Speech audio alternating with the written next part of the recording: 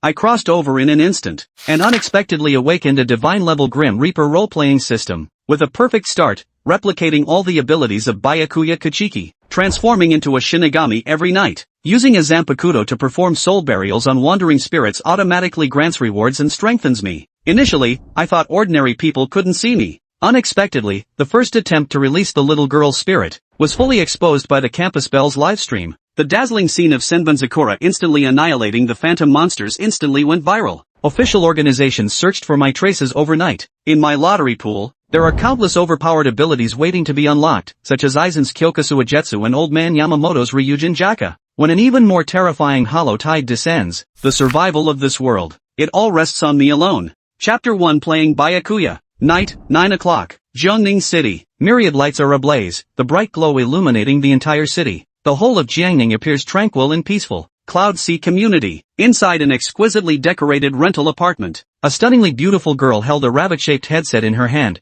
her face adorned with a radiant smile. Her name was Su Yunyun, a student at Jiangning First High School. Because she was too beautiful. Rated as the most beautiful campus belle in the history of Jiangning's top high school, with the highest evaluation ever unmatched. At this moment, she is live streaming. The barrage of comments floods the entire screen in the live broadcast room. Goddess of the campus, there have been more and more incidents of unidentified objects attacking recently, be careful. I heard there was such a bizarre incident near your school. It must be close to you, so be careful, very, very careful. Recently, there have been frequent reports online about certain neighborhoods being attacked by unknown objects. The scenes were complete messes. The surveillance footage was checked, but nothing could be found at all. It seems like some invisible monster is wreaking havoc. The internet is already buzzing with speculation. And just yesterday, a similar incident occurred near Jiangning City's #1 high school. The accident site isn't far from where she currently lives. Su Yunyun even went to see the scene in person. Thank you all for your concern. The place you mentioned is actually quite close to where I live. I even went to check out the scene myself. The damage is extremely severe, and it seems there are casualties as well. However, specialists who handle such incidents have already stepped in, Su Yunyun said. Even so, the streamer still needs to be careful. Yeah, it might even be some invisible pervert. With such a beautiful host, it's only natural for someone to set their sights on you. Look, your window isn't even closed. A pervert could easily sneak in through there and do something indecent to you. When that happens, it'll be like one of those Japanese adult films, Invisible Man versus the most beautiful school beauty. Just thinking about it is getting me excited. Su Yunyun glanced at the open window. It was originally left open to let in some fresh air. Now that the viewers mentioned it, she did feel a bit uneasy inside. I better go close it. She took off her headphones and stood up. She was about to close the window. Suddenly, a figure, under her gaze, lightly landed on the windowsill. With shoulder-length hair, a hairpin adorned her forehead, and a white scarf draped around her neck. Dressed in black shihakusho with a white captain's haori draped over it. His strikingly handsome face was stern, with pale purple eyes exuding calmness. Most notably, he wore a sword at his waist. In this era of peace yet dominated by firearms, carrying a sword was an extremely rare sight. If someone had watched Bleach on Earth at this moment, they would surely exclaim in surprise. The captain of the 6th division of the Gotei 13, Byakuya Kuchiki. Although the face isn't Byakuya Kuchiki's, both the attire and the coolness are exactly the same. It's simply the ultimate performance. Handsome, unparalleled handsomeness. At this moment, the stunned Su Yunyun felt this face looked somewhat familiar. She kept feeling she had seen him somewhere before. Su Yunyun was dumbstruck, and the live stream exploded. There really is an invisible pervert. Oh no, my campus beauty queen, run. Otherwise, we're about to witness a real-life brawl. Popcorn is ready. This is going to be the most thrilling action scene of the year. No, the century. Even if Ms. Sora showed up, she'd have to admit defeat. Wake up upstairs. Have you ever seen such a handsome invisible pervert? To be honest, with this level of looks and aura, it's just incredible. I feel like he must be from nobility. This kind of aura is something only the head of a noble family could possess. System, is this the place? Yi Yang stood by the window, silently wondering to himself. Yes, host. A mechanical voice that only he could hear rang out. That's right, Yi Yang was a transmigrator with a system. 3 months ago, he transmigrated to this parallel world that was incredibly similar to Earth. This world wasn't called Earth, but Blue Star. Apart from some differences in films, novels, anime, and games, Blue Star seemed to have no other distinctions from his previous life. Oh, no! The continuous bizarre events over the past month proved that this world was far more complicated than it appeared. Thus, the system awakened. The ultimate Grim Reaper system. Starting with a generous beginner's gift package. After activation, obtained an ability card of Byakuya Kuchiki. Thus he became a Shinigami. Similar to Ichigo Kurosaki, yet somewhat different. Yi Yang could fully enter Shinigami transformation through his own power. After his transformation into a death god, he gained Byakuya Kuchiki's power, Zanpakuto, Kido, Shuanpa. But if Yi Yang wants to acquire more people's abilities, he needs to complete system missions. Currently, there is a repeatable side mission. Free the wandering souls. That is to say, perform soul burial on them. Send them into the Pure Land's cycle of reincarnation. For every 10 souls buried, he gets one chance to draw a card. So, according to the prompts on the system map, and here, there happens to be a wandering spirit. In his current Grim Reaper form, there's no need to worry about being seen by ordinary people. Jump through the window and enter the room. At first glance, I saw Su Yunyun standing there in a daze. I couldn't help but freeze for a moment. The school bell from the class next door. Is this her home? Yi Yang is also a senior student at Jiangning City's #1 high school. Only one classroom separates him from this school beauty who is famous throughout Jiangning City. Who would have thought that this soul burial mission would happen to be at her house? He didn't pay it much mind anyway. Ordinary people couldn't possibly see him. Gaze falls upon a corner. Come out.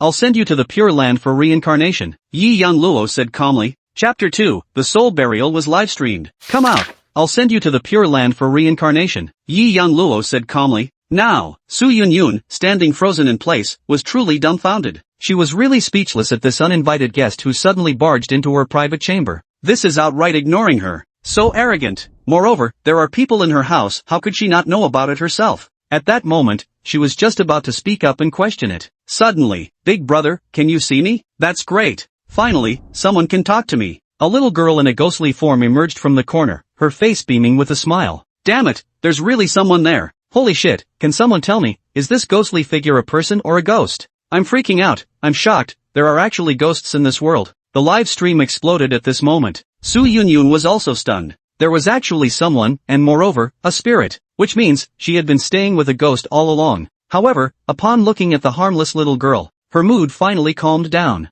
She gazed at Yi Yang with curiosity, wanting to know what he planned to do next. Come here, I'll send you to the Pure Land for reincarnation. Don't wander around anymore. If you linger too long, you'll turn into a monster. Yi Yang said calmly. Like the monster that attacked me yesterday, the little girl asked fearfully. Yes, Yi Yang nodded. Are you the one who defeats those monsters, Big Brother? Well, you could say that. Then, Big Brother, can you help me defeat that monster? My parents, they. As she spoke, the little girl's eyes welled up with tears. It seems like yesterday's destruction. It likely caused casualties among the family members. The authorities might have sealed off the news. Yi Yang nodded. Okay, consider it as her compensation for my 10th soul burial. Great, thank you, Big Brother. The little girl flashed a happy smile. Come here, I'll send you to the cycle of reincarnation first. Yi Yang beckoned to her. Okay. The little girl in her soul state was very obedient and quietly walked up to stand in front of Yi Yang. Clang! The sound of a blade being unsheathed. A blade gleaming with sharpness was drawn from Yi Yang's waist. What does he intend to do? Sending her to reincarnation? Could it be that he's just going to slash and destroy the little girl's soul with a single strike? So this is what he meant by sending the soul to the Pure Land. He absolutely intends to slash the soul before him. Run quickly. This isn't about sending you to the Pure Land for reincarnation, it's about condemning you to eternal suffering with no chance of rebirth. So terrifying, beneath such a handsome exterior lurks such a malicious heart. Su Yunyun was also startled by Yi Yang's sudden move of drawing the Zanpakuto. If you say you're sending souls to the Pure Land, then just send them.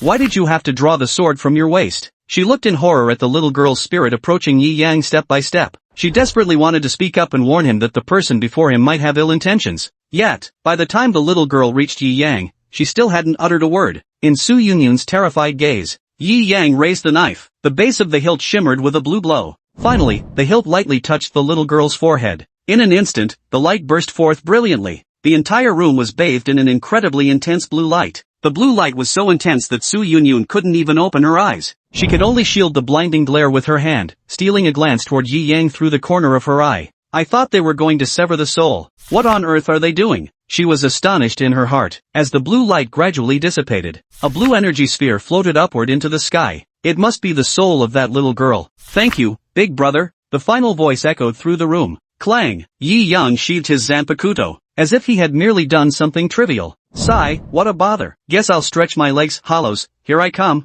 Swish! His figure flashed and vanished from the spot in an instant. In Su Yunyun's entire boudoir, only she was left, along with the endlessly scrolling barrage of comments. After watching the whole scene, my worldview is being shaken. If this wasn't deliberately arranged by the streamer, then I think the door to a new world is opening before us. After watching this performance and reflecting on the recent bizarre incidents of destruction, I find it deeply unsettling upon closer thought. Indeed, it seems there are many hidden truths in this world that we're unaware of. Did you all just hear that? The little girl said her entire family was taken by monsters. So it turns out he wasn't trying to destroy souls earlier, he genuinely intended to send the little girl to the Pure Land. I misunderstood him. The scene that Yi Yang thought no one could see had already been witnessed by everyone present. And it was live-streamed. Thus, shock, there really are souls in this world, turns out there are heroes silently guarding us. Such a video title appeared online. And it's spreading at an incredible speed. Chapter 3, Scatter, 1,000 Cherry Blossoms. Is this the place? Yi Yang's figure flickered into existence. Still in that same outfit. His expression was cold and ruthless. According to the system map's prompt. That trash tier void was right here. Having promised the little girl he'd eliminate that void, he had to see it through. This was a dark alleyway. It fit the bill as a lair for a villainous monster.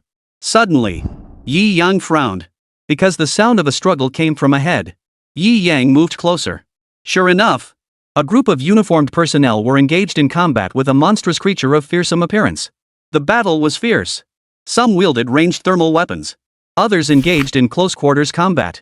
Such a low-level phantom was nothing more than an ant in Yi Yang's eyes. But, in the hands of this group, it proved unexpectedly troublesome. Its monstrous, steel-hard body deflected bullets like they were nothing. Its razor-sharp claws gleamed like blades, shimmering with a deadly edge. A single careless scratch could inflict severe injury. Facing such a formidable foe, capable of both offense and defense, the uniformed group fought with extraordinary difficulty, forced to slowly wear down the monster's stamina. Yi Yang observed for a while. He found it tedious. A mere low-level monster, yet they had to deploy so many resources. Seems the relevant authorities in this world aren't up to the task. It was getting late, he should head back. He placed his hand lightly on the hilt. Draw the blade from its sheath. Holding it before me. Scatter, Senbun Sakura. As the Zanpakuto's release phrase echoed, the entire blade dissolved, transforming into a shower of brilliant cherry blossoms. At that moment, the Special Forces personnel engaged in battle with the Hollow suddenly saw a sky filled with drifting cherry blossoms.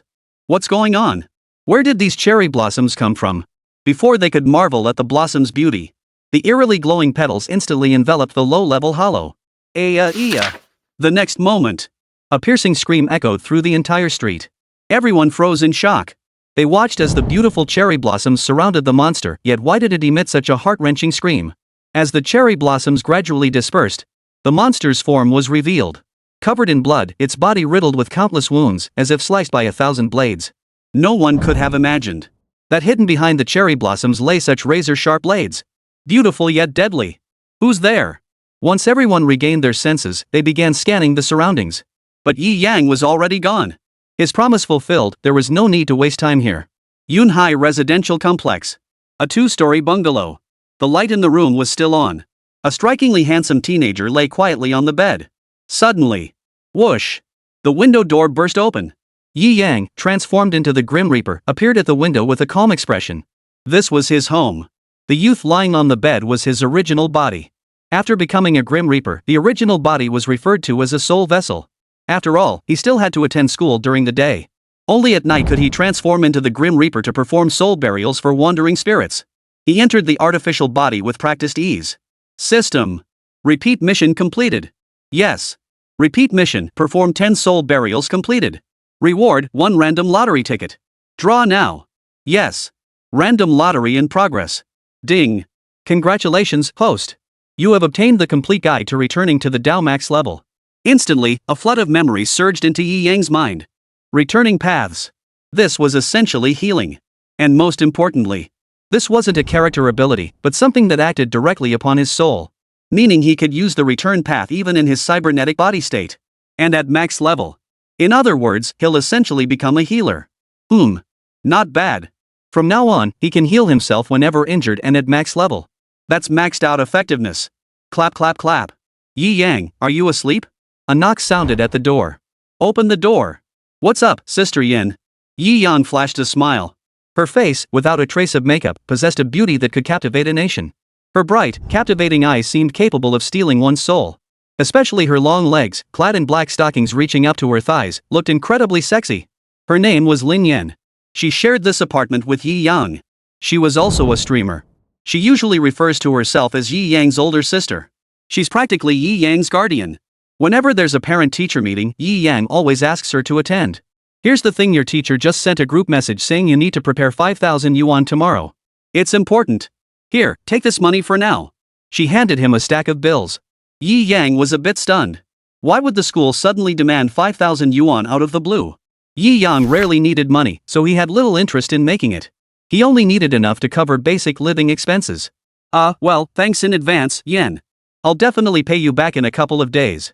Yi Yang didn't beat around the bush. After all, he genuinely didn't have 5,000 yuan on him right now. Then I won't disturb your sleep any longer. Lin Yan was completely straightforward. She turned and left. Spiritual Pressure Research Institute. What? Slaughtered by cherry blossom petals? Are you sure you're not pulling my leg? A burly man roared in disbelief. One of his subordinates was reporting the situation. The report concerned the group of uniformed personnel from the relevant department. Chief. Call me Director. Director. Yes. Director, they are indeed cherry blossoms drifting in the wind. Though those cherry blossoms look incredibly beautiful, each one emits a cold glint, like the edge of a sharp blade. In an instant, they sliced through armor that even bullets couldn't penetrate. A moment of silence hung in the air. We must find this person. Such talent, and he's been hiding from me all this time. Do you realize the Dragon Nation is in a state of crisis right now? Yes. Director. Call me Commissioner. Subordinate. The next day. Daytime, routine school commute. After entering the classroom, he sat quietly at his desk. Hey. Did you guys see that video? Who knew souls actually existed in this world, and there are people who can even perform soul liberation rituals? Of course I saw it, it totally blew my mind. I gotta say, that Soul Liberator is seriously so handsome and cool. Damn, he's totally my idol. No wonder I've been noticing more weird stuff happening lately, turns out these monsters are real. The classroom was unusually noisy today. Yi Yang listened to their discussions. He felt a bit surprised. Could there be others in this world besides himself capable of soul burial? Chapter 4, Someone's even more handsome than me. Oh, it's just me? Then never mind. Yi Yang, you saw it too, right? Finally, someone more handsome than you. Heaven, you finally opened your eyes. The male students all struck poses of looking skyward and weeping. What can you do? Yi Yang's overwhelmingly handsome looks were undeniable. Being in the same class as him meant being cut off from women. The girls would rather glance at Yi Yang than spare another guy a single look. Don't ask why. Because the gap is just too wide. Contrast creates distance. Because of this, the boys in the class all kept their distance from Yi Yang. But it wasn't to the point of outright rejection. As for Yi Yang, he couldn't care less. He even felt somewhat relieved. After all, he'd only been here for a month and wasn't close with them yet. At that moment, Yi Yang was asked a question. A flicker of surprise crossed his calm eyes. In this world, there actually existed someone even more handsome than himself. Ever since arriving in this world and being stunned by his own looks, Yi Yang had never believed anyone in this world could surpass his own looks. Yet here he was, standing before him. So, stunned, huh? Ha! When it comes to looks alone, my idol beats you hands down. When it comes to swagger, my idol absolutely crushes you. And I mean in a way that leaves you flat on the ground, rubbing dust. Catching the astonishment in Yi Yang's eyes, the male classmates pressed their advantage. Yi Yang. Just then, the homeroom teacher, Old Zhang, walked in from outside. Students, get ready. Follow me to the school auditorium. That was the first thing the homeroom teacher said upon entering. Mr. Zhang. What's going on today? Why are we going to the auditorium? Someone asked. Old Zhang paused for a moment. There's news coming that could change your fate. Oh, and the 5,000 yuan, did everyone bring it? Change our destinies? Everyone only caught the first sentence. Follow me for now. You'll find out soon enough. Old Zhang said. Even Yi Yang's usually unflappable eyes now held a hint of curiosity. Change fate? What a load of mumbo-jumbo. But he didn't need anyone's help to change his fate. His own destiny had long been firmly in his own hands. The entire class followed their homeroom teacher. They filed in, entering the school auditorium. The auditorium was packed to capacity. It resembled the scale of a typical cultural performance. After taking their assigned seats, they waited in silence. Su Yunyun sat in her auditorium seat, lost in thought. Last night, she had been the only one to witness the entire soul burial ceremony firsthand.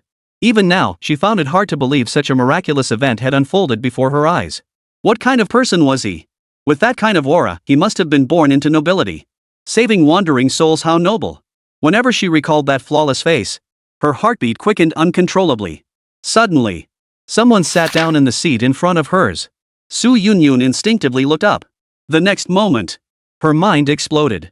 Because that silhouette was uncannily similar to the mysterious figure who had left yesterday. She was completely transfixed for a moment.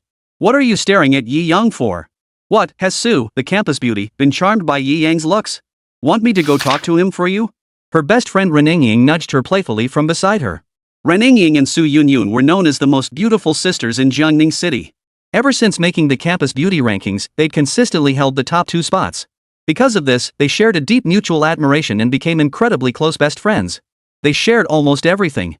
Only then did Su Yunyun realize that the person sitting in front of her was Yi Yang from the neighboring class. A flicker of realization crossed her eyes. No wonder. Yi Yang was also exceptionally handsome. And handsome guys all share certain traits. That must be why she mistook Yi Yang's silhouette for last night's mysterious figure. I was just thinking about something earlier, don't go spreading rumors. Su Yunyun nudged her best friend. Got it, Miss Popularity, Reningying replied with a sigh. By the way, why did your dad ask us to gather here? What's going on? Su Yunyun asked. Reningying's father was the principal. Gathering all the seniors here was the principal's idea. There's something big to announce this time. And it involves you too. Reningying flashed a mischievous smile. About me? Su Yunyun frowned in confusion. Then she recalled what had happened last night. It can't be about last night. You'll find out soon enough. Su Yunyun rolled her eyes. She continued to wait. A little while later, all the senior students of Jiangning First High School gathered here. Everyone settled into their seats. Principal Rin Mantang strode onto the stage. He picked up the microphone. Students, you must be wondering why I've gathered you all here. Without further ado, I'll get straight to the point. First, I'll show you a video. Many of you have probably already seen this one. As his words faded, the large screen behind him displayed an image. In the footage, campus beauty Su Yunyun was live streaming while wearing rabbit ear headphones. Distracted by the comments flooding the screen, he was about to get up to close the window. Suddenly, a figure silently glided down to the window. Boom! The entire auditorium erupted. Holy crap, my idol! Finally, a man even more handsome than Yi Yang. Heaven has eyes. These were the exclamations from the male students. Meanwhile, the female students were like, This is God-tier looks. I'm in love, absolutely in love. Even seeing him for the second time, I still think he's incredibly handsome. I can't handle this, I'm gonna faint. Meanwhile, Yi Yang, seated at his desk, wore a look of utter bewilderment. What the hell is going on? Why was my visit to the soul burial yesterday being streamed live? And why did the broadcast even capture me? Then, his expression turned peculiar. Is this the heartthrob whose looks surpass his own? Oomph. How naive.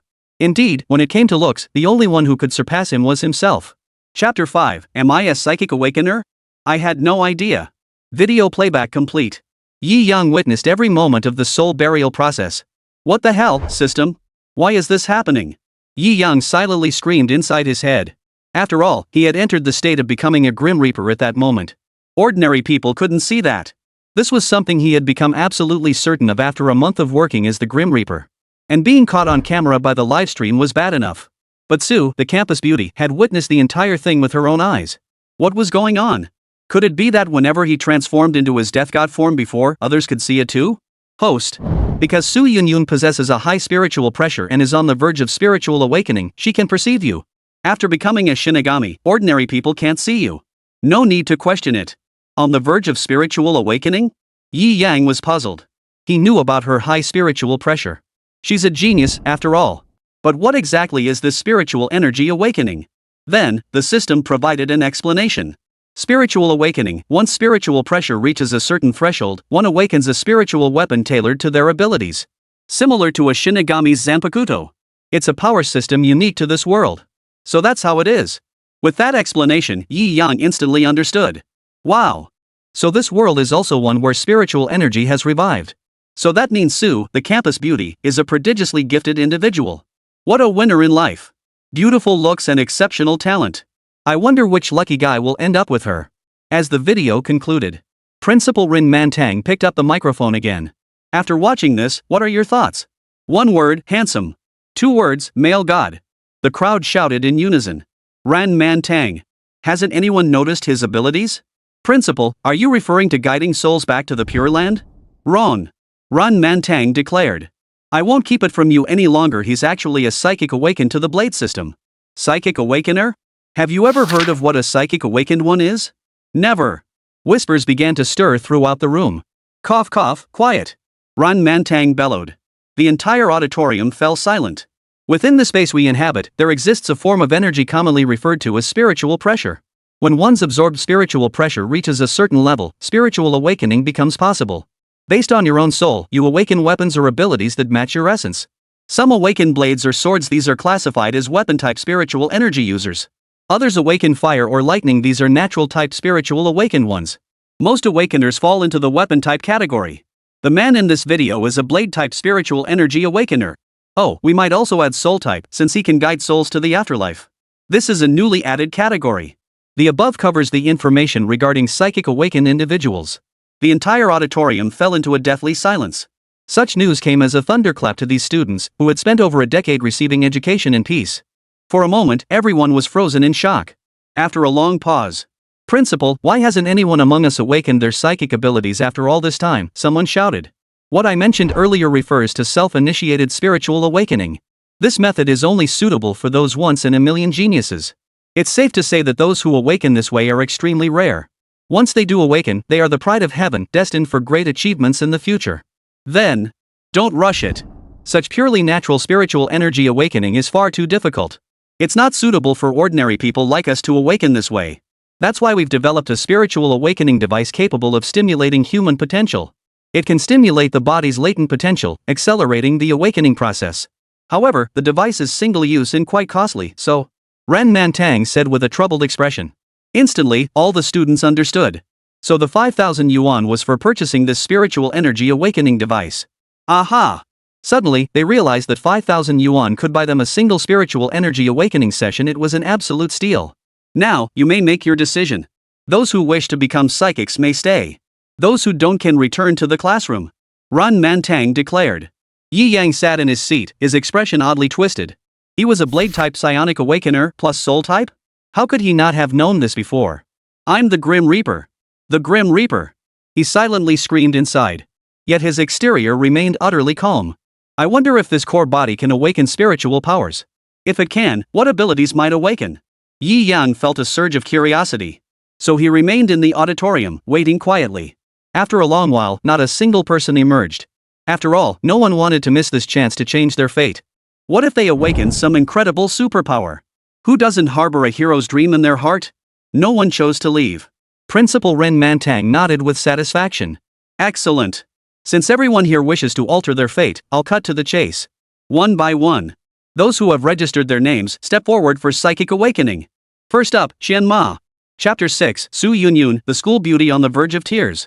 The psychic awakening device was a spherical energy orb. After paying the fee, one could claim one. Place your hand on the awakening device and feel its energy fluctuations with your soul. Principal Ren Mantang instructed from the side. The first student, Qian Ma, looked visibly moved. He couldn't wait and immediately followed the instructions. His palm rested on the energy sphere.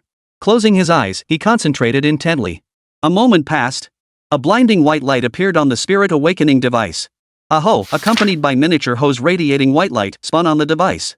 White grade spiritual pressure, white grade weapon type spiritual energy, Principal Ren Mantang declared. Principal, what quality does this spiritual energy belong to? Qian Ma asked, his face brimming with excitement. Ran Mantang's mouth twitched. 2 whites. Wasn't that clear enough? And not just white grade spiritual pressure, it's actually a hoe, the lowest tier white grade spiritual weapon. Kid, listen to me. The spiritual energy world is too complicated. Let's just go home and farm. He couldn't bear to crush the child's spirit. Initial awakened spiritual pressure ranks are divided into white, blue, purple, pink, orange, red, and rainbow tiers. The higher your initial awakening spirit pressure rank, the greater your innate potential. Ha! Damn it, so that means my talent and spiritual energy are the lowest possible. Qianma looked utterly dejected. Qianma, don't be too discouraged. As long as you're willing to work hard. Ran Mantang hadn't finished speaking. Principal, does that mean if I work hard enough, I can definitely become a powerful spirit user who can stand shoulder to shoulder with the geniuses? Ran Mantang was momentarily speechless. If you're willing to put in the effort, you might just catch a whiff of the exhaust fumes trailing behind ordinary psychics. Meaningless effort is just a waste of time. He felt it necessary to temper this child's enthusiasm. Finally, Qian Ma left the room in tears. Before he exited, Ren Mantang shouted loudly, that psychic awakening device is useless now, but it's pretty nice. I think you should keep it as a souvenir. The classmates watched his retreating figure with pity in their eyes. What a tragedy! After all that hard work, he could only breathe the exhaust fumes of ordinary psychics. It seemed fate had no favor for him. Back to business. Next up, Qianzhou. Oh, both surnamed Qian? You two are brothers. I'm my brother's younger sibling. Ran Man Tang. Let's begin. Moments later. You two, you really are brothers. Congratulations, you're following in your brother's footsteps. Remember to bookmark. Wah! The second student in debt also left the scene in tears. Next. The spiritual awakening proceeded in an orderly fashion. One after another, students followed in the footsteps of the two Qian siblings, weeping as they stepped forward. Next up, Su Yunyun. Su Yunyun's expression stiffened. With nervousness, she slowly walked forward. Oh, it's the school flower, Su Yunyun. The goddess. With her goddess-like aura and beauty, she should definitely awaken at least a tier 1 spirit pressure. Pink rank isn't worthy of the goddess's aura. I say at least orange rank. Go goddess, break through orange rank and show us hope. She paid no heed to these voices. Su Yunyun felt a bit uncertain inside. Most of the students ahead were white tier. The slightly better ones were blue tier. Purple rank hadn't appeared yet. It was easy to imagine just how difficult it was to become a spirit user. She didn't know if she would awaken a white-level spiritual pressure either. Her heart was pounding. She received the spirit awakening device. Ran Mantang wore a smile on his face. Knowing Su Yunyun was his daughter's close friend, the two shared a strong bond. Don't be nervous. Your probability of awakening white grade is only 65% anyway. Believe in yourself. Ha ha ha. Run Mantang chuckled reassuringly. Su Yunyun. Is that any way to comfort someone? If he hadn't tried to comfort her, it would have been fine. But now, Su Yunyun felt even more anxious. Her hands gripping the spirit awakening device were already slightly sweaty. Close your eyes. Use your soul to sense it, unleash your body's potential. This was what Run Mantang had been reminding her all along. Su Yunyun kept trying to feel it. Moments later, the entire auditorium fell deathly silent. Not a single sound escaped anyone's lips as they stared wide-eyed in disbelief at the stage. Because on stage, the spirit energy awakening device in the hands of Su, the university's top beauty, showed absolutely no reaction whatsoever. Not even a single flash of white light. Hey, what's going on here? Why isn't there even a flash of white light? What about the promised orange grade awakening? Principal. What's going on here? Su Yunyun's eyes, now misty with tears, also turned to Rin Mantang. Her pitiful expression stirred a protective urge in everyone present. She never imagined her awakening would turn out like this. If it were as she had imagined. If she couldn't even awaken her powers. Her pride simply couldn't accept it. Ron Montan's face also showed a hint of awkwardness. He'd never encountered a situation like this before. He couldn't fathom what was going on. So, everyone present could only stare at each other in silence. Su, the university's top beauty, stood there with tear-filled eyes. A hint of surprise flickered in Yi Yang's eyes. The system, wasn't she already on the verge of awakening? Why isn't it reacting at all? Those on the brink of awakening don't rely on potential activation, so this device is ineffective for her. Is that so? There are two paths to awakening for those on the brink. The first, natural awakening. As time passes, when their spiritual pressure reaches the threshold, they awaken naturally. System, I didn't ask for that much detail. System doesn't care. Host asked, so I answered.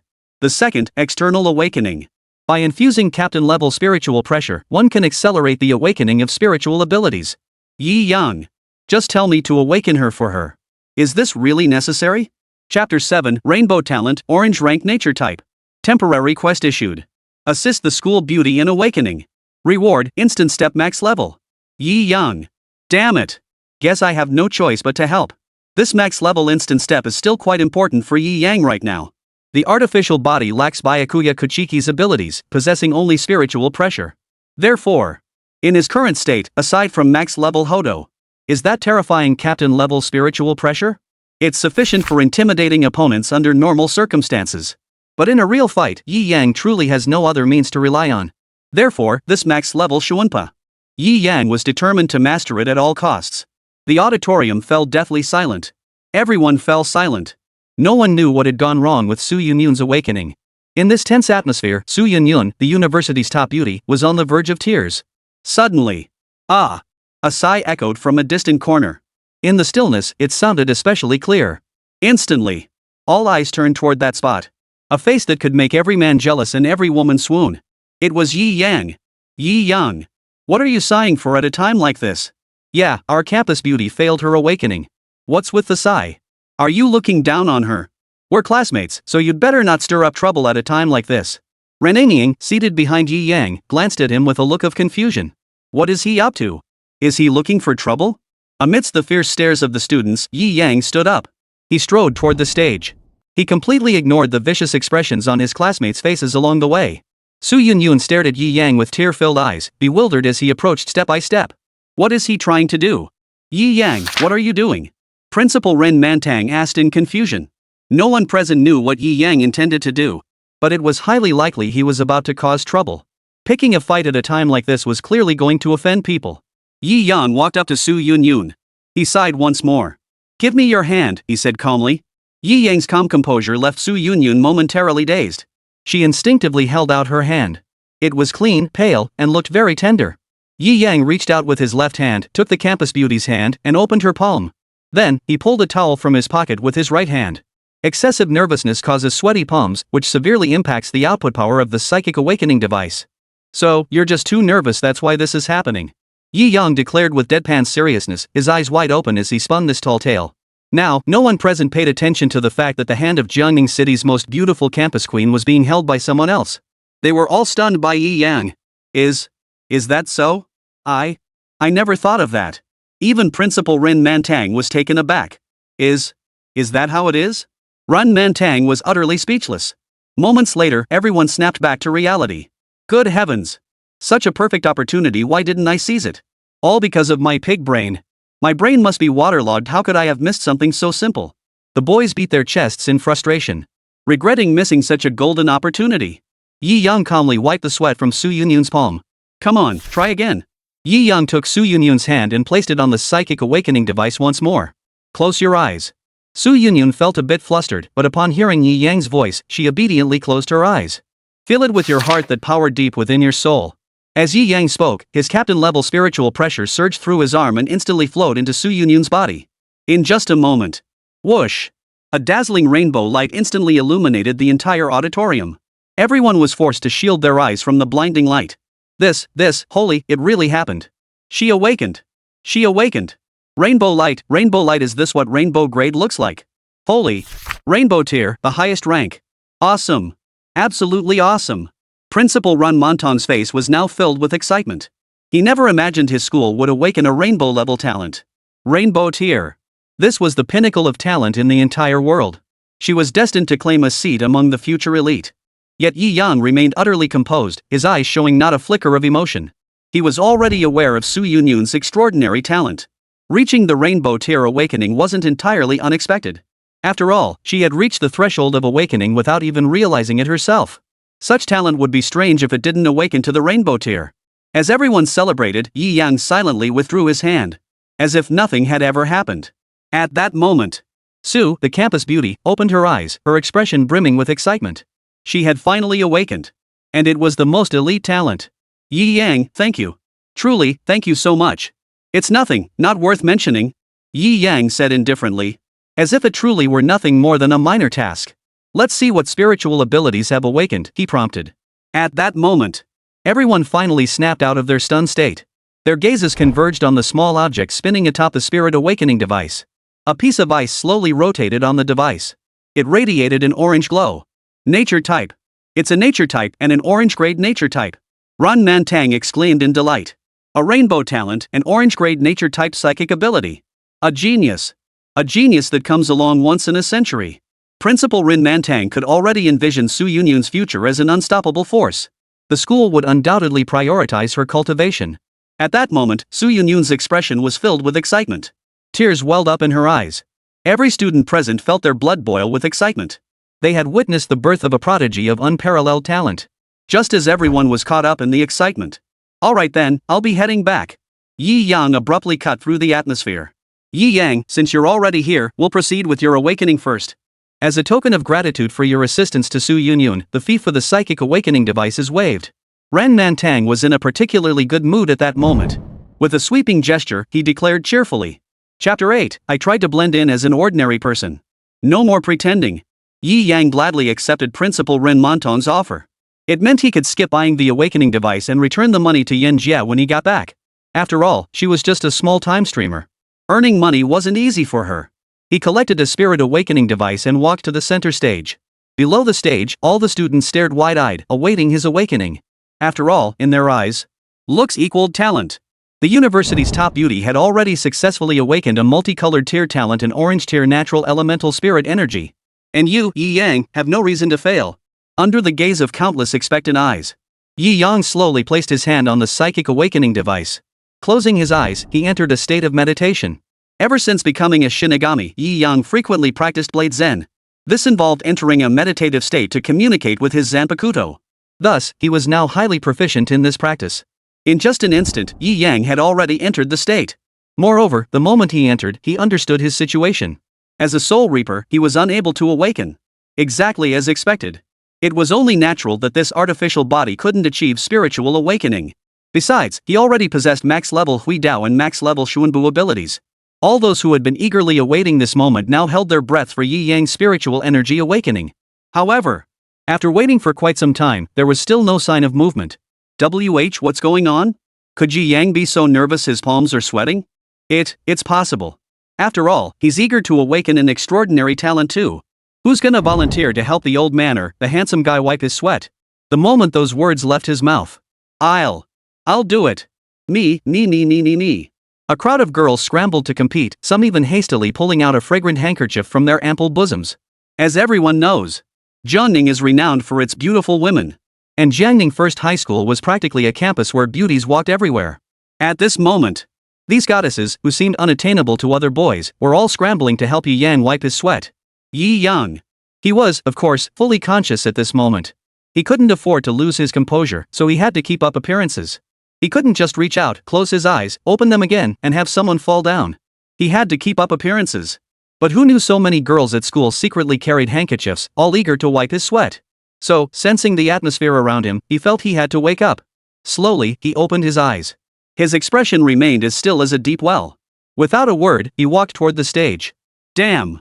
What's going on with Yi Yang? He's just sweating palms, right? Definitely. I don't think so.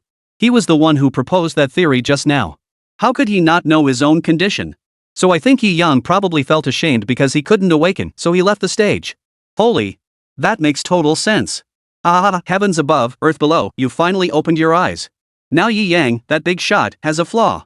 We male students of Jiangning First High can finally breathe a sigh of relief. Congratulations. Let the whole world rejoice. All the male students present erupted into celebration. Yi Yang. I was hoping to keep a low profile and blend in as an ordinary person. Sigh. Why bother?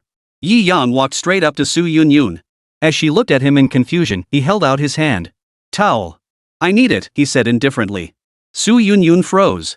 Then she remembered the towel Yi Yang had just used to wipe her sweat was still clutched in her hand.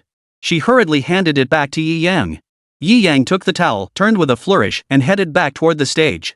His graceful, flowing silhouette left Su Yunyun momentarily mesmerized. So handsome.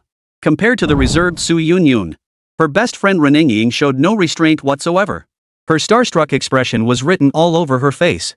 As Yi Yang returned to the stage once more, the entire venue erupted. What's going on? How did he come back? Guys, looks like we got it wrong earlier. Seems like Yi Yang's towel ended up in the school beauty's hands. He just went to get it back. This guy, he can't possibly. I swear I saw it. A mountain we could never climb has come crashing down on us again. At this moment, the entire Jiangning First High School is plunged into darkness. Yi Yang stepped forward and picked up the psionic awakening device once more. He truly couldn't awaken. But no one said this couldn't be powered by spiritual pressure. According to the system's detection, this device also functions as a spiritual pressure tester. As long as you input the corresponding amount of spiritual pressure, it will emit light of the same intensity. Perfect.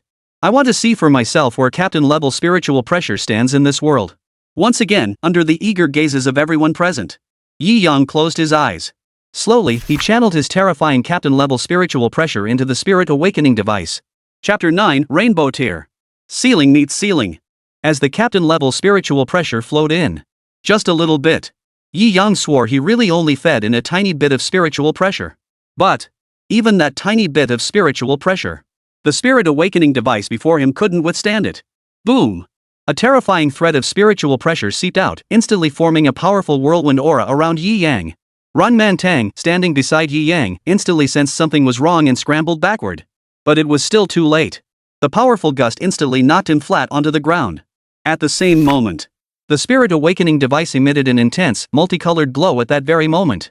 The blinding, dazzling light once again forced everyone present to shield their eyes with their hands. Damn it, damn it, damn it. Another multicolored level. God damn it, another multicolored level. Looks really our talent.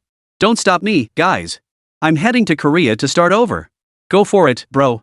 When you get back, I might consider joining you for some shooting practice. Get lost, I'm not into that. I feel like this moment marks the dawn of an eternal night for Jiangning First High School. Lord Demon Yi Yang will rule over everything. Wah! That damn handsome bastard Yi Yang. Not only is he good looking, but he's also incredibly talented. Heaven above, please punish him. At that very moment, all the male students of Jiangning First High School plunged into a dark age. Demon King Yi Yang would dominate them until they completed their senior year. Meanwhile, all the girls gazed at Yi Yang with adoration as he stood enveloped in a powerful aura of spiritual pressure. He remained utterly composed. Not a trace of panic, his eyes remained utterly unruffled. Even like this, Yi Yang is so handsome. Yi Yang is truly exceptional. Not only is he handsome, but his talent is. His future achievements are bound to be extraordinary. Damn it, why did I hesitate just now? I should have rushed up first to wipe the sweat off my Yi Yang. Runingying didn't even notice her principal father lying sprawled on the ground. She stared at Yi Yang with a completely starstruck expression. Yi Yang, this man is just so charismatic. Right, Yun Yun? Su Yun Yun, who had been lost in her own thoughts, was startled by the call. She flustered instantly. She hurriedly nodded in agreement. Yeah. Yi Yang stood within the aura of spiritual pressure, the spiritual energy awakening device before him radiating multicolored light. His expression remained calm. Not a ripple stirred in his eyes. To him, this scene was nothing more than what he had anticipated. Rainbow tier. In other words, captain-level spiritual pressure equated to rainbow tier in this world. The ceiling matches the ceiling. A faint smile touched Yi Yang's lips. Captain level may be the pinnacle in the Soul Reaper world. But for the two titans, Captain Commander Yamamoto and Aizen, the Captain Commander tier is nothing but a joke. Rainbow tier, another rainbow tier. Fantastic. Jiangning First High School has produced two spirit energy users with rainbow tier talent at the same time. This will undoubtedly leave an indelible mark in history. As the terrifying captain-level spiritual pressure dissipated, Principal Rin Man Tang, who had been knocked bloody and bruised, rushed over. His face flushed with excitement, nearly grabbing Yi Yang's shoulders in celebration. Right. Quick, let's see what kind of spiritual energy they've awakened. Anyone who awakens a rainbow tier talent, their awakened spiritual energy is bound to be extraordinary. Ren Man Tang couldn't wait, ignoring his bleeding wounds as he eagerly exclaimed. Then, he immediately turned his gaze toward the spirit energy awakening device, which was radiating a multicolored glow. Where's the awakened spirit energy? He looked at Yi Yang and asked in confusion. After each person's awakening, their spiritual energy would manifest on the device. Why, at this moment, was there nothing before Yi Yang? All the students also turned their gaze toward Yi Yang. Yi Yang remained as calm as still water. He extended his hand without haste. A green glow appeared in his hand. I've awakened a spiritual energy capable of healing injuries, he declared. He slowly extended his hand toward Rin Man Tang, closer to the location of the wound on his body. Instantly, the wounds that had been gushing blood moments ago began to heal at a visible pace. Healing psychic energy, healing psychic energy. Ren Man Tang paid no heed to the wounds slowly closing. His expression blank as he muttered to himself. His expression instantly drew the attention of all his classmates. What's wrong with healing psychic powers? Chapter 10, Healing Type? I've become a national treasure? Everyone was puzzled. What's wrong with healing type psychic abilities? Why did the principal look like that? Once Ren Man Tang regained his composure, he rushed forward, placing both hands on Yi Yang's shoulders. Healing abilities. Yi Yang, you're in for it big time. Your destiny is about to undergo a complete transformation. Do you realize how rare it is for anyone in the entire Dragon Nation to awaken healing abilities? As far as I know, there's only one person in the entire Dragon Nation who's awakened pink tier healing abilities. And she? She clocks in for just 1 hour a day and earns tens of millions monthly. Yi Yang, you might not grasp what healing type abilities mean for our nation. Let me give you a simple analogy. From the moment you awaken healing abilities, you become a national treasure protected like a first-class endangered species. Wherever you go from now on, people will line the streets to welcome you. Healing abilities? That's like being a big shot. For the rest of your life, you won't have to lift a finger, you could just lie around and live in luxury. Ren Man Tang made a crude analogy. Yi Yang's lips twitched slightly. He found this analogy too absurd to even bother criticizing. Yet beneath his calm gaze, a hint of surprise flickered. He hadn't expected healing abilities to be so highly valued in this world. Once awakened, and you become a national treasure. Perfect. It suited him perfectly. By day, he'd be the ultimate stay-at-home dad. At night, he'd become the Grim Reaper, eliminating weaklings and wandering souls. By the way, what grade is that healing ability you awakened? Ran Mantang asked cautiously. He couldn't help but ask cautiously. A pink-tier healing talent alone made one a national treasure. Not to mention, Yi Yang had just awakened a rainbow-tier talent. The quality of one's awakened spiritual energy signified their status. Seems like it's also rainbow grade. Yi Yang said indifferently. Whoa. Ran Mantang's breathing instantly became ragged. His body trembled uncontrollably. He hastily pulled a small medicine bottle from his pocket, popped out a few pills, and swallowed them. Today's surprises. For him, it truly came in waves. The awakening ceremony had barely begun. Two prodigies have already emerged. One possessed a rainbow-colored talent and orange-tier natural elemental spirit power. The other possessed a rainbow-colored talent, rainbow-colored healing-type psychic energy. The auditorium, silent for a full minute, erupted into chaos the moment Yi Yang revealed his multicolored healing spirit energy. Everyone had heard Principal Ran Mantang's words just moments ago. Healing type? That's the big shot. It was obvious. The entire Dragon Nation had only one healing type spirit energy user. Yi Yang was the second and a rainbow tier healing psionicist at that. From this moment onward, Yi Yang would inevitably be swarmed by countless sycophants. Holy, this man is unbelievable, just unbelievable. He's the ultimate winner in life. That's exactly what they mean by a winner. I believe today will be a moment etched into history. Though the great demon lord still rules over us, he chose to abandon battle and save lives for our sake. He's given us a way out. I'm moved, truly moved. I feel honored and proud to attend the same school as Yi Yang. Same school? That's nothing. I'm in the class right next to his. What's being in the next class? I'm in the same class as Yi Yang.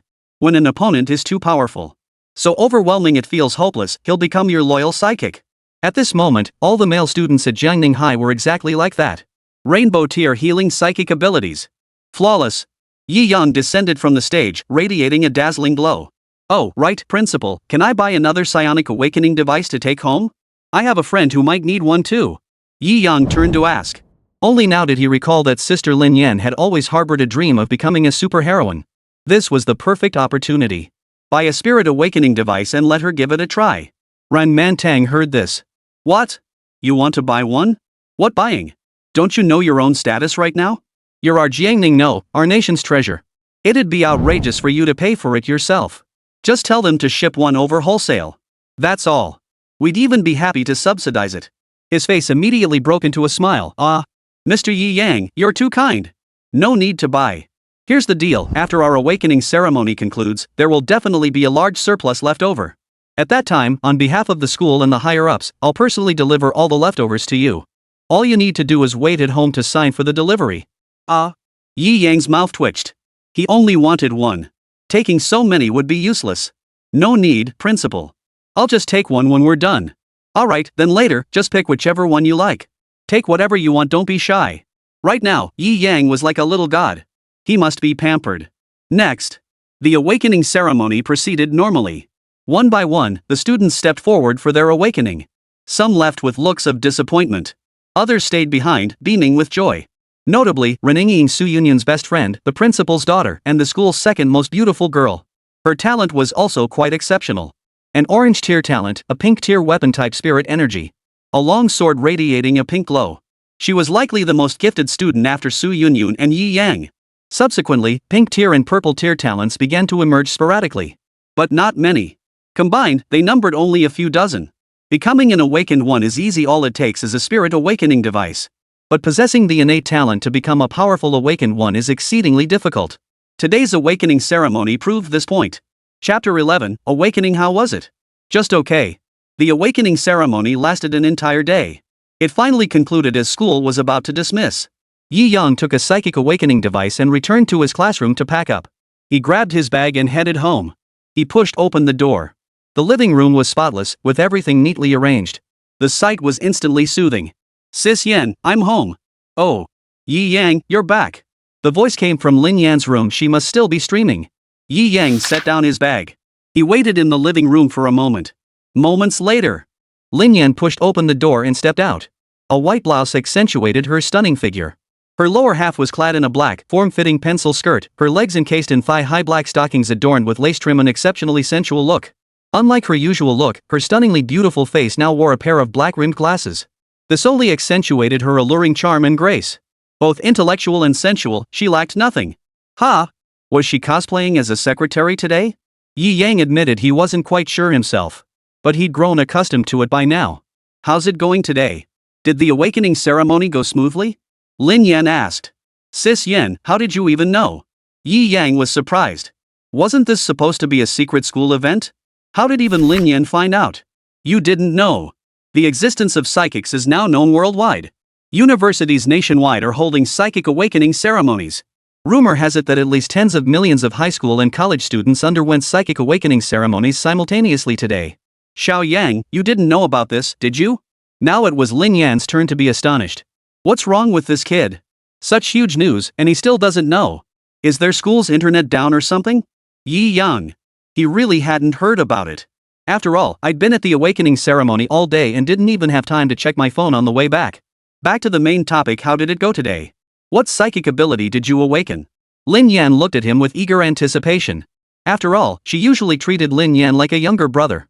Naturally, she hoped Yi Yang, who was all alone, would fare better. Yi Yang hesitated. What he had experienced probably didn't count as awakening. It's probably okay, just passable. Seeing his hesitation, Lin Yan. She immediately assumed Yi Yang wasn't satisfied with his awakened spiritual energy. You're dissatisfied with your awakening? It's fine. Such a minor thing doesn't matter. With your looks alone, you'll be set for life. Don't worry.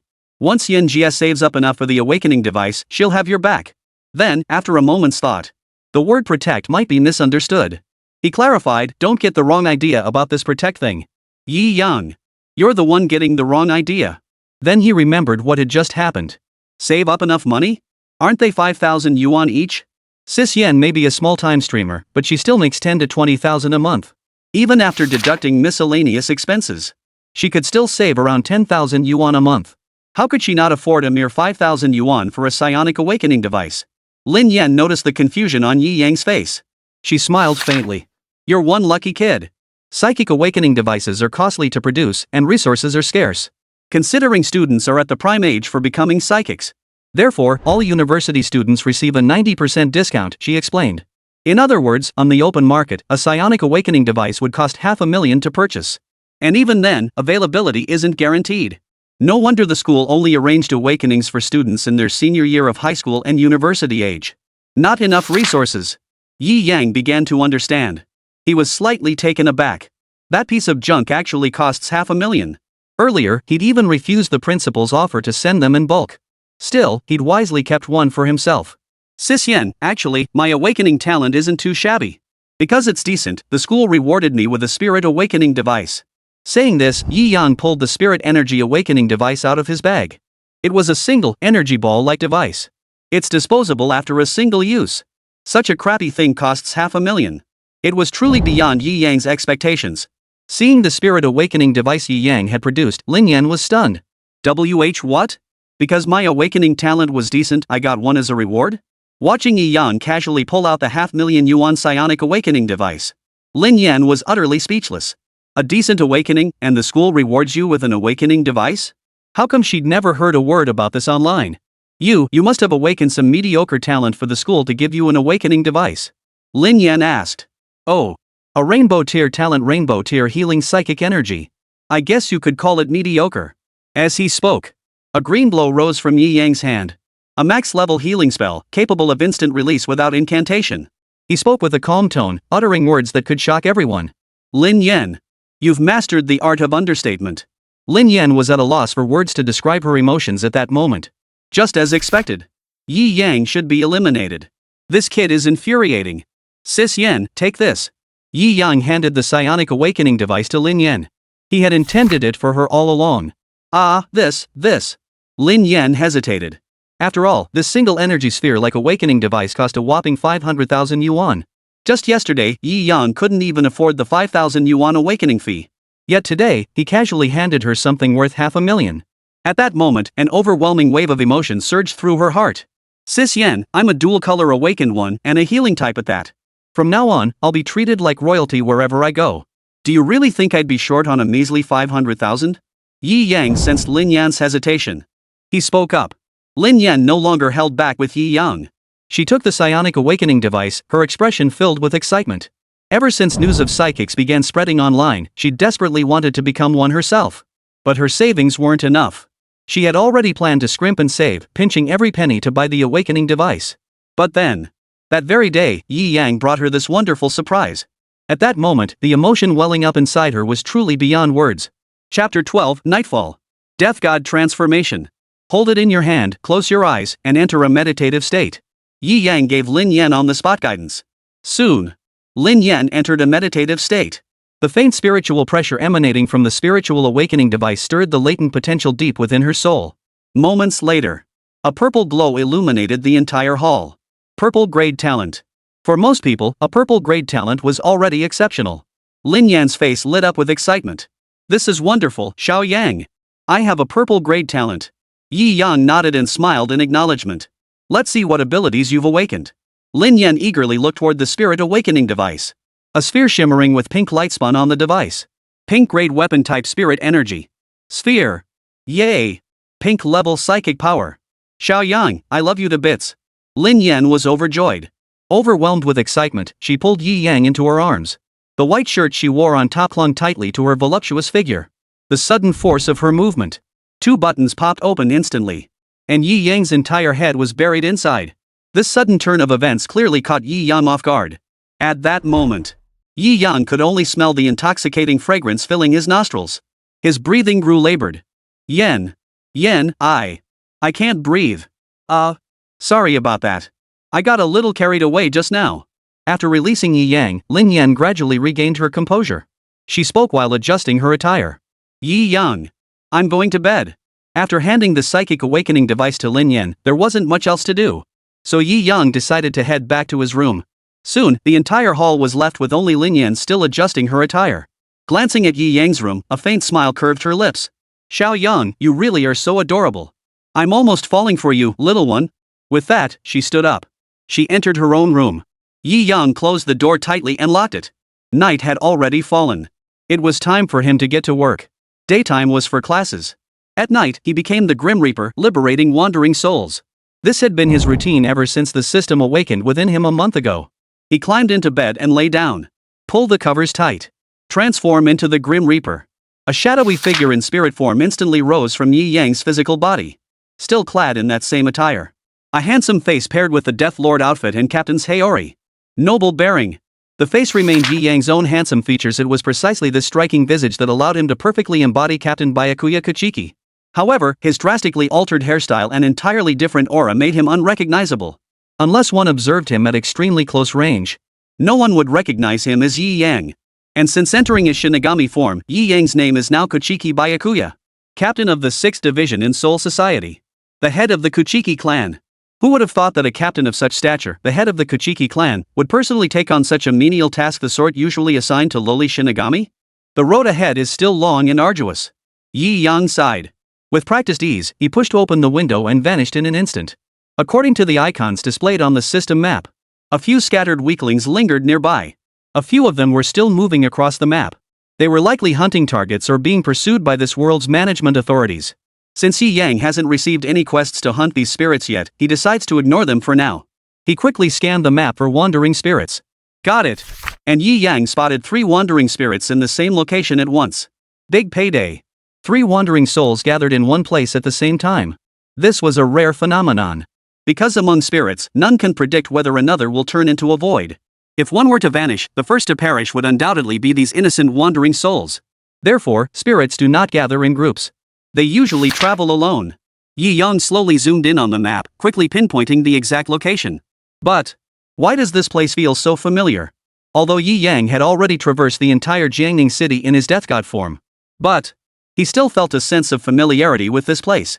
Maybe it's somewhere he's been recently. Never mind. What place in this world could possibly be off limits to me in my death god form? The world's ceiling is right here. Without hesitation, a figure flickered and dashed toward that direction. Su Yunyun's residence. You sneaked into my house. What do you think you're doing? Su Yunyun stared sternly at the 3 spirits before her. She had been live streaming just moments ago. Who knew these three spirits would sneak into her home? Having just awakened her spiritual abilities, Su Yunyun had become more sensitive to spiritual energy fluctuations, allowing her to detect them with ease. Now she had them caught red-handed. She sensed that with her newly awakened spiritual abilities, eliminating them would be effortless. Spare us, heroine. Spare us. We saw that video yesterday and came looking for that noble one to send us to the Pure Land for reincarnation.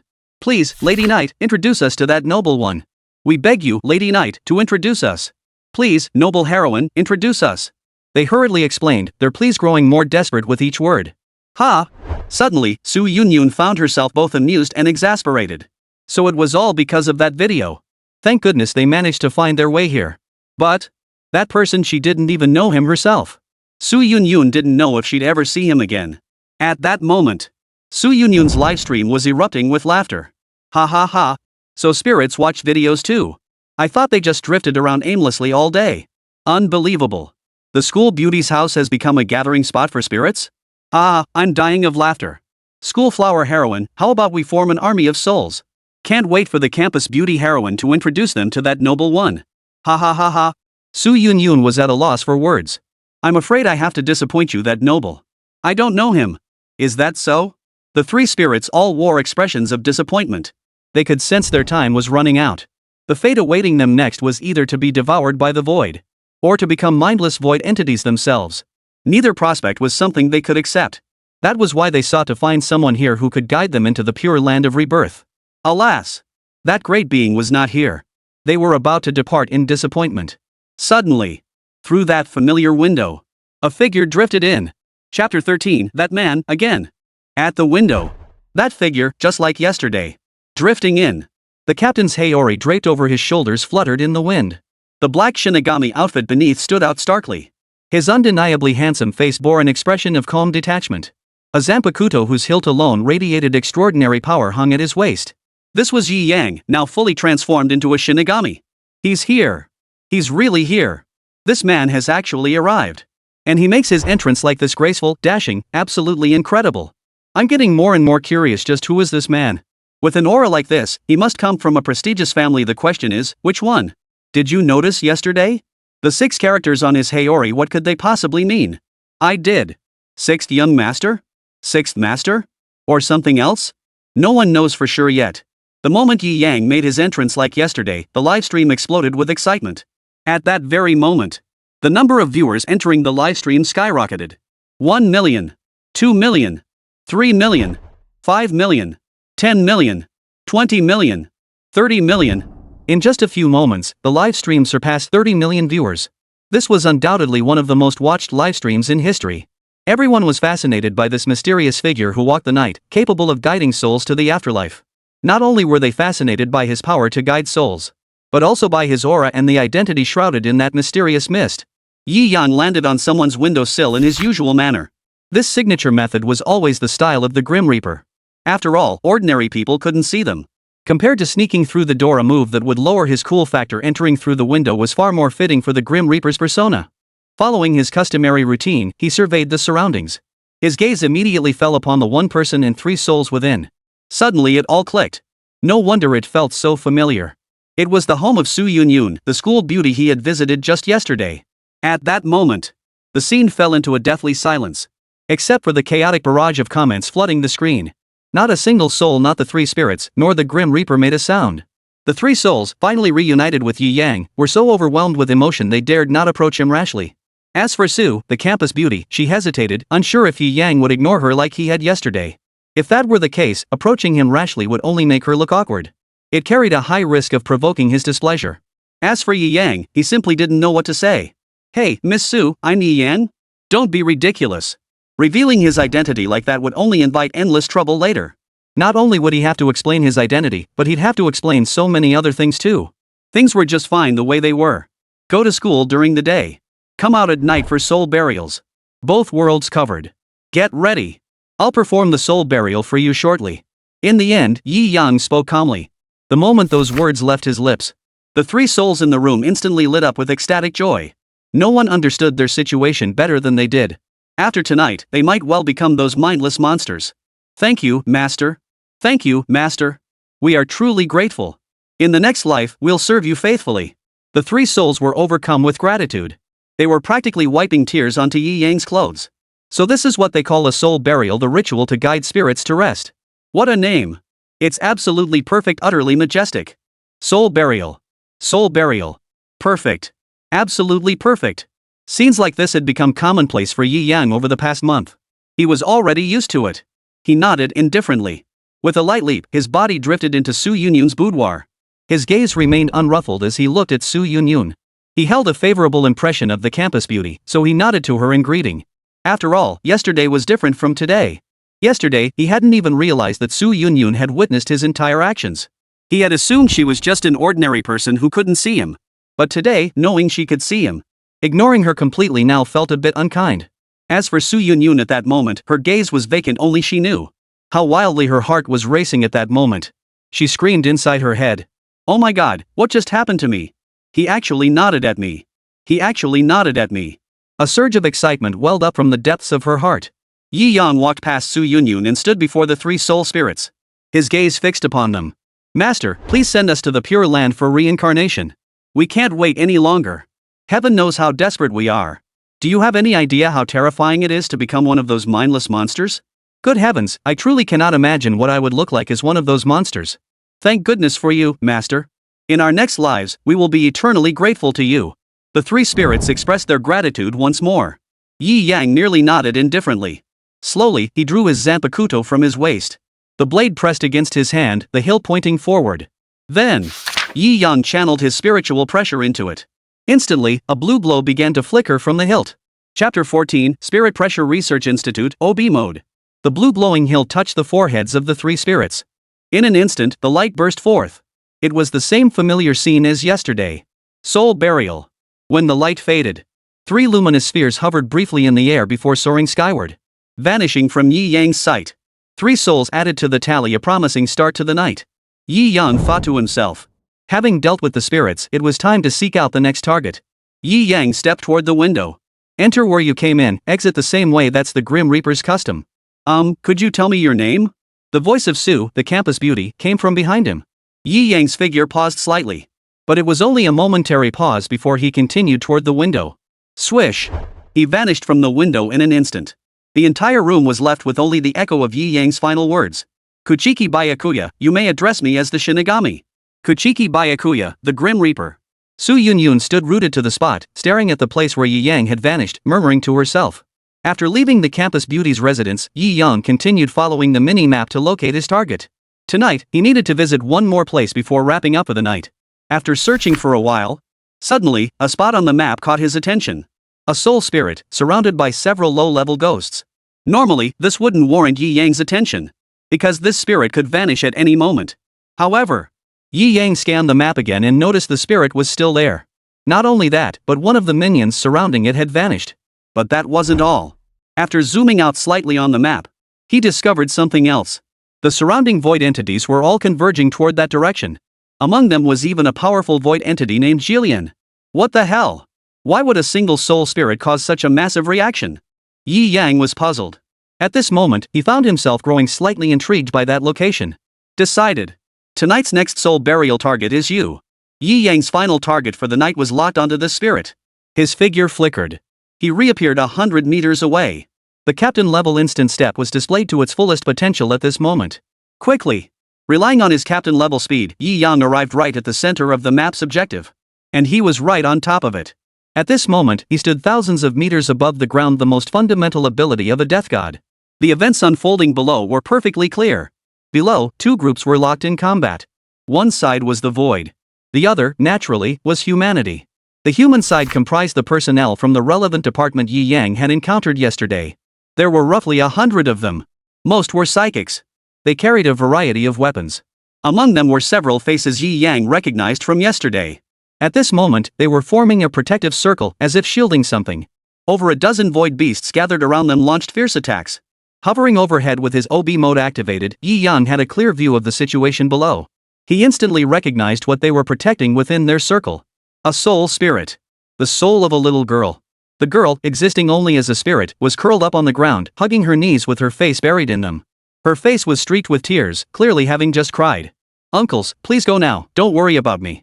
She cried out urgently from within the circle. A burly man, muscular and imposing with a fierce countenance. He punched back a hollow that charged forward and roared. We're from the Dragon Nation Spirit Pressure Research Institute. How could we possibly ignore something like this? But you'll die. All the monsters around us are converging here. Please, I beg you, don't worry about me anymore. The little girl choked back tears as she continued to shout. Die? Ha ha ha ha. Since joining the Spirit Pressure Research Institute, we've never feared death. Just sit tight where you are. Once we take care of these monsters, we'll take you to a better place. There, you'll find many companions. A sinister smile spread across the burly man's fierce face. Director! Director! I can't hold on much longer. I'm about to collapse. More and more hollows are gathering around us. Ugh! The burly man's expression froze. Just a moment ago he was showing off, yet his subordinates dared to disrespect him like this, slapping him in the face the very next second. He flew into a rage on the spot, bellowing. What the hell are you talking about? Call me Chief. Chief, got it? We're from the Spirit Pressure Research Institute. We're warriors, the guardians of this city. We eat the people's food, so we fight for the people. So hold your ground even if you can't hold it. There are no useless people in the Spirit Pressure Research Institute. That's right. We Spirit Pressure Research Institute have no useless people. The director is right, we at the Spiritual Pressure Research Institute have no useless people. Hey, call me Chief, Chief. Ha ha ha ha. Brothers, charge. Charge. Charge. Under such rallying cries, they managed to barely hold back the hollows' assault. However, the hollows seemed to pour in endlessly from all directions. Hardly had they slain one when two more appeared to take its place. Kill two, and four more would appear elsewhere. Gradually, the Spirit Pressure Research Institute personnel began to tire. Chapter 15, Live Stream activated. The Mighty Killian. After prolonged combat, human stamina inevitably reached its limit. The entire Spirit Pressure Research Institute found themselves in a passive situation. Director! Director, we really can't hold out much longer. Damn it, how many times do I have to tell you? Call me Director, Director. Hold on even if you can't hold on. Mid-sentence, his expression froze abruptly. Suddenly, a terrifying spiritual pressure swept over them like a tidal wave. Boom! Boom! The ground began to tremble. As if some terrifying monster was about to arrive. The pupils of every Spirit Pressure Research Institute member present suddenly contracted. This terrifying spiritual pressure, it's a hollow. Why is there a hollow here? Someone screamed in terror. If it was the hollow, it was an existence they could never hope to oppose. As the ground trembled more violently, a figure emerged, seemingly vast enough to obscure the sky and block out the sun. Terrifying spiritual pressure, immense stature. The Great Void Killian. Hollows are divided into two types. Ordinary, insignificant hollows. These common void entities possess self-awareness and hunt souls with spiritual pressure. The other type. The hollows that wield Hollow Flash. Hollow Flash, a shockwave that concentrates terrifying spiritual pressure, causing devastating destruction in an instant. Among them, Kara is the weakest of the hollows. But a hollow capable of unleashing a Hollow Flash is absolutely not something any ordinary hollow can compare to. At that moment, as Kara's colossal form entered the arena, the ground trembled incessantly beneath his massive frame. Red light flickered in its eyes as it stared down at the insignificant humans below. Director!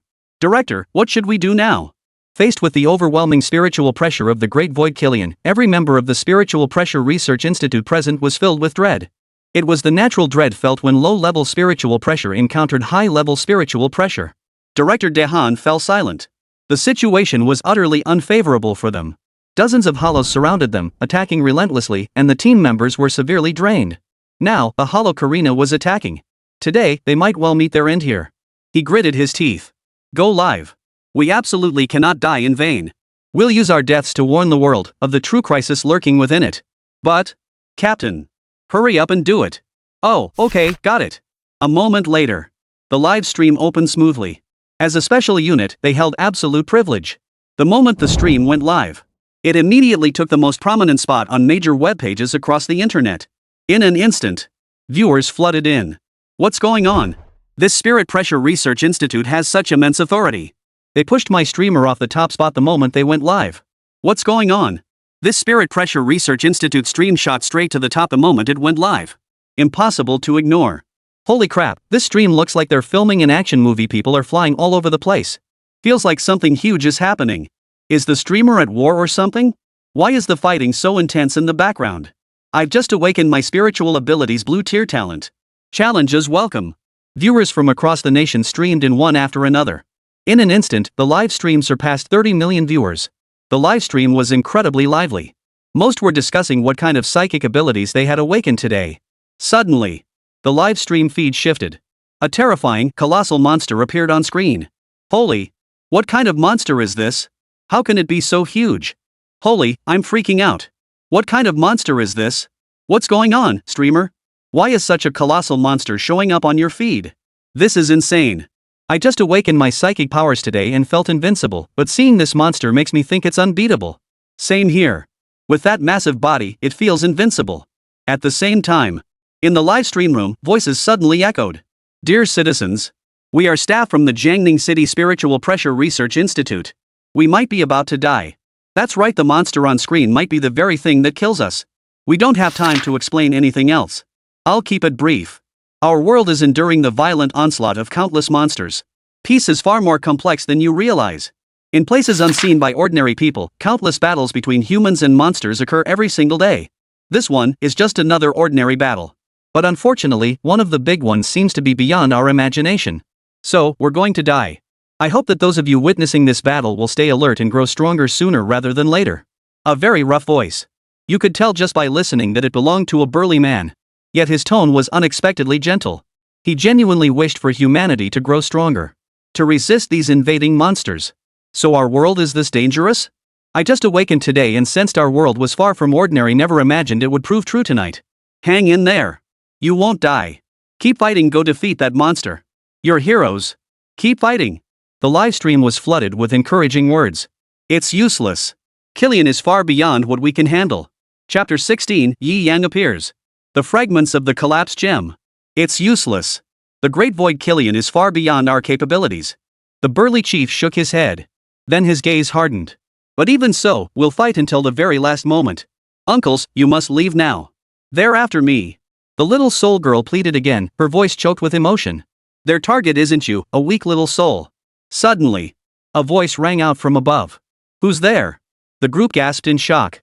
Someone was above their heads, and they hadn't even noticed. A figure slowly drifted down from above. Dressed in black Shinigami attire, the captain's Heir bearing 6 characters fluttered in the wind. A Zanpakuto hung at his waist. It was Yi Yang. Upon arriving, Yi Yang couldn't fathom why. Why were the surrounding hollows rushing toward this location? Even the powerful hollow, Carrion, had been drawn here. So he chose to observe for the moment. But after what he'd just learned, he suspected the problem lay with this little soul girl. She might be hiding some secret. Once he figured it out, he revealed himself. After all, he had come to perform her soul burial. As his form drifted slowly down from the sky, the mysterious ethereality of the Grim Reaper combined with the naturally radiant aloofness and noble bearing of his Byakuya persona. The entire livestream erupted in excitement at that very moment. Not long ago, viewers had just witnessed his soul burial live in Su Yunyan's stream. Who would have thought that so soon after, in this moment of crisis? This man had reappeared. Holy, holy, holy, holy. This man has appeared. I was clinging to a tiny sliver of hope just now, truly, just a sliver, and I never imagined this man would actually show up. Me too. Since there's a soul here, I've been anticipating this man's arrival. I never thought he'd actually show up. Sure enough, wherever a soul needs saving, this man will appear. Heaven knows how many people have become fans of Yi Yang, who plays the role of Byakuya Kachiki, these past couple of days. At this moment, the live stream was practically filled with Yi Yang's fans. After Yi Yang appeared, the chat exploded with messages in a near frenzy. Every viewer in the chat was utterly thrilled. It's useless. What good is it that he's here now? A blade-type spirit user combined with a soul-type ability, what good is that? How could a mere blade possibly stop Kirion's hollow flash? The burly chief shook his head inside. Clearly, he had studied the death god transformed Yi Yang as well. Hearing the burly chief's words, all the viewers in the livestream paused. Right. What difference would it make if he came? He can perform soul burials for spirits, but can he really bury the souls of those monsters? Given the current situation, the best course of action is to protect him and perform the soul burial on the little girl first. Clearly, the burly director shared this view. His gaze fixed on Yi Yang. His expression was grave. Perform the soul burial on her. We'll hold off the surrounding void creatures. Yi Yang met his gaze and gave him a faint, dismissive glance. Then he simply ignored him. His gaze shifted to the little girl, scrutinizing her from head to toe. He wanted to discern what secret could drive the void entities to rush here in such numbers. Guys, we've got backup. Hold them off. We just need to stall them long enough for this brother to perform the soul burial in peace. If we can hold them off until the soul burial ends, we win. the burly chief bellowed. All right. Let's do this. Morale surged once more. Moments ago, they'd seen no hope at all. Now, they glimpsed a sliver of light piercing through the darkness of despair. Inside the encirclement, Yi Yang's gaze swept over the little girl from head to toe. Big brother, are you the Grim Reaper? The little girl's words were startling. Yi Yang frowned. How do you know about the Grim Reaper? Because I've lived a long time. Yi Yang? Live longer? How long can a wandering spirit survive? If you die and become a spirit, those not buried by the soul burial into the Pure Land within 3 months.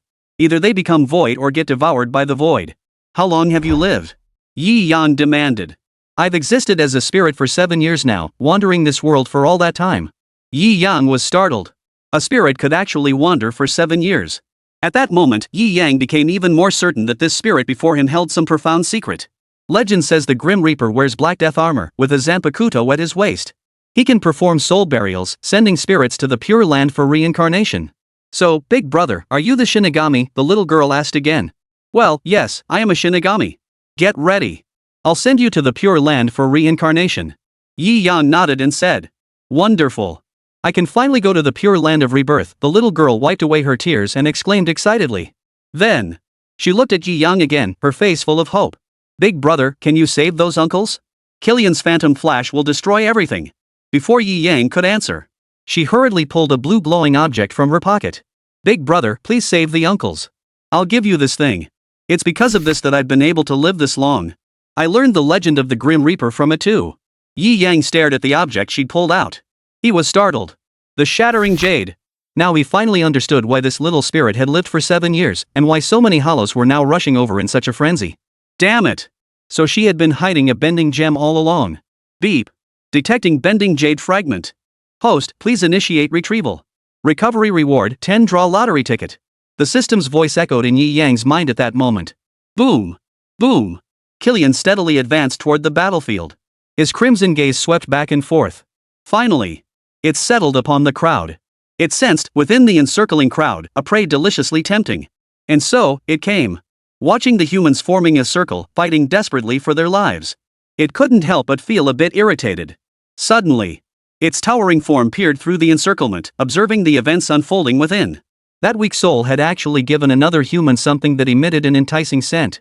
It could no longer contain itself. Annoying ants, all of you shall die. Red light flashed in its eyes. A void flash coalesced within its mouth. A terrifying spiritual pressure engulfed the surroundings, unleashing a violent gale that swept everything into chaos. Hollow Flash. Chapter 17, The 81st Bond of the Path Severing the Void. Terrifying spiritual pressure gathered relentlessly within Killian's mouth. A violent whirlwind swirled around the energy. Viewers in the livestream might not sense the intensity of the atmosphere at this moment. But those present at the Spirit Pressure Research Institute could distinctly feel the immense oppressive force emanating from the terrifying spiritual pressure. Unstoppable. Block it, and you'll die. That was the first thought that flashed through their minds when confronted with this terrifying Hollow's flash.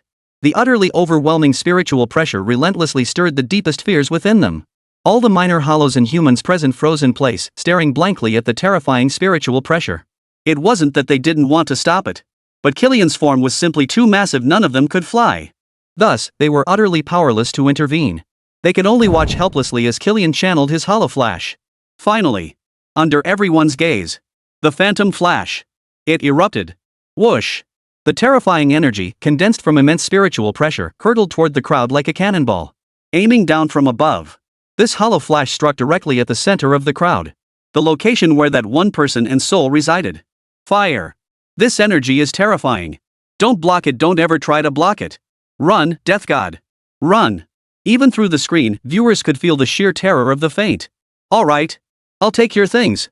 Yi Yang took the shard of the bustling jade from the little girl's hand. It was his way of agreeing to her request. For him, this was nothing more than a simple gesture. Killian, this low-level void in front of a captain-level opponent, was nothing more than a slightly stronger insect. Since I've accepted your gift, I suppose I should go deal with those bothersome flies. Wait here. I'll be right back to give you a proper burial. Yi Yang said calmly. He had already sensed the void flash hurtling toward the back of his head. But a void flash unleashed by a weakling like Killian was utterly insignificant against Yi Yang's captain-level power. Run, quick! The shouts echoed incessantly in his ears. Yi Yang paid them no mind whatsoever. He spun around. He faced the descending flash head-on.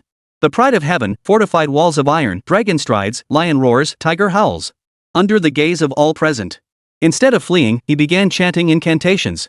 No one understood his words. Nor could they comprehend what he was doing. What on earth is he doing? Danger!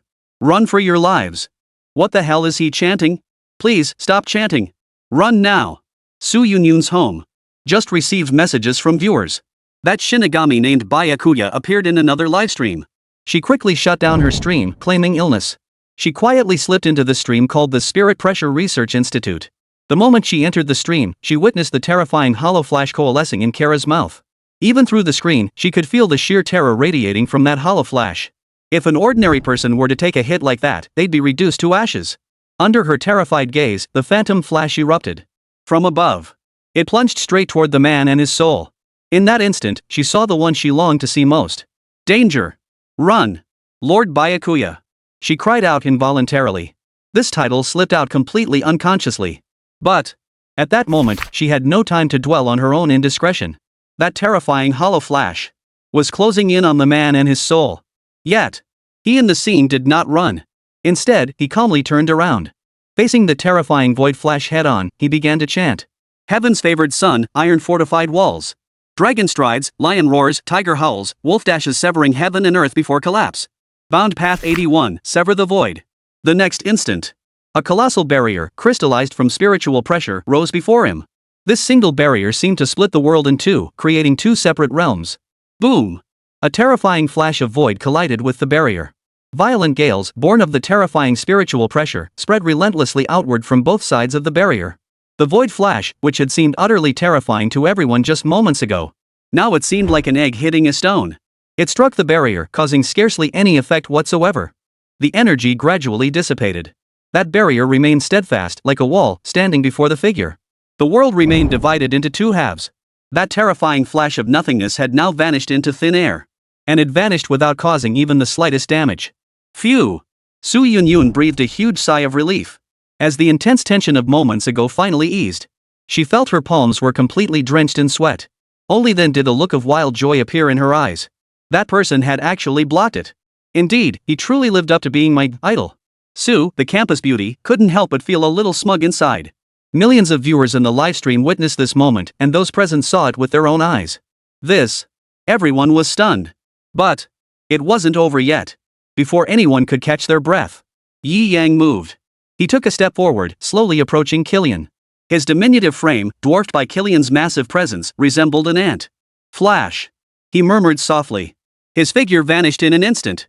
Chapter 18, tonight's business settled, time to go home and sleep. Flash Flower, a specialized instant step incorporating rotation, swiftly shifting behind the opponent to pierce their vital points. This is a signature technique unique to Byakuya Kuchiki. Yi Yang, currently in his Shinigami transformation state, naturally executed it with flawless precision. Yi Yang's figure vanished. Before he arrived, a terrifying captain-level spiritual pressure descended like a storm. The spiritual pressure instantly enveloped Kira. The mere instant of contact awakened profound terror within him. To the hollow Jiren, the tiny human before him now seemed utterly invincible. You! Don't come any closer. Under the crushing pressure of the terrifying spiritual pressure, it began to panic. It attempted to twist its massive body and retreat. But it was already too late. Yi Yang's figure instantly crossed paths with its frantic, panicked form. On one side stood the colossal form of Killian. On the other, Yi Yang, as small as an ant. Time seemed to freeze in that instant. The next instant. Swish! Blood spattered everywhere. A torrent of blood erupted from Killian's massive frame. Boom! His body crashed heavily to the ground, kicking up a cloud of dust. Millions of viewers in the livestream, along with the staff at the Spirit Pressure Research Institute, all stared in stunned silence as Killian's body collapsed. Just moments ago, Killian had been unstoppable, unleashing a hollow flash like a demon god. Had been instantly annihilated. The scene unfolded too swiftly. They couldn't comprehend it for a long moment. Indeed, from the moment Yi Yang chanted the void-severing spell, everyone had been stunned. This man, from unleashing the barrier that sealed off the world to the instant duel. The overwhelming spiritual pressure that followed was but a fleeting moment. The entire killing process took less than 3 seconds. Fast. Blindingly fast. Especially at the very end, when he unleashed his flash flower technique. The human eye could not possibly track his movements. Not to mention the sword draw interwoven throughout. Not just everyone present, but all the hollows and even the victim, Killian, failed to see when he drew his sword. This was breathtaking. The sheer contrast between Killian's massive frame and that diminutive figure created an overwhelming impact. Yi Yang remained impassive. As if the instant kill just now had been nothing more than a trivial matter. As though he had merely crushed an ant. With measured steps, he slowly approached the little soul girl. Along the way, the void beings scattered to make way. Not only because this man had just instantly killed Killian, but also because the overwhelming aura of spiritual pressure he had just unleashed still radiated from him. That terrifying aura, powerful enough to make their entire bodies tremble uncontrollably, deeply stirred the fear within them. At that moment, Yi Yang strode through the tide of hollows like a great demon lord, heading toward the little soul girl. "All of you, get lost," he said indifferently. Whoosh! All the minor void creatures scattered in a panic. Each fled faster than the last. Faced with such overwhelming might, they showed not a shred of fighting spirit. Damn it, damn it, damn it. I'm going crazy, I'm going crazy. This man has knocked me to my knees and brought me to tears. This guy is so damn handsome I wanna hook up with him. Holy, upstairs, same here. +1. Add my ass. He's ours, what are you guys doing butting in? Sisters, starting today, Lord Byakuya is our ultimate crush. I'm starting a Byakuya-sama discussion group. Sisters, let's get this trending. Lord Byakuya, the eternal god. Yi Yang's stunning performance utterly captivated tens of millions of viewers in the livestream. Regardless of age or gender, everyone was instantly captivated. This man is like Jiangning's guardian deity, his light illuminates the entire city. I believe that as long as this man is here, Jiangning will forever enjoy peace and stability. I envy all the people of Jiangning for having a guardian deity like Lord Byakuya. After typing these words, campus beauty Su Yunyun flashed a sweet smile. She deemed this breathtaking performance nothing short of perfect. The scene. All the Spirit Pressure Research Institute staff stared blankly at the man slowly approaching before them. This man. His power was beyond comprehension. Feeling the lingering terror of his spiritual pressure, they were all startled. Instantly, they understood why the terrifyingly powerful Goyuki Jailan hadn't lasted even 3 seconds against this man. Merely in terms of spiritual pressure. It was an all-around crushing superiority. The chief of the large man now wore an expression of profound respect. Sir. He desperately wanted to utter words of admiration. But Yi Yang raised his eyes, and a single glance silenced him. No need. I've accepted her request, Yi Yang stated flatly. Concise and clear. His gaze shifted to the little girl. Come here. I'll send you to the pure land of rebirth. The Zanpakuto slowly drew from its sheath. The hilt glowed with a faint blue light. The little girl broke into a delighted smile and nodded vigorously. Thank you, big brother. She obediently walked up to Yi Yang. The Zanpakuto gently touched her forehead. In a burst of blue light, the little girl transformed into a ball of light and soared into the sky. This was the fourth spirit of the night. For souls buried in one night. A successful night, by any measure. The soul burial concluded. It was getting late. I should be heading back. Sir, should you ever need anything, you're always welcome to visit our Spirit Pressure Research Institute. Thank you so much for tonight. On behalf of the entire Spirit Pressure Research Institute, on behalf of the entire city of Jiangning, I express our deepest gratitude to you. Director De Hang shouted loudly. His tone conveyed profound gratitude toward Yi Yang. I understand. Yi Yang nodded indifferently. Then, instant step. His figure vanished. Tonight's business is done. Time to head home and sleep. Chapter 19, Becoming a Legend. The Nation's Idol. Yi Yang's home. Opening the window, the death god transformed Yi Yang moved with practiced ease. He entered the artificial body. He exited the death god transformation. No one could have imagined that the astonishing instant kill that had just shaken the world was merely a casual move from this youth. Possessing captain-level strength, he hadn't even unleashed a tenth of his power. System, draw. Yi Yang silently commanded. Tonight turned out to be a night of surprises. Soul Burial claimed 4 souls. 10 lottery tickets, a truly bountiful harvest. Yes. Beep. Detecting Host's lottery tickets exceeding 10. Unlocking fixed card pool. Fixed card pool? Yi Yang asked in confusion. The fixed card pool allows the host to select one desired card to lock the pool. 100 pulls guarantee that card. Please select the card to lock, host. Yi Yang stared at the fixed card pool, lost in thought. Since a guaranteed card drop after 100 pulls was promised, he naturally had to pick the best card. That meant selecting the highest quality card. He discarded all the low-tier death gods. In the end, 3 cards remained. Yamamoto Genryosei Shigakuni, Aizen Sasuke, Kurosaki Ichigo Moonless. These 3 are the ones Yi Yang currently desires most. Among the 3, Yi Yang deliberated. He ultimately chose the card of Aizen Sasuke. Not for any other reason. Simply because the ability Mirror Flower, Water Moon is absolutely the most functional card available, no contest. What Yi Yang needs most right now is precisely this kind of functional ability. Not combat-oriented ones. Are you certain you wish to select Sojiro Sozin as your fixed card pool card? Yes. Selection complete. Shall we proceed with the draw within the fixed card pool? Since there's a fixed card pool, no question about it. Draw'll give me a 10 pull. Yes. Swish swish swish swish. As the mechanical voice of the system faded, cards materialized one by one from the void. Each card shimmered with light, spinning once in the air before they came to rest before Yi Yang. Ugh. Yi Yang's lips twitched slightly. How come switching card pools made even drawing cards feel so fancy? Host, choose to flip them manually or reveal all at once, the system prompted. At a moment like this, of course I needed to flip them open one by one myself. I'll do it myself. Yi Yang reached out toward the first card. Flip. Reading the information on it, Yi Yang's lips twitched slightly. Matsumoto Ranjiku's undergarments. A little care from your big sister. The wearer can cultivate this area, making it grow larger and larger. Yi Yang. This was the most absurd thing he'd ever seen since starting the lottery. Pass. Reach for the second card. Flip. Captain Ushio's personal undergarment. A little care from your big sister increases wearer's reaction speed by 30%. Yi Yang. This is never going to end, is it? There's no way I'd ever use something like this in my life. Absolutely not. Calm down. Reach out for the third card. Flip it over. Byakuya Kuchiki figure Yi Yang edition increases wearer's cool factor by 3%. Yi Yang. He was starting to lose the energy to even complain. What the hell is this? System, is this fixed gacha pool just a scam to rip me off for lottery tickets? Absolutely not. This system would never deceive its host. Continue. Flip the fourth card. A blue Rin figurine. Fifth card. Yamamoto Genryosai Shigokuni figurine. Sixth card. Toshiro Hitsuo figure. Holy crap. Yi Yang was almost numb. Seventh one. Finally, a good one came out. After a flash of light. Bound Path Max level. This was the best card Yi Yang had drawn so far. Then, he drew two more figurines in quick succession. Yi Yang almost thought he was about to complete the entire Gotii 13 figurine collection. He flipped open the 10th card. Finally, in a blinding flash of light, the prize appeared. Basic sword technique card upgradable. Sword techniques differ from Kido. This is a path that requires constant refinement through real combat. So, young man, train hard. As a soul reaper, not knowing swordsmanship is utterly shameful. The four pillars, slash, fist, movement, and onmyoto. Slashing represents swordsmanship, ranking first. This proves the importance of swordsmanship to a Shinigami. Finally, on the 10th card, it dropped. Though it was only basic swordsmanship, Yi Yang was still thoroughly satisfied with it.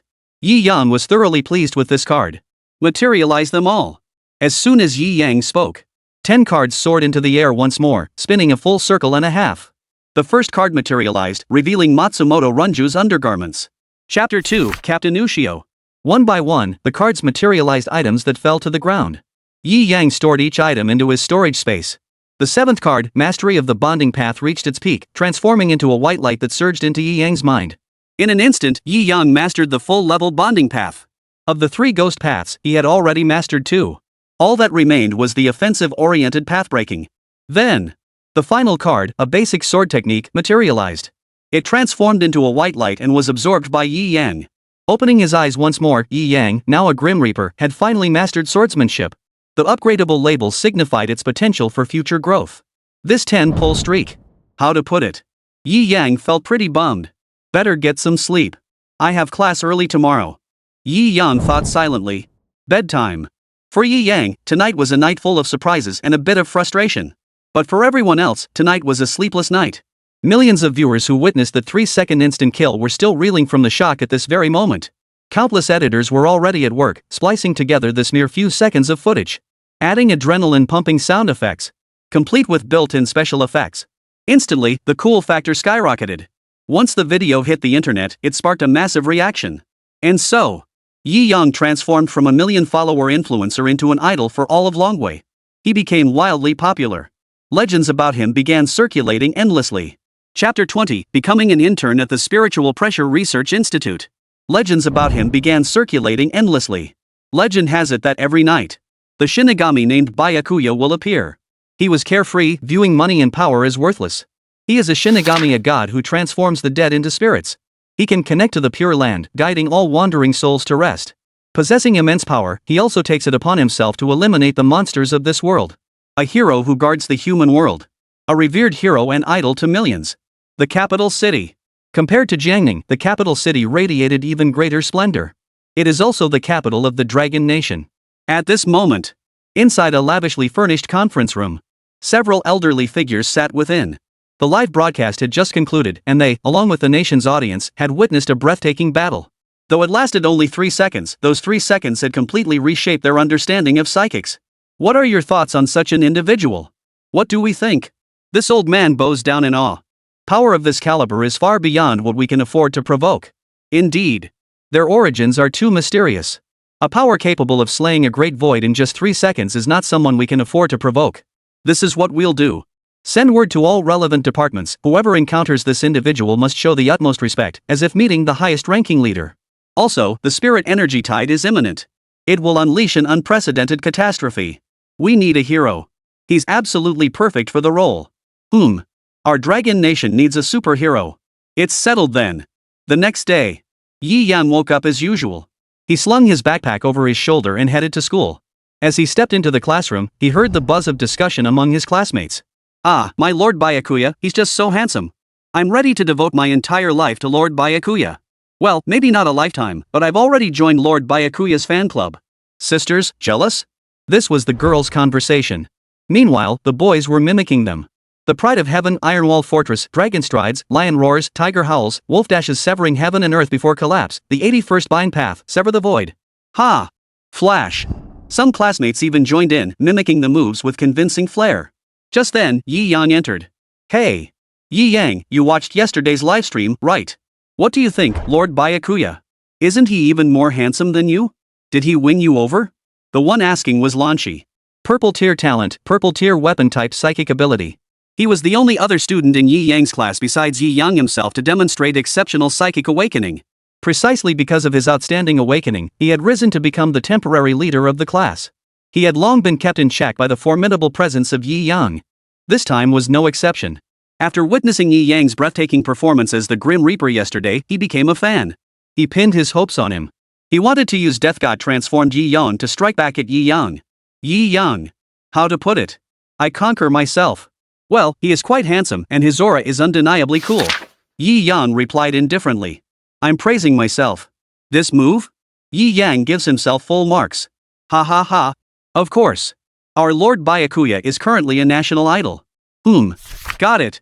Yi Yang brushed it off, showing no sign of being affected. Damn it. Seeing Yi Yang so calm and composed, Lanchi clenched his teeth in frustration. But he was utterly powerless against Yi Yang. This man had awakened a rainbow tier, rainbow healing type psychic ability. The morning's minor incident passed. Noon. We were summoned to the school auditorium. The same place. Yi Yang stepped inside. Many people had already gathered inside. Most were familiar faces from yesterday. Moreover, they were all those whose psychic abilities had awakened fairly well. Their foundational talents were all rated blue grade or higher. The school's top beauty, Su Yunyun, was present. The second most beautiful girl, Ren Ying, was also there. Lan Shi, from the same class, was also present. On stage, Principal Ren Mantang presided as usual. Spotting Yi Yang enter, he flashed an exceptionally warm smile. Yi Yang, you're here. We were just waiting for you. Please, take a seat. Yi Yang nodded in acknowledgement. Yi Yang, over here, over here. Lan Shi, who was in the same class as Yi Yang, naturally sought to stick close in this unfamiliar environment. And she was clinging to Yi Yang, the most reliable person around. Yi Yang, over here, over here. The second school beauty, Ren Ying, stood up and waved at Yi Yang. She pointed to the spot she and Su Yunyun had deliberately left open between them. It was clearly reserved for Yi Yang. Faced with the choice between his classmate Lan Shi and the two stunning school beauties, Yi Yang naturally chose the side with the two beautiful school beauties. Don't ask why. If it were you, you'd choose the beauty's side too. But that's exactly why, for the sheer joy of it. He walked straight over. He took the seat between them without hesitation. Plopped down. Leaving my classmate Lan Shi alone, flustered in the wind. She gave an awkward smile before sitting down. About yesterday, thank you, Yi Yang. Su Yunyun said, feeling a bit embarrassed. If not for Yi Yang yesterday, she might have made a huge fool of herself. Moreover, she might have even lost her chance to awaken. That would have dealt a severe blow to her confidence. No big deal. Yi Yang replied casually. As if it truly was nothing more than a simple gesture, hardly worth mentioning. No, for Yi Yang, it might be a simple gesture. But for our Yunyun, it's nothing short of a life-saving favor. Ren Ying chimed in from the side. To thank you, we've decided to invite you to join our team next. What do you say, handsome Yi Yang? Care to consider it? Renengying said, her face drawing closer and closer.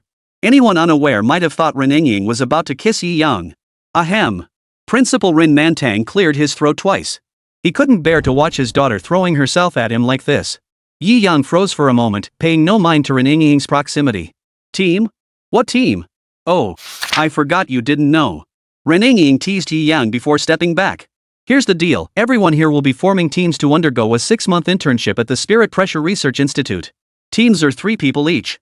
Since it's just me and Sue, the school beauty, we're short 1 member. As a healer, you're the perfect fit for us. Renengying explained. Oh, I see. Yi Yang understood.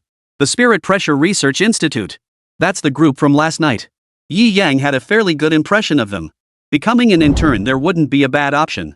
It seems the school will collaborate with the Spirit Pressure Research Institute to cultivate newly awakened spirit users. Chapter 21, Medical Corps Captain. The Ultimate Daddy. The Spiritual Pressure Research Institute made a favorable impression. Going there as an intern just feels a bit low-key. But I'm just a student for now, might as well follow the school's plan. School, it's a sacred place. It genuinely prioritizes the growth and success of its students.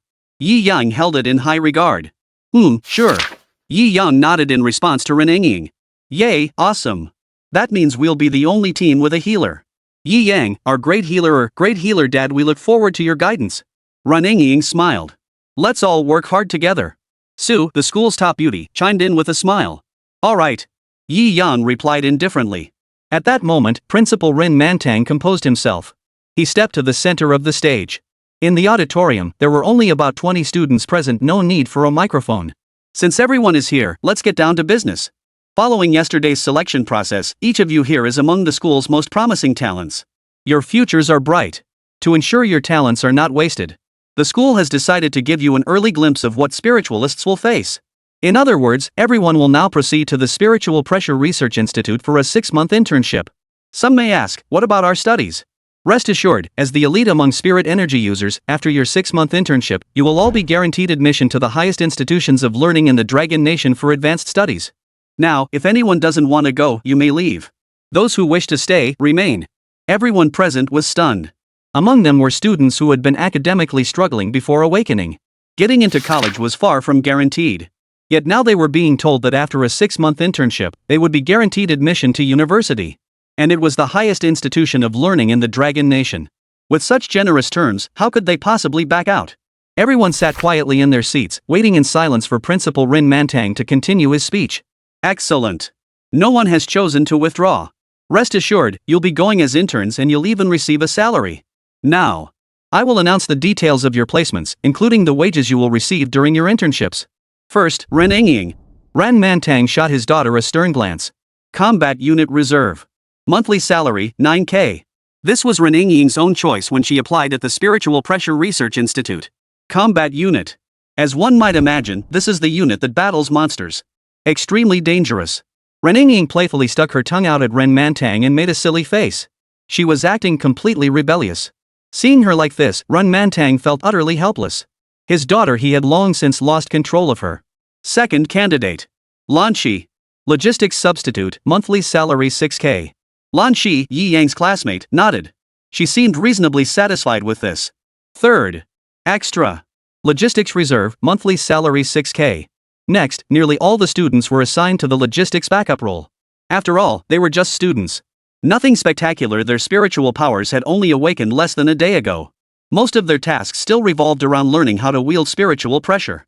Number 23, Su Yun. Combat Unit Reserve, monthly salary 9K. Ren Mantang wasn't surprised by Su Yun's inclusion in the combat unit. After all, she possessed a rainbow tier talent and an orange tier natural ice type spiritual energy. Not joining the combat unit for training would be a waste. And the final recruit. Yi Yang. Ran Mantang froze, rubbing his eyes in disbelief. What the hell? Had he misread it? He looked again. He was certain he hadn't misread it. Principal. What's wrong with Yi Yang? Someone asked. Ugh. Run Montang's mouth twitched. Yi Yang. Yi Yang is specially appointed as captain of the medical corps at the Spiritual Pressure Research Institute. Monthly salary. 10 million. Damn, this guy who awakened the healing system really is a big shot. That salary, that prestige. He's surpassed me in every way now. Run Montong's expression went numb. All the students present. Their faces were all blank.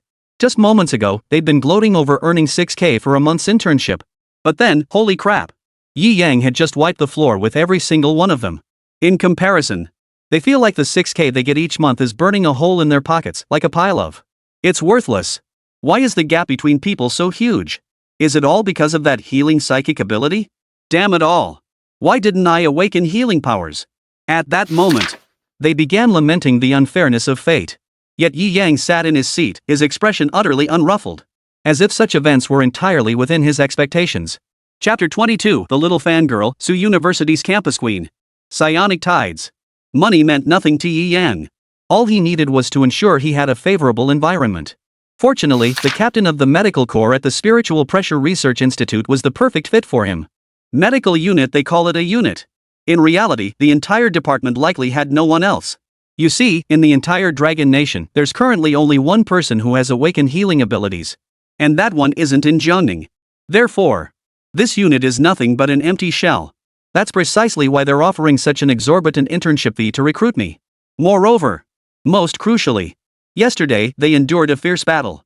Though in the end, after Yi Yang stepped in, they all escaped unscathed. But numerous members were injured.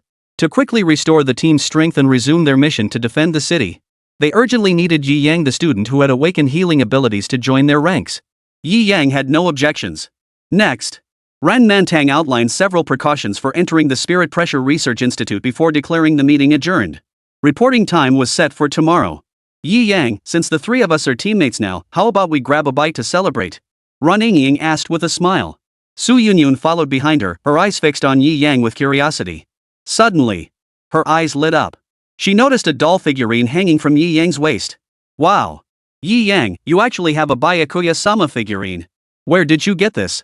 Su Yunyun exclaimed in astonished delight. She marveled that even though Byakuya-sama had only appeared for 2 days, a figurine had already been produced. Indeed, Lord Byakuya is truly something else. And the delight was that Lord Byakuya's doll figure had been released. She could add it to her collection. In an instant, she decided she absolutely had to collect 10 or 8 of them when she got home. A whole set. Reningying noticed the Byakuya figurine on Yi Yang's waist at that moment. So, handsome guys really do recognize each other, huh? Yi Yang, I never would have guessed you were a fan of Lord Byakuya too. Yi Yang's mouth twitched. This Byakuya figurine Yi Yang edition was naturally the one he'd pulled from the gacha last night. Since it was modeled after himself, he'd conveniently clipped it to his waistband. As a decorative accessory. Originally hidden at his waist, it was hard to spot. But Su Yunyun had such sharp eyes. She recognized it at a glance, a Byakuya figurine. Great! Yi Yang, you're a fan of Lord Byakuya too. Let me tell you, I'm Lord Byakuya's #1 fan. You know the Byakuya fan club, right? I founded it myself, and I'm even the fan club leader. Let me tell you, Lord Byakuya. The moment Byakuya's name came up, the usually reserved campus beauty Su instantly transformed into a starstruck fangirl. She chattered non-stop in Yi Yang's ear. Ren Yingying stood by, watching Su Yunyun, who had been so reserved moments ago, now acting like a starstruck fangirl. She was utterly speechless. She's completely under Byakuya's spell. She thought Byakuya was handsome too. But compared to someone as mysterious and unattainable as Byakuya, she preferred Yi Yang, who appeared low-key in everyday life. Yet unapologetically capable Yi Yang. She's always like this. Whenever she talks about Lord Byakuya, she turns into this. Ren Yingying gave Yi Yang an apologetic smile. She genuinely didn't know what else to say. As for Yi Yang at that moment, was even more at a loss for words. Was he supposed to tell Su Yunyun, actually, I am Byakuya? Ha! That would probably cause everyone to suffer social death on the spot. Listening to Su, the campus beauty, ramble on for ages, they completely skipped the gathering part. The awkwardness between the three of them faded away as they chatted about Byakuya. Watching Su Yunyun walk back to her own class, her face filled with reluctance, glancing back every few steps. Yi Yang was utterly speechless. He helplessly pulled his figurine from his waistband. He walked over. Under her excited gaze, Yi Yang pressed the figurine into her hand. Since you like it, you can have it. Consider it a welcome gift for becoming teammates. He tossed out the line coolly. Yi Yang silently walked back to his own classroom. He still held a favorable impression of this fangirl of his. Yi Yang actually felt quite fond of her. As the campus beauty of Suzhou University, her stunning looks went without saying, and her character was equally admirable. Her psychic talent was also exceptional. Who wouldn't like a little fan like that? After school, backpack on, heading home. Beep beep beep. Attention, the first wave of psychic energy is about to surge. Host, enter Reaper mode immediately to perform Reaper duties. On the way home, the system's alert suddenly sounded. Psionic tide? System. What is the spirit energy tide? Yi Yang asked in confusion. Spiritual energy tide, spiritual pressure feedback surges, Wakwang opens. Just 8 simple words. Yet they sent shockwaves through Yi Yang's mind and soul. Shinigami primary mission activated. Defend the city, as a Shinigami, protect the human world and eliminate the hollows invading Jiangning City. Reward issued based on mission completion. Chapter 23, tonight, it's the hunt. The first wave of spiritual energy tide. According to the system description, the first wave of spiritual energy is merely the precursor to the great era to come. The first wave, primarily composed of low-level spirits and Killian, invades the mortal realm. But there will be a second wave. The third wave. The fourth wave. The more times it opens, the denser the spiritual pressure within the space becomes. The hollows that descend will also grow stronger. Until finally, the entire Hueco Mundo opens completely. At that point, Killian might just become the most ordinary, insignificant hollow. Forget Arceus. Hollows of Vasutad level will pour into Blue Star. Even Hollow Kings might appear. Then, it truly would be the collapse of order and the devastation of all living things. Hearing this, a sudden sense of urgency surged within Yi Yang's heart. If the hollow world were to fully open in the end, relying solely on Byakuya Kuchiki's power might prove insufficient to pacify the entire Hueco Mundo. He would inevitably need even greater power. For instance, playing the role of Aizen. Playing the role of the man who had defeated the entire Hueco Mundo and become its king. Or, for instance, the Yamamoto Genryusai card. Playing the role of the man who subdued the entire Soul Society. Hurrying home with his bag in hand. After informing Lin Yan that he'd already eaten dinner, he entered the room. He locked the door. As usual. After settling his physical body into the cyborg shell, he entered his Shinigami form. A Yi Yang-style version of Byakuya Kuchiki appeared within the room. Without hesitation, he pushed open the window. He leapt into the void. Vanished from the spot. Tonight's objective was not soul burial, but hunting. At the home of campus beauty Su Yunyun, the atmosphere in her room felt eerily off. After finishing her classes, she returned home, only to find over a dozen spirits waiting at her doorstep. They claimed to have learned of Lord Byakuya's existence through videos and had come to await his arrival. This left Su Yunyun feeling both amused and exasperated. She was beginning to think her home had become a gathering spot for spirits. After settling them in, Su Yunyun said uncertainly, "I don't know if Lord Byakuya will descend here tonight." Though Lord Byakuya had visited her home twice before, no one could predict whether he might return here again. We understand. Rather than searching aimlessly, it's better to wait here for Lord Shinigami's appearance. After all, as wandering spirits, that's the only path leading us to the Pure Land. We don't want to become those terrifying monsters either. All right. Whatever you say, declared Su Yunyun, the school beauty. Then, standing by the window, she gazed quietly out the window. Truth be told, she too was eagerly anticipating Lord Byakuya's arrival.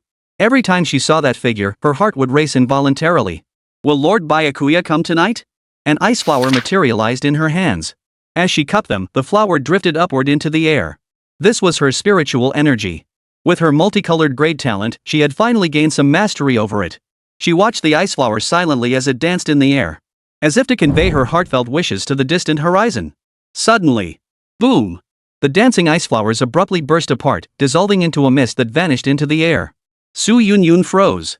Exploded? How could this happen? She knew her own abilities well. At that distance, how could it possibly explode? Suddenly, beep beep beep beep beep beep. A siren blared throughout the entire city. Attention all citizens! Attention all citizens!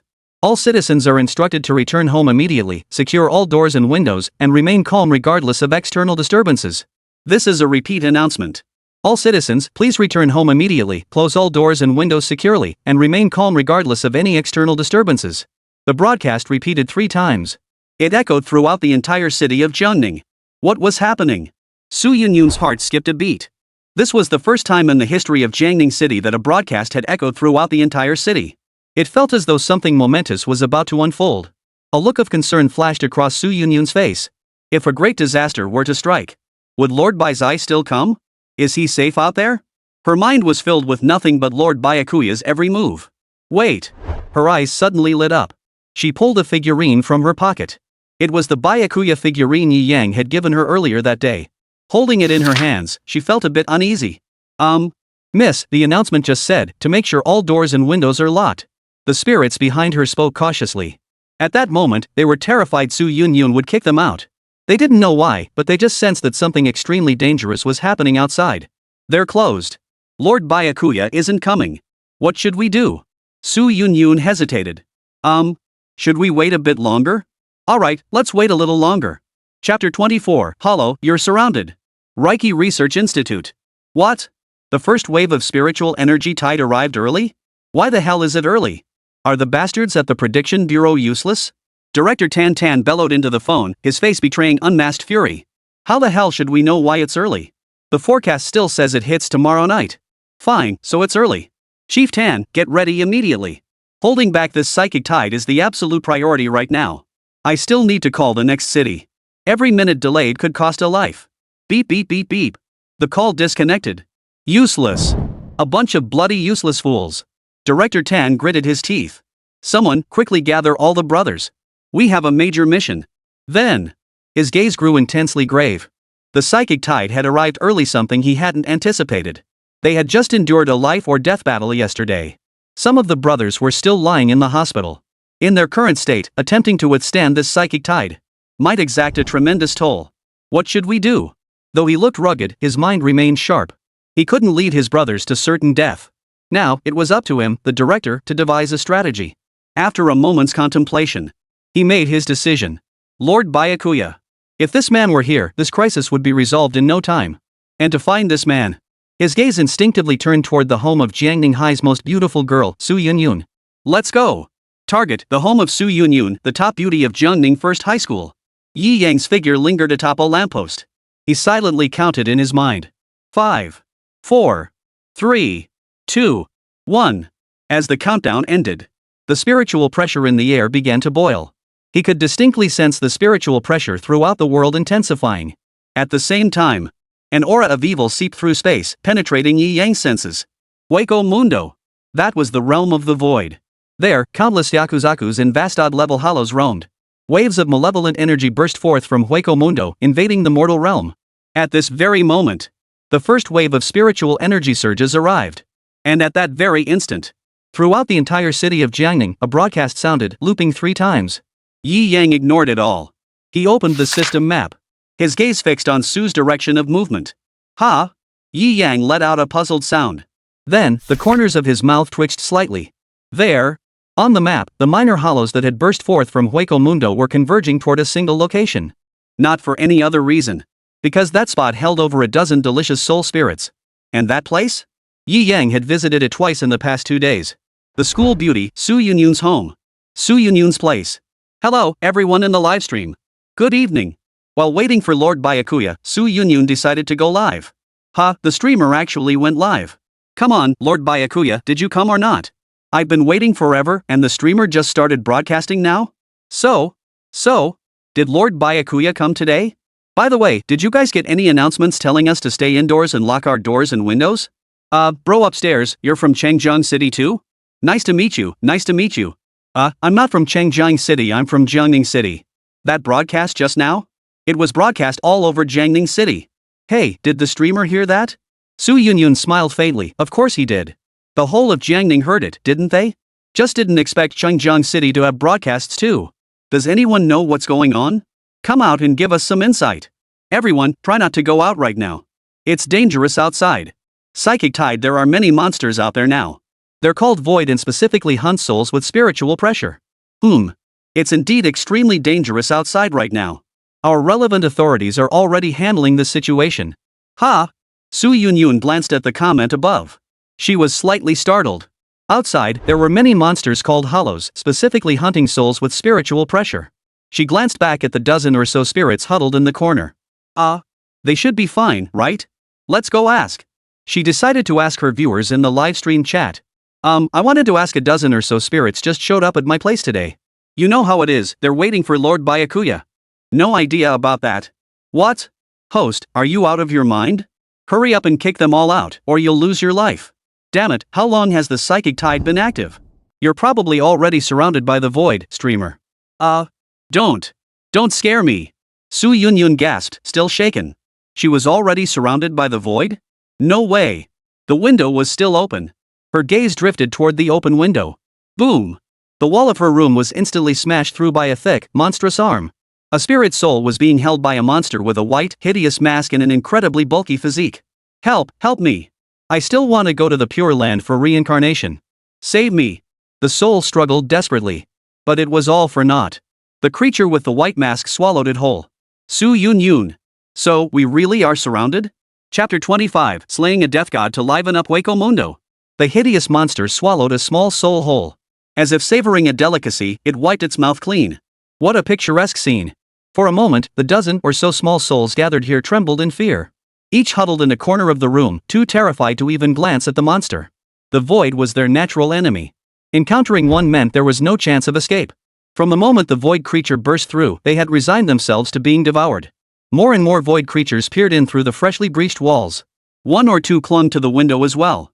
Their hideous faces bore vicious eyes, gleaming with cruel amusement. In the blink of an eye, the entire room was now surrounded by the void. Those mocking eyes seemed to say, "Don't run, you're already surrounded." Su Yun Yun. Her expression froze. This was her first time witnessing and her first time facing such a monster. And this first encounter involved an unknown number of them. In short, all she knew was that she was surrounded. What should I do now? At this moment, she could only pin her hopes on her viewers, praying they might offer a useful solution. What should I do? Good question, streamer. Wait. Yeah, all we can do now is wait. Wait? Wait for what? Su Yun Yun was confused. What else is there to wait for? Wait for death. Wait until they devour all the souls, then it'll be your turn, streamer. Su Yun Yun. What do you think? Can I fight them? Su Yun Yun's eyes sharpened as an ice blade materialized in her hand, radiating a chill. Holy, the streamer awakened a nature type ability? Holy, nature type. Damn it, the streamer's gone off the rails. Not sure if it's just me, but the streamer's vibe feels way more badass today. I feel it too. Can't help but think the streamer looks kinda cool holding that ice blade right now. Sure, the streamer looks kinda cool right now, but come on, you're surrounded, got it? Surrounded.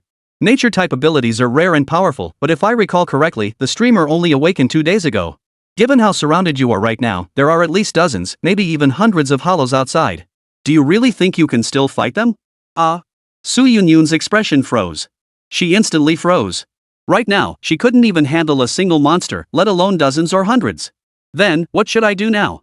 In her line of sight, the hideously grotesque monster had already approached a trembling soul huddled in the corner.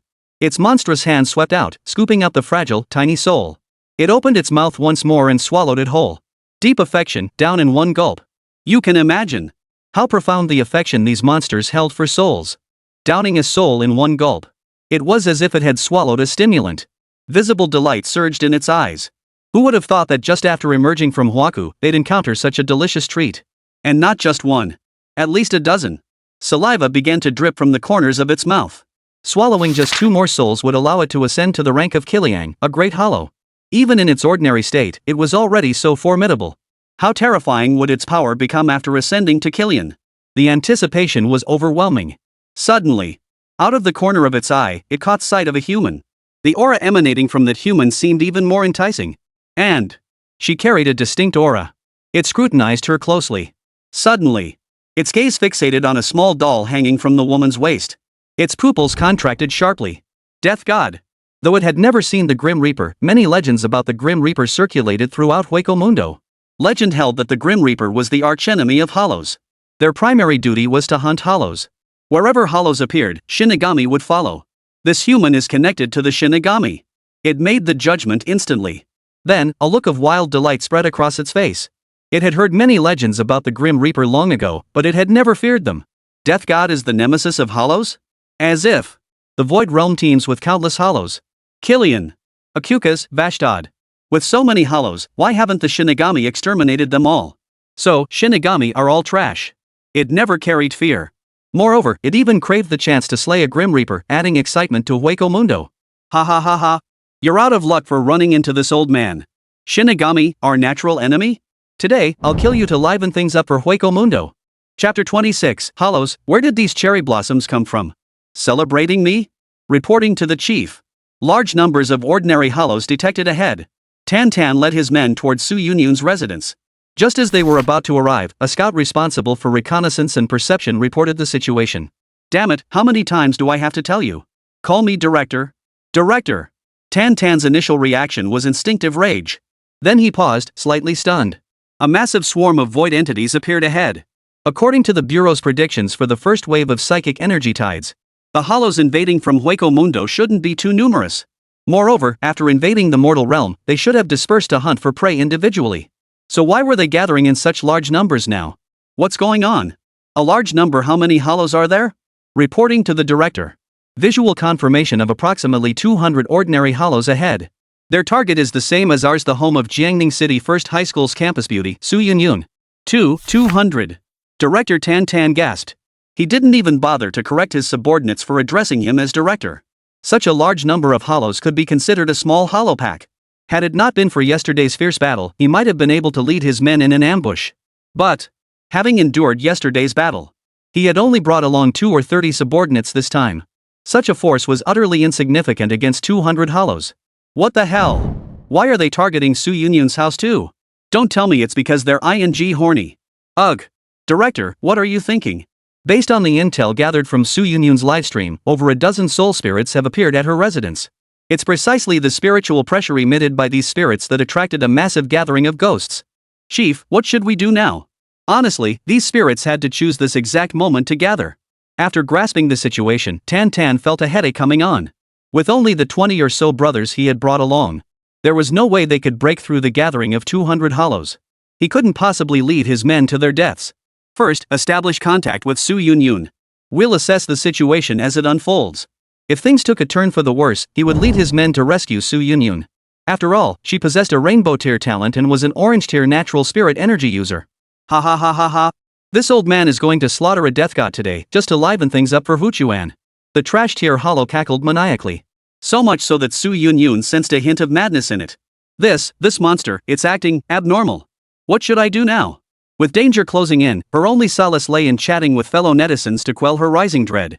What can you do? Just wait to die. What else is there to do? Streamer, good luck to you. I keep getting this feeling its gaze is off. Dude, forget feeling that gaze is absolutely off. I'm shocked. Does this monster share our sense of aesthetics? Even though we're in crisis mode, for some reason I feel this inexplicable thrill. Popcorn's ready. Bring on the showdown. The online comments made Su Yunyun want to die. What the hell was this nonsense? She was undeniably beautiful. But surely not to the point of attracting monsters, right? Yet, staring at the frenzied monster before her, Su Yunyun sensed something off in its eyes. Su Yunyun was certain it was the gaze of someone fixated on something. And then, she began to panic. Her gaze darted toward the window. She wanted to run. I have good news and bad news for you. The good news is, the spiritual pressure researchers from your Jiangning City have already arrived near your home. Su Yunyun saw this comment. She instantly became excited. This is fantastic. The efficiency of our Jiangning City Spiritual Pressure Research Institute is truly unmatched. I'm so touched. And the bad news? The bad news is, there are at least 200 hollows surrounding your home. And this time, the director of the Spirit Pressure Research Institute only brought about 20 people. They simply can't fight the hollows. Su Yunyun. She knew her home was already surrounded by hollows. But she truly hadn't expected there to be so many. Streamer, forget about everything else for now. That monster is coming straight for you. The viewer's warning snapped Su Yunyun back to reality. The hideously grotesque creature before her was slowly advancing toward her. Faced with this situation, Su Yunyun had absolutely no experience. In her flustered state, an ice blade materialized in her hand once more, aimed squarely at the creature before her. You, don't come any closer. I know Lord Byakuya. He's a Shinigami. His job is to eliminate monsters like you. If you come any closer, Lord Byakuya will absolutely not let you off. Su Yunyun said, her voice trembling with panic. A Shinigami. Ha ha ha ha ha. Why don't you go ahead and call your Shinigami friend over then? The words fell. Swish. The monster's figure flickered and vanished instantly from its original spot. The next moment, it appeared before Su Yunyun. Before she could even react, it grabbed, snatching something away. It retreated once more. His thick hands clutched a doll figurine. It was the Byakuya figurine Yi Yang edition. Su Yunyun froze in shock for a moment.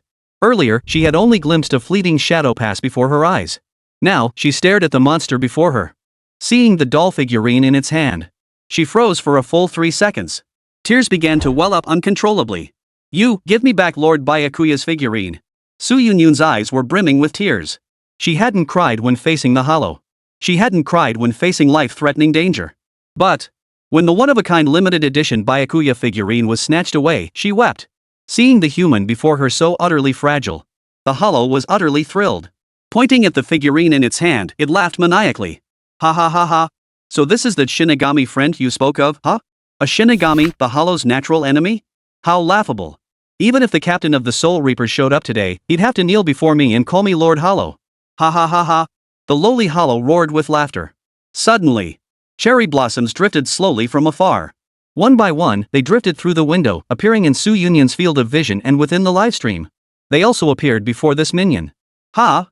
Cherry blossoms? Where on earth did these come from? Ha ha ha, see that?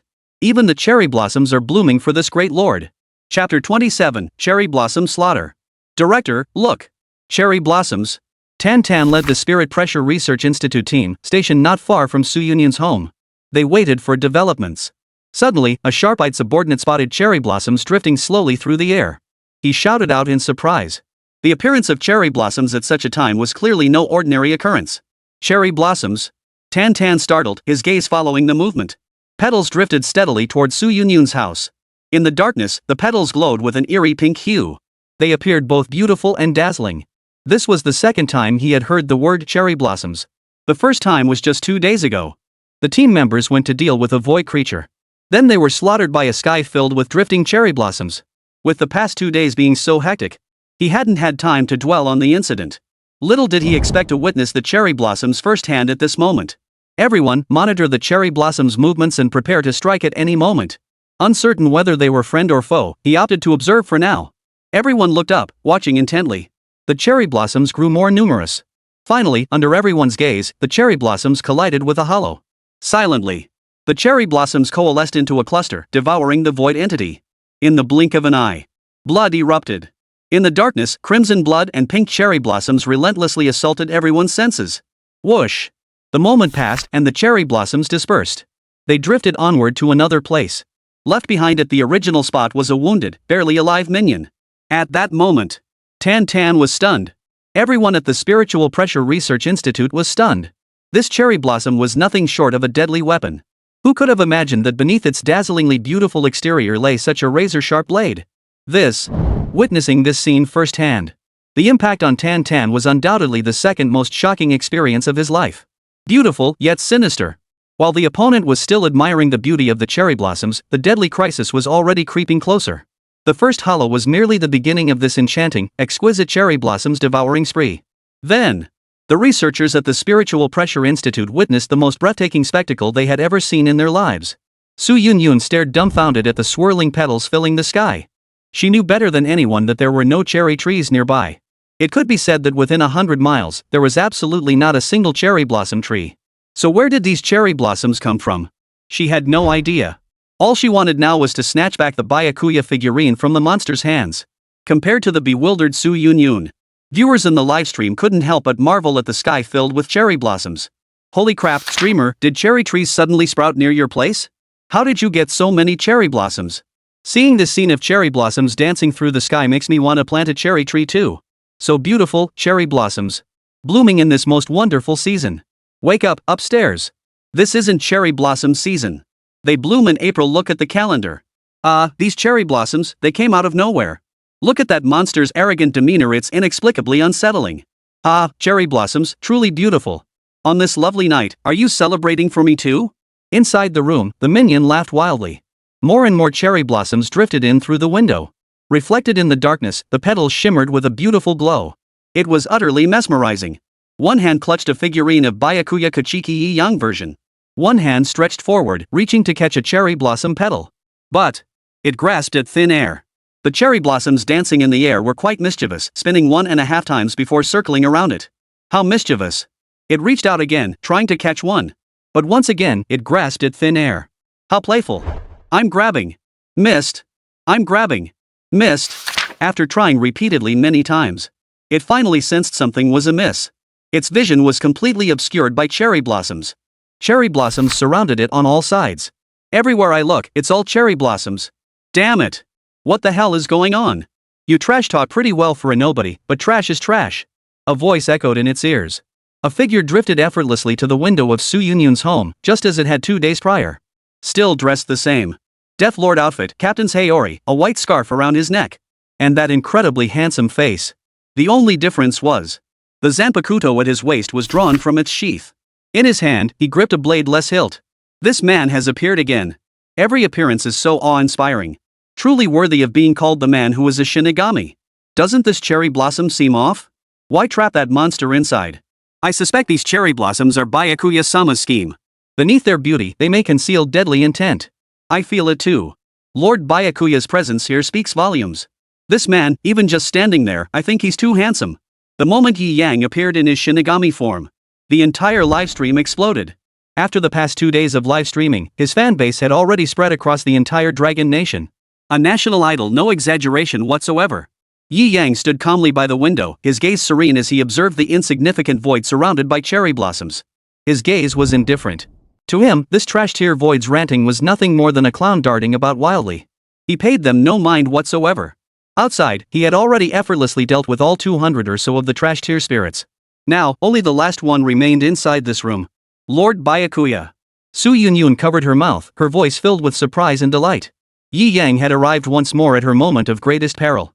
This filled her with overwhelming emotion. Yi Yang gave her a calm glance and nodded in acknowledgement. It was his response. Then, his right hand extended forward. A gentle squeeze. Swish. Swish. Swish. With Yi Yang's movement, the cherry blossoms enveloping the minions suddenly began darting wildly about. The next instant, blood spurted everywhere. At the same time, a piercing scream echoed throughout the entire space.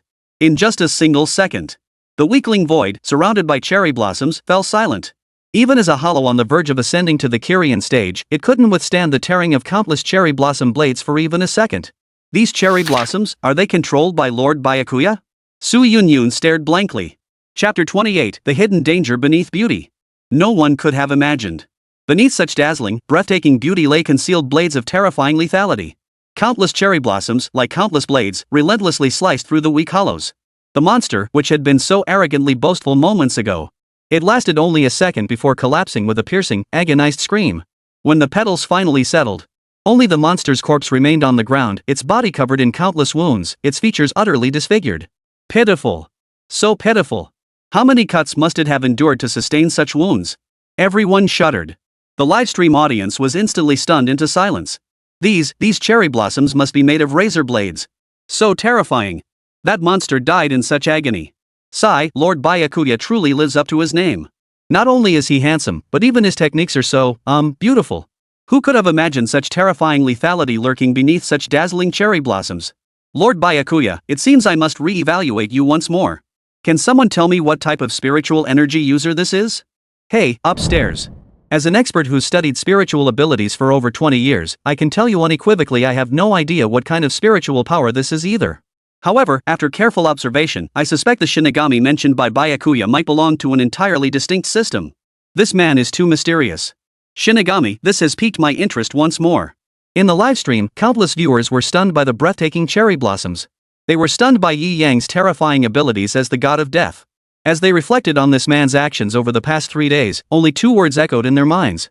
Mysterious. This man was too mysterious. No one knew where he came from.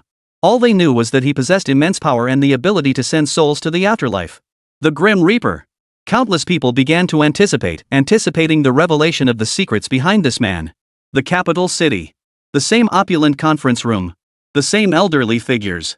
At the center of the conference room stood a massive display screen. The massive display was divided into dozens of sections. One section was currently highlighted, displaying the events unfolding at Su Yunyun's home. However, the footage displayed on this massive screen was not from Su Yunyun's live stream perspective. Instead, it presented footage captured from a perspective more suited for the viewers. This was footage transmitted by the Dragon Nation satellite. The first wave of psychic energy surge was approaching.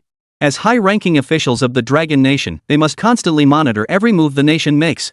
Ever since the mass gathering of the Void began in Jiangning City, they had been closely monitoring every development there. Especially since all the Void beings began gathering at Su Yunyun's residence. After all, Su Yunyun possessed a multicolored tier talent and an orange tier natural element psychic ability. She was undoubtedly the pride of the Dragon Nation. They absolutely did not want such a prodigy to perish during the initial stages of her spiritual energy awakening. And they had another purpose. That was to see whether the Shinigami named Byakuya would actually appear. If he did appear, what manner would he employ to resolve this crisis? So, Jiangning City became their primary focus. They were pleased to see the director of the Spiritual Pressure Research Institute leading his team to support Su Yunyun. Watching Su Yunyun face the threat of death without panic, they were equally pleased. Then, when they saw the fluttering cherry blossoms drifting through the air. At first, they too were captivated like the crowd by the dazzling beauty of the blossoms against the night sky. After all, beauty always draws an extra glance from everyone. But it was precisely this lingering gaze that allowed them to witness a scene they would never forget. As the drifting petals silently enveloped the first victim, a terrifying event unfolded. Silent and swift, in less than a second, the cherry blossoms touched the void. As they scattered, the void's mangled corpse remained where it had stood. The corpse looked as though it had been sliced by countless blades. Next, the cherry blossoms continued to dance. They drifted past the second one, identical to the first. The moment they touched, another corpse appeared. Then, one after another, they drifted past, leaving behind one corpse after another. In less than a minute, 200 void creatures were annihilated in the blink of an eye. Throughout that minute, each could see the shock in the other's eyes. Who could have imagined that behind the beautiful and dazzling cherry blossoms lay such terrifying lethality? Once all hollows were vanquished, the cherry blossoms drifted slowly back through the window. Their hearts remained unsettled for a long time afterward. Speak up, what are your thoughts? What else is there to say? I'm truly impressed. Such tactics are unprecedented in my lifetime. Ha ha ha. With such a master assisting us, Jiangning City will be secure for generations to come. If I ever meet him in the capital, I'll definitely get an autograph for my granddaughter. Funny you should mention it, my own granddaughter seems utterly captivated by him. She's been pestering me these past few days to invite him to the capital so she can get his autograph. I gave her a stern talking to. How could I possibly invite him to the capital just for an autograph? I should be the one traveling to Jiangning City to get it myself. Ahem. Back to business. Let's accelerate building his image as a Dragon Nation hero. This nobleman is not someone to provoke. Well said. Seconded. Seconded. Seconded. Then so be it. Chapter 29, a case involving a figurine.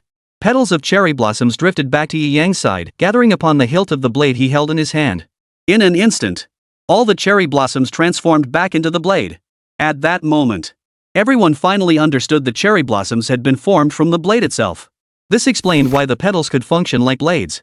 Indeed, beneath beauty always lurks a deadly threat. The weaklings were dealt with. The doll figurine he had snatched lay discarded on the ground. Yi Yang walked over. He picked up his own figurine. Behind him, Su Yunyun's heart was pounding in her throat. She had collected someone else's figurine, only for it to end up in the hands of its rightful owner. What do I do? What do I do? Aha, it's over, it's over. Lord Byakuya discovered I collected his figurine. How do I explain this? He won't be angry, will he? It's over, it's over. Su Yunyun's mind raced frantically, trying to concoct a plausible lie to escape this awkward situation. Watching Lord Byakuya approach her step by step, her heart pounded wildly, her palms sweating profusely. I accidentally found it. Yeah, accidentally found a ghost. Who in their right mind would throw away this figurine? This is basically confessing without being asked. Oh no, he's coming over. What do I do? What do I do? Su Yunyun frantically thought to herself. The viewers in the livestream couldn't help but feel nervous for Su Yunyun. Taking someone else's figurine without permission. And worst of all, getting caught red-handed by the owner. The sheer awkwardness of it all was beyond words. Still, the viewers couldn't help but find it hilarious. Ahaha, I can't help but laugh. The streamer collected someone else's figurine without permission and got caught by the owner. Such a soap opera plot twist. I can't wait to see how this plays out. Same here.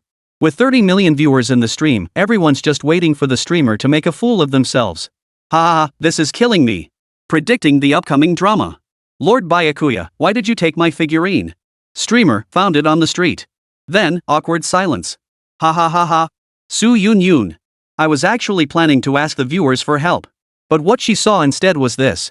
It's over. Su Yunyun felt utterly defeated, head bowed, waiting to face her fate. Put it away. Don't lose it again next time. The voice of Lord Byakuya came from ahead, as cold and distant as ever. Su Yunyun froze. Oh no. Wasn't he here to reprimand me? And why does what he says in that icy tone sound so gentle? Lord Byakuya. Su Yunyun was deeply moved. Stop spacing out and take it. The voice echoed in her ears once more. Su Yunyun hurriedly fumbled to take the figurine Yi Yang handed her. She cradled it against her chest, her expression filled with tender care. Just moments ago, the monster had snatched the figurine away, and she'd nearly broken down. Now that it was back in her hands, she cherished it deeply. This man. I never expected such tenderness beneath that cold exterior. Just as expected, an idol-level character like Lord Byakuya is the epitome of cold on the outside, warm on the inside. Love it. I'm totally smitten. I thought Lord Byakuya would lose his temper, but he actually returned the figurine to the streamer so gently. Seriously, who wouldn't adore a man this gentle, kind, handsome, coldly powerful, and mysterious? Exactly. Hey granddaughter, be good, don't kneel and lick the screen. Lord Byakuya, aren't you angry? After carefully putting away the doll figurine, Su Yunyun looked at Yi Yang cautiously and whispered. Why would I be angry? This was something Yi Yang had given her himself, how could he possibly be angry? Was he upset that she hadn't protected his figurine properly? Caught off guard by the counter-question, Su Yunyun froze for a moment. Why would she be angry? Ugh. She pondered for ages but couldn't figure out what to say. She stood there blankly for a long while. Meanwhile, Yi Yang had already begun performing the soul burial for the spirit in the room. Though tonight was the night of the hunt. But it was still necessary to perform soul burials for these spirits as well. After all, over a dozen souls equaled 1.5 lottery tickets. Combined with the souls he had buried earlier, Yi Yang can now obtain 2 lottery tickets. It was a very fruitful night indeed. A blue light flickered within the room. Under the grateful gazes of the dozen souls, they were all sent to the Pure Land for reincarnation. After the soul burial concluded, Yi Yang remembered something and turned his gaze toward Su Yunyun, who was still standing there in a daze. Your live stream is still on, right? Yi Yang asked. Su Yunyun froze for a moment. She hurriedly replied, it's still on, it's still on. Lord Byakuya, you want? It's fine that it's on. I have something to say next, something for the spirits who watch the live stream. Don't gather here anymore, it's too dangerous. Those who wish to enter the Pure Land reincarnation from now on should go to the Spirit Pressure Research Institute. I will visit there once every 3 days to perform soul burials for you. Yi Yang stated calmly. Yi Yang's purpose for doing this was simple. First, having so many souls gather at Su Yunyun's house was indeed too dangerous. As a girl who had only awakened her spiritual energy less than 3 days ago, it was already difficult for her to fend off even an ordinary hollow. No one could predict whether such an incident might occur again under these circumstances. That was one reason. Second, gathering them at the Spirit Pressure Research Institute allowed him to accomplish more soul burial missions more efficiently. Before, he had to search for souls one by one. At most, he could perform 3 soul burials in a single night. That meant only 3 spirits. If they were gathered at the Spirit Pressure Research Institute, then he could accomplish more soul burial missions with greater ease and efficiency. Chapter 30, A Soul Reaper's Core Duty. After leaving those words behind, Yi Yang resumed his nightly hunt. After all, not all hollows had gathered here. Scattered here and there in small groups elsewhere, only 1 or 2 at a time, not many. Though few, they still fell within the scope of this Death God's core mission. Yi Yang intended to bring this Death God's core mission to a flawless conclusion. After all, the rewards were tied to performance. Achieve perfection, and the best rewards will naturally follow. From this moment onward, the true hunt of the night begins. Shortly after Yi Yang left Su Yunyun's home, Tan Tan arrived with the Spirit Pressure Research Institute team. After confirming he was unharmed, they questioned her about certain matters. Among their discoveries was that the cherry blossoms were actually transformed blades, appearing as blossoms to everyone's eyes through the refraction of light. And most crucially, the one controlling these cherry blossom blades was none other than Lord Byakuya. The members of the Spiritual Pressure Research Institute were utterly stunned by this revelation. Tan Tan's expression relaxed. This finally explained why the hollow had been suddenly slain by those cherry blossoms 2 days prior. It was this man who had granted the little girl's spirit's request. This man was someone who kept his word absolutely gentle. Instantly, his reverence for this man deepened even further. Mysterious identity, mysterious power. Every aspect of him radiated mystery. Later, he learned about the words Yi Yang had spoken in the livestream. Director Tan Tan expressed immense excitement. Every 3 days, their Spiritual Pressure Research Institute would be graced by the personal visit of the Grim Reaper, Byakuya. This would be their best opportunity to interact with this enigmatic man. Then, he had a chat with Su Yunyun. As Su Yunyun's future direct superior, Director Tan Tan held high expectations for her future performance. Finally, several team members remained behind. After conducting surveys and securing the site, they departed. Like Yi Yang, they too needed to safeguard the city's security. The threat of Su had not yet been fully resolved. Leading their brothers in arms, they launched a full-scale resistance against the void that night. However, what struck them as peculiar was this. The entire city of Jiangning was eerily quiet tonight. Quiet to the point of being inexplicable. During their routine city patrols, there were always 1 or 2 incidents of destruction caused by the void. But tonight, Not a single one. Throughout the entire night, Jiangning City appeared exceptionally quiet and peaceful. Just as Tan Tan was deeply puzzled. Another video about the Grim Reaper Byakuya surfaced online. This footage was captured tonight by a citizen of Jiangning City. In the footage, a man shrouded in mystery stood with an expressionless face. Before him stood a hideously grotesque monster. Yet the creature's behavior now starkly contradicts its terrifying appearance. Its entire body trembles uncontrollably. Even through the video feed, everyone could sense its terror in the presence of that man. Facing the creature that feared him, the man showed not a shred of mercy. His figure flickered. In an instant, he appeared behind the monster. As if he had never moved at all, merely passing by the creature. However, everyone who watched the previous livestream knew. This move is called Flash Flower. Without a doubt. That monster was dead. The entire video lasted less than 3 seconds. 2 seconds captured the monster's sheer terror toward that man. The final second? Instant annihilation. After director Tan Tan watched the video, he instantly understood why tonight felt so eerily quiet. It turned out Lord Byakuya had already dealt with the first wave of spiritual energy surges tonight. Instantly, his respect for this man deepened. This was a true hero. Yi Yang's residence. That familiar window slid open once more. Yi Yang, transformed into the Grim Reaper, entered the room. He scanned the surroundings, finding nothing amiss. While on missions, he naturally monitored his home's status through the map at all times. If any threat approached within 100 miles of this place, he would have rushed back immediately. His usual concern, however, was Sister Lin Yan. What if she knocked on the door, no one answered, and in her panic, she forced it open? After all, once he entered the Death God transformation, his artificial body would be in a lifeless state. What if, by the time the Death God transformed Yi Yang returned, he found himself facing a feast prepared for his own demise? That would be an awkward situation. Finding no abnormalities, he entered his cybernetic body. He sat up on the bed. He waited quietly for the system to calculate tonight's rewards. After a moment, beep beep beep. First wave of spiritual energy tide concluded. Hollow zone sealed. The second wave of spiritual energy tide will commence in 15 days. Shinigami primary mission, city defense task completed. Calculating mission evaluation.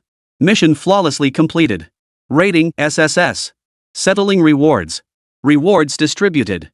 Congratulations, host, on obtaining 30 lottery tickets. Chapter 31, Aizen's Glasses, The Smile of a Cunning Man. The second wave of spiritual energy tide will begin in 15 days. Judging by the interval between waves, this feels rather urgent. The first wave brought the hollows closing in on Killian. Therefore, the second wave will undoubtedly feature hollows like Killian or Vashtod. As for the third wave, well, you can imagine. As the spirit energy tides occur more frequently, the hollows that emerge will grow increasingly powerful. He must complete more missions as quickly as possible to draw out Aizen's safety net roll card sooner. Or find a way to expand upon Byakuya Kochiki's abilities to unlock even greater power. For instance, expanding his Kido. Sword technique expansion. Or even hollowification. Among these, hollowification was what Yi Yang desired most. Because hollowification could dramatically enhance the quality of his spiritual pressure. It truly does enhance it dramatically. It's essentially a catalyst for spiritual pressure. In the original story, Ichigo Kurosaki relied on the boost from hollowification. He crushed countless opponents. His power before and after hollowification was worlds apart. And this transformation requires gacha tickets to achieve. Completing this mission earned him 30 lottery tickets. This was undoubtedly the largest single haul of lottery tickets Yi Yang had ever obtained. Indeed, a major event quest was absolutely worth a month of grueling soul burial. It might even surpass that. System, draw now, he murmured silently. Yes. Please select a card pool for drawing. Currently available pools, permanent pool, fixed pool. Select the fixed pool for a 10-card draw. Yes. The mechanical voice of the system fell silent. Swish, swish, swish. Card after card materialized out of thin air, spinning several times mid-air before landing before Yi Yang. One click open, then. After the surprise last time, Yi Yang had no desire to open them one by one. Swish, swish, swish. 10 cards flipped simultaneously before him. A flash of light. Yi Yang clearly saw the 10 cards. His lips twitched slightly. Sure enough, the fixed card pool always contained baffling items, plus a figurine. Now, laid out before Yi Yang, were 8 figurine cards. The other 2 cards represented 1 character item and 1 ability item. First, the character item. Aizen's Glasses Smile of the Cunning, when equipped, allows observation of target attributes. Compared to the underwear items he'd previously obtained like Matsumoto Ranjiku's or Captain Unohana's. This pair of Aizen's glasses is actually pretty decent. Just like combat power observation glasses. They can digitize all target data, making future battles much more convenient. Yi Yang materialized the card. A pair of black-framed glasses appeared in his hand. He put them on. The black-framed glasses looked quite substantial. Worn on Yi Yang's handsome face, they added a unique charm. They further accentuated his scholarly demeanor as a student. He fixed his gaze on the wall. White wall, a completely useless white wall. Yi Yang. Wait, maybe I could try asking Sister Lin Yan. He thought to himself. Yi Yang recalled the system's built-in attribute panel. System, bring up my attribute panel. The next moment, Yi Yang's own panel appeared. Character, Yi Yang cyborg state. Abilities, return path max level, bind path max level, instant step max level, swordsmanship basic. Reiki, captain level. The past few days have yielded good results. Originally, the abilities section was completely empty. Only the empty captain level spirit pressure made Yi Yang feel rather disheartened before, so he ignored this attribute panel altogether. Now, looking at it, it finally doesn't feel so depressing. He put on his glasses. Yi Yang shifted his gaze to the second card. Basic White Strike card. A card useful for the Goatee Eye but useless for the Shinigami transformation. Not too bad. Materialize all the cards from this 10-pull set. Stored in the storage space. Absorb what needs absorbing. The next 10 card draw will open immediately. As 10 cards flew into the air, they spun once before landing before Yi Yang. This is yet another 10 card draw. One-click activation. Swish, swish, swish. All 10 cards flipped open simultaneously. Each shimmered with a distinct glow. 8 more figurine cards materialized instantly and were tossed into the storage space. His gaze shifted to the last remaining card. The first one. Breaking Path Beginner card. A card that enhances the cyborg's abilities. Not bad. With this, the cyborg finally mastered the basic techniques of a Shinigami, slash, punch, run, and ghost. Among the ghost arts, the techniques of return path and bind path were both maxed out. It could be said that Yi Yang in his standard cybernetic body state is essentially a god-tier support character with maxed out auxiliary skills. Then, his gaze shifted to the second card. Chapter 32, Zanpakuto Enhancement Card. Soul Cutting Blade Enhancement Card, can enhance the soul cutting blade. That was the entire description. Instantly, a look of delight flashed across Yi Yang's face. This card had been the one Yi Yang had been eagerly anticipating. It could enhance Zanpakuto. After enhancement, the power of Shurkai and Bankai would be significantly amplified. For instance, the most fundamental enhancement. Originally, when a Shinigami performed Shurkai, it could increase their spiritual pressure 5-fold, while Bankai increased it 10-fold. But after enhancement, one enhancement, Shurkai increases to 6 times, and Bankai to 11 times. 2 enhancements, it increases to 7 times and 12 times. After 3 enhancements, Shurkai boosted to 8 times, Bankai to 13 times. And so on. This is also one of the simplest and most effective methods to raise a Shinigami's power ceiling. It is also undoubtedly one of the most suitable methods for raising that ceiling. After all, Zanpakuto originate from the depths of a Shinigami's soul. Strengthening the Zanpakuto is equivalent to strengthening the Shinigami themselves. At this moment, after 30 consecutive draws, a Zanpakuto enhancement card finally appeared. One could only imagine how incredibly rare this card truly was. After materializing the card, Yi Yang stored it in his inventory. He planned to use it later, after undergoing his Shinigami transformation. And so, Yi Yang turned his gaze toward the final wave of 10 consecutive draws. Let's draw. As 10 cards soared into the air, spinning once in unison, they landed before Yi Yang. He selected the one-click open feature once more. The 10 cards glowed as they flipped over. First, 7 figurine cards were eliminated. 3 remained. 2 of them featured accessories. Nothing particularly useful. Yi Yang ignored them outright and tossed them into his storage space. The final item. Shallow Strike. A blade. This is the blade issued to all Shinigami trainees. By communicating with it daily, one could awaken their own Zanpakuto when the time was right.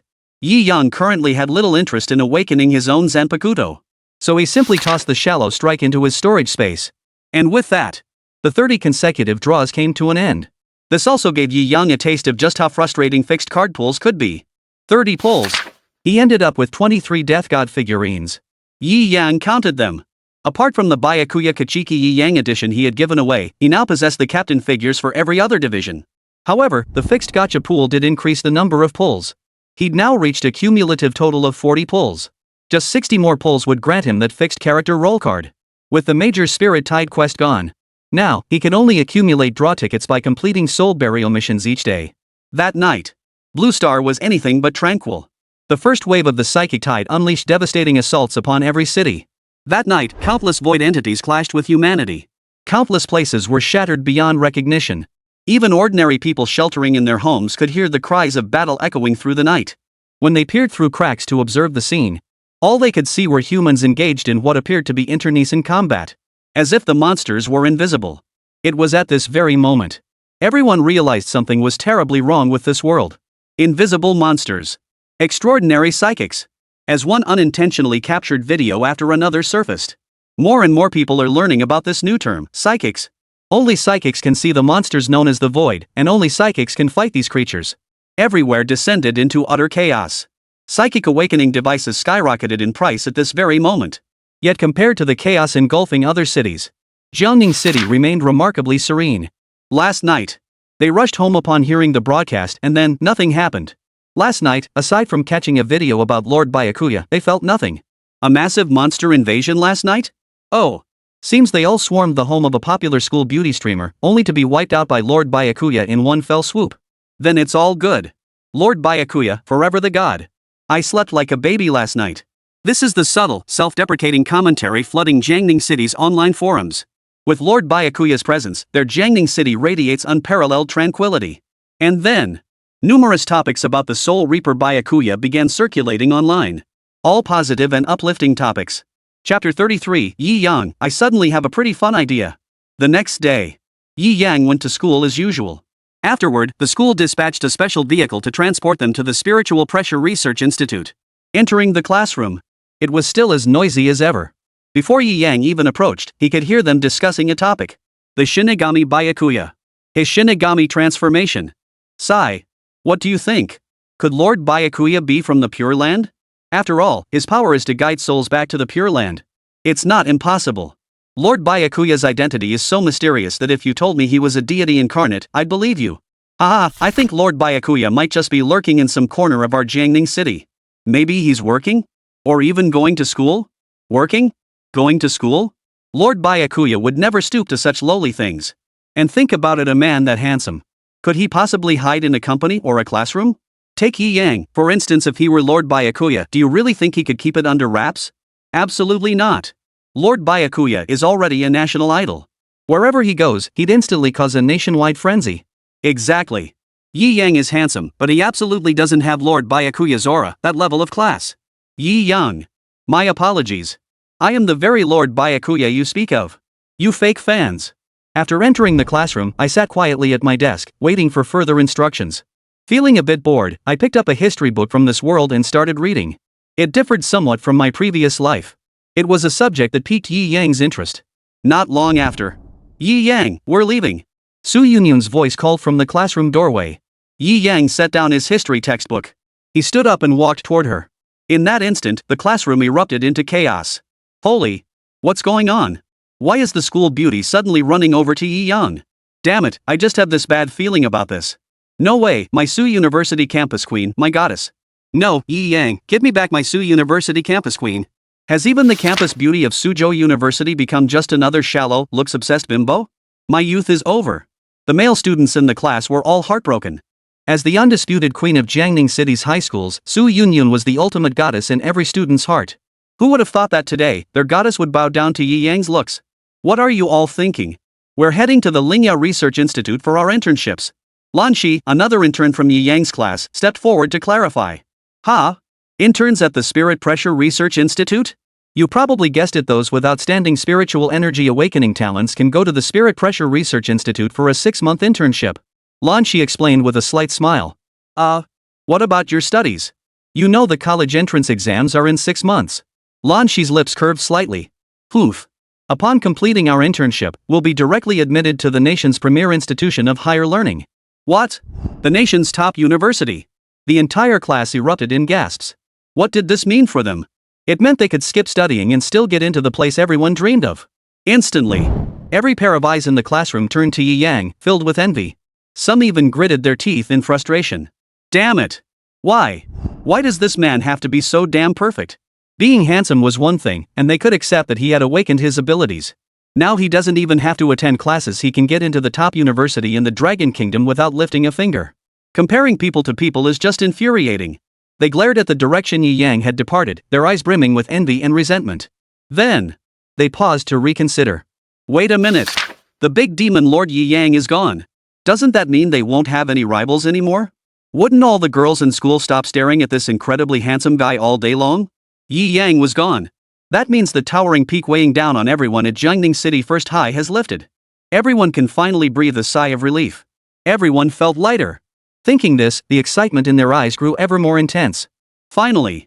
Yi Yang's gone. Yi Yang's gone. That tyrant Yi Yang is finally gone. The mountain weighing on our heads has been lifted. Today is absolutely the most celebratory day in the history of Jiangning First High School. Quick! Quick! Gather all the male students in our school. Let's celebrate the departure of this great demon from Jiangning First High tonight. All the male students went wild, screaming with frenzied excitement, proclaiming that the tyrant who had weighed down on all the male students had finally departed Jiangning First High School. Several male students even ran out shouting, eager to share this incredibly joyful news with every male student in the entire school. The tremendous commotion. Yi Yang, who was walking side by side with Su Yunyun, froze in surprise. The unrestrained laughter echoing from behind him couldn't help but strike Yi Yang as rather endearing. A faint smile touched his lips. What a bunch of adorable classmates. Don't you agree, Miss Su, the school's top beauty? Yi Yang asked, turning to Su Yunyun. Su Yunyun covered her mouth and giggled softly. It's all because of you. You're like some kind of tyrant, towering over them and making it hard for them to breathe. You know, it's been 3 years now. Ever since your first day here, not a single girl in the entire school has given the boys a proper look. I still remember that semester when we first enrolled the senior boys all left in tears. Not tears of sadness, but tears of joy. Yi Yang knew nothing about such matters. Nor did he wish to understand them. I suddenly have a rather amusing idea. Yi Yang's lips curved into a faint smile as he spoke. Chapter 34, Yi Yang, I love learning. So I'm back. What kind of fun decision? Su Yunyun asked curiously.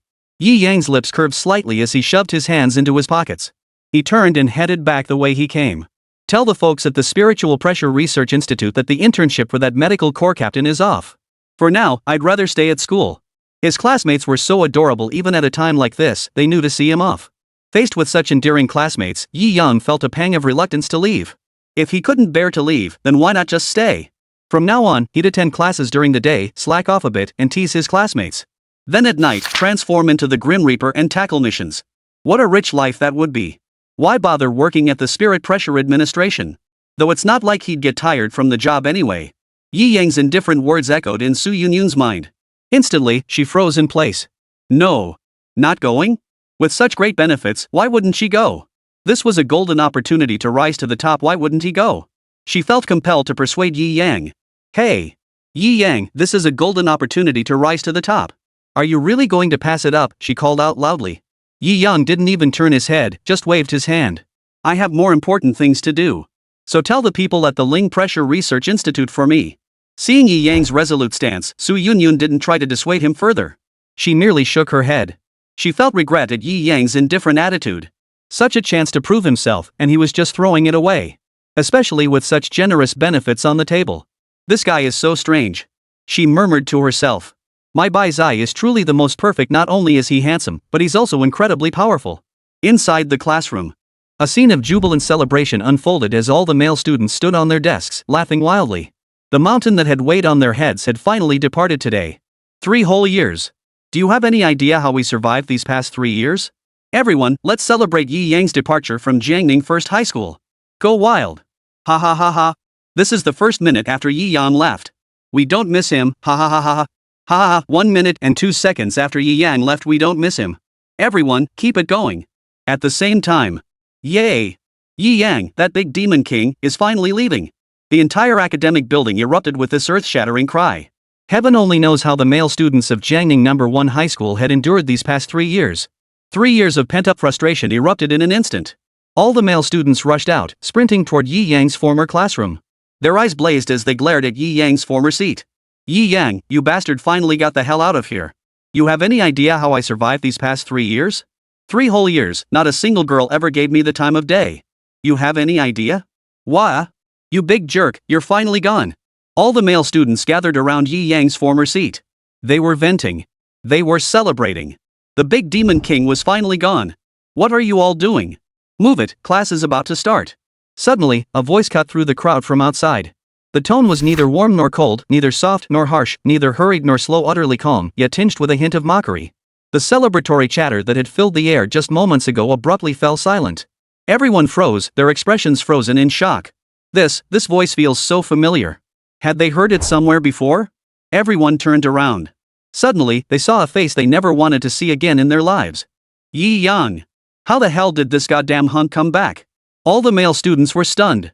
Meanwhile, the girls in the class who had been sitting at their desks, feeling downcast, lit up with excitement the moment they saw Yi Yang. How did you come back, Mr. Handsome? Yi Yang. The leader, Tang Hao, asked. He was known as the second most handsome guy at Jiangning First High School, right after Yi Yang. Though ranked second, he was light years behind Yi Yang. Thus, having been overshadowed for 3 whole years. And his resentment had grown the deepest. Now, his outburst was the most intense. Just moments ago, he had nearly wept tears of joy at Yi Yang's departure. Now, seeing Yi Yang, he felt inexplicably uneasy.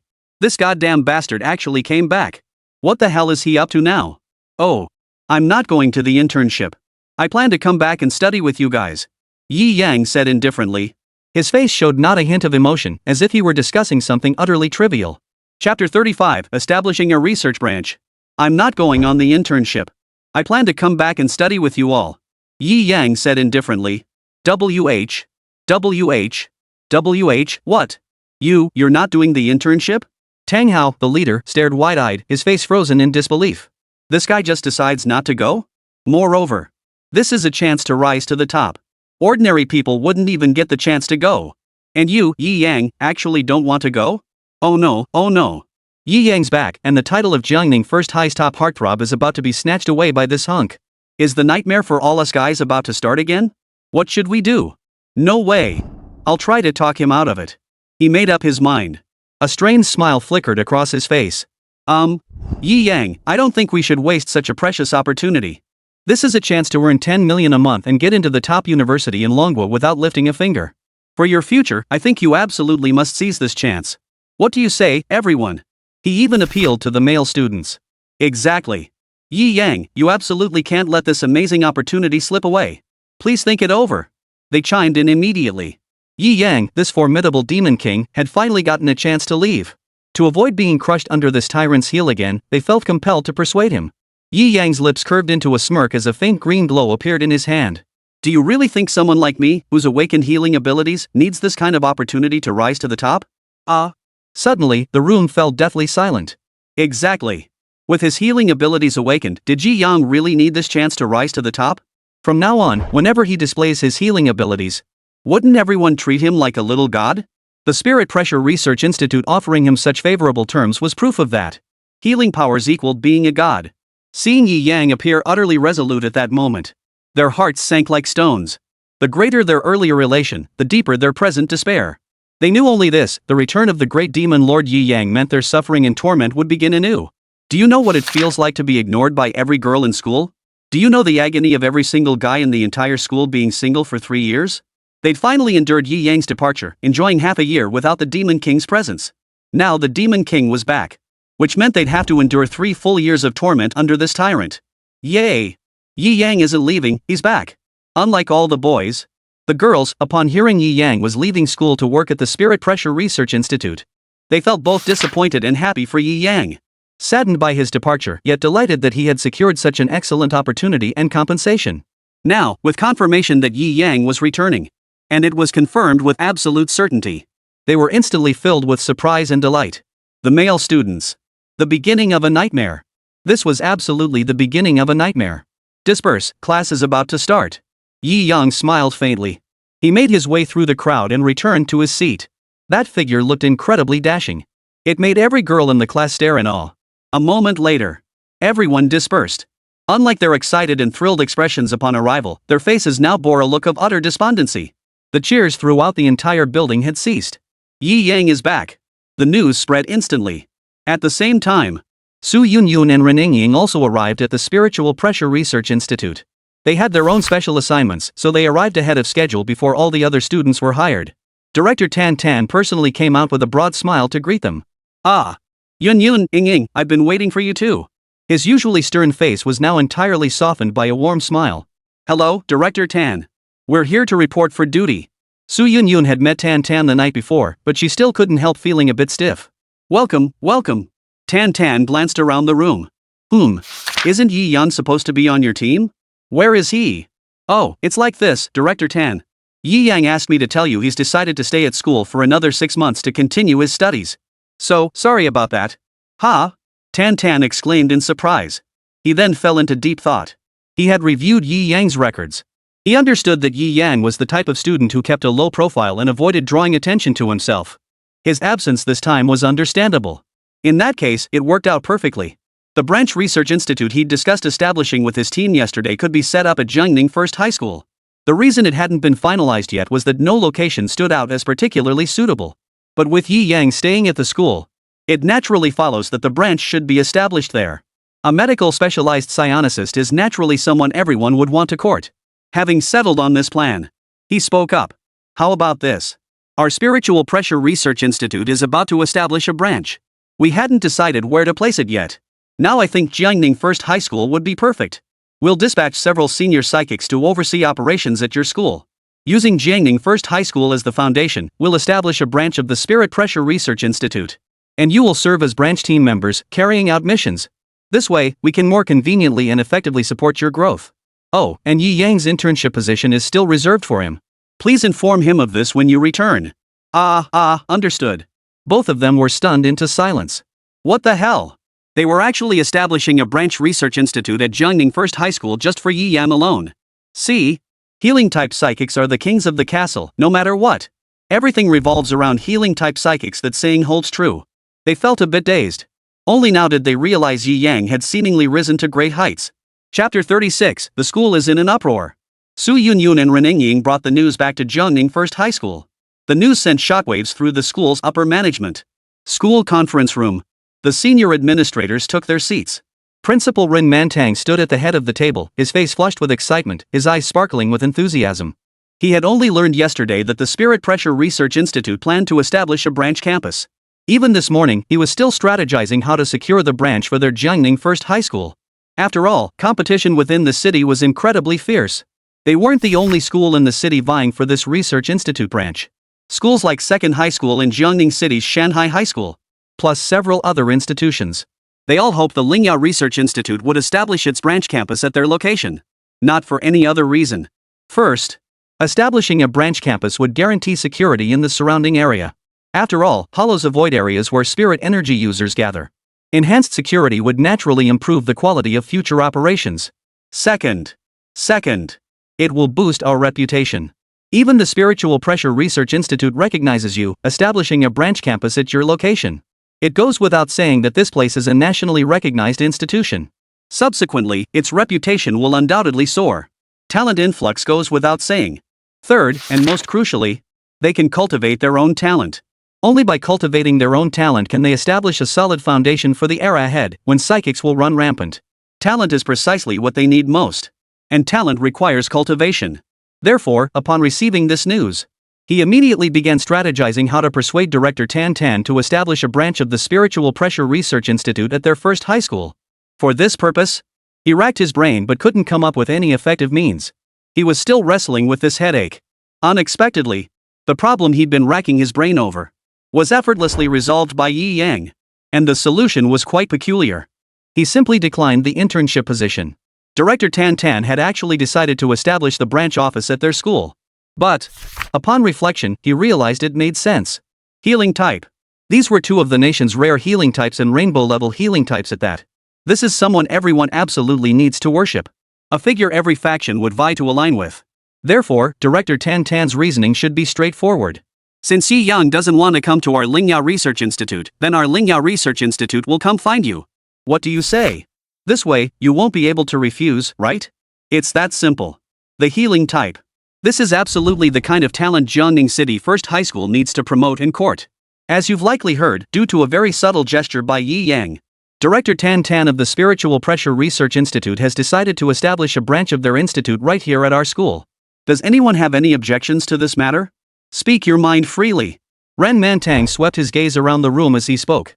Dean Wei Yan's face was flushed with excitement. He rose first. Old Ren, our school has truly produced an outstanding student. I had always opposed this child going to the Spirit Pressure Research Institute to study. Now it seems he made an absolutely correct decision. And precisely because of this wise choice, our school is poised for a new era of tremendous growth. I propose that Yi Yang be publicly commended before the entire school and appointed as deputy director of the Spirit Pressure Research Branch. Yi Yang's 3 years here were arguably the most effortless in his entire teaching career. It was precisely because of Yi Yang's presence. For 3 full years, the school saw no more cases of early romance among students. This was precisely why he had previously opposed Yi Yang's internship at the Spiritual Pressure Research Institute. But there was no other option. This matter was beyond his control. Unexpectedly, just as departure approached, Yi Yang actually refused. Moreover, it had caused such a huge stir. So, he was thrilled. Having an outstanding student like Yi Yang brought him immense pride. Ran Mantang nodded approvingly at his words. He then scanned the room. Does anyone else wish to speak? If not, this decision stands.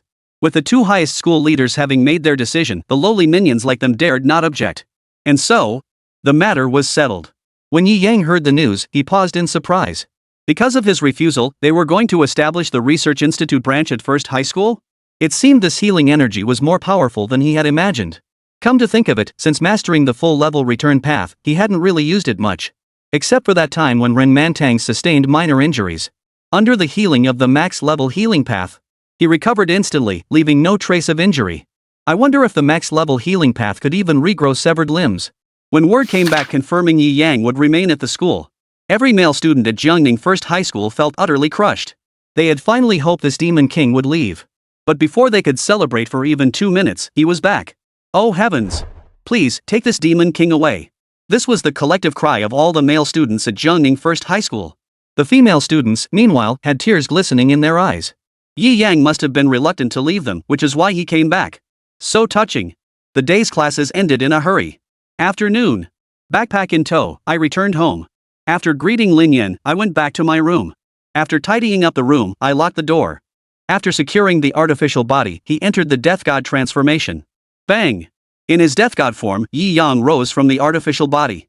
He twisted his body a few times, adjusting to the sensation of controlling his power. His student life ended this morning time to begin his Shinigami duties. Today's task was simple: head to the Spirit Pressure Research Institute. Souls should already be gathering there, awaiting him to perform the soul burial ceremony. Chapter 37, The Capital's Playboy, Shinshensho. Before setting out again, Yi Yang retrieved the Zanpakuto enhancement card from his storage space. He prepared to enhance Senbon Zakura. System. Enhance Senbon Zakura. Yes. The system's mechanical voice echoed. Senbon Zakura at Yi Yang's waist trembled, as if excited. A flash of light erupted. The 1,000 Cherry Blossoms enhancement was complete. Yi Yang displayed his current attributes. Character, Yi Yang Death God form. Abilities, Kido Advanced, Hand-to-Hand Combat Advanced, Shuunpa Max Level, Swordsmanship Advanced. Zanpakuto, Senbon Zakura plus 1 Shurkai, 6x Spirit Pressure Amplification, Bankai, 10x Amplification. Reiki, Captain Class. Kuchiki Byakuya is a speed-oriented Shinigami. Therefore, only Shuunpa has been maxed out. All other abilities remain at the advanced level. This is precisely where Byakuya's power falls short. Currently, enhancing his Zanpakuto is the most effective and expedient method to bolster the power required to embody Byakuya. Reinforcement complete. Preparing to depart for the Spirit Pressure Research Institute. Skillfully opening the window door. He leapt out. Shuunpa activated. His figure flickered wildly through the air. Spiritual Pressure Research Institute. The institute stood in a suburban villa district densely covered by forests. The surrounding grounds were open and unobstructed. Tan Tan was currently leading a group of Research Institute members in welcoming and awaiting the arrival of the Shinigami, Byakuya. Recording equipment was set up all around. The event was being broadcast live. The public fervor surrounding Byakuya's soul burial ceremony at the Spirit Pressure Research Institute today was overwhelming. The internet was abuzz with anticipation. Thus, the Spirit Pressure Research Institute had no choice but to initiate the live broadcast. I finished my meal and am awaiting Lord Byakuya's arrival. I can hardly wait to see him. Same here. No matter where he appears, this man is utterly captivating. Lord Byakuya, our idol, guiding the souls of the departed. Even before Soul Reaper Byakuya arrived, the livestream had already gathered tens of millions of viewers. Bullet comments kept refreshing. Needless to say, a national idol is no joke. How about it? Are you all ready? Tan Tan asked one of his subordinates. He felt a bit nervous at that moment. Not the kind of nerves that come from facing millions of viewers. It was the nervousness of about to meet the nation's idol, his own idol. Director. Everything is ready. There are over 40 souls awaiting Lord Byakuya's soul burial. I wonder if performing soul burials for so many at once might cause Lord Byakuya to. His subordinate reported. He too felt some apprehension. Over 40 souls was indeed quite a lot. In their memory, the most Lord Byakuya had ever performed a soul burial for at once was only a dozen or so. Facing over 40 at once now, would he be able to handle it? After all, in their understanding, overusing abilities could have side effects. Well, I'm not entirely sure. We'll have to ask Lord Byakuya when he arrives. After all, the spirits gathered here upon hearing the news. Of course, it's best to guide them back to the Pure Land as soon as possible. Otherwise, they'll have to wait 3 days. During that time, they might be devoured by hollows or even turn into hollows themselves. The risk is real. The sooner we perform the soul burial, the better. Tan Tan explained. He was so flustered he forgot to correct the subordinate who addressed him as director. "All right, director," his subordinate responded. "Director Tan, what exactly are you all doing here? Why gather all the team members here? And what's the purpose of all this camera equipment?" Suddenly, a sharp voice rang out from the side. A hint of resignation flashed across Tan Tan's face before he masked it. He turned to face the young man approaching with a stern expression. "Shinshinsho, you're late. I recall the notice specified arriving promptly at 7 p.m. Look at the time now." The newcomer possessed a handsome face, though perhaps a little too handsome. He looked somewhat effeminate. He approached with a smile on his face. "Director Tan Tan, I'm not a member of your Jiangning City Spiritual Pressure Research Institute. Since you're on my turf, you're my man, and my man follows my orders." Tan Tan's expression hardened as he gritted out the words. "But save that line for my grandfather. By the way, what the hell are you doing? Why gather everyone here? Don't you know hollows love invading gatherings like this?" He turned the tables and demanded answers. A flicker of helplessness crossed Tan Tan's face. His grandfather was no ordinary figure in the capital. To be precise, his grandfather was his direct superior. Shin Fanran, director of the Lingya Research Institute. Based in the capital, he oversaw all spirit pressure research institutes. A figure of immense power and influence. Research institutes in every city must obey his grandfather's commands.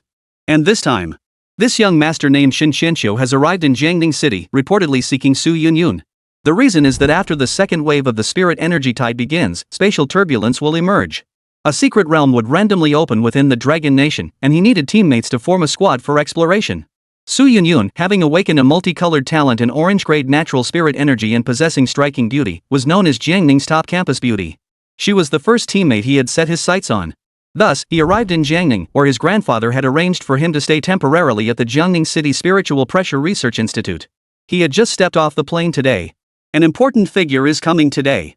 You'd better not cause any trouble," Director Tan Tan said coldly. "Poof. Director Tan Tan, I don't think such a big fuss is necessary at all." "Poof. This so-called death god Byakuya? I reckon he's all bark and no bite. I've watched all his videos. He's just within the normal range of psychic abilities. He's just got the extra ability to send souls to the Pure Land. Put it nicely, he's a hero saving the souls of the deceased. Put it bluntly, he's just a psychic who can only perform funeral rites for the dead. Psychics like this, who bring little benefit to the Dragon Nation, don't deserve this kind of treatment from us." Shin Xianqiu wore a faint smile, his glasses slightly narrowed. This expression made him appear even more effeminate. Chapter 38, 4th Tier Spiritual Pressure. Provocation. Shin Xianqiu's sharp voice, combined with his oddly sarcastic tone at that moment, made him look like a complete sissy. Instantly, every member of the Spirit Pressure Research Institute glared at him with murderous intent in their eyes. They looked as if they wanted to tear him limb from limb. Yet, they could only glare. The entire nation was watching live. His grandfather was surely watching from the capital. If they made any missteps now, by tomorrow at the latest, they might have to pack their bags and leave. In other words, they couldn't afford to cross such a prominent young master from the capital. So they could only stare helplessly. But the viewers in the livestream couldn't stand it anymore. They transformed into keyboard warriors. Holy, what kind of sissy is this? Daring to speak ill of Lord Byakuya? Must have been raised on to have such a foul mouth. This asshole doesn't even look at his own pathetic self. How dare he speak ill of Lord Byakuya? These days, even dogs wouldn't bark like that. My apologies, my dog got lost. Sorry for the embarrassment. Bull. That was clearly my dog. It was on the street. How did it become yours? The livestream's comment section overflowed with relentless insults. If Shin Xianqiu could see this, he might just spit blood from anger. The chat was filled with curses. Some began stepping in to mediate. I think those above should tone it down a bit. This is a young master from the capital. He is the young master of the Shin family. He awakened an orange tier talent 3 years ago, a rainbow tier weapon type psychic ability. After awakening, he entered seclusion and only recently emerged. Rumor has it he's at least a 4th tier spirit energy user, which explains his temper. He looks down on everyone. Upon hearing this, The pre-broadcast audience was stunned. A psionicist who awakened 3 years ago? With an orange tier talent and multicolored weapon-type psychic abilities. He secluded himself for 3 years and reached 4th tier psychic power. Though they didn't know what a 3rd tier psychic represented, a prodigy with orange tier talent secluding himself for 3 years. Reaching the 4th tier with his innate talent. One can only imagine how formidable this 4th tier truly is. Moreover, the most crucial point. He was the eldest son of the Shun family from the capital. Ever since the Spirit Pressure Research Institute scandal broke. Anyone who's searched online knows. The director of the Spirit Pressure Research Institute is none other than the head of the Shin family. No wonder he dared to make such a bold threat, showing no regard for Lord Byakuya. Turns out he not only has powerful backing, but is also a peerless genius himself. Once the truth was clear, the audience couldn't help but pound their chests in fury. Why does even this effeminate weakling get to awaken such powerful spiritual abilities? The heavens are unjust. For a moment, the live stream's chat went dead silent. This young master of the Shin family was truly extraordinary. No wonder none of the Spirit Pressure Research Institute personnel dared approach him. Shin Qianqiu swept his gaze across the crowd. A dismissive chuckle escaped his lips. What, do you all think you're not good enough? His eyes narrowed as the aura of a 4th tier spirit energy user erupted from his body. The spiritual pressure in the air instantly began to boil. The sudden eruption of this spiritual pressure caused every face present to change. 4th tier. Tan's brow furrowed deeply. A 4th tier spirit energy user. Shin Qianqiu was actually a 4th tier spirit energy user, something he never could have imagined. After all, ordinary members of the Spirit Pressure Research Institute were generally only 2nd tier. As the director, he himself was only at the 3rd tier. Yet Shin Qianqiu had reached the 4th tier. His expression instantly grew incredibly grave. No wonder he's so arrogant he even dared to slander Lord Byakuya. It seems he's not only backed by powerful figures, but his own strength plays a significant role too. The situation shifted rapidly at that moment.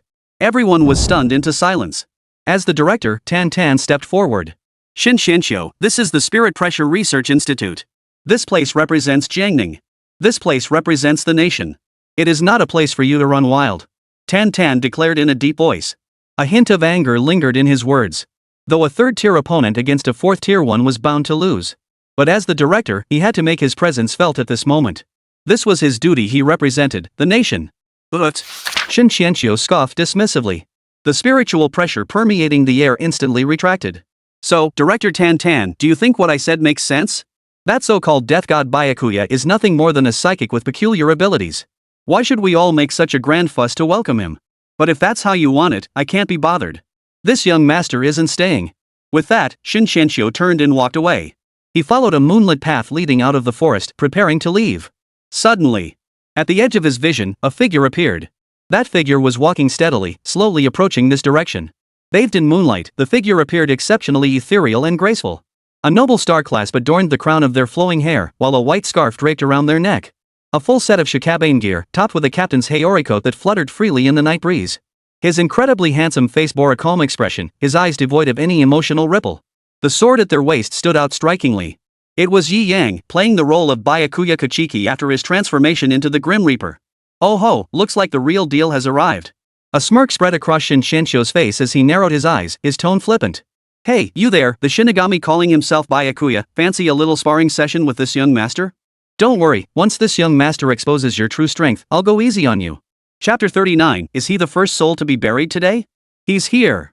He's finally here. The man we've been waiting for. After waiting half the day, Lord Byakuya finally appears. Emerging under the moonlight, he's still just as captivating. Love it. Lord Byakuya, go for it. Show him what a true spirit user is made of. Best give that big shot from the capital a lesson, he's been acting way too cocky. The moment Yi Yang appeared, the chat exploded with a wave of comments. Everyone couldn't help but be stunned by Yi Yang's appearance once more. Under the moonlight, he arrived with his sword at his side. His handsome face, stylish attire. A sight to behold. The only flaw in this perfect scene was the arrogant young master from the capital. His arrogant taunts made everyone in the livestream feel sick. Yet no one dared to stand up to him. Because this young master not only had connections but also real power. Some comments in the chat stream expressed skepticism about Byakuya. After all, the young master possessed an orange tier talent, and his multicolored spiritual energy was undeniably formidable. Add to that 3 years of seclusion. They couldn't fathom what the 4th tier entailed. Thus, they couldn't tell if Byakuya would be his match. Amidst the sea of cheering comments, the occasional pessimistic voice about Byakuya would surface. For example, Though Lord Byakuya defeated Killian in a second, this young master from the capital is also a monster capable of tearing Killian apart with his bare hands. Lord Byakuya might not win this time. Lord Byakuya is undeniably powerful, but his foundational cultivation simply can't match that demonic talent. Lord Byakuya is bound to lose this round. Some viewers were optimistic, while others were skeptical. All eyes were fixed on the unfolding battle. Su Yunyun's residence. Bang! Su Yunyun slammed her hand on the table and leapt to her feet. Her exquisite face was flushed with fury. Her eyes glowed red, as if they could spit fire. At that moment, she had completely lost the composure expected of a lady. Fuming with rage, she gritted her teeth and spat out each word. That bastard dared to provoke Lord Byakuya and slandered him so viciously before. It's unforgivable. Lord Byakuya, crush him into dust. She snarled, resembling an enraged kitten. Oh my. He just said a few unkind words about your Lord Byakuya, and you're this furious? Come on, admit it, you've fallen for Lord Byakuya, haven't you, my Su Campus beauty? Running drew close behind her, whispering into her ear. After last night's spiritual energy surge? Su Yunyun felt uneasy sleeping alone, so she invited her best friend Running to sleep with her. Now, hearing her best friend Running say this, she felt a sudden flutter of panic. Her eyes darted nervously as she murmured softly, who doesn't like Lord Byakuya now? I'm just one of them. Seeing her flustered expression, Running found it rather endearing. A mischievous glint flashed in her eyes as the corners of her mouth curved upward. I'm not talking about that kind of like. You, don't say things like that. Look, watch the livestream.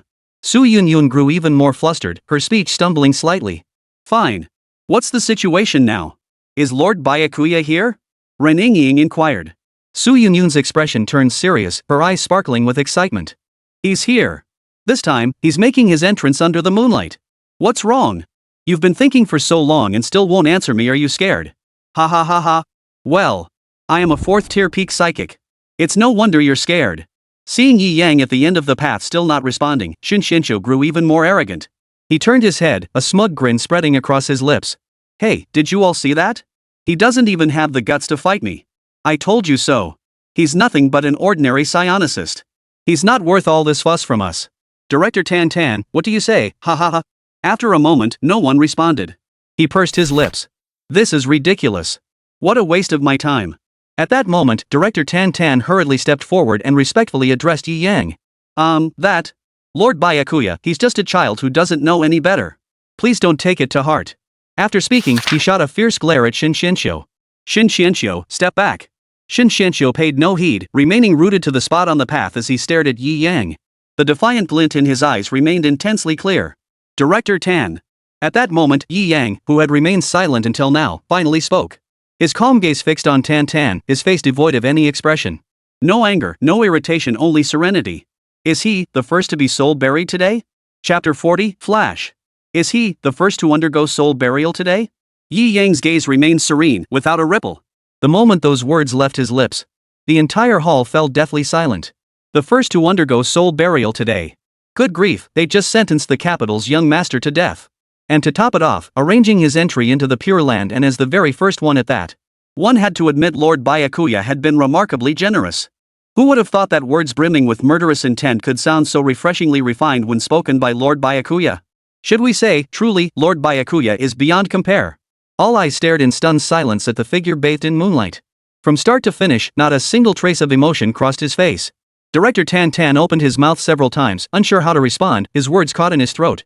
The live stream's chat, after a momentary pause, exploded in an instant, growing even more intense as comments flooded the screen relentlessly. Holy crap! Words that should have been filled with murderous intent, spoken by Lord Byakuya, sound so refreshingly ethereal. Truly worthy of Lord Byakuya. I love it. Ha ha ha, the first soul to be buried, accept your judgment. Beijing's young master, we've already arranged your rebirth in the Pure Land. Lord Byakuya, forever the god. Send him to the Pure Land for reincarnation. We'll always support you. Ha ha ha, this is hilarious. Look at Shinshensho's expression right now, he's completely dumbfounded. Ha ha ha ha. Shinshensho, I'm speechless. What kind of beast is this? The audience felt immense satisfaction watching Shinshensho, the capital's young master, standing there with a completely dumbfounded expression. Shinshensho stood frozen on the forest path, dazed for a moment. Suddenly snapping out of it. His face instantly darkened, his gaze turning fierce as he gritted his teeth and snarled. You dare threaten me? Very well, very well. You all saw that. He wants to send me to the soul burial first. Since that's the case, I won't hold back today. As he spoke, a spear materialized in his hand. A tuft of crimson hair stood proudly atop the spear, its tip shimmering with multicolored light. The shaft was carved with dragon-like patterns, radiating an aura of overwhelming might and dominance. This was his multicolored spirit energy weapon, the soul-devouring spear. The soul-devouring spear could be considered one of the most powerful spirit energy weapons in existence. Its greatest effect was to make the wielder feel lighter. That is, it can increase the wielder's speed. Therefore, Shin Xianqiu is an absolute speed specialist. With the soul-devouring gun's amplification, his speed far surpasses that of other spirit energy practitioners at the same level by more than tenfold. Consequently, he possesses immense confidence in his speed. Confident to the point of recklessness. The moment the soul-devouring gun appeared, a dazzling golden barrage of bullets erupted. It was a symbol of extravagance, a sign of wealth, a mark of a big shot. The soul-devouring gun. How could the soul-devouring gun belong to some rich kid's psychic energy? This comment instantly ignited the curiosity of countless viewers. Hey, big shot upstairs, could you explain this soul-devouring gun? Be clear about it. Yeah, big shot, explain it clearly. Then, the golden bullet screen continued to appear. Here's the deal, in the capital, there's a ranking list. It has various categories. Talent rankings, spiritual power rankings, combat strength rankings. The soul-devouring gun burst onto the scene 3 years ago, and has consistently dominated the top 10 of the spiritual power rankings as a multicolored grade spiritual weapon. Who would have thought this was young Master Shin's spiritual power? Heaven truly has no eyes. What? That powerful? Top 10 on the rankings? Is that list even legit? Golden bullet comments flooded the screen once more. You ask if it's credible? Let me put it this way, if he wanted to, he could tell you down to the last detail what color underwear you're wearing today. You tell me if that's credible enough. Holy, this young master from the capital is this powerful? Lord Byakuya, be careful. At that moment, Shin Xianqiu gripped the soul-devouring spear, his confidence soaring. A menacing smile curled at the corners of his lips. Oof. Scum, watch closely. This young master's speed will make you question the very nature of this world. Victory or defeat will be decided in an instant, don't you dare blink. Because if you blink, you might miss the last glimpse of scenery in your life. Yi Yang's gaze remained serene, showing no panic whatsoever at the weapon in Shin Xianqiu's hand, which shimmered with multicolored light. To Yi Yang, this so-called prince of the capital had always been nothing more than a clown. Finished talking? Finished. Finished. Then I'll proceed with the soul burial. Yi Yang spoke indifferently. Your ing asking for death. A furious roar erupted. A cold glint flared fiercely in Shin Xianqiu's eyes. The repeated insults were more than he could bear. Take this. The tip of Shin Xianqiu's soul-devouring spear erupted with a burst of multicolored light, its spiritual pressure gathering relentlessly. It seemed poised to form a dragon surge, erupting forth. This was the innate skill of his soul-devouring spear, Dragon's Return to the Sea. His ultimate move, his absolute trump card. If it connected, it could pierce even the steel armor of a great void cultivator. It was one of his most prized techniques. Now, he prepared to unleash it. Spiritual pressure surged relentlessly, coalescing into a terrifying storm at the gun's tip. A dragon's head began to emerge faintly from the tip. The terrifying spiritual pressure formed a storm, its momentum overwhelming. Everyone present was stunned into silence by this technique, now nearing completion. No one doubted that even a hollow would likely be killed instantly by this attack. Let alone Byakuya, who was still in human form. All eyes fixed on the figure standing in the moonlight, his expression unchanged, his gaze serene. Anticipating what response this man would give. And under the weight of that collective anticipation, he moved. In the instant he flickered, a single technique simultaneously flashed through everyone's minds. Flicker. Chapter 41, even his falling motion was so sluggish. Flash flower. Yi Yang had already used this technique twice in front of everyone. The first time was against the colossal monster Killian. The effect was utterly devastating, an instant kill. The second time appeared in a video clip lasting less than a few seconds. The target was an ordinary hollow. The effect was still incredibly devastating, another instant kill. This time, Yi Yang used flash flower for the third time in front of everyone. This special instant step incorporated a spinning motion. This time, the target was a psychic. A fourth-tier psychic. In everyone's eyes, this belonged to the ranks of the strong. They didn't know if Lord Byakuya could once again deliver that stunning instant kill effect. All they knew was that it would be difficult. This opponent wasn't some lowly hollow, he was a spirit user capable of tearing Kiryan apart with his bare hands. On the screen, Shin Xianqiu gripped his spear, its tip violently gathering spiritual pressure, generating terrifying wind pressure. His gaze was fierce, fixed intently on the man before him. The man standing before him showed no flicker of emotion in his eyes, as if Shin Xianqiu had never been worth his attention. Then, under the gaze of the crowd, he moved. Swish! His figure vanished from the spot in an instant. Behind Shin Xianqiu, Yi Yang's figure suddenly materialized. His expression remained as calm and composed as ever. His captain's Heir fluttered in the wind pressure. The sword at his waist remained sheathed as if it had never been drawn. But everyone who had witnessed the flash knew the blade had been drawn. It was simply too fast. So fast that almost no one could see him. This man, he was the embodiment of speed taken to its absolute limit. Silence. Everyone held their breath, awaiting the outcome. Would Byakuya's speed crush his opponent, or would Shinshinsho strike back with calm precision? Until the outcome was decided, no one knew. The venue fell deathly silent, and even the live stream's chat was sparse. Everyone stared wide-eyed. Suddenly, put, put, put. A jet of blood shot skyward, instantly staining tonight's moonlight crimson. Phew! Everyone breathed a sigh of relief, as if witnessing the very scene they'd hoped to see. That's right. Lord Byakuya had won.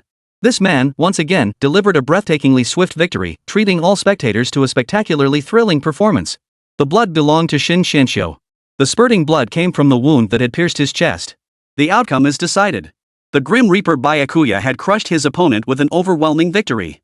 At that moment, Shinshinsho's face wore an expression of utter disbelief, for he hadn't seen a thing just now. Fast. Too fast. The man before him had pushed speed to its absolute limit. After all, he himself was a speed-type psychic. And the most fundamental skill for a speed-type psychic was motion tracking. As one of the elite among speed-type psychics, his motion tracking was naturally top tier. Yet just now, he couldn't even catch a glimpse of this man's shadow. What terrifying speed this was. Blood gushed wildly from his chest. His consciousness began to blur. His body kept leaning forward. Then, the man's voice reached his ears. You're so slow even your fall is sluggish. Thud. His body collapsed into a pool of his own blood. Even in death, his face bore an expression of utter disbelief. The man's final words echoed relentlessly in his mind. Slow. His movements were slow. Someone had actually called him slow. This was the first time in his life he'd heard anyone call him slow. He refused to accept it. But his consciousness gradually blurred. Finally, his consciousness faded completely. 4th tier psionicist, one-shot kill. At that moment, the entire scene remained deathly quiet while the live stream chat exploded with activity. Holy, just like that? Is this too crazy? That was a 4th tier multicolored psionicist. Holy, this is way more thrilling than killing monsters. I'm seriously blown away by Lord Byakuya, especially that final moment. Even his fall looked so slow. From this moment on, I crown Lord Byakuya as the eternal god.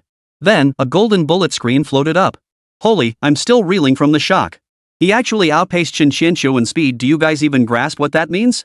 Holy, master above, enlighten me. Let me put it this way, Shinshinsho is a pure speed-type spirit user. His speed is over 10 times that of others at the same level. And high speed means superior dynamic tracking. And this guy just crushed Shinshinsho with speed alone. That means he's at least a 5th tier psionicist. Holy, Lord Byakuya, you're forever the god. At that moment, in a small courtyard within the capital city, a woman of breathtaking beauty held her phone beneath the night sky. Her phone was streaming live footage from the Jiangning City Spiritual Pressure Research Institute. After typing a comment on the live stream, she smiled faintly.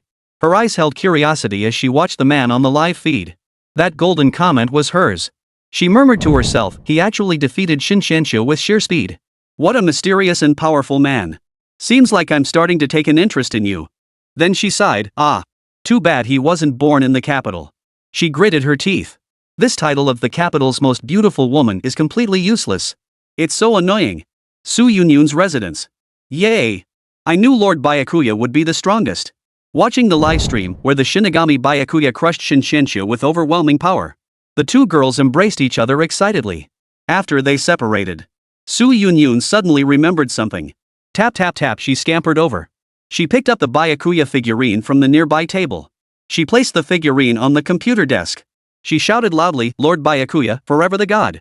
Run Ingying echoed her. Lord Byakuya, forever the god. Hey, Yunyun, where did you get this figure? It's so intricately crafted with amazing details, I want to get one too. Run Ingying asked. A figurine produced by the system? Needless to say, they were absolute masterpieces among figurines. Ren Ingying was utterly captivated. Oh, Yi Yang gave it to me, on the day we just announced we'd become teammates. Su Yunyun replied. Yi Yang. Ren Ingying was a bit surprised. I'll ask him tomorrow where to buy this figure, I want to get a few more. Su Yunyun said excitedly. Ren Ingying fell deep in thought. She had specifically searched for this figurine before and hadn't seen it in any store. So where did Yi Yang get this one? She found it extremely strange. Alright, I'll ask Yi Yang tomorrow. Chapter 42, Soul Slash. condemned to eternal torment. Shen Qianqiu died. But his soul remained. Yi Yang hadn't severed his soul-devouring chains. Having vowed to bury his soul, Yi Yang would see it through. Moments later, a transparent apparition slowly rose from the pool of blood. It was Shen Qianqiu's spirit. He first glanced around in confusion. Then, upon seeing his own body lying in the pool of blood, his expression changed drastically. What? What's happening? Why have I become a spirit? He was overcome with terror. His gaze then fixed on Yi Yang. You bastard! You actually dared to kill me! Do you know who my grandfather is? Shen Fanrun. My grandfather is watching this livestream right now. If you don't want to die, I advise you to find a way to restore my soul immediately. Shen Qianqiu, now a spirit, gritted his teeth in fury. Hey, did you hear that? You're the Grim Reaper. You can send souls to the Pure Land, so surely you can send them back into the bodies of the dead too. Yi Yang frowned as he watched Shen Qianqiu's spirit continue to rant incessantly. Even as a spirit, you can't keep your mouth shut? As he spoke, Yi Yang slowly approached. The Zanpakuto at his waist slid smoothly from its sheath. Damn, Lord Byakuya is awesome. He says soul burial, and he gives you soul burial. That's so badass. Young master of the capital, be a good boy and go to the Pure Land for reincarnation. Aim for a good rebirth next time. Ready, young master Shen? Lord Byakuya's been quite considerate making you the first to receive soul burial. Remember, there are dozens more souls waiting in line behind you. Haha, young master Jingchun, Lord Byakuya's just giving you a bit more flair this time. The livestream audience felt immensely satisfied, cheering enthusiastically. At this moment, everyone had forgotten all about the director of the Spirit Pressure Research Institute. All they wanted now was for Lord Byakuya to send that noisy soul, Shen Qianqiu, straight to the Pure Land this very morning. Shen Qianqiu watched Yi Yang approach, blade raised.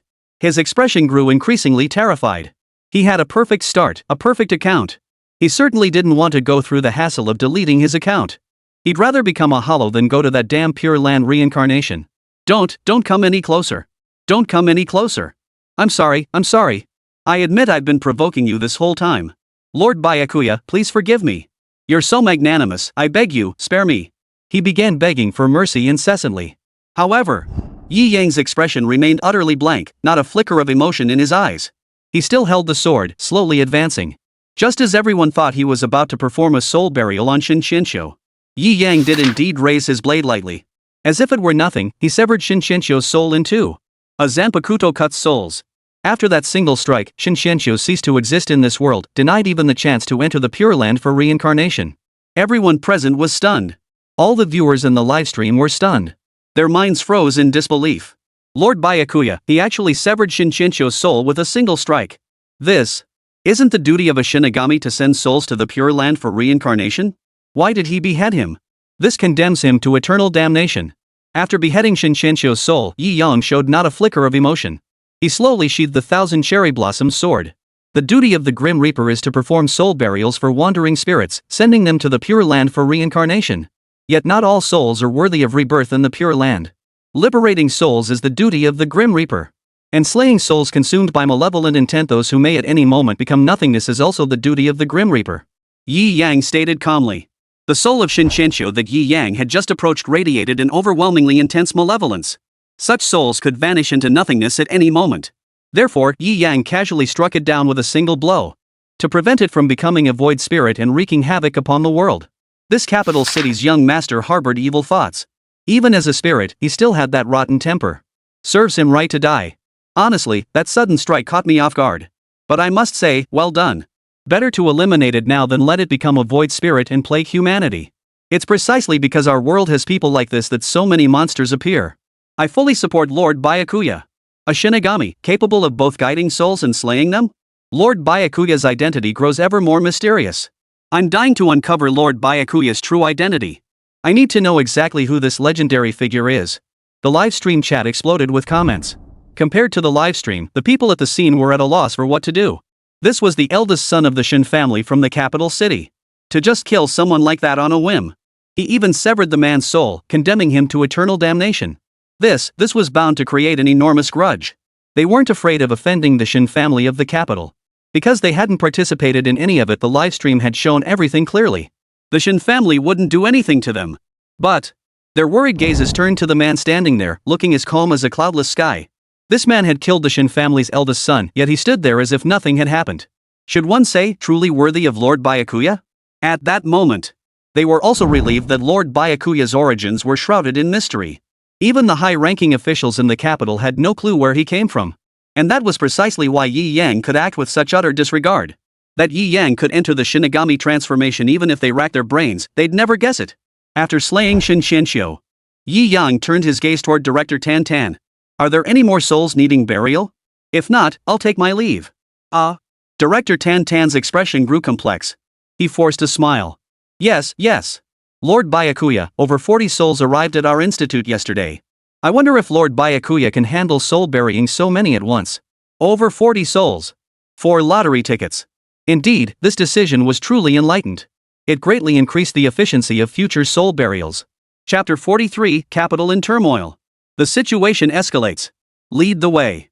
Yi Yang said indifferently. Soul burial required no spiritual pressure expenditure. Even burying 100 souls at once or 1,000 souls, Yi Yang could perform the ritual with equal ease. Oh, very well.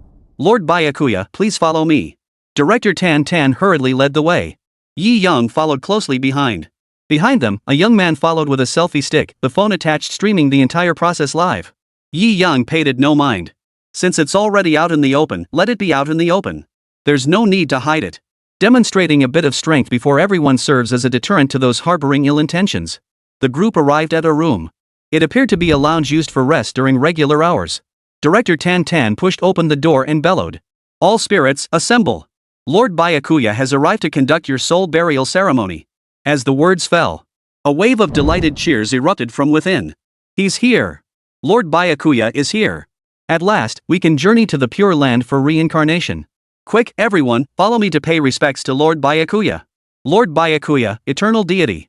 Amidst the cheers, over 40 souls gathered together, awaiting Yi Yang to perform their soul burial.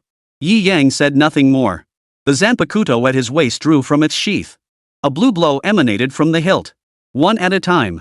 The capital city. A courtyard compound. Death God, Byakuya, I swear I will never rest until I destroy you. My grandson. My precious grandson. I will tear you limb from limb. A hoarse, aged roar echoed from within the courtyard. The sheer intensity of the voice alone conveyed the depth of his fury. Meanwhile, in another location, a lavish conference room. The same large screen displayed the soul burial ceremony being conducted by the Grim Reaper, Byakuya. One by one, souls transformed into blue light beneath his blade. Several elders wore bitter smiles on their faces, resigned to the situation. They truly hadn't anticipated such an event occurring at this critical moment. Though they had witnessed the entire process, issuing an order to halt it was now too late. The distance between the capital and Jiangning City was simply too great.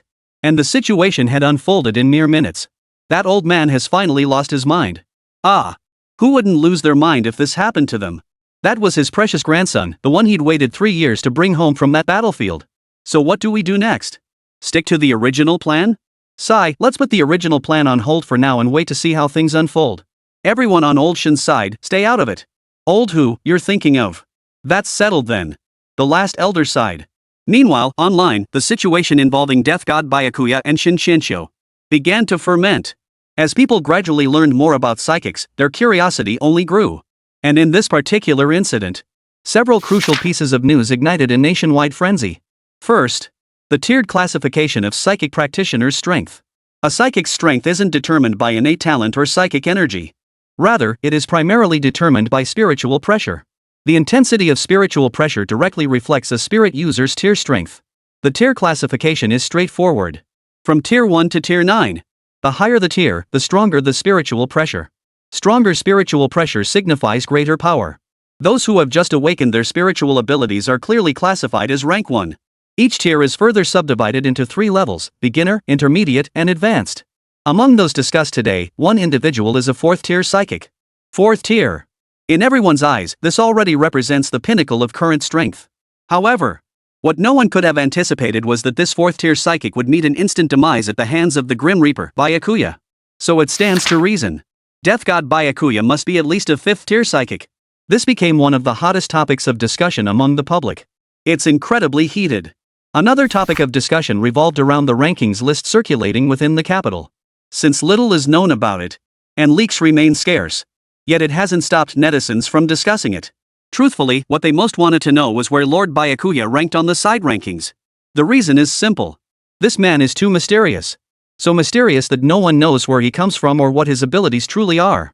What tier of spiritual power user does he even belong to? Too many secrets. That's why online communities are calling on the capital to release this ranking list to the public. Yi Yang had just concluded the soul burial ceremony for over 40 spirits. All souls had returned to the Pure Land. Lord Byakuya, are you absolutely certain you're alright? Tan Tan looked at Yi Yang with some suspicion. Performing a soul burial for over 40 spirits at once meant continuously draining his spiritual energy. In his view, this would be extremely taxing on a spirit energy user. Yet Yi Yang stood before him, appearing as calm as ever. His expression remained unchanged, his eyes reflecting only calmness. It's nothing. Yi Yang replied calmly. For him, this was truly nothing more than a piece of cake. Want to take a break? Beep beep beep beep. Mid-sentence, Director Tan Tan's phone rang. He pulled it out and glanced at it, his expression shifting. Lord Byakuya, I may have some matters to attend to here. My apologies. Go ahead and handle it, Yi Yang said indifferently. Tanhao, Lord Byakuya is in your care now. Make sure you treat him well, understand? Tan Tan gestured toward the young man holding the selfie stick. The young man's face instantly lit up with excitement. Yes. Second uncle. How many times have I told you? When you're working, call me Chief. Chief, got it? Forget it. Tan Tan had intended to lecture him further, but in the end, he just waved his hand dismissively. He walked down the corridor and left. And here, only Yi Yang and this young man named Tanhao remained. Tanhao felt a bit nervous facing Yi Yang, who had transformed into a death god. He frantically stowed away his selfie stick and phone. That's all for today's livestream, everyone. After bidding farewell to the viewers in the livestream room, he shut down the broadcast. Then, his face lit up with overwhelming excitement. Lord Byakuya, hello? I'm your biggest fan. Chapter 44, Hollow Outfit. Character Selection Plan. I'm your biggest fan. Standing before his idol, Tanhao felt somewhat stiff. If there's anything you need, please don't hesitate to tell me, Tanhao hurriedly said. Take me out. This building was quite intricate. If Yi Yang were to wander around alone, it might take him quite some time. Alright, follow me. Tanhao responded promptly. He then led Yi Yang toward the exit. During the walk, Tanhao tried several times to speak up, but each time he hesitated and held back. Yi Yang paid little attention to this. Finally, unable to hold back any longer, he asked somewhat sheepishly. Lord Byakuya, I have something I'd like to ask your advice on. Would that be possible? Yi Yang wasn't the type to be cold as ice. Go ahead. Receiving the response, Tanghao's face lit up with excitement. Well, tomorrow I'm being transferred to become the director of the Spiritual Pressure Research Branch at Jiangning First High School. And my first task upon taking office will be to select suitable team members. Therefore, I've specially devised a team selection plan. I'd like to ask Lord Byakuya to review it and see if there are any gaps that need filling. He reached into his pocket and handed over a small document folder. At that moment, Yi Yang froze in surprise. He hadn't expected that the person being transferred to their school tomorrow would be this young man standing before him. He gave him a brief, appraising glance. His strength was decent, he should barely reach the rank of 6th seat.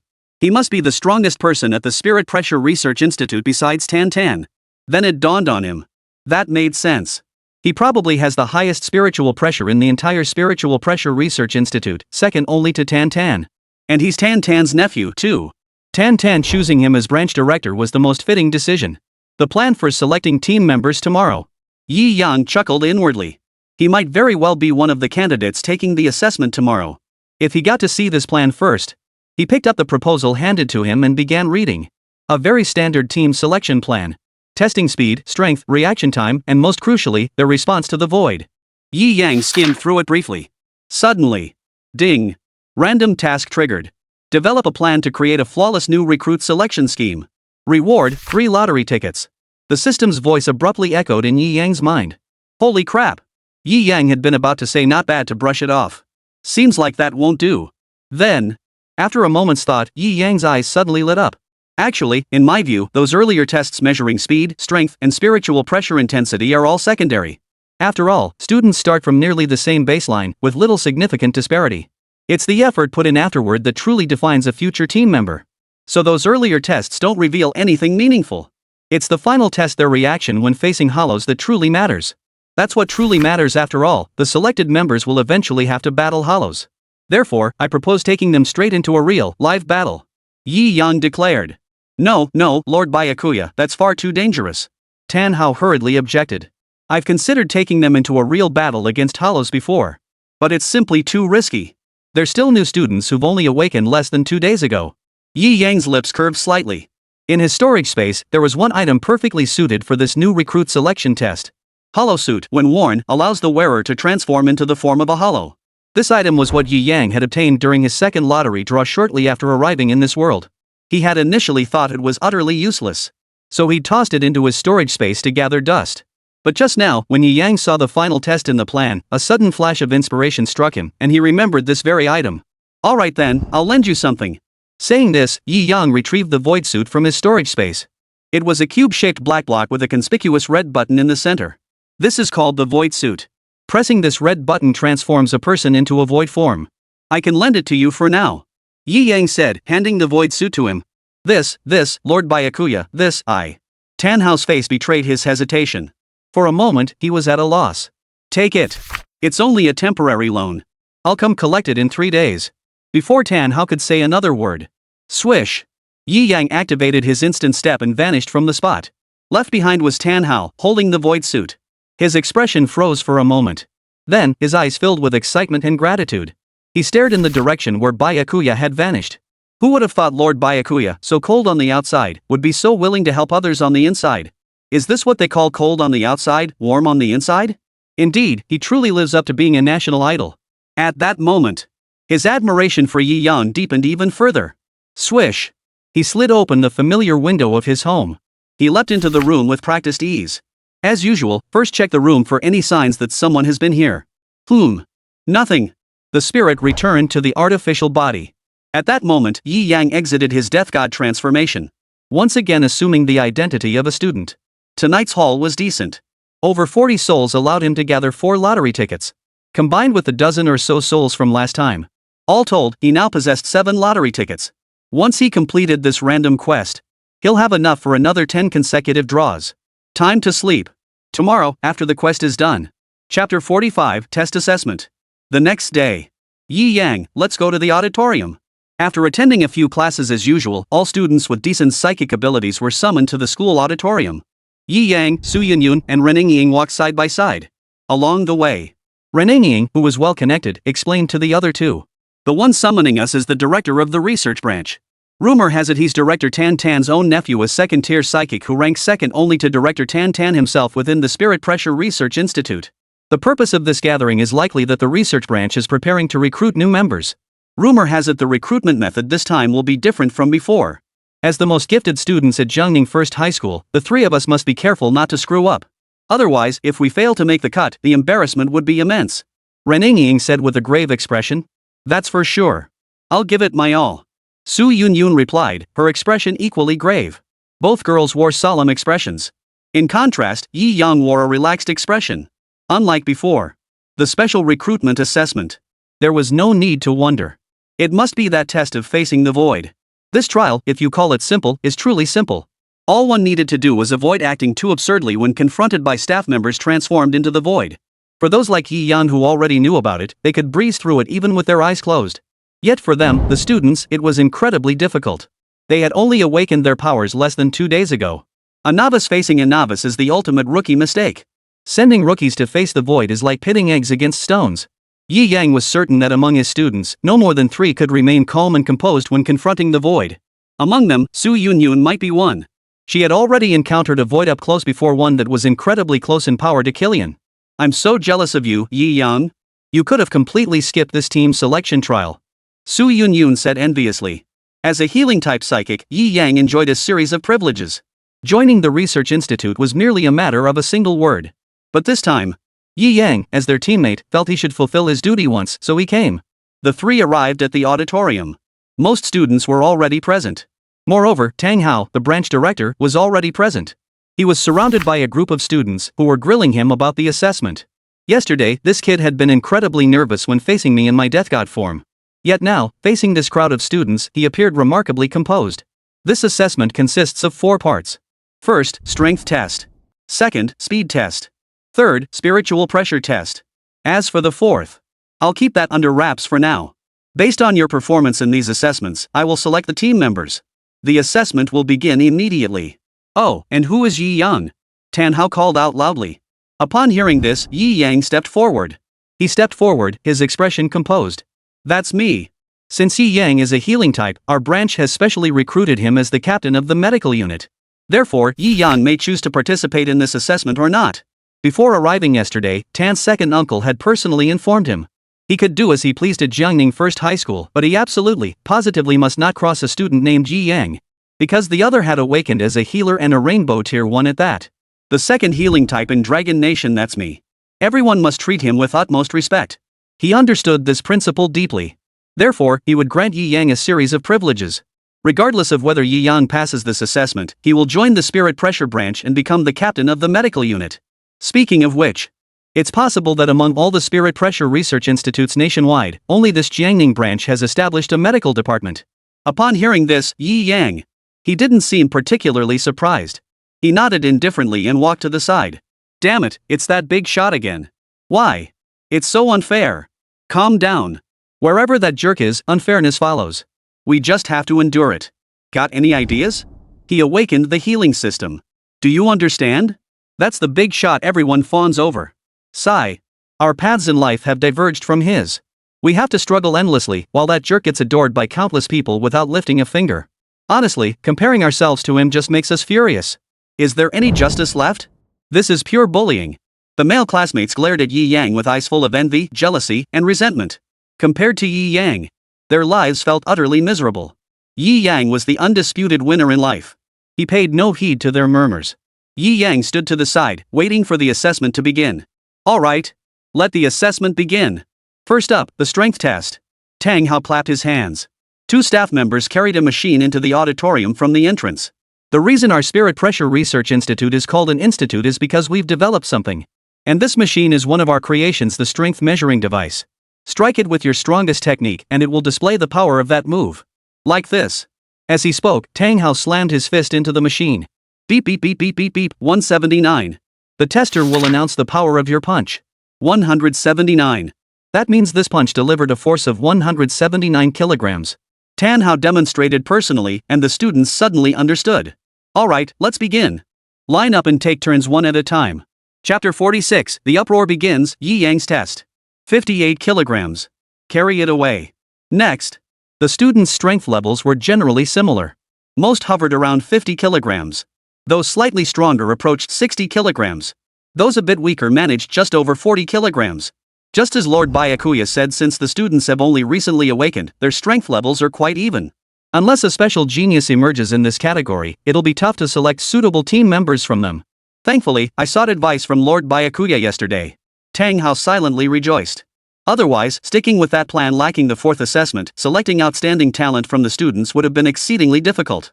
Next, Ren Yingying stood before the strength tester, her face brimming with impatience. Run Monton's daughter. She might be worth watching. Tang Hao thought to himself. Begin. As soon as the words left his mouth, a long sword materialized in Ren Yingying's hand. In the next instant, she soared into the air. Waves of spiritual pressure gathered upon the blade. Ha! She roared, driving the blade deep into the strength tester. Beep beep beep beep beep beep beep, 105. 105 kilograms? Holy, how can the gap be this huge? Holy, this is a new spirit energy user who just awakened 2 days ago? The students were stunned. Sigh. We can't compare. Ren, the campus beauty, is an orange tier psychic. If she couldn't hit over 100, that'd be the weird part, right? That's probably just the gap in talent. Tan Hao stepped forward and said, exactly. It's all about talent. Psychic talent is crucial because it determines your future ceiling and growth rate. But don't lose heart, talent isn't everything. Through hard work and dedication, you can still become powerful psychics.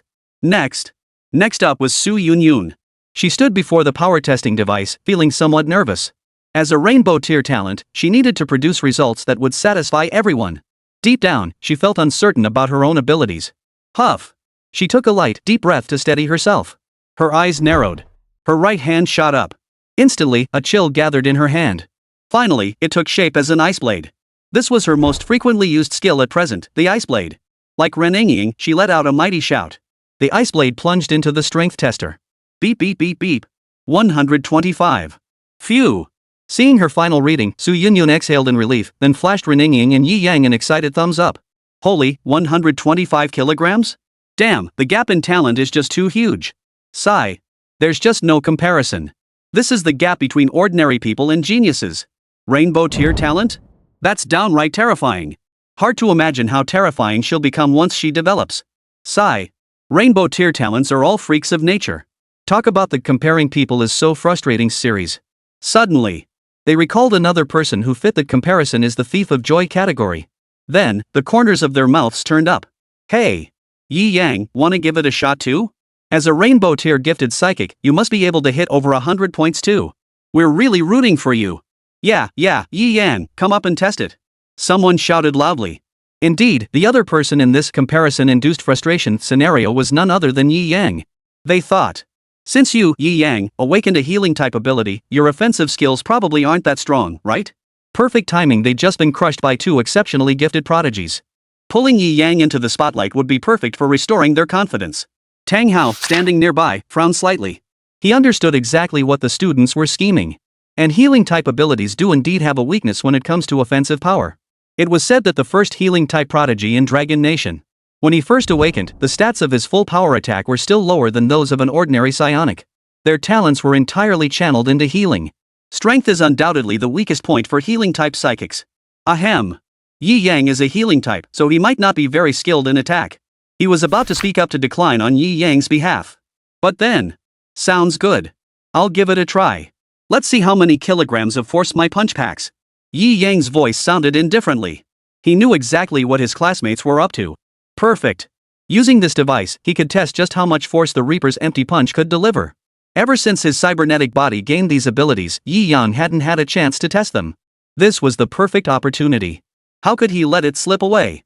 Ugh. Tang Hao's expression froze. He knew how weak healing type attacks were. He felt he should try to dissuade him. If Yi Yang ended up with a low-end stat reading, it would be an absolute embarrassment. After all, he was a rainbow tier gifted psychic. Yi Yang, you don't have to take the strength test if you don't want to. The upcoming speed and spiritual pressure tests are where your strengths lie. No thanks. I'll just take the strength test. Yi Yang declined with a single sentence. Tang Hao froze for a moment, then didn't try to stop him. Yi Yang's up. Yi Yang's here. Let's see what kind of performance Yi Yang will deliver for us. Anticipate the multicolored tier talent, Yi Yang. We await his power output. Yi Yang. Yi Yang. The crowd erupted in cheers. The more they cheer him on now, the more confidence they'll regain when Yi Yang fails later. And so, amidst the classmates' calls, Yi Yang walked to the strength testing machine. His gaze remained calm as he stared at the machine before him. As a low-level white belt, Yi Yang had no idea how much strength he could muster. But fail? Absolutely not. Chapter 47, Please, Stop Fighting. Baito, a unique physical technique mastered by Shinigami, a specialized application of spiritual pressure that multiplies the explosive power unleashed by the physical body. In other words, White Strike is a unique application of spiritual pressure. One aspect of White Strike relates to your inherent physical strength. Partly, it also relates to the intensity of your spiritual pressure. As for Yi Yang, possesses captain-level spiritual pressure as his foundation, coupled with basic White Strike. Even if his physical form is lacking, the force behind his punch is absolutely formidable. Yi Yang. Yi Yang. Yi Yang. Yi Yang. Amidst the classmates' cheers, Yi Yang exhaled softly. His gaze sharpened slightly. Clenching his fist, he channeled the unique spiritual pressure technique of the White Strike into his fist. Then, boom! His spirit pressure-infused fist slammed heavily against the strength tester. Beep beep beep beep. 248. Yi Yang, Yi Yang, Yi. The surrounding jeers abruptly fell silent. The entire auditorium fell deathly silent. Beep beep beep, 248. Beep beep beep, 248.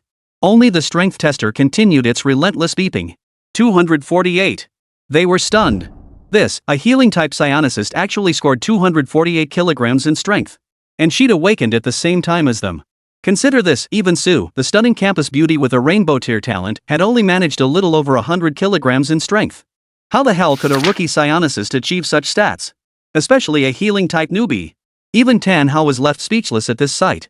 He'd never heard of a newbie who'd only awakened 2 days ago hitting over 200 points. And a healing-type newbie at that. This was simply beyond human capability. They stared wide-eyed at the youth, who remained as calm as a cloudless sky. Then, something even more astonishing happened. There. Under everyone's gaze, Yi Yang's face twisted with dissatisfaction.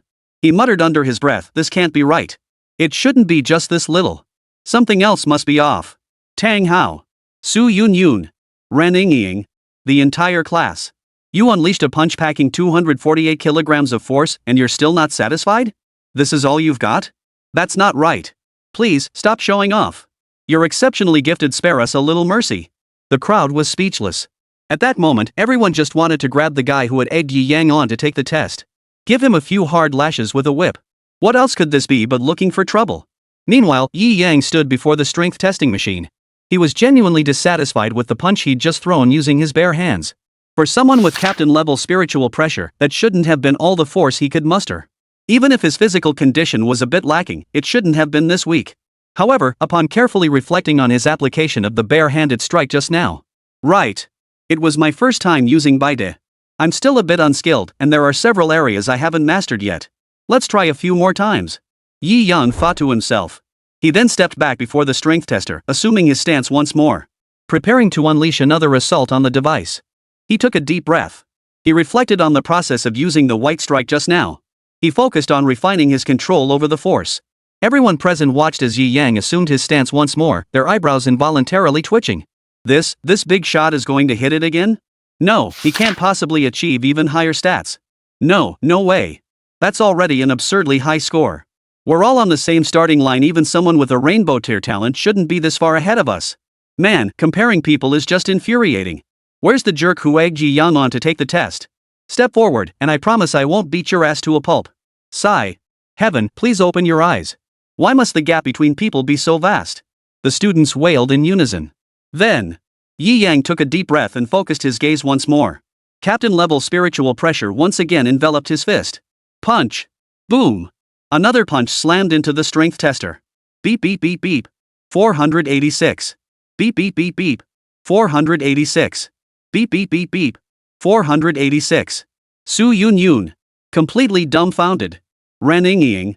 Completely dumbfounded. Tan Hao. Completely dumbfounded. The entire class. Clutching their hearts, filled with anguish. In that moment, they realized just how vast the gap between people can be. Could comparing oneself to others truly be enough to drive one mad? The announcements echoed through the silent auditorium. The entire hall fell silent once more. But Yi Yang in the center wasn't finished yet. Under the stunned gazes of everyone present, he launched another assault on the strength tester. Boom. Bang. Bang. Thud. This time it wasn't a single punch, but a series of consecutive blows. Beep beep beep, 400. Beep beep beep, 500. Beep beep beep, 600. Before the strength tester could even announce the previous set of data, the next punch already slammed in. The announcements came in rapid succession. With each punch, the readings jumped by a 100-point increment. The students' eyes bulged with fury, on the verge of screaming and crying. Please, stop hitting it. Really, stop hitting it. We don't envy your talent, we genuinely just feel sorry for our poor testing machine. Yi Yang, you big jerk, stop already. Chapter 48. Unconvinced classmates take the speed test. Huff. Yi Yang exhaled. The final punch had just landed. Yi Yang could feel he had delivered the most perfect punch possible. The power tester before him finally settled at beep beep beep, 864. Beep beep beep, 864. It repeated the announcement 3 times. The electronic device's sound echoed distinctly in the silent auditorium, clearly penetrating everyone's mind.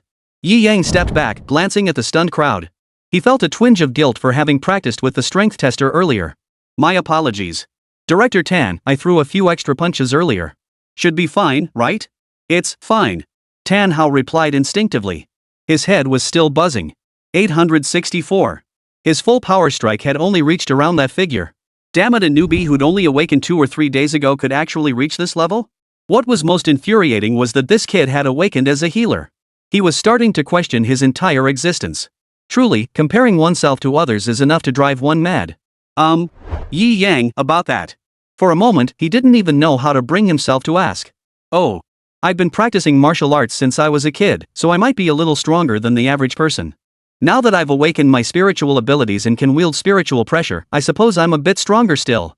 Yi Yang explained calmly. Su Yun Yun. Ren Ying. Tan Hao. The entire class. Everyone's mouths twitched violently.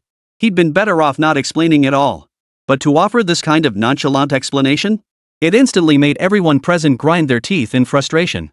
Practiced martial arts since childhood, so he's a bit stronger than average? Are you sure that counts as being a little better? Right now, they desperately wanted to grab Yi Yang by the throat and confront him face to face.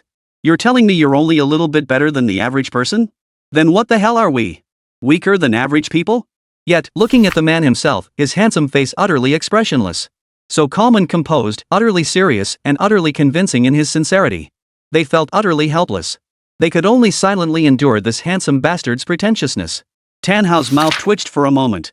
He glanced at Yi Yang, feeling somewhat helpless. Everyone had their secrets, and he didn't want to pry. Besides, the other party was a big shot who had awakened healing abilities. No one would ever force him to do something he didn't want to do. Alright. The strength test is over. Now we'll move on to the speed test. He called out, gathering the scattered gazes of the students who had been stunned. Upon hearing this, the students' eyes gradually snapped back into focus. Their eyes gradually snapped back into focus, as if they'd found a glimmer of hope. Right. We still have the speed test, followed by the spiritual pressure test and the final assessment. Damn you, Yi Yang. If you're so great, try crushing us in the speed test too. Come on, you big show-off. We'll take you on. The students had barely recovered from their shock. They were already challenging him again. You, Yi Yang, started training strength from childhood. That's impressive, we're impressed. But speed? You couldn't possibly have trained for that since childhood too. You can't have it both ways, that's just how it is. We all started on the same starting line. No matter how gifted you are, you couldn't possibly crush all of us. Yi Yang, who had just walked back to the two school beauties, heard this. He raised an eyebrow. Watching his classmates gritting their teeth in frustration, he found them rather endearing. Their willpower was as tenacious as cockroaches. This was what Yi Yang found most commendable about them. Well then. Yi Yang's lips curved into a faint smile. His hand went limp as he sighed helplessly. Fine. I'll join the speed test later too. Tan Hao. He didn't try to stop Yi Yang anymore. He had finally seen through it. This Yi Yang was definitely hiding his true abilities. And he loved seeing his fellow students from the same school grinding their teeth in frustration, yet powerless to do anything about it. What an interesting guy. Tan Hao thought to himself. Then, a sense of anticipation began to stir within him. Anticipation for Yi Yang to participate in the fourth assessment. Damn. I'm kinda looking forward to seeing what happens if this jerk actually takes the fourth test. Piss himself? Go paralyzed? Or just go completely nuts? All possibilities are on the table. Tan Hao's lips curled into a smirk. He recalled the test Bai Zai conducted yesterday after leaving, how he'd taken the holosuit to test one of the team members. Holy crap. To be honest, he was genuinely startled. It wasn't just similar, it was an exact replica, down to the identical aura. If he hadn't been absolutely certain it was the team member transformed, he would have charged in to slash the holo down. Chapter 49, Max Level Instant Step. 1 second? Su Yunyun, 21.83 seconds. Not bad, you're the fastest so far. Tan Hao held the stopwatch, timing her run. Speed test. Just a simple 200-meter sprint. The auditorium provided ample space, so Tan Hao set up the course here. One by one, the students took their turns running. Their speeds were remarkably consistent. Times hovered between 21 and 25 seconds. The students imbued with spiritual pressure saw their speeds rise significantly to a whole new level. Just now, Su Yunyun finished with a time of 21.83 seconds, the fastest among all students so far. Next, Yi Yang, consider whether you wish to take the speed test. Tan Hao finally turned his gaze toward Yi Yang. Yi Yang smiled faintly upon hearing this. He walked past the group of students. Under their adorable yet fierce stares, he walked calmly and steadily to the starting line. Finally, it's this big shot's turn. I just don't believe this big shot can still crush us, one student gritted his teeth. Impossible. The current world record holder for the 200-meter dash still needs around 19 seconds. Unless he started training for sprints from childhood, just like he did with boxing. Otherwise, there's no way he'll crush us, another student declared with unwavering conviction. World champion. Tang Hao, timing the race nearby, sneered disdainfully. This is the era of psychics. The world champion's sprint record pales in comparison to any ordinary psychic. It's just that no psychic is bored enough to bother breaking that world record. He had already recognized Yi Yang's extraordinary potential. Since he'd accepted the challenge with such confidence, he must have a plan. I wonder how many seconds it'll take you to run these 200 meters. 13 seconds? 14? Or maybe 15? Tan Hao felt a tinge of anticipation. He gripped the stopwatch, ready to start the timer at any moment. Get set, and you can start running. Just run like they did, I'll handle the timing. Tan Hao shouted to Yi Yang from his position at the starting line. A third-tier spirit energy user's reaction time allowed him to start the timer the instant they began running. That's how they timed the students before they prepared themselves and were ready to start whenever they wanted. Yi Yang nodded. He did some stretching exercises. Then, he casually took his place at the starting line. He made no starting movements whatsoever. His gaze sharpened. The next moment. Swish. His figure vanished. Instant step. Yi Yang's instant step was maxed out, a reward from the system. What does max level shunpuku mean? It rivals my own power in the state of a death god. Moreover, his captain level spiritual pressure ensured he could utilize Shuunpa to its absolute limit. Under these circumstances, 200 meters in 20 seconds? 15 seconds? Sorry, Yi Yang felt that even 3 seconds would be an insult to his max level instant step. Swish. In an instant. His figure reappeared, already standing at the finish line. Silence fell around him. The students' voices vanished completely. The entire auditorium plunged back into dead silence. Not a single sound was heard. Yi Yang scanned the room, finally fixing his gaze on Tan Hao. Director Tan, I finished running. Tan Hao's head was buzzing. I'm done. Finished. Finished.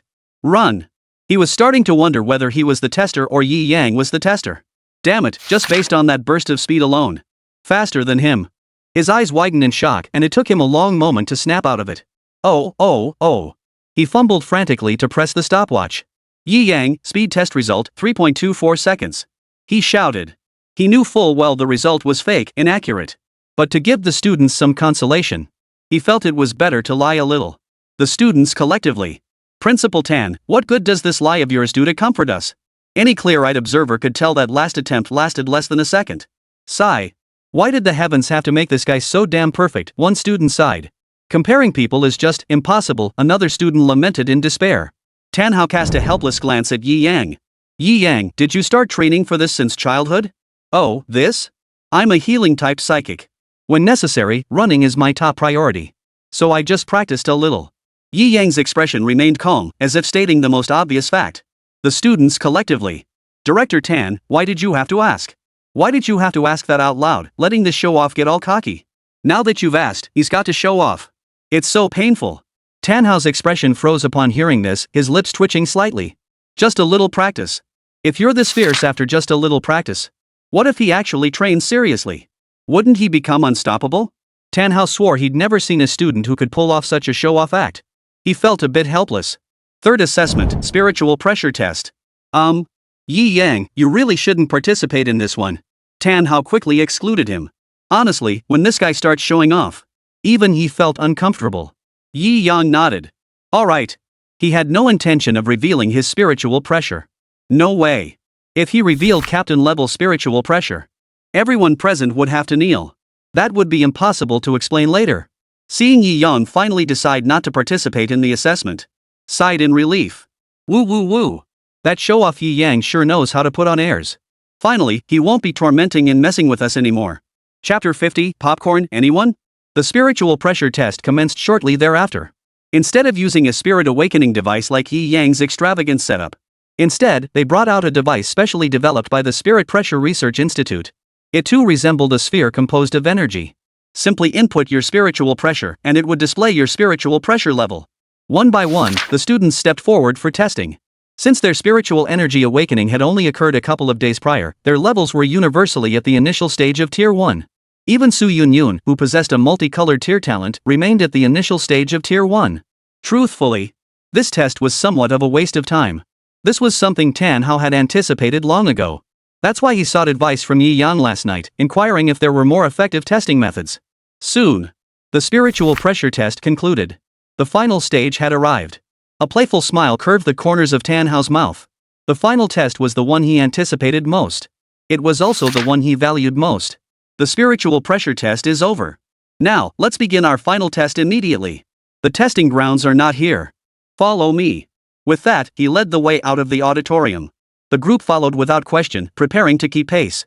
Suddenly, Tan Hao, leading the way, accelerated with a swift stride and dashed out of the auditorium. Then, before anyone could react, bang!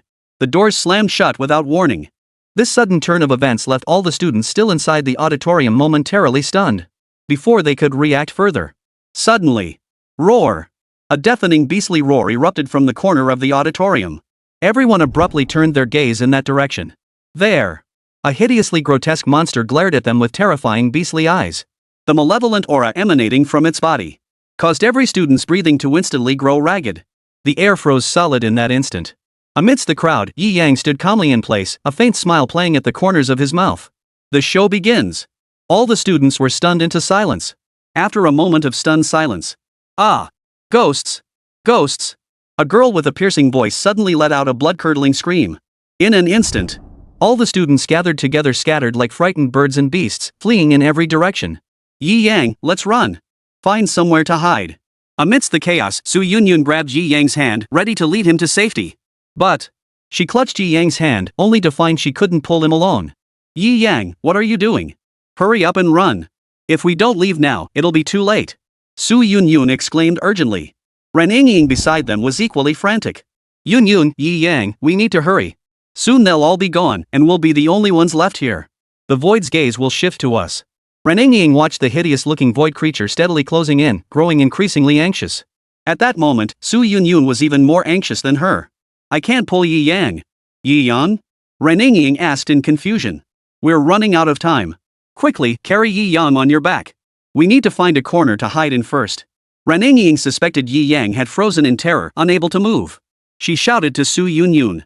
Su Yunyun froze. She snapped out of it. She quickly turned around, intending to hoist Yi Yang's stiff body onto her back. But she fumbled around but still couldn't get him on her back. Oh my. What's wrong with this? Why can't I lift him? At that moment, Su Yunyun was so flustered she was on the verge of tears. You don't need to carry me. I can walk on my own. At that moment, Yi Yang spoke calmly. His expression remained calm, showing no sign of panic, and his tone was remarkably composed and collected. Yi Yang? Su Yunyun asked in confusion. Come with me. This time, Yi Yang reached out and took Su Yunyun's hand. At the same time, he also took Ren Ying's hand. He led them toward a row of seats in the auditorium. At that moment, in the brightly lit area of the entire auditorium, only Yi Yang, Su Yunyun, and Ren Ying remained visible. All the other students scattered to the surrounding areas and hid. Peering out from the shadows, they saw Yi Yang holding hands with the two stunning campus beauties. Damn it! That jerk Yi Yang is actually holding my goddess's hand. They gritted their teeth. Why aren't they running away? Someone wondered. What the hell is that jerk Yi Yang doing? Why drag two top beauties along to their deaths? Damn it, should I go save the day? Something feels off. Yi Yang's actions just don't feel right. Hidden in the shadows, they watched Yi Yang holding the two top campus beauties, utterly baffled. The trio took their seats in the auditorium. That spot was the best place to watch the movie. And that terrifyingly hideous void was advancing step by step toward them. At that moment, the two stunningly beautiful women were on the verge of panic. Dragged over by Yi Yang for no apparent reason and seated. Under normal circumstances, they wouldn't have thought much of it. But this was a moment of crisis. That hideously grotesque void creature, drool dripping from its mouth, was advancing step by step toward them. An aura of evil gradually enveloped them. Run? It was already too late. The two stunning beauties sat frozen in their seats, not daring to move an inch. Their breathing grew increasingly ragged as the void drew nearer. They were so tense they were on the verge of tears. In contrast, Yi Yang. He sat calmly and composedly in his seat. He paid no heed to the terrifying monster approaching him, even taking a keen interest in sizing it up from head to toe. A bucket of popcorn had appeared in his hand at some point. He offered the popcorn to the two school beauties.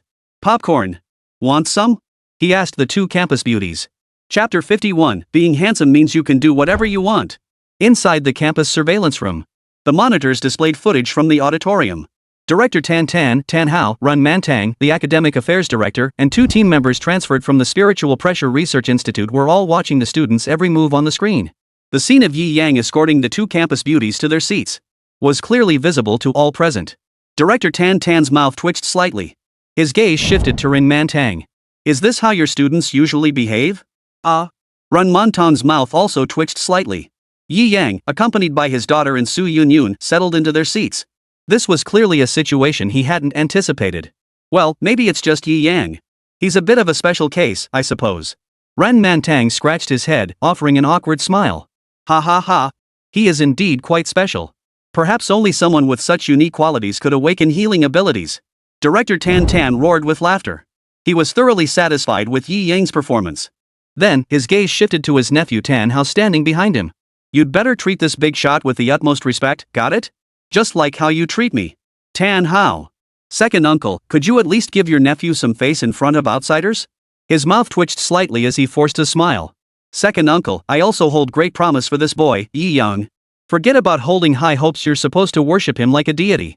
Tan's rough hand smacked down on Tan Hao's head as he scolded him. Everyone. This uncle-nephew pair, their relationship is anything but simple. Just kidding. Let's watch first. Director Tan Tan roared with laughter. Inside the auditorium. Popcorn? Anyone want some? Yi Yang maintained his usual calm expression throughout. He completely ignored the monstrous creature approaching him. Yi Yang, what on earth are you thinking? Eating popcorn at a time like this? Ren Ying was trembling with fear. Anyone in this situation would be scared half to death. Not to mention, Ren Ying, the school beauty, had never encountered a void being this close before. But the main reason was the sheer horror of the monster's appearance. Even Yi Yang couldn't help but marvel. The void suit's portrayal of the void was truly lifelike and genuinely terrifying. Forget it, no popcorn for me. Yi Yang withdrew his hand, picked up a piece of popcorn, and popped it into his mouth.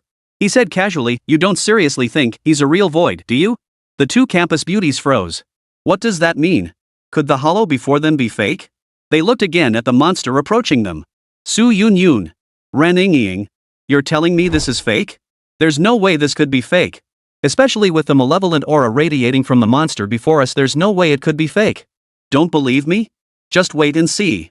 He'll definitely ignore us soon, Yi Yang declared with certainty. After all, this is an assessment test. If it couldn't scare the three of them, it would go after other students. Ignoring them was the best option.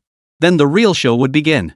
Time to enjoy the show, and the popcorn was definitely meant for that moment. Yi Yang's confident tone eased the fear in the two school beauties' hearts just a little. They both drew closer to Yi Yang. Two delicate hands clutched the hem of his shirt tightly. In moments like this, boys were naturally the ones who offered the most reassurance. The void ahead was closing in on them. The two campus beauties drew ever closer to Yi Yang. They were practically pressed against him. The scent of the two beauties wafted to Yi Yang's nose, yet he seemed oblivious. One hand held the popcorn bucket, the other plucked a kernel and tossed it into his mouth. His demeanor was calm and composed, utterly unruffled. His composure gave the two beauties an overwhelming sense of security. Their hearts gradually settled. They gradually gathered their courage to look at the terrifying monster that had already approached. For a moment, they felt no fear at all. Holy, are they crazy? It's practically on their faces, and they're not running? What, is that big shot Yi Yang playing at? Does he really think the void won't attack him just because he's handsome? That's ridiculous. Exactly.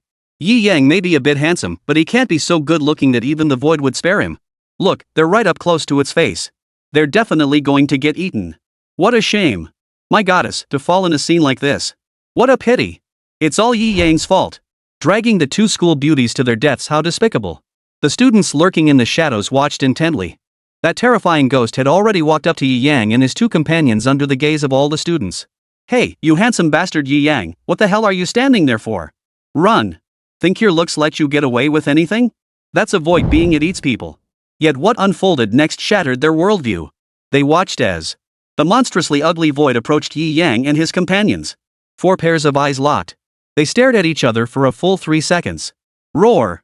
The creature let out a thunderous roar. Then, it bypassed the three of them and walked toward another location. It completely ignored Yi Yang, Su Yun, and Ren Ying. What the hell is going on? Someone tell me what the hell is going on. The students hiding in the shadows were stunned. Chapter 52, it was like it was laughing right in their faces. The terrifying-looking Su completely ignored Yi Yang and the other two. The students hiding in the shadows were dumbfounded. Damn it! Does being handsome really let you get away with anything? They began questioning their existence. If it were me, would the monster spare me too? No, the monster would never spare me. Damn it, Yi Yang, you bastard! They dismissed the thought. So hopeless.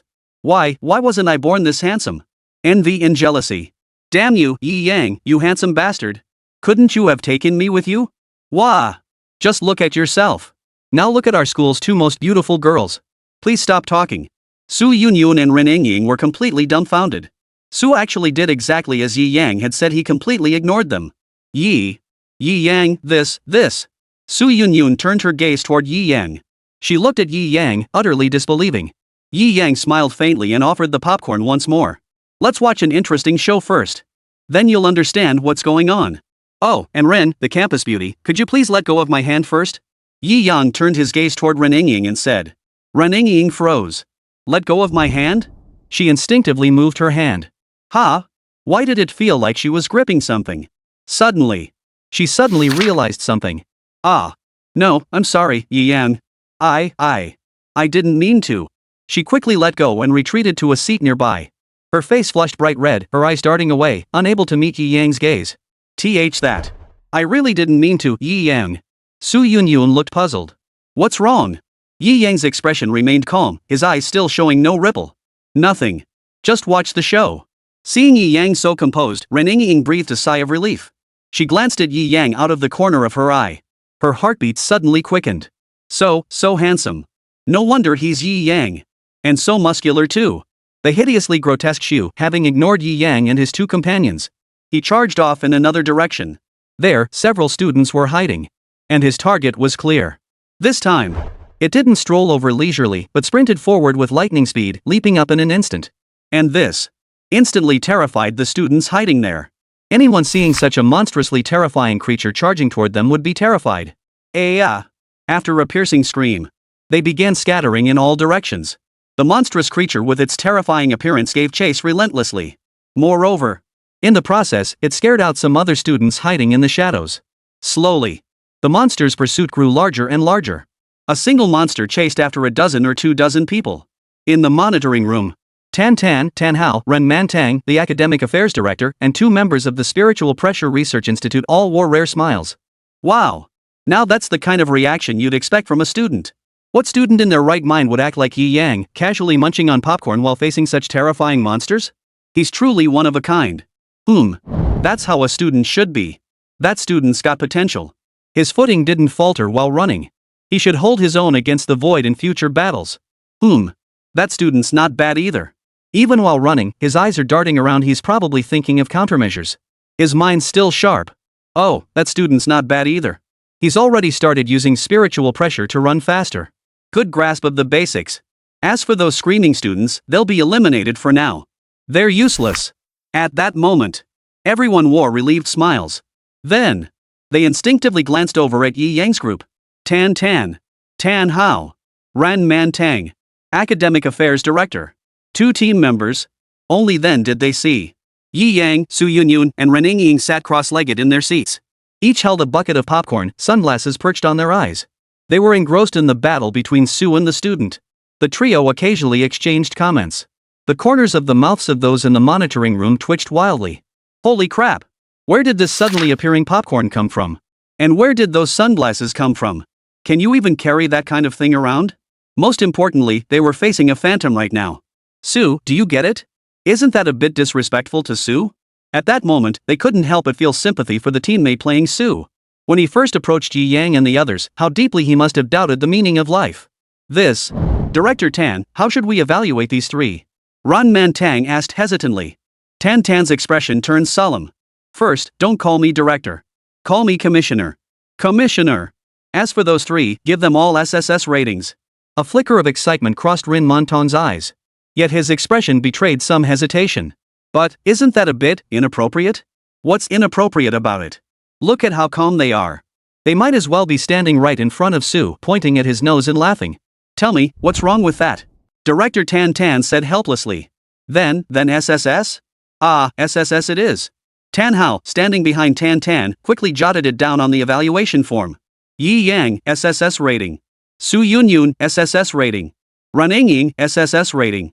Chapter 53, test concluded. The scene inside the auditorium was eerie. A monstrous creature of terrifying, hideous appearance pursued a group of students. Its massive hands, equipped with razor-sharp claws, were spread wide as if poised to pounce, its eyes gleaming with savage intent. The students, screaming, scattered in all directions. The creature was ferocious, yet it couldn't catch the fleeing students. The students remained in a state of panic, their shrieks echoing throughout the hall. The scene felt eerily surreal. But the strangest part was, not far away, seated in the rows, a man and 2 women, each holding a bucket of popcorn, wore sunglasses. They seemed to be there just to watch the movie. So that's it. This place is definitely off, Su Yunyun murmured. After Yi Yang's warning and her subsequent observations, she too could see that this Su was definitely not right. Having faced the void up close, she knew its terrifying nature. It was absolutely impossible for it to be like this now, chasing for so long yet still unable to catch up. Yi Yang, how did you figure it out? Su Yunyun suddenly felt that Yi Yang, this teammate of hers, was no ordinary person. Though he'd awakened as a healer, his performance in the strength and speed tests earlier showed abilities far beyond what a newcomer should possess. And just now, facing that hideously terrifying monster, he remained so calm. He simply didn't seem like a rookie awakened one. Meanwhile, upon hearing this, Ren Ying immediately turned her curious gaze toward Yi Yang. She waited for Yi Yang to explain. Yi Yang gave a mysterious smile, shook his head, and offered no answer. Yi Yang certainly wouldn't tell them that this entire plan was his own suggestion to Tan Hao. Moreover, the props for this illusion were all supplied by him personally. Making up a story would be too much trouble. Rather than go through the trouble of explaining, it was better to play it cool. Seeing Yi Yang act so enigmatic, their perception of him grew even more impressive. Hey! Mr. Cool Guy Yi Yang, can you give us a hand? Yeah, we're running ourselves ragged over here, and what are you doing, you big shot? Watching a movie? At that moment, the students being chased by Su caught sight of Yi Yang and his two companions. Instantly, their anger boiled over. Damn it! Here we are getting chased by Su, and you're just sitting there. You're wearing sunglasses, munching on popcorn. You think this is a movie? Hey, do you guys feel like something's off? Why is this ghost always right on our tails? We can't shake it off, yet it can't catch up either. It doesn't make sense. Now that you mention it, it does seem a bit off. At that moment, the group of students finally sensed something was amiss. That ghost had been trailing behind them for ages. Yet they hadn't suffered a single scratch. Could this really be the work of a mere void? Then they recalled the scene where Yi Yang and the Shu had locked eyes. Yi Yang's calm, composed expression didn't seem like it was put on at all. What do you think? Could this void be an imposter? Now that you mention it, it does seem possible. This is way too unusual. Wait, think about it. If Su is an imposter, then just now, Yi Yang.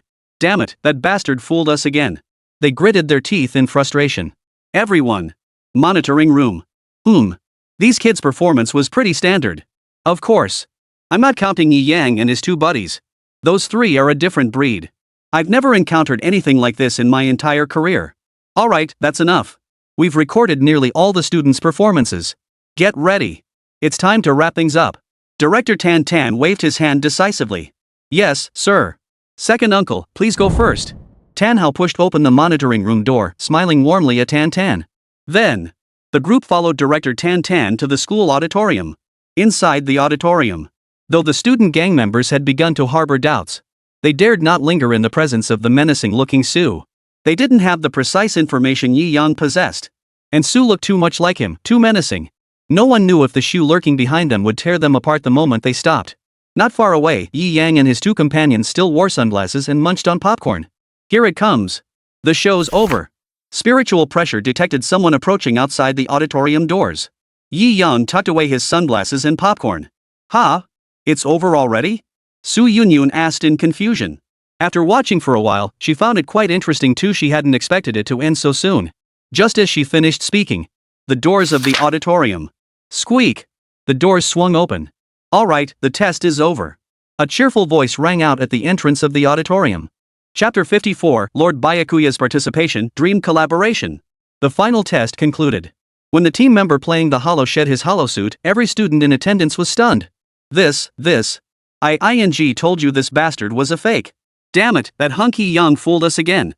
The real question is, how did he even know the hollow was fake? Didn't you guys notice how damn convincing that was? Both his appearance and aura were pure hollow. Even if the King of Heaven himself showed up, he wouldn't be able to tell the difference. So you're saying Yi Yang's even more powerful than the King of Heaven himself? No, I didn't say that. Don't be ridiculous, impossible. Ahem. Director Tan Tan cleared his throat twice, drawing all the students' attention to him. First of all, I'd like to commend Yi Yang here.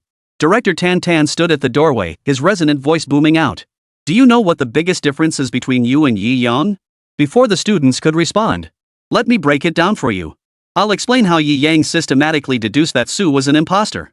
First off, a monster suddenly appearing in the school auditorium, that's not a normal occurrence. In such a densely populated place as the school, for a hollow with such a ferocious appearance to appear and in a location like the auditorium. This is clearly a major red flag number 1. Tan Hao suddenly sprinted out of the auditorium, the doors slammed shut afterward, and the monster appeared immediately. Doesn't all this seem overly contrived to you? That's suspicious. Point 2. After appearing, the void entity delayed its attack. When it finally moved, its actions were sluggish, as if giving you time to react. This is the third suspicious point. I believe it was precisely through analyzing these 3 points that Yi Yang deduced this was the final test. A human impersonating Su, testing the students' responses. Tan Tan finished speaking. The room fell deathly silent. All the students replayed the events in their minds. They realized it was indeed as Director Tan Tan had said. It seemed far too contrived, riddled with inconsistencies. After this series of analyses, the students felt a chill run down their spines, exclaiming in unison that this was how Yi Yang truly handled unexpected crises. He dissected the essence of the matter with remarkable clarity. And what about them? The moment they saw Su, their minds exploded like bombs, leaving nothing but mush. After processing it all, their eyes toward Yi Yang were filled with awe. To maintain such clarity of mind under those circumstances, this man truly lived up to his reputation as the Demon King of Jiangning First High School. Su Yunyun and Ren Yingying instantly snapped out of their daze. Their gaze toward Yi Yang shifted. Now they held a mix of admiration and relief. Relieved that they were teamed up with someone like Yi Yang. This man was the type who, when faced with a situation, could immediately analyze its essence. He was the kind who maintained clarity at all times. Such individuals are natural leaders, the brains of any team. Yi Yang, did you really think that way back then? That's incredible. Ren Yingying's eyes sparkled. She looked at him like a little fangirl staring at her idol. Yeah. I guess so. Yi Yang was utterly dumbfounded by Director Tan Tan's words. Had he really thought that way back then? If it wasn't the fake outfit, then he must have pulled it out himself and temporarily lent it to Tan Hao.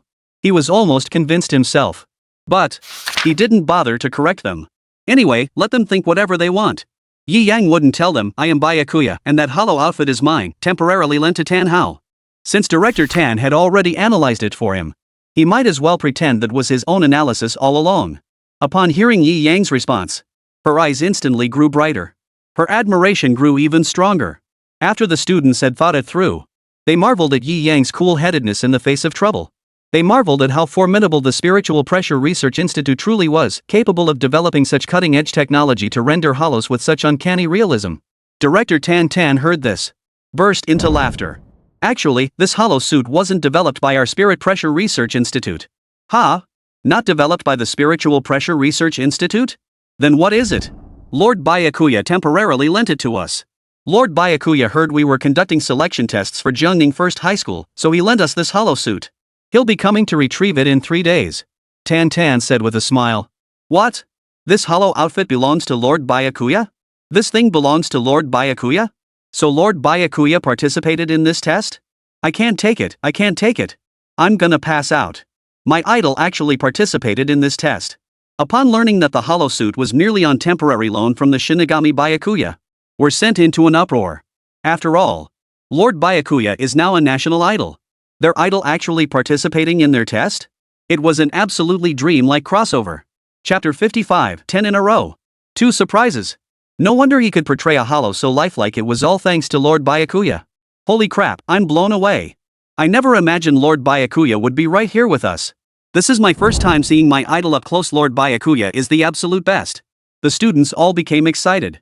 The conversation gradually shifted to discussing the Soul Reaper, Byakuya. Director Tan Tan didn't stop them or get angry. He also enjoyed seeing people like this, speaking in tones of reverence as they worship Lord Byakuya. This place is yours now, kid. Your team, you handle them. Tan Tan gave Tan Hao a brief instruction before leaving the auditorium. With Director Tan Tan's departure, the selection process for the Spirit Pressure branch came to a temporary close.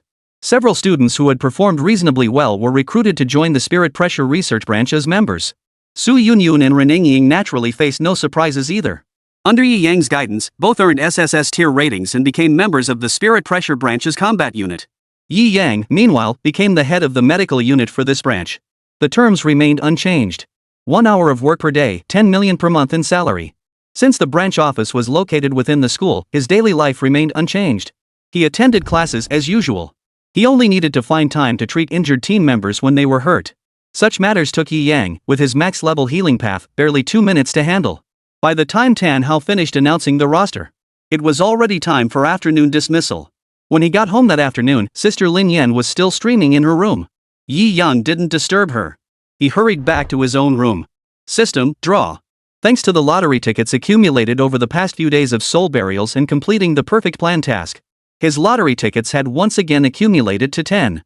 He could now perform another 10 consecutive draws. Please select a gacha pool, host. Fixed pool. Having already drawn the fixed pool 40 times, the fixed pool was the obvious choice. Even if it's all figurines, I must draw that blue die card first. Yes. 10 consecutive draws. Instantly, card after card materialized out of thin air, drifting into the air. After spinning once, they drifted back to Yi Yang's front. One-click activation. Yi Yang didn't hold much hope for the fixed card pool. 10 cards flipped simultaneously. As Yi Yang had anticipated. Of the 10 cards, 8 were figurine cards. The other 2 were a character item card and a function card. The character item card was Kenpachi Zaraki's eye patch modifiable, when equipped, suppresses spiritual pressure. Whoa! Kenpachi Zaraki's eye patch. Yi Yang raised an eyebrow. Wearing this item suppresses immense spiritual pressure. Upon removal, the suppressed power is released. Power is also amplified exponentially. His Shinigami form self likely wouldn't need it. But his Geeky Eye self could probably use it. The cyborg currently possessed a vast reserve of captain-level spiritual energy, yet it served little purpose.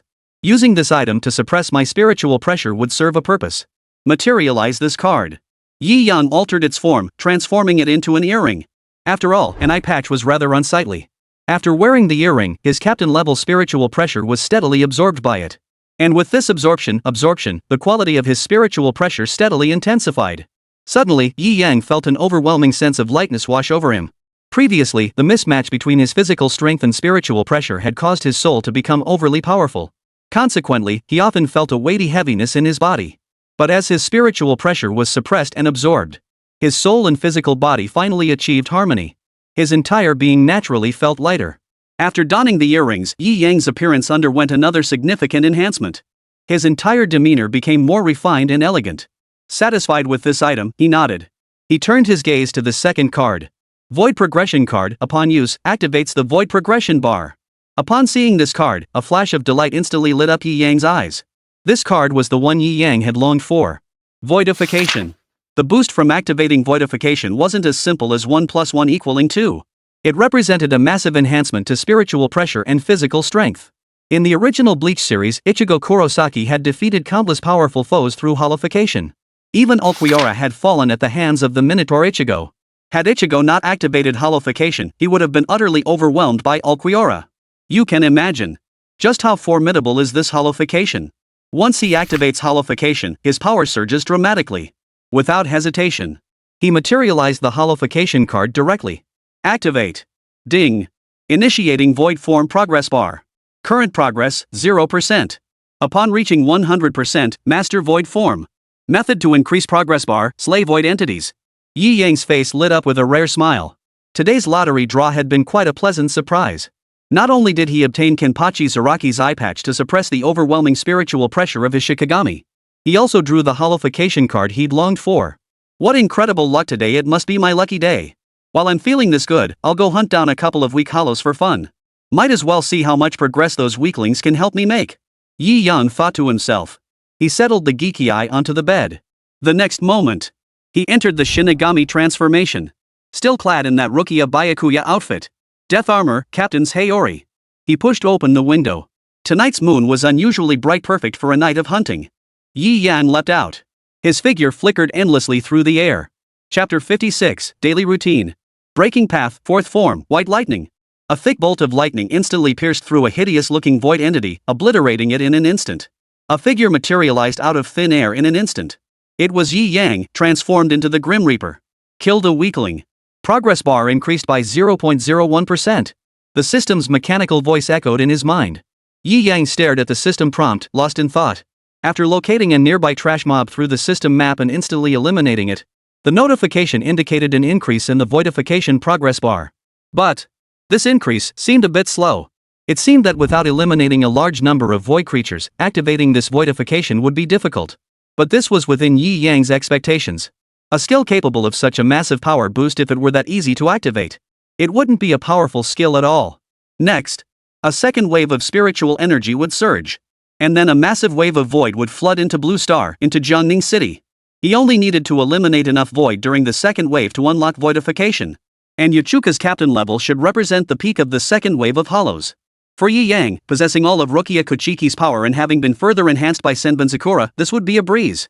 Yi Yang only needed to pray that the second wave of spiritual energy would bring enough hollows into Jiangning City to sustain his holification.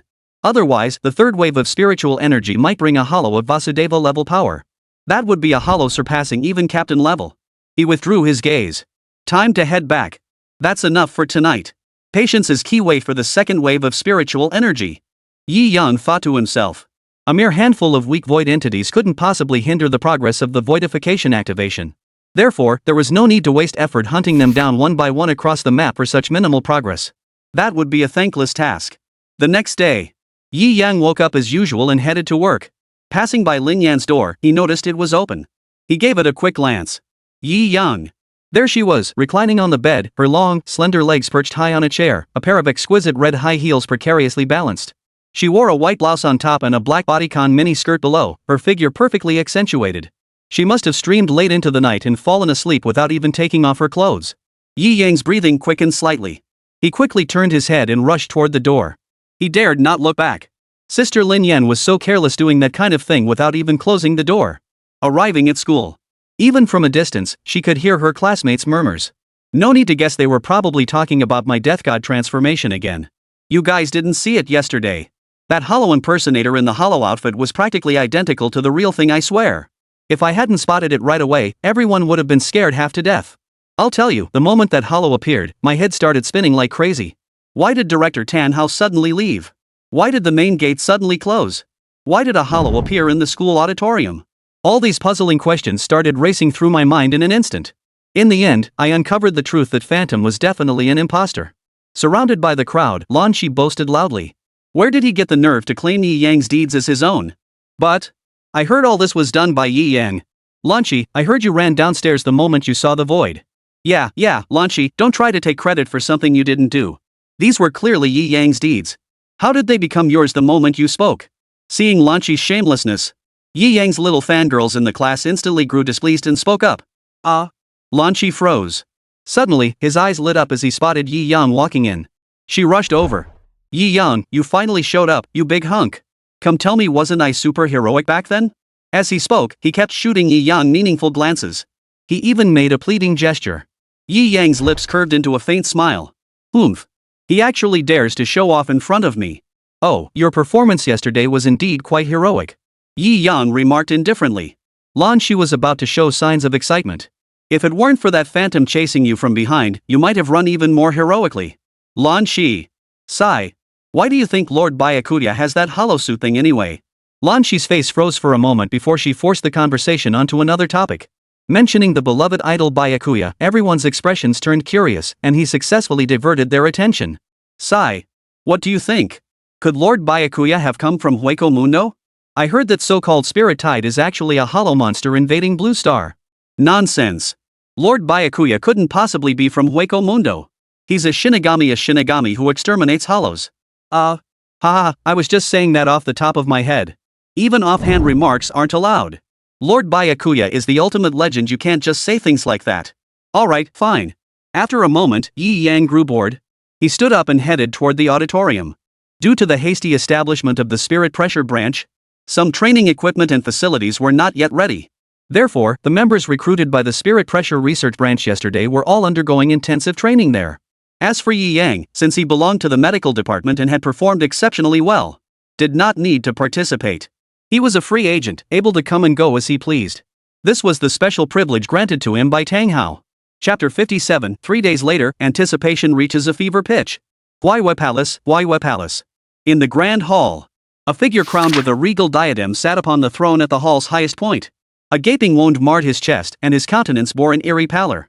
He was the king of Hueco Mundo, a Vashtiad-level hollow who had taken human form. Below, a figure clad in black robes stood silently, their gaze meeting that of the void on the throne. What is the purpose of your coming here? The king of Hueco Mundo on the throne inquired. To join Hueco Mundo. To join the Hueco Mundo palace, the cloaked figure replied flatly, his voice devoid of any discernible emotion. Oh? Why? The king of Huaquang suddenly perked up. Because, this old man seeks vengeance. I will avenge my grandson.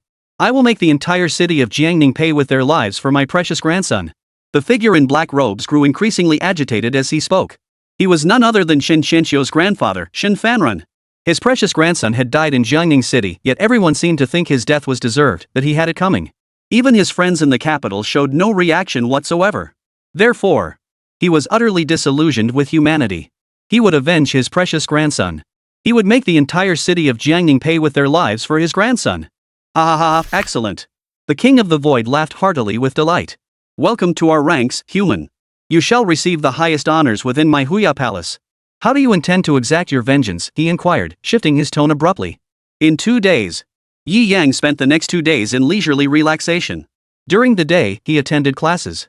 When bored, he would go watch Su Yunyun and the others train. At night, he refrained from entering the death god state, choosing instead to rest for 2 days. He had grown dissatisfied with searching for souls on the system map for soul burials. The reason? It was far too inefficient. After a month, he hadn't performed as many soul burials as he could have done in a single visit to the Spirit Pressure Research Institute. Thus, Yi Yang hadn't activated his Shinigami form at all these past 2 days. Today marked the 3rd day. It was time to enter his Shinigami form and head to the Spirit Pressure Research Institute to perform soul burials for the gathered spirits. After finishing a full day of classes, it was time for afternoon dismissal. Yi Yang packed up calmly and steadily, preparing to head home. Meanwhile, the other students in the class were rushing about in a flurry. Hurry up, hurry up, hurry up. Today is finally the day Lord Byakuya goes to the Spirit Pressure Research Institute to perform soul burials for the spirits. Ah! After 3 long days, I finally get to see Lord Byakuya again. I'm so excited. I can hardly wait either. Lord Byakuya hasn't appeared for 3 whole days. I know he must be performing soul burials somewhere in Jiangning City, but I really want to see this man. Me too. I'm practically bursting with anticipation to see Lord Byakuya. Hurry up and get ready. Let's head back early for dinner, then wait in the livestream room. The class discussion had been going on all day, with everyone speculating about whether the Soul Reaper Byakuya would appear tonight to perform soul burial. Everyone was filled with anticipation for the Soul Reaper Byakuya's second visit to the Spirit Pressure Research Institute for soul burial. The Spirit Pressure Research Institute had also promised to stream live every 3 days, ensuring everyone following Lord Byakuya could see him. Everyone was satisfied with this arrangement. Today marked the 3rd day, and nearly the entire nation was waiting to watch the livestream, anticipating Byakuya's arrival. Yi Yang listened to their chatter, a faint smile playing at the corners of his mouth. Who could have imagined? That national idol, the one who instantly defeated Killian, the one who instantly defeated a 4th-tier spirit user, the one capable of performing soul burials on spirits, was actually this ordinary student. Probably no one could have imagined it. Hurriedly packing his bag, Yi Yang returned home. Lin Yan's door was tightly shut, she must still be streaming. And today was the day he, now in his Shinigami form, was to visit the Spirit Pressure Research Institute. She'd likely be broadcasting it. She was probably waiting for him to show up right now. Yi Yang paid it no mind. After a quick meal, he returned to his room and waited for a moment. Once night had fallen sufficiently, he positioned his body on the bed, appearing to sleep peacefully. He entered his Shinigami form. He still wore the attire of Byakuya Kuchiki. His Shinigami uniform bore the mark of the 6th captain on his Heir. A star-shaped hairpin adorned his forehead, and a white scarf hung loosely around his neck. His handsome face revealed no emotion, beneath violet pupils lay a serene expression. At his waist hung his Zanpakuto Senbun Sakura. He deftly pushed open the window. He glanced at the bright moonlight. His figure swiftly merged into the darkness, darting toward the Spirit Pressure Research Institute. 3 days plenty of souls should have gathered at the Spirit Pressure Research Institute, awaiting their soul burial. Spiritual Pressure Research Institute. Director Tan Tan once again led his team members in waiting outside the perimeter of the Spirit Pressure Research Institute.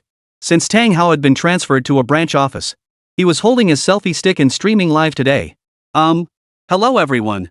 I'm sure you've all been eagerly anticipating today's event. Well, he's finally here. The live chat exploded with messages flooding the screen. I'm here. When will Lord Byakuya make his appearance? I can hardly wait. Hey, newbie.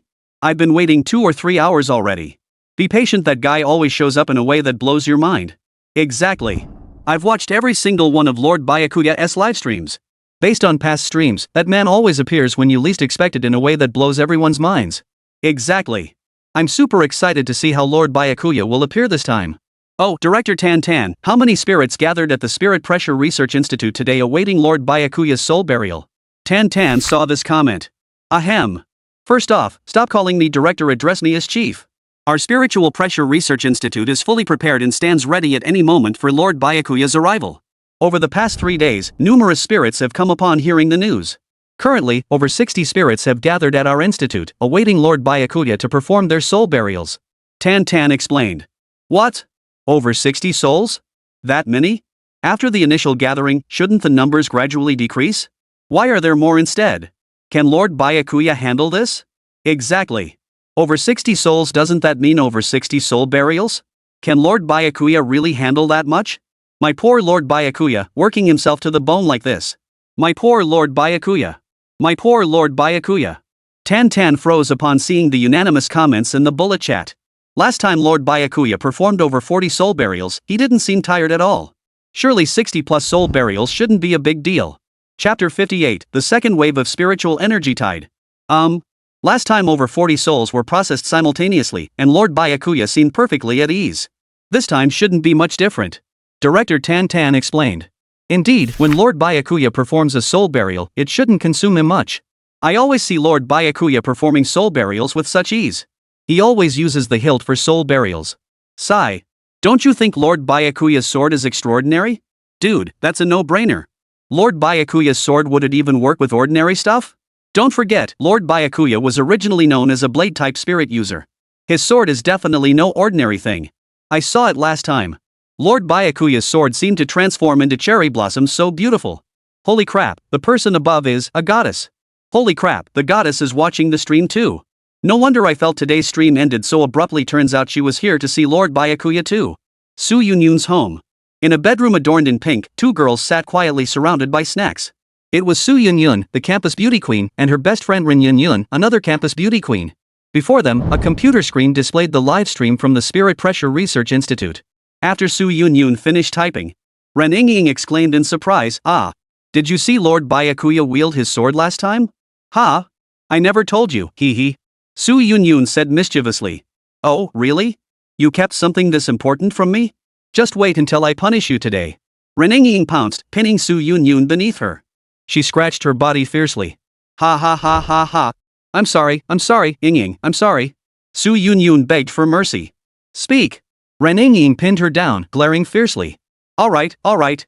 It was last time when the first wave of the spirit energy tide opened and a massive swarm of void creatures surrounded my house.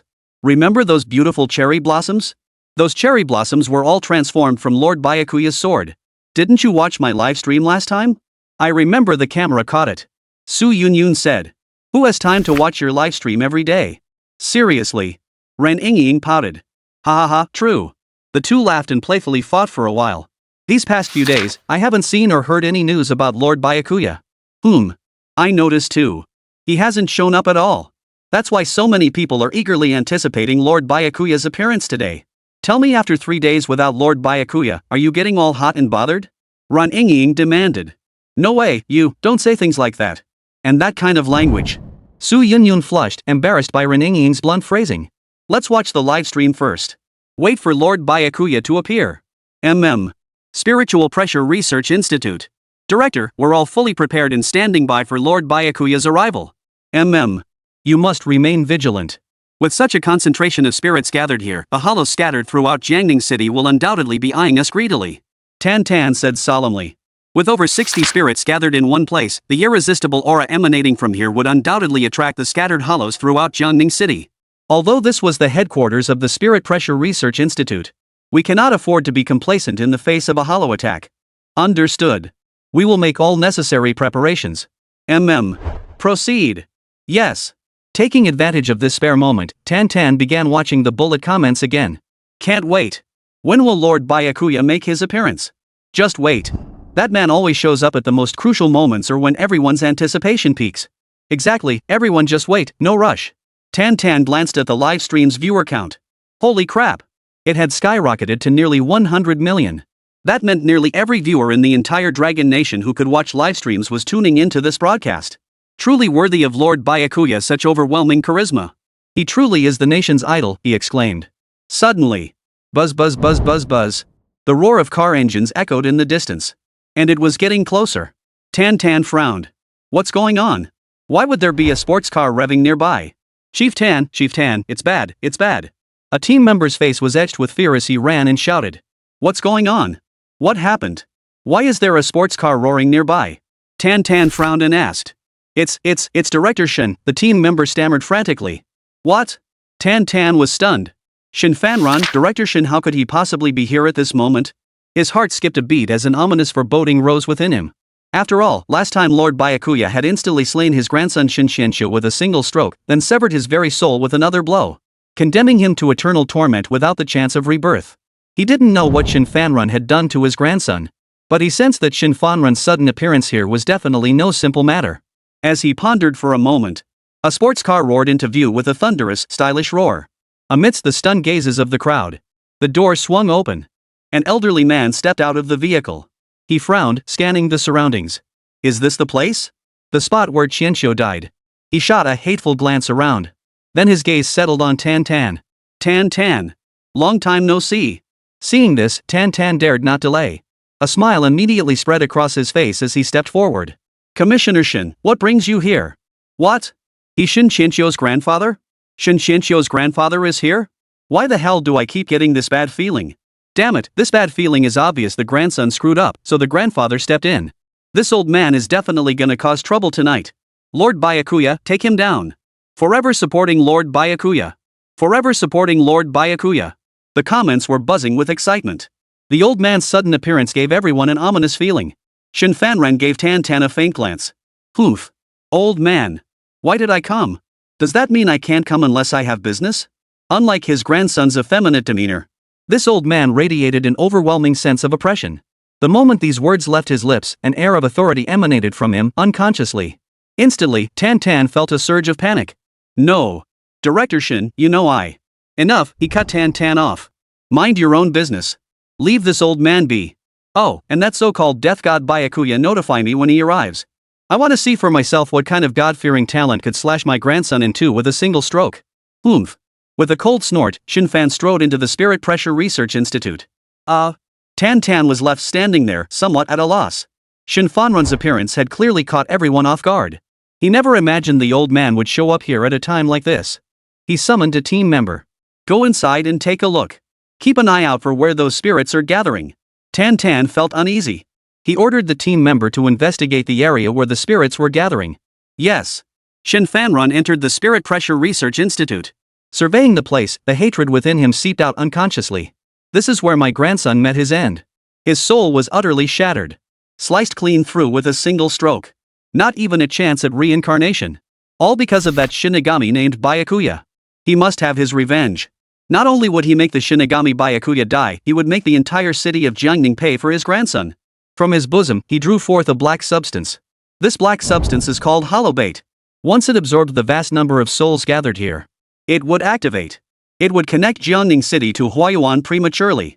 In other words, it accelerates the arrival of the second wave of spiritual energy tides, allowing them to come earlier. The second wave of spiritual energy tides differs from the first.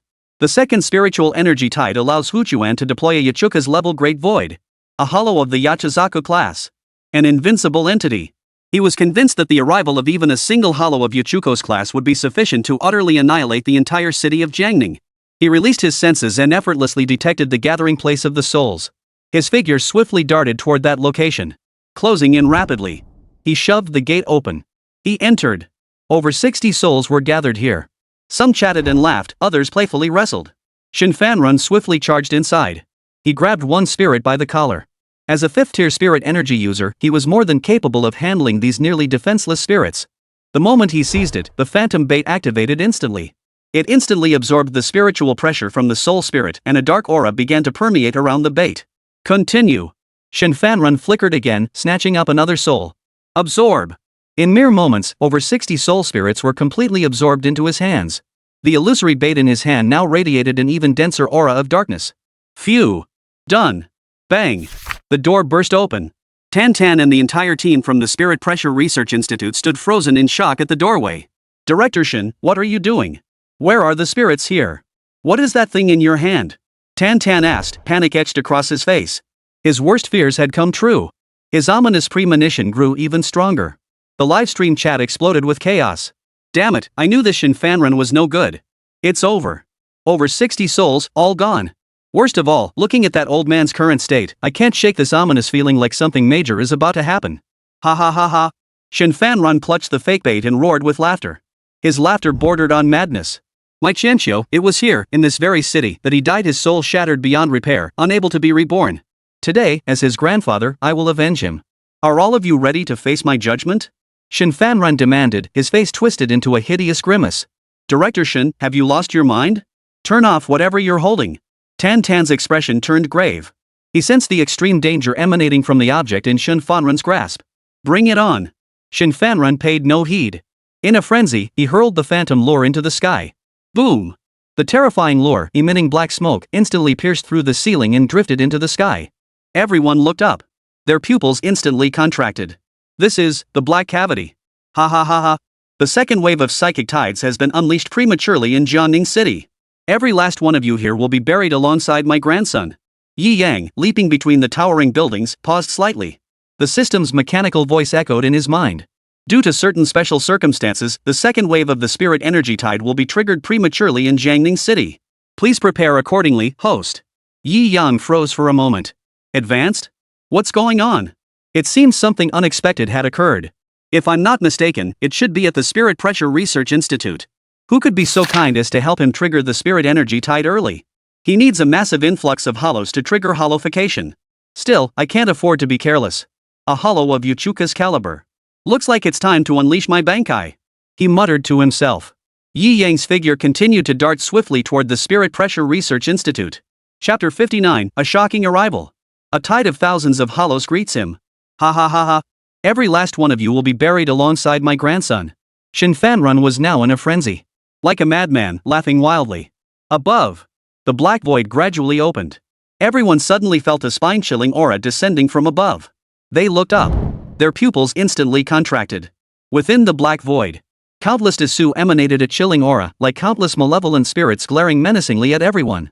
Shin Fanrun's expression twisted into a savage grimace as he pointed toward the spreading aura of malevolence above. See that? That's the void bait capable of prematurely triggering the second wave of the spiritual energy tide. Once he activates it in the air, it will open the passage connecting Jiangning City to the void realm. Then, a massive wave of void entities will flood into Jiangning City. Ha ha ha ha. Then every single one of you will die. At these words, every person present felt their pupils contract violently once more. A massive horde of hollows. The second wave of spiritual energy. These terrifying words exploded violently within their minds. At that moment, every single person was utterly certain the old man before them was nothing but a madman. A complete and utter lunatic. This old man is insane. He's completely lost his mind. This lunatic. How did such a madman become the director of the Spirit Pressure Research Institute? My ominous premonition has come true. Damn it, I knew this bad feeling would come true. I'm right here in Jiangning City. With all these hollows pouring in, this is gonna be a total bloodbath. I'm freaking out. This is the second wave of the spiritual energy tide. The first wave already had hundreds of hollows, the second wave. I can't even think about it. Hey, calm down. Lord Byakuya is still here. That guy always shows up when you least expect it. Sigh. In a situation like this, even Lord Byakuya might not be able to handle it. With just his strength alone, there's no way he can stand against tens of thousands of hollows. Honestly, I'd rather Lord Byakuya didn't show up now. Remember, most of this old man's hatred is directed at Lord Byakuya. I agree. The moment Lord Byakuya shows up, he'll become this old man's primary target. In this situation, we have no choice but to request aid from other cities. I believe nearby cities have already dispatched spirit mediums to prepare for rescue. Hold on, everyone. Pray for us. The live stream exploded in an instant. Shin Fanrun's actions completely caught everyone off guard. He was attempting to use the Hollow World to annihilate an entire city. Director Shin, have you lost your mind? Stop this immediately. Tan was furious, veins bulging on his face as he gritted his teeth. This was Jiangning City under his jurisdiction. If Jiangning City were destroyed here, Shin Fanrun would bear the first eternal infamy, and he, Tan, would be saddled with the second eternal infamy. Ha ha ha. Stop? When Xianqiu begged for mercy, did you see that Bai Zai stop? Shin Fanrun laughed unrestrainedly. He paid no heed to Tan's fury. Moreover, I have made up my mind. From this moment onward, I shall merge with Huqiu, becoming an existence beneath only one, yet above 10,000 others within Huqiu. Ha ha ha ha. He spread his arms wide and roared with laughter. What? Merge with Huayuan? Are you insane? You bastard. Tan roared in disbelief. The last shred of respect he had held vanished in an instant. Rage surged to his forehead, and even his usually elegant speech faltered. What was Huaquan? It's the realm beyond our world, poised to invade Blue Star. It was Blue Star's mortal enemy.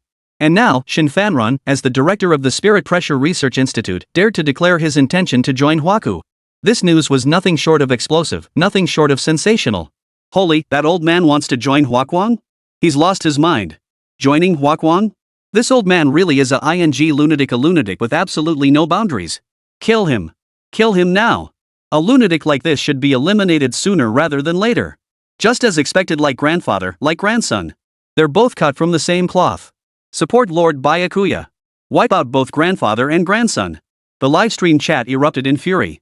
One could easily imagine the viewers gnashing their teeth in front of their screens. Tan erupted in fury. Everyone, follow me up their kill. He roared, leading the charge himself. The speed of a third-tier psionicist was instantly displayed in full force. His speed was blinding. Fueled by fury, sand and stones flew from beneath his feet. The ground itself caved in slightly under the immense pressure of his aura. His entire body erupted like a volcano, swiftly closing in on Shin Fanrun. Ha ha ha ha. This is hilarious. You, a mere third-tier spirit energy user, dare to challenge this old man. Shin Fanrun roared with laughter. He raised his fist, his spiritual pressure instantly enveloping the area. Utterly unafraid, he met Tan Tan head-on. Boom! Tan Tan's mouth erupted in a torrent of blood as his entire body flew backward like a. There was no doubt about it. Tan Tan, a third-tier practitioner, proved utterly no match for this fifth-tier spirit energy user. But he had achieved his objective. Over 100 members of the Spiritual Pressure Research Institute instantly swarmed forward. A mob can overpower a master, his only hope lay in this. But then, buzz, buzz, buzz. A pillar of light instantly beamed down from the black void, enveloping Shin Fanrun and separating him from the Spirit Pressure Research Institute members. Everyone's pupils contracted sharply. This was the boundary to Huaquan. Why? Why would a rift extend down from the black void? Was this meant to transport Shin Fanrun to Huayuan? Tan Tan knelt on the ground, blood trickling from the corner of his mouth. A possibility flashed through his mind, and instantly, his eyes bulged with rage. The fury nearly consumed his reason. Ha ha ha ha. Tan Tan, consider yourself fortunate. This old man will spare your life for now. Shin Fanrun stood within the rift, looking down from above at the crowd below. Once this deed was accomplished, he would enter Huayuan and become a ruler within the Palace of the Night. You bastard. Tan Tan's mouth spilled blood as he could only rage and roar. Ha ha ha ha. Don't get impatient. The real show is only just beginning. As Shin Fanrun's words fell. Swish. Swish. Swish. One after another, figures instantly materialized from the black void. They landed at breakneck speed within the Spirit Pressure Research Institute's forest. Shadowy figures kept darting out. At that moment, every member of the Spirit Pressure Research Institute released their spiritual pressure, straining to sense the situation. Suddenly, cold sweat began to bead on their foreheads. They could clearly sense that the flickering dark figures emerging one after another were hollows, continuously surging forth from the black void. The hollows surrounding them kept increasing. 10, 100, 200, 300, 500, 1,000. More and more hollows began to encircle them. It seemed as though they were the primary targets of all the void. And rightly so. Hollows feed on spiritual pressure. Any creature possessing delicious spiritual pressure piqued their interest. The stronger the spiritual pressure, the more delicious it is. And the Spirit Pressure Research Institute? It's where all the city's most powerful spirit energy users gather. The temptation here is simply beyond comparison anywhere else. As shadowy figures continuously emerged from the black void, the hollows gathering around grew ever more numerous. Exceeding 1,000, their numbers approached 10,000. This was a horde of tens of thousands of hollows. This was a city-destroying crisis. And it wasn't over yet. When no more shadows entered Jiangning City from the black void, everyone thought it had ended. The next instant, an aura so terrifying it made every living soul tremble instantly descended upon them. Every breath in the city grew ragged. Then, under the horrified gazes of all present, a figure slowly emerged from the black void. Human in form, with an eerie face and strange attire.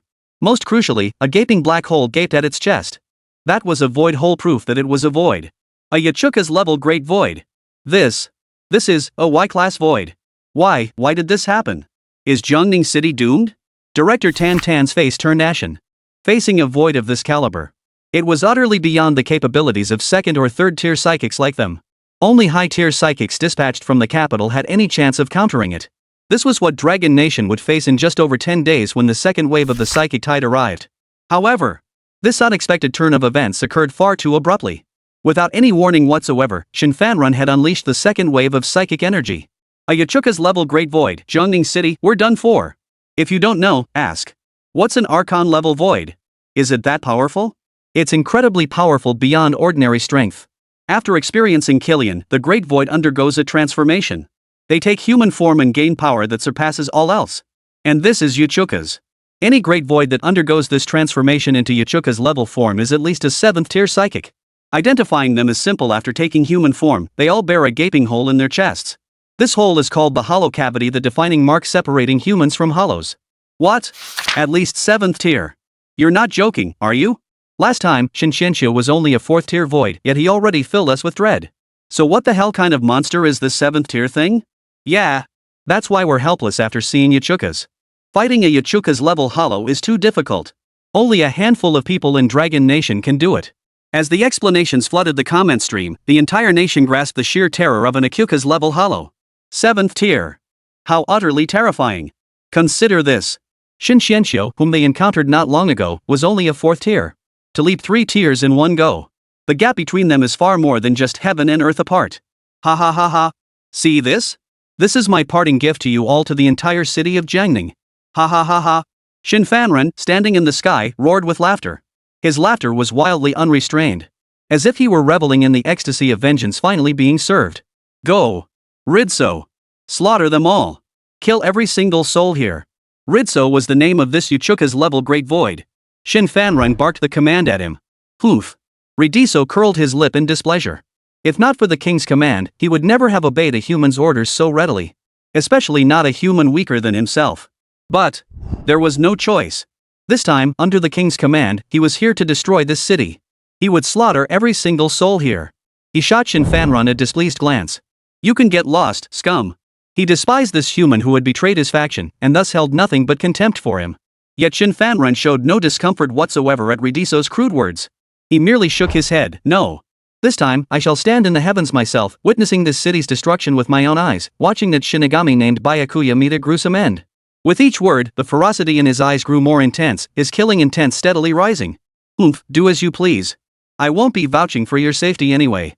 My mission is solely to kill. Ha ha ha ha. As if I need you to guarantee my safety. With these worthless trash below 4th tier, they dare threaten me? Ridiculous. Absolutely ridiculous. Shin Fanren roared with laughter once more. The Jiangning City Spiritual Pressure Research Institute was a department under his command. He knew its capabilities inside out. Ridso ignored the raving old man. He released his spiritual pressure, probing the human auras below. Everything lay within his perception, understood thoroughly. A bunch of useless spirit energy users, none higher than 3rd tier. Is such a bunch of trash even worth my trouble? He held himself in high regard. He considered himself the strongest being beneath the Hollow King. At that moment, he lost all interest in this place. He only wanted to end it quickly. So then, humans, are you prepared to face this final judgment? His spiritual pressure surged with every word. Even the air itself seemed to freeze slightly under the weight of his terrifying spiritual pressure. Everyone present found it difficult to even breathe. Damn it! Why? Why did a hollow of Uchuka's caliber have to appear? An opponent of this caliber makes it impossible to muster even a shred of resistance. The gap is too vast. Merely releasing his spiritual pressure alone makes us feel utterly hopeless. Is there anyone who could possibly defeat such a formidable enemy? Faced with such an overwhelming disparity in spiritual pressure, no one could muster even a shred of resistance. Even Tan Tan was gritting his teeth, struggling to hold on. For them 2nd and 3rd tier Shinigami facing a hollow of Yachizaku's caliber, its spiritual pressure alone was enough to crush them all. Not to mention the thousands of hollows swarming the outer perimeter. This was a desperate situation. A city-shattering force. Damn it! Even through this screen, I can feel the sheer terror of that Uchuka's level hollow. What should we do? Are we really just supposed to despair and wait for death? So far, I see no hope. Even if Lord Byakuya were here, I wouldn't bet on him. A 7-tier gap? That's nothing like Shin Xianxiu's mere 4 tiers. Ugh. 7th tier. It's ing hopeless. Su Yunyun's residence. In the livestream, the series of sudden developments left both Su Yunyun and Ren Yingying stunned. The events unfolded too swiftly, too abruptly. They couldn't process it for a moment. Why? Uchuka's 7th tier, 7th tier. Su Yunyun murmured. 7th tier. What a devastatingly high tier. Shin Xianxiu was only at the 4th tier. This was a 3-tier leap. After staring blankly for a moment, she gathered the Byakuya Yi Yang version figurine sitting nearby into her arms. Lord Byakuya. Lord Byakuya can do it. I believe in Lord Byakuya. Mentioning Byakuya, her eyes began to sparkle. Ren Yingying snapped back to reality. Yun, that's a full 3 ranks difference. It's too difficult. Just with his spiritual pressure alone, Uchukas has shattered the fighting spirit of everyone at the Spiritual Pressure Research Institute. In this situation, even Lord Byakuya might. Even so, I still believe in Lord Byakuya. He can definitely do it. Su Yunyun turned her gaze toward the window.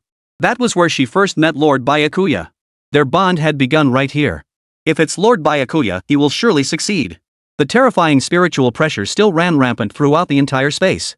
The immense disparity in spiritual pressure left the entire staff of the Spiritual Pressure Research Institute completely immobilized. Cold sweat trickled down their foreheads. Under such circumstances, not a single thought of resistance stirred within them. Suddenly. Such a lively gathering here today, all to welcome me? Has human technology advanced so far that even hollow suits can be mass-produced now? A faint voice drifted in from the distance. This detached voice instantly shattered the tense atmosphere. The terrifying spiritual pressure emanating from Akiuka's dissipated in that instant. Everybody, previously weighed down by the terrifying aura, instantly felt light again. Freed from its oppressive weight, they gasped for breath. Sweat trickled down their temples. After catching their breath, they abruptly turned their gaze toward the source of the sound. Then, under the gaze of thousands of hollows, the Spirit Pressure Research Institute members, Ridso, Shinfanrun, and the nationwide live broadcast audience. That figure slowly emerged once more from beneath the moonlight. Still clad in that same attire. Black death armor, draped over a captain's Heir embroidered with the character 6, its hem fluttering in the air. The noble star tethering Kandara adorned his forehead, while a white scarf draped around his neck. Beneath the handsome face lay only calmness, the violet pupils showing not a single ripple. A zanpakuto hung casually at his waist. It was Yi Yang. He had arrived. The entire venue fell into complete silence. Click-clack. Under the expectant gaze of the crowd, he strolled leisurely through the throngs of hollows. Approaching the Spirit Pressure Research Institute members, he addressed Tan Tan, who was panting heavily and wiping blood from the corner of his mouth. This welcome ceremony is a bit over the top, isn't it, Director Tan? My excitement right now is beyond what any bullet comments could possibly express. This man has finally appeared. He's here. For some reason, the moment this man appeared, I felt an overwhelming sense of security. The welcome ceremony is way too grand, haha. My tears are practically laughing out loud right now. You think I'm laughing at this guy? No, this is joyful tears. To the poster above, I totally get how you feel. I'm from Jeongning City too. The moment this man's voice rang out, my tears just couldn't hold back anymore. Though I don't know what a hollow outfit is, the moment Lord Byakuya appeared, I felt a refreshing breeze sweeping across all humanity. The hollow outfit, welcome. Lord Byakuya, truly the ultimate. Lord Byakuya is the ultimate legend. The ultimate legend. The moment the Shinigami turned Yi Yang appeared, millions of viewers watching the livestream instantly lost it. Some viewers even wept tears of joy. This was the lingering impact after the pent-up fear and tension were suddenly released. In stark contrast to the tears of joy flowing among the millions watching the livestream, the members of the Spirit Pressure Research Institute present at the scene wore solemn expressions. After all, this place was now surrounded by tens of thousands of hollows, with the Yachukas at least a 7th-tier hollow looming overhead, its gaze fixed on them. It could be said, this was an absolutely hopeless situation. Unless all of Rokoku's forces were mobilized. Otherwise, it's truly impossible to stand against this horde of powerful hollows. They had already prepared themselves for certain death. Unexpectedly, in such a desperate situation. This man. He actually came. That man actually dared to show up. And his entrance? Was so casual. So casual that the moment he appeared, he shattered the tense atmosphere created by that hollow of Yachuka's level power. But in the face of absolute power, it seems utterly useless. Lord Byakuya. In this situation, why did you? Wiping the blood from the corner of his mouth, Tan Tan asked with a look of astonishment. He couldn't fathom why, in such a hopeless situation, Bai Zai dared to come. Yi Yang merely gave him a faint glance. And chose to ignore him for the moment. He knew full well that these thousands of hollows weren't transformed from hollow suits. How could the Spirit Pressure Research Institute possibly crack something produced by the system? His initial purpose in coming here was to perform soul burials for the spirits gathered here. After the second wave of spiritual energy surged, Yi Yang's purpose in coming here was to hunt. To hunt the vast numbers of hollows flooding into the human world. Slaying these hollows would cause his hollowification progress bar to surge dramatically. Upon arriving and seeing the thousands of hollows gathered here, Yi Yang was satisfied. They had gathered themselves, so he wouldn't have to search for them one by one across the map. A faint smile curved his lips. The timing of this second wave of the spirit energy tide couldn't have been more perfect for Yi Yang. This scene, isn't it welcoming me? Yi Yang's face remained as calm as still water as he spoke softly. Death God Byakuya.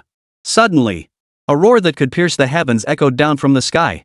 Within the broken realm, Shinfan stood, his expression twisted with fury. His face contorted into a hideous grimace, his vicious eyes fixed on the death god transformed Yi Yang, as if he wanted to devour him alive. His teeth ground together with a grinding sound.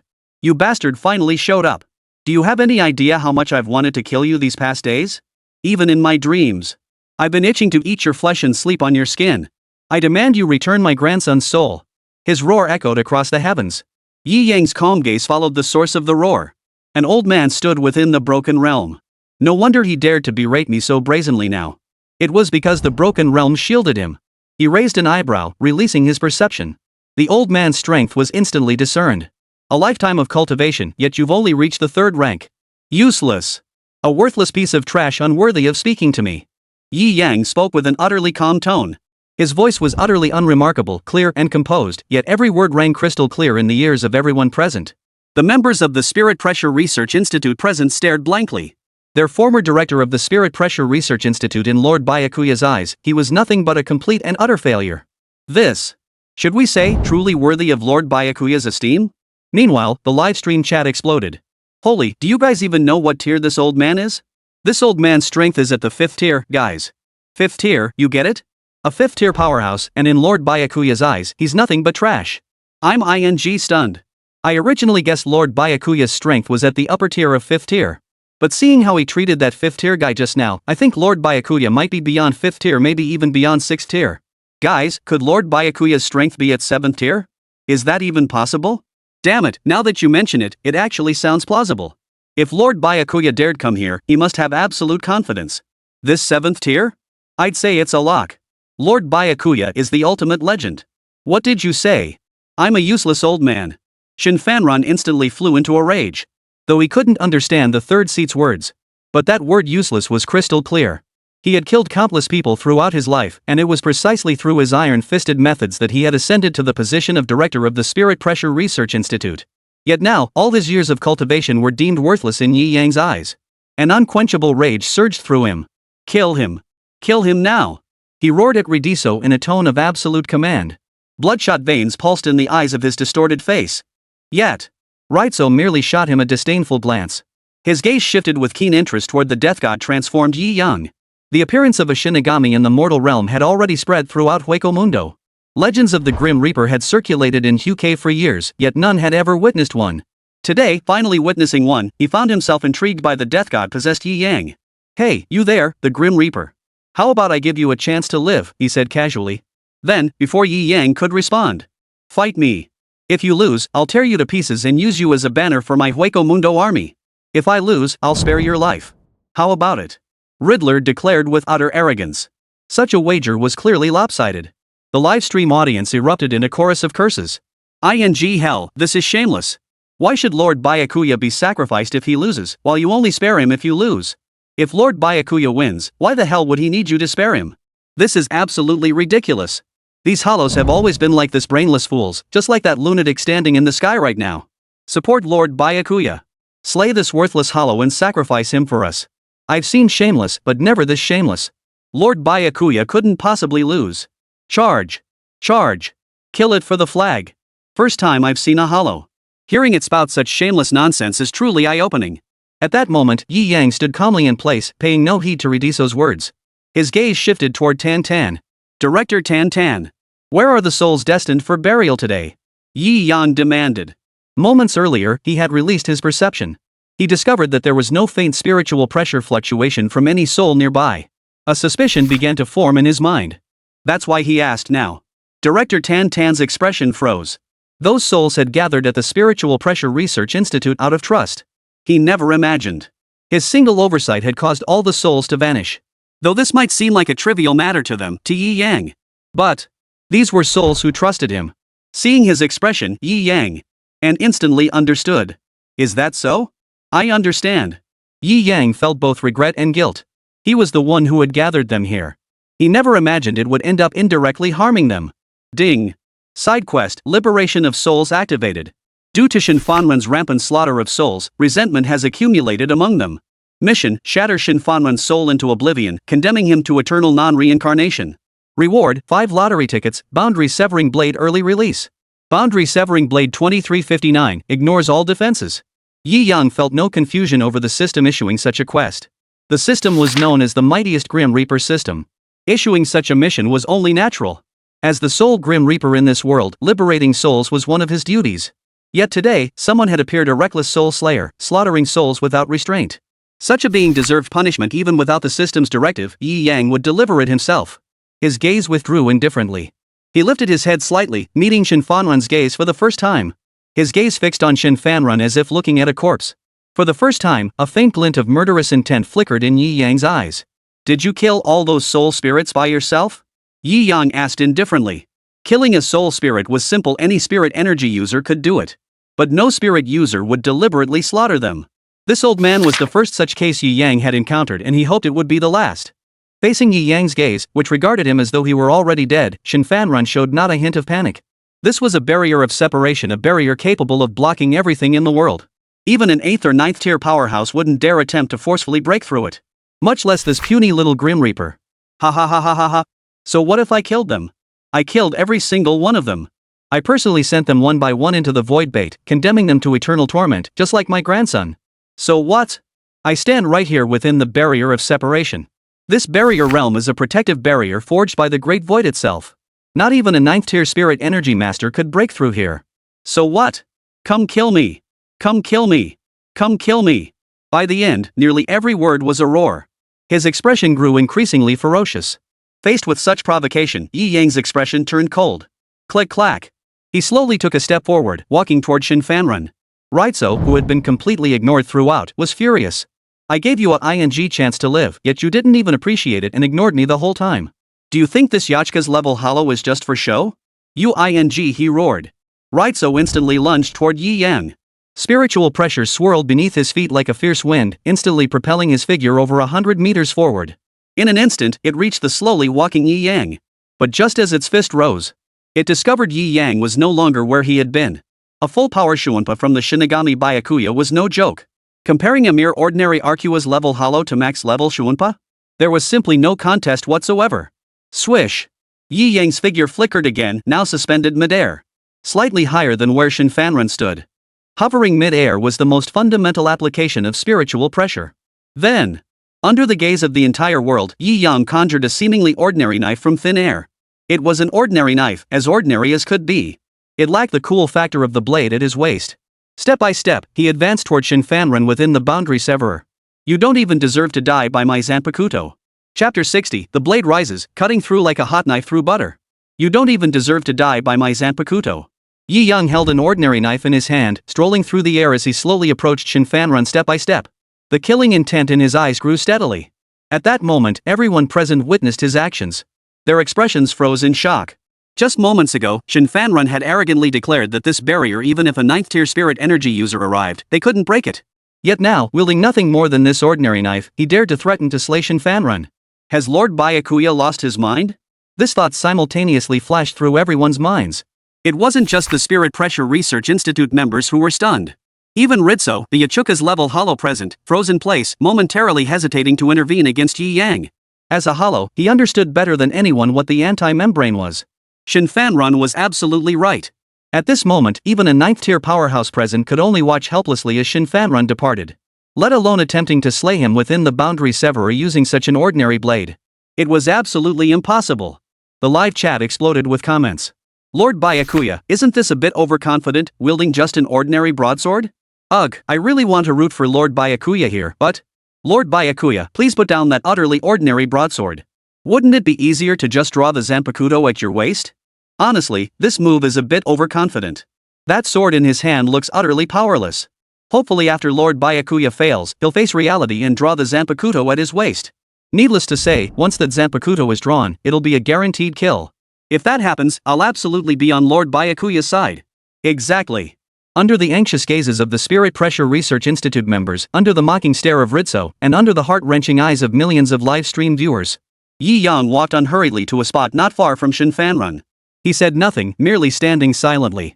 His expressionless face bore no emotion, yet his eyes flickered with a faint glint of murderous intent. Shin Fanrun saw it clearly at that moment. Ha ha ha ha. You actually think you can kill me with that knife in your hand? He pointed at Yi Yang and burst into laughter. He saw no point in repeating the role of the foil to Yi Yang. He felt it would be like playing the violin to a cow. Before facing defeat, such people would never give up. Fine. Let him hit a wall. Let him understand just how feeble his strength truly was. Yi Yang ignored Shin Fanrun's arrogant mockery. Sword in hand, he advanced step by step. When he reached striking distance, he raised the blade in his hand without hesitation. Swords are for thrusting. But blades are for chopping. Slowly raised above his head. Swinging down. A simple, pure move. At that moment, Shin Fanrun was still laughing heartily, his face still twisted with mockery and derision. Ritsu also maintained his mocking expression, waiting for Yi Yang's astonishment after hitting a wall. The expressions of the Spirit Pressure Research Institute members grew even more anxious. Millions of viewers watching the livestream held their breath. Under the gaze of countless eyes, that utterly ordinary knife fell. But With a sound like crushing rotten wood, it sliced through flesh. A torrent of blood instantly spurted forth, splattering onto the barrier membrane within the boundary. At that very moment, Shin Fanrun's face still bore a look of mockery and derision. But in the next instant, it froze.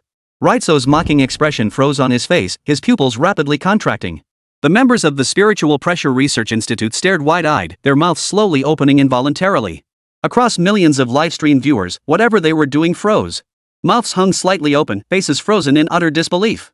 In that instant, the world seemed to stop spinning. In everyone's vision, only that utterly ordinary knife remained. It was raised high once more, and brought down. The sword of severance effortlessly sliced through the barrier film. But blood spattered once more. In that instant, a piercing scream of agony echoed across the heavens. It echoed relentlessly throughout the otherwise quiet city of Jiangning. It was Shin Fanrun's scream. This time, the rigid sneer and mockery finally vanished from his face. In an instant, it transformed into sheer terror and agony. That blade felt as though it had sliced through his very soul, piercing his heart with excruciating pain. Over the years, he had been wounded before, cut by blades, slashed by swords, shot by guns. But never before had any wound pierced him to the bone like this one, making him feel his very soul tremble. Under this single blow, his soul seemed to begin shattering. At that very moment, the eyes of the entire world were fixed upon that man, strikingly handsome, his face devoid of any emotion. Why? Why could he so effortlessly cleave through the barrier film? Isn't it said that even a 9th-tier psionicist couldn't do it? Could it be this man transcends even the 9th tier? No one was certain. The piercingly agonized screams continued unabated. The excruciating pain made Shin Fanrun's screams utterly uncontrollable. Impossible, impossible. Why is this happening? Why is this happening? How could you break through this barrier? Finally, Shin Fanrun gritted his teeth and managed to growl out the words, his voice breaking and faltering. However, what answered him was Yi Yang's reply, tinged with a faint intent to kill. Finished your last words? Prepare to depart. The same path as your grandson. Chapter 61, Sever the Flesh, Sever the Soul. The same path as your grandson. What kind of path is this? Everyone knew it well.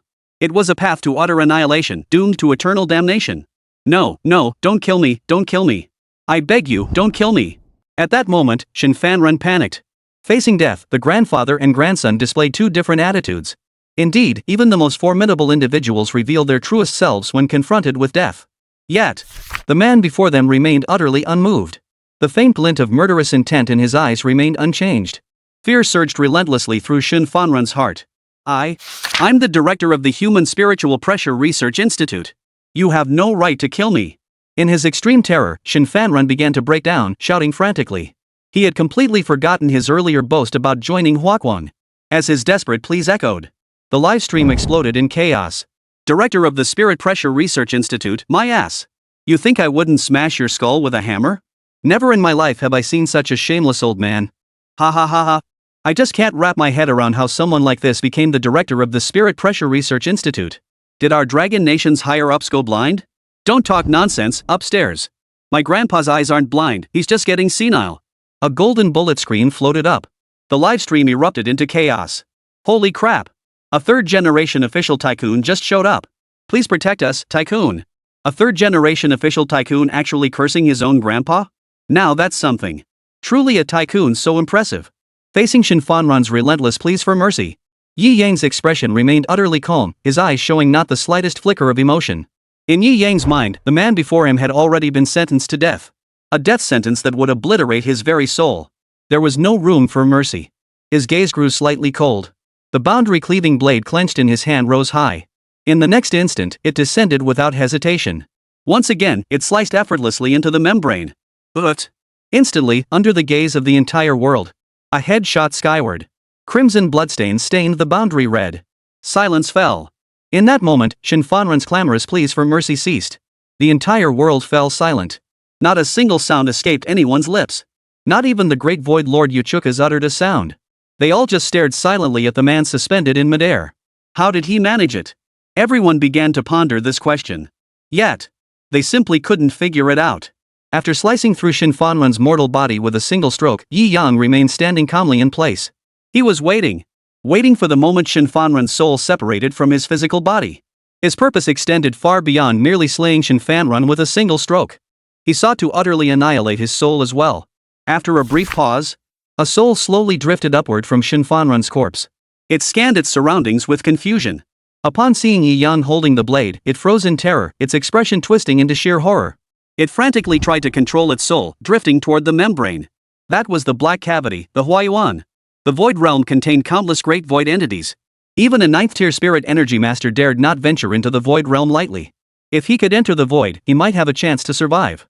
He might transform into a void entity. Then he might be able to exact revenge someday. He swore that if he somehow survived this ordeal, he would meticulously devise a flawless plan. Revenge against the Grim Reaper, Byakuya. Revenge against Jiangning City. Revenge against all of humanity.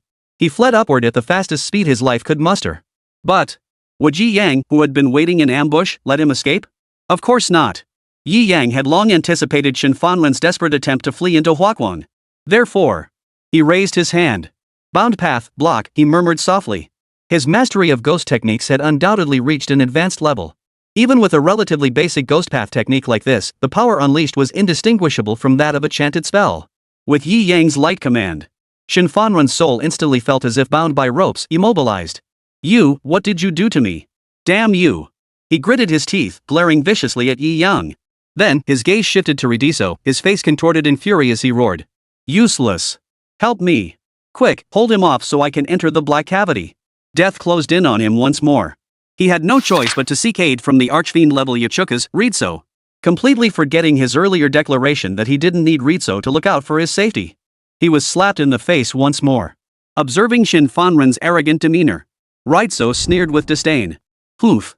I told you, your safety isn't part of my mission this time. Oh, and by the way, Wang instructed me to eliminate you if necessary. Seems the timing is perfect now. Someone else has taken care of you, so I won't have to dirty my own hands. Andres couldn't care less about Shin Fanrun's fate. He even delivered this devastating news to him. Shin Fanrun's pupils suddenly contracted violently. What? Get rid of me. Could it be that everything the king promised me was just a lie? In that moment, Shin Fanrun felt utterly crushed. Hollow. Truly unreliable. Yi Yang paid no heed to his incessant babbling. Wielding the boundary-severing blade, he advanced step by step toward him once more. The seal still held Shin Fanrun's soul firmly in place. His own state was now as lifeless as ashes. The light slowly faded from his eyes. Yi Yang stepped before him, raised his blade, and struck. The boundary-severing blade, with its attribute that ignored all else, instantly shattered his soul. As a reward for helping him trigger the second wave of spiritual energy tides early, Yi Yang granted him a swift end. At that moment, Shin Fanrun met the same fate as his grandson, his soul scattered into oblivion, doomed to eternal non-reincarnation. Chapter 62, he should count himself lucky to be the first to die by this move. Right before everyone's eyes, Shin Fanrun's soul was cleaved apart by the blade of the Grim Reaper, Byakuya. The Spirit Pressure Research Institute members below erupted in cheers. Good, well done. That human traitor who defected to Hueco Mundo Lord Byakuya has done well to slay him. Such a traitor deserves to be denied reincarnation for eternity. The livestream chat was, needless to say, flooded with cheers. Lord Byakuya, the eternal god. He truly lived up to our expectations, slaying that human traitor within the reverse membrane with nothing but an ordinary sword. So satisfying. Truly satisfying. Lord Byakuya is unstoppable. What even a 9th-tier spirit user couldn't accomplish, he achieved with such effortless ease, utterly divine. Lord Byakuya's capabilities surpass your wildest imagination. Exactly. When he walked over with that ordinary-looking blade, I thought it was hopeless. Still say it, Lord Byakuya is YYDS. YYDS. Meanwhile, Ridiso stood rooted to the spot, lost in deep thought. He couldn't fathom how Yi Yang could so effortlessly slay Shin Fanrun, who was encased within the reverse membrane. That barrier, as Shin Fanrun had stated. Even a 9th-tier psychic power user couldn't effectively break through it. But now, before Yi Yang, the barrier seemed as fragile as paper. Unbelievable. Mid-air. Having severed Shin Fanrun's soul, Yi Yang stowed the boundary-severing blade into his storage space. This blade was still best suited for cleaving through absolute defenses. It was not suited for combat. In his mind, the system's prompt sounded, announcing the completion of the task. 5 lottery tickets were credited to his account. He was one step closer to obtaining Aizen. Now it was time to hunt properly. The second wave of spiritual energy tide, this was the best reward for his own strength enhancement. Yi Yang shifted his gaze to the horde of monsters surrounding him. Hundreds upon hundreds ordinary weak hollows made up the majority. The rest? All Kyrians. Controlling Killian was merely one of the basic abilities possessed by a Yachka's level Great Hollow. Thus, over 100 Killians swarmed the perimeter. Each stood as tall as a building. Hundreds stood densely packed around the perimeter, forming a complete encirclement that trapped the entire Spirit Pressure Research Institute within. The scene was terrifying and oppressive. But the most formidable presence was that Yuchuka's level hollow, possessing formidable strength on par with a regular captain-level officer. Judging by its speed just now, it was above average. I want to defeat him quickly, but it'll take some time. Moreover, the surrounding leak void creatures are so numerous. Cutting through them one by one might take until tomorrow to eliminate them all. This clearly wasn't a viable option for Yi Yang right now. He had school tomorrow morning and couldn't afford to waste time here. In that case, then, let's end this battle swiftly. Yi Yang made his decision instantly. Hey, that Grim Reaper, could you tell me how you managed to slay Shin Fanrun? After pondering for a moment, the Yuchuka's level hollow, Ritso, still couldn't figure it out. He decided to ask Yi Yang directly. Then, a smirk curved his lips. A smug look appeared on his face. Just tell me how to break the counter membrane, and I'll let you leave this place. How about it? Isn't that a tempting offer? He flashed a carefree grin. He believed Yi Yang could break the counter membrane so effortlessly not because of strength, but because he must have some special method. When it came to raw power, he harbored absolute confidence in himself. After all, within the Void Knight Palace, his power was second only to the king.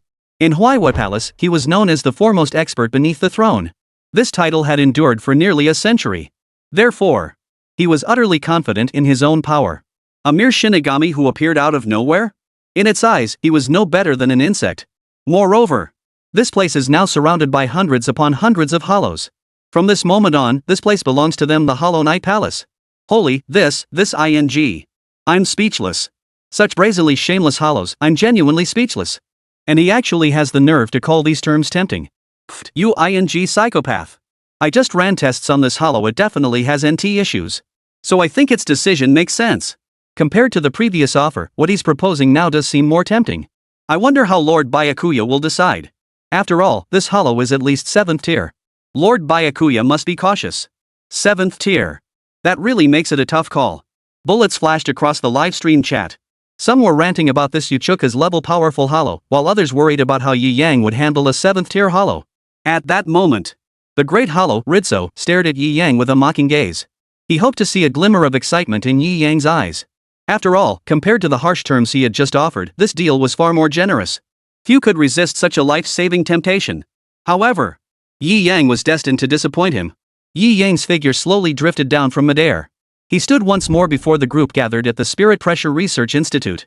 This was the very center, surrounded by thousands of hollows. It was also the spot facing Ritso most directly. Yi Yang's calm face still revealed no emotion, his eyes as still as water. His gaze fixed on the hollow, Ritso, he spoke in a detached tone. From here on out, you should count yourself fortunate. For you will be the first void fortunate enough to die by this very strike of mine. With that, he slowly drew the Senbonzakura from its scabbard at his waist. Chapter 63, Ready to meet your death? Bang Kai. Yi Yang's calm words fell. His hand rested on the scabbard as he slowly drew the Senbonzakura from his waist. Boom! Suddenly, a surge of spiritual pressure erupted, violently engulfing the surrounding 100-mile radius. The terrifying spiritual pressure instantly created a powerful aura. Dust swirled wildly through the air. At that moment, the entire scene fell utterly silent, save for the sound of whirling sand and stones. Thousands upon thousands of hollows remained utterly silent. The members of the Spiritual Pressure Research Institute remained utterly silent. All eyes were fixed intently on the grim-faced Ridiso. For the moment Yi Yang's words fell, the great hollow Ritso's expression had instantly darkened. The terrifying spiritual pressure emanating from him, comparable to that of a captain, spread relentlessly, instantly enveloping the entire 100-mile radius in its dreadful aura. The terrifying spiritual pressure instantly enveloped the area once more. The oppressive atmosphere instantly grew heavy.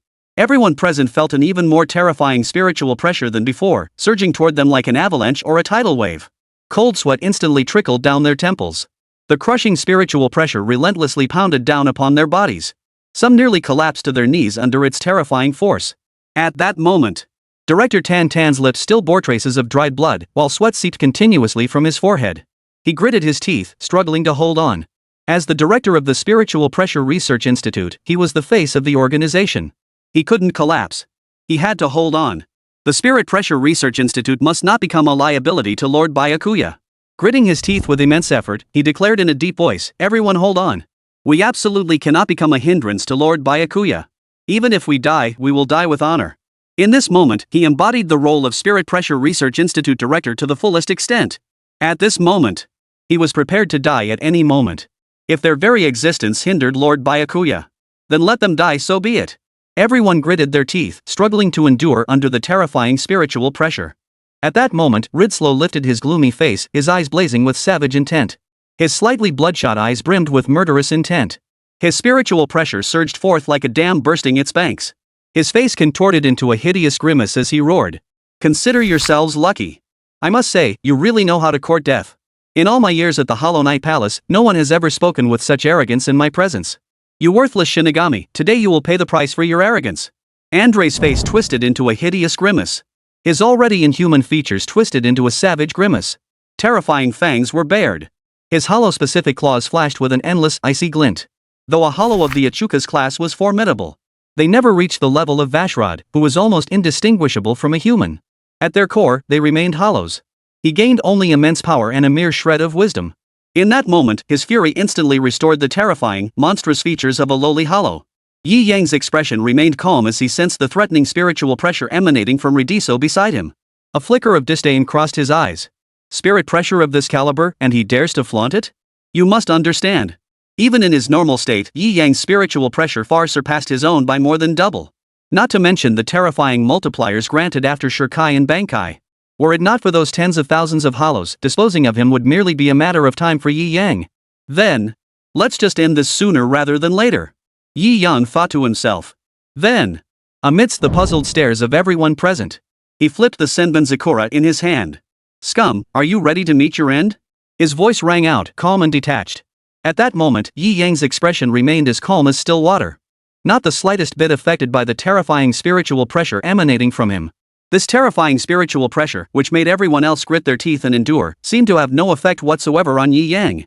At this moment, not only did Ridiso grow perplexed, the entire Spirit Pressure Research Institute was perplexed. Even every single viewer in the livestream was baffled. Among these viewers were some unknown super-powered individuals. Watching the actions of the Shinigami Byakuya through the screen, they couldn't help but show puzzled expressions. They couldn't understand. Why would he make such a harsh statement now? What is Lord Byakuya trying to do? I don't know why, but the moment Lord Byakuya drew his Zanpakuto, I felt a surge of adrenaline. Same here. My instincts are usually spot on. This blade is definitely no ordinary sword. Of course it's extraordinary. Everyone above, don't forget Lord Byakuya always uses his Zanpakuto during soul burials. This sword, right now, it gives me this weird feeling. It's like it has a mind of its own. Shinigami Byakuya, what an extraordinary man. Holy crap, the avatar above. You're actually in the livestream too. Shoo, keep it down. Most viewers in the livestream were puzzled as to why Yi Yang would suddenly make such a bold statement. Next, Yi Yang responded to them. Under everyone's gaze, he effortlessly drew his Zanpakuto Senbon Zakura. Senbon Zakura plummeted through the air in free fall.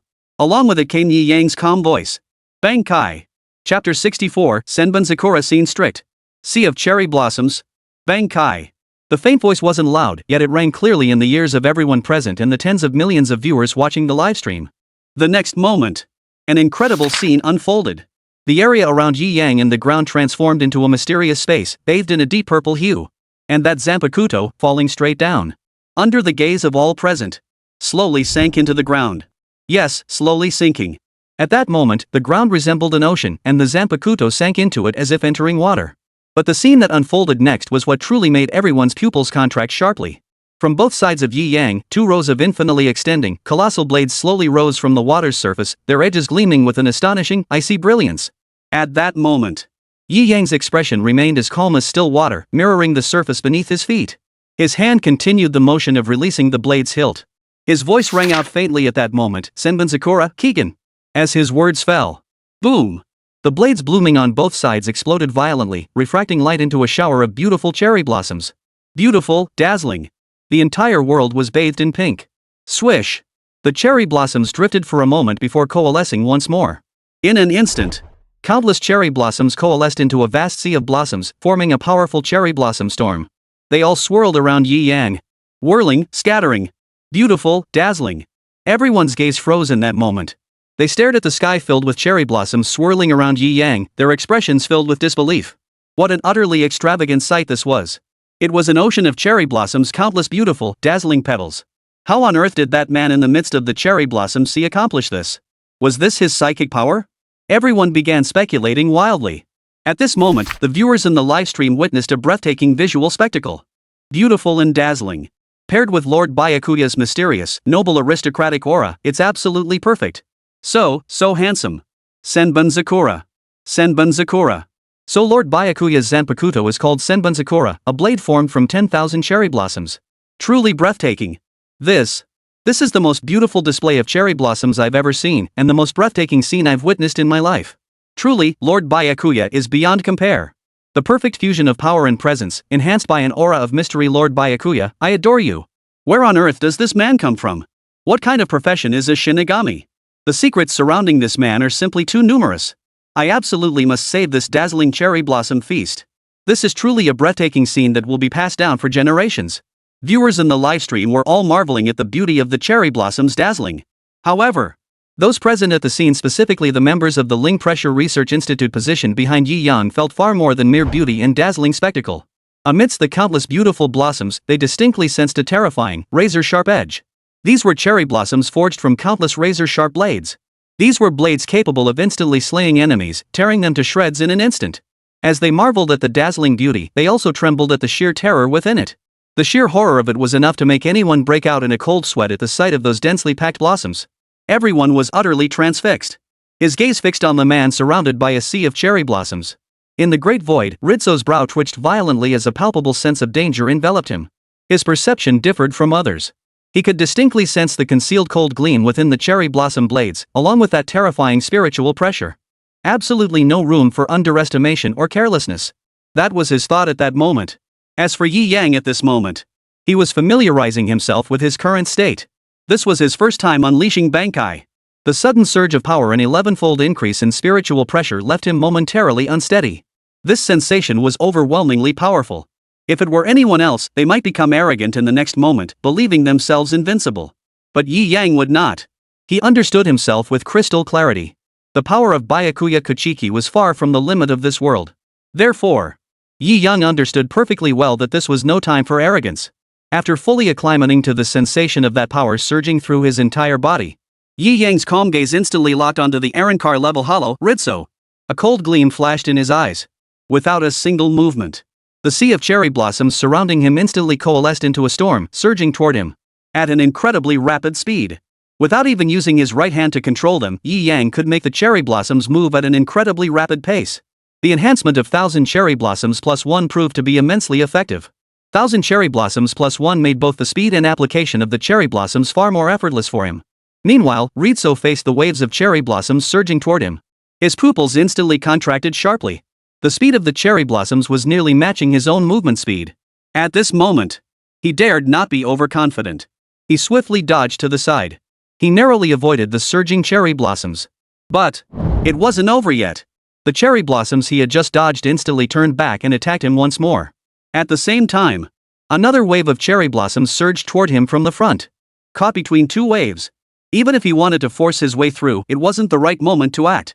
Gritting his teeth, he rolled awkwardly, narrowly avoiding the attack once more. Chapter 65, 1,000 cuts and 10,000 slices. Instant kill. Yi Yang watched as Desu-Lied Suwa dodged Senbun Sakura's pursuit in such a manner. A faint sneer curled his lips as he couldn't help but look down on the Great Void's evasion tactics. It seemed he had overestimated him after all. Faced with Senbun Sakura's assault, one must either respond with countless powerful strikes, repeatedly shattering the surging cherry blossom blade's violence countering violence, or else rely on absolute speed to disrupt his attack patterns and throw off his rhythm. Like the absolute speed Ichigo Kurosaki possessed after releasing his Bankai. Yet, at this moment, Riddick simply attempted to dodge Senbun Sakura's pursuit with a simple roll. To Yi Yang, this countermeasure was the dumbest, the most useless tactic. Yi Yang's estimation of this Uchuka's level hollow plummeted to rock bottom. His right hand lifted slightly. He commanded the cherry blossom blades. Several more clusters of the cherry blossom sea swirling around him surged outward. Moreover, the speed increased dramatically. Using his hands to manipulate the cherry blossom blades, the speed doubled compared to before. 4 clusters of cherry blossom blades instantly formed a deadly array, encircling Ritsu from all 4 directions in a complete pincer movement. The 4-sided encirclement and the sudden doubling of speed left Ritsu utterly unable to react. Swish! As he rolled to the ground, he glanced up. The cherry blossom blades were now mere inches away. His pupils contracted sharply. Clearly, he hadn't anticipated why these dazzling cherry blossoms would suddenly double their speed. At this point, dodging was utterly impossible. I'll just have to take the hit head-on. I refuse to believe these flashy, superficial cherry blossoms can do anything to me. Ritsu thought calmly to himself. At that moment, he knew he could no longer evade the surging sea of cherry blossoms. But he never panicked. For he absolutely refused to believe that such dazzlingly beautiful cherry blossoms could inflict any real harm upon him. You see, he had evolved from a lowly fish-type Pokemon into an Aquarius. That was achieved through countless battles. His evolution into an Ichukas was largely thanks to his impenetrable outer armor. And that unyielding defense had always been his pride and joy. He was confident. Even if he stood completely still, letting the Grim Reaper before him hack away at will, it wouldn't pierce his defenses until after 100 blows. And certainly not by this superficial cherry blossom before him. His mind was made up. He abandoned evasion, spreading his arms wide with arrogance, a smug grin spreading across his face. Ha! Reaper, bring it on! What good is the speed of your techniques? Under my absolute defense, your flashy yet hollow cherry blossoms couldn't possibly harm me. Let me show you what true absolute defense looks like. Having chosen to endure the blow head-on, he had to adopt an arrogant stance. This was Rato's signature approach. Hearing this, Yi Yang showed no expression whatsoever. Not a flicker of emotion rippled across his eyes. He simply continued manipulating the cherry blossoms in silence. Until one was truly pierced by the 1,000 cherry blossoms, no one could comprehend the terrifying horror lurking beneath this beautiful facade. Yi Yang could only respond to that arrogant stance with absolute, terrifying power. Boom! The next instant, 4 cherry blossom blades arrived simultaneously, instantly engulfing Ritsu in a sea of cherry blossom blades. It's over. Yi Yang thought silently. To dare confront Senbon Sakura after its Bankai activation. I wonder if this A-class hollow is just stupid or overly confident. That's an ocean formed by countless blades. Though refracted by light, they took the shape of cherry blossoms. But the spiritual pressure contained within is terrifying. Each blade could effortlessly slice through the shell of any hollow. And this was a sea of hundreds of millions of cherry blossom blades. Yi Yang's eyes narrowed sharply. A hand controlling the cherry blossom blades clenched violently. The cherry blossom blades encircling the hollow instantly surged forward in a violent wave. Swish! Swish! Swish! A terrifying sea of cherry blossoms relentlessly unleashed its bone-chilling glare.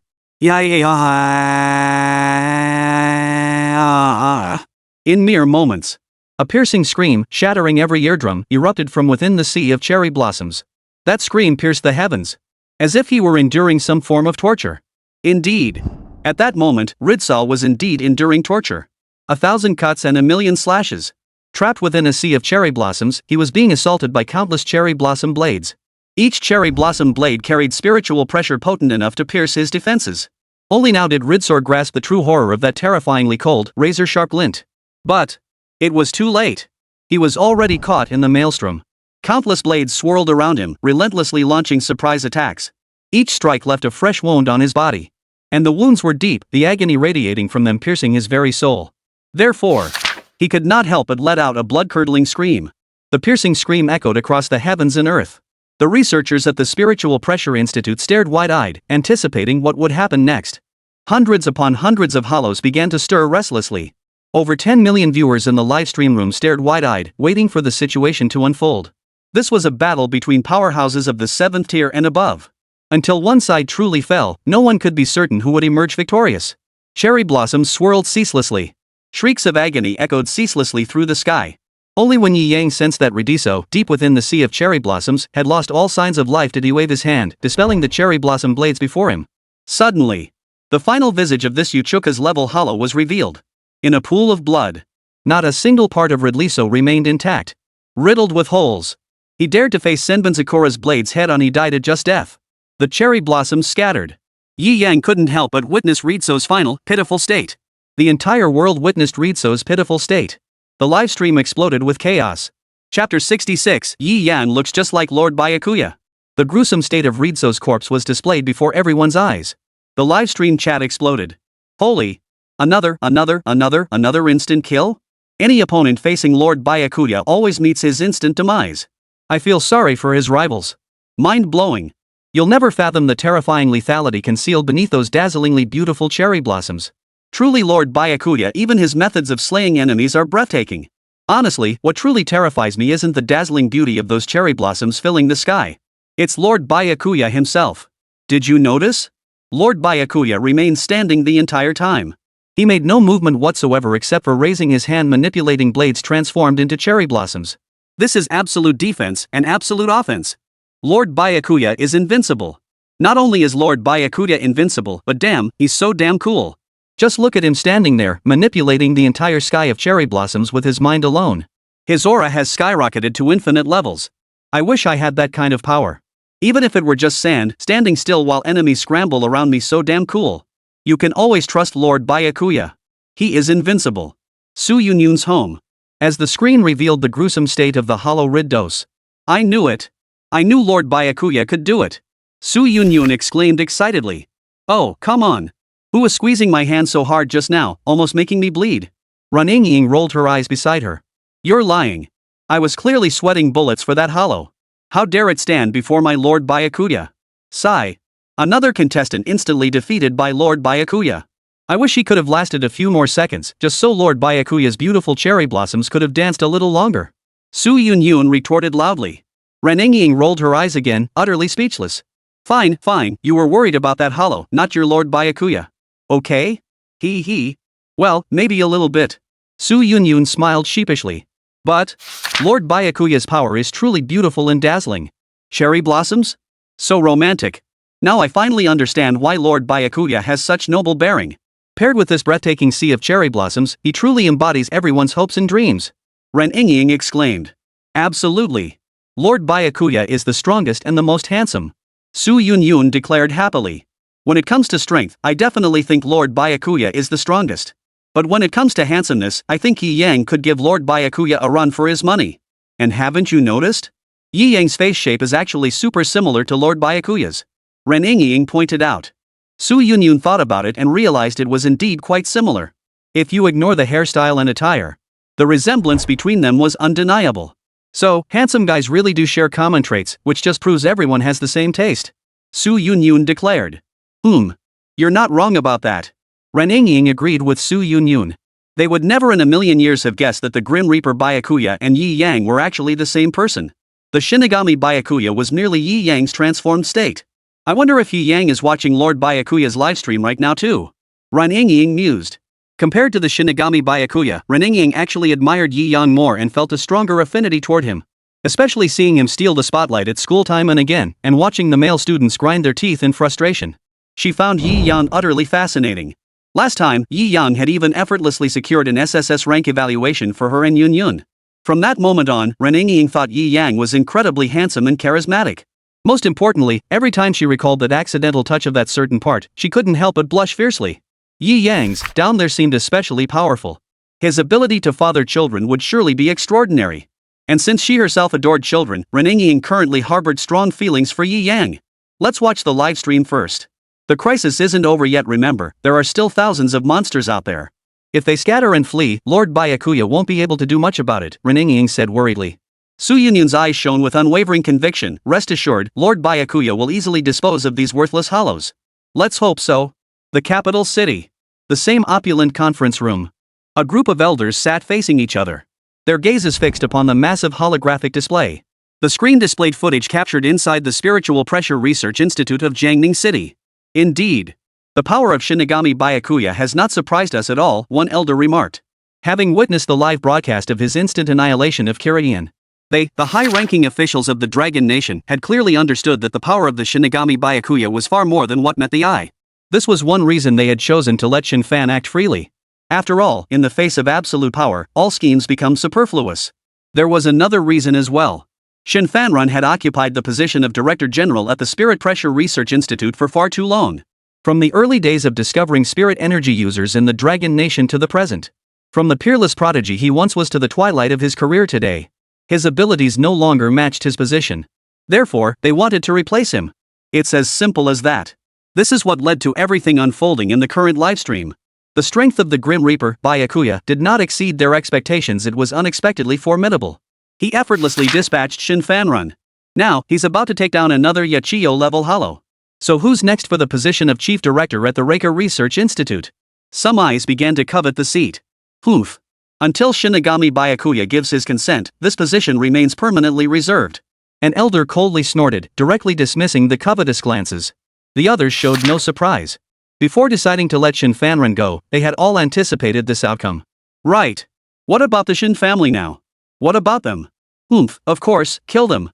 A voice thick with murderous intent echoed through the conference room. Chapter 67 Execution. Murderous intent beneath the cherry blossoms. Jiangning City Spiritual Pressure Research Institute. The assembled crowd stared at the revealed hollow Ritso. The gruesome state of the corpse was utterly terrifying. Not a single intact part remained on its entire body. Countless wounds gushed blood. The distorted face still faintly revealed the agonizing torment endured before death. Everyone couldn't help but shudder. Their gazes turned to the man beside it, surrounded by countless cherry blossoms, his expression serene, his eyes devoid of any emotion. This man had effortlessly slain a hollow of the Ichuka's class right here. And it was still that breathtakingly swift execution. This was the second time they had witnessed the legendary instant kill of the Grim Reaper by Akuya. The first time was the instant kill of Kira. Flash flower, instant annihilation. And now, the second time a sea of cherry blossoms surged forth, swallowing the hollow hole in mere moments. Instant annihilation. Beneath the dazzling beauty of the cherry blossoms lay boundless lethal intent. Beneath the sea of blossoms. Beyond astonishment and awe. Utterly speechless to describe this battle that made everyone's blood boil. They stood speechless, silently fixated on that Shinigami named Byakuya. As if expected, Lord Byakuya is truly too powerful. No one or creature can escape instant annihilation before him. From the moment this man appeared, I sensed that reassuring presence that calms everyone. Exactly. With Jiangning City facing an unprecedented threat of annihilation, our only hope lies with Lord Byakuya. This man is the very god of Jiangning City. This battle, without a doubt, will be the most breathtaking fight I've ever witnessed in my life, no contest. Though this isn't my first time witnessing Sakura's terror, I'm still stunned by the dazzling beauty within that sea of cherry blossoms. Truly worthy of Lord Byakuya. The Spirit Pressure Research Institute members present all voiced their astonishment. Director Tan Tan was nearly moved to tears. Heaven bless Jiangning City. Heaven bless Jiangning City. As long as Lord Byakuya remains in Jiangning City, it shall enjoy eternal peace. Witnessing it in person versus watching the livestream were two entirely different experiences. Only those present could truly grasp the awe-inspiring power radiating from that sea of cherry blossoms. This was precisely why their emotions differed so greatly from those watching the livestream. At that moment, a sea of cherry blossoms formed from blades still swirled around Yi Yang. He cast a faint glance at Ritsu's corpse. He showed no significant emotional reaction. This was the consequence of underestimating Senbun Sakura's Bankai. Beep beep beep beep. Kill the hollow, Ichukas. Hollowification progress plus 5%. The system's voice echoed in his mind. Killing a hollow at the Ichuka's level increases hollowification progress by 5%. Not bad. Then, Yi Yang shifted his gaze to the swarm of minor hollows surrounding the area. They were the true targets he needed to eliminate next. And the Bankai activation was essentially for their sake. Otherwise, a mere little Ichukas wouldn't have been worthy enough to warrant Yi Yan unleashing his Bankai. As Yi Yang's gaze swept over them, all the minor hollows surrounding him were frozen in terror. Some began trembling uncontrollably, their legs shaking violently. Their once terrifying fangs now chattered incessantly, emitting a rattling sound. Their gathering here was solely due to the suppression of a hollow of Yachizako's caliber, Ritsu. Their consciousnesses were weak, yet they trembled before the great hollow's intimidation, a fear born of submission to a higher evolved being.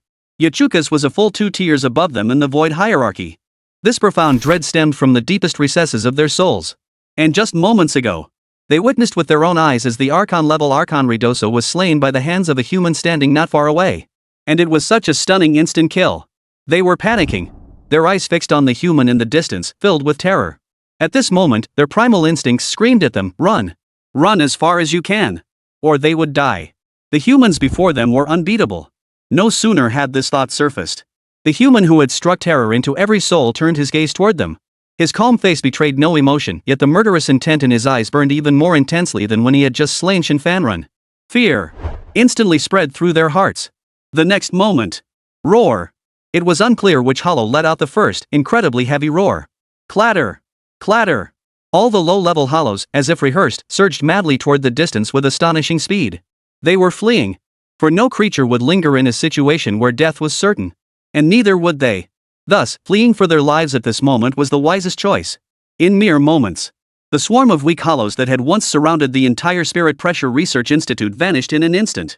Even the colossal Gyron struggled to twist its massive form, trudging toward the distance. In the blink of an eye, all the weak hollows scattered like a disorganized swarm of ants, fleeing in every direction. They fled frantically in one direction, desperate to escape this place that filled them with terror. As if some monstrous flood were about to devour them. The researchers at the Spiritual Pressure Institute were dumbfounded. Millions of viewers in the livestream were stunned. The entire world was left speechless. What the hell was going on? A mere glance had sent thousands of hollows fleeing in terror? The entire Spiritual Pressure Administration was left speechless. This is just too unbelievable. I don't think it's exaggerated. If it's Lord Byakuya, I don't think it's exaggerated. Yeah, exactly. For Lord Byakuya, it's not exaggerated. This man is a Shinigami after all. Director Tan Tan was also left speechless. After a moment, he regained his composure. His brow furrowed slightly. The weak-ass hollows seemed to be pouring into Jiangning City. If these tens of thousands of hollows were to enter Jiangning City, it would spell utter devastation for all living things. Chapter 68, Shocking. A single glance repels 10,000 void beings. The live stream chat was abuzz with activity. Messages flooded the screen non-stop. Holy!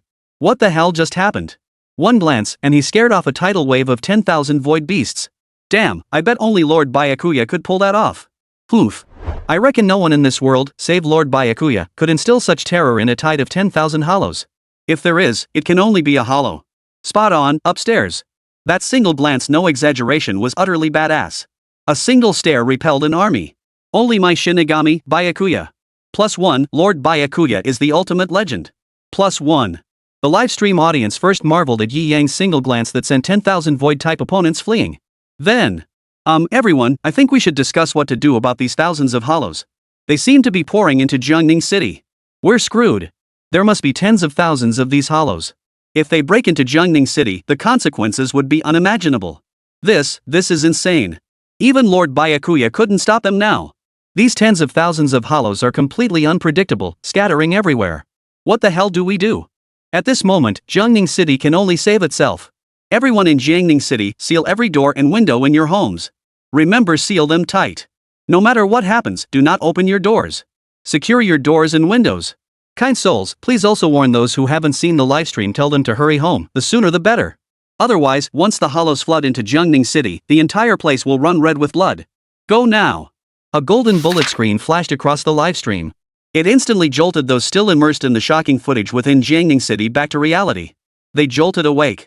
Some scrambled to their feet, securing their doors and windows before shouting as loudly as possible into the streets. The monsters are coming.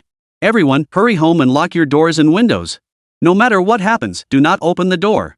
Others, heedless of their own safety, they rushed out of their homes, shouting at the top of their lungs in the streets.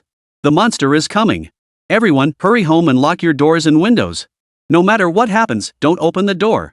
In an instant, on the streets of Jiangning City, the monsters are coming. Everyone, hurry home and lock your doors and windows. No matter what happens, don't open the door. The monsters are coming. Everyone, hurry home and lock your doors and windows. No matter what noise you hear, do not open the door. Heart-wrenching shouts echoed throughout the entire city of Jiangning. This was not a city-wide broadcast.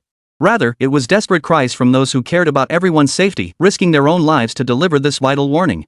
Facing the impending onslaught of the Void Horde, Jiangning City now needed unity to survive this catastrophe. No one was a heartless machine. Genuine compassion abounded in the world. And within Jiangning City, that genuine affection was particularly abundant at this moment.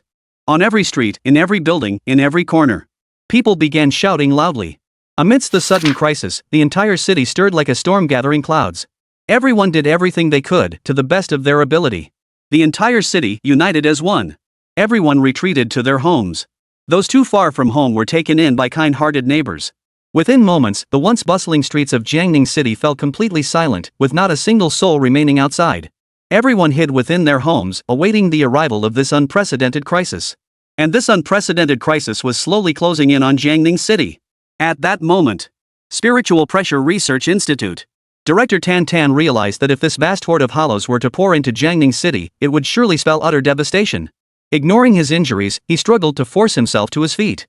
Having taken Shin Fanren's punch and then endured the crushing pressure of the Great Void's spiritual pressure, his entire body was drained of strength and his spiritual pressure was utterly depleted. The strength within him was utterly insufficient to support his body rising. But, gritting his teeth, he summoned his indomitable will to force himself upright. Dragging his heavy body, he moved step by step, struggling painfully toward the man. He knew. At this moment, only this man could save Jiangning City. Only this man possessed the power to annihilate the countless void clans. But, how could this man possibly save Jiangning City? None of them even knew where this man came from. All they knew was that he was a Grim Reaper whose duty was to liberate souls and guide them into the Pure Land for reincarnation. Yet, protecting Jiangning City had never been part of his duties. That was the responsibility of their Spirit Pressure Research Institute. At this moment, he felt himself and the entire city of Jiangning seemed so insignificant. Step by step, he trudged toward the Grim Reaper, Byakuya. That mysterious man. Director. Director. The members of the Spirit Pressure Research Institute looked on in confusion. What on earth is our director up to? They watched as Tan struggled to walk toward Yi Yang under everyone's gaze. Suddenly, as if all strength had left him, he collapsed onto the ground. Yet, he forced himself to rise, bowed his head low to Yi Yang, and cried out in a loud voice. Countless hollows besiege the city. Jiangning is in peril. Tan, director of the Spirit Pressure Research Institute, humbly implores Lord Byakuya to aid Jiangning City. Director Tan's resounding voice echoed across the open field. At that moment, all members of the Spirit Pressure Research Institute froze in shock. Then, their bodies trembled violently. Clearly, they too realized that the retreating legions of hollows were now surging toward Jiangning City. At this very moment, Jiangning City was plunged into an unprecedented crisis. In an instant, cold sweat broke out all over their bodies. A wave of dread washed over them. They had just been celebrating how Yu Yang had single-handedly scared off the vast swarm of void beasts. Glancing at the dark, surging masses of void clusters approaching Jiangning City from the distance, their eyes instantly filled with tears. Director Tan, usually as tough as nails, had actually set aside his pride and pleaded with Lord Baizai. If even he had done so, what excuse did they have? They immediately prostrated themselves, bowing to Yi Yang and declaring, countless hollows besiege the city. Jiangning is in peril. The Spirit Pressure Research Institute implores Lord Byakuya to aid Jiangning City and help it weather this crisis. Chapter 69, Cherry Blossoms in Full Bloom. Countless hollows besiege the city. Jiangning is in peril. The Spirit Pressure Research Institute earnestly begs Lord Byakuya to aid Jiangning City and help it overcome this crisis. Led by Tan, the members of the Spirit Pressure Research Institute bowed to Yi Yang one after another, pleading for his aid. The earth-shaking cries echoed across the heavens. The viewers in the livestream were stunned. Why are you doing this? Someone asked in the chat. Soon, someone provided the answer. Lord Byakuya's origins are shrouded in mystery. All we know is he's a Shinigami whose duty is to guide souls to the Pure Land for reincarnation. But protecting Jiangning City has never been part of his responsibilities. That falls to Director Tan and the Spiritual Pressure Research Institute. So, viewers who saw this comment instantly understood. Exactly. Lord Byakuya's origins are shrouded in mystery. No one knows where he came from. His duty is solely to guide souls. Protecting Jiangning City falls outside Lord Byakuya's remit. That's why Director Tan. Once they grasped the full picture, every viewer instantly felt profound respect for this rugged, no-nonsense director of the Jiangning City Spirit Pressure Research Institute. Such an iron-willed man would actually sacrifice his own body to pray for the entire populace of Jiangning City.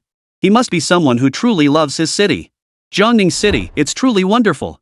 Not only does it have a super-powered figure like Lord Byakuya, but also a tender-hearted tough guy like Director Tan. How enviable. Yeah, he's truly a director everyone respects. Suddenly curious about this tender-hearted director. By the way, why does Director Tan insist on being called Bureau Chief whenever others address him as director? I'm really curious. Ha.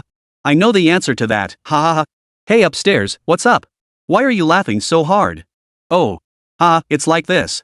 When Director Tan first took office, he went to Beijing to report for duty. You know how the capital is full of big shots. Director Tan, being young and a bit hot-headed with his innocent nature. So he got into a fight with this incredibly handsome playboy in the capital. Later, he found out that playboy was actually the grandson of a big shot. Guess what happened next? Ha. Director Tan was detained in the capital and sentenced to cleaning public restrooms for a month. While that incredibly handsome young master showed up every single day to taunt him, calling out, Director Tan. Director Tan. So Director Tan came to utterly despise the title director, ha. Damn it, I'm suspicious this guy is actually that Beijing playboy. What's going on? No need to wonder he's none other than. Damn, no wonder Director Tan insisted everyone call him commissioner, so that's why. This man deserves our utmost respect. Watch Lord Byakuya.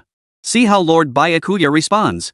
At that moment, all eyes in the audience fixated on the man surrounded by a sea of cherry blossoms. Anticipating his response. At that moment, Yi Yang stood motionless, his gaze fixed calmly upon Tan before him. For this man, Yi Yang felt a genuine respect welling up from the depths of his heart. He understood that Director Tan genuinely cared for the entire city of Jiangning. This was a man who valued the people more than his own life.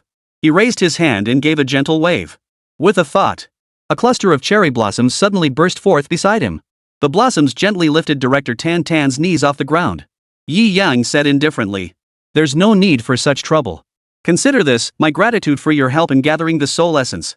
The calm voice reached Tan Tan's ears. A look of wild joy instantly spread across his face. He knew that as long as Lord Byakuya agreed, Jiangning City would surely overcome this crisis. Overwhelmed with joy, he burst into tears the next moment. Tears streamed down his face like an unstoppable spring, flowing endlessly. He was deeply moved. What lay ahead was facing a horde of tens of thousands of hollows.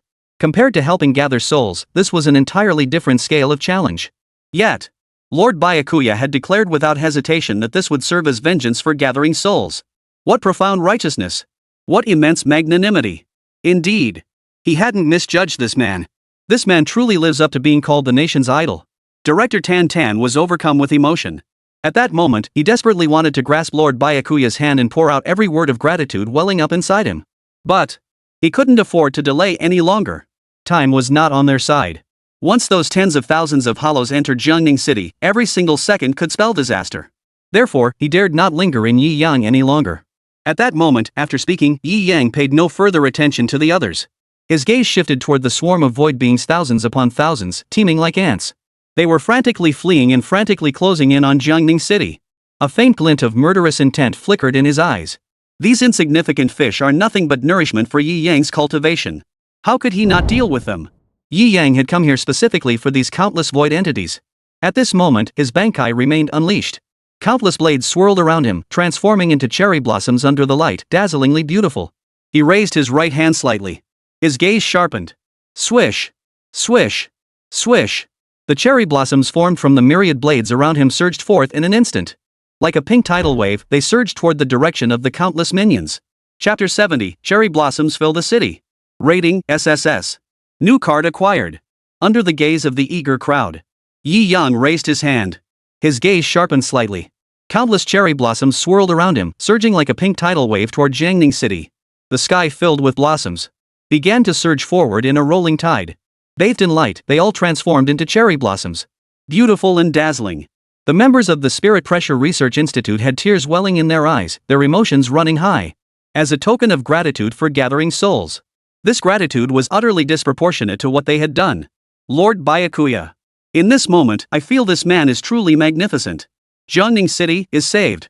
The viewers in the livestream were also momentarily stunned. As a tribute to gather souls.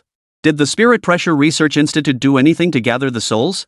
They essentially did nothing, merely providing basic shelter, which is precisely the Spirit Pressure Research Institute's duty. For something they did as a matter of course, Lord Byakuya actually expressed his gratitude in such a manner. In that moment, they too felt Lord Byakuya's greatness was beyond compare. I pledge my lifelong devotion to Byakuya. From this moment onward, Lord Byakuya shall forever be my idol. No, he's already been our idol all along. A sea of blossoms paired with Lord Byakuya's noble bearing, it's absolutely perfect. If anyone ever dares to speak ill of Lord Byakuya again, I'll be the first to tear them apart. This man may speak of gratitude, but his heart truly lies with the countless people of Jiangning City. Jiangning City is incredibly fortunate to have director Tan Tan and the Shinigami Byakuya. Audiences nationwide were deeply moved by Yi Yang's actions. The scattered masses of weaklings rushed headlong into Jiangning City. Unbearable terror still swirled within their hearts. They dared not glance back. That human was terrifying. A Yachka's level great void had lasted only seconds in his hands. Much less creatures like them. Therefore, they fled for their lives like mad. Finally, they successfully entered Jiangning City. The streets were deserted, but they paid no heed, still fleeing frantically. Not for any other reason. Because the pink wave of cherry blossom blades surging behind them brought a deadly sense of danger. Those very beautiful cherry blossoms instantly shredded the great void. Riddled with holes. They still remembered the gruesome state of the corpses of hollows, even those of the Yachuka's class, under those cherry blossom blades. They harbored no doubt, should those beautiful cherry blossom blades draw even slightly near them, their lives would be reaped like straw. They dared not linger for even a moment. They fled frantically down the deserted streets. But, in the end, they could not escape the sea of cherry blossoms formed by countless blades. Swish! Swish! Swish! The sea of cherry blossoms instantly enveloped a group of minor foes within its illusory cage. Then, countless cherry blossoms transformed into blades, relentlessly tearing into their bodies.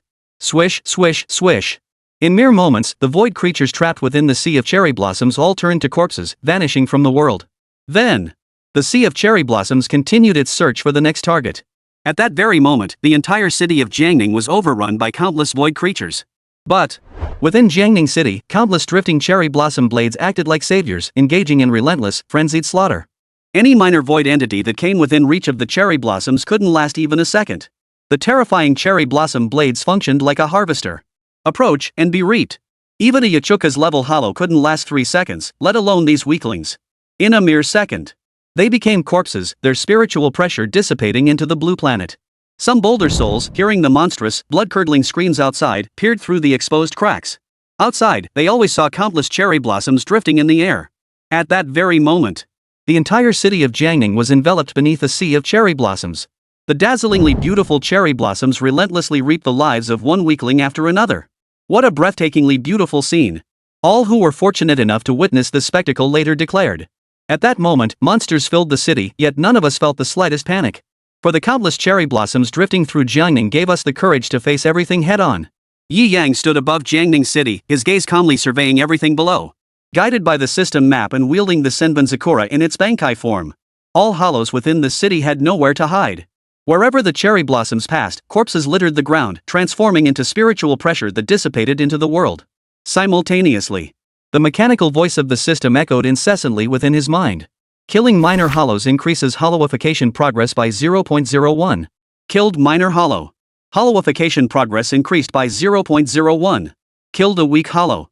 Hollowification progress increased by 0.01. Though each kill yielded minimal progress, sheer numbers made up for it. With tens of thousands of minor void entities, Yi Yang had more than enough to activate his voidification. Just as he was thinking this, suddenly, a flash of void surged toward him from ahead. It was Killian. Unwilling to be killed so easily, they used void flashes to mount a desperate resistance. But before Senbon Sakura's Bankai at this moment, it was utterly useless. Swish! Swish! Swish! Countless cherry blossom blades instantly coalesced into a wall before him. The hollow flash struck it, leaving not even a ripple. His right hand lifted slightly. Countless cherry blossom blades surged toward Kiran. Devour. In a single second, Killian was reduced to a corpse, vanishing into nothingness. Killed Killian. Hollowification progress plus 1%. Voidification progress reaches 100%. Virtualization mastered. Hoist is a death god. Voidification automatically converted into a skill. Hoist, please review it yourself. Beep beep beep beep. Second wave of psychic tide concluded. Assessing this psychic tide's rating. Analysis complete. Rating, SSS, perfect. Rewards issued, Wang Su Bailgang Ruzenbang card, Ichigo Kurosaki card. Wang Su Bilgan Ruzenbang card detected Hoist as a Shinigami abilities incompatible, automatically converted to character summoning card. Upon use, summons a character who will absolutely obey the host's commands. Ichigo Kurosaki card convertible to ability card, after conversion to ability card, used to obtain Ichigo Kurosaki's abilities. Chapter 71, Reward, Ichigo's ability card. Hollowification. Yi Yang listened to the system's somewhat mechanical voice, raising an eyebrow involuntarily. Ability incompatibility. As expected, the strongest Shinigami system was specifically designed for Shinigami. Yi Yang had anticipated this outcome and felt no surprise. His gaze shifted to the two cards. First, the first card. Wang Su Bailgang Ruzenbang card. Bailgang Ruzenbang was the original king of the Hollow Knight Palace in the Bleach anime. His strength was at the Vashtiad level, possessing the power to shatter masks. His strength speaks for itself, utterly formidable. Unfortunately, after his defeat at Aizen's hands, he became the 20th Shinigami under Aizen's command. This is undoubtedly a Hollow King whose power surpasses that of a captain. This card was originally intended to be a fusion card, but since Yi Yang has become a Soul Reaper, he cannot fuse with Hollow powers. Thus, it transformed into a summoning card. Regarding this, Yi Yang was quite satisfied. He had grown somewhat accustomed to embodying Byakuya in his death god form. If the ability enhancement were applied to himself, Yi Yang could certainly accept it. But playing the role of Belgan Ruzenbang? No thanks. With a flick of his thoughts, a card materialized in Yi Yang's hand. Without hesitation, he activated it. The next instant, boom! An immense spiritual pressure descended instantly. Beside Yi Yang, a black void materialized, and a figure slowly stepped out of it, walking through the air. Entirely human in form, with short white hair, white eyebrows, a white beard, and a scar across his right eye. An overwhelming aura radiated from him, an unnatural presence of a king sweeping over the surroundings. It was none other than Wang Su Bailgang Ruzenbang. As he stepped out of the void, the lingering remnants of the weaker spirits within Jiangning City instantly sensed an aura so terrifying it made their very souls tremble. They did not understand that aura. yet they could distinctly sense its terrifying nature. It was 10 times, 100 times more terrifying than the aura of a void lord like Byakuya's. Terrifying. So terrifying it made them feel suffocated, so terrifying it made their souls tremble. They all trembled as they stared up at the sky. They paid no heed to the cherry blossoms drifting before them, only to be swallowed whole. Their final conscious thought was, the king of Hueco Mundo has descended. Baligan slowly approached Yi Yang. He bowed deeply and whispered, King, what are your orders? Beep beep beep. Hollow World Invasion Plan initiated. Dispatch Baligan to Huaku to rule the Palace of the Night. Reward the other 10 swords members. The system's mechanical voice echoed in his mind. Yi Yang was slightly taken aback. It seemed that summoning Balegang had triggered a hidden quest within the system. Well, that was fine. Rather than waiting for the third wave of spiritual energy to arrive, he might as well send Balegang to take them out first. Though he didn't know who currently ruled Hueco Mundo as its former king, Balegang's power was truly formidable. Yi Yang had immense confidence in him. Can you freely enter Huakuang? Yi Yang asked calmly. Opening the black cavity to enter Huakuang is an innate ability I gained upon evolving into a Vashtad. There is absolutely no issue. Balegang replied respectfully. Good. Next, I command you to go to Husser and temporarily rule there on my behalf. Balegang showed no surprise at this command. His power was formidable, ruling Huayuan was merely a matter of time. Yes, my king. Bilgan replied respectfully. Then, the black void opened beside him once more, and he slowly stepped into Huayuan. This time, he entered Hueco Mundo with a purpose. His next target was the Palace of the Night. To slay the king of the Palace of the Night and temporarily rule the entire Hueco Mundo in Yi Yang's stead. Yi Yang withdrew his gaze. With Bilgan's power, ruling Huaihue Palace was merely a matter of time. He felt no concern. As Bilgan's terrifying king hollow aura dissipated, the lesser hollows born within Jiangning City once again scattered in panic. Yi Yang chose to ignore them for now. His gaze shifted to the second card rewarded by the system. Ichigo Kurosaki. Ichigo Kurosaki was undoubtedly a card of immense power. In his moonless state, he was virtually unbeatable. Even Aizen in his Hogyoku state was no match for him. A single casual slash could cleave mountains. The absolute pinnacle of Shinigami power. System. Convert it into an ability card. Compared to playing Ichigo Kurosaki, Yi Yang preferred embodying Byakuya Kuchiki. His ability to perfectly inherit Byakuya Kuchiki's power stemmed largely from their inherently similar personalities. Thus, after transforming into a Shinigami, the abilities he gained were nearly flawless. If he were to force himself into playing Ichigo Kurosaki, Yi Yang had no idea how much of Ichigo's abilities he could actually obtain. So, compared to pretending, Yi Yang naturally chose to fuse with Ichigo Kurosaki's abilities. Yes, convert it into an ability card. As the system's mechanical voice fell silent, a card appeared in Yi Yang's hand. This was Ichigo Kurosaki's ability card. Without hesitation, he activated it. Instantly, a new power surged into Yi Yang's body. This power was almost entirely directed toward his Shinigami transformation. Only by entering his Shinigami form could Yi Yang utilize these abilities. Ding! Hoist has fused with Ichigo Kurosaki's abilities. Current power fusion rate 10%. Soul Burial Mission reward increased. Soul Burial Mission, complete 10 soul burials. Reward, obtain 1 lottery ticket and gain 1% fusion rate with Ichigo Kurosaki's power. The system's notification sound rang out once more. Yi Yang instantly understood the state he was currently in. He now possessed Ichigo Kurosaki's power, but this power required cultivation. To do so, he must continue undertaking soul burial missions. Yi Yang was thoroughly satisfied with this change. Soul burial missions were something he needed to complete daily anyway. Now, with the fusion rate boost reward added, it was essentially free progress. This was far superior to the hollowification method, which required defeating hollows to advance. As long as he kept following the routine day after day, he could steadily gain fusion level boosts. Finally, Yi Yang fixed his gaze on the void form. Void transformation. This is a powerful divine technique capable of instantly boosting spiritual pressure by a massive margin. Chapter 72, Arriving amidst cherry blossoms, departing with cherry blossoms in full bloom.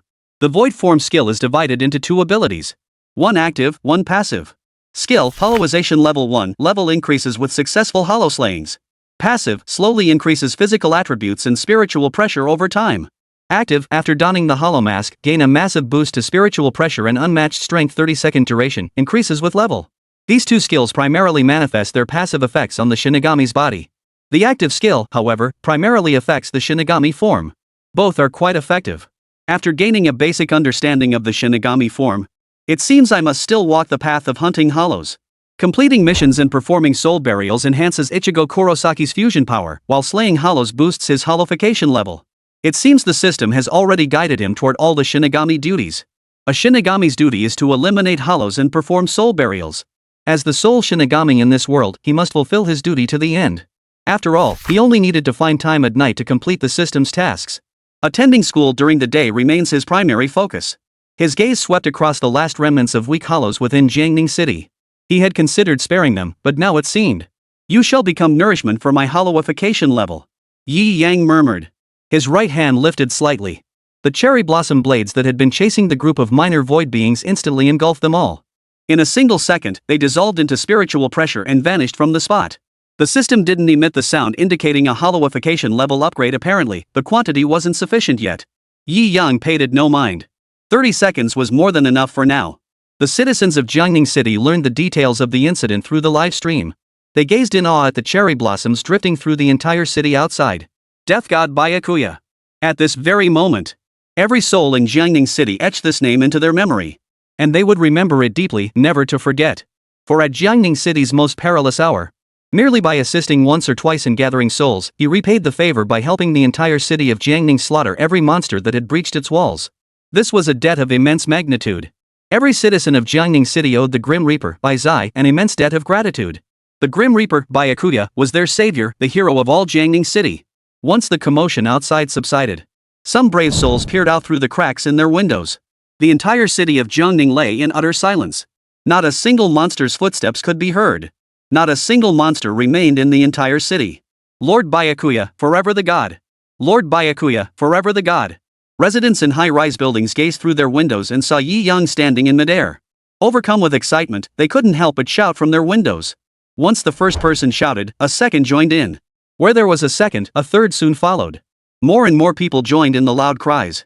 They were filled with reverence and gratitude toward this man. This man was their god. Others followed the crowd's gaze but saw no one. They were utterly perplexed. Why was everyone shouting at thin air? Where was Lord Byakuya? Though invisible, swept up in the collective fervor, they too joined the chorus of shouts. The entire city of Jiangning echoed with the cry, Lord Byakuya, our eternal god. Yi Yang stood above Jiangning City. His gaze drifted indifferently over the citizens leaning out of windows, their voices rising in unison. Among them, he spotted Sister Lin Yan, her expression filled with intense excitement. She looked like a devoted little fan. He couldn't help but smile. He never expected Sister Lin Yan, who usually acted like an older sister, to reveal such a girlish side. He also spotted his classmates from Jiangning First High School. Their eyes were filled with intense fervor as they stared at him, their expressions unmistakably those of starstruck fans. When he transformed into his Grim Reaper form, these classmates were actually quite adorable. Of course, they were adorable even in his normal state, especially when they gritted their teeth in frustration at him. He also spotted the school beauties, Su Yunyun and Renengying. They too were leaning out the window, visibly excited, shouting his name along with everyone else. Two die-hard fangirls, no doubt about it. Yi Yang's lips curved into a faint smile. They'd never dream in a million years that their idol, Lord Byakuya, was actually me. Then, his gaze fell upon others whose eyes held a hint of confusion as they joined the chorus of shouts. He froze for a moment. Can't they see me transformed by the Shinigami? Does the effect of the Shinigami transformation still work on ordinary people? Yi Yang had thought that after the psychic tide opened, his ability to become invisible to ordinary people as the Grim Reaper would vanish. But to his surprise, ordinary people still couldn't see him in his death god form. What's going on? This doesn't make sense. Why can the live stream viewers see me? Yi Yang frowned, deep in thought for a moment. Reporting to Hoist, the camera possesses a filter function that enables visibility of the death god form, the system's mechanical voice explained. Yi Yang froze for a moment before realizing with a mix of amusement and exasperation. So that's it. I thought the heightened spiritual pressure from the spirit tide had rendered my death god form ineffective. Seems that's not the case at all. After accepting the worship of the entire city of Jiangning, Yi Yang slowly turned and departed. He didn't head toward his home. Instead, he headed toward the Spiritual Pressure Research Institute. He had two purposes for visiting the Spirit Pressure Research Institute today. First, to gather the souls gathered there for the soul burial. Unfortunately, those souls had already vanished at the hands of Shin Fanrun. The second purpose? Was to retrieve the hollow suit, of course. After all, we agreed I'd come back for it in 3 days. As Yi Yang strolled through the air toward the Spirit Pressure Research Institute, the cherry blossoms blanketing the entire city of Jiangning drifted along with Yi Yang as he moved. Everyone watched as the Shinigami Byakuya arrived, bringing the city's blossoms with him, and departed, surrounded by a path of cherry blossoms. Couldn't help but exclaim in unison, how beautiful! The cherry blossoms paired with Lord Byakuya's aura, it's absolutely breathtaking. He's even more handsome in person than in photos. Absolutely. But some were left speechless. Hey, you guys, why haven't I seen the person you're talking about the entire time? You're messing with me. Chapter 73, Secret Realm. Recruiting the Healer. Lord Byakuya. Surrounded by an endless sea of cherry blossoms, Yi Yang returned once more to the Spirit Pressure Research Institute. All members of the Spirit Pressure Research Institute were waiting for him. After respectfully addressing him, Director Tan Tan, supported by several staff members, approached Yi Yang, intending to bow respectfully in gratitude. No need, Yi Yang waved his hand dismissively. As agreed, consider this repayment for gathering the souls. Lord Byakuya. Your assistance to Jiangning City will forever be engraved in the hearts of our entire city. He gazed at Yi Yang with profound respect, his expression solemn. Yi Yang merely gave a faint nod in response. Lord Byakuya, this is the hollow armor you lent us.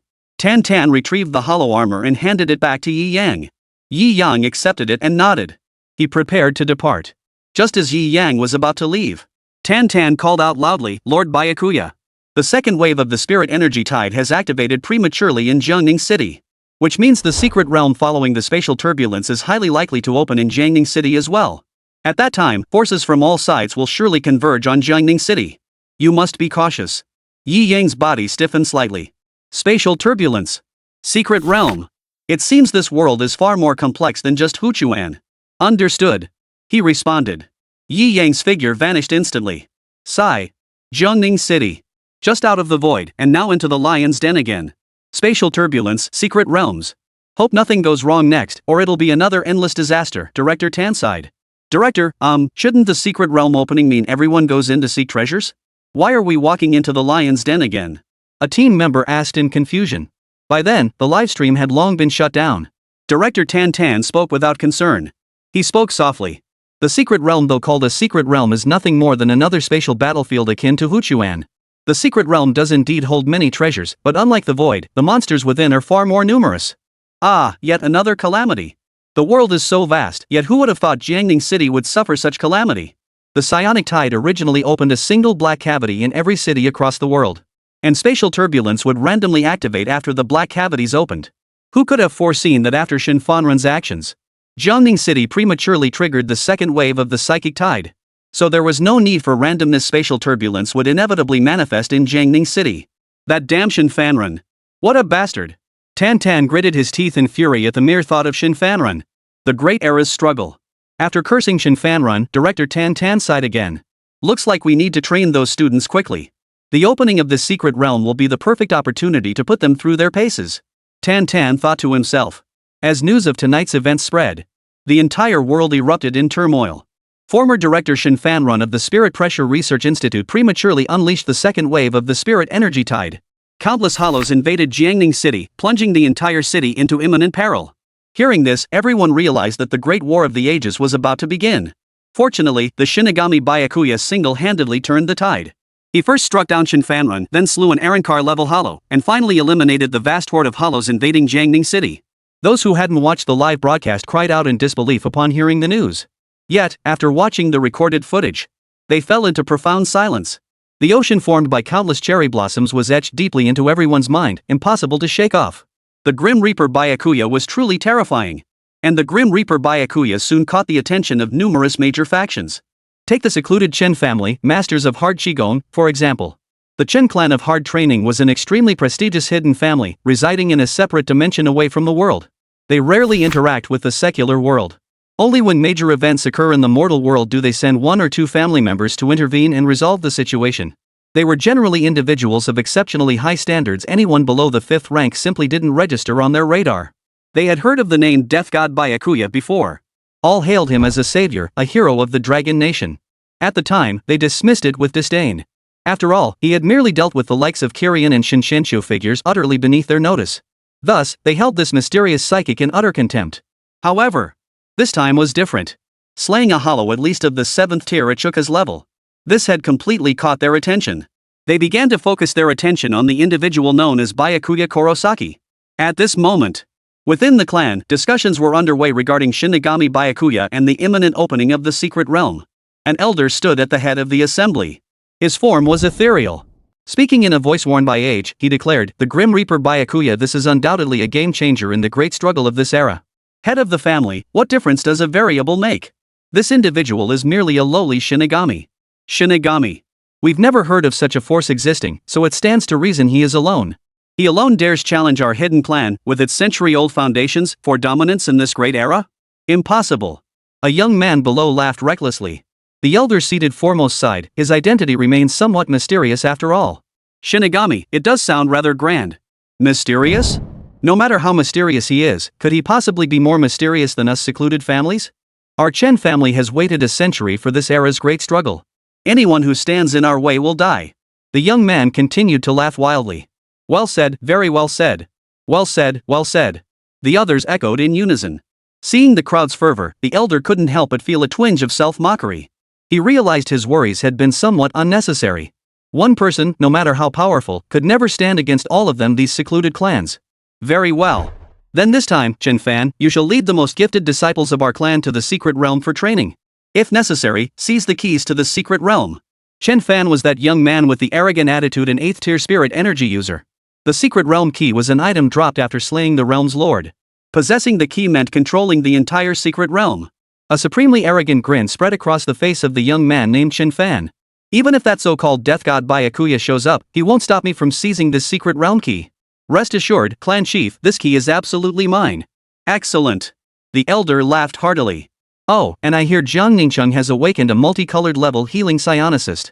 Make sure to win him over on this trip. Chen Fan froze. Then he understood the principle that healers are the big shots. He dropped his arrogant expression, understood. I'll treat him with the utmost courtesy. Chapter 74, Transition. Opportunity. The next day. Despite the immense turmoil Jiangning City had endured, yet it never disrupted the daily classes at Jiangning First High School. Yi Yang rose as usual, went to school. Walking down the street, there were far fewer pedestrians than usual. Perhaps the dramatic events of the previous night still cast a shadow over the minds of all Jiangning citizens. All of which meant they hadn't slept well the night before and struggled to get out of bed in the morning.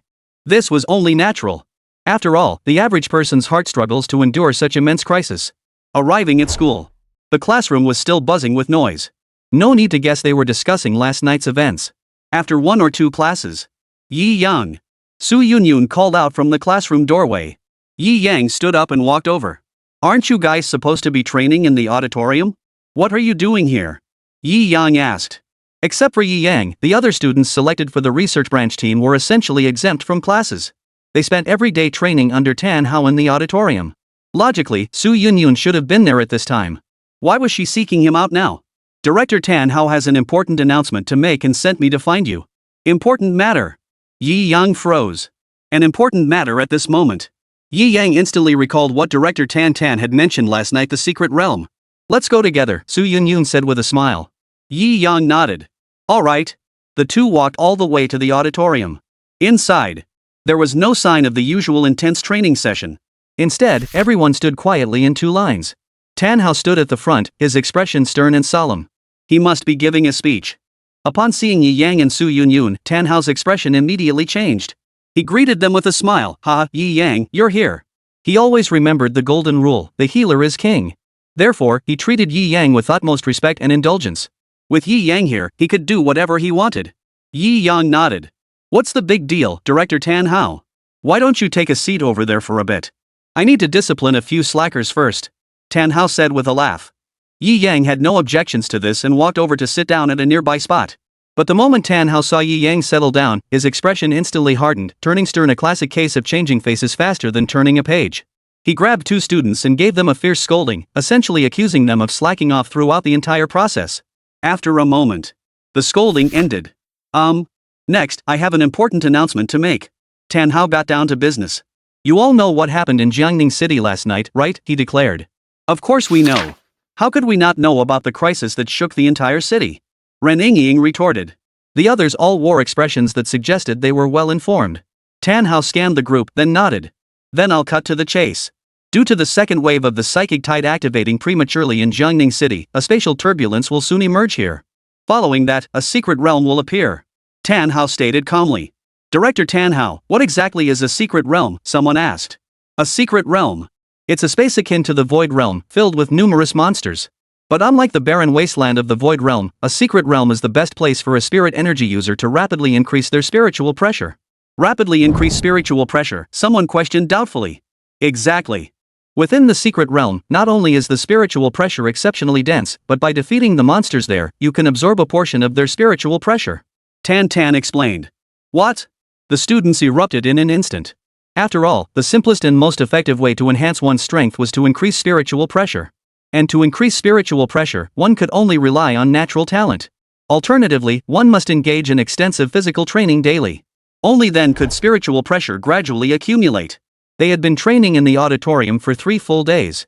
Even after 3 full days, the increase in spiritual pressure was nowhere near sufficient to reach the mid-stage of the first rank. They have no idea how much longer it will take to reach the next level if they keep training like this. How much longer would it take to reach the intermediate stage of the first rank? That's why they understood just how difficult it was to increase their spiritual pressure. And now, they were told that slaying monsters could absorb spiritual pressure. This wonderful thing. Damn, such a great opportunity, this couldn't have come at a better time. Looks like my chance to soar to the top has finally arrived. I can already see the chance to surpass the jerk Yi Yang. Let's go all out, brothers. Killing monsters. I love killing monsters the most. The students all grew excited. Tan Hao smiled. Training like this truly made it difficult to accumulate spiritual pressure. Take the Spirit Pressure Research Institute team members as an example. They trained for years yet still hadn't broken through to the 3rd tier. It could be said. This was a good era, and also a bad era. It was a good era because enhancing spiritual pressure was becoming easier. Talented prodigies can finally break free from the constraints of lower tiers and push toward intermediate or advanced levels. But the bad times? Naturally, everyone must compete. Competing for resources, competing for opportunities. Everything must be fought for to surpass everyone else. You are fortunate to live in an era of surging spiritual energy. Having just awakened your abilities, you can achieve tremendous growth. This is something our generation could never have imagined, Tan Tan remarked. Of course, if you want substantial gains, you must take corresponding risks. The secret realm isn't some child's play, and monsters aren't useless fools who stand still for you to slaughter. Therefore, opportunity and danger coexist. Consider this, those unwilling to enter the secret realm may leave now. No one is forcing you. Tan Hao said calmly. Chapter 75, Yi Yang, trying to bag me tonight? Thought about how you're gonna die? A moment later. No one chose to leave. In such a golden age, none of them wanted to give up this opportunity. Excellent. Choosing you all as members of my branch was indeed the right decision. Opportunity and danger coexist, but opportunity always outweighs risk. I believe that after emerging from the secret realm this time, you will all become highly qualified members. Tan Hao encouraged them. Director Tan Hao, we just want to know after we come out this time, can we surpass that big shot Yi Yang? Yeah. That big shot Yi Yang is a healer, so he must struggle with grinding monsters. Overtaking him should just be a matter of time. Exactly. This time we absolutely have to surpass that jerk. We can't let him keep acting so cocky. The male student team members shouted in unison. Needless to say, they were determined to crush Yi Yang. Yi Yang, seated calmly, smiled faintly. They wanted to surpass him. His cybernetic body might be a bit weaker. But that was only relative to his Shinigami form. Beyond his Zanpakuto, the artificial body possessed nearly all the powers of a Shinigami. Especially his full-powered spiritual pressure, binding techniques, returning techniques, and Shuunpa. This alone ensures his invincibility. Even his basic skills were incredibly potent. If converted to ranks, Yi Yang was at least a 5th rank powerhouse. When it came to escape, it went without saying he could potentially reach 9th tier. Thus, Yi Yang merely smiled without comment. For a group of fighters not even reaching mid-tier level 1 to think they could surpass him, who was born at level 5. It was nothing short of a pipe dream. He didn't bother to discourage them. This secret realm would be the perfect cover to conceal why his strength had risen so rapidly. Seeing all the student team members so fired up, Tan Hao's lips curved into a faint smile. Inviting Yi Yang over had definitely been the right call. Yi Yang was simply too handsome, too outstanding. He had become the object of the male students' collective resentment. Give them a chance to surpass Yi Yang, and they'd be absolutely fired up.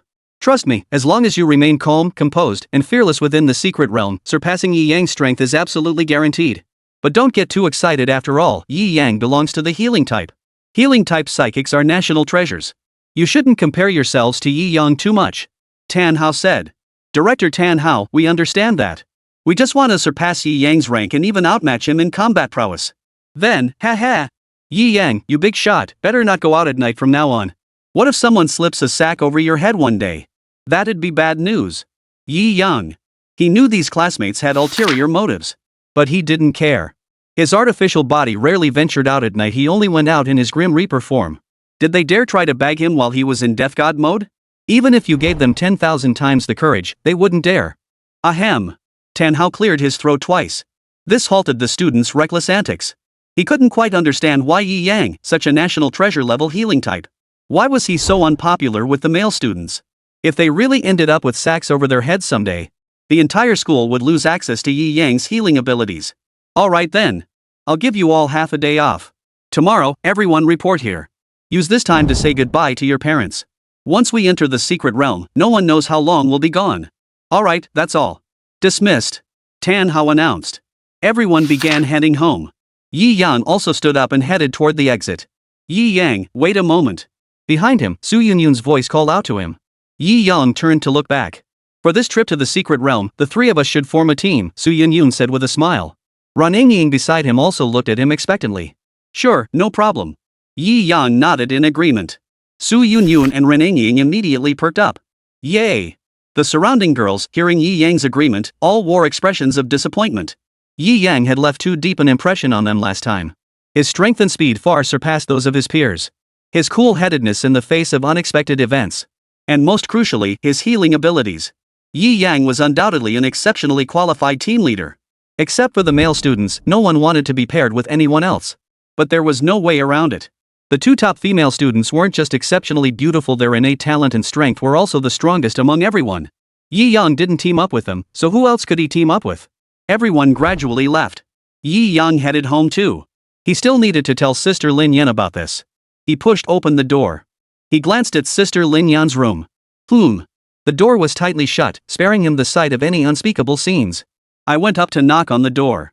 Knock, knock, knock. Sister Lin Yan. The door opened. Lin Yan opened the door, her eyes still heavy with sleep. A purple, sexy nightgown barely concealed her explosive figure, offering glimpses of the snow-white, tender flesh beneath. Combined with her face, which could rival the most stunning beauty in the land. An indescribable allure. Yi Yang's mouth twitched slightly. Sis Lin Yan, how completely unprepared she was for him. If anyone else saw her like this, they'd probably turn into wolves and pounce instantly. Ahem. He cleared his throat twice to cover his surprise. What's up, Xiao Yang? Shouldn't you be in class right now? Lin Yan asked. Sis Lin Yan, it's like this. Yi Yang told Lin Yan about the secret realm. After hearing it, Lin Yan's expression instantly turned grave. She crouched down, looking at Yi Yang with utmost seriousness. Xiao Yang. In the secret realm, you absolutely must not try to be a hero. You must protect yourself, understand? Always remember you're a healer, not a combat psionic. Just stay behind others, understand? You must protect yourself at all costs. In Lin Yan's eyes, Yi Yang was a healer. Even if he awakened a rainbow tier ability, it was still a healing type. Healers inherently lack combat prowess. If danger arises, they can only rely on their teammates. That's why she was incredibly worried. Chapter 76, Playing Cards Early. Playing the role of Aizen. Lin Yan pulled Yi Yang aside and kept talking to him. Mostly about how, as the support, he needed to act like one. Run away when encountering monsters. Yi Yang listened obediently. Finally, Lin Yan returned to her room to continue streaming. Yi Yang seemed unfazed and returned to his room. He lay on the bed for a while. Suddenly, he remembered he still had a few lottery tickets left to draw. The last time he defeated Shin Fanrun, he had earned a total of 5 lottery tickets. This time, entering the secret realm. He wouldn't be able to perform soul burials for a while. Therefore, I won't be able to accumulate enough tickets to perform a 10 draw in the near future. Might as well use them up now. System, draw, he silently commanded. Yes. Currently, the pools are divided into permanent pools and fixed pools. Please select a gacha pool, host. The fixed pool already had 60 pulls accumulated, of course I'd go all out. I need to pull that Aizen cosplay card sooner rather than later. Selecting the fixed pool, first pull. Yes. As the system's mechanical voice faded, a card materialized out of thin air. It floated upward, spun once in the sky, then landed before Yi Yang. For a fixed card pool, getting anything worthwhile was harder than climbing to the heavens. Yi Yang harbored no expectations whatsoever. Flip. Sure enough, a blue common card. Death Overlord outfit set, put it on, and you might just become the Grim Reaper. Yi Yang remained utterly unmoved. Continue. The card spun again, completing a full rotation in midair before landing before Yi Yang. Flip. Another blue card appeared. Figure. The blue large figure, not bad, this one I hadn't drawn before. I've finally collected all the captain figurines from the first 13 divisions. Keep going. Flip. As expected, a figure. Materialized instantly, tossed into storage space never to see the light of day again. Keep going. A card flew into the air, spun once more, then landed before Yi Yang. He casually flipped the card over. Yi Yang harbored absolutely no expectations. However, whoosh! A flash of golden light instantly illuminated the entire room. The blinding glare made Yi Yang squint. Damn it! Did I get something good? This single pull actually yielded something good.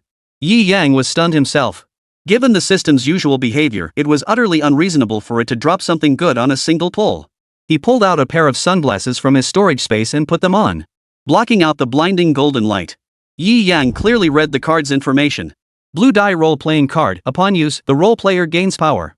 Holy! The blue die card. Isn't this the card you get from 100 pulls in the fixed pool? This, just from a single pull? Yi Yang felt like all his previous 60 pulls had been for nothing. It just dropped midway through. The higher the cumulative draw count, the greater the chance of obtaining a fixed card, the system explained. Fine. Yi Yang admitted he'd been overreacting. After materializing the blue die card, he used it without hesitation. Beep. Activating Aizen roleplay. Matching with Host's Shinigami transformation. Activation roleplay value, 30%.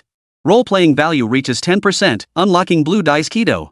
Roleplaying value reached 20%, unlocking Aizen's swordsmanship. Roleplaying value reached 30%, unlocking Zanpakuto's Shirkai, Mirror Flower, Watermoon. Note, Reika increases with roleplaying value.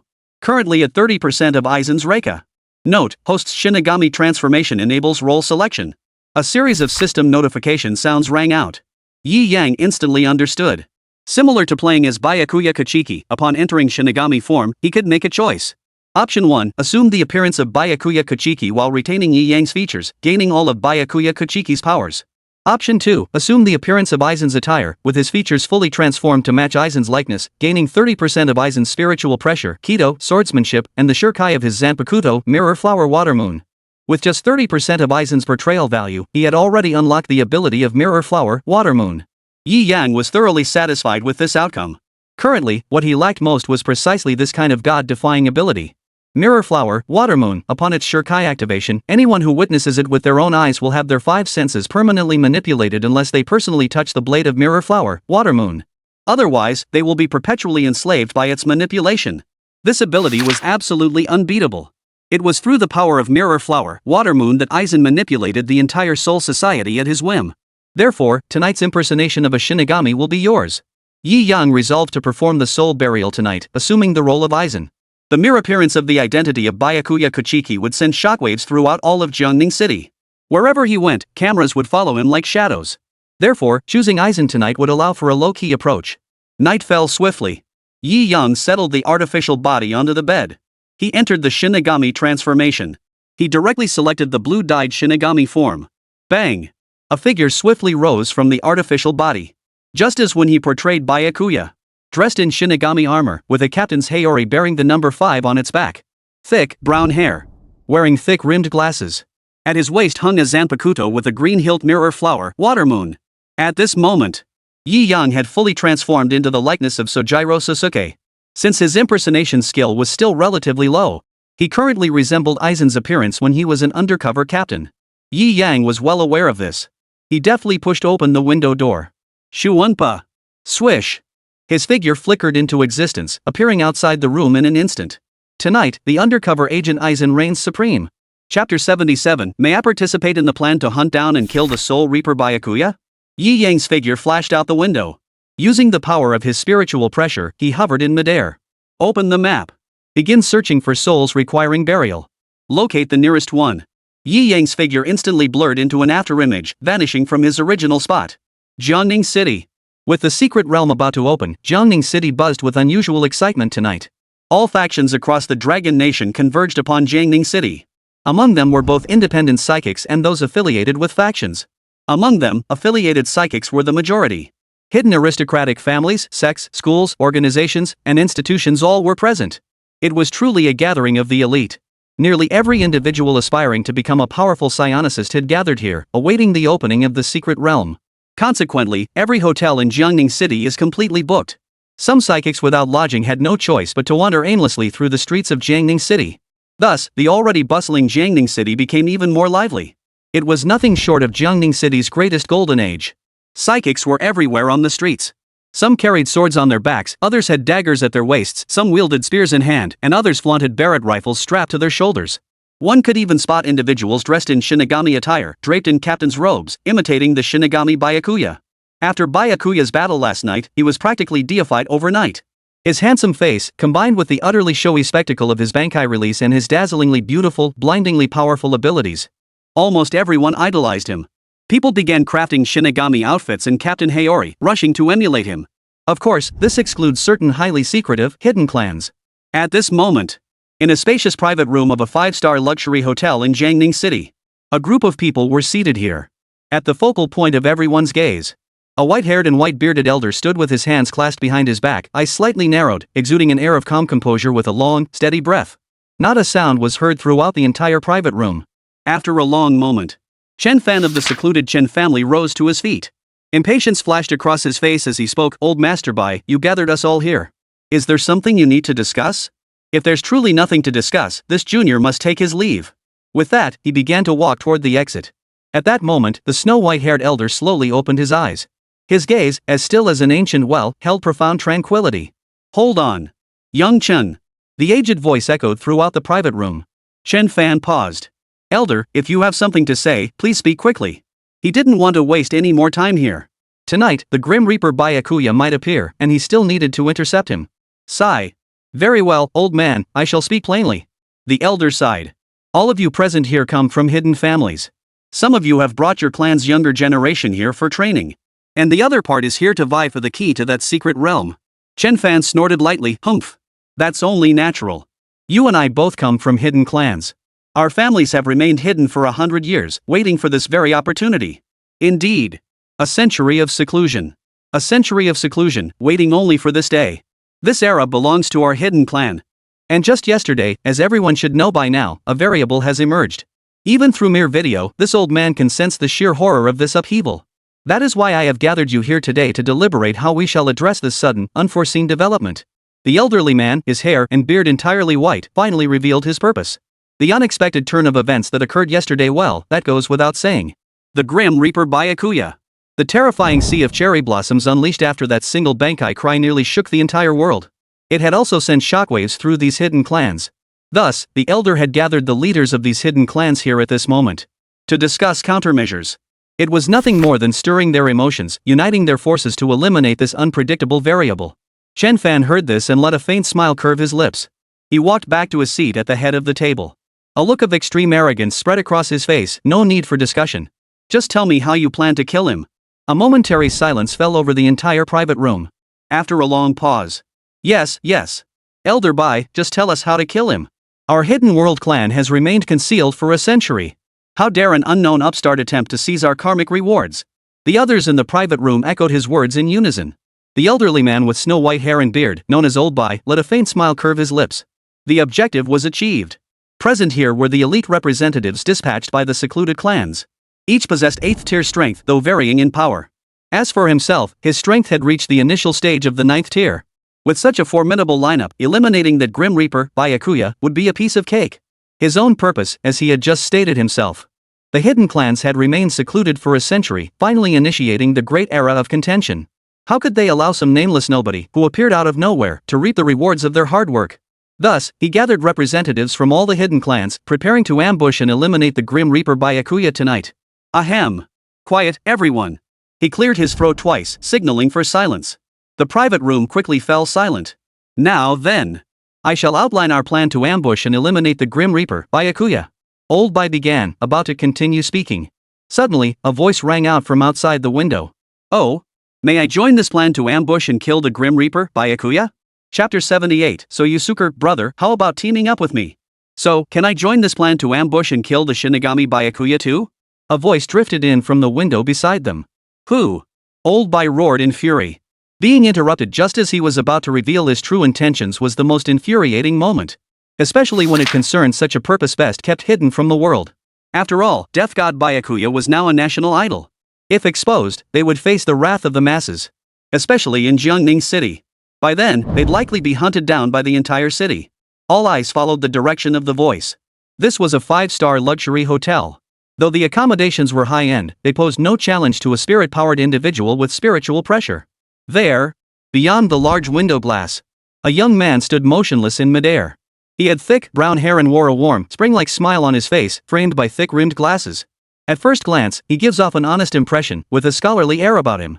But his attire, however, was enough to make everyone present feel uneasy. A Shinigami outfit, a captain's Heir. This was the exact same outfit as Byakuya from Bleach. The man standing by the window was none other than Yi Yang, portraying Aizen Sasuke. He had just successfully performed a soul burial on a spirit and was preparing to rush to the next location when he overheard a plan to ambush and kill him right here. Though he didn't know the details yet, it sounded rather intriguing. So he became somewhat intrigued. That's why he spoke up just now. Who are you? What's your relationship with the Grim Reaper, Byakuya? Bai Lao roared. Yi Yang drifted through the open window.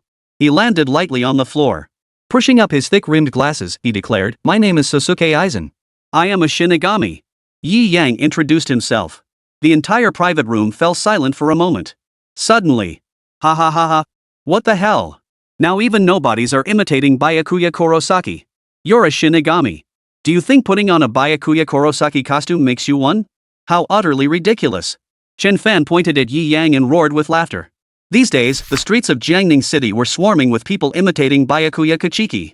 Those like Yi Yang at this moment were as common as weeds. Chen Fan had immediately dismissed Yi Yang as just another Soul Reaper Byakuya copycat spirit user.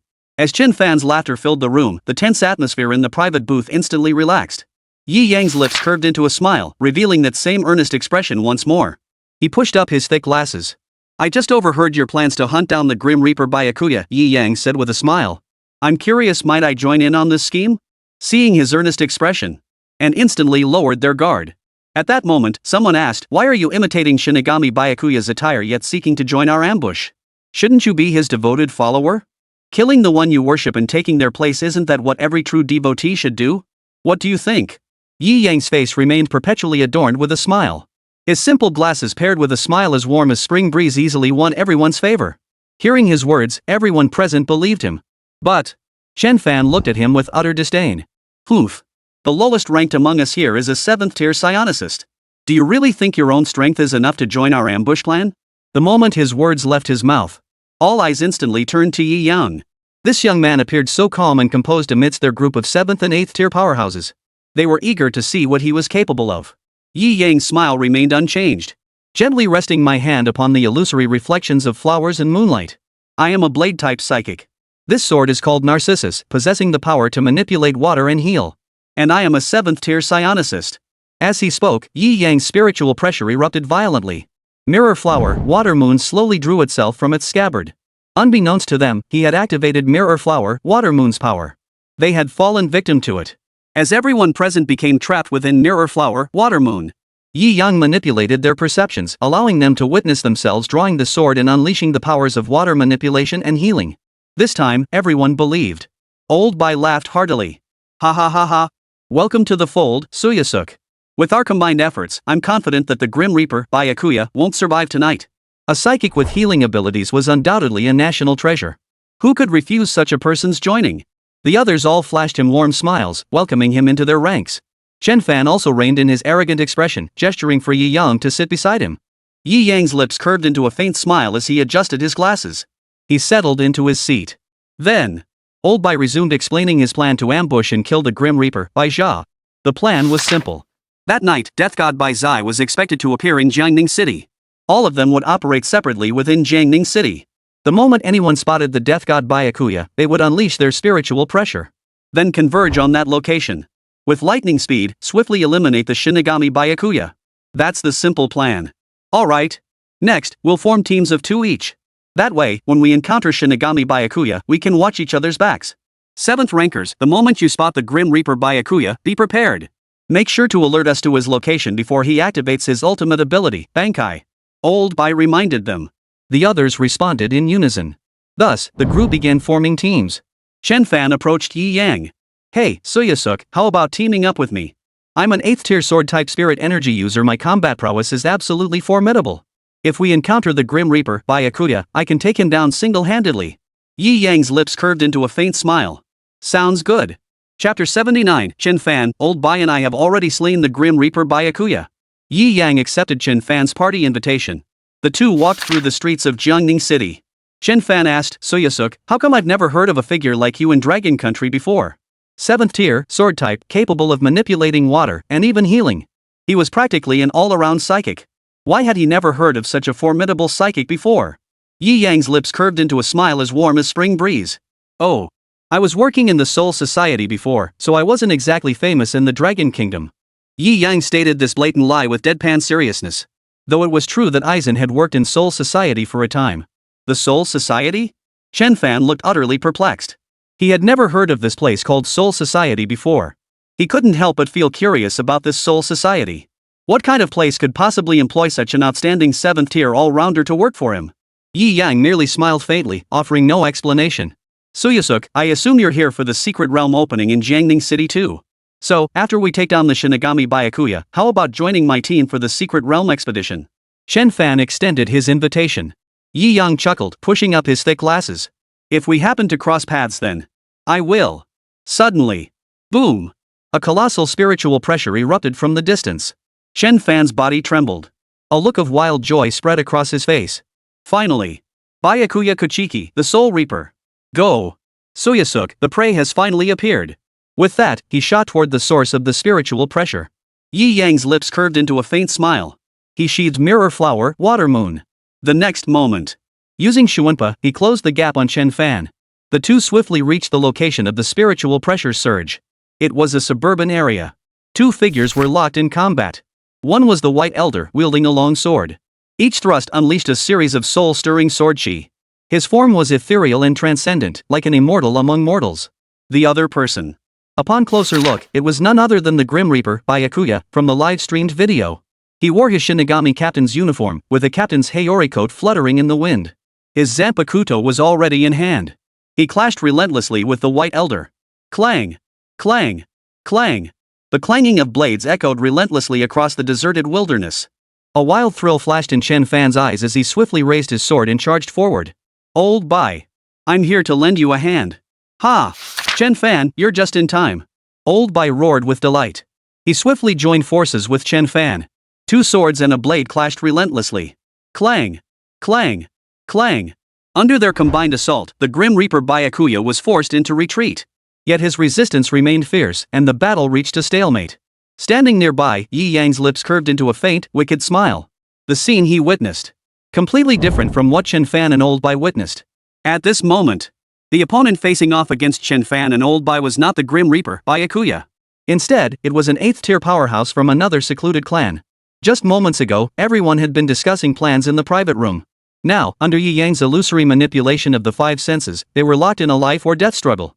Moreover, several figures had already arrived nearby. Soon, they would witness an exceptionally thrilling spectacle. Yi Yang's lips curled slightly as he pushed his glasses up. Behind the lenses, a sharp gleam reflected. Under the pressure from Chen Fan and Old Bai, Zai, the Grim Reaper, gradually found himself at a disadvantage. His body bore numerous wounds. For an 8th-tier psychic to hold his own against 2 8th-tier psychics was far from a simple 1-against-2 battle. To have held out this long against Chen Fan and Old Bai, he had already pushed himself to the absolute limit. Chen Fan! Old Bai, snap out of it. Do you even realize what you're doing? He kept shouting at the two of them. But Chen Fan and Bai Lao seemed oblivious, continuing their relentless assault. There was no other choice. Gritting his teeth, he resolved to unleash his ultimate move. But then, his trump card technique appeared entirely different in the eyes of Chen Fan and Old Bai. Seeing the Grim Reaper before them, both clenched their teeth. They raised their Zanpakuto swords, blades pointing downward. Their expressions changed instantly. No. Chen Fan, he's about to unleash his Bankai. Quick, join forces and take him down. Old Bai roared. Got it. Chen Fan echoed loudly. Both charged forward at breakneck speed. Their swords blazed with blinding light. Cloud-piercing stab. Old Bai. Invincible thunder slash. Chen Fan. Each unleashed their signature techniques. They wouldn't even give the Grim Reaper Byakuya a moment to activate his Bankai. Swish. Swish. Swish. Their combined force sent 2 sword chi piercing straight through the chest of the Shinigami Byakuya. Swish. Swish. Blood spattered wildly through the air. The Shinigami Byakuya they saw before them fell dead instantly beneath their blades. At that very moment, a voice rang out from the distance. Chen Fan. Elder Bai, what the hell are you doing? Why are you killing your own people?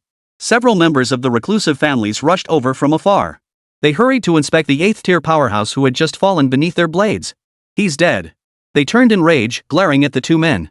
They roared furiously, have you two lost your minds? Why kill your own people? Chen Fan and Old Bai, however, were momentarily taken aback. They didn't understand his meaning. Old Bai declared arrogantly, I fail to grasp your meaning. Old man hearing young Chen Fan nearly slew the Grim Reaper, Byakuya. What, have you two colluded with the death god Byakuya? What do you mean, our own people? Chen Fan echoed, exactly. Old Bai and I just joined forces to slay the death god Byakuya. The other hidden clan's psychic masters present were enraged. A burly man stepped forward, his face twisted in fury as he bellowed. Don't you have eyes in your heads? That's Li Lurin, an 8th tier powerhouse from my Li family. Chapter 80, the puppet master first rule out Sukiyai. Can't you see? This is Li Lurin, my Li family's 8th tier powerhouse. With the burly man's furious words, the elite warriors from the secluded clans all rushed forward. The burly man continued, his face twisted with rage. Fine then. Bei Chen Fan, I see you're deliberately making excuses to pick off our hidden clan rivals one by one. His furious words echoed through the quiet countryside. Both Elder Bai and Chen Fan were utterly dumbfounded. What the hell was going on? Hadn't they just slain the Grim Reaper, Bai Zai, moments ago? Were their eyes blind? Couldn't they see that Shinigami Byakuya was lying on the ground? So, their gaze shifted toward what they thought was the corpse of the Shinigami Byakuya lying on the ground. Then, what they saw lying on the ground, slain by their combined sword energy, was not the Soul Reaper Byakuya at all. It was none other than Li Lurin, a genuine 8th tier powerhouse of the Li family. Everyone had just been in the private room holding a meeting. They recognized him instantly. The two stood speechless, utterly baffled by what had transpired. No, this must be a misunderstanding. We definitely killed the Grim Reaper Byakuya just now. Old Bai hurriedly waved his hands to explain. But he was met with a sea of furious stares. Those eyes seemed ready to devour him alive. The burly man stepped forward again. I saw it all just now. Our Li family's passerby clearly begged for mercy, yet you showed no mercy whatsoever and killed him outright right there. This. Old Bai pondered for a long while, still unable to comprehend what they had just experienced. But at this moment, he knew that even if he and Chen Fan jumped into the Yellow River, they wouldn't be able to wash away the stain. After a moment of silence, Chen Fan fell deep in thought. Suddenly, his eyes lit up. We have a witness. He was right here with us, watching us kill the Grim Reaper, Byakuya. Chen Fan exclaimed urgently. He then turned his gaze toward Yi Yang. He shouted loudly, Suyasuk, tell us. Wasn't that Shinigami Byakuya we saw when we first arrived? Wasn't the one we just slain truly Shinigami Byakuya? His emotions were running high. They had clearly just slain the Shinigami Byakuya. How could it turn into Li Lu, an 8th tier psychic from the Li family, in the blink of an eye? Who the hell do we even complain to about this? Of course, it was Sasuke Aizen who had arrived with him. After all, he had witnessed it firsthand. At Chen Fan's shout, all eyes turned to the man nearby, gentle in bearing, wearing thick black-rimmed glasses. There he stood, a look of exasperation on his face. He spoke with a hint of resignation. Brother Chen Fan. When we arrived just now, I saw Elder Bai and that Li family 8th tier psychic fighting. I was about to warn you, but before I could call out, you had already charged in. I kept shouting for you all to stop. But you couldn't hear a word I said. It was like you were possessed, just charging madly at that 8th tier powerhouse. With things turning out this way, I can't possibly speak on your behalf now. But I believe you didn't intend to kill that Li family powerhouse. As Sosuke Aizen spoke, Old Bai froze. Chen Fan froze. What the hell? They were attacking the Li family's 8th tier member? Why did they see the Shinigami Byakuya instead? Instantly, a chill ran through their bodies. A single thought flashed through their minds simultaneously. Someone's messing with us. Who was it? First, rule out Suyasuk. I never expected that even after witnessing the truth, he still believed in them. This absolutely cannot be the troublemaker. Then it must be someone from these hidden families. At that moment, the burly man from the Li family stepped forward, his face twisted with fury. Did you hear that? What more can you possibly say to defend yourselves? Bei Chen Fan, how could we have trusted you so completely before? You have truly disappointed us beyond measure. Then, he turned, raised his arm, and shouted to the assembled members of the hidden families. Everyone heard it, everyone saw it. These two scoundrels plan to use some worthless scheme to pick us off one by one. Such scoundrels shall be regarded as sworn enemies by my Li family for generations to come. The surrounding reclusive families echoed his words in unison. Scoundrels, shameless scoundrels. They dared to use us and now want to kill us one by one. Everyone, we absolutely cannot tolerate their continued audacity. Arrest them. As the voices grew increasingly heated, Old Bai and Chen Fan realized something was terribly wrong. Chen Fan, we've been set up. Let's lie low for now. Once we uncover who's pulling the strings behind this, we'll explain everything to them. Old Bai shouted loudly. Their figures swiftly vanished into the distance. Countless hidden clan masters were present, with at least 7 or 8 8th-tier powerhouses among them. Facing such overwhelming numbers, confronting them head-on would be nothing short of suicide. Chen Fan gritted his teeth. He glanced in Yi Yang's direction. His figure swiftly darted toward the distance. Standing not far away, Yi Yang heard a voice in his ear one only he could perceive. Soyosuk. Thank you for your trust. Rest assured, Bai Lao and I will absolutely uncover the mastermind behind all this. When that day comes, I'll come find you. Yi Yang listened to the words echoing in his ears, the corners of his mouth curling slightly into a faint smile. He pushed up his thick glasses. Step 1, tear them all apart and eliminate them. The next step would be to create the mastermind behind it all. Soon, one by one, they would all die at the hands of their own people. Those who witnessed the mirror flower, water moon would be completely hypnotized, their 5 senses manipulated. This is the terrifying power of mirror flower, water moon. Chapter 81, Soyosuk, come discuss with this old man who is the mastermind behind it all. The others watched the two flee in panic but did not pursue them without orders. 2 8th-tier psychics attempting to flee, no one below 9th tier could stop them, no matter how many pursued. Those bastards. The burly man gritted his teeth. Then, all eyes turned to Soyuki Aizen, standing not far away. You were with those 2 treacherous schemers. Suchira, are you okay? Did they coerce you? Yi Yang pushed his glasses up. A smile as warm as spring breeze spread across his face. No. I haven't been coerced. I feel there's something else fishy about this whole affair. Sigh. Suji, stop defending them. These 2 definitely have ulterior motives. They want to eliminate us, their biggest rivals, one by one. I saw through that old bastard Bai Ye's schemes long ago. Exactly. Exactly. Yi Yang smiled faintly. He'd only spoken the truth, yet they refused to believe him. What could he do? Fortunately, their conspiracy has been exposed by everyone. Everyone has seen clearly what kind of people they truly are. I propose that we publicly expose the crimes of these 2 treacherous individuals throughout our hidden clans. So everyone can be on guard. Turn them into rats everyone wants to chase away. That makes sense, that makes sense. It's settled. We must make Bai Jia and Chen Fan pay the price. Then, the burly man turned his gaze toward Yi Yang. Soyosuk, you'd best stay out of this. The power of our hidden clan is beyond your comprehension. Leave all this to us. Exactly, exactly. Though Soyosuk possesses exceptional talent and healing abilities, the power of our hidden clan is not to be underestimated. You needn't concern yourself with Soyosuk's affairs. Yi Yang flashed a warm, spring-like smile and raised his hand in gratitude. Then I suppose I owe you all my thanks. Ah, no need to thank us. Soyosuk, with your healing abilities, you'll be needing to look out for us in the future. Exactly, exactly. Everyone responded with smiles. Next, everyone invited Yi Yang to join them for a gathering at the hotel. It's getting late. I have other matters to attend to. Esteemed seniors, I must take my leave now. Yi Yang bowed his hands in farewell. The others did not insist further. After all, Yi Yang had originally joined them to ambush and kill the Grim Reaper, Byakuya. Who could have foreseen this turn of events? Not only had they failed to ambush the Grim Reaper Byakuya, but 2 leaders from reclusive clans had turned out to be treacherous figures plotting against them. The Li family had also lost an 8th-tier psychic. Yi Yang bid them farewell. Once out of sight, he made his way to a secluded spot on the outskirts. He pushed up his thick glasses and let a faint smile curve his lips. His gaze drifted toward the distance. There, Bai Yi, also known as Old Master Bai, was resting, his expression deep in thought. Since you initiated the plan to ambush me, I shall now present myself before you. Let's see exactly how you plan to ambush me. Yi Yang's lips curved into a faint smile. He approached slowly, his face adorned with a smile as warm as spring breeze. Bai Yi was deep in thought at that moment. He couldn't quite grasp why things had unfolded this way. Everything had been going smoothly. He had encountered the Shinigami Byakuya by chance and engaged him in battle. Midway through, Chen Fan arrived first with Soyosuk. Chen Fan swiftly joined the fray. Together with Chen Fan, they decisively defeated the Shinigami Byakuya, who had attempted to unleash his Bankai.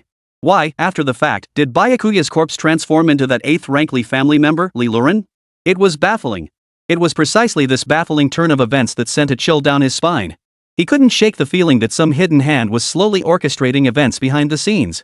Beyond Soyosuk, who had just joined the fray, he suspected anyone within the hidden clan could be this hidden hand. Including Chen Fan. Who could it be? He racked his brains, yet still couldn't make head nor tail of it. He could only conclude that everyone except Soyosuk was a potential suspect. Chen Fan was the most likely suspect. That's why he wasn't staying with Chen Fan, who had fled alongside him. He feared Chen Fan might suddenly snap and kill him. He racked his brain relentlessly. Still, he couldn't figure out who it was. Who? Sensing movement ahead, he suddenly roared. He thought it might be that burly man from the Lee family catching up. A figure emerged from the edge of his vision. A smile as refreshing as spring breeze, thick-rimmed glasses, the entire person exuded calmness and honesty. Sosuke Aizen. The one person he had excluded from his plans. His guard instantly dropped. Sosuke, what are you doing here? Are you alone? Bai Yi asked. Yes, Elder Bai, just me. Yi Yang pushed his thick glasses up his nose as he replied. Come, Soyasuk. Quickly join this old man in discussing who the real mastermind behind this is. That mastermind, don't let me find them or I'll have them cut into 1,000 pieces. Bai Yi gritted his teeth as he spoke. He looked as if he wanted to snatch the mastermind out of hiding immediately. And torture them to death. Yi Yang smiled. He slowly stepped forward. I believe, old Bai, there's no need for you to search for any mastermind anymore. Yi Yang spoke as he walked, adjusting his thick black-rimmed glasses. The light reflecting off the lenses was unusually bright. Chapter 82, Mirror Flower, Water Moon, Terrifying Power. The Devil Whispers. I think old Bai no longer needs to search for any mastermind behind the scenes. Old Bai frowned, puzzled by the implication. Suyasuk, what do you mean? Why is it unnecessary to find the mastermind? Have you already discovered who it is? Old Bai inquired. No. I haven't discovered anything. What I mean is. Suddenly. Put. A piercing sound echoed. A blade pierced through Bai Ye's chest from behind. Bai Ye's face contorted in utter disbelief. WH, what the hell? How could someone stab him through from behind without him sensing even the slightest movement? This was impossible. Even if a 9th-tier psionicist had come, this shouldn't have happened. Why? Who was it? His face contorted with agony from the wound piercing his chest. Gritting his teeth, he slowly turned his head to look. Who could possibly have ambushed him so silently? He slowly turned his head. Upon recognizing the face behind him, his pupils suddenly contracted. Ignoring the excruciating pain from the blade piercing his chest, his expression turned utterly incredulous. Soyasuk, WHY, what the hell is going on? Bai Yi ground out through clenched teeth, blood trickling from the corners of his mouth. Standing behind him was none other than the scholarly-looking man, his face adorned with a warm, spring-like smile, his eyes framed by black-rimmed glasses that gave him an especially earnest appearance. Sosuke Aizen. Bai Yi shifted his gaze back to where he had just conversed with Soyuki Aizen. There, another Soyuki Aizen stood, his face adorned with that same gentle smile, gazing intently at him. The bizarre situation left his mind completely unable to process it. Yi Yang stood behind him, his zanpakuto still firmly embedded in his chest. A smile as warm as spring breeze played on his face. He spoke calmly, allow me to reintroduce myself once more. My name is Sojiro Sasuke. I am a Shinigami, currently serving as captain of the 5th Division of the Gotii 13. My zanpakuto is named Mirror Flower, Water Moon. Anyone who witnesses its shurikai will be permanently compelled and manipulated by me, their 5 senses forever under my control. My condolences, white old man, you've fallen victim to it. Oh, no. I should say, all of you have fallen victim to it. As Yi Yang's words fell silent, the figure before Bai Yi, right under his nose. Crack, crack, crack, crack. The sound of shattering glass echoed. Then, boom. That figure abruptly shattered into countless mirror shards, vanishing from the entire space. Bai Yi watched this unfold, his pupils contracting sharply once more. At that moment, he finally understood the entire sequence of events. The Soul Reaper. Sosuke Aizen. Mirror Flower, Water Moon, the ultimate hypnosis, manipulating the 5 senses. All the pieces clicked into place in an instant. Every single one of them had been toyed with like puppets by this man. And laughably, they had dismissed him as a mere spirit user, excluding him from suspicion. Whether it was the bizarre events that just unfolded, or the knife now piercing his own chest. All the chaos was orchestrated by this seemingly honest man with his warm, spring-like smile. Terrifying. Absolutely terrifying. Cold sweat seeped continuously down his back. In his entire life, from fighting at the 1st tier to the 8th tier, he had never encountered anything so bizarre. Such an occurrence would send chills down anyone's spine. This man was nothing short of a demon. Gazing at Sasuke Aizen, whose face still bore that spring-like smile, Byakuya Kurosaki felt a constant tremor run through him. Even if he didn't know exactly how powerful this man truly was. Simply through his ability to hypnotize and manipulate the 5 senses, this man was undoubtedly the most terrifying being on Earth without a doubt. What exactly do you want? Bai Yi demanded, his voice trembling. Death was imminent, and no one could remain unfazed by its approach. Yi Yang pushed his thick glasses up his nose, a faint smile playing on his lips. Didn't I already tell you? I am a Grim Reaper. Death God. Bai Ye's pupils contracted violently once more. The first Death God, Byakuya, had appeared only 4 times. Yet each time, he had left an indelible impression upon the entire nation through his utterly shocking presence. He left an indelible impression. He instantly became a national idol. His terrifying power was fully unleashed after his Zanpakuto S Bankai activation. A 7th tier Achukas couldn't last more than 2 moves against him in Bankai form. Each of his attacks resulted in an instant kill, creating scenes of utter shock. Even now, recalling the sight of Byakuya's Bankai unleashed, Byakuya's blood still boiled with awe. Who would have thought? At that moment, the second Grim Reaper appeared.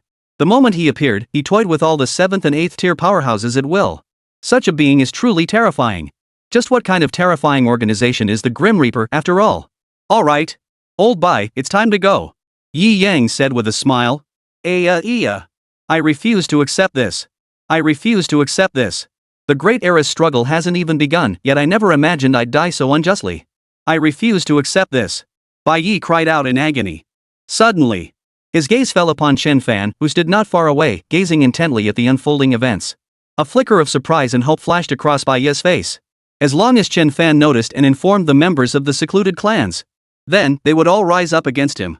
This newly emerged Grim Reaper, Sosuke Aizen, would surely meet his end at their hands. Yi Yang saw through his thoughts. A faint smirk touched his lips. Do you think what he sees is merely this current scene? Why couldn't it be someone from the Li family who strikes you down right here? Yi Yang's words echoed like a demon whispering in his ear. Terrifying. Chapter 83. The Byakuya you seek to hunt down is me. Do you think what he sees is merely this present scene? Why couldn't it be someone from the Li family who strikes you down here? Yi Yang's voice echoed like a demon's whisper. The last glimmer of light that had just flared in Bai Yi's eyes vanished completely. What a terrifying ability this mirror flower, water moon, truly is. What Chen Fan witnessed at that moment was not Yi Yang plunging a blade through Bai Yi's chest. Instead, it was another scene conjured by Yi Yang's hypnotic mirror flower, water moon ability. Within his field of vision, the burly man from the reclusive Li family was driving a blade through Bai Yi's chest. A savage grin spread across his face. Ha ha ha ha. Old Bai, never expected it would be me, did you? That's right, I orchestrated everything behind the scenes. Li Luren sacrificed himself for the family. We deem it entirely worthwhile. The Li family is about to dominate this era. When that day comes, every last one of you will bow down and swear allegiance to me. Bai Yi's face was frozen in terror, utterly disbelieving. He frantically reached out toward Chen Fan, gesturing for him to see who was standing behind him. Chen Fan was utterly dumbfounded. His mind couldn't process it. Only one thought consumed him. The Li family had gone mad. The Li family sacrificed an 8th tier psychic just to deal with him and old Bai. This was terrifying. Suddenly, the Li family felt utterly alien to him. I never imagined the mastermind behind all this would be someone from the Li family. This is utterly terrifying. I have to run and alert every other hidden clan. They must know the true face of the Li family. Chen Fan thought to himself. He immediately took off running toward the distance. As Chen Fan ran farther away, the faint glimmer of hope in Bai Yi's eyes vanished completely. Judging by Chen Fan's reaction just now, Bai Yi could tell that what Chen Fan had witnessed was exactly what Sosuke Aizen had mentioned earlier. The Li family had killed him right here. Once again, he witnessed just how terrifying the power of Mirror Flower, Water Moon truly was. His back was drenched in cold sweat. Not from the pain coursing through his body, but because of the power of Mirror Flower, Water Moon. At this very moment, he felt it clearly. Sosuke Aizen was undoubtedly the most formidable contender in this era of great conflict. A true tyrant in this chaotic age. His future achievements would surpass anyone else's. Before I die, may I ask one final question? There was one matter Bai Yi had never been able to comprehend, prompting him to speak up now. Ask away. Within reason, I shall answer all your questions. Yi Yang's lips curved into a gentle smile. There was no need to hide anything from a dying man seeking answers. What exactly is your relationship with the Grim Reaper, Byakuya? Why, upon merely hearing us discuss plans to ambush him, did you go to such lengths to manipulate me and the other reclusive families to this extent? You mentioned earlier that you currently belong to the Silent Court. Could it be that you're part of the same organization? So that was what he wanted to ask. Yi Yan understood. A playful smile curved his lips. Do you truly wish to know? Well then, I'll tell you. If someone is going to die, let them die with some clarity. But Yi Yang drew Mirror Flower Water Moon from Bai Yi's chest. Instantly, Bai Yi's pupils suddenly contracted violently. Bang! His entire body lurched forward, crashing heavily to the ground. Blood gushed from the massive, instantly staining the surrounding ground crimson. At that very moment, a voice dripping with mockery echoed in his ears. The death god Byakuya you've been hunting down is actually me. The tone was intensely playful, utterly mocking. Spoken with such casual indifference. And it was precisely this casual tone that caused Bai Yi's pupils to contract sharply once more. His expression instantly turned horrified. Yi Yang's words echoed relentlessly within his mind. The Grim Reaper, Byakuya. He was none other than the Grim Reaper, Sasuke Aizen. How utterly terrifying was this earth-shattering revelation? He couldn't comprehend it.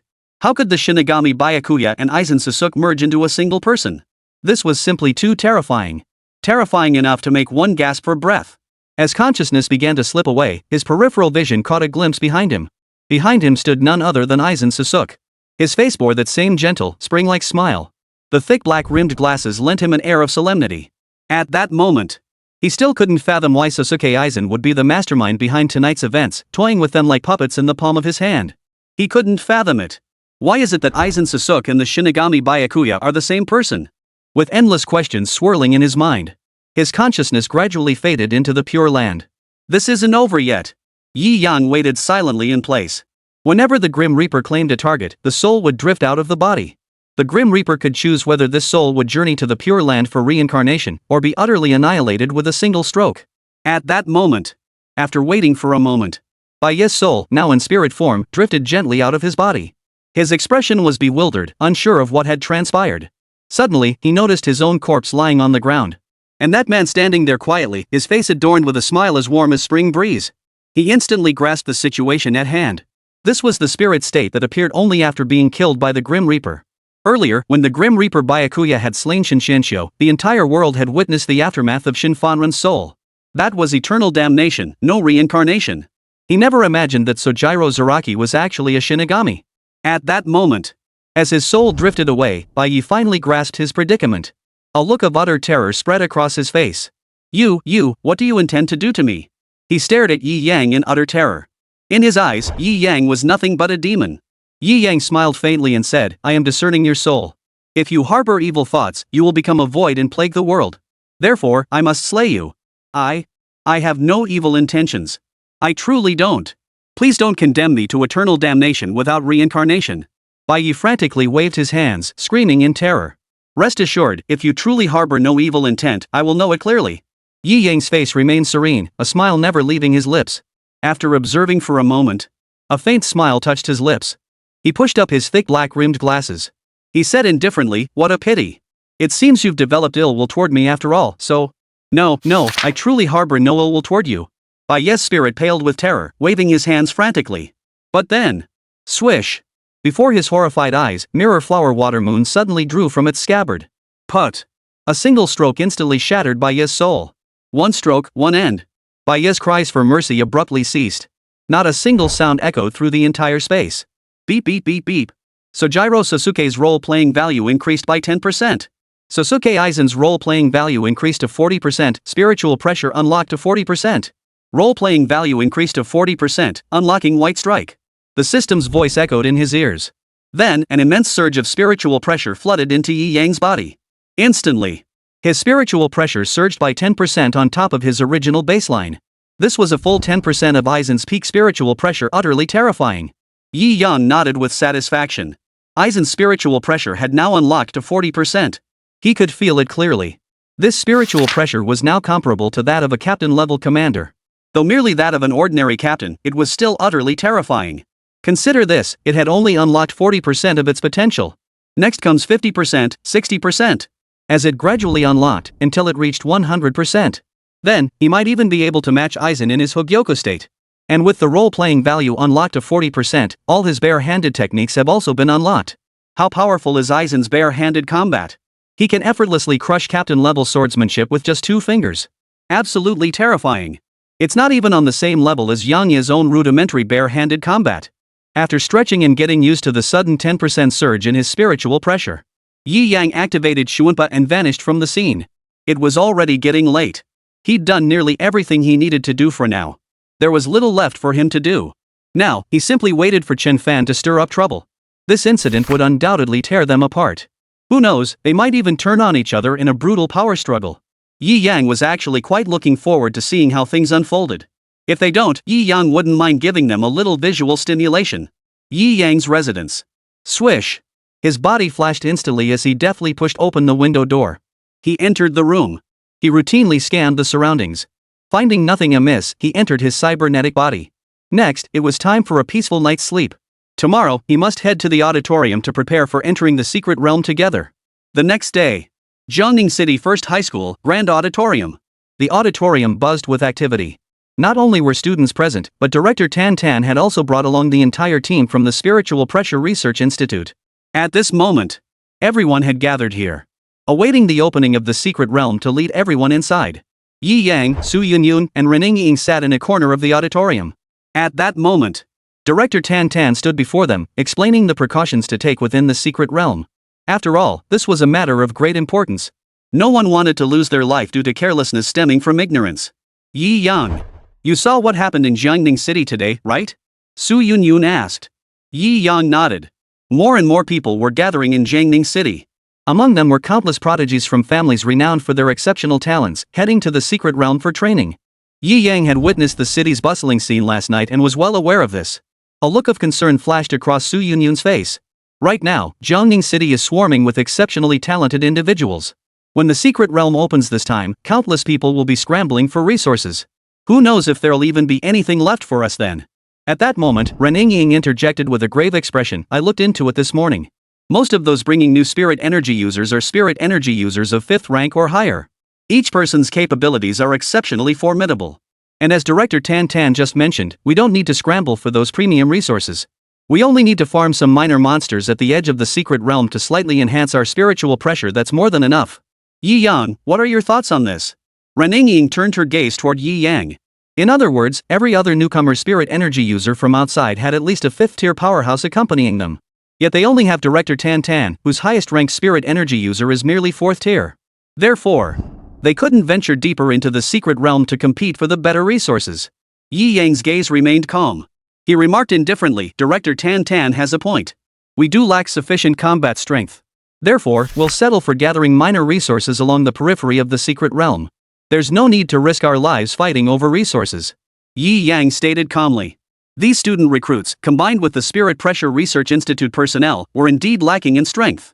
Their combat strength was rather weak. To compete for resources would clearly require risking our lives. Rather than that, it's better to stay on the periphery, slay minor monsters, and boost our spiritual pressure.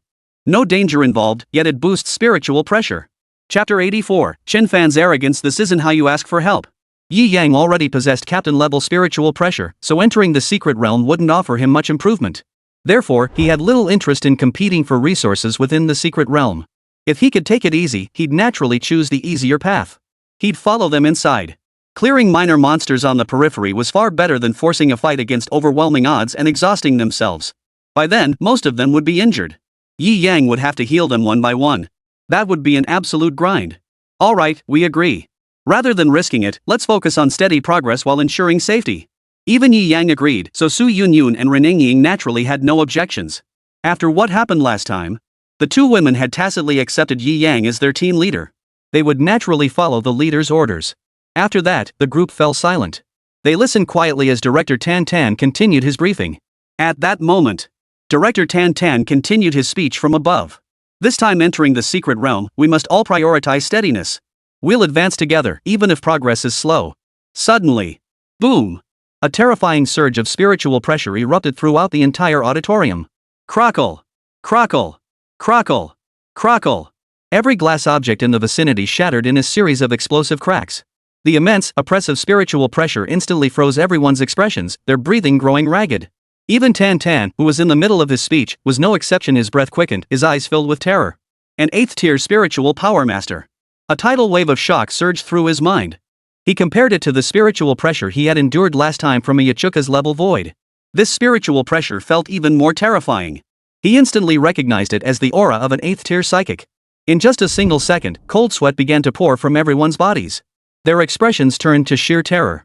Everyone present felt their very lives hung in the balance for that single instant. Fortunately, this terrifying spiritual pressure lasted only a second before vanishing into thin air. Yet the raw intensity of that single second left every soul in the auditorium with a lingering sense of dread. In that brief instant, they felt as though they had walked through hell itself. Who could this formidable being be, and why had they appeared in the auditorium of Jiangning First High School? Everyone was filled with shock and confusion. Only Yi Yang remained composed, his expression steady and calm. He already possessed captain-level spiritual pressure. Moreover, Captain Byakuya's spiritual pressure far surpassed that of the 8th-rank spirit user they had just encountered. Therefore, he wasn't affected by this terrifying spiritual pressure at all.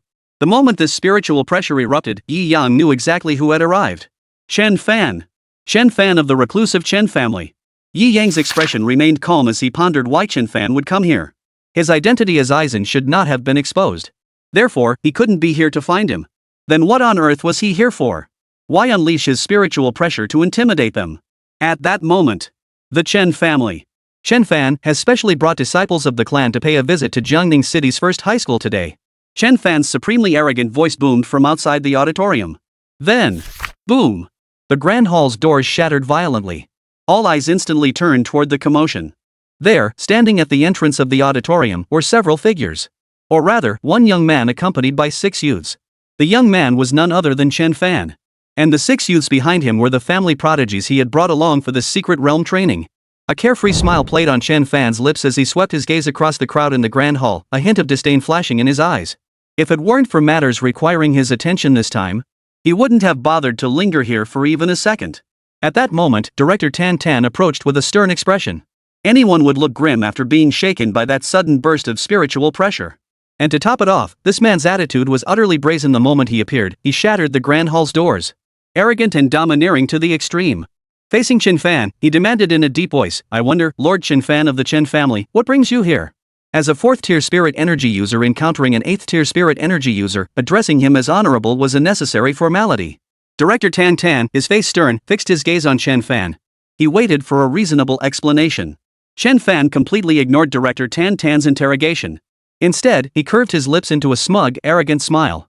"Well, I have other matters to attend to and cannot look after these family prodigies. Therefore, I shall temporarily place them under your care." Chen Fan spoke, glancing at the 6 youths behind him. His tone carried an air of absolute certainty. Moreover, as his words fell, the spiritual pressure emanating from his body began to stir faintly. Arrogant. Overbearing. This was the attitude their reclusive clan consistently held toward the weak. The strongest present was Tan Tan, the director of the Spirit Pressure Research Institute, but he possessed only 4th-tier spirit energy. 4th tier. It's hard enough to catch the eye of their reclusive clan. The entire auditorium fell silent for a moment. Director Tan Tan's face darkened considerably. After lowering his head and enduring the moment, he felt a sense of helplessness. He had no doubt that if he raised objections or refused, Chen Fan before him would erupt in an instant. That mere 1-second burst of spiritual pressure had already overwhelmed everyone present. Much less what would happen when he unleashed his full power later. A flicker of resignation crossed his eyes. He raised his head, about to swallow his pride and agree. Suddenly, a calm voice rang out from the corner of the auditorium. That doesn't seem like the attitude one should have when asking for a favor. Chapter 85, What? You're the dual-hued healing system. That doesn't sound like the right attitude for someone asking for help. A faint voice echoed through the auditorium. Instantly, the entire auditorium fell silent. In an instant, every pair of eyes in the room locked onto Yi Yang in the corner. Chen Fan's gaze, sharp as a knife, suddenly pierced toward Yi Yang. Upon recognizing him as a student, a faint smirk touched the corner of his mouth. Boom! A terrifying aura, comparable to that of a squad leader, instantly engulfed Yi Yang with overwhelming force. "Who the hell are you, kid? You think you have the right to speak here?" A sneer curled his lips. The spiritual pressure relentlessly bore down on Yi Yang, attempting to crush him to the ground. But he was disappointed. No matter how he unleashed his spiritual pressure, no matter how he enveloped Yi Yang in it, Yi Yang remained calm and composed throughout, as if he was completely unaffected by the 8th-tier spiritual pressure. Seeing the situation turn sour, Director Tan Tan urgently called out to Chen Fan. "Lord Chen Fan," Yi Yang spoke out of turn. "Please forgive him, please forgive him." "Yi Yang? He is Yi Yang." Chen Fan was instantly startled. He hastily retracted his terrifying spiritual pressure. He then asked, "Is this the Yi Yang who awakened a rainbow-grade healing ability?" He hadn't forgotten that before coming, the clan elders had repeatedly warned him about a national treasure-level healer with a rainbow-tier healing ability who had awakened in Jiangning City. He must cultivate a good relationship with him. Little did he expect that shortly after arriving in Jiangning City, he had already offended the man. His lips twitched in frustration. His gaze returned to the youth in the corner. A flash of movement. The next moment, he appeared before Yi Yang. A smile spread across his face. "I apologize for my earlier offense toward you, Yi Yang. Please don't hold it against me." His abrupt shift in demeanor was nothing short of an epic about-face. For a moment, the entire auditorium was left reeling. They stared wide-eyed. Yi Yang cast a faint glance at Chen Fan. Last night, Chen Fan had already told him. This trip to Jiangning City had 2 objectives. First, naturally, to bring gifted clan members with innate talents into the secret realm for training. Second, to befriend that national treasure who had awakened a multicolored healing ability Yi Yang. Yi Yang knew this very well. That's why he had spoken so calmly and composedly earlier. Now, observing Chen Fan's shift in attitude toward him, Yi Yang felt no surprise. If you're asking for a favor, you'd better show some humility, Yi Yang remarked casually. Chen Fan hastily responded, of course, absolutely. I truly offended you earlier. Please don't hold it against me, Yi Yang. Healing types are national treasures. No one would dare offend them. Especially not a rainbow tier healing type. Yi Yang gave a faint nod, gesturing toward Director Tan Tan. Chen Fan understood immediately upon seeing this. His figure flickered again, appearing before Director Tan Tan. Director Tan. I apologize for my earlier rudeness. Facing Tan Tan, Chen Fan's demeanor shifted from the intensity he'd shown toward Yi Yang, becoming slightly more subdued. Tan Tan's face froze in surprise. Seeing an 8th tier psychic change his demeanor so swiftly, he felt somewhat stunned. He had vastly overestimated the influence of Yi Yang, a multicolored grade healing type psychic. Yet, it turned out he had underestimated him after all. Even an 8th tier psychic was now fawning over Yi Yang. Indeed, the theory that healers are the big shots holds true everywhere. Even for an 8th tier psionicist. Faced with Chen Fan's slightly softened attitude, Tan Tan hurriedly responded. It's fine. Lord Chen Fan. With Yi Yang watching, Chen Fan's demeanor softened considerably. Gone was his usual arrogance. This scene utterly stunned the students in the auditorium and the members of the Spiritual Pressure Research Institute. This was an 8th tier spirit energy user. An existence they had always looked up to with boundless admiration. At this very moment, upon hearing Yi Yang's name, their attitude did a complete 180-degree turn, softening to such an extent. The domineering arrogance from moments ago had vanished completely. At this very moment, both the members of the Spiritual Pressure Research Institute and the students of Jiangning First High School gained profound recognition of Yi Yang's identity as a multicolored grade healing type spiritual energy user. This was a national treasure someone even 8th tier powerhouses would treat with utmost care and protection. Following him from now on would undoubtedly mean living the high life. At that moment, as Director Tan Tan and Chen Fan engaged in a mundane exchange, Chen Fan shed his arrogance and domineering ways, adopting a pleading tone as he discussed the next steps with Director Tan Tan. All eyes turned to the 6 youths standing behind Chen Fan. And those 6 youths, in turn, turned their gaze toward the assembled students. Their gazes locked. A comparison among peers instantly unfolded. Hey, you over there. What kind of spiritual abilities have you awakened? How strong is your talent? What rank is your current spiritual pressure? A student shouted at the 6 youths. Hearing this, one of the 6 youths behind Chen Fan, the one standing at the very front, stepped forward with a hint of contempt in his eyes. A cocky grin spread across his lips. This lord here has awakened a rainbow tier talent, wields an orange tier weapon type spirit energy, and currently possesses a spirit pressure rank of tier 3. You bunch of nobodies, better not make a fuss in front of this big shot. He embodied the Chen family's trademark arrogance. What? The crowd fell silent in shock. Someone their age had already reached tier 3? And with a multicolored talent and orange grade psychic power? How could anyone compare to that? Even if they dragged that big shot Yi Yang into the comparison, he wouldn't stand a chance. After all, while Yi Yang the badass had awakened a multicolored talent and multicolored spiritual energy, he's ultimately a healing type, not a combat type. Chapter 86, Spatial Turbulence. Summoning the mightiest ice-type Grim Reaper. As the Chen family's prodigy unleashed his spiritual pressure, the students of Jiangning First High School instantly fell silent. The two were simply incomparable. 3rd tier. This was the same tier as Tan Hao, the head of the branch office. Everyone was stunned. What kind of family could possibly cultivate such an exceptionally talented individual? Seeing this, Yi Yang, he felt no surprise. A hidden family. Secluded for a century, with profound foundations. Of course, they couldn't compare to these students who had only awakened their powers a few days ago. Comparing themselves to such families was nothing but courting trouble. The students in the auditorium fell silent. Chen Fan swiftly concluded his arrangements with Director Tan Tan regarding the Chen family prodigy joining their mission. Chen Fan departed, leaving behind 6 prodigious members of the Chen family. With Chen Fan gone, Tan Tan naturally became the highest-ranking person present. He scanned the talented young members of the Chen family. His gaze betrayed a hint of astonishment. 6 3rd-tier practitioners. All 6 youths were 3rd-tier spirit energy users. Such an average level at this age was downright terrifying. Consider this, most members of his Spirit Pressure Research Institute were only 2nd-tier spirit energy users. And they'd all awakened their spiritual abilities some time ago. Indeed, the hidden depths of a noble house's heritage are truly profound. Director Tan Tan was secretly stunned. Introduce yourselves one by one, Tan Tan said calmly. You'll be joining us for the upcoming Secret Realm training. Given the Chen family's consistently arrogant attitude, he harbored little goodwill toward them. The 6 youths paid no heed. The arrogant youth from earlier stepped forward, his face still brimming with insolence. My name is Chen Chen. I should have introduced myself earlier. 3rd tier spirit energy user. And all of us here are 3rd tier psionics too. I think you should feel honored. With 6 3rd tier members joining, your team will grow significantly stronger. The pace of clearing the secret realm will undoubtedly accelerate considerably. Rest assured, we won't compete with you for the lower tier monsters in the secret realm. After all, they're utterly insignificant to us. He surveyed the assembled students and members of the Spiritual Pressure Research Institute, his gaze brimming with disdain. That was the Chen family of the hidden world. Spiritualists weaker than themselves barely even registered in their eyes. As his words fell silent, everyone in the auditorium gritted their teeth in fury. Their eyes blazed with fury, as if they could incinerate the Chen family youths entirely. However, they remained powerless against these gifted young talents of the Chen family. Their higher rank naturally gave them the right to speak thus. Director Tan Tan merely watched quietly from the sidelines, making no move. Though these Chen family prodigies were acting a bit arrogant, it only served to fuel the hatred on their side. It put a bit of pressure on both the team members and the students. Yi Yang, too, watched silently. Stirring their fighting spirit was beneficial.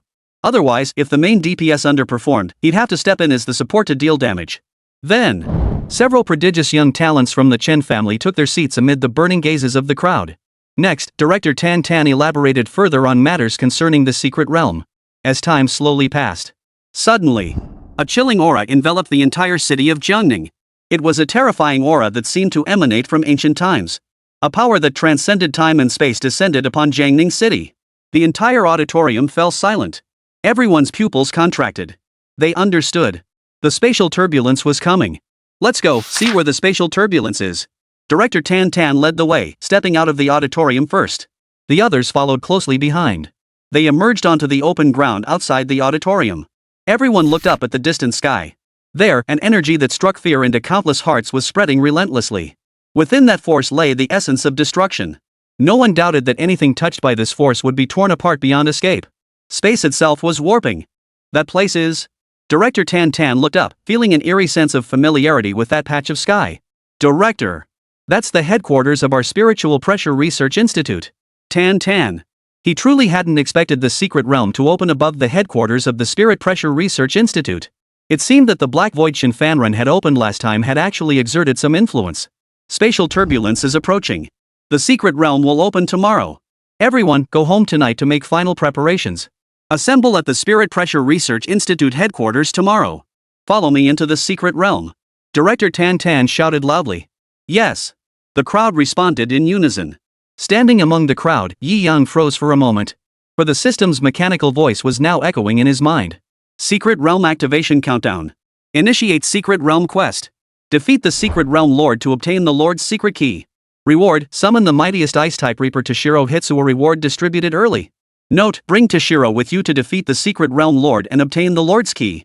If the mission fails, the reward will be revoked. Yi Yang stared at the system-issued quest, falling into deep thought. The system actually offered such generous rewards. This was something Yi Yang hadn't anticipated. After all, the soul burial quests he usually undertook were notoriously stingy. 10 soul burials only earned him 1 lottery ticket. Yet this mission directly rewarded him with the summoning of a captain-level Grim Reaper. And the reward was even distributed early. It seems. This Lord's Key must be no ordinary item. Originally, Yi Yang hadn't even planned to enter the secret realm to compete for resources. But now that the system has assigned a mission, that's fine. After all, he wouldn't have to lift a finger himself. The crowd dispersed one after another. Yi Yang didn't linger either. He found a secluded spot. Yi Yang summoned the mightiest ice elemental Grim Reaper Toshiro Hitsuo. Chapter 87, Team, 4th Tier Everywhere. A blinding white light erupted. A casually dressed teenager materialized before Yi Yang. His spiky white hair stood on end, his expression stern. It was none other than Toshiro Hitsuo. Like Yi Yang, he was currently in his Jikai state. After materializing, he scanned his surroundings. The human world, huh? His gaze then fixed on Yi Yang, his stern expression shifting to one of respect. He respectfully kneels on one knee and whispers, "Captain Commander." He addressed him respectfully, adopting a posture that clearly signaled his readiness to receive orders. "Commander." Clearly, this was orchestrated by the system. Yi Yang nodded. Proceed with freedom of action. Report to me at 10 o'clock tomorrow morning. Yes. With that reply, Hitsuya Toshiro vanished from the spot. Tonight, Jiangning City was unusually bustling. With the spatial turbulence now active, tomorrow marked the opening of the secret realm. Everyone was eager to get started. Eager to enter the secret realm and prove themselves. Yi Yang, however, had no intention of entering the Death God transformation tonight. The soul burial mission has yet to yield any new breakthroughs. At the Spirit Pressure Research Institute, the souls dare not gather easily due to the spatial turbulence. Thus, things have returned to normal. Today, we plan to take a temporary day off. Rest up and prepare to enter the secret realm tomorrow. The next day, Jiangning City bustled with even greater energy in the daylight. The main streets were nearly packed shoulder to shoulder with people. Today, the secret realm opened. Nearly every spirit energy user was flocking toward Jiangning City. After all, no one wanted to miss this chance to enter the secret realm for training. After making all necessary preparations, Yi Yang bid farewell to Lin Yan. He stepped out the door. Whoosh! The moment he stepped outside, a figure landed before him, a young boy with spiky white hair. He respectfully knelt on one knee, one fist pressed against the ground. His posture screamed readiness to receive orders at any moment. It was none other than Toshiro Hitsuya. At that moment, he wore his shihakusho, a captain's hayori bearing the number 10. His zanpakuto slung behind him, he was fully armed and ready. Yi Yang glanced at him and said indifferently, "Enter the Jikai state. We won't need force for now." "Yes, Captain Commander." Toshiro Hitsuya raised no objection. After a few adjustments, Toshiro entered his Jikai state. His appearance remained unchanged, though now clad in casual attire, his face still bearing that stern expression. They arrived on the streets of Jiangning City. With the crowds thick, he opted to use his spiritual pressure to ascend directly to the headquarters of the Spiritual Pressure Research Institute. During the flight, they noticed many others also using spiritual pressure to head toward the research institute. As they neared the headquarters, they realized just how many people had gathered in Jiangning City this time. The entire Spirit Pressure Research Institute headquarters was practically surrounded so tightly that not a single person could slip through. People were practically everywhere. It seemed everyone was here to enter the secret realm for training. After scanning the area from above several times, he spotted Tan Tan and his group. "Follow me." He turned and signaled to Dong Shilang. Yi Yang's figure shot forward. He arrived at the area where Director Tan Tan and the others were gathered. Dong Shilong's figure soon appeared behind him. "Yi Yang. Thank goodness. You finally made it." Director Tan Tan exclaimed joyfully upon seeing him. Everyone was present. They had been waiting for Yi Yang. Tan Tan had feared Yi Yang might not make it due to Jiangning City's notorious traffic congestion. Now that he had arrived, Tan Tan breathed a sigh of relief. Yi Yang was the core of their team. The other teams had all kinds of powerful combat-type psychics, but none had a healer. It could be said, among all the psionic teams currently formed in Jiangning City, only their team possessed a healing psionicist. This was their sole advantage. Then, Tan Tan noticed Dong Shilang standing behind Yi Yang, his expression turning puzzled. "Who's this?" he asked. Yi Yang gestured for Dong Shilang to remain silent. He introduced him casually. "This is my friend, an ice-type psionicist. He's joining us on this expedition into the secret realm." Yi Yang's friend? Right now, Yi Yang was the boss of this team. Forget Yi Yang bringing one friend into the secret realm. Even if he brought 10 or 100, they wouldn't object. Tan Tan nodded, signaling his understanding. Yi Yang then asked, "What's the situation? Has the secret realm opened yet?" Tan Tan's expression turned grave upon hearing this. "It hasn't been activated yet. We'll probably have to wait a while longer. And the situation is worse than we imagined. There are far too many people. The competition is incredibly fierce. Most importantly, how the hell did Dragon Nation suddenly produce so many high-level psychics all at once? Were they all hiding before?" Director Tan Tan gritted his teeth, his voice dripping with resentment. Yi Yang looked puzzled, waiting for Director Tan Tan's explanation. After a moment to compose himself, Director Tan Tan spoke slowly. "Currently, all psychics wishing to enter the secret realm have formed their own teams. Each team consists of 100 to 1,000 members, led by a high-tier spirit energy user. They enter the secret realm to scavenge various resources. As far as we know, there are 15 teams with over 1,000 members each, led by a 7th-tier spirit energy user. Additionally, there are 18 teams of over 100 members, each led by a 6th-tier spirit energy user. The rest are teams organized by individuals, with the highest rank leader being a 5th-tier spirit energy user. This sudden surge of 5th and 6th-tier psychics. I'm pissed off." Director Tan Tan's face turned deathly pale. Before the secret realm opened, Tan Tan had always believed his level 4 psychic power was incredibly valuable. Damn it, who knew that once the secret realm opened, all the powerful bastards came crawling out of the woodwork. His 4th-tier psychic abilities were now as common as dirt. He felt utterly ashamed to be leading this 100-strong team. Chapter 88, live-streamed entirely. Winter Lion's humiliation fueled rage. Oh, and just to prevent any shady schemes, this entire Secret Realm expedition will be broadcast live. For this, I've specially invited a highly professional cameraman from CCTV. His awakened psychic ability is a camera lens, capable of broadcasting crystal clear, 360-degree coverage of every corner of our team. Tan Tan said with a grave expression. It was a necessary measure. Their group's ranks were simply too low. If they encountered a high-tier psychic with ill intentions, they'd have little chance of surviving. Therefore, they broadcast the entire operation live, streaming every moment of their team's actions to viewers nationwide. If they wish to continue operating within the Dragon Nation, no sane person would dare lay a finger on them. This was a measure taken out of necessity. Yi Yang nodded. Whether it was broadcast or not, he didn't care. These past few days, in his death god state, he'd grown accustomed to being streamed. It didn't matter anymore. Speaking of which, the cameras in this world were truly remarkable. Their powerful filter functions could actually capture him in his death god form. And to think someone actually awakened camera psychic abilities, the world is vast and full of wonders. It's a shame those who awaken camera psychic abilities don't pursue live streaming.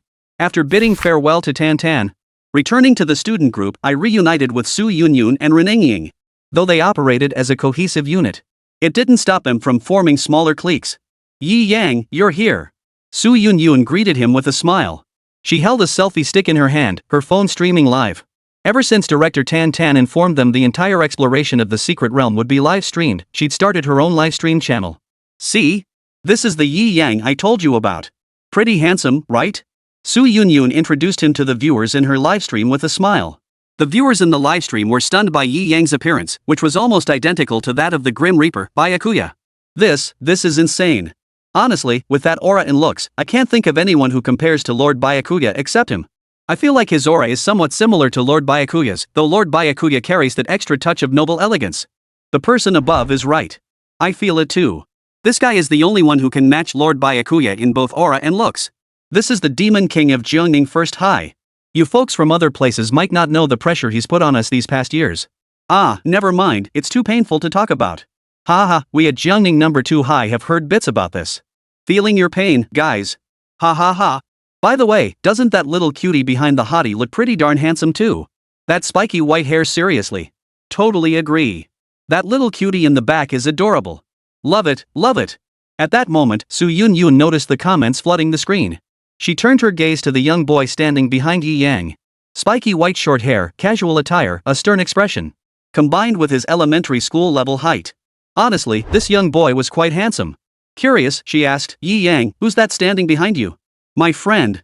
Dong Lang. You could also think of him as my bodyguard. Yi Yang replied. Ha? Su Yunyun froze for a moment. A friend? That's not strange. But this bodyguard thing, isn't that just too weird? Su Yunyun blurted out in disbelief, how could you hire an elementary school kid as your bodyguard? 666, how did you hire an elementary school kid as your bodyguard? Ha, this is hilarious. Damn, Su Yunyun, hearing this come from you makes it sound totally different. Ha, an elementary school kid? Looking closely, aside from that slightly stern expression, his height really does look like an elementary school kid. But Su the campus belle has a point, bringing an elementary school kid into the Secret Realm is kinda overkill, let alone as a bodyguard. True. Though the Secret Realm is called a place for training, the danger is immense. That's precisely why I chose not to go. I'm staying put at home, waiting for the day my spiritual pressure breaks through to the 9th tier. That will be the day I step outside. As Su Yunyun's surprised, childlike voice trailed off. One could clearly sense the expression on Hitsuo Toshiro's face, standing behind Yi Yang, darken abruptly. A terrifying aura radiated from his entire body. He gritted his teeth. He suddenly snapped his head up, glaring viciously at Su Yunyun. You're the elementary school kid. Your whole family are elementary school kids. I'm 600 years old. 600. I could be your great-great-great-great-grandfather. Toshiro Hitsuo was furious with shame. Ha? Su Yunyun froze in shock. She hadn't quite processed it. 600 years old. Seriously, is bragging this absurd nowadays? A kid who looked no older than 10 was claiming to be 600 years old. Such an outrageous boast from a kid, coupled with his visibly embarrassed and angry expression, instantly sent the live stream audience into an even greater frenzy. Holy! He said he's 600 years old? I'm stunned.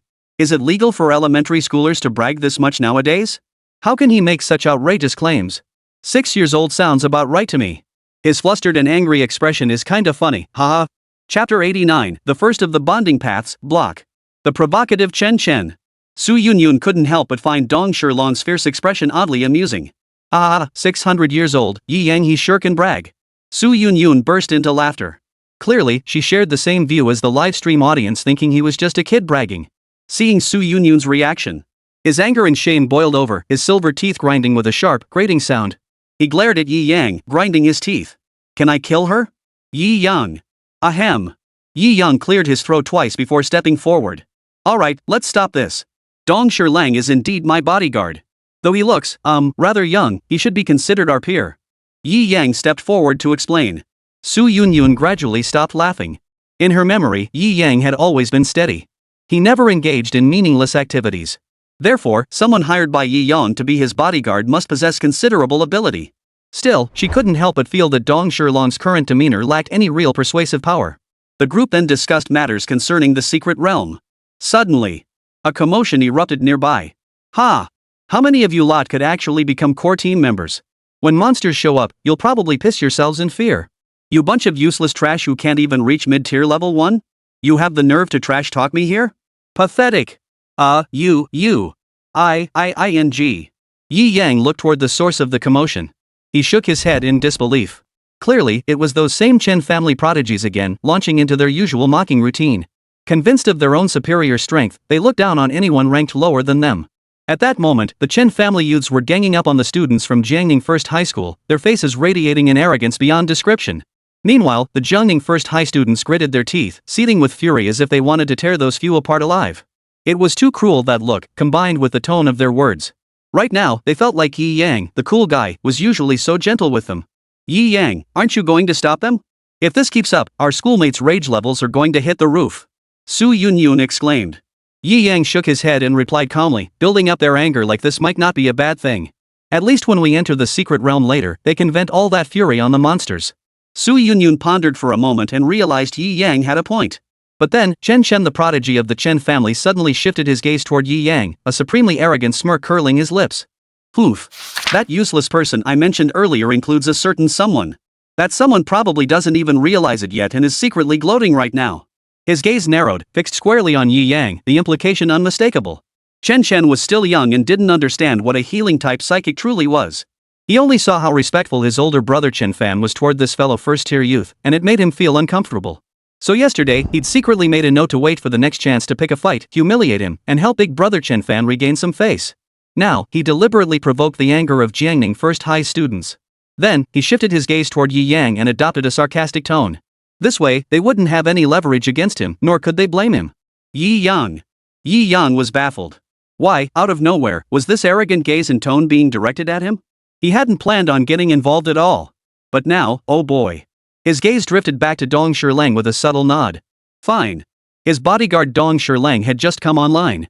Let them remember that he had a bodyguard by his side. Dong Shirlang caught Yi Yang's subtle signal. His gaze, sharp as a blade, instantly locked onto Chen Chen. The anger that had been directed at him moments ago, after being mocked as a schoolboy, instantly shifted toward Chen Chen. A faint smirk curved his lips. Hands tucked into his pockets, he strode steadily toward Chen Chen, step by step. Chen Chen froze, watching Dong Shirlong's deliberate approach. He couldn't fathom what this elementary school kid was up to. Hey, kid, how old are you? This isn't the place for you. I suggest you get out of here and go back where you came from. Otherwise, when I start hitting you, it's going to hurt. Don't come crying to me. Chen Chen couldn't be bothered to take this kid seriously. He looked barely a teenager. Who was he? He was the most gifted among his peers in the secluded Chen family, no contest. Across the entire Dragon Nation, he was confident his talent would rank among the top 10. An existence like his was utterly unmatched among his peers. And now, here was a primary schooler younger than him, striding toward him with such an intimidating aura. It was as if he didn't even acknowledge his existence. Toshiro Hitsuo approached step by step. Suddenly, the corner of his mouth curled upward. His right hand lifted slightly. He murmured, "Bound Path 1, seal." A faint aura surged forth silently. Chen Chen felt an overwhelmingly powerful restraint pin him to the spot, completely immobilized. The powerful restraint prevented him from moving even a single finger. He was stunned. What was happening? Why, out of nowhere, was he suddenly bound by something like a rope? Gritting his teeth and straining with all his might, Chen Chen couldn't budge the powerful restraint even an inch. Watching Dong Shirlang approach step by step, looking like a schoolboy, he felt an inexplicable sense of dread. What do you want? Unable to move, he could still speak. He demanded. Yet Dong Shilang offered no reply. He simply walked silently to his front. His right hand raised high. He brought it down hard. Smack! A crystal-clear ringing sound echoed through the silent space, utterly distinct. Chapter 90, Three Suns, Winter Lion Ice Furnace. Crack! A crystal-clear crack echoed in everyone's ears. Everyone stared in disbelief at Chun Chen, who stood frozen in place, clutching his face with an utterly grim expression. Everyone was stunned. Why? Why did he choose to stand there and take that slap head-on, watching it come down? Was it to show off? Or what? If he was trying to show off, didn't he take it a bit too far? The person standing before him was an elementary school student. Everyone was utterly baffled.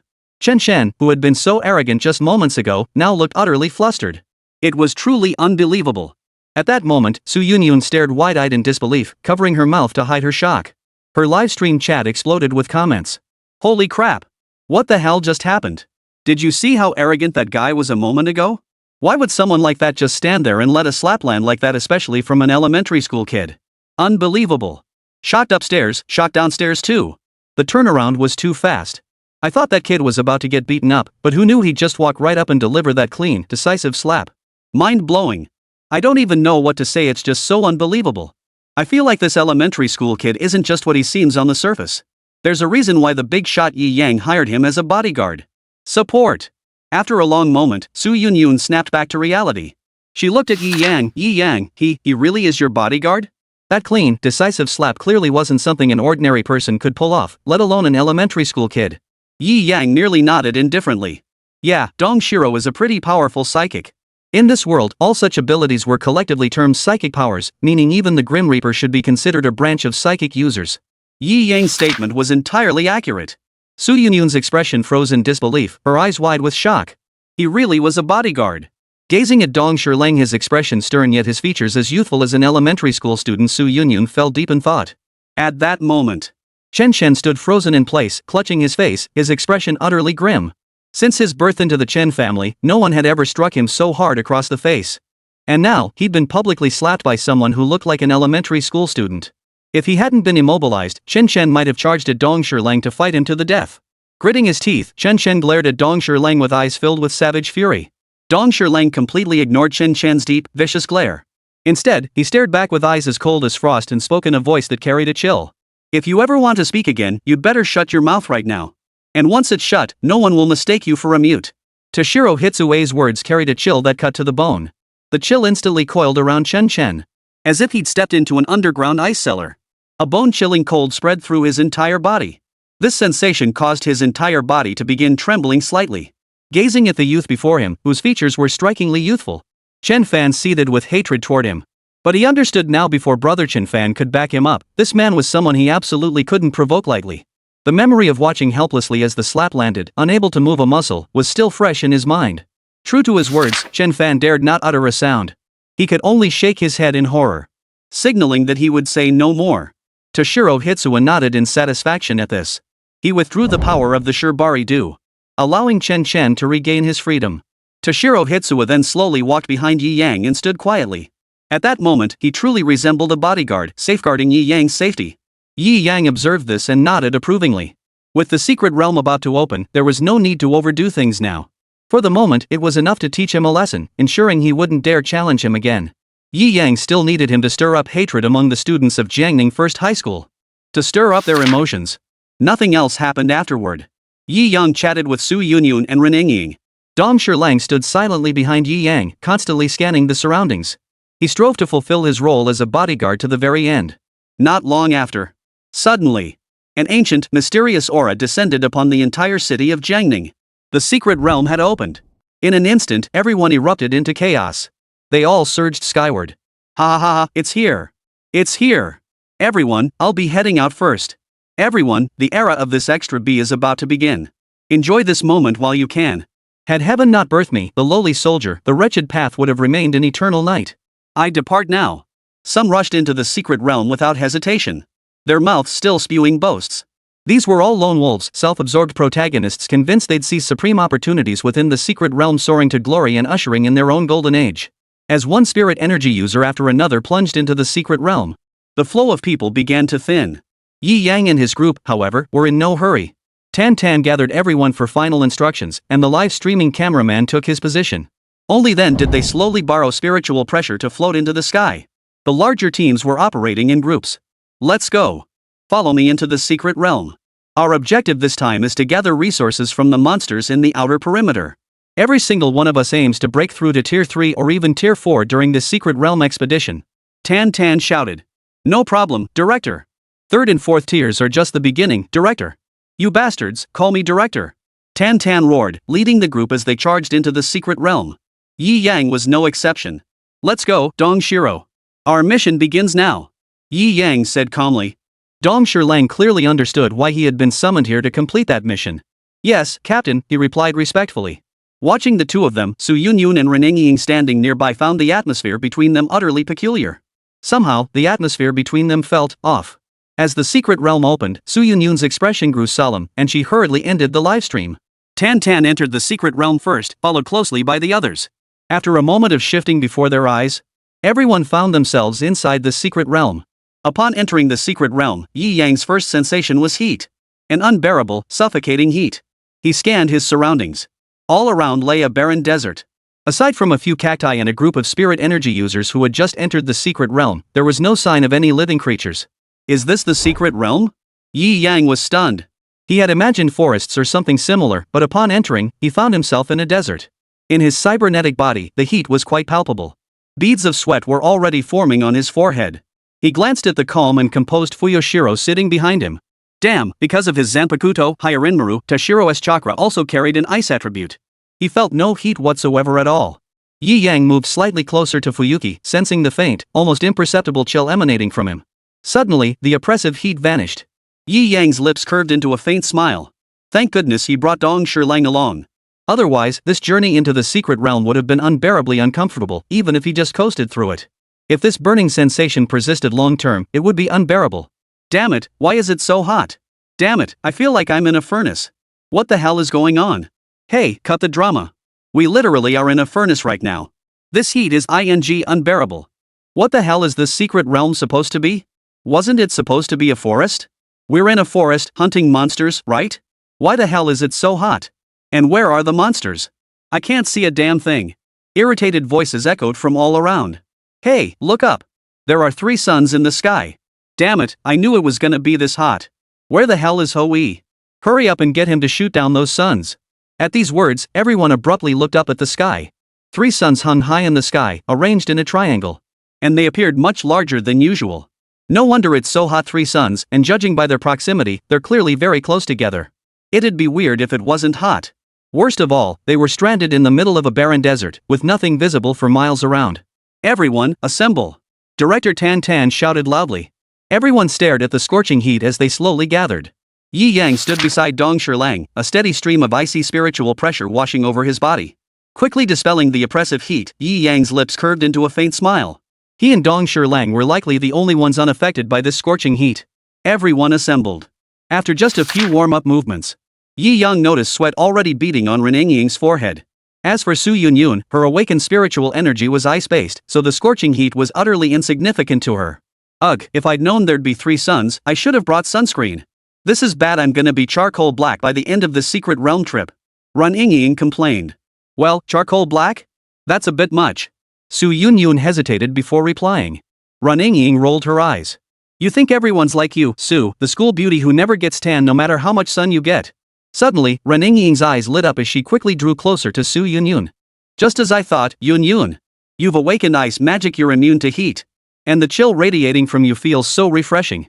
Reningying exclaimed excitedly. Su Yunyun. If only she'd acted like everyone else.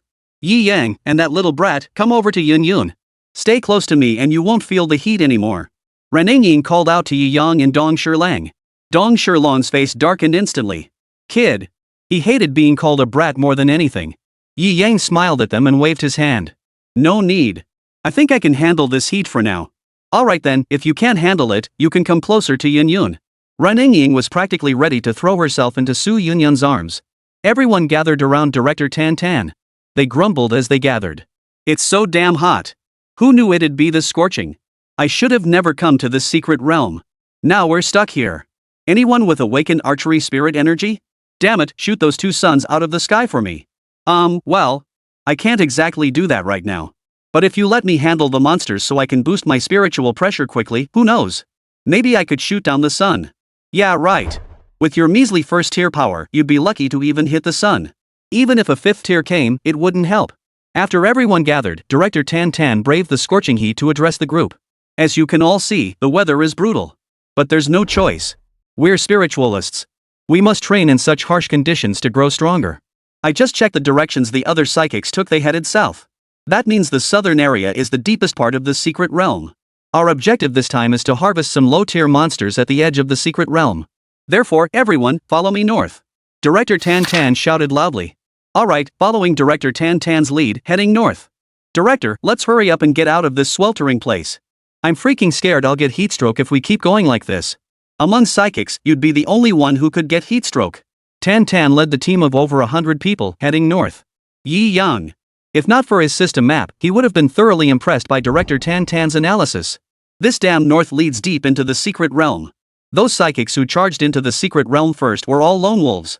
No matter how tough they talked before. In the end, they still knew their limits. They started from the outer regions of the secret realm, gradually advancing deeper as their strength grew. That's why they all headed south. Don't ask how they knew the south was the outer perimeter. Because they were freelancers, they had their own network of channels. Yi Yang didn't call out Director Tan Tan for leading everyone deeper into the secret realm. Advancing into the heart of the secret realm aligned perfectly with his own objectives. Besides, as the saying goes, greater danger often brings greater opportunity, right? According to the icons on the system map, the closer one got to the southern regions, the higher the monster tiers became. Starting from this point, heading north for a short distance would lead to a tier 4 monster. Yi Yang didn't know what kind of monster it was, but tier 4 should still be within his capabilities to handle. At the northernmost point of the secret realm, its very heart, a multicolored icon appeared. That must be the secret realm lord. Judging by the icon's muted hues, it should be a 9th tier monster at the lower end of the spectrum. Essentially a standard team leader level. Yi Yang remarked that there was no need to panic. Dong Shilong's strength should be just a tad above the standard captain level. Besides, he still possessed his Shinigami transformation. Whether he channeled Byakuya or Aizen, he could effortlessly handle this dungeon lord. Thus, Yi Yang remained unfazed. As the flow of people steadily entered the secret realm, Jiangning City gradually emptied out. On the main streets, there was scarcely any sign of human activity. Apart from a few open supermarkets and shops, hardly anyone ventured out at this hour. Everyone was at home, waiting for a live stream to begin. People across the nation were also patiently awaiting the start of that live stream. Because this live stream was the only one offering a full glimpse into the secret realm's trials. Everyone was curious, what kind of place was this secret realm? What could make countless psychics flock to it so eagerly? After waiting for some time, the live stream began. Hello everyone. I'm Bing Bing, your host for this secret realm live stream. It's starting. It's starting. Bing Bing is my absolute favorite female host on CCTV, no contest. Bing Bing, my goddess. Bing Bing's commentary? I'm hooked already. I'm not leaving until the secret realm stream ends. I'm watching it all the way through. Goddess Bing Bing is looking better and better. I'm also not leaving until the stream ends. I've already stockpiled my food supplies. Alright, without further ado, let's get into it. From the current live feed, the secret realm appears to be a desert. Goodness gracious, there are 3 suns in this desert. First, let's observe a moment of silence for all the contestants in the secret realm. I feel for them for 3 seconds. 3 suns in the desert. You can imagine the brutal conditions they'll face next. Now, join me in anticipation. What challenges will they encounter next in this secret realm? Let's watch and see. The live feed now shows a group of people trudging northward. Braving the scorching heat, sweat drenched every head. After only a short distance, some were already suffering terribly under the scorching triple sun overhead. Except, the live feed cut to the small team led by Yi Yang. 2 stunning campus beauties, a strikingly handsome young man, and a young child trailing behind him. The 4 seemed utterly unaffected by the scorching sun overhead, radiating complete calm and composure. They chatted and laughed, showing none of the exhaustion seen elsewhere. No wiping sweat after 2 steps or gasping for breath after 3. Just watching them, viewers in the livestream chat assumed they were on a picnic. These people are ing on a picnic, right? Holy, look at them compared to everyone else around them. Are we even in the same place? Exactly. These 4 young folks look like they're on a picnic. Seeing them chatting and laughing while others beside them wipe sweat, it's almost painful for the others. Ha, it's Goddess Sue. Wherever she is, Lord Byakuya might show up. Wonder if he entered the secret realm this time. Above, it's possible. After all, secret realms are the fastest way to boost power. Lord Byakuya might very well be here. Can't wait. If Lord Byakuya is really here, I'd love to see how he handles the scorching heat of 3 suns. Ha ha, just imagining it is hilarious. The live stream's atmosphere grew increasingly charged.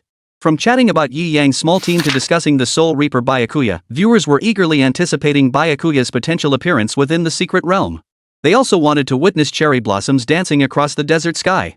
At that moment, on the live stream feed, as director Tan Tan's team approached the northern part of the secret realm, finally they encountered the 4th-tier monster Yi Yang had spotted on the map. It was a colossal scorpion, its body stretching a full 3 meters in length. The entire creature was a deep purple, its 2 massive pincers gleaming coldly. The spiritual pressure radiating from its entire body caused everyone's expressions to stiffen slightly. 4th tier. Unexpectedly, shortly after entering the secret realm, they encountered a monster at the upper limit of their team's capabilities 4th tier. This was both an opportunity and a gamble for them. Defeating this monster, which represented the upper limit of their team's capabilities, would undoubtedly bring a tremendous leap forward for the entire group. Yet behind every great leap lay inherent danger. Director, what do you say, should we fight it? Someone asked. Tan Tan hesitated for a moment, then his expression hardened with resolve. We fight. This is absolutely our golden opportunity. How could we let such a golden opportunity slip away? Tan Tan said through gritted teeth. Everyone get ready. I'll draw the monster's attention. Those with ranged attacks wear him down from a distance. Director Tan Tan gave the order. Everyone readied themselves, eager to jump in. With the tank holding the front line, their ranged harassment was going to be a breeze. Keep some of you back to protect Yi Yang. The rest of you, follow me, engage the boss.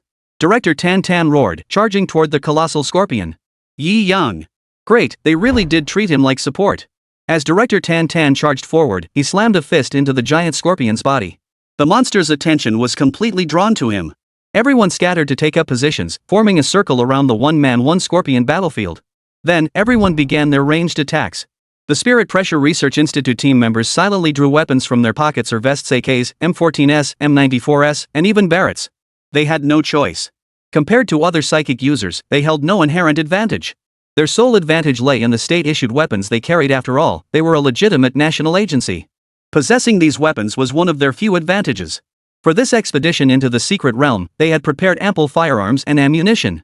After all, in this secret realm, as long as they killed monsters, they could share in the spiritual pressure rewards. The means didn't matter. Thus, firearms and ammunition were undoubtedly their most crucial starting resources. Compared to the members of the Spiritual Pressure Research Institute, the students from Jiangning First High School quietly drew their handguns. Unfamiliar with these hot weapons, they were only issued handguns. After all, participating in monster slaying granted spiritual pressure, making these pistols a reliable means for the students to steadily increase their spiritual pressure early on. At that moment, the 6 prodigies of the Chun family were utterly dumbfounded. What the hell is going on? Who the hell could explain this? Isn't this already the era of psychic warriors? What the hell do you think you're doing, pulling out guns like this? And your commander is actually fighting monsters hand to hand? Aren't you afraid of friendly fire? What good is pulling out this piece of junk now? But what happened next proved it was indeed useful. As Director Tan Tan roared, invincible golden bell shield. Fire. Bang bang bang bang bang bang. Rat-a-tat-tat-tat-tat-tat. Beep beep beep beep. Boom. Barrett. After a burst of chaotic noise, the enormous scorpion was covered in horrific wounds. A single bullet might not pierce its defenses, but 10, 50, 100, 1,000 eventually, one would break through. And among them were several Barrett rifles. Their immense penetrating power instantly shattered the giant scorpion's hard shell. At this moment, the colossal scorpion was covered in wounds. Though ravaged, it hadn't completely lost its fighting ability. It could still barely resist. But maintaining any semblance of intimidation? That was clearly beyond it now. The monster's defeat was practically a foregone conclusion. The 6 prodigies of the Chen family stood frozen in place, staring dumbstruck at the scene before them. They'd been counting on wearing it down with ranged attacks before swarming in for close combat. But damn it, after just one wave of ranged attacks, the monster was nearly dead. Now, should they charge in or not? If they did, everyone would think the Chen family was shameless, standing by doing nothing while the monster was on its last legs, only to rush in for the kill. Remember, this was being broadcast live worldwide. If they charged in, they'd be condemned by the entire Dragon Nation. But if they didn't, seeing the dying 4th-tier giant scorpion not far away, it would be impossible not to be tempted. Just one touch, just a sliver of damage dealt, and they could claim a share of its spiritual pressure. Spirit pressure from a higher tier? Even they found it incredibly tempting. They hesitated. And it was precisely that moment of hesitation. Kill. Kill. Kill. Kill. Everyone surged forward. They completely enveloped the giant scorpion within a human sea. They lost their chance to engage the monster. The 6 prodigies of the Chen family. Holy crap! They were completely dumbfounded. The viewers in the livestream were equally stunned. What the hell happened to the promised battle between psychics? You show me this crap? If it's like this, I could do it too. Count me in for that. I could do this series +1. Who knew we'd see this refreshing burst of hot weapons in an era dominated by psychic powers? Damn, I'm a real badass. 3 seconds of silence for that giant scorpion. So tragic. We were promised psychic battles, but your long-range firepower is insane. Host Bing Bing froze for a moment. Then she burst into giggles. Excellent. Looks like this moment reminded everyone that in this era of psychics, hot weapons haven't been phased out yet. They're still an indispensable force in this age. So next, let's look forward to what comes next. At that moment, Toshiro Hitsua stood behind Yi Yang, his lips twitching slightly. He truly hadn't expected that long-range attrition would turn out to be such a maneuver. Captain, this. He looked at Yi Yang. Su Yunyun and Ren Yingying had gone to engage the mob. They were among those who had just drawn their pistols for the long-range attrition. Yi Yang's expression was equally speechless. They had guns to distribute, yet they hadn't given him one. It seemed they truly regarded him as nothing more than a support medic. Yi Yang was quite curious about the gun. After all, in his previous life, growing up in such a peaceful environment, everyone was naturally curious about firearms. It's a form of combat, I suppose. Yi Yang replied. Hope I get a chance to borrow one and play around with it. Toshiro Hitsue's eyes lit up. At that moment, as the monster, its appearance pitiful and barely clinging to life, everyone manifested their spiritual energy and charged forward. The air was filled with deafening battle cries. For the students, this was their first time engaging in a life or death battle. They were excited and thrilled, shouting to bolster their own courage. Meanwhile, the members of the Spirit Pressure Research Institute were thrilled. This was their first encounter with a 4th-tier monster and the chance to defeat such a creature. The spiritual pressure they received might just be enough for them to break through. Such a massive reward so soon after entering the secret realm, how could they not be thrilled? Kill. Kill. Kill. Chaos could kill even a seasoned veteran, let alone when the blows fell upon one already on the brink of death. Soon, the giant scorpion met a gruesome end under the barrage of blades. With the giant scorpion's demise. Boom boom.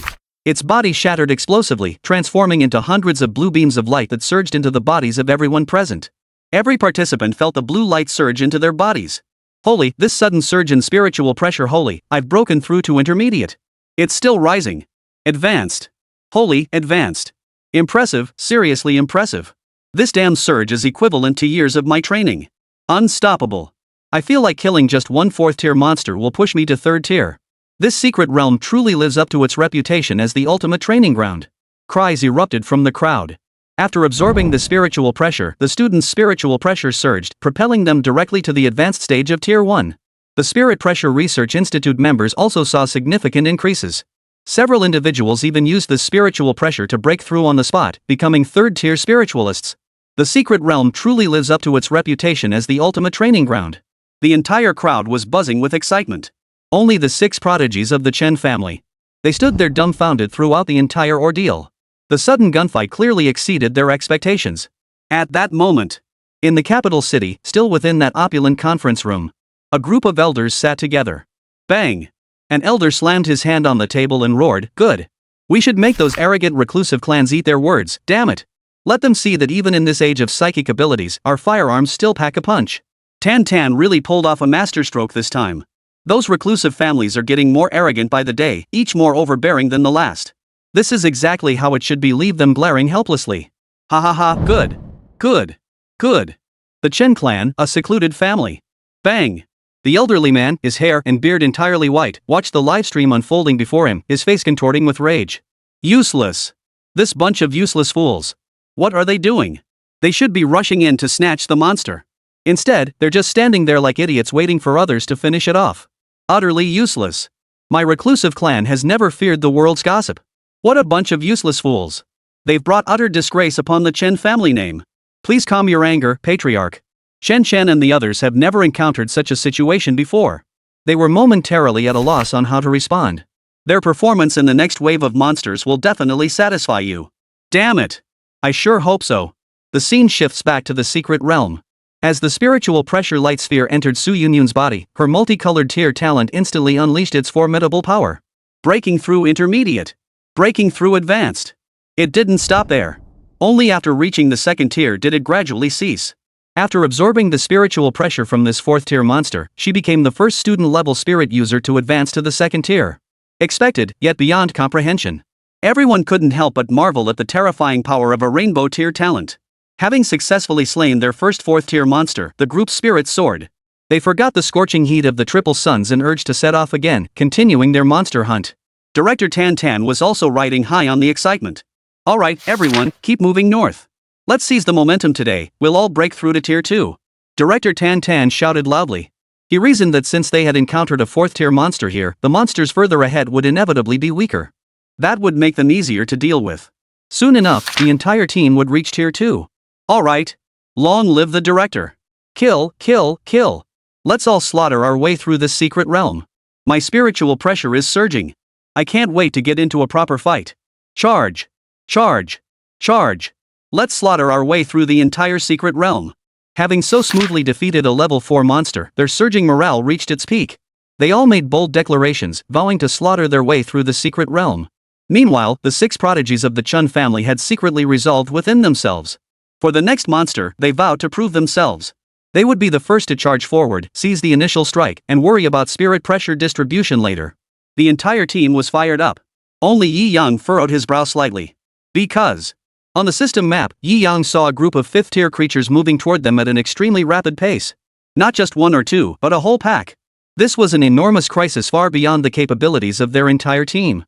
Seeing everyone's high spirits, Yi Yang wasn't sure if he should warn them now. Chapter 91, The Ant Swarm Attacks Experience Points? Today, we'll turn this secret realm upside down. We took down a 4th-tier monster so easily. Even if a 5th tier shows up, I think we can fight it. Exactly. As long as Director Tan can hold the line, even if 5th tier or 6th tier monsters show up, can they withstand thousands, even tens of thousands of bullets? Exactly. Even if 5th tier or 6th tier monsters show up, as long as the director holds out, we'll still slaughter them. Tan. Make him tank 5th and 6th tiers? Are you trying to kill him faster? Last time he took a direct hit from Shin Fanrun, he nearly kicked the bucket. He shook his head helplessly. There was nothing to be done. After such a smooth first battle, it was only natural for everyone to get a little cocky. He understood that completely. Besides, their next destination was the outer perimeter of the secret realm. The monsters would only get weaker, not stronger. Encountering 2nd or 3rd tier monsters would be more realistic. By then, he wouldn't even need to lift a finger, he could just leave it all to them. Director, you know what I mean, right? Next time, no matter how many 5th tier monsters show up, you can handle them easily, and our bullets will wipe them all out. Someone dissed Tan like that. Tan heard this. He cleared his throat, adjusting his previously tense mindset. Ahem. Don't even mention a single 5th tier monster attacking. Even if a whole pack of them came, I could handle it with ease. Director Tan lifted his head proudly. After all, bragging wasn't illegal. Besides, the monsters they'd encounter later would be lucky to be 4th tier. How could 5th tier ones possibly appear? Let alone a whole pack of them. Yi Yang, standing at the very center of the crowd. He'd been hesitating just moments ago about whether to remind them. To keep them grounded. But in the blink of an eye, even Tan, the most level-headed among them, had started to get carried away. Let them taste a bit of hardship first. Here we go. Yi Yang thought to himself. Yi Yang lifted his head and scanned the path they had taken heading north. There, a group of 5th tier monsters was moving closer. As the monsters accelerated their pace. Boom! Boom! Boom! The ground began to tremble incessantly. Moreover, the rumbling sound kept growing louder. Boom! Boom! Boom! Director Tan frowned. What's going on? Is something happening up ahead? He sensed something was amiss. The rest of the team members also sensed something was amiss. Could it be monsters? Perfect. The prey is practically walking right into our trap. Director, Lady Luck is finally smiling on us. That noise, this wave of monsters must number at least 100. This wave should lock in my tier 3 promotion for sure. The smooth kill of that tier 4 giant scorpion had left them feeling a bit overconfident. They believed they were steadily progressing toward the outer perimeter of the secret realm. Even if they encountered monsters, they should be below tier 4 and pose no real threat. Director! Let's go! Crush every last one of these monsters. Tan frowned.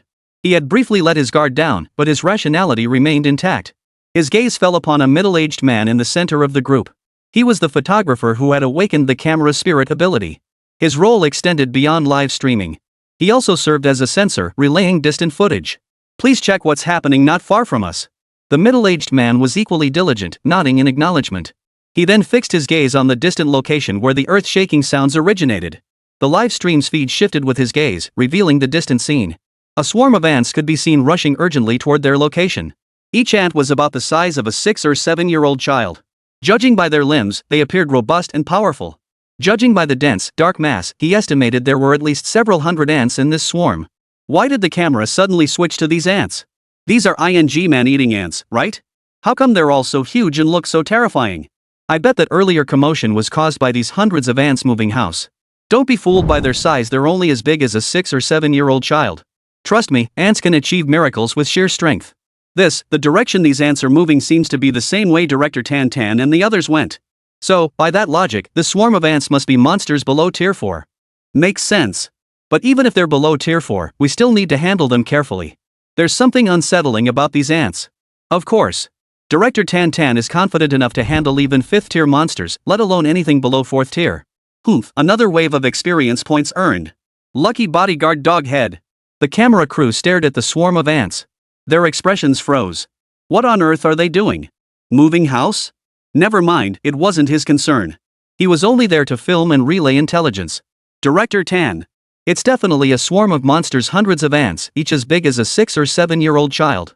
Their exact rank is unclear, but judging by their size, they must be incredibly strong. Right now, they're charging this way. They'll be here in about a minute. The camera crew finished their report. Tan Tan furrowed his brow. Something felt off. He fell deep in thought. However, the team members and students were indeed getting excited. The first battle had ended in triumph, and now a bunch of ants were coming to their deaths. This was like delivering warmth to them. At that moment, the approaching swarm of ants had already transformed into a pool of experience points in their eyes, waiting to be absorbed. The Chen family youths were itching to get started. That earlier blunder had made the Chen family look utterly ridiculous in front of the entire nation. Now was their chance to redeem themselves. As their leader, Chen, his gaze grew solemn as he scanned the other 5. He addressed one youth in particular, a fierce-looking, ruthless boy whose face was perpetually twisted into a cocky grin. Chen Tao, you go first. You must fight with the spirit of the Chen family. This is our finest hour to demonstrate the true strength of the reclusive Chen clan. Chapter 92, Soul Devouring, Spirit Seizing / hundreds of ants? Here it comes. This time, through his spiritual pressure perception, Yi Yang could clearly sense it. A dark, swarming mass of ants surged toward them. Though devoid of murderous intent, their momentum was overwhelming. The rumbling vibrations beneath their feet grew louder and closer. Director Tan Tan halted his contemplation, though he still sensed something amiss. But with the monsters practically at their doorstep, it was time to fight. Everyone, get ready. When they close in, engage them in flanking maneuvers. These low-tier monsters usually lack consciousness. We must exploit this weakness to the fullest. Director Tan Tan shouted. Got it.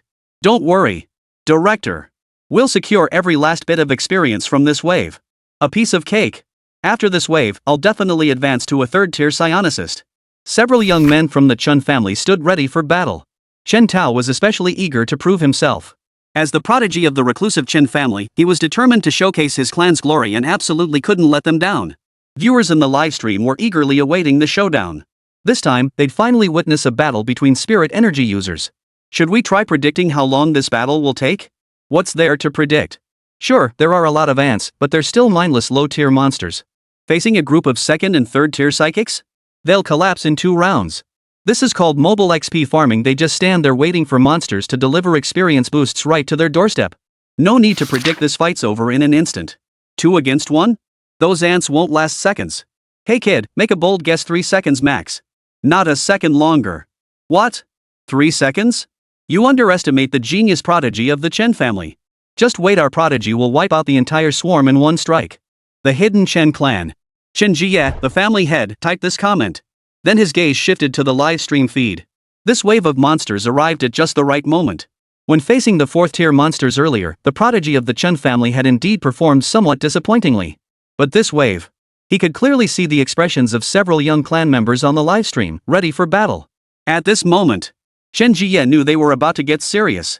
As the head of the reclusive Chen family, he naturally knew the gifted youths within his clan inside out. He knew Chen Shen, Chen Tao, and the others like the back of his hand. When they truly committed themselves, even a 4th-tier spirit energy user might not stand a chance. Let alone this bunch of ants. Thus, he harbored unwavering confidence in Chen Shen and his companions. Come on, let everyone witness the true depth of our Chen family's heritage. Let them understand the vast chasm that separates one genius from another. In this era's great struggle for supremacy, our Chen family will absolutely demonstrate our might to the entire world. Before us, there shall be no foe. At this moment, though Chen Jie was now an old man with snow-white hair and beard, the mere thought of leading the reclusive Chen family to seize eternal glory sent his blood boiling with excitement. Here it comes. His gaze fixed intently on the screen. Anticipation surged within him. And within the screen at that moment. Boom! Boom! Boom! Boom! The rumbling vibrations beneath the ground grew louder and louder.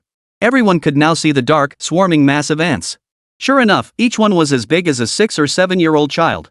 These ants are enormous. I wonder how much spiritual pressure each one can boost. Hopefully a lot. I'm about to advance. I hope it's a lot too. Yi Yang. The spiritual pressure they can provide is indeed substantial for you lot. So much that you might get scared later. Boom! Boom! Boom! The ground trembled violently. Anticipation builds. Director Tan Tan, this time, the Chen family will lead the charge. We will fight this tough battle to the end. Chen Chen shouted loudly. As his words fell silent, Chen Tao, the prodigy of the Chen family, conjured a massive broadsword in his hands. In this era, our secluded Chen family shall attain supreme glory. Today, starting with me, we declare it to the world. The secluded Chen family emerges into the world. Chen Tao's thunderous voice nearly echoed across the entire desert. Then, he planted his foot firmly on the ground. Boom! The release of his spiritual pressure granted him blinding speed. It was like the preliminary use of Shuanpa. Only, this was Shuanpa, pushing the use of spiritual pressure to its absolute limit. Whoosh! His figure charged like a cannonball into the swarming black mass of ants. Kill! A thunderous roar shook the air. The great broadsword in his hand blazed with dazzling light under the glare of 3 suns. Soul-devouring, spirit-seizing slash. He leapt high into the air, gripping the great cleaver with both hands as he brought it crashing down. The name of the technique was equally formidable. The viewers in the livestream were stunned. Soul-devouring slash. That's an incredibly imposing, domineering name. This strike must carry supreme might. Let's guess how many ant monsters will this slash take down. No exaggeration, at least 20. Probably more than that. Just based on that badass name alone, at least 50. Could be 100. With this move's sheer power and the Chen clan's hidden depths, 100, not exaggerating. As a prodigy of my secluded Chen family, forget 100, give him 3 seconds and I dare you to count the ants left standing. Our family's foundations are beyond your comprehension. Chen Jie, head of the secluded Chen family, typed this message, followed by a sea of 666s below. He stroked his long beard with pride. Oof. That Chen Tao lad shows promise. Once he returns, we must provide ample resources for his cultivation. Let the world witness just how terrifying the foundations of our secluded Chen family truly are. Chapter 93, Counterattack. Stuns the crowd. A massive broadsword gleamed brilliantly under the triple sun's rays. Chen Tao, the prodigy of the Chen family, leapt high into the air, spearheading the charge with his soul-devouring slash. With overwhelming might, he swung his blade toward the forehead of a giant ant at the front of the ant army. Just as everyone expected this strike to obliterate the vanguard of the ant horde like crushing rotten wood, a jaw-dropping scene unfolded. Clang! A crystal-clear sound echoed through the silent desert. Chen Tao hovered mid-air, his hands still gripping the great cleaver tightly. The blade had struck the ant's forehead squarely. But what unfolded was not the overwhelming victory everyone had anticipated. Instead, the blow was deflected by the ant's incredibly hard forehead, bouncing off its shell. That piercingly clear sound was the clash of the machete against the rock-hard shell. From the sound alone, everyone could clearly understand just how incredibly tough this ant's shell truly was. The students froze in shock. The Spirit Pressure Research Institute members froze. Tan Tan froze. The other prodigies of the Chen family were stunned. In the livestream, tens of millions of viewers were all stunned. What the hell? Just how hard is this ant's shell? Even such a powerful, forceful strike couldn't pierce its armor. Of course. The most stunned figure on the field was undoubtedly Chen Tao, the prodigy of the Chen family. He was utterly dumbfounded at that moment. The power of his strike, though not as formidable or fierce as its name suggested. But he knew better than anyone what kind of force it could unleash. Even a 4th-tier spirit energy user wouldn't dare to block it head-on. And now, it was so effortlessly blocked outside the shell. One could only imagine just how incredibly hard the shell of this ant before him truly was. Suddenly, he felt a pair of blood-red eyes suddenly fix upon him. They were monstrously fierce pupils. And within them, a faint glint of murderous intent flickered. The sheer intensity of that killing intent sent a chill down Chen Tao's spine. He forced a smile onto his face, one that looked worse than crying. Ant brother, I swear I didn't mean to. Do you believe me? Chen family's prodigy, Ant brother, I swear I didn't mean it. You have to believe me. Brother Ant, you slashed me right across the forehead. How the hell am I supposed to believe you? Just die already. At this moment, I couldn't help but wonder, is this ant really a monster below tier 3? Just look at that shell, it's gotta be at least tier 4. Don't you think this kid's situation is kinda tragic? At that moment, the secluded Chen family estate. This damn thing. Seeing the scene on the live feed, the head of the family, Chen Jie, whose face had been filled with excitement, suddenly froze in shock. His hand trembled. The teacup he'd just picked up nearly slipped from his grasp. Then, clang! The cup slammed heavily onto the table. He gritted his teeth, his face turning ashen. Damn it! Who the hell said these ants were all below 3rd tier? Who the hell can tell me how ants below 3rd tier managed to block that soul-devouring, spirit-seizing slash? Who the hell said that? He could feel his blood pressure skyrocketing. He had just made that statement in the livestream. He never imagined the backlash would come this fast. This won't do. I gotta clarify this immediately. What a useless piece of trash. Shen Tao is such a useless piece of trash. One of the most crucial principles for becoming a family head is to change your expression quickly. He immediately typed a message in the livestream chat. Judging by that single encounter, this ant is at least 5th tier. It's perfectly normal for the Chen family's prodigy to be no match for it. Forcing an explanation.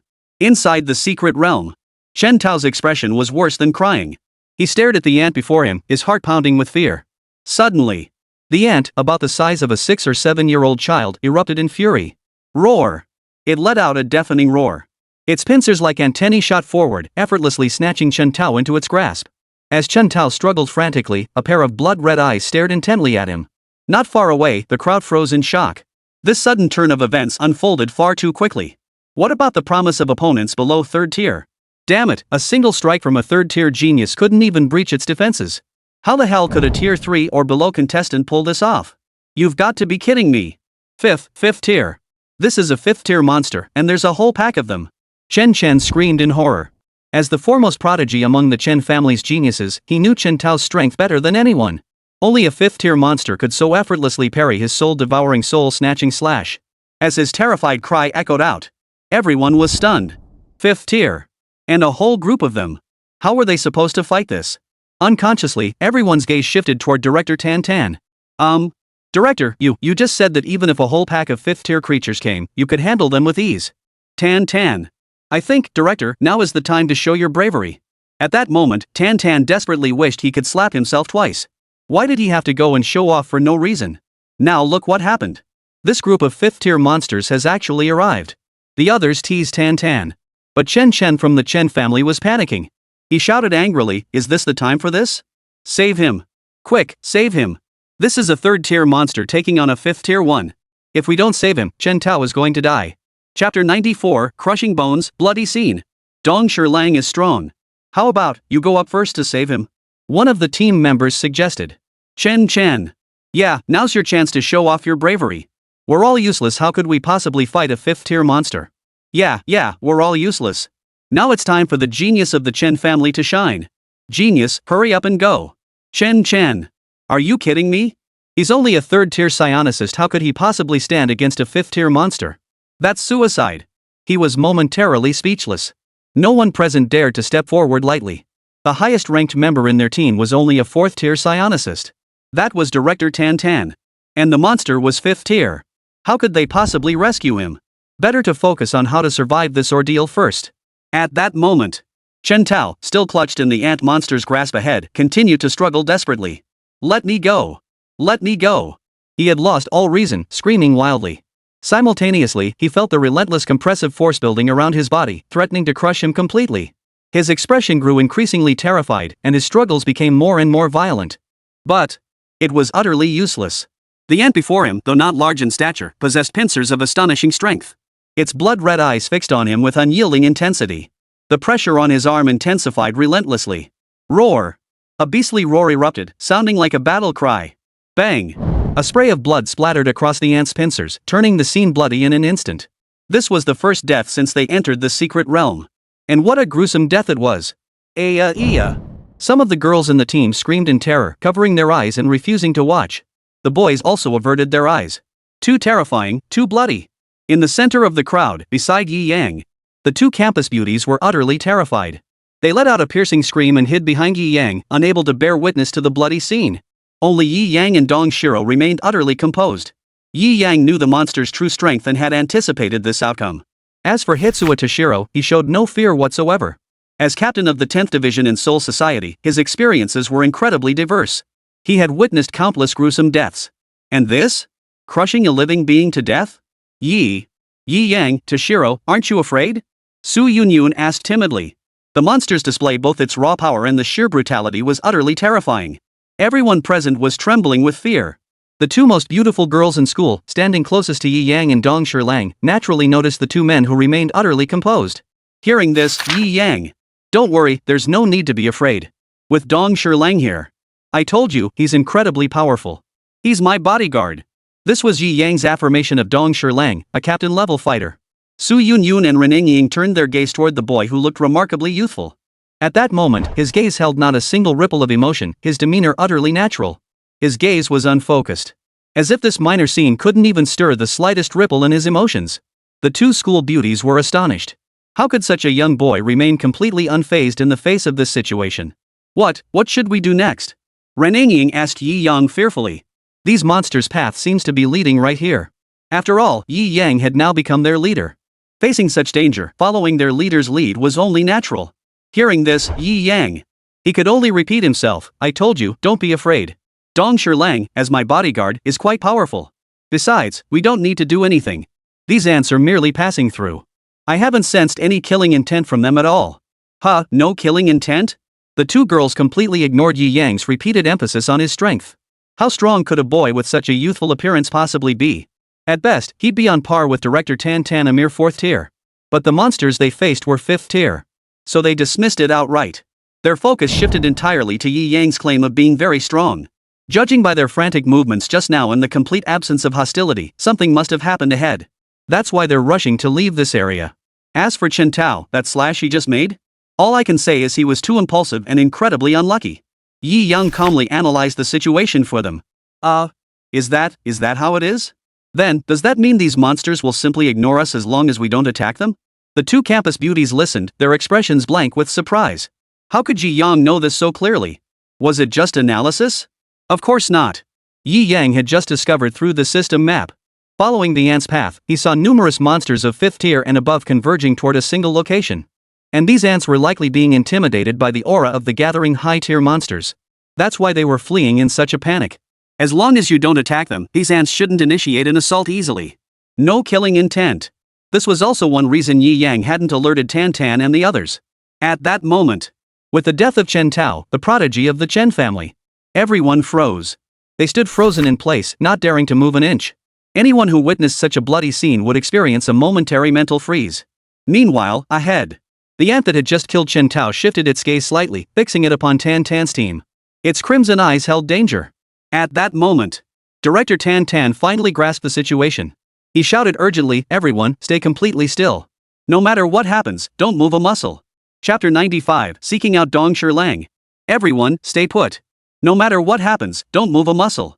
At this moment, Tan Tan didn't even need to say it, no one dared to make a move. The mere mention of a 5th tier monster had frozen them solid in terror. Not even a blink. It was terrifying. A 3rd tier psionicist was as fragile as a child before a 5th tier being. Under the glare of the triple sun, everyone was drenched in cold sweat. Not a single one dared to move. The ant that had killed Chen Tao stared at their team for a moment. Roar! It turned and let out a thunderous roar toward the ant army behind it. Boom! Boom! Boom! Then, the ant army continued its advance. Their direction of advance was precisely aimed at the entire team. In an instant, everyone panicked. Director, are you sure you don't want to move? Wait, are we going to die without even knowing how? Someone asked Tan Tan. Tan Tan's expression was utterly serious and grave. Don't move. They're moving so fast, like they're fleeing. If we don't attack them like Chen Tao did, they probably won't strike us easily. Tan Tan's tone was incredibly heavy. Though he wasn't entirely certain, for now, the only option was to stand completely still. The most important thing is to express your stance to them. His only basis for judgment was the gaze of that ant just now. It was the gaze of a conscious being. He believed that by acting this way, by expressing their mindset, these ants would understand. As the army of hundreds of ants advanced, drawing ever closer to the crowd. At this moment, the 3 enormous suns in the sky. Everyone, whether on their faces or bodies, was drenched in sweat. Unable to move, an unbearable heat rose from their very souls. Yet fear overwhelmed the heat within their hearts. Only at the center of the group, Yi Yang, Toshiro Hitsue, Su Yunyun, and Ren Ying remained relatively composed. With Hitsue Toshiro and Su Yunyun too walking iceboxes, the triple suns overhead had no effect on them whatsoever. Moreover, having heard Yi Yang's analysis beforehand, the pressure weighing on their minds had significantly lessened. After all, since the last test, Su Yunyun and Ren Ying had come to fully grasp the terrifying depth of Yi Yang's analytical abilities. They placed unwavering faith in his current assessment. Gulp! The sound of swallowing echoed repeatedly through the crowd. As the ant army drew ever closer, everyone's hearts tightened with unbearable tension. Terrifying. They stared at the hundreds of fifth-tier ants, as if witnessing a demon lord. There was no way to fight them. If we clash, it's certain death. Boom! Boom! Boom! The earth-shaking tremors reverberated clearly before their eyes. Here it comes. Head-on collision. Those blocking the path of the ant army parted to the sides, clearing a way. Everyone assumed an extremely upright posture. At that moment, no one dared to look directly at the advancing ant army. No one knew whether the ants might suddenly attack at any moment. If they did, they would all be finished. The 5 remaining prodigies of the Chen family also dared not make a rash move. But as he gazed upon the terrifying ant army before him, a sharp gleam suddenly flashed in Chen Shen's eyes. A faint smile curved his lips. The slap he had just received outside the secret realm was still fresh in his memory. He had resolved not to trouble Hitsue Toshiro until his elder brother Chen Fan returned. But now he saw an opportunity. A perfect opportunity. After whispering something into the ears of several other Chen family prodigies, he then began to move quietly and subtly through the crowd. Moving almost inch by inch, few noticed him. And those who did notice paid him no mind. On one hand, given the current situation, no one dared make any sudden moves. Make a wrong move, and death could come in the next instant. They had no idea what this prodigy of the Chen family was up to. But they knew he wouldn't dare do anything too outrageous, so these minor maneuvers were of no consequence. On the other hand, they were cowed by the overwhelming pressure of the swarming ants. Everyone held their breath in terror. How could they speak now? So they let Chen Chen move through the crowd. Chen Chen moved quietly, eventually positioning himself not far from Yi Yang and the others. As he drew nearer, suddenly, a chill swept over his entire body, instantly washing away the heat that had been burning within him. His expression hardened. His gaze grew fiercer as he gritted his teeth inwardly, thinking, he's been carrying ice jars and other cooling items all along. How dare he keep such valuable things to himself? How infuriating. This only strengthened his resolve to stir up trouble. Upon reaching Winter Lion's vicinity, he raised his hand slightly. A small bow appeared in his hand. A fierce gleam ignited in his eyes. He drew the bow. Whoosh! An arrow, carrying an incredibly sharp momentum, slammed toward the ant army. Clang! Clang! The arrow struck the hard exoskeleton of an ant squarely, producing a sharp, ringing sound. The advancing ant army abruptly halted. Hundreds of blood-red eyes instantly turned toward the direction from which the arrow had come. There! Toshiro Hitsue, Yi Yang, and their group stood silently. At that moment, the entire desert fell silent. The next moment, countless gasps of breath echoed across the desert. Damn it, who the hell shot that arrow? Holy! Are you out of your mind? Chen Shen, who had arrived later, saw the chaos and immediately pushed through the crowd, taking off running toward the distance. The other Chen family youths did the same. They took off running, scrambling to get as far away as possible. They could all foresee the grim fate awaiting this team when the ant army erupted in fury. Not a single soul would survive. Especially that elementary school kid named Dong Lang. He'd be the first to fall. Chen Shen thought, a mocking smile curling his lips. Cross this master, and your fate is death. Chapter 96, Dong Lan's Wrath. Chen Shen and several other prodigies of the Chen family sped away as if greased, vanishing into the distance. The others were left standing there, stunned. None of them could have imagined such an outcome. This ing mess a matter involving the lives of hundreds, and you go and screw things up for me. And after causing trouble, you just run off. How the hell could you do that? Everyone's minds froze in place, unable to process what had just happened. They watched helplessly as the Chen family's gifted youth sprinted away. These are the people from the secluded Chen family? Ha, I'm truly impressed.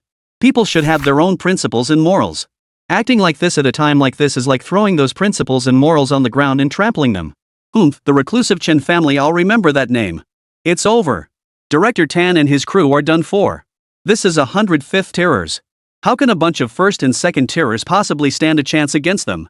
That bastard from the Chun family is utterly despicable, a traitorous scum. 5th tier against 1st and 2nd tier? There's no contest. If Lord Byakuya hadn't stepped in this time, Director Tan Tan would have been toast. What? This is too painful. I really like Director Tan Tan. Never thought his secret realm mission would end like this. That's just fate. The viewers in the livestream first unleashed a torrent of abuse at the Chen family's prodigies. Then they sighed over director Tan Tan, who was about to fall during this secret realm mission. At that very moment, in the secluded Chen family compound, Chen Jia, the family patriarch, watched the unfolding events on the livestream. He calmly placed his teacup on the table. While it may indeed be somewhat unethical, this is precisely what it takes to accomplish great deeds. Our secluded clan has never feared condemnation from public opinion. Power and wisdom, these are the true necessities in this great era of contention. Well done on this move. He slowly placed the teacup back on the table. He watched the live stream in silence. At this moment, he found himself somewhat impressed by Qin Chen's actions. To stand out in this grand struggle, one must resort to any means necessary to eliminate any enemy. Even resorting to such unethical tactics. This is precisely what a visionary should do. At that moment, within the secret realm, hundreds of ants fixed their blood-red gazes on Dong Shilang. That arrow had been fired from behind him. Everyone present, except Yi Yang and Dong Shilang, wore frozen expressions. Their gazes were slightly vacant. What they faced next was a fifth-tier being. This could be deadly. Director Tan Tan gritted his teeth, shooting a furious glare in the direction where the Chen family's gifted youths had fled. Damn it, those bastards. He bitterly regretted agreeing to that damn Chen fan yesterday, allowing the Chen family's gifted youths to stay. Everyone, prepare for battle. There was no choice. Even with such a vast disparity in strength, they had to fight head-on. He couldn't just stand by and watch that child, so young and innocent, get swallowed up by a swarm of hundreds of ants. Director. What should we do? His subordinates asked, their voices trembling with fear. In that moment, death felt within their grasp. We must prepare for the worst. These creatures aren't particularly intelligent. At first, they might ignore us if we show ourselves. But that won't hold now. At least not until that white-haired youth is dead. They won't rest until he's finished. Tan Tan gritted his teeth, his voice filled with hatred. The Chen family's gifted youths were utterly despicable. Su Yunyun and Ren Yingying were closest to Yi Yan Dongshilong. So when over 100 pairs of bloodshot eyes glared at them now, both top beauties were utterly terrified. They stood frozen in place, utterly at a loss. After a moment, Yi Yang, what should we do? Ren Yingying timidly asked. Yi Yang was currently their team leader, so naturally, they turned to him for guidance in this situation. Yet Yi Yang's expression remained unchanged, utterly calm and composed. It seemed as though nothing that happened could stir even the slightest flicker of emotion within him. His gaze swept indifferently toward the direction where several Chen family youths had fled. Then he turned to Hitsuo Toshiro. Toshiro, I'll leave it to you. Take care of this. The actions of those gifted Chen family youths had somewhat exceeded Yi Yang's expectations. At that moment, Hitsuo Toshiro's expression was grave, his entire being radiating an icy aura. As a captain-level Shinigami, he had been completely unaware when someone had tried to pull a fast one behind his back. And they'd succeeded. This was undoubtedly the greatest insult to him, and a failure in his duty. Thus, a faint glimmer of anger flickered in his eyes. Facing hundreds of crimson eyes, he slowly took a step forward, advancing toward the army of ants. The frosty aura emanating from his body grew increasingly dense. Hey, kid, what are you doing? Don't go courting death. We can overcome any hardship together. Director Tan Tan shouted loudly. He thought Dong Shilang intended to sacrifice himself alone to defuse the entire ant army's hatred. Tan Tan rushed forward to stop Dong Shilang. Shut up. Old man, I hate it when people call me kid. Dong Shilang spun around and glared fiercely at Tan Tan. His emerald eyes held nothing but indifference. The aura of a captain who had led for over a century erupted from him. Tan Tan froze instantly, his expression blank. Fuyoshiro didn't pause, continuing toward the army of ants. He never imagined that on his very first mission, right under the nose of the squad leader, someone would pull a dirty trick behind his back. It was an utter disgrace. He was now consumed by rage. And that rage demanded immediate release upon this swarm of ants. Chapter 97, Winter Lion enters Death God transformation. What is this elementary school kid trying to do? Has he lost his mind? Going up alone after just berating Director Tan Tan? He can't possibly be trying to sacrifice himself to appease all the hatred, can he? Well, that makes a point. But even if you die alone, it won't appease the ant army's rage. Run for your life. What good will it do for a kid like you to charge in and die? It's over. That bloody scene is about to repeat itself. Save this child. Don't let him go alone to his death. The live stream audience erupted in emotional turmoil. They thought Dong Shilang was planning to sacrifice himself to save everyone. Roar! Facing Dong Shilang's unhurried, deliberate advance. This arrogant demeanor instantly provoked the ant army's fury. The monster ant at the very front, which had just crushed Shen Tao, let out a piercing, shrill roar. How dare such a childish-looking human show them such disrespect? He must be tired of living. Countless crimson eyes focused entirely on Dong Lang. Terrifying spiritual pressure radiated from over 105th rank ant monsters, nearly solidifying into tangible form. The spiritual pressure descended upon Dong Lang, seeking to crush him to the ground mid-air. Dong Lang. Yi Yang, what is he trying to do? Su Yunyun asked anxiously. Before them stood an army of over 105th tier monsters. For someone like Dong Lang to charge in alone, he might not even know how he'll die. Facing the question, Yi Yang silently replied once more. I told you, Dong Lang is my bodyguard. He's quite powerful. A mere 105th tier monsters? That won't be enough to appease his wrath. As he spoke, Yi Yang turned his gaze toward the direction where several Chen family prodigies had fled. Only by eliminating those individuals could Dong Lan's fury be truly appeased. Facing the spiritual pressure coalesced by over 105th tier ant monsters, Dong Lang remained utterly unfazed, as if the pressure had no effect on him whatsoever. He continued advancing toward the ant army, step by step, unhurried and unflustered. Meanwhile, the terrifying captain-level spiritual pressure emanating from his body began to erupt. In the instant it erupted, the spiritual pressure formed by the surrounding 100-strong ant army vanished into thin air. Captain-level spiritual pressure against 5th-tier monster spiritual pressure held no suspense whatsoever. The vast chasm between them could never be bridged by mere numbers. As Toshiro Hitsuya drew nearer, the spiritual pressure radiating from him grew increasingly intense. Boom! The terrifying captain-level spiritual pressure instantly acted like an invisible enforcer, pinning the entire army of ants to the ground, immobilized. At the same moment, Toshiro slowly extended one hand, palm facing the swarm of ants. He spoke slowly. "Oh sovereign! You who wear the mask of flesh and blood, who spread your wings across all things, who bear the name of humanity." As Dong Lang chanted, everyone present and every viewer in the livestream froze in shock. This scene feels strangely familiar. Me too, it feels so familiar. Damn it, something feels off here. This familiar scene. This kid. Seeing him so calm and composed, I can't shake the feeling he's no ordinary child. Is he really just a kid? For some reason, I'm starting to believe this kid when he says he's 600 years old. Are you serious, upstairs? 600 years old? That's impossible. Viewers in the livestream chat all agreed this familiar scene felt like something they'd seen before. Yet they couldn't quite place where they'd seen it before. Truth and Temperance, the dream wall of the sinless, stands upon its claws alone. Breaking Path 33, Azure Firefall. As Dong Lang finished his incantation, an immense fireball erupted from his palm. Captain-level spiritual pressure, combined with the complete chant, amplified by the scorching heat radiating from the three suns in the sky. The full might of Azure Firefall was unleashed to its utmost limit. Moreover, the army of over 100 ants before him was utterly immobilized under his spiritual pressure. The terrifying fireball instantly engulfed the entire army of ants. Boom! The Azure Firefall erupted amidst the entire ant army, instantly stirring up a massive whirlwind that swept sand and dust across the sky. Everyone was blinded by the sandstorm, unable to open their eyes. The live broadcast camera, too, was instantly obscured by the swirling sandstorm, rendering the current situation indistinguishable. Only Yi Yang stood calmly in place. His gaze fixed on Fuyuki standing amidst the swirling sandstorm. At that moment, Dong Lang turned, his gaze seeking Yi Yang's approval. He intended to eliminate those gifted young talents of the Chen family. Yi Yang nodded to him. Then, another figure burst forth from within Dong Lan's body. Still bearing Dong Lan's features, he wore a captain's Heir embroidered with the number 10. On his back hung the strongest ice-type Zanpakuto Hyarinmaru. At that moment, Toshiro entered his Shinigami form, intent on eliminating those gifted young geniuses of the Chen family to quell the rage consuming him. As the Gotiei collapsed to the ground, the Shinigami form Hiyori Saragaki erupted instantly. Shuunpa! His captain-level Shuunpa vanished him from his original position. His destination was precisely the direction the Chen family prodigies fled. But due to the sandstorm, the crowd couldn't keep their eyes open. The cameras were also obstructed by the sandstorm. No one could see that Fuyoshiro had entered his death god transformation. Only his cybernetic body remained behind. Chapter 98, Pursuit. Tan's Path of Righteousness. When the swirling sand finally settled, those present and viewers watching the livestream could clearly see the situation ahead. Beneath the swirling sandstorm lay a field of scorched ant corpses. With the entire squad chanting in unison, a single blazing firefall obliterated over 105th tier ants in one strike. Instantly, everyone was stunned.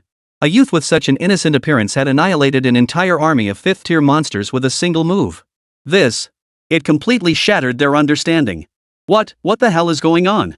Who the hell can tell me what the hell is going on right now? Why does that scene feel so familiar to me? Hey, you guys feel that too, right?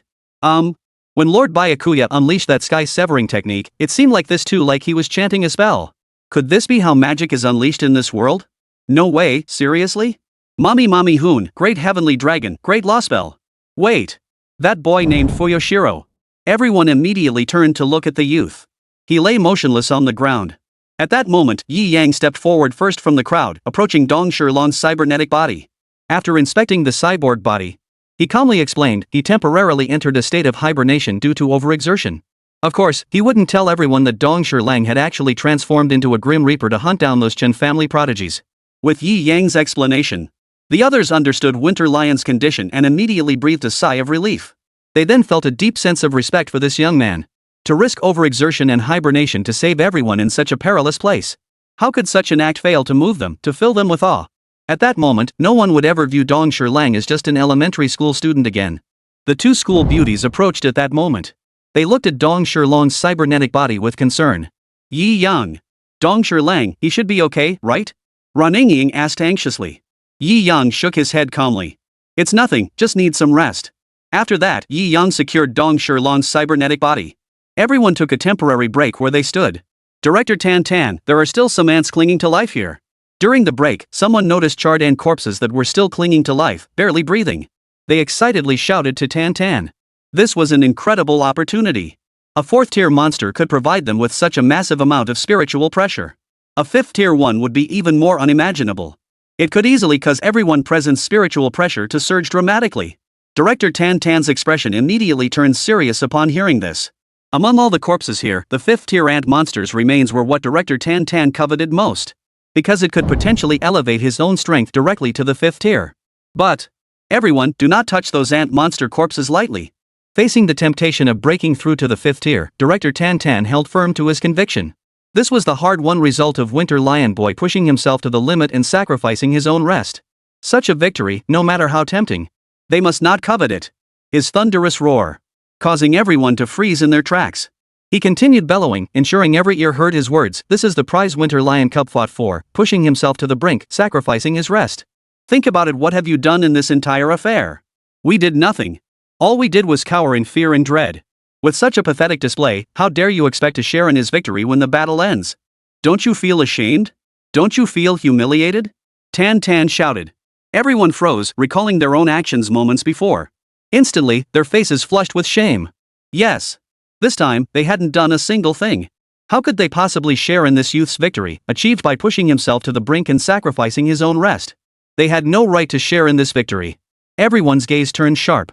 The immense temptation before them instantly lost its appeal. Unlike the prodigies of the Chen family, they had their own principles. They had their own moral principles. We absolutely will not do anything that would shame us. Exactly. We will stand guard here and wait for Brother Dongshirang to awaken. The group instantly reaffirmed their resolve. The viewers in the livestream were instantly moved by their stance. Woo woo woo woo. This is the moral code we psychic users should uphold. Compared to this, those hidden Chen family youths are nothing human. So moving. With such immense temptation before them, they still made such an unwavering decision. The secluded Chen family, they're becoming more and more despicable. May every member of the secluded Chen family meet a miserable end. The secluded Chen family. After placing his teacup down, he sneered disdainfully. Poof. Fools. Faced with such an immense opportunity, they don't even know to fight for it. No wonder their strength has stagnated here. What a bunch of useless fools. He felt nothing but contempt for the students of the Spirit Pressure Research Institute and Jiangning First High School. Faced with such a colossal opportunity, they failed to seize it, instead clinging to some notion of moral righteousness. Absolutely idiotic. No wonder these viewers watching the live stream support them. Audiences like this don't even deserve to become strong. They're utterly insignificant. Oomph. The final disdainful snort plunged the entire room into silence. At that moment, Toshiro, now in his death god form, was pursuing the Chen family's gifted youths at breakneck speed. His gaze was cold and piercing, his captain's cloak fluttering wildly in the wind. His shunpoku technique was pushed to its absolute limit beneath his feet. Whoosh! Whoosh! Whoosh! Trails of his figure streaked across the sky. Ahead! The Chen family's prodigiously talented youth bounded northward at breakneck speed. Only when they sensed no movement behind them did they finally halt. Phew! We finally made it out. This is so satisfying, so satisfying. Dong Shilang, right? Yi Yang, right? And whatever the hell that Spirit Pressure Research Institute is, you're all going to die. Faced with an army of hundreds of ants, you won't even leave a trace behind when you die. Ah, what a pity. When we get back, there won't even be bodies left to collect. Chen Chen stood there, laughing hysterically. Chapter 99, Convergence from All Directions. The first team battle. Boss, that move of yours was absolutely brilliant. You're right, that was incredible. Their heads must still be buzzing right now, haha. Nah. They're probably getting slaughtered by that ant army right now, haha. They won't even get to bury their dead. What a pitiful sight. Several prodigies from the Chun family joined in with hearty laughter. After a burst of laughter, they began surveying their surroundings. Boss, look, there's an oasis up ahead, someone shouted. Chen Chen immediately looked over. Indeed. Amidst the barren desert ahead, a rare desert oasis appeared. It seemed like a paradise beyond the world. The scorching sun beating down from the sky was making the gifted youths feel quite miserable. Upon seeing the oasis, Chen Chen's eyes flashed with excitement. A desert oasis. This is absolutely perfect. Ah, we're so lucky. We just avenged our great grievance, and now we've stumbled upon a desert oasis. Even the heavens favor us. I truly am the protagonist of this world. At this moment, Chen Chen declared himself the protagonist. Only a protagonist could escape peril and enter such a beautiful oasis at this very moment. Come on, let's hurry over there. He led the Chen family's prodigies toward the oasis in the distance. What they didn't know was, near the oasis, countless high-level monsters were closing in. It wasn't just the monsters within the secret realm gathering. On the human side, numerous teams had also noticed the situation within the oasis. Monsters were gathering in vast numbers. They needed to slay vast numbers of monsters to obtain substantial spiritual pressure. Therefore, their target is also the oasis. Within the secret realm, nearly every 1,000-strong team was converging on the oasis. This will be the first major group battle since the secret realm opened. Whoever emerges victorious in this clash, that group will seize a tremendous opportunity, guaranteeing a massive leap in their strength. At this moment, the 5 prodigies of the Chen family who entered the desert oasis. Boss. The spiritual pressure here is incredibly dense. As expected of a desert oasis within a secret realm, even the spiritual pressure here is countless times denser than elsewhere. This place is absolutely perfect for cultivation. After entering the oasis, they could distinctly feel the spiritual pressure here was dozens of times denser than anywhere else in the entire secret realm. If they chose to train here and enhance their spiritual pressure would increase at a rate far exceeding a mere tenfold. Chen Chen, too, noticed the incredibly dense spiritual pressure permeating the air. A flicker of excitement flickered in his eyes. Truly a secret realm, opportunities everywhere. See? I'm the protagonist. Wherever I go, opportunities abound. Chen Chen laughed excitedly, then quickly reminded them. Everyone, get into cultivation mode immediately. We absolutely must break through to the 4th tier here first. Then we'll set out from here and fight our way through the entire secret realm. Under my leadership, Chen Chen, we might just become revered 9th tier spirit energy masters here. When that day comes, the entire era will be set ablaze because of us. Ha ha ha ha. Chen Chen roared with unrestrained laughter, his eyes blazing with excitement. The thought that he and his companions might ascend to 9th rank power within this secret realm made his blood boil. Thus, the 5 prodigious youths of the reclusive Chen family immediately began their arduous journey to cultivate their spiritual pressure. After a while, huff! Chen Chen exhaled a cloud of stale breath. His eyes flashed with intense brilliance. After just this brief practice session, I can already feel my spiritual pressure surging wildly. This desert oasis is simply too powerful. If I keep cultivating like this, breaking through to the 5th tier tomorrow isn't impossible. 5th tier tomorrow, 6th tier the day after, and clearing the secret realm the day after that, none of this is impossible. Ha ha, my era is finally upon us. At that moment, Chen Chen was brimming with energy. Suddenly, boom, boom, boom. The ground began to tremble. The tremors were even more intense than those caused by the ant army not long ago. Chen Chen furrowed his brow, silently pondering. Could it be that ant army coming back? Impossible. They shouldn't be able to find this place. Besides, judging by the direction that ant army was marching, it was completely opposite to this place. How could they possibly be coming back now? Meanwhile, the other youths naturally noticed the tremors on the ground. They all frowned. Let's all go check what's causing such a huge commotion. Chen Chen said. Got it. Boss. They all halted their training. Following Chen Chen, they headed toward the source of the tremendous commotion. Beyond the oasis lay a desolate desert. At that moment, the tremendous commotion grew ever louder, and the tremors beneath their feet intensified. It felt as though some terrifying monster was approaching. Chen Chen frowned. Boss, I have this bad feeling. Maybe we should run first. Something feels terribly wrong here. Run. Such immense opportunity lies here. After absorbing this opportunity, they might break through to the 5th or even 6th tier. To run now would be to squander this hard-won opportunity. However, he sensed something was terribly wrong. Why was there not a single monster in sight across this vast oasis? Such a vast opportunity couldn't possibly be theirs alone. Something was off. He sensed something was terribly wrong. Everyone, we have to abandon this place. But then, before he could finish his sentence, boom, boom, boom. At the edge of the desert ahead, a horde of lizards appeared. Each one was enormous, charging straight toward them. And, not only that, from the flanks, more monsters emerged, swarms of scorpions. They looked even more terrifying than the first scorpion they'd encountered. And it doesn't stop there. Behind them, to the right, to the left. From every direction, hordes of monsters kept surging out from the desert's edge. Their target? Straight for the oasis where they stood. Chapter 100, Found You. Have you decided how you want to die? From every direction around the oasis, monsters radiating terrifying spiritual pressure kept emerging. Just witnessing that terrifying aura nearly scared the pants off several of the Chun family's gifted young talents. This, B boss, what do we do? We're done for. We're done for. How did so many monsters appear all at once? Judging by the spiritual pressure radiating from them, each one must be at least 5th tier. Oh my, what are we supposed to do? We can't win this fight, and we can't escape either. It's over. What happened to the promised opportunity? The faces of several Chen family prodigies instantly drained of color. Monster hordes surged in from every direction, there was nowhere left to run. Chen Shen's face froze as he stared at the monster hordes charging toward them from every direction. Having never faced such overwhelming odds before, he felt a surge of panic. Surrounded on all sides, where could they possibly run? There was simply no way out. What should they do? He'd never encountered a situation like this before. Chen Shen gritted his teeth, his mind a tangled mess. What he thought was a once-in-a-lifetime opportunity had unexpectedly become their graveyard. Heaven, you've been so unfair to me. Why must you send such calamity upon me, Emperor Chen Shen, just as I'm about to soar to greatness? How am I supposed to survive this crisis? Chen Shen roared to the heavens, venting his fury at the universe's injustice. Suddenly, as if the heavens had heard his plea, everyone, follow me into battle. A thunderous roar, utterly majestic, echoed from the distance, stirring the very soul. Several prodigious young talents of the Chen family instantly stiffened in shock. Then, a group of over 100 people charged in from the south. Each wielded a spirit energy weapon, every one of them ferocious beyond measure. The spiritual pressure radiating from their bodies was intensely potent. Every single one was at least a 5th-tier spirit energy user.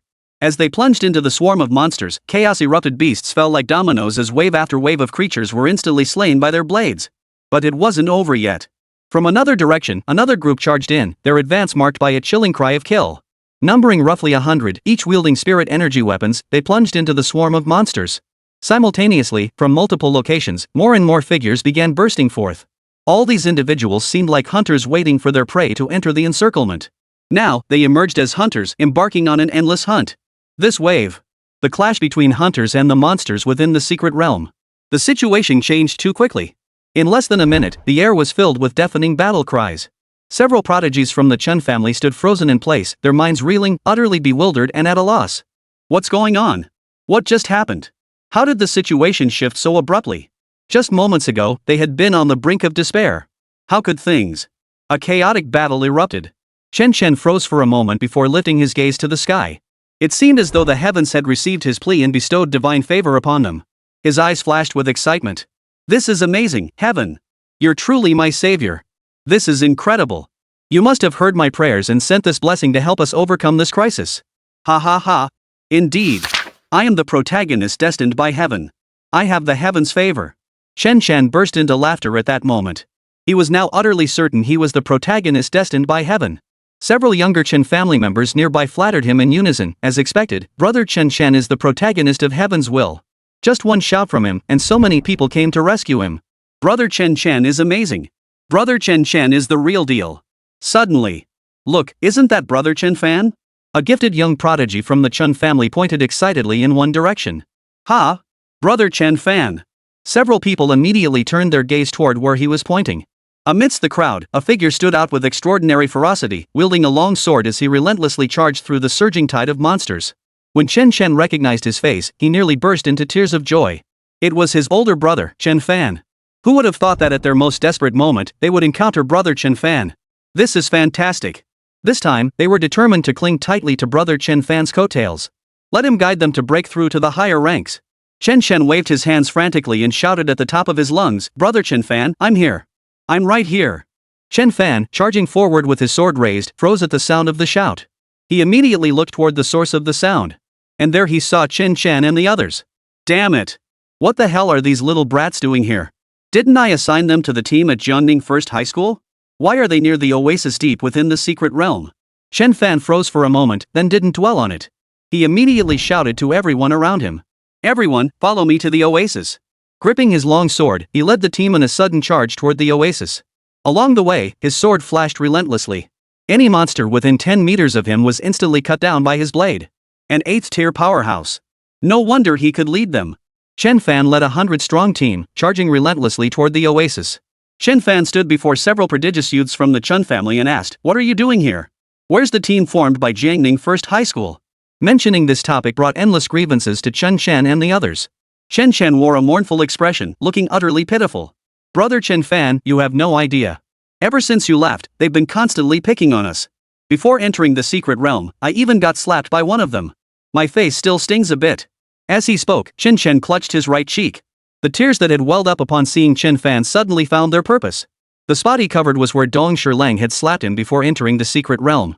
Chen Fan frowned upon hearing this. Knowing Tan Tan's character, such a thing shouldn't have happened. How could it? He turned his gaze to the others, seeking confirmation. They instantly caught on, nodding hurriedly, their eyes filled with bitterness. At that moment, Chen Fan was utterly shocked. Because when he led the team to Jiangning, there had been 6 of them. How could there only be 5 here now? Where was Chen Tao? Why are there only 5 of you? Where's Chen Tao? Where is Chen Tao? Chen Fan startled, asking urgently. Chen Tao was his nephew, and he had always taken special care of him. Yet now, he was nowhere to be found in the group. A bad feeling instantly washed over him. At the mention of Chen Tao, a sharp gleam flashed in Chen Chen's eyes. He wore an expression on the verge of tears as he pitifully pleaded, "Brother Chen Fan, Chen Tao. Chen Tao. Speak up. What happened to Chen Tao?" Chen Tao, he was killed by Tan Tan's team. Killed by a 5th-tier monster ant. His entire body was crushed to pieces, not even a corpse was left behind.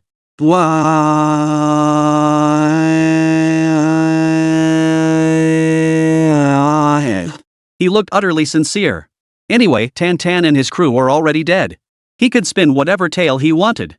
What? Killed by Tan Tan's team. Chen Fan was startled, and the rage in his heart instantly surged to his head. Gritting his teeth, his eyes blazed with fury. "You bastard, Tan Tan! Who'd have thought someone who looks so righteous on the surface could be so ruthless inside? I, Chen Fan, will hunt you down to the ends of the earth." Chen Fan roared in fury. A terrifying aura erupted from him, overwhelming all the monsters around him. Then, he turned his gaze to the others. "You lot stay put in my team for now and focus on improving yourselves. I will avenge Chen Tao."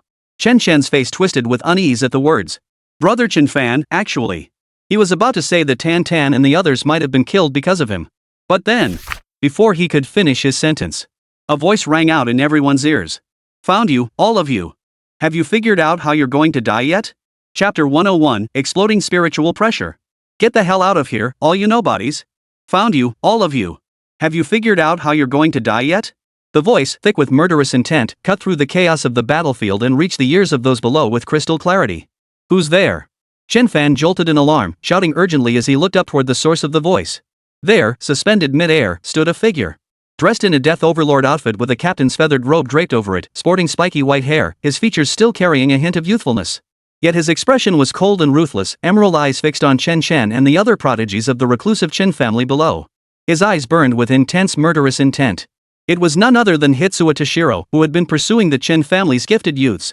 Following the spiritual pressure trail left by their pursuit, he had tracked them all the way here. He had, of course, also witnessed numerous monsters and humans converging on this location. He paid them no mind. For in the face of absolute power, these external factors could not deter his resolve to slay the Chen family's young prodigies. At that moment, he finally located the 3 youths within this desert oasis. Thus, he delivered his final death warrant to them. "Have you decided how you wish to die?" His voice was utterly icy. Like winter frost, it radiated chill even under the glare of 3 suns. Death God? Poof. Another imitator of Byakuya, the Grim Reaper? Chen Fan sneered as he looked up at Hitsuo Toshiro's attire.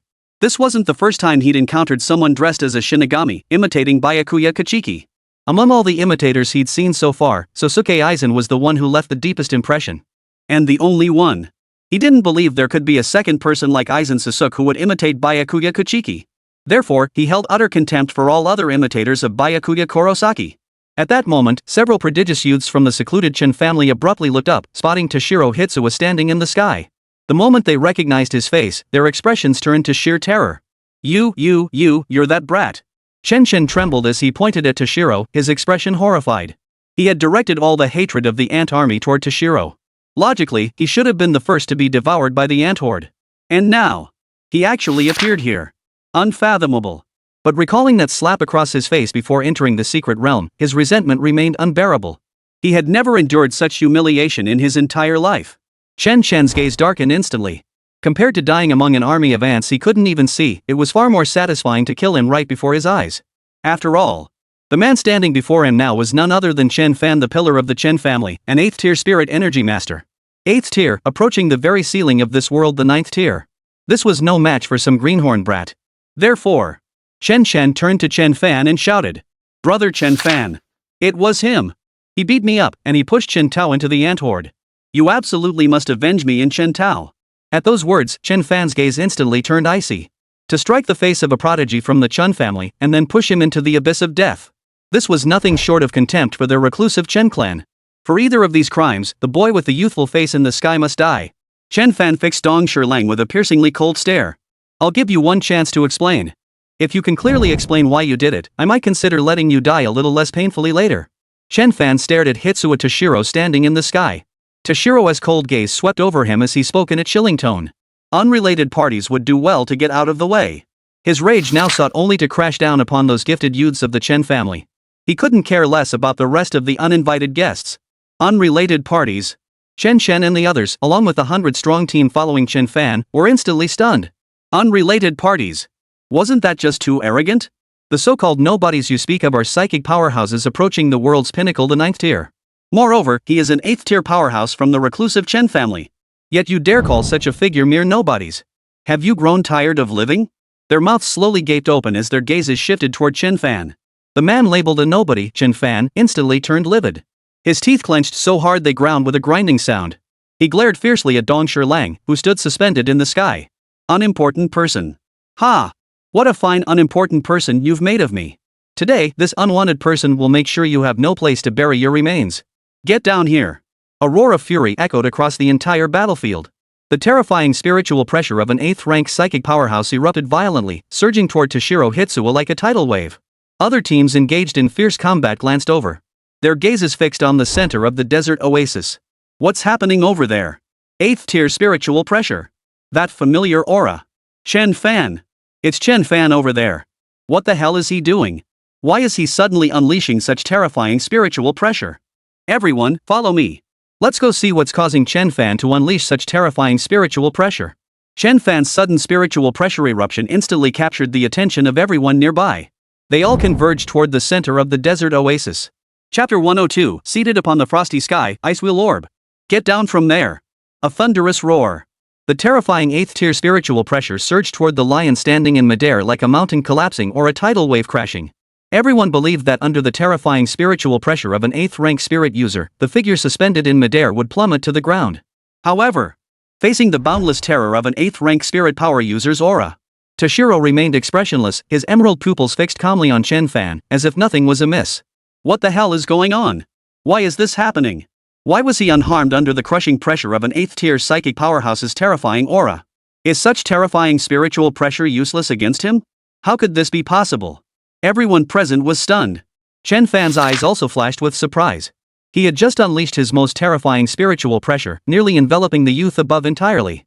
Based on his initial assumption, the youth in the air should have been unable to withstand the crushing pressure of his spiritual pressure and plummeted down. Even if he did fall, it should have left him crippled. But unexpectedly, there he was, suspended in midair, utterly unfazed, looking as though nothing had happened. He's no ordinary kid. His strength. No, impossible. Judging by his age, he's probably younger than Chen and the others. How could his strength possibly match mine? Chen Fan instantly dismissed the thought. He never once regarded Toshiro as a spirit user who could match or even surpass him. Because, on the surface, Hitsuwa Toshiro looked far too immature. So immature, he looked like a child. Were it not for the utterly impassive expression on his face and the piercing coldness in his gaze, Everyone would mistake him for a mere child. Then why? Could it be he's wearing something that immunizes him to spiritual pressure? Chen Fan thought of this and instantly found it plausible.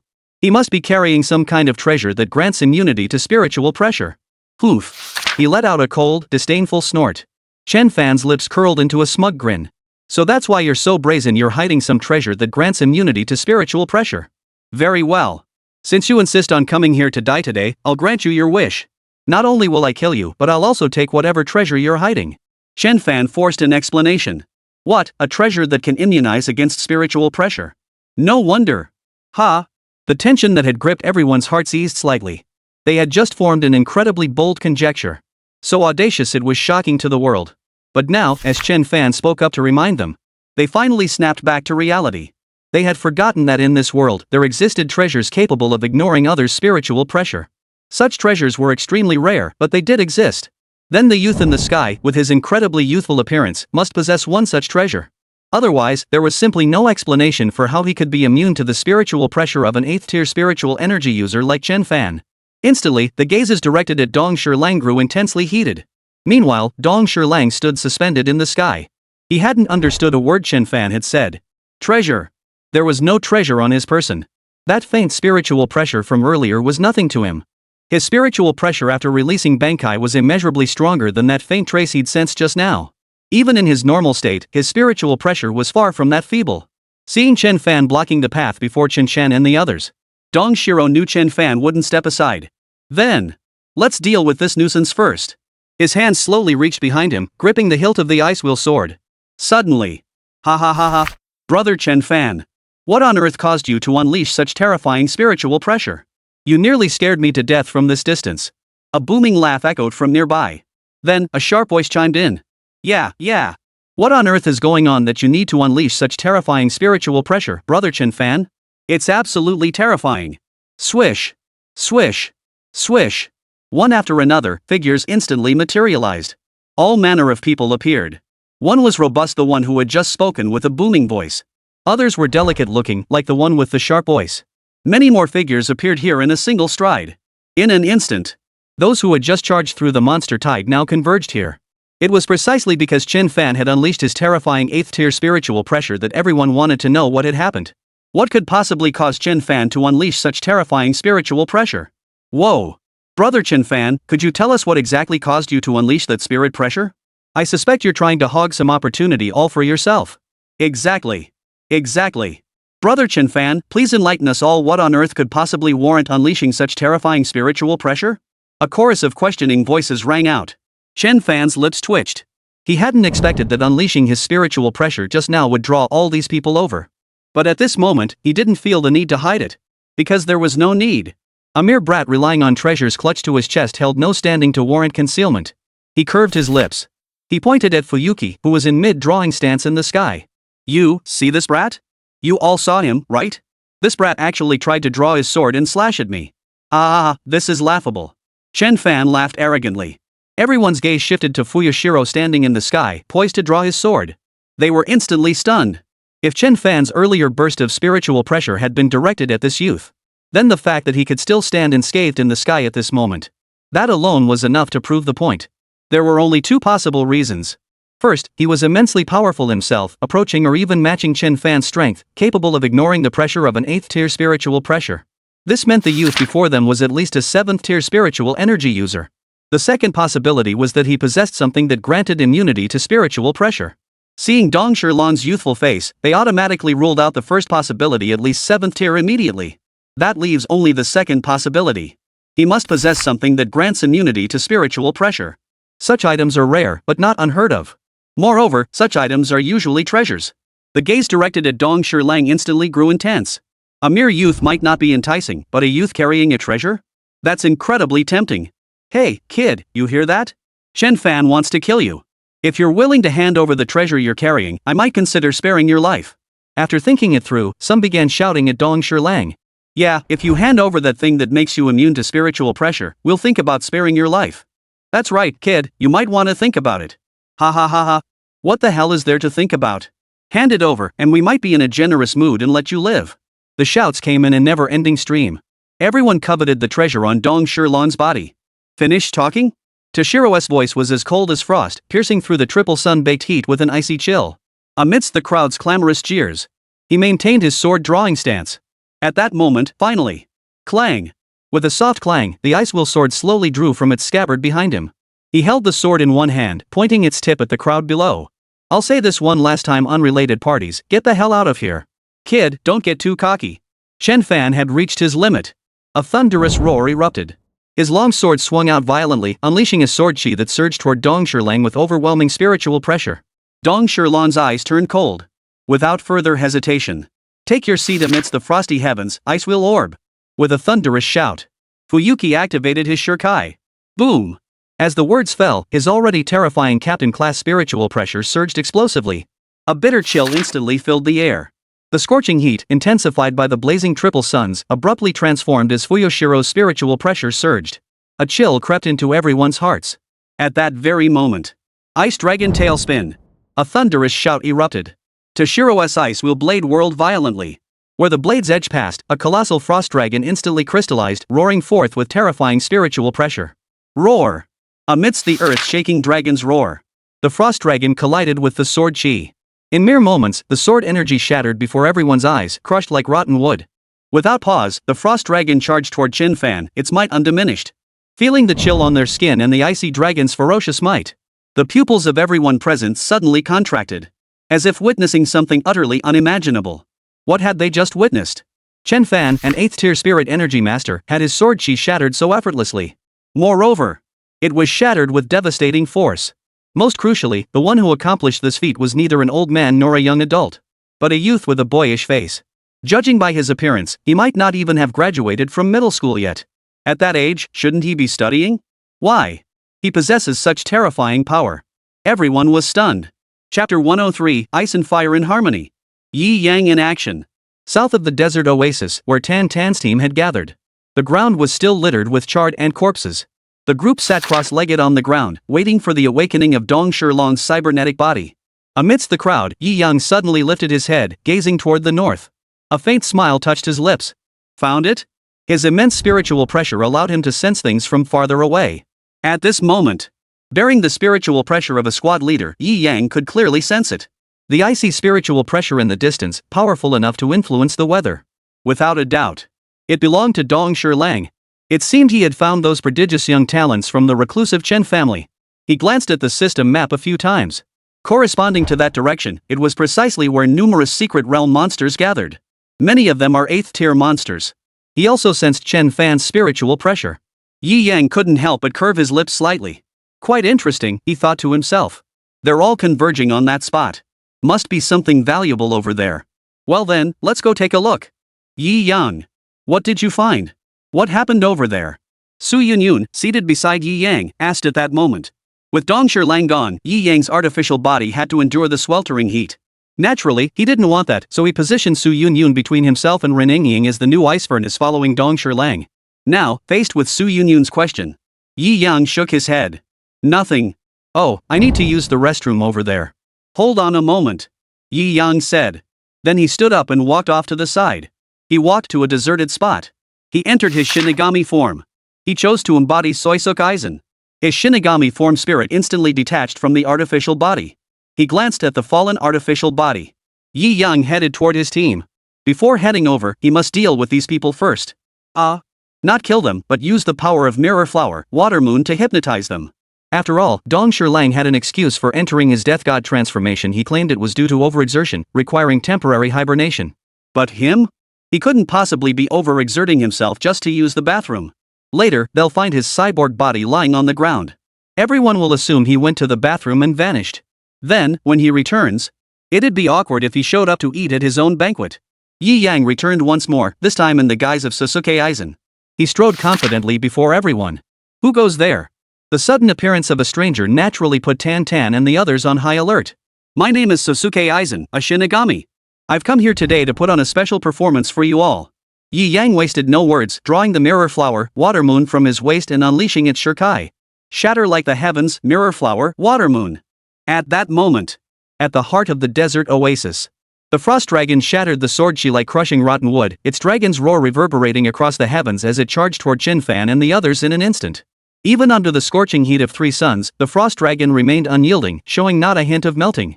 This can't be real. In this weather, to actually condense such a terrifying frost dragon? Is this even humanly possible? At that moment, the crowd gathered around grew larger and larger. They witnessed with their own eyes how Winter Lion casually flicked out a frost dragon, leaving them utterly speechless.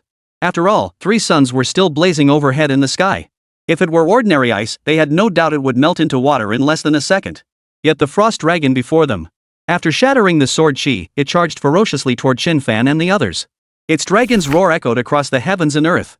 At this moment, the group felt the air shift, one moment filled with a biting chill, the next engulfed in scorching heat.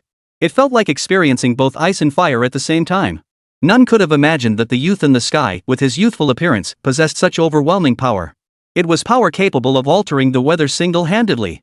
Such a being must be at least an 8th-tier spirit energy master. Such thoughts surged through everyone's minds. Yet it was simply too astonishing to comprehend. Such a young boy, already an 8th-tier powerhouse. This could overturn their entire worldview. The 5 prodigies of the Chen family standing behind Chen Fan gaped in utter shock. They stared in utter disbelief at Dong Shilang, suspended in the sky, radiating an icy chill. They never imagined that Shiro, who appeared younger than them, could unleash such terrifying power. In that moment, they too sensed the overwhelming killing intent emanating from Dong Shilang. Chen felt a surge of panic. He urgently shouted to Chen Fan, who stood before him. "Brother Chen Fan, you must kill him. He must be here to hunt us down. If you don't kill him, we'll end up like Chen Tao, tortured to death by him." Chen screamed in terror. Chen Fan watched as the sword chi he had unleashed in his rage was shattered with such overwhelming force. His eyes widened in disbelief. Though it wasn't his strongest move, it was still an incredibly formidable sword chi. Even among peers of equal rank, it was something to be taken seriously, something that demanded full attention. Yet now, his own sword energy had been shattered so effortlessly. This youthful boy before him seemed utterly unexpected. But he had no time to dwell on it. For the frost dragon, roaring with the cry of a dragon, had already closed the 100-meter distance and was now right before his eyes. Gritting his teeth, his face still twisted with fury, veins bulging on his forehead, he snarled. "You think I, Chen Fan, am made of rice balls?" He roared in fury. The long sword in his hand lifted slightly. At its tip, spiritual pressure condensed into a terrifyingly cold glint. He thrust it forward with all his might, meeting the charging frost dragon head-on. A single point of cold light met the frost dragon. Boom! The spirit pressure, condensed to its absolute limit, boiled in the air. The extreme cold, combined with the scorching heat, left everyone present feeling as though they were caught between ice and fire. The sharp, icy glint sent shivers down the spines of everyone present. Both of them were terrifying. Chapter 104, The Terrifying Frost Dragon, Chen Dai. The frost dragon clashed with the piercing cold glare. Terrifying spiritual pressure radiated outward from both sides. The resulting colossal tempest instantly whipped up a sky-filling storm of sand and dust. Everyone instinctively shielded their eyes with their hands. Through the gaps between their fingers, they peered at the collision between the two terrifying spiritual pressures. Boom! The dragon's roar continued to rage through the sweltering heat. Buzz buzz buzz. The spiritual pressure at the tip of Chen Fan's sword blazed with an endless cold light. However, even amidst the endless icy glare, it now seemed utterly powerless against the crushing pressure of Winter Lion's doubled spiritual pressure. Chen Fan's face flushed crimson. It showed how unbearably uncomfortable he felt at that moment. The relentless influx of spiritual pressure made him keenly aware of the vast disparity between their spiritual powers. "Get out of the way!" he roared in a low, strained voice, warning the several prodigious young talents of the Chen family behind him. If he continued to clash with this frost dragon, he didn't know how much longer he could hold out. The next second, he might be swallowed whole by the terrifying spiritual pressure emanating from the frost dragon before him. The youths behind Chen Fan froze in shock. "Oh, okay, brother Chen Fan, you must hold on." They scrambled frantically to the side, rolling and crawling away. They dared not look back at the roaring frost dragon for even a moment. Chen Fan breathed a sigh of relief upon seeing Chen Shan and the others scrambling away behind him. His desperate struggle was all to protect these gifted youths of the clan. If he himself was the pillar of the Chen family in seclusion, then they were its future. Now that they had moved away, then there was no need for him to hold back any longer. He withdrew the spiritual pressure he had been sustaining. Before the frost dragon could swallow him whole, his figure flickered and evaded. Phew! After evading, Chen Fan exhaled a long breath of relief. Truly, the spiritual pressure emanating from the frost dragon was overwhelming. Merely managing to withstand it had been an immense struggle. Now, his gaze fixed on Dong Shilang standing in the sky, his expression grew grave. Why can this brat unleash such terrifying spiritual pressure at such a young age? Why? Chen Fan simply couldn't comprehend it. Even just the frost dragon alone possessed at least an 8th-tier spiritual pressure. Absolutely terrifying. In that moment, he felt his entire worldview beginning to crumble. Another. Sosuke Aizen? No, it might be an existence even more terrifying than Soji. At this moment, he placed Toshiro on par with, or even above, Aizen Sasuke. Because the impression Sasuke Aizen left on him was more of a 7th rank healing type. And his easygoing personality. The Frost Dragon's attack missed its mark, but Toshiro wasn't surprised. It was, in fact, exactly as he had anticipated. A faint smile curved his lips. He pointed the ice wheel orb in the opposite direction. Ice Dragon Tail Spin, Void Severance. Chen Fan's gaze shifted to Fuyuki standing in the sky. His pupils suddenly contracted. In the sky, Fuyuki's Zanpakuto suddenly pointed toward Chen Chan and the others. Ice Dragon Tail Whirlwind, Void Severance, he commanded in a low voice. Under Fuyoshiro's command, the ice dragon abruptly whipped its head around. Roar! With a dragon's roar, the frost giant dragon surged forward, radiating an icy chill. Its crimson eyes blazed with murderous intent. Its target was directly aimed at Chun Chan and his companions. From the very beginning, Dong Shilong's objective had been to eliminate Chun Chan and his companions first. His rage had been ignited by these very individuals, and thus, they must be the first to fall. Chen Fan erupted in fury. This time, he had brought several prodigious youths from the reclusive Chen family to the secret realm for training. This was a training mission, not a suicide run. If they died here, how could he possibly explain it back home? He simply couldn't account for it. Now, as the frost dragon charged toward them, Chen Fan's eyes narrowed with fury. You little brat, you dare. Enraged, he bellowed at the winter lion in the sky. Veins bulged on his face. If you truly slay them, my reclusive Qin clan will pursue you to the ends of the earth, forever and ever. Chen Fan continued to roar at the top of his lungs. He tried to intimidate Dong Shilang with the reputation of the reclusive Chen clan. However, Toshiro Hitsue's gaze remained icy cold, utterly indifferent to Chen Fan's roars. He had never heard of the secluded Chen family. Even if he had, he wouldn't be intimidated so easily. Who was he, after all? He was the captain of the 10th Division of the Gotai 13. A subordinate directly under the captain commander. No one but Yi Yang had the right to speak to him like that. Controlling the frost dragon, he charged toward Chen Chen and the others without hesitation. Meanwhile, the Chen family's gifted youths were now completely paralyzed on the ground by the terrifying spiritual pressure shockwave from Dong Shilang. As the frost dragon drew ever closer, terror flashed in their eyes. Their faces were etched with sheer terror. No, please, don't kill me. I truly didn't mean it, please spare us. Chen Chen sat paralyzed on the ground, unable to move. He could only flail his arms and legs, desperately pleading for mercy from Dong Shilang in the sky. He begged for his life. But it was all for naught. Toshiro's gaze remained icy cold.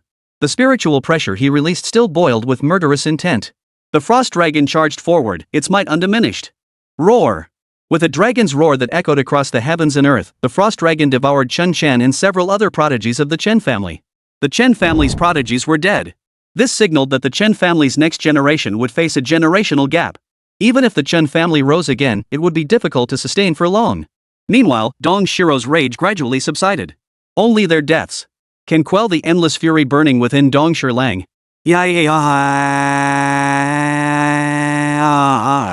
You're asking for death. After the deaths of several prodigies from the Chun family, Chen Fan erupted in fury. Chapter 105, Soul Society, the Gotai 13. A shocking revelation. You're asking for death. Watching Chen Chen and the others get swallowed by the frost dragon, Chen Fan was absolutely furious. Veins bulged on his face, teeth clenched so hard they ground together. His eyes, filled with boundless killing intent, locked onto Dong Shilang. If looks could kill, Dong Shilang would have died 100 times over and then some. The crowd around them was stunned. Faced with Chen Fan's threat of eternal pursuit by the reclusive Chen family, he still resolutely struck out and killed those men. Just how much audacity did this youth possess? At that moment, standing in the sky, Fuyoshiro radiated an aura of frost. His ice-bladed sword, now in its shurikai form, was encircled by freezing currents. As if it could unleash another frost dragon at any moment. Frost Lion glared at Chen Fan, whose eyes burned with rage. He snorted with disdain. Even if I killed them, what could you possibly do? You don't seriously think you could take me down alone, do you? Chen Fan's 8th rank cultivation level was merely average in Fuyoshiro's eyes. Barely reaching the level of a squad leader. But he was still far from it. It was like a Sanjirenji who had grasped Bankai. Though he had mastered Bankai, he still fell short of true captain-level power. Just watch, Toshiro said calmly. I won't stop at slaying their physical forms, I'll sever their very souls. In this world, anyone slain by a Shinigami becomes a spirit. That was what Yi Yang had told him. Yet slaying Chen Chen and the others' physical bodies did little to quell Fuyuki's rage. He would use his Zanpakuto to shatter their souls as well, depriving them even of the right to reincarnate. What? As Dong Shirlang uttered these words, everyone present froze in shock. Severing souls. Isn't that something only the Shinigami Byakuya can do? Why would this man say such a thing? Chen Fan's gaze darkened. Poof. You mimic Byakuya Kurosaki and think you're the real thing. Next, I'll make you understand, you imposter. His words were cut short. Suddenly, a faint aura began to rise from the corpses of Chen Chen and the others. Very faint. Yet under everyone's focused attention, it became strikingly clear. That faint spiritual pressure slowly surged out from within their bodies. Gradually, it coalesced into several ethereal human forms. The next moment, a scene that horrified everyone unfolded. The ethereal souls slowly coalesced into the forms of Chen Chen and the others.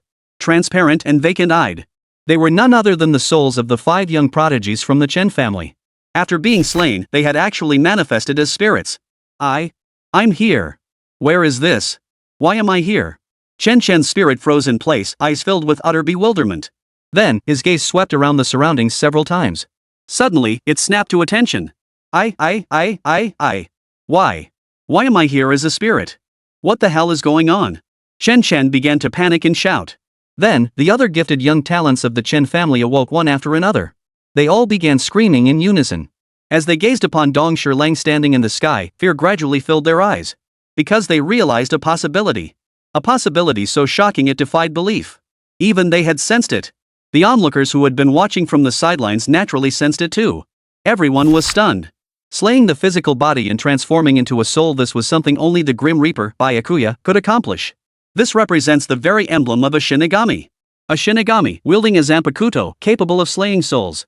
Therefore, this youth standing in the sky is a genuine Shinigami.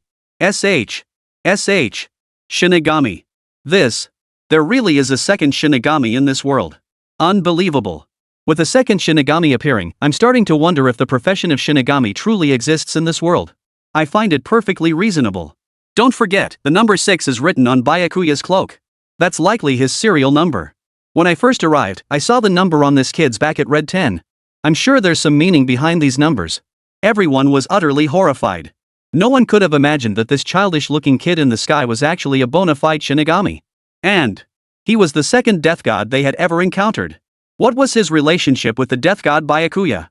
The gazes directed at Toshiro began to shift, filled with doubt and unease. It wasn't just the awe-inspiring power he'd just displayed, but the fact that he was the second Shinigami to appear before them. A Shinigami, you're a real Shinigami? Chen Fan cried out in disbelief. He had seen countless imitators of Byakuya Kuchiki, but never imagined there could truly be a second Shinigami in the world. If there was, he would have thought that Sojiro Zaraki fit the standard of a Shinigami better. Yet, to his astonishment, this kid standing in the sky was an actual Shinigami. Then, his expression darkened as he fixed his gaze on Shirogane, clenching his teeth and demanding, "Who the hell are you, and what's your connection to the Shinigami, Byakuya?" Furukawa furrowed his brow at the question. "Captain Byakuya, you say?" "My name is Toshiro Hitsue, from the Soul Society's Gotei 13, captain of the 10th Division." Toshiro declared loudly. He had just dropped an absolutely massive bombshell. The Soul Society. The Gotei 13. Captain of the 10th Division. These terms sounded utterly foreign to anyone. They had never heard of them before. Now, they all furrowed their brows, deep in thought. The Gotei 13. Never heard of it, but he claims to be the captain of the 10th Division, and his trench coat even has a 10 printed on it. Then, that means the Soul Reaper Byakuya also comes from the Gotei 13. The number on Shinigami Byakuya's back is 6. So that means Shinigami Byakuya comes from the Gotei 13, the 6th Division, and he's very likely the captain of the 6th Division. This is huge news. This is news that could shake the entire Dragon Nation to its core.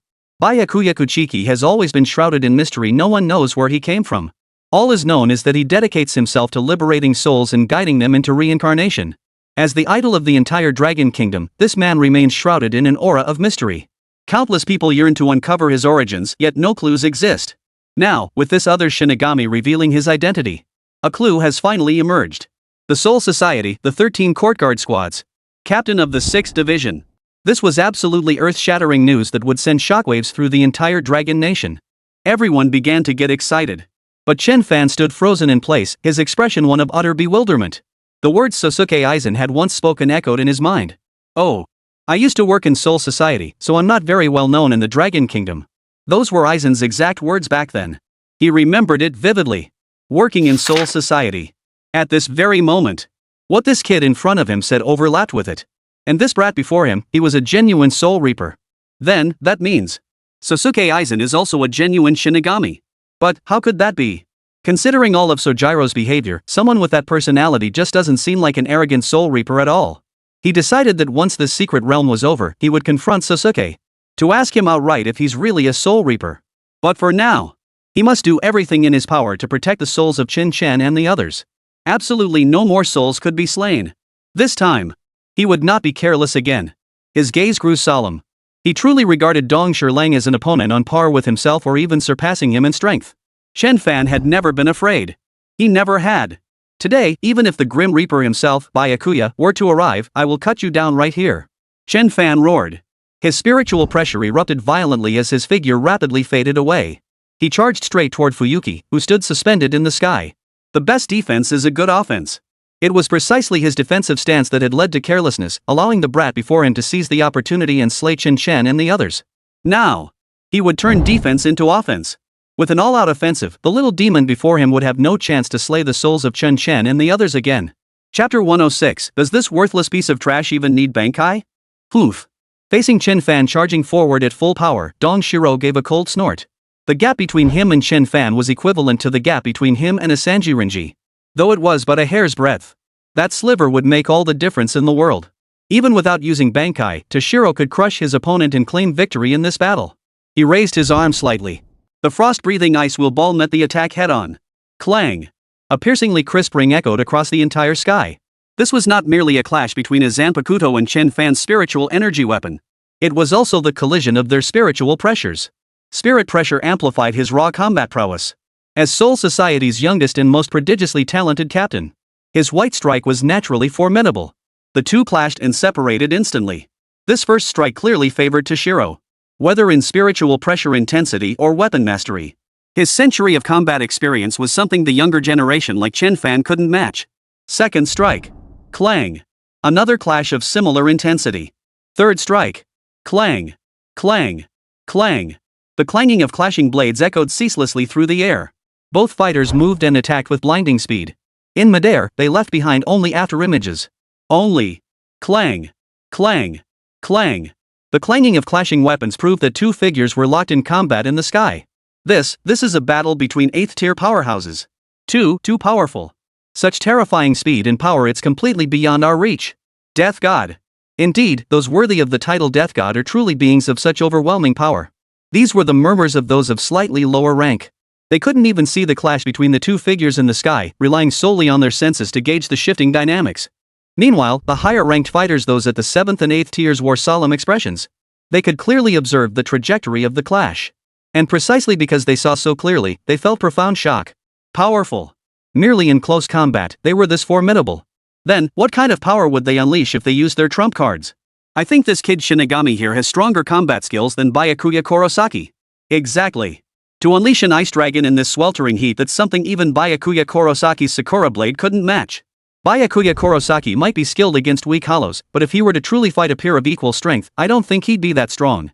They hadn't witnessed Yi Yang's Bankai firsthand, so they couldn't grasp the true terror of the Sakura blade. And before witnessing the cherry blossom ocean firsthand, no one could have imagined how terrifying such beautiful blossoms could be. This was the perception these high-ranking warriors gained through their eyes. They believed such a sea of cherry blossoms would be formidable against lowly hollows. But when truly facing a peer of equal strength, the Shinigami Byakuya would find himself utterly overwhelmed.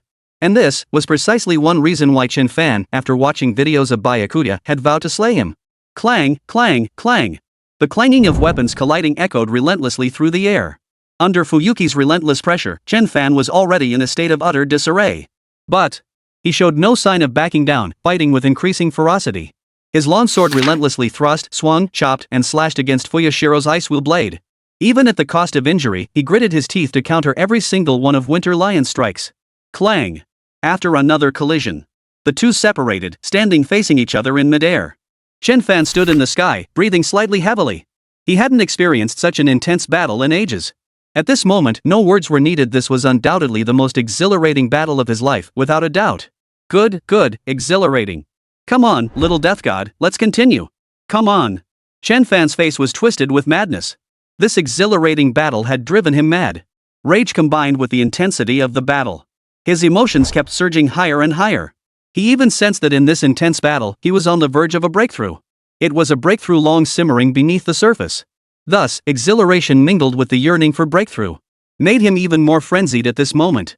His state of mind was naturally noticed by the crowd below. Those of lower cultivation levels couldn't discern much, they only sensed that Chen Fan was utterly mad at this moment.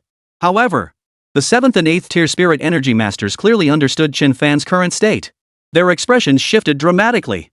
The gaze they cast upon Chen Fan grew incredibly complex. Their purpose in coming to this secret realm was simple: to break through to the 9th tier.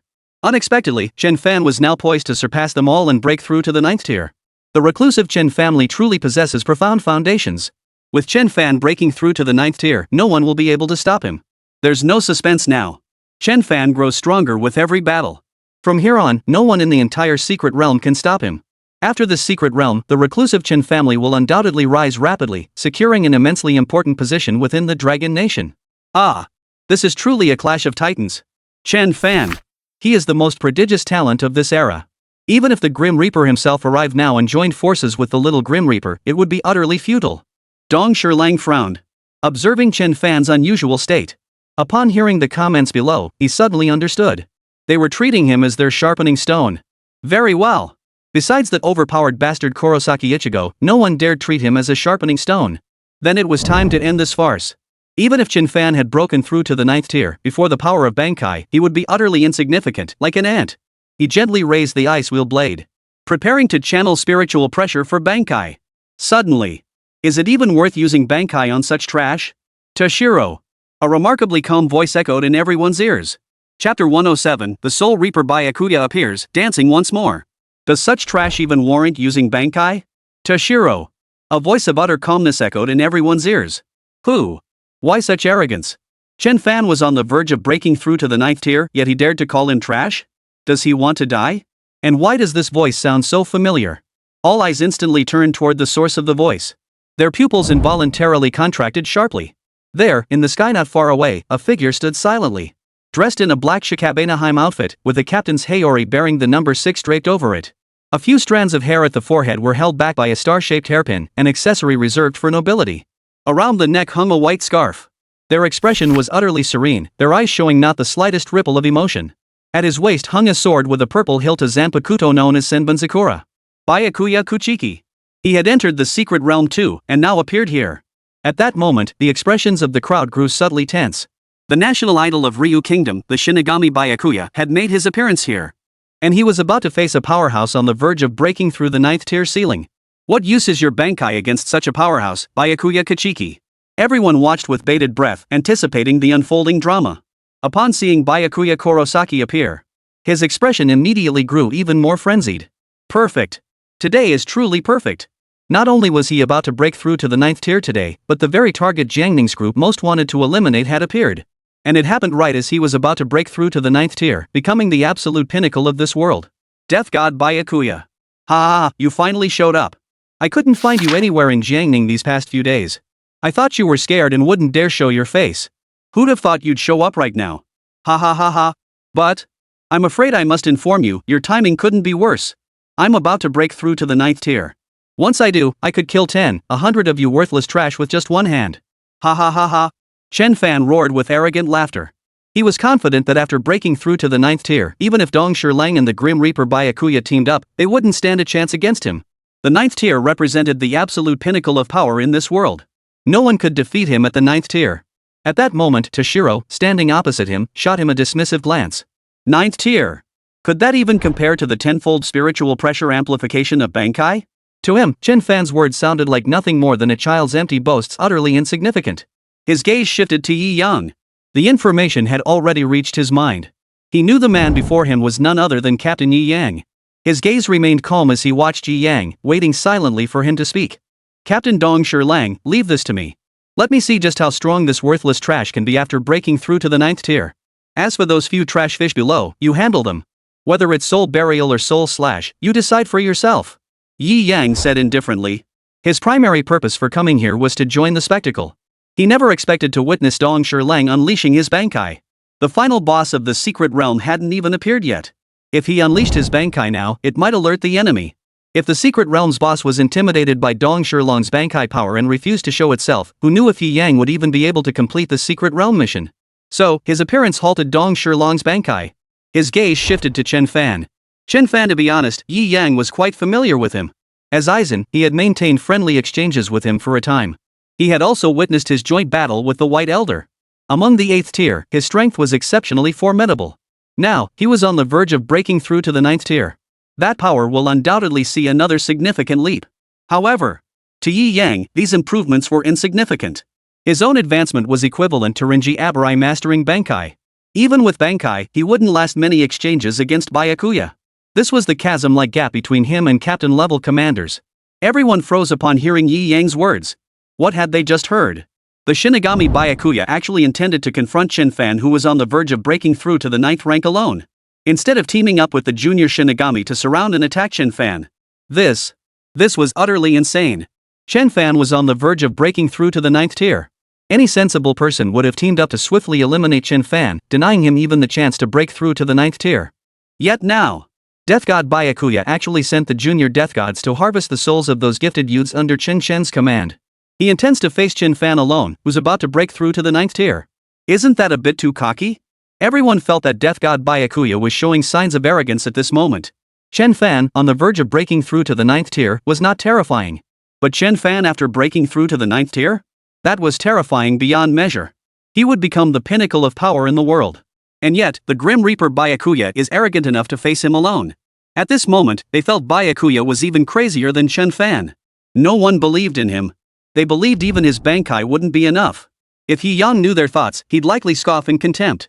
They had never witnessed the power of Bankai firsthand, so they could never truly grasp what Bankai truly represented. The tenfold increase in spiritual pressure was merely the foundation. And even this foundation alone surpasses all other powers in this world. He silently appraised Chen Fan for a moment. Yi Yang took a step forward, advancing toward him one step at a time. A faint smile curved his lips. Breaking through to the 9th tier, huh? Well, I'll make you understand that even after breaking through to the 9th tier, you're still a worthless piece of trash. Chapter 108, this blade will show you the gap between us. Yi Yang advanced step by step. As he drew nearer, his hand slowly rested on the hilt of Senbonzakura, the Zanpakuto slung at his waist. At that moment, the already heavy tension in the air instantly thickened into an oppressive weight. Everyone felt the restless spiritual pressure pulsing through the air. All eyes were fixed on this battle of the highest caliber. And now, with Toshiro Miami releasing his Shurikai, 3 colossal suns blazed in the sky, radiating an unbearable heat. The overwhelming sensation for everyone was heat, extreme, unbearable heat. Yet, no one could spare a thought for the heat at that moment. Their eyes were fixed with feverish intensity on the moving figure in the sky. They didn't want to miss a single second of this ultimate battle. They felt that even blinking an eyelid at this moment would be a waste. Come on, start already. Let us feast our eyes on this visual spectacle of a battle. Is it that Byakuya, the Grim Reaper, fell after being defeated by Chen Fan? Or will Chen Fan break through to the 9th tier during the fight and crush Byakuya? Or will Byakuya pull off an upset and slay Chen Fan? Everyone believed the second scenario held the higher probability. Under the gaze of thousands of psychics on the ground, Yi Yang's gaze finally sharpened. Swish! His moving figure vanished without a sound. Instant step. Mastered to perfection, the ultimate instant step was now wielded by Yi Yang at its pinnacle. In the blink of an eye, his figure suddenly materialized before Chen Fan. Both hands gripped the hilt of his Zanpakuto, Senbonzakura, raising it from below to rest silently less than an inch from Chen Fan's forehead. Silence. The entire space fell into an absolute, deafening silence at that very moment. This was a scene no one had anticipated. What just happened? Has the world gone mad? Chen Fan, an 8th tier psychic powerhouse, was instantly obliterated by the Grim Reaper, Byakuya. Yes, an instant kill. The blade was less than an inch from his forehead. How could that not be an instant kill? How is this any different from an instant kill? And it was an instant kill. Instant kill. When Byakuya, the Grim Reaper, strikes, it's always an instant kill. No enemy has ever lasted 3 moves against him. Weak Arankar like this, Killian like this, Shinshenshio like this, Shinfanran like this, even Yakuzaka's level hollows like this. Every single one is an instant kill. Each battle is an utterly breathtaking spectacle. And now, facing the 8th tier Chen Fan, it remains the same. Instant kill. They felt this world had gone utterly mad. An 8th tier psychic powerhouse. And he couldn't even last half a move. Am I blind, or has my mind gone haywire?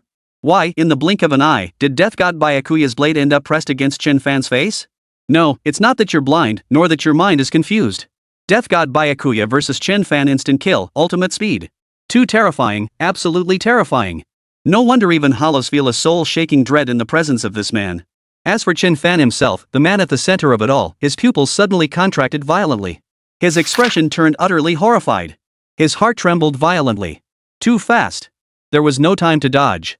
In that split second, he couldn't even catch a glimpse of the afterimage of the Grim Reaper, Byakuya. Before he could even blink, the blade was already pressed against his forehead.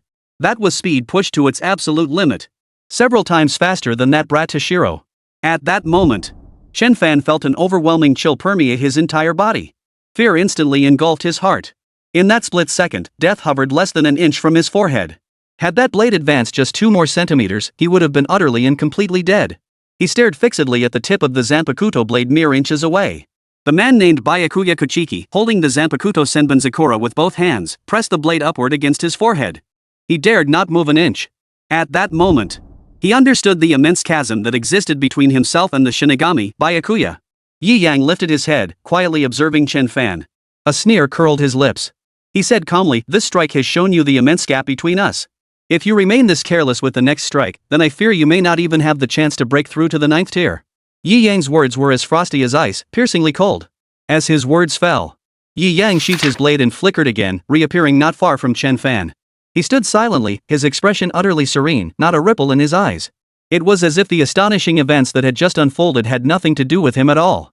This was undoubtedly sparing Chen Fan. It was the mockery of a superior power, born from an overwhelming disparity in strength. At that moment, the world fell silent once more. Everyone felt the world had grown even more insane. Has he lost his mind? Why? He could have finished him off with a single strike.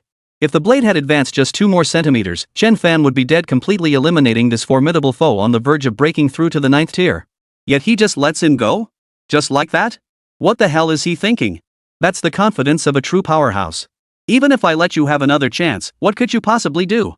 You still couldn't defeat someone far stronger than you. Truly, Death God Byakuya lives up to his reputation as the nation's idol. This is the confidence of a true powerhouse. Since I could kill you in an instant once, you'll never defeat me again. Byakuya Kuchiki, this man. Only by witnessing his deeds firsthand can one truly grasp just how terrifying he truly is. Chen Fan now felt an endless wave of humiliation. He had been forced to lower his sword and have it pressed against his own forehead in a single move. His opponent had even spared him. This was nothing short of contempt and humiliation. He was consumed by rage. But at that moment, reason slowly brought him back to his senses. That single move had made it abundantly clear. Byakuya's strength far surpassed his own. To say nothing of that speed, it was utterly beyond his reach. He might be able to keep up with the speed of the young Shinigami, but he could never match the speed of Byakuya Kurosaki. If he continued fighting with anger and recklessness, the outcome would be the same. Instant annihilation. No suspense whatsoever. Therefore, he needed absolute composure. No room for distractions. He must confront this superior foe with absolute seriousness. Slowly calming his restless emotions, his gaze grew intensely solemn. He fixed his gaze firmly on his greatest enemy, the Grim Reaper, Byakuya. Based on that single move alone, he was undoubtedly the most formidable opponent Chen Fan had ever faced in his life, without a doubt. His long sword pressed firmly against his chest. He assumed a stance ready for battle at any moment. His focus was 200% sharp at this moment. He dared not let his guard down for even a moment. For even the slightest lapse could mean certain death. Yi Yang's lips curved into a faint smile. No time for words. He drew his blade. Instant step, he charged forward to strike. Clang. The first clash of weapons produced a crisp metallic ring. Impossible. Such blinding speed and such overwhelming power. Chen Fan's mind was in turmoil. He had assumed that Death God Byakuya relied primarily on speed, so his strength couldn't possibly be too formidable. Yet, with this very first clash, he realized he was wrong, utterly, completely wrong. The immense pressure radiating from the Zanpakuto opposite him forced him to grit his teeth and struggle to withstand it, yet he simply couldn't hold out. Faced with the overwhelming spiritual pressure and sheer force of that strike, Chen Fan was sent crashing backward several steps. Yi Yang pressed forward relentlessly. His Zanpakuto swung out once more. Clang. This strike, descending from above, slammed heavily onto the sword Chen Fan held horizontally above his head. Boom. Terrifying spiritual pressure surged outward like crashing waves. Boom. Chen Fan, locked in a defensive stance, faced Yi Yang's overwhelming force. Under the force of this strike, he crashed down onto the ground. Like a cannonball, he slammed into the ground, sending a cloud of dust skyward. At the same moment, swish, swish. From within the dust, two sword chi roared forth, suddenly striking toward Yi Yang. Chen Fan's figure swiftly burst forth from the dust, his face twisted in a savage grimace. Following the sword chi, he charged toward Yi Yang. The sword tips flashed with an icy glint. Yi Yang sneered with disdain. He raised his zanpakuto and charged forward fearlessly. Clang, clang. Two faint clangs. Two sword energies were effortlessly shattered by Yi Yang. He then glanced at Chen Fan charging straight at him, sidestepped to dodge, and seized the arm Chen Fan hadn't retracted in time, trapping him in place. What do you think you're doing? Let go of me. Chen Fan roared, struggling fiercely. Yi Yang's lips curved into a faint smile. His index finger pressed against Chen Fan's chest. Breaking path, fourth form, white lightning. A terrifying spiritual pressure gathered on his fingers, coalescing into strands of lightning that pulsed violently and restlessly. Breaking path number 4, white lightning is one of the breaking paths that Byakuya Kochiki masters most intimately and wields most effectively. Even as merely the fourth Zanpakuto release, he wields it with overwhelming power. Even without chanting, he could fully unleash and even surpass the inherent power of Shurkai, white lightning. Boom! A bolt of lightning surged forward in an instant. It collided with the sky. A spray of blood blossomed, staining half the sky crimson. Chen Fan stood not far from Yi Yang, clutching the upper part of his chest, his face grim. The Grim Reaper, Byakuya, always possessed abilities beyond anyone's comprehension. He had awakened blade-type psychic abilities, yet now he could unleash lightning. This was utterly unfathomable. It might be connected to that technique he unleashed last time, the Bound Path, Severing Void. A bizarre ability. Fortunately, facing that bolt of lightning just now, Chen Fan reacted with sufficient speed. He dodged the critical areas. Otherwise, that bolt of lightning would have killed him outright. Yi Yang remained standing there, motionless, his expression calm, his gaze serene. Nice reflexes. He uttered a remark that could have been either praise or mockery. Gripping his Zanpakuto, his figure vanished once more. Ding. The next instant, the Zanpakuto and the spirit energy sword clashed once more. Clang. Clang. Clang. For a moment, the crisp clanging of blades colliding echoed incessantly through the sky. Chen Fan desperately defended, while Yi Yang launched relentless attacks. At that moment, Dong Lang glanced at the two engrossed in battle. Then he shifted his gaze toward Chen Chen and the others, now in spirit form. The 5 soul spirits sat trembling among the crowd. As Dong Lang's gaze fell upon them, the crowd instantly parted, exposing the souls of the 5 prodigious young talents of the Chen family. As Dong Lang's gaze fixed upon them, they trembled in terror, their bodies shaking uncontrollably. Except for Chen Fan, the other 4 immediately knelt down and began begging for mercy. Lord Death, we beg you, spare us. Let us be reborn in the Pure Land. We swear we'll never commit such heinous crimes again in our next lives. Lord of Death, we beg you, spare us. It was all Chen Chen's idea. We didn't do anything wrong. We beg you, spare us. Our physical bodies are already dead. Please let our souls be reborn in the Pure Land. We beg you. The other 4 Chen family youths knelt and begged for mercy. Only Chen Chen's gaze remained dark and stormy. He refused to accept this. He was the protagonist of this world. Why the hell? Why should this sudden, damnable Grim Reaper just take their lives whenever he pleases? And now, it wasn't even sparing their souls. He couldn't accept it, couldn't accept it. The protagonist must be protected by the heavens. Chen Chen's resentment surged violently. Suddenly, the spiritual pressure emanating from his body surged explosively, as if he had gained some extraordinary opportunity. He was instantly overjoyed. Ha ha ha ha. I am indeed the protagonist. I am truly the protagonist of this world. Even the heavens are aiding me. I will break through in this desperate situation. I will slaughter every last one of them here. Ha ha ha ha. As his maniacal laughter echoed, his body began to undergo a transformation. To everyone watching from outside, they witnessed Chen Chen transforming into a void. In the soul state, possessing sufficient malevolent intent would transform one into a hollow. This was what the late death god Byakuya had once warned about. And now, it had come to pass. Chen Chen, the prodigy of the Chen family, possessed such malevolent intent that he had truly become a hollow. Before their very eyes. Chen Chen, now a hollow, erupted in maniacal laughter. Then, he turned his gaze toward the other Chen family prodigies who were desperately begging for mercy from Hitsuo Toshiro. A greedy smile spread across his face. He suddenly reached out with a giant hand, snatching them into his grasp. After transforming into a hollow, his size had increased several-fold. With just one hand, he seized all 4 Chen family prodigies. His gaze fixed on them with unbridled greed. Then, before the horrified stares of the crowd, he swallowed them whole in a single gulp. After becoming a Void Emperor, he actually devoured his own comrades. He had truly lost all semblance of human consciousness. Such a monster must be hunted down and destroyed by all. Toshiro Hitsuo watched helplessly as Chen Chen, now a hollow, devoured the souls of the 4 prodigious young talents of the Chen family. His gaze remained utterly unruffled. It's time to send you on your way. The other 4 souls had already been devoured. There was no way to perform a soul burial now. Now, all that remained was to eliminate the hollow that Chen Shen had become, and it would be over. His figure flickered. In the next instant, he stood before the void. The ice wheel orb in his hand swung down with a fierce slash toward the void form of Chen Shen. Time froze in that instant. Chen Shen felt his consciousness plunging deeper into darkness. The figure before him, that white-haired, spiky-haired youth wielding a blade, was so dazzling. A wave of bitter resentment surged through him. No. I'm the protagonist. I'm the protagonist. Why am I not the Grim Reaper? Why? God, why are you so unfair? I'm the protagonist. As consciousness slowly faded into darkness, he finally met his end. As Toshiro slowly sheathed the ice wheel blade behind him. Boom! The void formed by Chen Shen before him shattered violently, his body dissolving into wisps of spiritual pressure that dissipated into the air. Thus, all 5 prodigies of the Chen family were dead. Their souls, too, were dead, unable to attain reincarnation. Only now did Dong Shilong's raging fury begin to subside. All eyes were fixed on the white-haired, spiky-haired youth sheathing his Zanpakuto, their gazes filled with awe. This was the second Shinigami to appear. The frost dragon radiating endless icy frost was still fresh in everyone's memory. He too possessed overwhelming power. When it came to dealing with hollows, he showed no mercy whatsoever. Shinigami. The Soul Society. The Gotei 13. Everyone is starting to get interested in these things. At that moment, the battle in the skies raged on. Clang. Clang. Clang. The crisp clanging of weapons clashing echoed ceaselessly.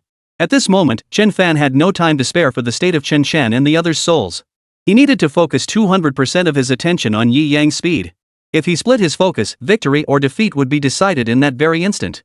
And now, though he barely managed to withstand Yi Yang's assault by channeling 200% of his focus, but he was being driven back blow by blow. His body bore countless gashes from the Zanpakuto. This wasn't the desperate, life or death struggle he'd faced against Toshiro.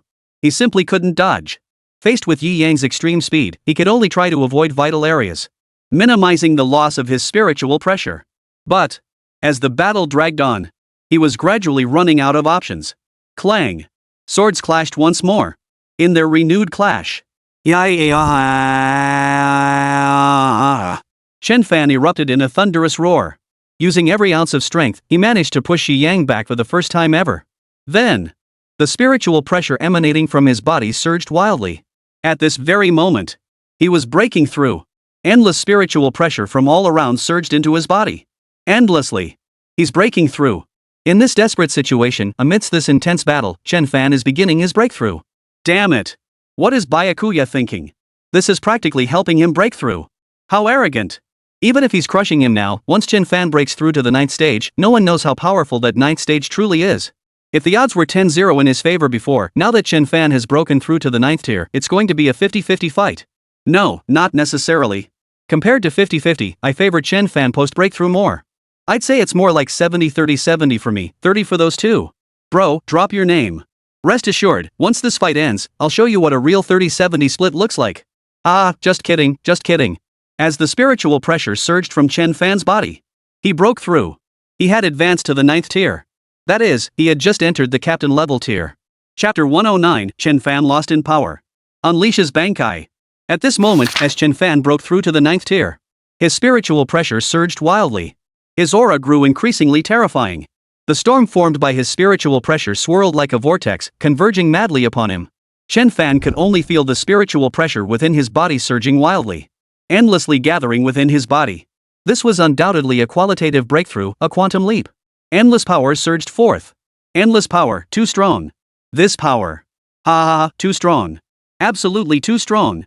This power is on an entirely different level from the 8th rank. No one can defeat me now, no one. The surging power began to make him swell with arrogance. His face wore an expression of boundless excitement, exhilaration, and a touch of arrogance and hubris. Under the weight of this surging power, he had begun to lose himself, convinced he was absolutely invincible. No one could defeat him now that he had broken through to the 9th tier. Amidst Chen Fan's wildly arrogant laughter, spiritual pressure continued to gather frantically within the space. Yi Yang stood quietly in the distance, observing. Chen Fan's explosive power surge hadn't exceeded Yi Yang's mental expectations. Based on the power Chen Fan had unleashed this time, Yi Yang now clearly understood the absolute ceiling of power in this world. It was exactly as he had anticipated. The pinnacle of this world was the captain tier. For someone like Chen Fan, who had just entered the 9th tier, that meant he was merely at the initial stage of captain level. Of course, this refers to spiritual pressure. He wasn't much different from those who had grasped Bankai and were just entering the captain level tier. But before this season captain, such a level couldn't stir up any real waves. 9th rank, ha? Just a slightly bigger piece of trash than an ant. Yi Yang remarked indifferently. What Yi Yang said was indeed what he truly thought. Newly promoted captain rank. At this rank within the Gotii 13 of Siriitii, they were utterly at the very bottom. Pick any captain at random, and they could crush him with absolute ease. Even a slightly more ordinary captain like Toshiro, being relatively young, might need to resort to Bankai. A captain with even a bit more experience might not even need to use Bankai. It's like this. When Ichigo first invaded Siriitii, wielding his Bankai. When he clashed with Aizen, his full power slash was effortlessly caught by Aizen's 2 fingers. That was the unbridgeable chasm between captain ranks. Now, Chen Fan, newly promoted to captain, dares to be so arrogant. Merely the surge in his power has completely clouded his judgment. He was utterly useless. Beyond his increased strength, in Yi Yang's eyes, he remained a worthless piece of trash. A worthless piece of trash with no future. Yi Yang's indifferent voice instantly echoed in everyone's minds. What? A worthless piece of trash barely bigger than an ant. How dare he? Chen Fan has now broken through to the 9th tier, a qualitative leap far beyond his 8th tier self. Is Death God Byakuya being too arrogant? Arrogant, utterly arrogant. Death God Byakuya completely disregards the world's pinnacle power. Such arrogance. If he'd said this before, I wouldn't have objected. But now? Chen Fan has broken through to the 9th tier. That's the absolute pinnacle of power in this world. Just watch Bai Zai, the Grim Reaper will pay the price for his arrogance. The crowd roared in fury. If Chen Fan, who had broken through to the world's ultimate combat power, was still considered trash in his eyes, then, what about them who hadn't broken through yet? The scum of the scum? Even after breaking through to the 9th tier, would they still be worthless? The 9th tier was their lifelong pursuit. Yet in the eyes of the Grim Reaper, Byakuya, this lifelong goal was nothing more than a worthless piece of trash slightly larger than an ant. Uncle, this is unbearable. Auntie can't stand it. Standing nearby, Toshiro heard their words and sneered in contempt. 9th tier? That's world-class combat power. The current Chen Fan truly isn't worth looking at. They still didn't grasp the chasm between a seasoned captain and a newly promoted one. It's a world of difference. Like a chasm. Chen Fan heard that even after breaking through to the 9th tier, he was still being called a worthless piece of trash. He was overcome with fury. The explosive surge in power had filled him with unshakable confidence. Useless. Ha ha ha. You actually called me useless? I admit I wasn't your match before, but now I've broken through to the 9th tier. You still treat me like an 8th tier? Arrogant bastard, Byakuya Kuchiki. Veins bulged on his face as his fury erupted into a furious roar. Yi Yang's lips curled slightly as he replied calmly. Arrogant? I might be even more arrogant than you could ever imagine. But, you still aren't worthy. Then, next, I'll show you what truly terrifying power looks like. I'll make you see just how vast the chasm between us truly is. Yi Yang said indifferently. He had originally intended to test Chen Fan's strength. But at this moment, Yi Yang changed his mind. He would make him understand what true captain-level power truly meant. Bankai. That was the power of a true captain-class warrior. The Senbon Zakura Zanpakuto in his hand slowly flipped, now held upside down. His gaze turned cold. With this single action, everyone present instantly understood. The Soul Reaper Byakuya was about to unleash his Bankai. The cherry blossoms that once blanketed Jiangning City would bloom anew. But, would it even matter? Everyone couldn't help but doubt. Before witnessing it firsthand, they all believed that Byakuya's Bankai was only effective against weak hollows. But against a true powerhouse, his Bankai wasn't nearly that powerful. At this moment, Byakuya Kurosaki's Bankai arrived. The Zanpakuto Senbon Zakura descended slowly. Bankai. Simultaneously, this voice softly resounded. Chapter 110, Bankai. Senbon Zakura, Keegan. Under the gaze of thousands of spirit users, the Zanpakuto Senbon Zakura fell in free fall. Slowly descending. Senbon Zakura completely sank into the ocean like ground, sending out wave after wave of ripples. At that moment, Yi Yang's voice echoed out. Bankai. Senbon Zakura, Keegan. His voice remained as calm and detached as ever. The sound was not loud, yet it penetrated every mind with unmistakable clarity. The moment the words fell, everyone present felt an overwhelmingly terrifying spiritual pressure surge up suddenly. The next instant, everyone was plunged into a vast, mysterious space entirely bathed in a deep purple hue. Then, 2 rows of infinitely extending blades slowly rose from the water's surface, their edges gleaming with an endless, icy light. Between those 2 rows of blades stood the position where he and Chen Fan were standing. Yi Yang remained utterly calm throughout the entire ordeal. Chen Fan stared at the massive blades rising from both sides, clearly sensing the unbearably sharp cold glint emanating from them. The spiritual pressure emanating from them was utterly terrifying. Even he, who had already broken through to the 9th tier, now felt a chill running down his spine. What is this? Trapped within the mysterious space, he found himself growing unnerved, his gaze fixed on the towering blades that continued to rise. And ahead of him stood the calm and composed Shinigami, Byakuya. Seeing the Shinigami Byakuya so utterly composed, he found himself inexplicably growing even more panicked. As everyone was pulled into the mysterious space, and 2 rows of infinitely extending blades rose. Every spirit user present was stunned. Their pupils dilated, then suddenly contracted. This time, they were right there on the scene, witnessing it firsthand and experiencing it directly. This was unlike anything they'd seen in videos or live streams. Now, as the twin rows of blades rose, they sensed an endless, icy glint emanating from them. A chill that sent shivers down the spines of even 7th and 8th tier psychics. This was something neither live streams nor videos could capture. Nor could it be experienced without being physically present. This feeling of pins and needles just from watching, it's utterly terrifying. What kind of terrifying spiritual pressure is contained within these countless blades? Experiencing it live versus watching a video is like night and day, utterly terrifying. It's hard to imagine the sheer power unleashed when these countless blades transform into countless cutting edges, utterly terrifying. Byakuya Kuchiki. Bankai. This is the strongest technique I've ever seen, no contest. It's not over yet. Now comes the real deal, brothers. The psychics below were utterly stunned by Yi Yang's Bankai unleashed at that moment.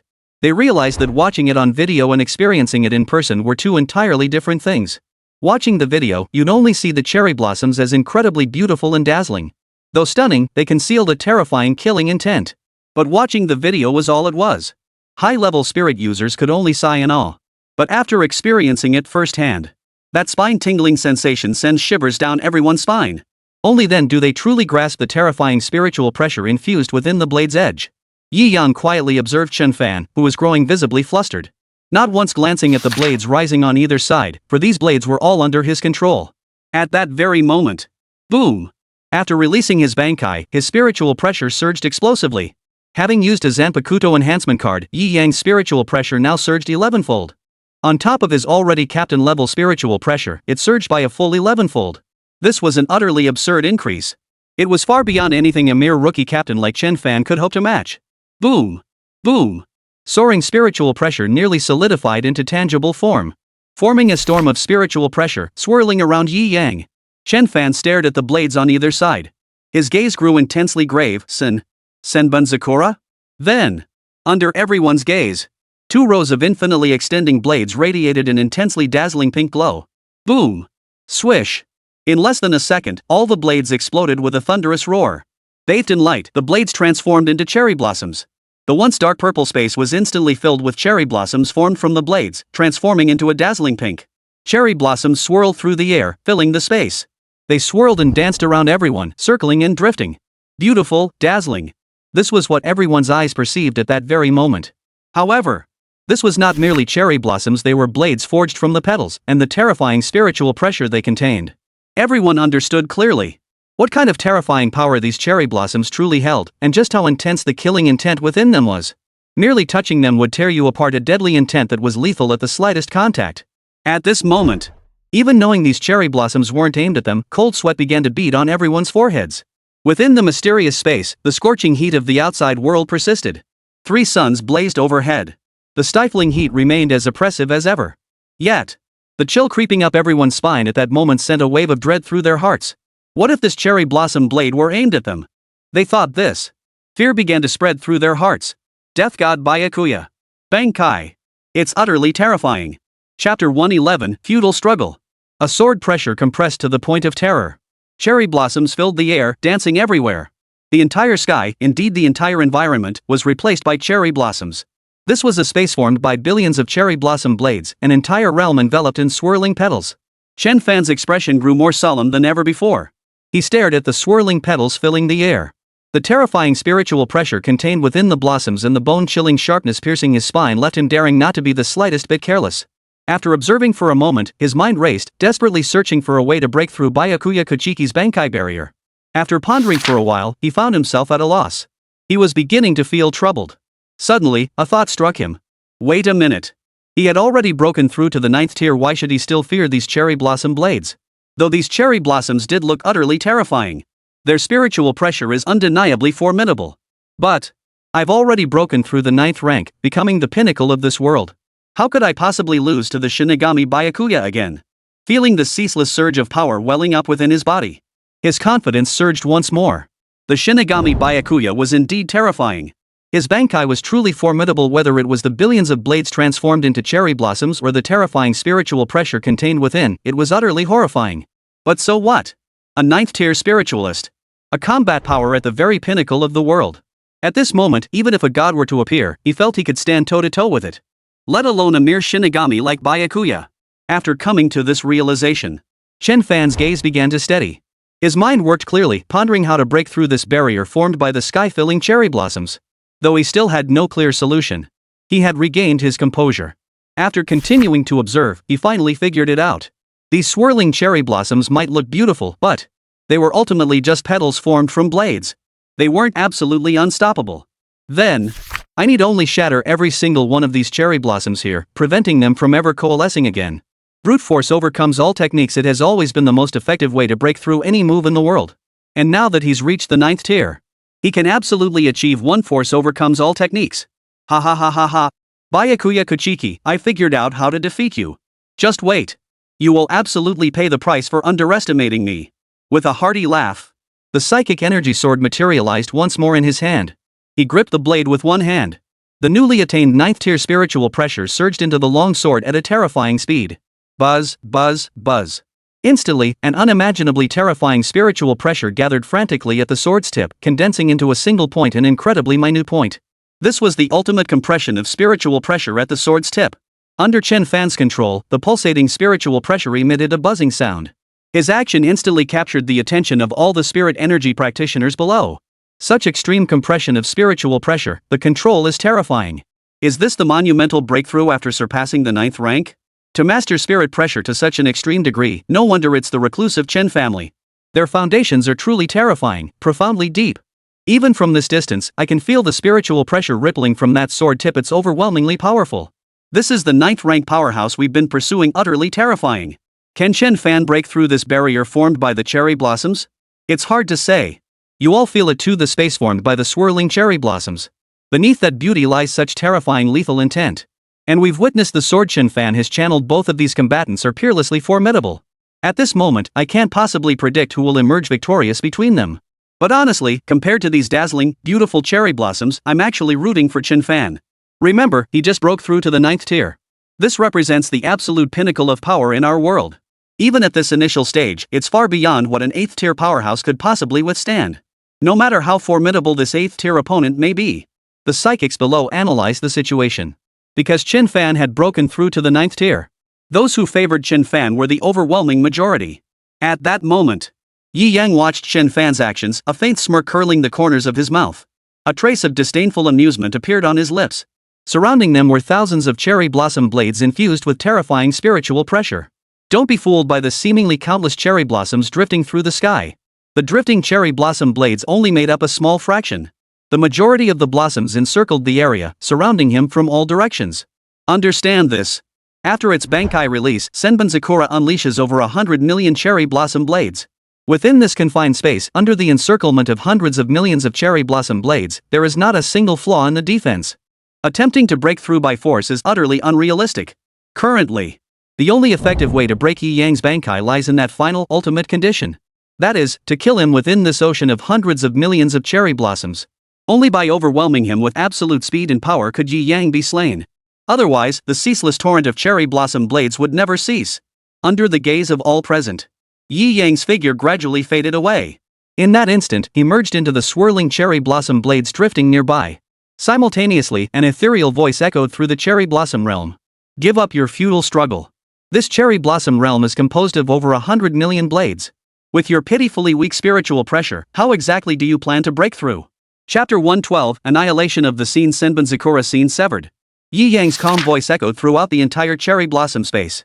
Chen Fan, however, seemed oblivious. The spiritual pressure at the tip of his long sword continued to condense and compress endlessly.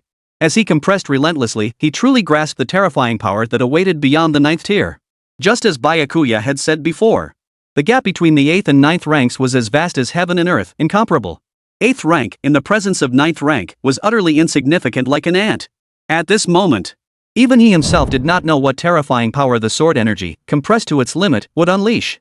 Hearing the arrogant words of the Shinigami Byakuya at this moment, he clenched his teeth and snarled, "Useless struggle, humph. Such warnings, have you already grown afraid, Byakuya Kurosaki?" The spiritual pressure compressed at the sword's tip began to feel increasingly uncontrollable. Yet Chen Fan felt no panic, only exhilaration. If he could compress the spiritual pressure to the point of instability, then the power unleashed would inevitably surpass his own capabilities. He possessed absolute confidence. Under the strike, everything before him would be pierced through without resistance. Even something like the current Senbon Zakura, Bankai. Now, it's time for my performance. This technique is the most powerful move I can unleash after breaking through to the 9th rank. Can you feel it? The terrifying spiritual pressure it contains? This strike will shatter your prideful Bankai. Afterward, I will use this sword in my hand to slowly torture you to death, making you understand just how severe the price of underestimating me truly is. Chen Fan's face twisted with utter madness. He could already envision the devastating destruction this sword chi, compressed to its absolute limit, would unleash upon release. The sheer terror of the destruction it would unleash. At this moment, the spiritual pressure at the sword's tip had been compressed to its absolute limit. Terrifying spiritual pressure pulsed relentlessly from the blade's tip. The volatile spiritual pressure generated wave after wave of violent, intense gales. Chen Fan's robes, along with the hems of everyone else's garments, fluttered wildly in the fierce gale. This is terrifying. Spirit pressure compressed to its absolute limit has actually spawned such fierce whirlwinds. Nothing can stand in the way of power compressed to its ultimate extent. Not even a barrier formed by billions of cherry blossom blades. Exactly. It's too powerful, so overwhelming it makes your very soul tremble. Is this the 9th rank spirit user we've been pursuing? Too powerful. The spirit energy users who had been watching silently below began murmuring among themselves. They were all stunned by Chen Fan's spirit pressure, compressed to its absolute limit. Standing calmly in place, Hitsuo Toshiro merely sneered disdainfully. He is very powerful, but it's still not enough. Not nearly enough. Captain Kuchiki's Bankai isn't something you can break so easily. Toshiro muttered to himself. He acknowledged it. The spiritual pressure Chen Fan had compressed at this moment was indeed incredibly powerful. It even surpassed his expectations. Nothing in this world could withstand such extreme spiritual pressure, and he felt confident it would hold. But, unfortunately, this time he faced Yi Yang, who had unleashed Senbon Sakura Bankai. In his eyes, the ocean of billions of cherry blossom blades ultimately proved stronger than Chen Fan's spirit pressure compressed to its absolute limit. After all, Bankai is the ultimate trump card most Shinigami keep hidden away. If such a technique could be broken so easily, then they wouldn't be called Shinigami anymore. Come on, unleash it. This ultimate sword energy. Roar. Destroy everything. Destroy this laughable Bankai. Chen Fan roared. The spiritual pressure at the tip of his sword finally ceased its suppression. A terrifying spiritual pressure erupted in an instant. Swish. Swish. Swish. A sword chi, radiating an aura of utter destruction, roared forth from the blade's tip.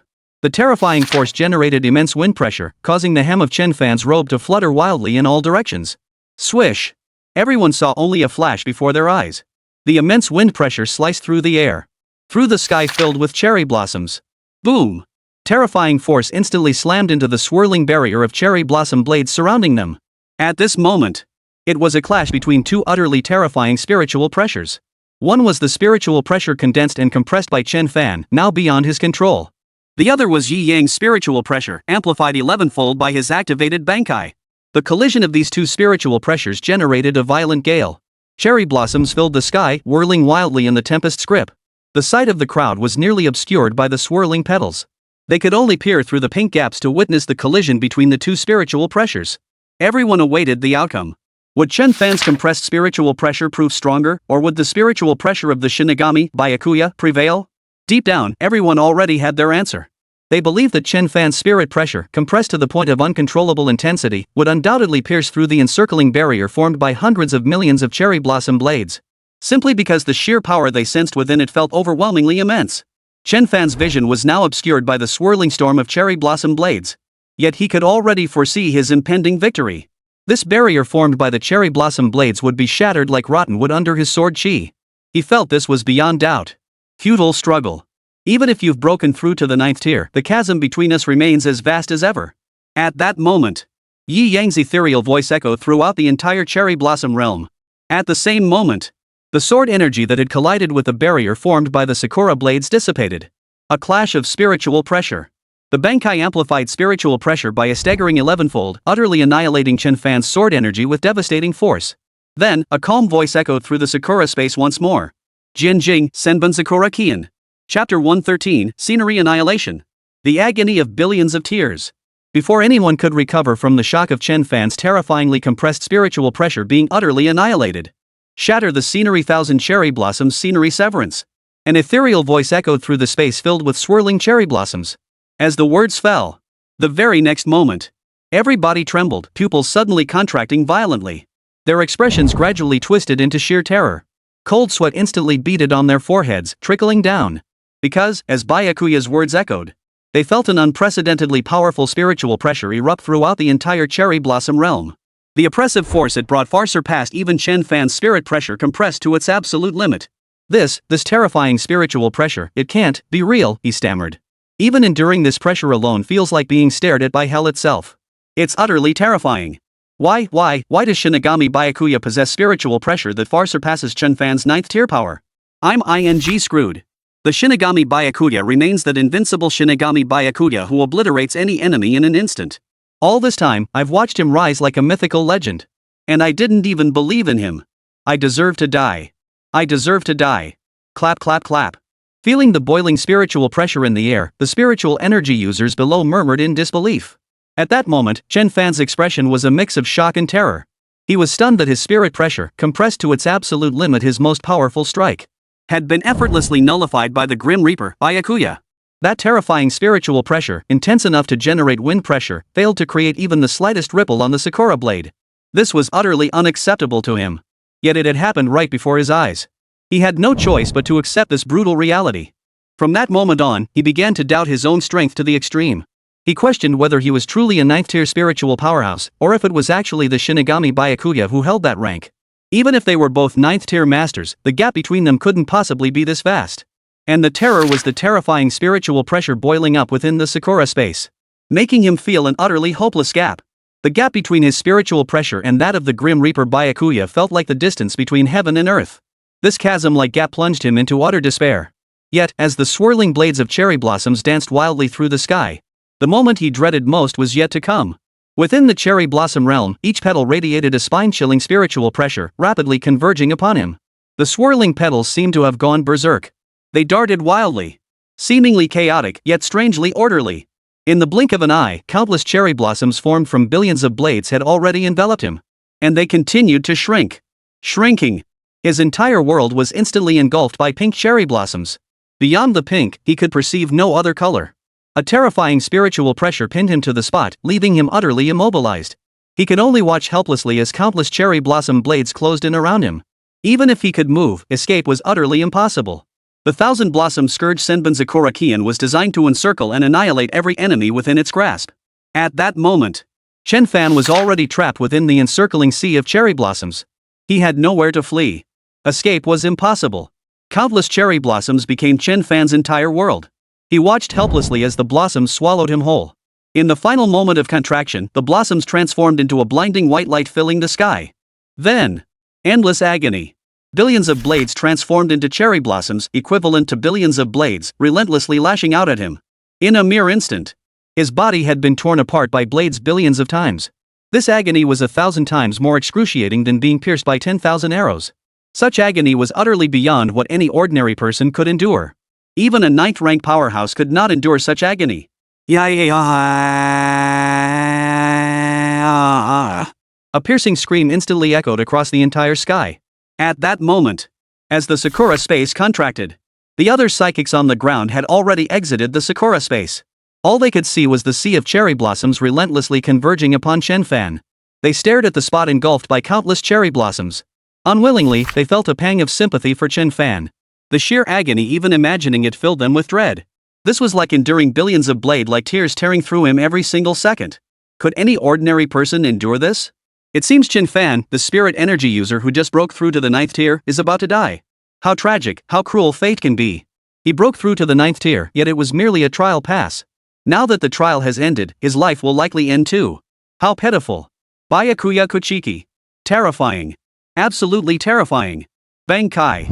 I've completely redefined my understanding of Shinigami Byakuya's Bankai. This terrifying power completely transcends the 9th rank. The Shinigami, Soul Society. Siriitii, the Gotii 13. What kind of existence is this? Everyone marveled at the power of Shinigami Byakuya, marveled at the might of Bankai. They also began to take an intense interest in Soul Society, Siriitii, and the Gotii 13. At this moment, they desperately wanted to uncover the secrets behind the Shinigami. Chapter 114, Lord of the Secret Realm, Mirror Flower, Watermoon. Amidst the encircling cherry blossom blades, the heart-wrenching screams echoed for a moment. Then, it gradually faded into nothingness. Everyone knew. Chen Fan, the 9th rank spirit energy master, had fallen. Mercilessly crushed. From start to finish, he was crushed without mercy. From the moment Death God Byakuya entered the fray, from the very first strike that instantly killed, Chen Fan was crushed relentlessly. Even after breaking through to the 9th tier, he couldn't escape his fate of being crushed. It wasn't because Chen Fan was too weak. It's because the man standing before him is simply too powerful. So powerful that no one could even glimpse his limits. So powerful that no one could even guess what tier he belonged to. All they knew now was this man was invincible. As the cherry blossoms gradually scattered, the scene quickly revealed itself. Boom! Chen Fan's body, deprived of spiritual pressure support, crashed down from the sky. He crashed onto the ground, kicking up a cloud of dust. Everyone could see the gruesome state of Chen Fan's corpse. Not a single inch remained intact, every inch was covered in wounds. Torn apart countless times, utterly terrifying. They could scarcely imagine the agony one must endure to sustain such extensive wounds. A chill ran down their spines. They looked up at the sky, at the man responsible for all this. Death God Byakuya. Once again, he crushed his opponent with an utterly overwhelming display of power. Instant kill. An unquestionable instant kill. Yi Yang stood silently in the sky, channeling his spiritual pressure. Watching Chen Fan's body fall, his gaze remained calm, not a ripple of emotion stirring. This outcome was entirely expected. A lowly captain-level scum dared to act so arrogantly. Then death was his fitting end. At that moment, he waited silently in the air, waiting for Chen Fan's soul to depart his mortal form. Suddenly, a thunderous roar erupted from the distance. An overwhelmingly scorching aura swept toward everyone. The entire secret realm seemed to plunge into a frenzy at that moment. Every monster within the secret realm began to erupt in violent chaos. At the same time, not far from the desert oasis within Tan Tan's group, a deafening roar echoed through the air, and an overwhelming spiritual pressure instantly descended upon them all. Every body froze stiff. They froze in place, unable to move. What is this? Why is there such terrifying spiritual pressure? Director! Tan Tan was also pinned to the ground by this crushing spiritual pressure. Gritting his teeth, he growled, "Damn it! How many times have I told you? Call me Director. Director! I'm starting to doubt whether the northern route we took is actually the outer perimeter of this damn secret realm. Damn it, if the outer perimeter has spirit pressure this terrifying, I'm screwed. Director, why did we choose to head north in the first place? Someone demanded. Damn it! Those rogue psychics were acting so cocky. If they went south, they must have been heading to take down the secret realm's lord. So the south must be the depths of the secret realm." Tan Tan gritted his teeth. "What? Director, you actually believe those rogue bastards? They lack strength, so they definitely head south toward the outer perimeter of the secret realm." At that moment, Tan Tan snapped back to his senses. Right. How tough could freelancers possibly be? Going deep into the secret realm is just like delivering vegetables to the enemy. Damn it! These freaking solo psychics are useless. When we entered the secret realm, they were all talking a big game, but the moment we got in, they turned into cowards running for the outer perimeter. I'll be damned. Amidst the crowd, two stunning campus queens stood guarding two unconscious figures, none other than Toshiro Hitsue and Yi Yang. After the man named Aizen made the introductions. Then they said they found Yi Yang unconscious over there, so they asked if he was one of their people. After handing him over, he headed north. After everyone checked him over, they determined Yi Yang must have collapsed from exhaustion. Therefore, they placed both him and Dong Shilong's body at the very center of the group, right beside the two school beauties. At that moment, the two school beauties looked utterly bewildered, while the others gritted their teeth, enduring the terrifying spiritual pressure. Yet the two of them remained completely unaffected. Why? Why aren't we affected? I don't know either. Maybe our constitutions are just different? I think that makes sense.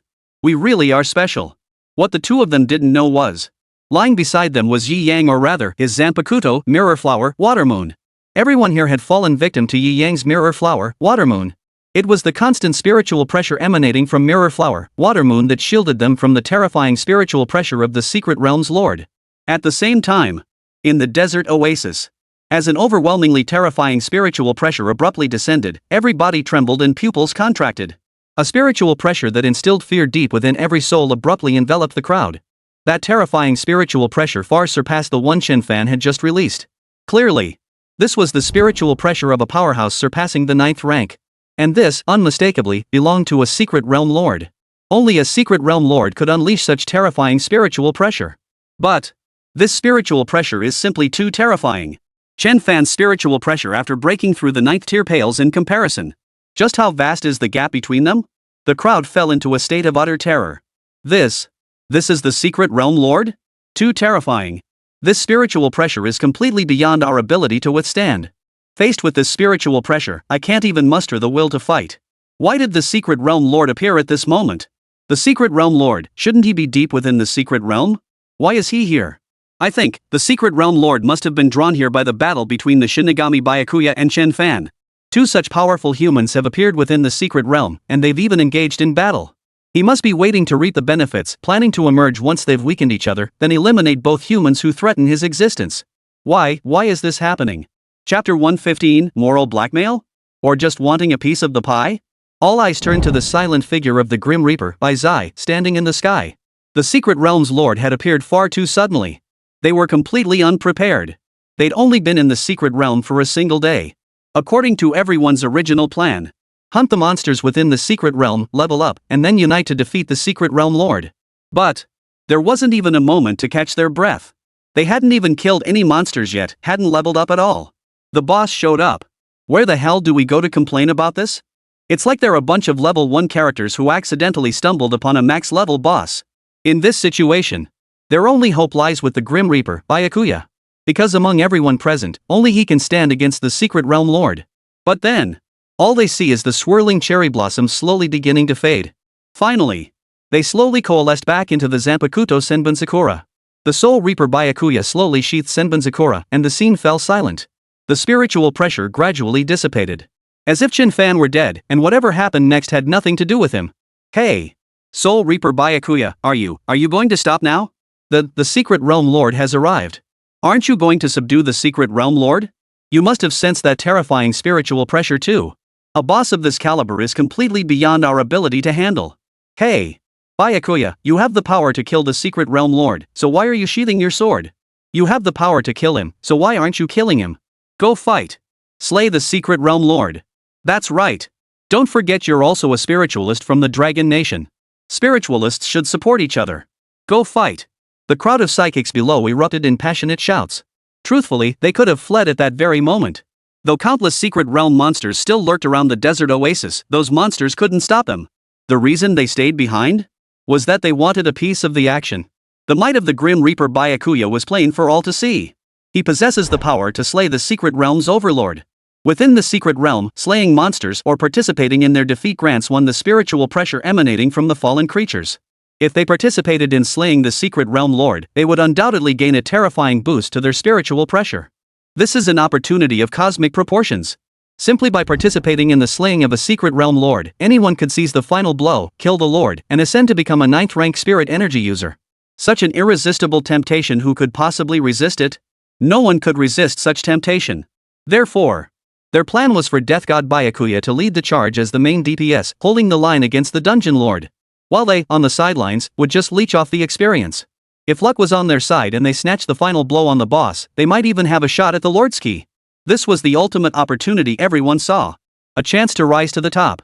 How could anyone pass up such an opportunity? And at that very moment, they witnessed the Grim Reaper, Byakuya, sheathing Senbon Sakura, meaning he had released his Bankai. This meant he wouldn't kill the secret realm lord. Desperate to seize this colossal opportunity for themselves, they began frantically pleading with the Shinigami Byakuya. They begged him to kill the secret realm's lord. They even resorted to moral blackmail. At that moment, Yi Yang, his gaze fixed on the distance. That was where the secret realm lord had just unleashed his spiritual pressure. As its spiritual pressure erupted, Yi Yang finally grasped the true level of this secret realm lord's power. Captain level, significantly stronger than Chen Fan, who had just attained captain rank, yet not overwhelmingly so. Dong Shilang should be able to handle this with ease using his Bankai. At that moment, hearing the shouts of the crowd below, Yi Yang chose to ignore them. First, Yi Yang wouldn't kill the secret realm lord. This task was reserved for Dong Lang. It was his ticket to remain in this world. Yi Yang wouldn't snatch this ticket away from Dong Lang. Second, Yi Yang understood exactly what these psychic users were thinking. They simply wanted a piece of the pie. But if you want a piece of the pie, go ahead and take it. This moral blackmail, isn't it going too far? And as fellow psychics of the Dragon Nation, Yi Yang never gave a damn about such nonsense. His gaze fell upon the eager to strike Dong Lang as he said indifferently, Dong Lang, wait your turn, no need to rush in. The eager Dong Lang froze. His hand, already resting on the hilt of the ice wheel sword, paused as he looked at Yi Yang. Then, he glanced at the group of psychics shouting over there and instantly understood. He slowly lowered his hand from the sword hilt, his gaze returning to its usual calm, cold demeanor. His figure drifted upward. Standing alongside Yi Yang in midair, his gaze remained serene as he faced the approaching Secret Realm Lord. At this moment, neither of them showed any intention of acting. Their stance immediately drew the intense displeasure of the psychics below. Hey, as fellow psychics of the Dragon Nation, there's no need for this. We just want to gain some experience from the Secret Realm Lord. Is this really necessary? Exactly. We're all spirit energy users from the Dragon Nation too. Soul Society, Siriiti, right? We'll remember that. Damn. What a selfish bastard. And they call him the nation's idol? Turns out idols are just selfish jerks like this. I used to really like Byakuya from Bleach, but starting now, I'm turning from fan to hater. Damn it. National idol? Once we get out of this secret realm, I'll make sure the whole internet sees how selfish you really are. In an instant, the crowd of spiritualists below erupted in fury. Chapter 116, The Terrifying Bankai Can't Be Used Twice. The crowd below was boiling with rage.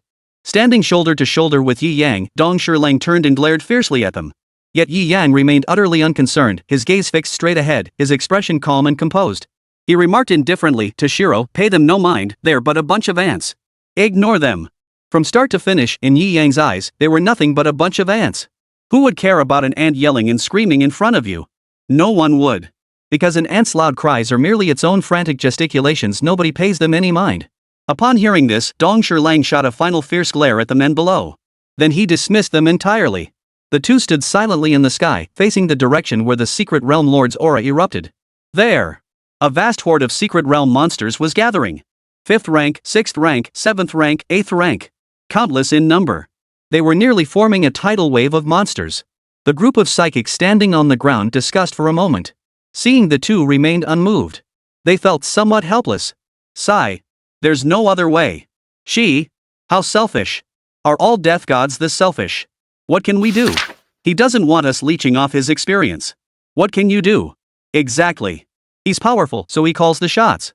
Since he doesn't want us weaklings leeching his experience, there's no point in us hanging around here any longer. Let's split up. Let's split up. Let's go, everyone, let's go. Now listen, everyone, just go. The crowd began shouting to disperse. Yet hardly anyone actually left. The lure of the Secret Realm Lord was simply too great. No one wanted to miss this chance. They exchanged glances, each eyeing the other. Finally, it seemed they had made up their minds. Suddenly. Lord Byakuya, I beg you, let me stay and assist you. I'm begging you, I'm really begging you, let me stay and leech just a tiny bit of experience. I swear, I'll only take a tiny bit of experience. Lord Byakuya. Please, I have a 100-year-old mother to care for and 3-year-old triplets to raise. Please let me gain some experience. I want to become a powerful spirit medium. For a moment, please pour it forth in an endless stream. This was the last method they could think of to leech experience. Originally, they'd planned to others leave first, then beg themselves later. That way, with fewer people, Lord Byakuya might overlook it if he let them leech, he'd just let them leech. But then, unexpectedly, everyone had the same idea. Standing shoulder to shoulder with Yi Yang in the heavens, Dong Lang nearly stumbled and fell from the sky upon hearing these pleas. He truly hadn't expected it. These psychics were utterly shameless. Just moments ago they were cursing and ranting, but now the tone had shifted completely, they were begging. He shook his head in utter disbelief. Even with his centuries of experience, he couldn't fathom the tactics of these psychics. As the pleas grew louder and more numerous, more and more psychics kept pleading with Yi Yang. Meanwhile, those who hadn't joined the pleas looked utterly bewildered. What the hell is going on? What happened to everyone agreeing to split up? Damn it, we were supposed to gang up on the Grim Reaper, Byakuya. How come in the blink of an eye, you're all begging him like you're his servants? Talk about one face in public, another behind closed doors. You people. I'm ashamed to be associated with you. This pisses me off. Just a moment ago you were calling the Soul Reaper Byakuya selfish, and now you're begging him like this? Forget it, I'm too embarrassed. Let's just split. I'm outta here, you bunch of FAers. They cursed one after another, then completely left the place. They charged off toward the south. Some people, however, remained deep in thought. They sensed something was amiss. After a long moment of contemplation, they spoke up. Don't you think it's possible that Byakuya, the Grim Reaper, might have overexerted himself using Bankai? He's probably drained of power and can't unleash Bankai a second time, which is why he can't defeat the Secret Realm Lord. That's why he's ignoring us now. He's actually lost the ability to fight the Secret Realm Lord anymore. At this suggestion, everyone froze in shock. They stopped their pleas immediately. All eyes turned to him, listening intently. Because he used Bankai, he's overexerted himself too much. That's why he can't continue fighting. Truthfully, his presence here now is merely to create an illusion for us. I reckon he'll make his escape as soon as we all disperse. After all, he can't unleash Bankai anymore. Facing a 9th tier Secret Realm Lord would be pure suicide. Who could possibly unleash such a powerful technique twice in a row? Does that even make sense? Everyone fell into deep thought for a moment. The more they thought about it, the clearer it became. Exactly. A terrifying technique like Bankai, how could it possibly be used twice in a row? It was absolutely impossible. Even the Shinigami Byakuya had exhausted all his options against the Secret Realm Lord. He couldn't possibly send that kid to fight the Secret Realm Lord. That kid is indeed incredibly powerful. An 8th tier Chen Fan is no match for him at all. However, against a 9th tier opponent, he'd likely be completely outmatched. In that case, the answer is obvious. Death God Byakuya was forcing himself to hold on. In his current state, he stands no chance against the Secret Realm Lord. Damn it! All that begging for nothing? What a bummer. Once everyone realized this, everyone started walking away without looking back. If even the Grim Reaper Byakuya can't beat him, what the hell's the point of fighting? Are we supposed to rely on that little brat by his side? Chapter 117, Chen Fan's shock. The white-haired brat is the true Shinigami. In less than a minute, everyone scattered in a panic. Some tried to cross the monster tide to escape outward. They were using spiritual pressure to fly into the sky and escape. Are you kidding me? Stay and wait for death? Or watch the Grim Reaper Byakuya laugh at you? See how pathetically he flees later? If he gets annoyed then, he might just slice you in two with a single stroke. Byakuya might be too drained to fight. That kid might not stand a chance against the Secret Realm's boss, but dealing with low-level spiritualists like you lot? Piece of cake. One strike, and they're dead meat. In less than a minute, some flew, some ran, they scattered like a swarm of bees. In an instant, the once bustling desert oasis fell into an eerie silence. Except for Yi Yang and Hitsuo Toshiro, who stood motionless in midair, not a single living thing stirred. Only Chen Fan's corpse remained, now emitting a faint aura of spiritual pressure. The blue light grew increasingly intense. Then, a soul detached itself from his physical form. It was Chen Fan's soul. After breaking free, Chen Fan's soul looked around in confusion. The next moment, it suddenly snapped awake. His gaze swept the surroundings. He saw two figures standing in the sky. His body trembled violently. His eyes quickly dimmed. He had lost. Defeated utterly. Instant kill. He never imagined that even after breaking through to the 9th tier, he would still be instantly killed by the Grim Reaper, Byakuya, just as always. He couldn't put up any resistance at all. The gap between him and the Grim Reaper Byakuya was exactly as he had said. One in the heavens, one on the earth. The gap was simply too vast, like an unbridgeable chasm. Next, he would face the Death King himself. Chen Fan thought to himself. Suddenly, he sensed that terrifying spiritual pressure in the air. This spiritual pressure was even stronger than what he had possessed in life. Who could it be? Had someone else broken through to the 9th tier within the Secret Realm? And this aura was utterly incomparable to what he had just experienced. Who could it be? Chen Fan thought in shock. Oh, the soul has emerged. You'd best stay put for now. There's still something I need to handle here. I'll perform the soul burial for you shortly. And one more thing, I strongly advise you not to harbor any evil thoughts. If you do, I won't hesitate to shatter your soul. The death god Byakuya's indifferent voice echoed down from the heavens. Chen Fan's face froze. Then, a sense of relief washed over him. He was already dead. What use were any lingering attachments now? Whose spiritual pressure is this? Has someone else broken through to the 9th tier within the Secret Realm? Why is it so incredibly powerful? Chen Fan asked. Powerful? You call this powerful? No wonder your strength remains so weak even after breaking through to captain rank. Yi Yang chuckled indifferently. Chen Fan frowned. Breaking through to captain level.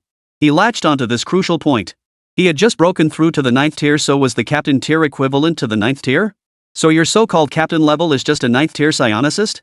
Chen Fan demanded. Yi Yang remained non-committal. At that moment, Chen Fan suddenly recalled crucial information, the captain's uniform and the number on its back.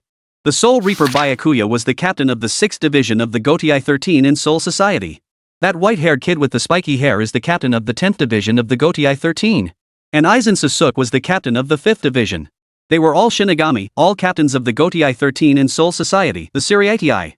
Most crucially, they were all 9th rank powerhouses. After comprehending all this, his mind exploded. They were both 9th rank. Chen Fan had guessed it by Zai, the Grim Reaper was a 9th tier powerhouse. For someone who could crush 9th rank opponents to dust, being a 9th rank powerhouse himself was hardly surprising. But that little white hedgehog-haired brat was also a 9th tier? This was utterly unbelievable. It took him a while. It took him a while to steady his emotions. Why is the gap between 9th rankers so immense? It's as if there's an enormous chasm between us. Chen Fan asked again. Even as he died, he couldn't comprehend it. Both were 9th tier powerhouses, yet why was the gap between him and the Grim Reaper Byakuya so immense? So vast it was utterly absurd. Oof. Why such a vast gap? A rookie captain level nobody versus a captain level veteran honed over centuries, what chance do you think you had? Yi Yang chuckled lightly in reply. He had perfectly impersonated the Shinigami Byakuya, gaining 100% of his power. He even used a Zanpakuto enhancement card, equivalent to gaining 101% power. As for Kochiki Byakuya, he was a captain who had honed his skills for hundreds of years. How could a rookie like Chen Fan, barely a captain-level rookie, possibly compare? Chen Fan's body trembled violently at the words. Hundreds of years, he kept murmuring. That meant the Shinigami Byakuya had been a captain-level commander hundreds of years ago. This revelation made his mind feel like it couldn't process it all. Hundreds of years ago, were there even spirit users in this world? Hell, they probably didn't even have spiritual pressure back then. Why the hell was Shinigami Byakuya already a 9th rank powerhouse hundreds of years ago? An ancient monster, perhaps? Yi Yang saw his confusion. He sneered dismissively, a few hundred years? To a Shinigami, it's but the blink of an eye. The Soul Society, the Seriatii, the Shinigami, they far exceed your imagination. Chen Fan's gaze gradually grew vacant. He felt as though he'd glimpsed an unbridgeable chasm. It was the chasm of life, the chasm wrought by time, a chasm he could never bridge, no matter how long he lived. Suddenly, his gaze snapped toward the little brat with the spiky white hair. This brat, could he be some ancient monster who's been lying low for hundreds of years too? He felt as if he had grasped something. Earlier, Toshiro and the 8th rank fighter had exchanged blows evenly. He felt that Dong Shilang was the true captain-level powerhouse. This brat is the real deal. Chapter 118, The Terror of Soul Society. Toshiro Hitsue, the greatest genius. Toshiro noticed his gaze. Poof. He gave a cold, disdainful snort. Yi Yang glanced at Chen Fan's friendly gaze toward Dong Shilang and remarked indifferently. Toshiro is indeed young, only a mere 100 years old. He became captain of the 10th division not long ago, barely over a decade ago. But don't mistake his youth for weakness. He's hailed as Soul Society's greatest prodigy, breaking the 1,000-year record to become captain at the youngest age ever. Chen Fan. 100 years. And you call that young? A captain for a mere decade or so? That's called a mere decade or so? This is ridiculous. How the hell can he treat time like it's nothing? Chen Fan's mouth twitched. His gaze toward Dong Shilang grew increasingly strange. If we're talking about age, this kid could be his grandfather. This was utterly unacceptable to him. Thankfully, his power wasn't overwhelming, nothing like the terrifying strength of Byakuya Kochiki, honed over centuries. Chen Fan breathed a sigh of relief. Then, he began to carefully ponder Yi Yang's words. He grasped the crucial point, over 1,000 years. In other words, Soul Society had existed for 1,000 years, and it still existed to this day, maintaining order. This was undoubtedly a superpower transcending all other factions. Existing for 1,000 years. And yet it had remained undiscovered by anyone else, operating with remarkable order. This is nothing short of terrifying. Chen Fan now compared the reclusive Chen family to the Soul Society. He discovered that the secluded Chen family was utterly insignificant in the face of the terrifying Soul Society. They might not even be worthy of tying the Soul Society's shoes. Just consider the Gotei 13 alone. Clearly, they commanded 13 captains. That is to say, 13 9th rank spirit power masters. And each one is likely a super tier 9th rank spiritual powerhouse who's honed their skills over countless years. This is utterly terrifying.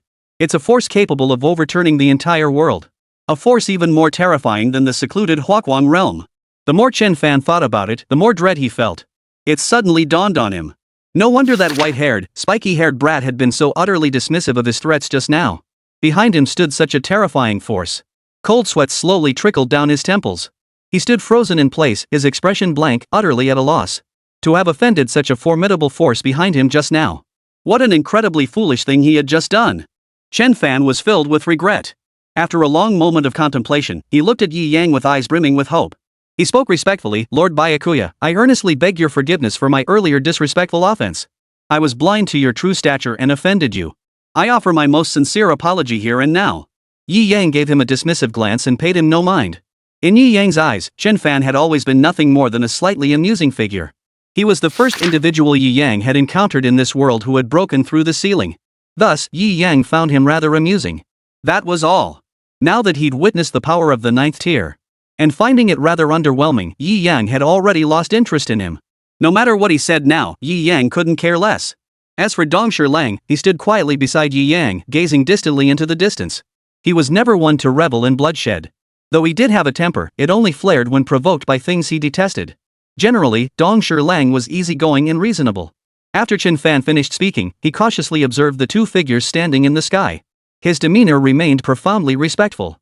Lord Byakuya, I ask only one thing of you: do not destroy the hidden Chen clan because of me. All responsibility lies with me. When you sever my soul shortly, let me be condemned to eternal non-reincarnation. This is all my own doing. I beg you, do not take your wrath out on the hidden Chen clan because of me. Chen Fan pleaded with overwhelming regret. Yi Yang, however, remained utterly serene. Not a ripple stirred in his eyes at Chen Fan's words. In Yi Yang's eyes, the hidden Chen clan was nothing more than an insignificant insect. He had never once regarded this so-called secluded Chen family with any respect, let alone take it out on them. I've never even heard of your secluded Chen family. As long as you don't come looking for trouble in the future, I won't act rashly, Yi Yang said indifferently. Chen Fan heard this. Phew! He breathed a huge sigh of relief. What he feared most was that the Grim Reaper, Bai Zai, would take out his anger on the secluded Chen family because of him. If that happened, the entire secluded Chen family would be finished. A century of seclusion, destroyed in an instant.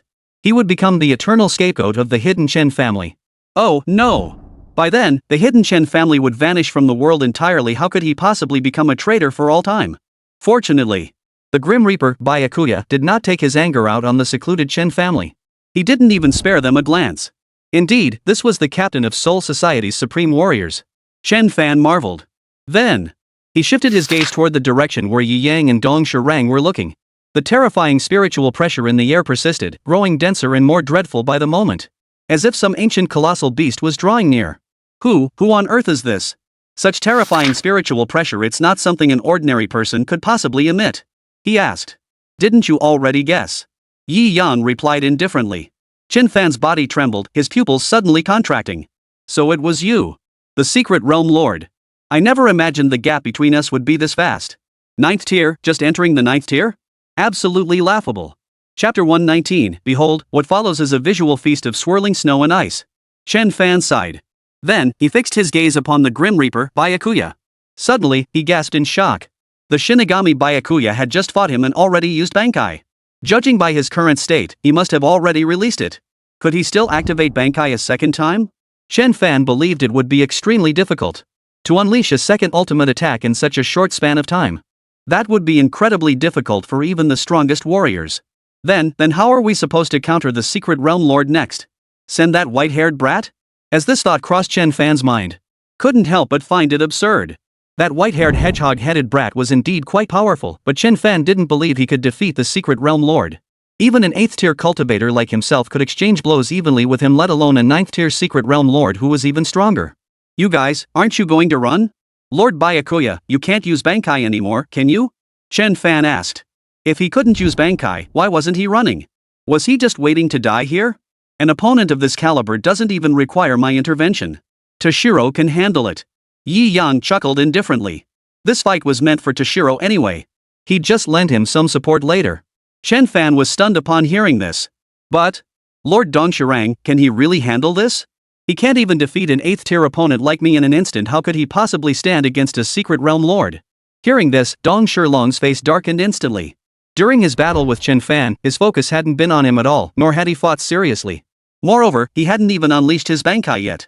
If he unleashed his Bankai, not only would an 8th tier opponent like Chen Fan be no match for him, but even a 9th tier opponent would be instantly annihilated. Poof. Dong Shirlang snorted coldly, curling his lips in disdain. Ha! Chen Fan froze for a moment. He thought his reasoning made perfect sense. And it was indeed logical. Yi Yang's lips did curve into a faint smile. Just you wait, he said lightly. You might just be one of the only 2 people left to witness an utterly spectacular visual feast of snow and ice filling the sky. That performance of biting frost and swirling snow. It will be the most spectacular visual feast you witness before leaving this world.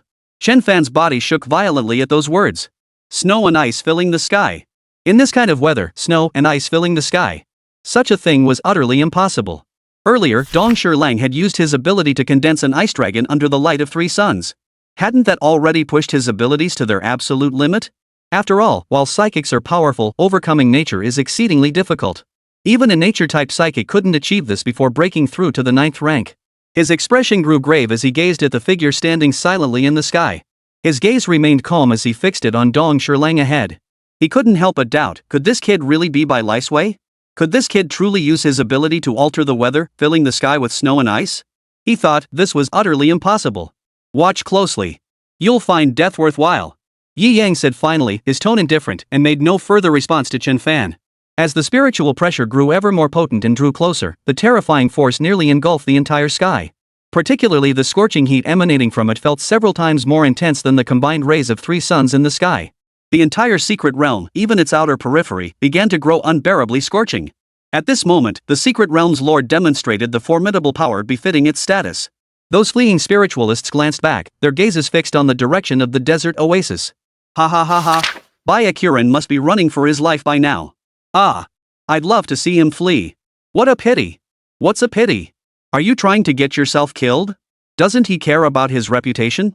If you actually saw him, I wouldn't be surprised if he sliced you in 2. That's right, and it might be one stab right through your throat, just like the first time he took down Chen Fan in an instant. You think you could react in time against that kind of speed? I was just saying. Besides, didn't that death god Byakuya overexert himself? He can't move. He can't move, but what about that little brat beside him? Can he move? That frost dragon of the white-haired hedgehog kid can withstand 3 suns. That kid is ridiculously strong too. I was just saying. Sigh. What do you think? Could the Grim Reaper Byakuya send that spiky-haired kid to take down the secret realm lord? After all, that kid's pretty powerful too. Absolutely impossible. While the frost dragon he unleashed is powerful enough to maintain its chill under 3 suns, he's facing the secret realm lord now. A 9th tier lord, plus that intense, scorching aura in his spiritual pressure that frost dragon would probably melt away in an instant. True. That Grim Reaper Byakuya must be scrambling to escape right now. Better not run into him, wouldn't want to embarrass him. Run for it. Hurry and level up within the secret realm. I believe that if we grow strong enough here, we'll one day defeat the secret realm lord. Speaking of which, is defeating the secret realm lord the only way out? Exactly. Back when the demon capital opened its secret realm, it took a full 3 years to slay the realm lord. Only after defeating him did the exit finally open. The capital city was the same. It took a full 2 years, setting a record for the fastest defeat of a secret realm lord. But who knows how long it will take to conquer the Jiangning secret realm? That long? 3 years? 2 years? That's why the power of a secret realm lord far exceeds your imagination. Let's go! Chapter 120, Reaching the Peak of Fiery Climb. The Secret Realm Lord. Not far from the desert oasis, where Tan Tan and the others were located. As the Secret Realm Lord's terrifying spiritual pressure continued to surge, everyone except Su Yunyun and Ren Yingying was pinned to the ground, unable to move. Compounded by the scorching heat within the spiritual pressure and the relentless blazing of the 3 suns overhead, the scene erupted in wails of agony as everyone suffered terribly. Director, what should we do now? This spiritual pressure, it's terrifying. Especially this scorching heat. I'm going mad. It's unbearably hot. What kind of terrifying spiritual pressure is this? Even from such a distance, it can crush us like this. This is terrifying. Even Chen Fan's 8th tier spiritual pressure couldn't possibly be this terrifying. Just the spiritual pressure alone can affect the entire climate. Damn it, I suspect the sun in the sky is fabricated by the secret realm's ruler. Tan Tan gritted his teeth, struggling to endure. Hold on, everyone. Think of this as a trial for all of us. If we endure, we'll gain unimaginable growth. Tan Tan shouted through gritted teeth. Director, we want to hold on too, but this spiritual pressure and weather are just unbearable. And the worst part? Contrast hurts. Look at those 2 campus queens, Su Yunyun and Ren Yingying, they're as good as new. Damn it, why is this happening? Does spiritual pressure discriminate between beauties and ugly ducks? Tan Tan.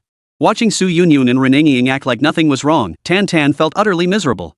What happened to everyone suffering together and exploring the secret realm together? The spiritual pressure crushed everyone, forcing them to grit their teeth and endure the sweltering heat. But you too? You awaken ice-type spiritual energy. I get it, you're not bothered by the heat. But why the hell doesn't this terrifying spiritual pressure affect you too at all? Does this spirit pressure discriminate between beauties and beasts? We don't look like beasts, for crying out loud. The contrast dealt unimaginable critical damage. It brought tears to everyone's eyes. But there was nothing they could do. They gritted their teeth and endured, watching the two campus queens stroll about leisurely. Su Yunyun and Ren Yingying were equally puzzled. Why were others paralyzed by the terrifying spiritual pressure, yet they remained unaffected? They couldn't fathom it. Forget it, Su Yunyun said. If we can't figure it out, we can't figure it out. Ren Yingying nodded in agreement. She glanced at Yi Yan lying on the ground. Her body suddenly trembled. She sensed something was amiss with Yi Yang's body. After scrutinizing him for a long while, she lowered her head, lost in thought. The dimensions were wrong. She noticed this terrifyingly subtle detail. The size she had grasped last time was nothing like this. It should have been more monumental. Could Yi Yang be regressing? No, that's impossible. How could it possibly reverse age? Absolutely not. Then what is it? I heard men can freely alter their size down there. Could that be it? Something just doesn't feel right. Maybe, later, when the chance arises, I should try it out. Ren Yingying fell deep in thought. Yingying, what are you thinking about? You look so deep in thought. Su Yunyun interrupted her. Ren Yingying snapped back to reality, her face flushing with panic. Her thoughts just now seemed dangerous. I wasn't thinking about anything. She waved her hands frantically. Really? Su Yunyun narrowed her eyes. Really? If word got out about something like that, it would be utterly embarrassing. I saw you staring blankly at Yi Yan just now and thought you might be thinking about something inappropriate. Su Yunyun said. Ren Yingying. She had indeed been thinking about something inappropriate just now, but she couldn't say it. It was too shameful. I have no idea when Yi Yang and Dong Lang will wake up, or when this spiritual pressure will dissipate. Sigh. This isn't sustainable for everyone to keep holding on like this. She changed the subject. Hope it ends soon. Su Yunyun said. Both pairs of eyes turned northward, hoping the spiritual pressure erupting there would cease soon. Desert oasis. Yi Yang and Dong Lang stood silently in the sky. They gazed into the distance. There, tens of thousands of secret realm monsters had already gathered. The spectacle was overwhelming. 8th tier, 7th tier, too many to count. But Yi Yang and Dong Lang paid no heed to these mere minions. Once Bankai was unleashed, anyone below captain rank was but an ant. Even if 1,000, 10,000, 100,000, or 1,000,000 came, they were all ants beneath Bankai. Their focus was fixed on the secret realm's lord, whose captain-level spiritual pressure radiated through the air. Though its form remained hidden, its spiritual pressure already revealed its abilities. This secret realm lord belonged to the flame element.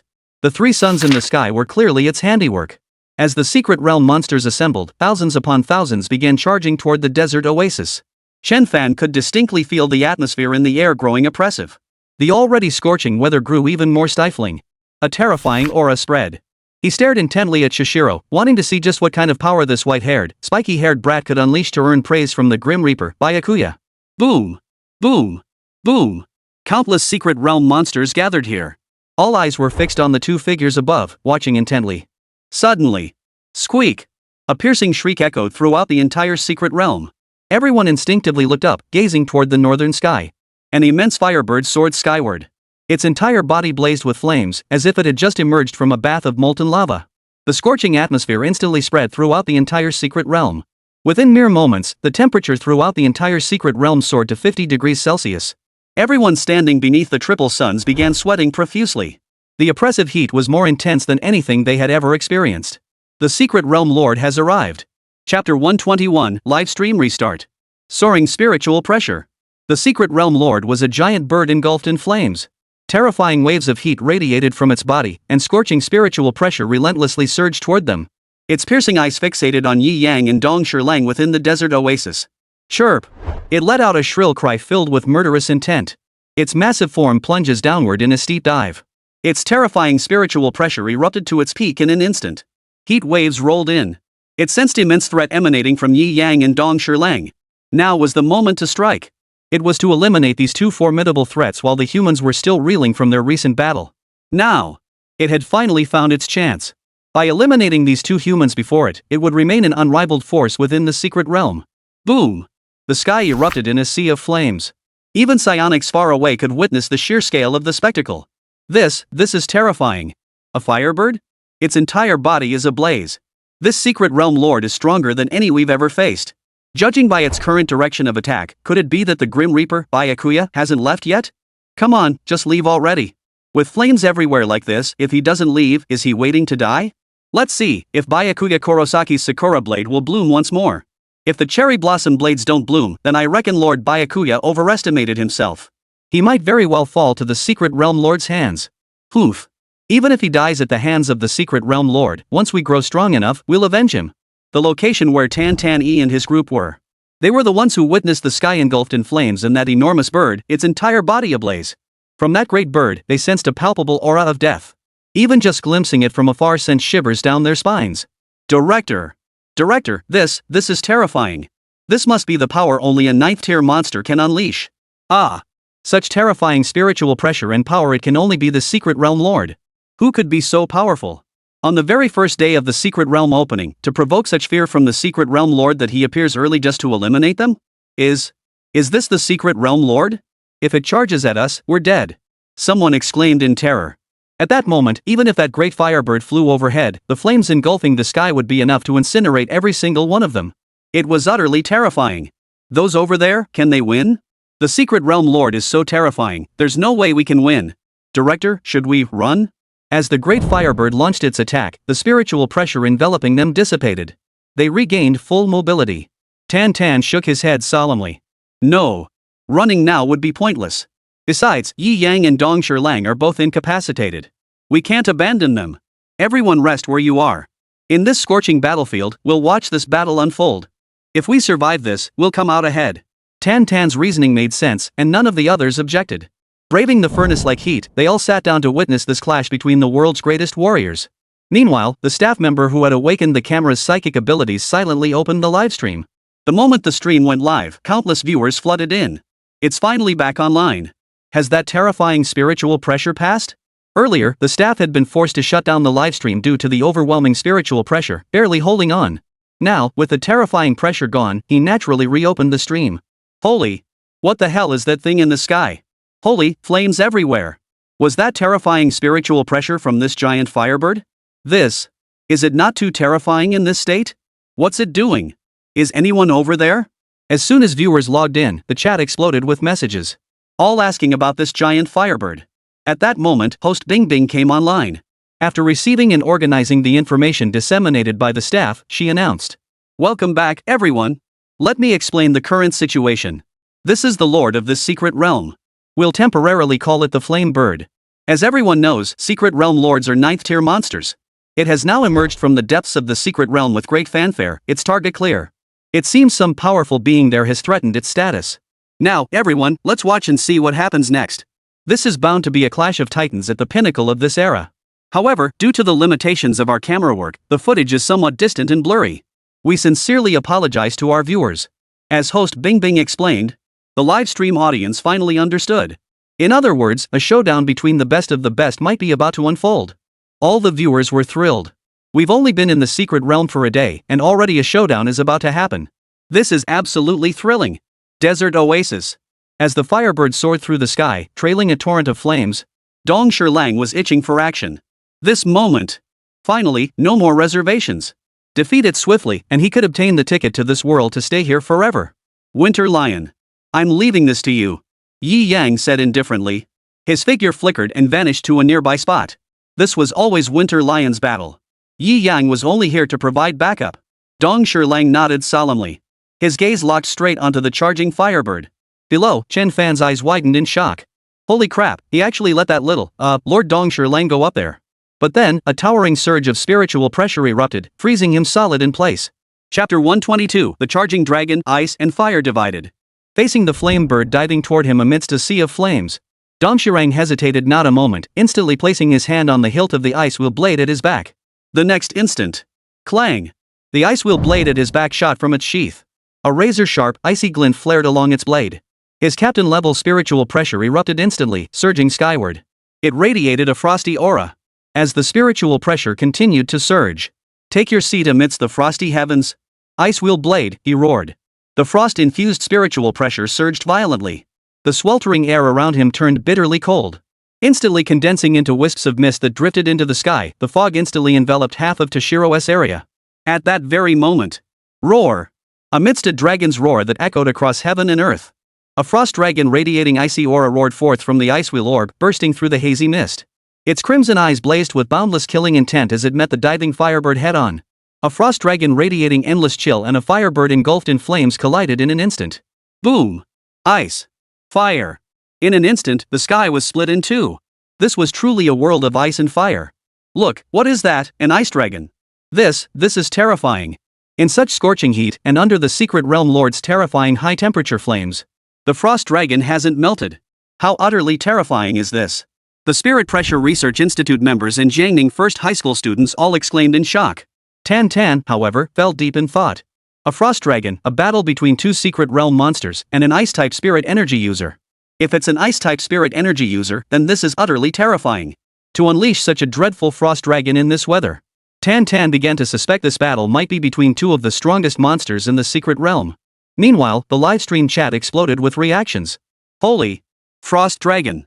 Bing bing, are you sure the temperature in the secret realm is really 60 to 70 degrees Celsius?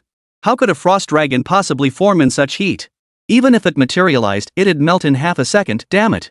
Is this what high-tier combat looks like? Completely defying the environment. Truly a battle of the highest caliber. All I want to know now is who the hell is fighting the secret realm lord over there? They're so powerful they defy nature and summon a frost dragon. Compared to the confusion within Tan's team and the live stream audience, the psychics who had fled far away knew. That was the appearance of another Grim Reaper. That spiky-haired brat with white hair. Everyone was stunned. No one could have imagined that the one facing the secret realm lord would actually be that spiky-haired little brat. Though this brat was undeniably powerful.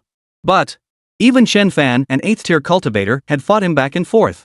What could he possibly use to stand against a 9th-tier secret realm lord? Even if he went all out, he couldn't possibly be a match for the secret realm lord.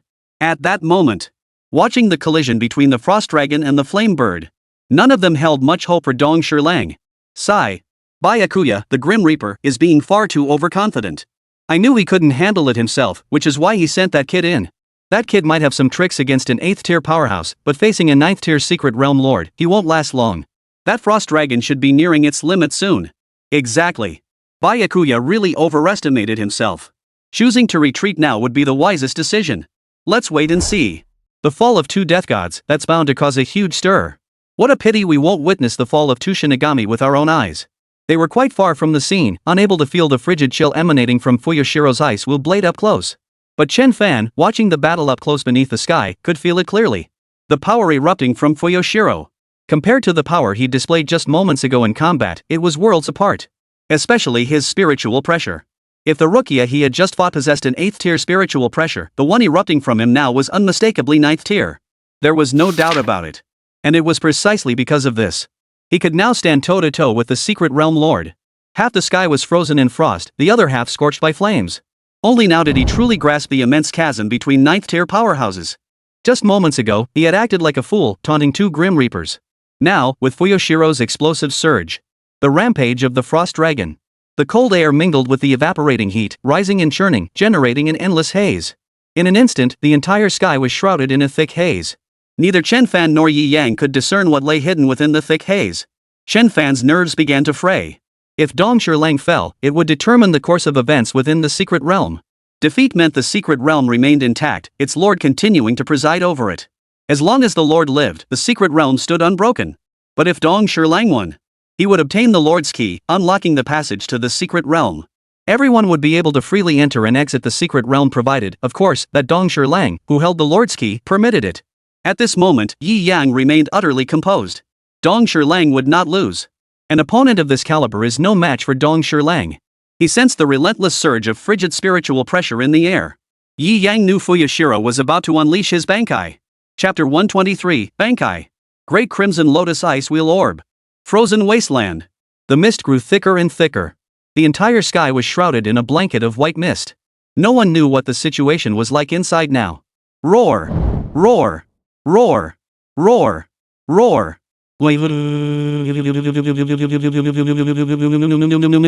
Above, a deafening silence hung heavy. While below, the swirling tide of tens of thousands of monsters roared in unison. As if cheering on their leader, urging him on. The deafening roar echoed throughout the entire secret realm. This was not only to show respect to the secret realm's lord, but also to intimidate Dong Shilang, who was shrouded in mist. To crush his spirit. To make him hesitate, to make him fear.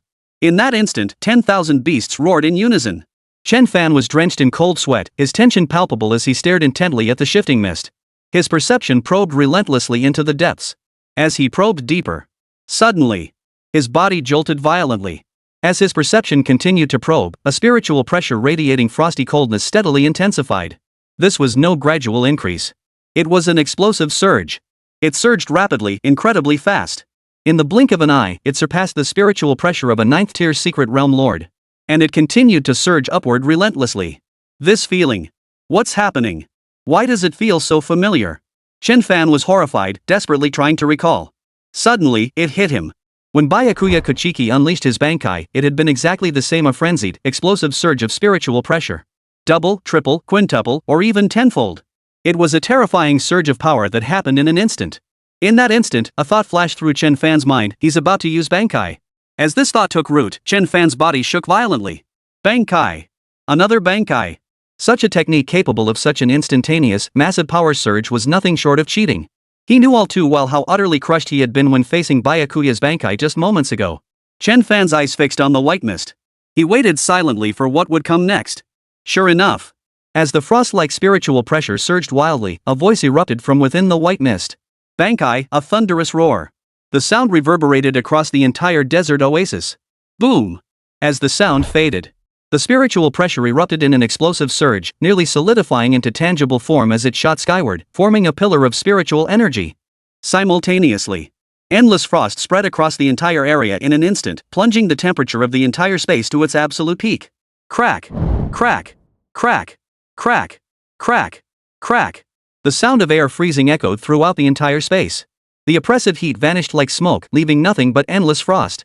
The next moment, snowflakes began to drift down. Under the influence of the frost, flakes began to materialize out of thin air in the sky. These were the snowflakes formed as the scorching heat froze solid. In mere moments, the sky, once a dual realm of ice and fire, was entirely replaced by frost. Soon, a blizzard raged across the entire sky. The swirling snow instantly transformed the climate. As the scorching heat dissipated, the white mist gradually dissipated. Two figures stood in the sky. One belonged to the flame bird, its body still engulfed in flames, though the fire now burned dimly. Its fierce eyes locked onto the man before it. That little brat, barely 5 feet tall. Meanwhile, death god Fuyoshiro's appearance was utterly terrifying. A colossal frost dragon extended from the hilt of his blade all the way to the top of his head, coiling around him like a giant serpent. A pair of enormous wings, crystalline in appearance, enveloped his entire form, obscuring his silhouette. His crimson eyes flashed with a savage light. In this moment, Fuyoshiro was the frost dragon, and the frost dragon was Fuyoshiro. In this instant, Fuyoshiro had mastered the frost dragon. The crystal-like wings gradually spread apart, revealing Fuyoshiro's form. His appearance remained unchanged, yet the aura emanating from him grew heavier, more terrifying. Great crimson lotus ice wheel orb. A chill descended as the words were uttered. His face bore an even colder frost than before, his eyes an endless, icy coldness. Gazing at the flame bird engulfed in flames before him, he looked upon it as one would a corpse utterly devoid of emotion. Now, under Bankai, he was invincible. The very climate underwent a cataclysmic shift because of Bankai. The sky, once scorching hot, was now blanketed in swirling snow. This was the power of the strongest ice-type Zanpakuto Heir. 3 suns still blazed relentlessly across the horizon, yet this did not diminish the blizzard raging beneath Heirinmaru's Bankai. Endless waves of scorching heat were sublimated into snowflakes, dancing through the sky. This was the power to single-handedly alter the entire climate. Chen Fan stood frozen in place. He felt the snowflakes drifting through the air, his expression utterly blank. This is an utterly terrifying power. Bankai. Does such power truly exist in this world? This was the power to alter the entire weather system single-handedly. Consider this: the blazing light of 3 suns in the sky, combined with the terrifying, scorching spiritual pressure of the secret realm's lord. The entire secret realm was practically a furnace. Yet, Dongshirang managed to single-handedly create his own frozen wasteland within that furnace. What kind of terrifying power is this? Chen Fan had never even heard of such a thing. At that moment, recalling his earlier taunts toward Dongshirang, Chen Fan couldn't help but find it laughable. Then, he felt a sense of relief. Fortunately, Byakuya stopped Toshiro's Bankai. Otherwise, at that very moment, facing this frozen wasteland would have been him alone. Chapter 124, Defying Nature, Frozen Wasteland. The crowd gasped in horror. The desert oasis region was instantly blanketed in ice and snow. The surrounding temperature plummeted. Tan Tan and his group, not far from the desert oasis, Compared to Chin Fan, the expressions on their faces were even more exaggerated. Their mouths gaped wide in utter shock, their pupils contracting rapidly. This is, what on earth is this? This is insane. To directly alter the weather under the triple suns. Is this even humanly possible? I'm starting to doubt if this is really a scorching desert. That blizzard over there, are you serious? They witnessed it firsthand. That area suddenly transformed from a sky filled with flames to one blanketed in snow and ice. The transformation was solely caused by the impact of a towering surge of spiritual pressure. They had no idea what had transpired in between. All they knew was this. In the blink of an eye, ice and snow had blanketed the entire area. It happened completely without warning. Consider this, the three massive suns in the sky were still radiating intense heat. Yet there, at that very moment, a blizzard raged across the sky. This is absurd. This was far beyond what a normal psionicist could achieve. At that moment, due to their proximity, they were affected by that area. The oppressive heat vanished instantly, replaced by a bitterly cold air that swept over them. They even felt a hint of chill. The livestream chat exploded with reactions, or rather, the entire Dragon Nation erupted. Every citizen of Dragon Nation was glued to the events unfolding within this secret realm. Tan Tan and his team were the only ones broadcasting live. Thus, the entire nation was gathered in their livestream. At that very moment, all viewers witnessed the entire process as the distant sky transformed from a blaze of fireworks into a frozen wasteland. The sheer visual impact utterly shattered everyone's expectations. Is this truly something a human or a normal spirit energy user could accomplish? This is something even a 9th tier psychic would struggle to achieve. No, this is beyond what any ordinary 9th tier psychic could possibly accomplish. 9th tier psychic? Dude, you're overestimating them. They're lucky they can even unleash their ultimate moves in this sweltering heat. Altering natural phenomena? Ridiculous. Exactly. Altering natural weather patterns? Even 9th tier psychics struggle with that. For some reason, this moment makes me think of Lord Byakuya. I feel his Sakura blade is just like this, overwhelming in scale, utterly terrifying. As ice and snow began to sweep across the land, the oppressive heat started to shift. The temperature plummeted instantly.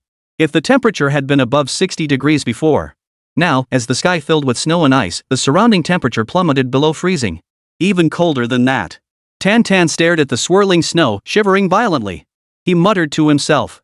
Whether it's monsters or humans battling the secret realm lord over there, that kind of power is utterly terrifying. To defy nature and forcibly transform an entire region into a blizzard, it's utterly unheard of, unseen before. Such a powerhouse deserves the worship of all humanity. To witness this spectacle, I, Tan Tan, have no regrets in life. The two most beautiful girls in the crowd stared wide-eyed at that area.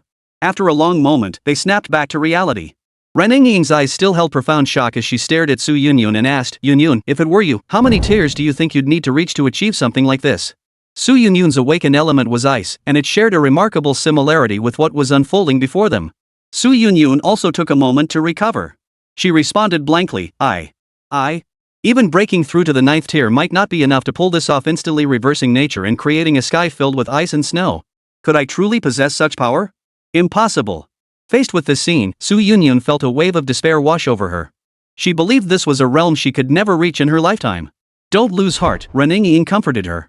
You possess a multicolored grade talent. With such potential, achieving this level in the future will be a breeze. Su Yunyun shook her head. Her spiritual energy was ice-based, so her perception of that snow-filled region was naturally the deepest. She understood all too well the terrifying power contained within. Ren Ying chuckled, this makes us all much more comfortable now. Sure, it might get freezing soon, but that's better than roasting alive. I'm actually glad I got to witness this breathtaking spectacle. It's just too incredible. He. As she spoke, Ren Ying's gaze fell upon Yi Yang and Dong Shilang, who lay unconscious on the ground. Ah, poor Yi Yang and Dong Shilang. To miss such a breathtaking spectacle. When they wake up and hear about this incredible scene from us, they'll regret it to death. Ren Ying remarked with schadenfreude. She looked down at Yi Yang and Dong Shilang, her voice dripping with mockery. Exactly. Su Yunyun chimed in with a laugh. They missed witnessing the world's most elite battle firsthand. They'll definitely regret it to death, ha ha ha. The two campus queens had already decided once the two woke up. She'd recount the breathtaking scene over and over, making them bitterly regret not witnessing it themselves. And they would tell them over and over. Until they were utterly sick of it. However, what the two of them didn't know was, Yi Yang and Dong Shilang were right there at the scene in the freezing snowstorm. And this frozen wasteland was entirely of Dong Shilang's own making. Chapter 125, Burial of 100 Flowers in the Frozen Sky. The psychic users who had fled to a distance now stared in horror at the sky filled with drifting snowflakes. Though they were far away, The chill of frost still pierced through the vast distance, seeping into their very bones. Even now, the heat radiating from the 3 enormous suns in the sky could not rival the intensity of the frigid aura emanating from that region. Is this the work of that little bastard, the Grim Reaper? Such terrifying power. I can only think of one possibility. Bankai. Damn it, that brat can use Bankai too. This is terrifying. Just how monstrous is the spiritual pressure boost from Bankai? What the hell kind of power is a Shinigami's Bankai? I thought only Shinigami Byakuya could perform Bankai. Judging by this terrifying power, that brat of a Shinigami must be a 9th tier spiritualist too. Another Soul Reaper who can stand shoulder to shoulder with Byakuya? Soul Society, Siriiti, what kind of terrifying powerhouse is this place? Let's go. Gather some people. We're heading back. What are we going back for? Damn it, what for? To help out. We only left because we had other things to do. Now we're going back to help. Are you kidding me? The Secret Realm Lord is about to get killed. We better hurry over and get our share of the loot. Holy, this Secret Realm's been open less than a day, and I swear the boss is about to bite the dust. Damn that Grim Reaper. Desert Oasis. Yi Yang's lips curved into a faint smile. With Dong Shirlan's Bankai activation, the weather shifted instantly. The outcome of this battle was already decided. Toshiro would undoubtedly achieve a crushing victory, slaying the Secret Realm Lord. The power of Bankai is beyond this world's comprehension. Looks like it's over. His gaze then shifted to Chun Fan, who remained utterly dumbfounded. Did you see that? This is the power of Fuyashiro. This is the power of a captain in the Soul Society, the Siriiti. You have no idea how vast the gap is between a 9th rank spiritualist and a captain-level commander. Chen Fan snapped back to reality at those words. His gaze flickered between Yi Yang and Dong Shirlang, filled with complex emotions. These two Shinigami were clearly far beyond his 9th rank level. His gaze grew intensely serious as he fixed it on Yi Yang and said, "No. I understand. Having just experienced failure, I fully grasp the gap between a 9th tier psionicist and your so-called captain level." He was the living embodiment of that reality. Just watch. This fight won't last long. Maybe 5 moves, maybe 3. Or maybe, it'll be over in an instant. Yi Yang said indifferently. Great Crimson Lotus Ice Wheel Orb. Toshiro gently exhaled a breath of frost, fixing his icy gaze upon the great firebird not far away. The frost dragon unleashed in his initial release state had only managed to match it blow for blow. In fact, the firebird had even gained a slight advantage over him by exploiting the scorching weather. Left with no choice, Toshiro directly unleashed his Bankai. As his spiritual pressure surged tenfold, his power entered a state of complete rampage. He familiarized himself with the power of Bankai. He and the frost dragon coiled around his body fixed the firebird before them with murderous stares. His voice was icy as he spoke. Any last words? His words carried a palpable aura of murderous intent. At that moment, Toshiro had pronounced the Secret Realm Lord's death sentence. In this world, no one but the Captain Commander could survive his Bankai. And here, on his battlefield, it was no different. Snow swirled through the sky, as if bidding farewell to the Secret Realm Lord.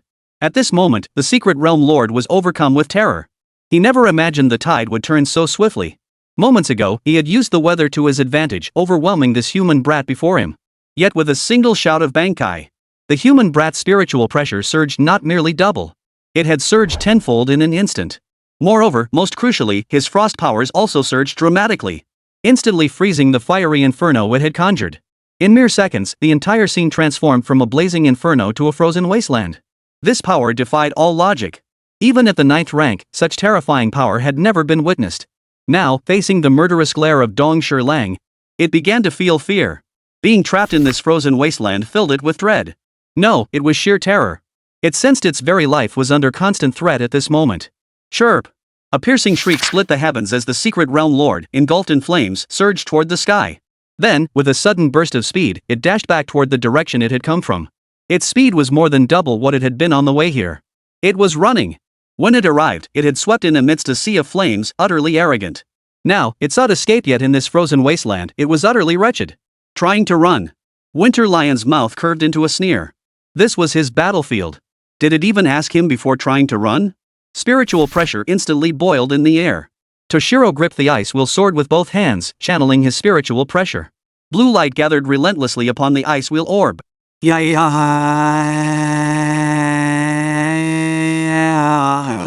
Boom! The condensed spiritual pressure erupted as a solid pillar of frigid air, shooting skyward in an instant. It pierced through the clouds above. The next instant, a fissure tore open in the sky, and countless masses of snow, like an avalanche, poured down from the gaping rift. Frozen Heaven 100 Flowers Burial. Chapter 126. When the 100 flowers bloom, the enemy perishes. Frozen Heaven's 100 Flowers Burial. A thunderous roar. Within the torn sky, countless snowflakes coalesced into a mass, forming an avalanche that surged downwards. This snowstorm was countless times larger than the previous one, and within every single snowflake lay an unimaginably terrifying spiritual pressure. Whoosh! Whoosh! Whoosh! Amidst the howling cold wind, snowflakes danced ceaselessly through the air. The three suns in the sky were now completely obscured by the blinding snowstorm, stripped of their light and warmth. At that moment, the entire region was blanketed in snow. Not a single spot escaped the falling snowflakes. Some snowflakes landed on the desert sands, others on the creatures of the secret realm. Some fell upon the secret realm's lords. They remained utterly oblivious to the snowflakes settling upon them. Countless secret realm monsters looked up, gazing at the vast gap torn in the sky and the snowflakes falling endlessly from above. They did not understand what this meant. Suddenly, crackle, crackle, crackle. After landing, each snowflake blossomed into a piece of ice. The monsters' bodies underwent the same transformation. Crackle, crackle, crackle. Ice flowers sprouted one by one upon their forms. The same occurred on the secret realm lord's body. Wherever snowflakes touched, ice flowers bloomed one after another. In an instant, the ice flowers on the ground and in the sky connected into a single, vast expanse, forming an immense ice flower tree, reaching straight to the heavens. The ice-flowered giant tree radiated a terrifying spiritual pressure. The frigid chill spread relentlessly. What on earth? Chen Fan was utterly speechless, unable to describe the shock he was experiencing at this moment. A visual feast. This was the true visual feast. Ice blossoms. 100 flowers buried in the icy sky. Beneath the frozen wasteland, burying enemies beneath crystallized ice flowers. Absolutely unstoppable. In this snowy realm, Winter Lion is invincible. As the words fell, crackle, crackle, crackle, crackle, crackle, crackle. Snowflakes continuously blossomed. In mere moments, countless snowflakes grew and grew, reaching toward the heavens, as if forming an immense ice-flowered giant tree. The colossal ice tree enveloped tens of thousands of secret realm monsters and also shrouded the secret realm lord. The secret realm lord's fluttering figure was silhouetted within the ice crystal tree. Immobilized. All he could do was stare with eyes filled with terror at Fuyoshiro's icy expression and eyes brimming with murderous intent. Bone-chilling cold. In that moment, it sensed death approaching. Not far away. The Tan teen was in a state of shock. For nearly a minute, not a single mouth had closed. After the environment was reversed, the secret realm lord frantically tried to flee. The very next second, a spiritual pressure piercing straight through the heavens surged into the sky. And this was merely the beginning of the awe-inspiring spectacle. As the spiritual pressure surged into the heavens, the sky seemed to split open. Then, countless snowflakes began to cascade down as if they had nothing to lose. Countless snowflakes. More than the blizzard that had just blanketed the sky, denser and thicker. And larger. They believed that in that instant, the entire area over there was blanketed in snow. And it wasn't over yet. As the snow continued to fall relentlessly, the panicked secret realm lord suddenly froze in place. As if something unimaginable had occurred. Then, they witnessed countless ice crystals forming on the secret realm lord's body. In the blink of an eye, it was completely frozen in place, unable to move. Simultaneously, countless ice flowers sprouted from below, shooting straight toward the heavens, connecting the earth to the heavens. In an instant, a colossal ice flower tree formed. Below stood countless secret realm monsters, while above loomed the secret realm lord. With a single strike, all the high-tier monsters within the secret realm were frozen solid in place. The world itself seemed to freeze in that moment. Not a single soul dared utter a sound. All eyes stared blankly at the towering ice flower tree reaching to the heavens. The livestream chat fell into an eerie silence. No one dared to break the silence. They sensed that the outcome of this clash between supreme masters would be revealed in the very next instant. Not far away, the psychic running toward the icy region suddenly sensed a violent surge of psychic pressure. They looked up toward the sky. Their pupils contracted sharply. A colossal tree formed from crystallized ice flowers reached toward the heavens. Within it, the secret realm lord's eyes trembled incessantly, betraying sheer terror. One figure ahead abruptly halted with a sharp stop. Ah! Everyone stop. It's too late. Is it because of that thing in the sky? Exactly. The secret realm lord is about to fall. One-hit kill. That move, it's too overwhelming. Then, should we still go? Someone asked from behind. Like hell we're going. By the time we get there, it'll be too damn late. Damn it. Who the hell underestimated that kid just now? To wield such terrifying power, how the hell could a mere brat pull that off? Ugh. Death. Death never plays by the rules. Sigh. Let's call it quits. Everyone, let's just call it quits on this secret realm. It's over. At that moment, Dong Shilong's gaze grew icy as he stared at the secret realm's lord within the giant ice flower tree, explaining calmly. Frozen heaven, 100 blossoms burial. All who touch the snow freeze instantly into ice blossoms. When the 100 ice flowers bloom, that is when the enemy perishes. His voice was not loud, yet it echoed throughout every corner of this region. Chapter 127, Forging the Soul Society. Amidst the blizzard, Fushigiro's words cut like ice-cold blades. The secret realm lord, frozen within the colossal ice flower tree, stared at him with wide, bloodshot eyes, filled with terror. The human brat was right, it could feel its life ebbing away by the moment. It struggled desperately to shatter every ice crystal imprisoning its body. It refused to accept defeat like this. Yet, no matter how fiercely it unleashed its spiritual pressure, it remained trapped within the icy prison of frost. Gradually, it felt its life force ebbing away. Its consciousness grew hazy, darkness spreading before its eyes. Its entire consciousness plunged into nothingness. Bai Hua. The last whisper echoed in its ears. Then it sank into chaos. Along with its consciousness, tens of thousands of high-tier secret realm monsters below vanished. Scorpions, centipedes, ants. All manner of beasts after the 100 flowers returned to nothingness. The battle is over. With just one move, Toshiro instantly defeated the 9th-tier lord of the secret realm. One can only imagine how terrifying the Bankai of the Grim Reaper must be. Fuyoshiro now floats silently in the sky. The frost dragon coiled around him, its crimson eyes fixed on the frozen realm lord within. His spiritual pressure slowly receded. The towering ice tree formed from crystallized frost before him gradually dissipated. The body of the secret realm lord shattered violently at that moment. Instantly, a burst of multicolored light erupted. It stung Qin Fan's eyes below, blinding him so he couldn't look directly at it. Yet he stared intently at the blinding light, tears streaming down his face, determined to see what emerged beneath that rainbow glow. The key to the secret realm. This was the object coveted by every soul who had ever entered the secret realm. Possessing it meant possessing the entire secret realm. And it belonged to a single individual. This was the most crucial point. To date, counting this opening in Jiangning City, the secret realm has been unlocked 3 times in total. The other 2 keys are in the demon capital and the imperial capital. Note, the demon city and the capital. Because those 2 secret realms were conquered only through the combined efforts of everyone present. Therefore, those 2 keys were handed over to the state. This time, however, less than a day has passed since the secret realm opened. The Lord has already been slain. This was entirely a one-man show, completely unrelated to any other psychic. Oh, Death God Byakuya was present to support, but does that matter? Not at all. This key belongs entirely to the Grim Reaper, Toshiro. No one has the right to demand he surrender it. His ability to defeat the secret realm lord single-handedly signifies supreme power. No one would dare force him. And no one dares to force him. Therefore, this key. Dong Shilong drifted slowly toward it, grasping the key that radiated a rainbow-colored glow in his hand. He could feel that with the secret realm key in his grasp, nearly the entire realm would obey his command. With a flicker of his intent. In an instant. Except for Yi Yang. Everyone within the secret realm vanished. They had all been expelled from the secret realm by Dong Shilong.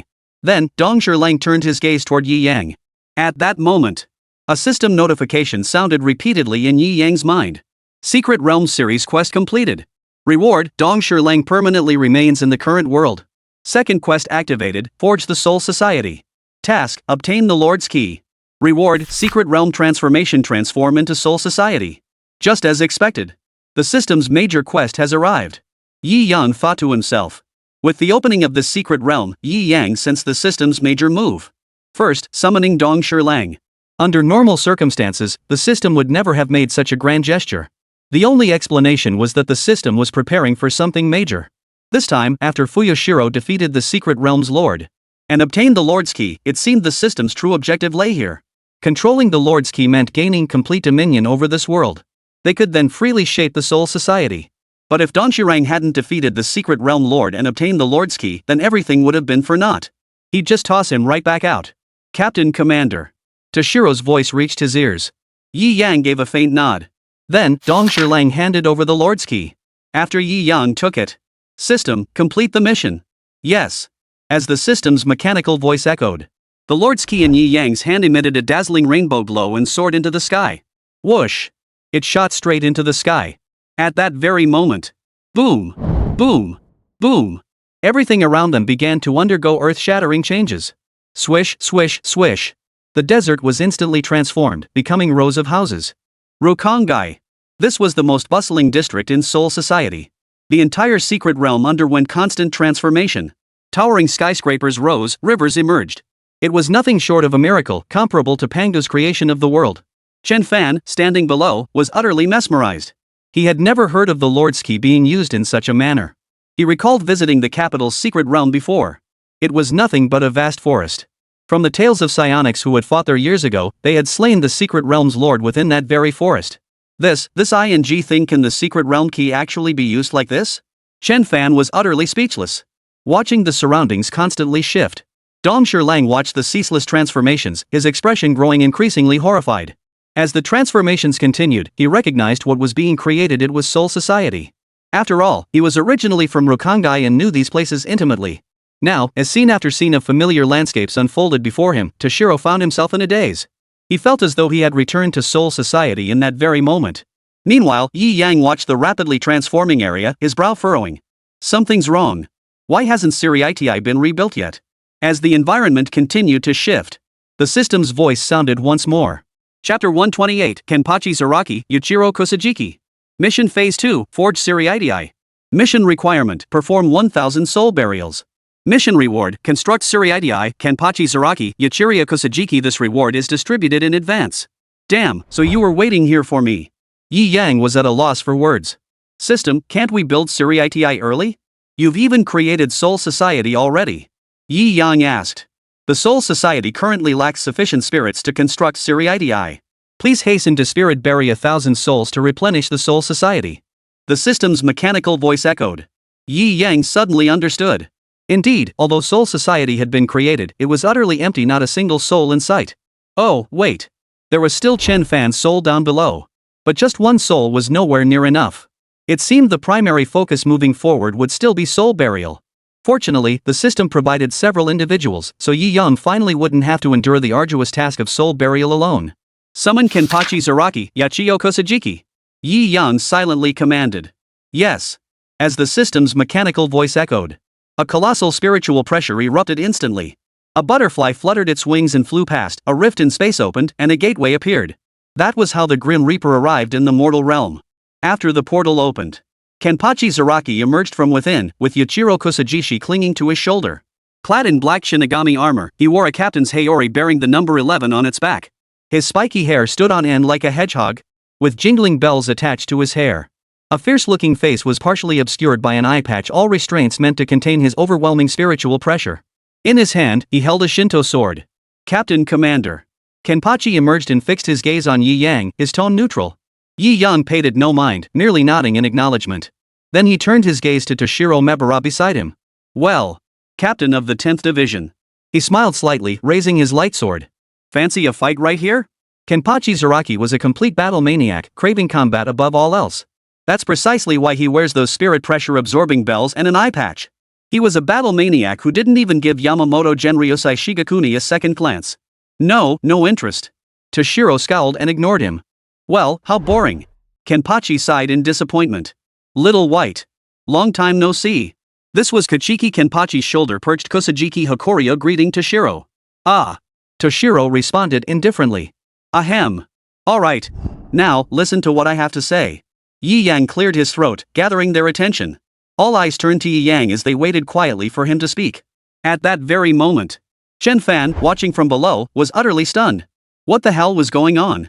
2 more Grim Reapers had appeared. Moreover, judging by the newly appeared male Grim Reaper's vicious demeanor, he looked every bit the part of a villain. Moreover, the savage, beast-like aura emanating from him. There was no mistaking it, that aura could only come from an incredibly ferocious beast. Another captain-level death god. Chen Fan's heart pounded violently.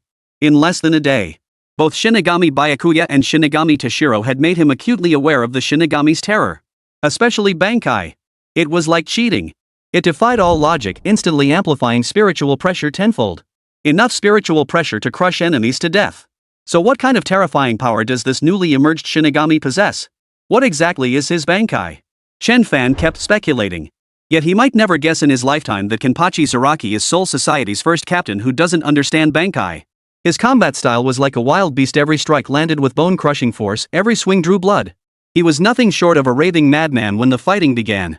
Next, Yi Yang explained to Kenpachi Zaraki, Kusajiki Hokurio, and Toshiro Hitsuo that they would need to enter the human world to perform soul burials. And it would be a massive undertaking. It was essentially a mission assigned to them. None of them questioned it.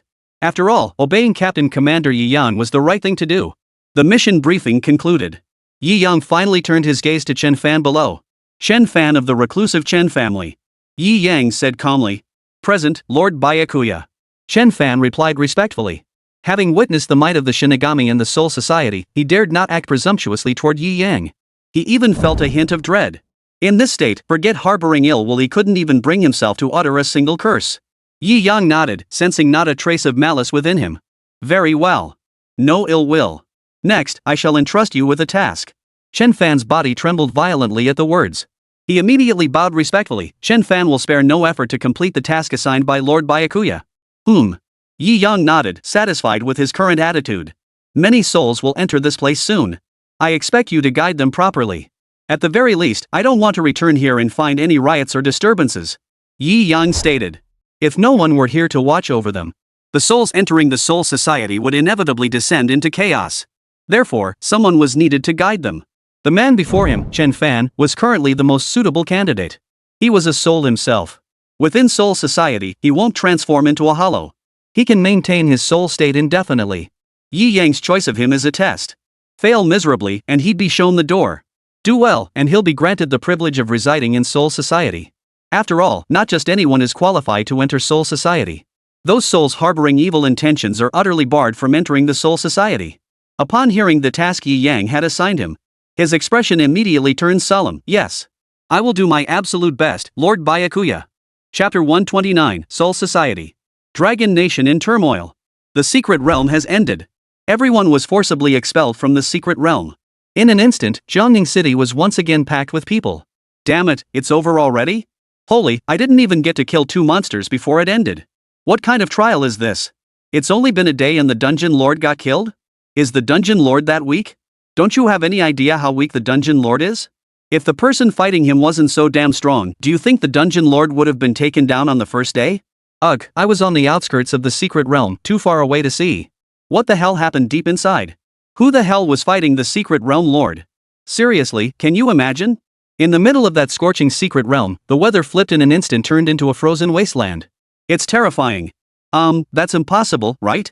It was like 60 or 70 degrees in the secret realm. How could the weather reverse like that? A frozen wasteland? Even a 9th tier ice elemental spirit energy user couldn't pull that off. No, you're wrong. This time, the secret realm lord perished in that frozen wasteland.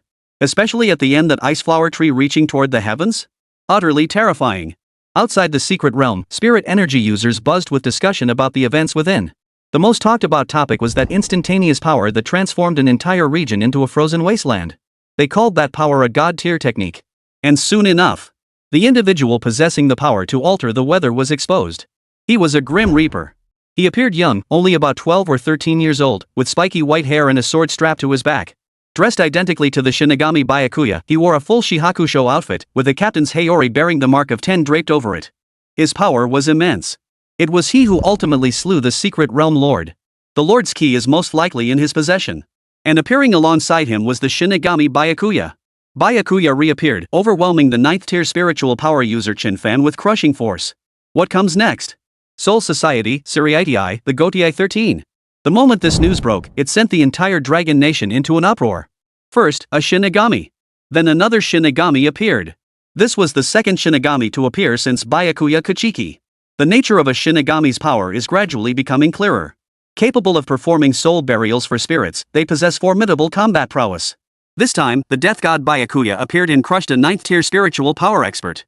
The newly emerged death god, in turn, crushed the secret realm lord with overwhelming force. These events undeniably demonstrate the immense power of the Shinigami. And then there's Soul Society, Siriitii, the Gotii 13. For everyone, it was difficult to fathom just how terrifying a force this truly was. Dragon Nation, Imperial Capital. That opulent conference room. A group of elders sat in silence. They were the first to learn of these developments. The Soul Society, a terrifying force. The Shinigami Byakuya must have originated from there. The Gotii 13. So there are 12 others like the Shinigami Byakuya. Terrifying, absolutely terrifying. Our Dragon Nation absolutely must not provoke the Shinigami Byakuya, absolutely must not provoke Soul Society. We must gather every scrap of information on Soul Society and Siriitii. Show them goodwill, we absolutely must win them over. Exactly, win them over. Tan Tan's team. After being forcibly expelled from the secret realm, he gathered all members of the team. Where are Yi Yang and Dong Shirang? Were they teleported out? Tan Tan asked. After all, one was unconscious and the other in hibernation. It wasn't certain they'd both be forcibly teleported out. Director Tan Tan, there. Su Yun Yun shouted. Yi Yang's mirror flower, water moon and Dong Shirlang's artificial body had both been forcibly transported out by Dong Shirlang himself. Tan Tan heard this. Phew! He breathed a sigh of relief. He had feared they hadn't been transported out. Director Tan Tan, what should we do with them? Su Yun Yun asked. Tan Tan pondered for a moment. For now, you'll handle their arrangements. After all, you're teammates at the moment, aren't you? Ha! But isn't that a bit awkward? There's nothing wrong with it. Alright then, everyone, stand down. This secret realm mission is over. Remember to report to the Research Institute tomorrow. Ha! Director, after something this big happened, no vacation? Vacation my ass. We're back to normal duty. We're responsible for protecting Jiangning City's safety around the clock. When would we have time for your vacation? The group heard this. Yes, sir. Soon, the crowd dispersed. Only Su Yunyun and Ren Yingying remained, staring wide-eyed at the bodies of Yi Yang and Dong Shirlang. They had no idea where Yi Yang and Dong Shirlang lived. If they were to be accommodated now, the only option was to have them stay at their homes. How about it, Yingying? Why don't you come sleep at my place again tonight? Su Yunyun suggested. Ren Yingying nodded. After all, it wouldn't look good for a girl to bring two boys back home. Even though those two weren't awake yet. What if they woke up in the middle of the night? Someone had to be there to look after them. Moments later, the two campus beauties took a taxi back to Su Yunyun's place with Yi Yang and Dong Shirlang. The driver, glancing at the two boys' bodies in the back seat, fell deep in thought. Are girls this terrifying nowadays? I've heard of people picking up female corpses, but I've never heard of anyone picking up male corpses. And these were two such beautiful girls, no less. Oh my god, what a mess. The Seoul Society side was settled. Yi Yang, Dong Shirang, Kensei Kenpachi, and Kusajiki Hakuryu emerged. Next, it was time to arrange their identities in the human world. Toshiro was straightforward. He'd already been introduced to everyone by Yi Yang, so he'd simply appear as Yi Yang's bodyguard. As for Kenpachi Zaraki and Yachiro Kusajishi, Yi Yang granted them freedom of action. They could go anywhere they pleased, but there was one mission they absolutely had to complete. Soul burials. They needed to perform a large number of soul burials. After giving these instructions, Yi Yang remembered that his own mirror flower, water moon and Dong Shirlang's artificial body hadn't been retrieved yet. Thus, he assigned another task to Kenpachi Zaraki and Yachiro Kusajishi. Go retrieve the mirror flower and water moon and the winter lion's artificial body. Chapter 130, Seoul Society Conspiracy. A modest conference room. A group of people sat inside. If Yi Yang were present, he would recognize them all members of the Hidden World clans. They were the very same reclusive families Bai Yi had gathered back then. Now, they had gathered once more because the secret realm had ended. The secret realm's conclusion had caught everyone present completely off guard. Originally, the reclusive families had planned to enter the secret realm on the second day after its opening. Damn it, it ended before the second day even began. Their primary reason for coming to Jiangning City was for the secret realm. Now it ended before they even got started. Who the hell could they complain to about this? So, they refused to accept it. They gathered here spontaneously. Everyone, have you all received the news? Another powerful Grim Reaper has emerged, slaughtering the secret realm's lord in a single day. Most crucially, the lord's key has fallen into their hands. The burly man from the reclusive Lin family stood up and shouted. They had come to Jiangning City specifically for the lord's key. Yeah, we all know. Who could have imagined the Grim Reapers would be so formidable? Even a 9th-tier secret realm lord couldn't stand against them. What should we do now? The Lin family man pondered for a long moment. Fight. We definitely can't win against them. That's obvious. How could a bunch of 7th and 8th tier rookies like us possibly defeat a secret realm lord? Have you heard the rumor circulating? What rumor? Spit it out already, get it off your chest. It's like this. Remember where the Grim Reaper Byakuya first appeared? The Lin family giant asked. The group pondered for a moment before someone stood up and said. I remember it was at a female streamer's house. Back then, they were performing a soul burial for a spirit. Exactly, it was at that female streamer's place. And all the subsequent events after Byakuya appeared, did you guys notice? They all happened at that streamer's house. What are you implying? That Shinigami Byakuya knew that female streamer and they're connected in countless ways. The man from the Lin family let out a loud shout, a smirk curling his lips. Right, exactly. After all, with such a gorgeous girl around, you think it's normal if there's no connection? Even celebrities prey on their fans. Do you really think the Grim Reaper by Zai wouldn't? The crowd fell into deep thought. They found the Lin family's big guy's reasoning quite plausible. It was true. Celebrities are already hitting on female fans. Why shouldn't the Grim Reaper Byakuya be allowed to? After all, she's such a stunning girl rumored to be the renowned campus beauty of Jiangning City. And the Grim Reaper Byakuya hasn't made a single move? Surely he'd show some interest? So what are you planning to do? Capture him to blackmail Byakuya? The burly man from the Lin family smiled faintly. Threatening him? Not exactly. What I'm about to say is the real key point, the burly man declared. Go on. I imagine you've heard about this soul society in Siriitii that suddenly appeared. Honestly, it's terrifying. Even I was startled to hear about such a force. But when you calm down and think about it, you realize. Why has such a colossal force, capable of making the world tremble, remained completely unknown until now?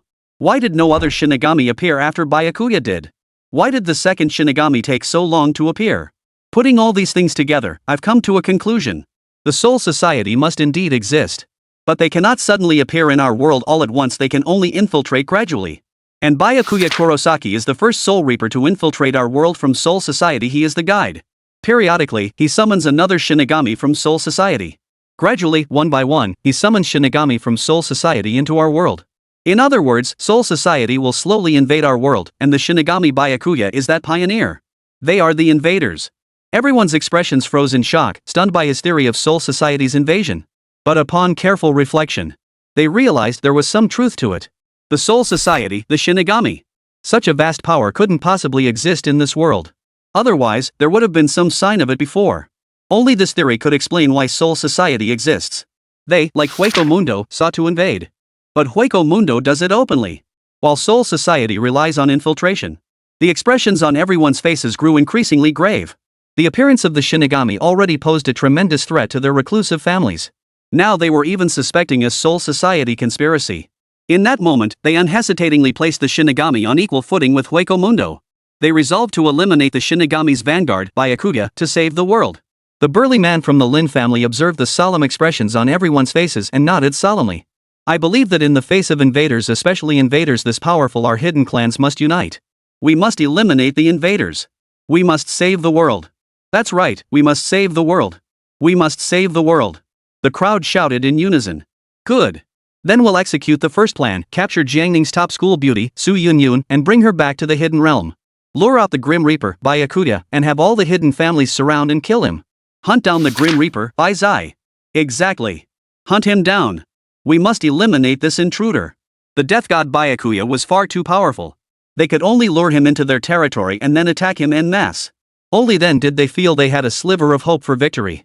Let's go, kidnap that top beauty of Jiangning High. She's colluding with the invader, we absolutely can't let her off the hook. Right, let's go to Su Yunyun's house and kidnap her. The group was filled with fury. Flames of rage blazing on their faces, they charged toward Su Yunyun's residence. At the same time, Kenpachi Zaraki and Yachiro Kusajishi, tasked by Yi Yang, also began relentlessly searching for the artificial bodies of Kagetsu and Toshiro. The search was straightforward. The spiritual pressure senses the peculiar aura of Mirror Flower, Water Moon. They followed the aura emanating from Mirror Flower, Water Moon, slowly making their way towards Su Yunyun's home.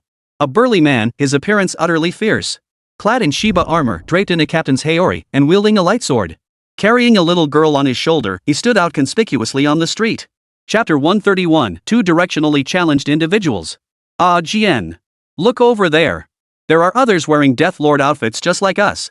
Are they also death gods? Hachikiri sat on Kenpachi's shoulder, peering around curiously. They probably aren't Shinigami. While they emit spiritual pressure, it's incredibly faint. Their souls are also very weak, they don't match the characteristics of Shinigami at all, said Kenpachi Zaraki. Ah. Is that so? Exactly. Do you sense the aura of Mirror Flower, Water Moon? We should move now. Kenpachi said calmly. I sense it. It's coming from the south. Charge, Kenpachi. Kakashi Yachiyo pointed excitedly toward the south and shouted. Kenpachi Zaraki charged forward without a moment's hesitation, heading straight toward the direction Kusajiki Hikoriya had indicated. He charged headlong through the streets.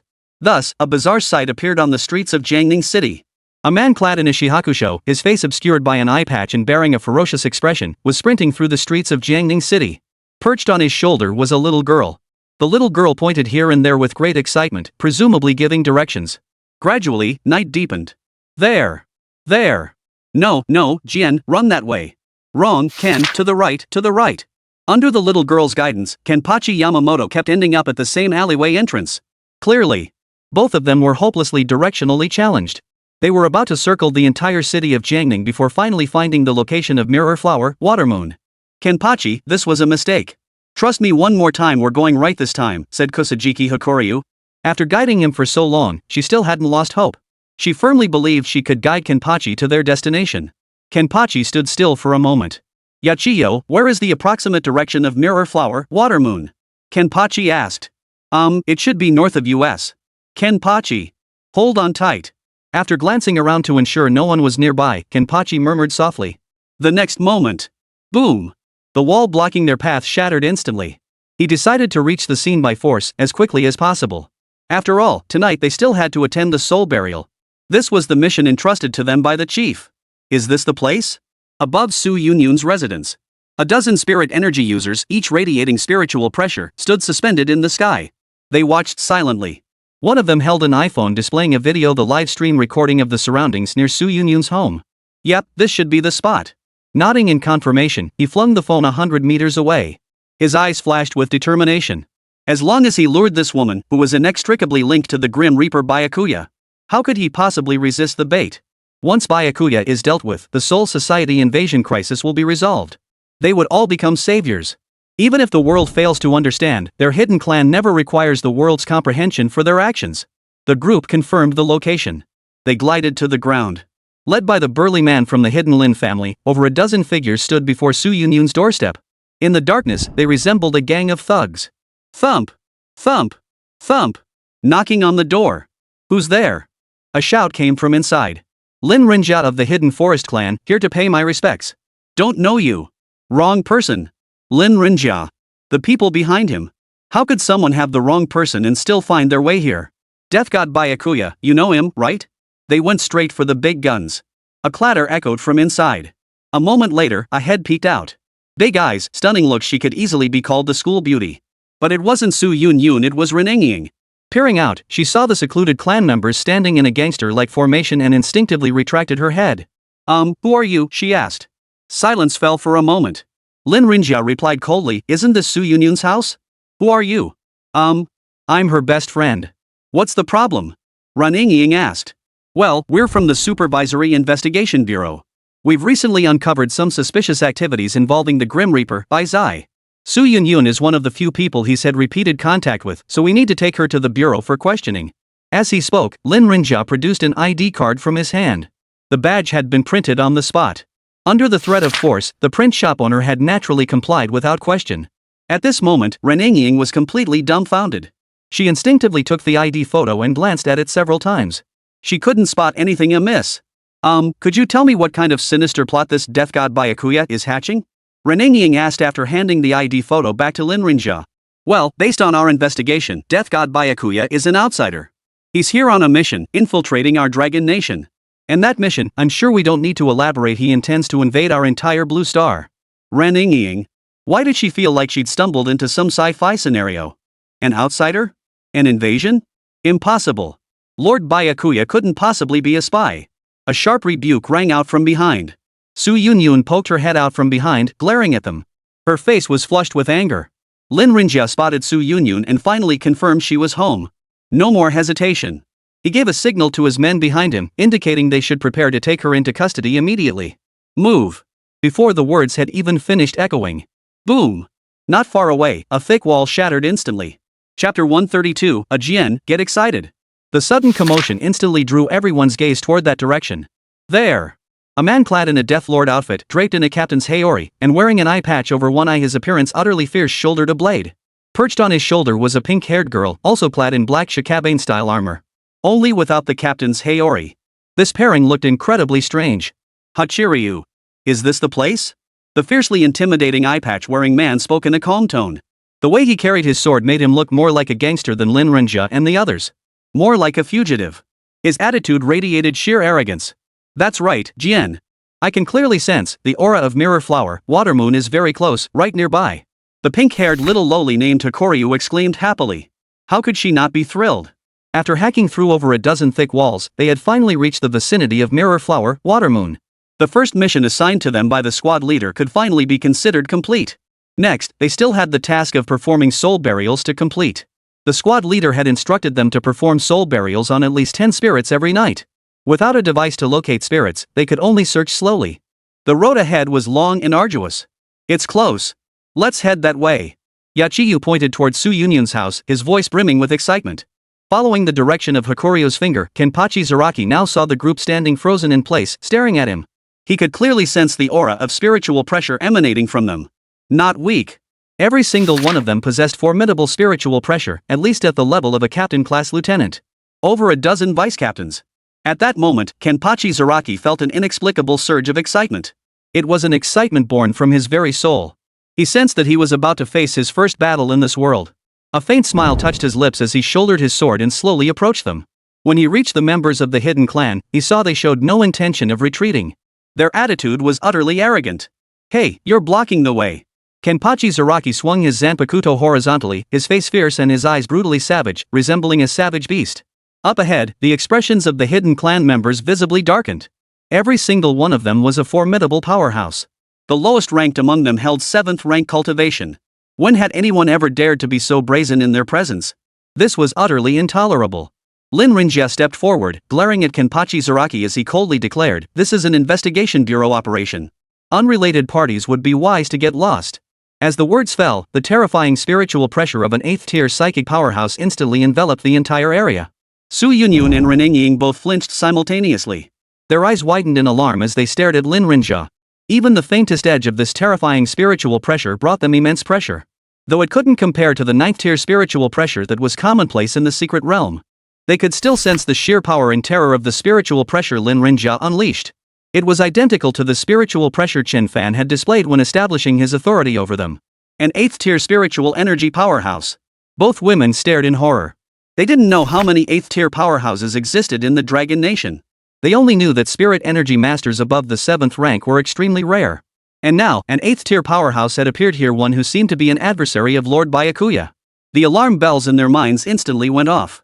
And it was set to maximum. Based on the information they currently possessed, they arrived at a shocking conclusion. The Dragon Nation was about to move against Lord Byakuya. "Hey! Big guy, run! He's an 8th-tier psychic, you're no match for him!" Su Yunyun shouted. She now understood the intent behind Lin Rinjia and the others seeking her out. Meanwhile, Kenpachi Zaraki, facing the terrifying spiritual pressure of an 8th-rank psychic, merely sneered in disdain. Such spiritual pressure barely made him raise an eyebrow. "Coward!" He let out a dismissive snort. Extending his shallow strike forward, his expression gradually grew excited. "If you won't move aside, does that mean you want to engage me in a satisfying fight?" Though his opponents were somewhat weak, merely vice-captain level, they were more than sufficient for a satisfying fight. And their numbers were ample. More than enough to satisfy his bloodlust later. "Jian's getting excited," murmured Kusajima Hakuryo, perched on Kenpachi's shoulder. She then leapt off his shoulder, darting through the crowd of Hidden World clan members at lightning speed to land before Su Yunyun and Reningying. As Yuichiro drew near, Su Yunyun and Reningying instantly felt that terrifying spiritual pressure dissipate.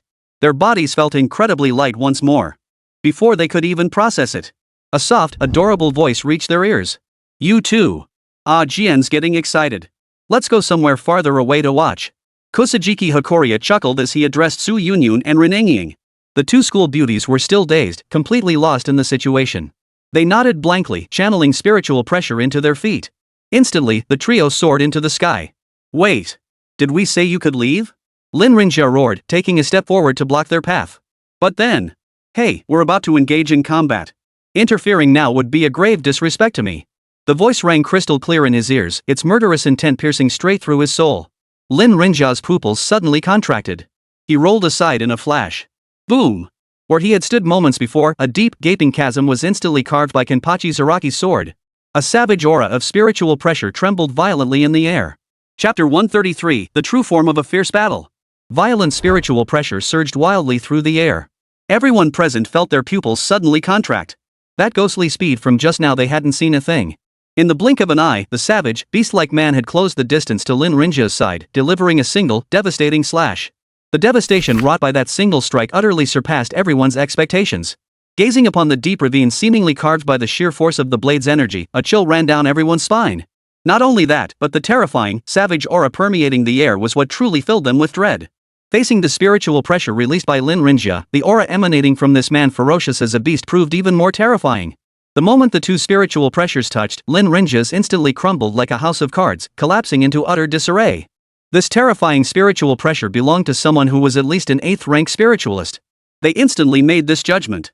Gazing at the beast-like man before them, their expressions grew solemn as they began to scrutinize him intently. And upon recognizing him, their astonishment deepened. The Shihakusho, the captain's Heir. This was the standard Shinigami Byakuya outfit. They couldn't fathom it. Why were the current powerful figures all imitating Byakuya's attire?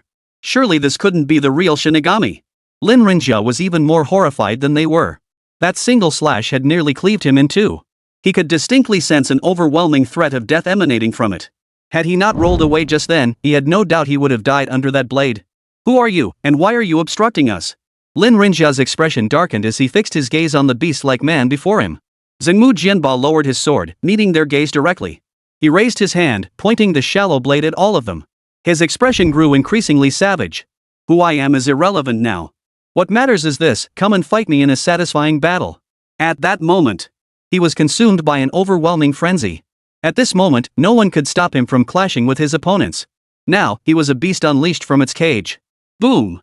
Under the terrifying aura, Kenpachi Zaraki charged forward swiftly, wielding his Zanpakuto. The appetizer of battle needn't be an instant kill. Each strike cutting deep. That's the true romance of a man's battle. Spiritual pressure surged in waves of savage intensity, shaking everyone to their core. Above, in the sky, Su Yunyun and Ren Yingying stared in stunned silence at Kenpachi Zaraki, whose terrifying spiritual pressure erupted. And now, like a madman, he charged into the crowd. Though they had no idea how powerful that gang of thugs was. But a group led by an 8th rank spiritualist couldn't possibly be a bunch of nobodies, could they? He's charging into that crowd like that? Is he okay?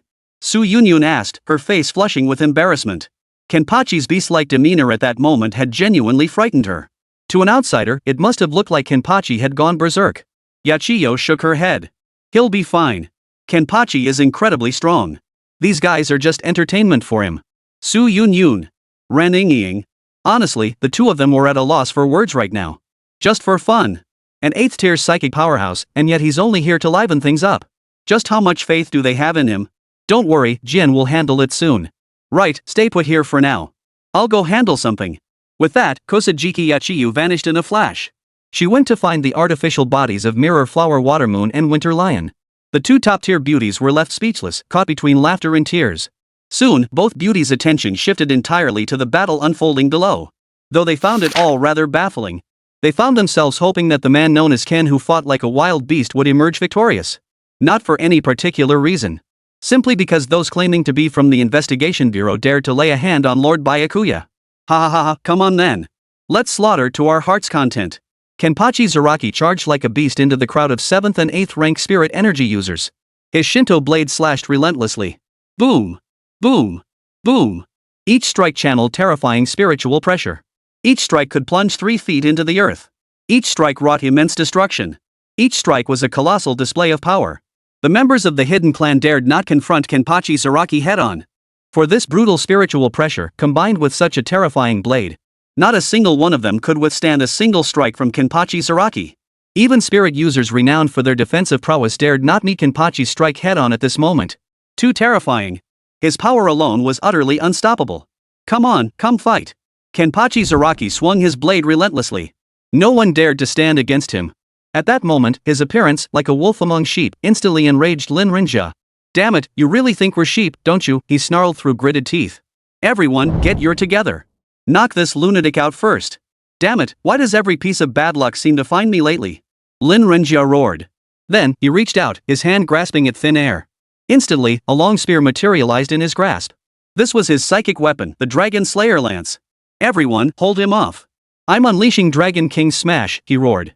His spiritual pressure surged violently throughout his body. The condensed spiritual pressure instantly began obliterating everything around him. The demon dragon spear in his hand also emitted terrifying spiritual pressure. Alright, we'll hold him off, the others roared in unison. Spiritual energy instantly coalesced in their hands. Kenpachi Zaraki glanced at Hayato, who seemed to be gathering power, and the corner of his mouth twitched slightly. He found it amusing. Excellent. This is how a proper battle should be fought, he said excitedly, licking his lips. He made no move to stop or interrupt Lin Rinja's ultimate attack. Chapter 134, Dragon King's Break.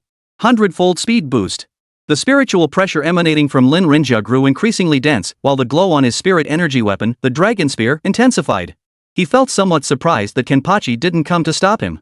He was violently compressing his spiritual pressure. This was undoubtedly a technique that even 9th-tier powerhouses would fear. Yet, the beast-like man before him paid no heed whatsoever. He merely gave him a fleeting glance before hoisting his sword and continuing his battle with the others. To him, this was the height of arrogance.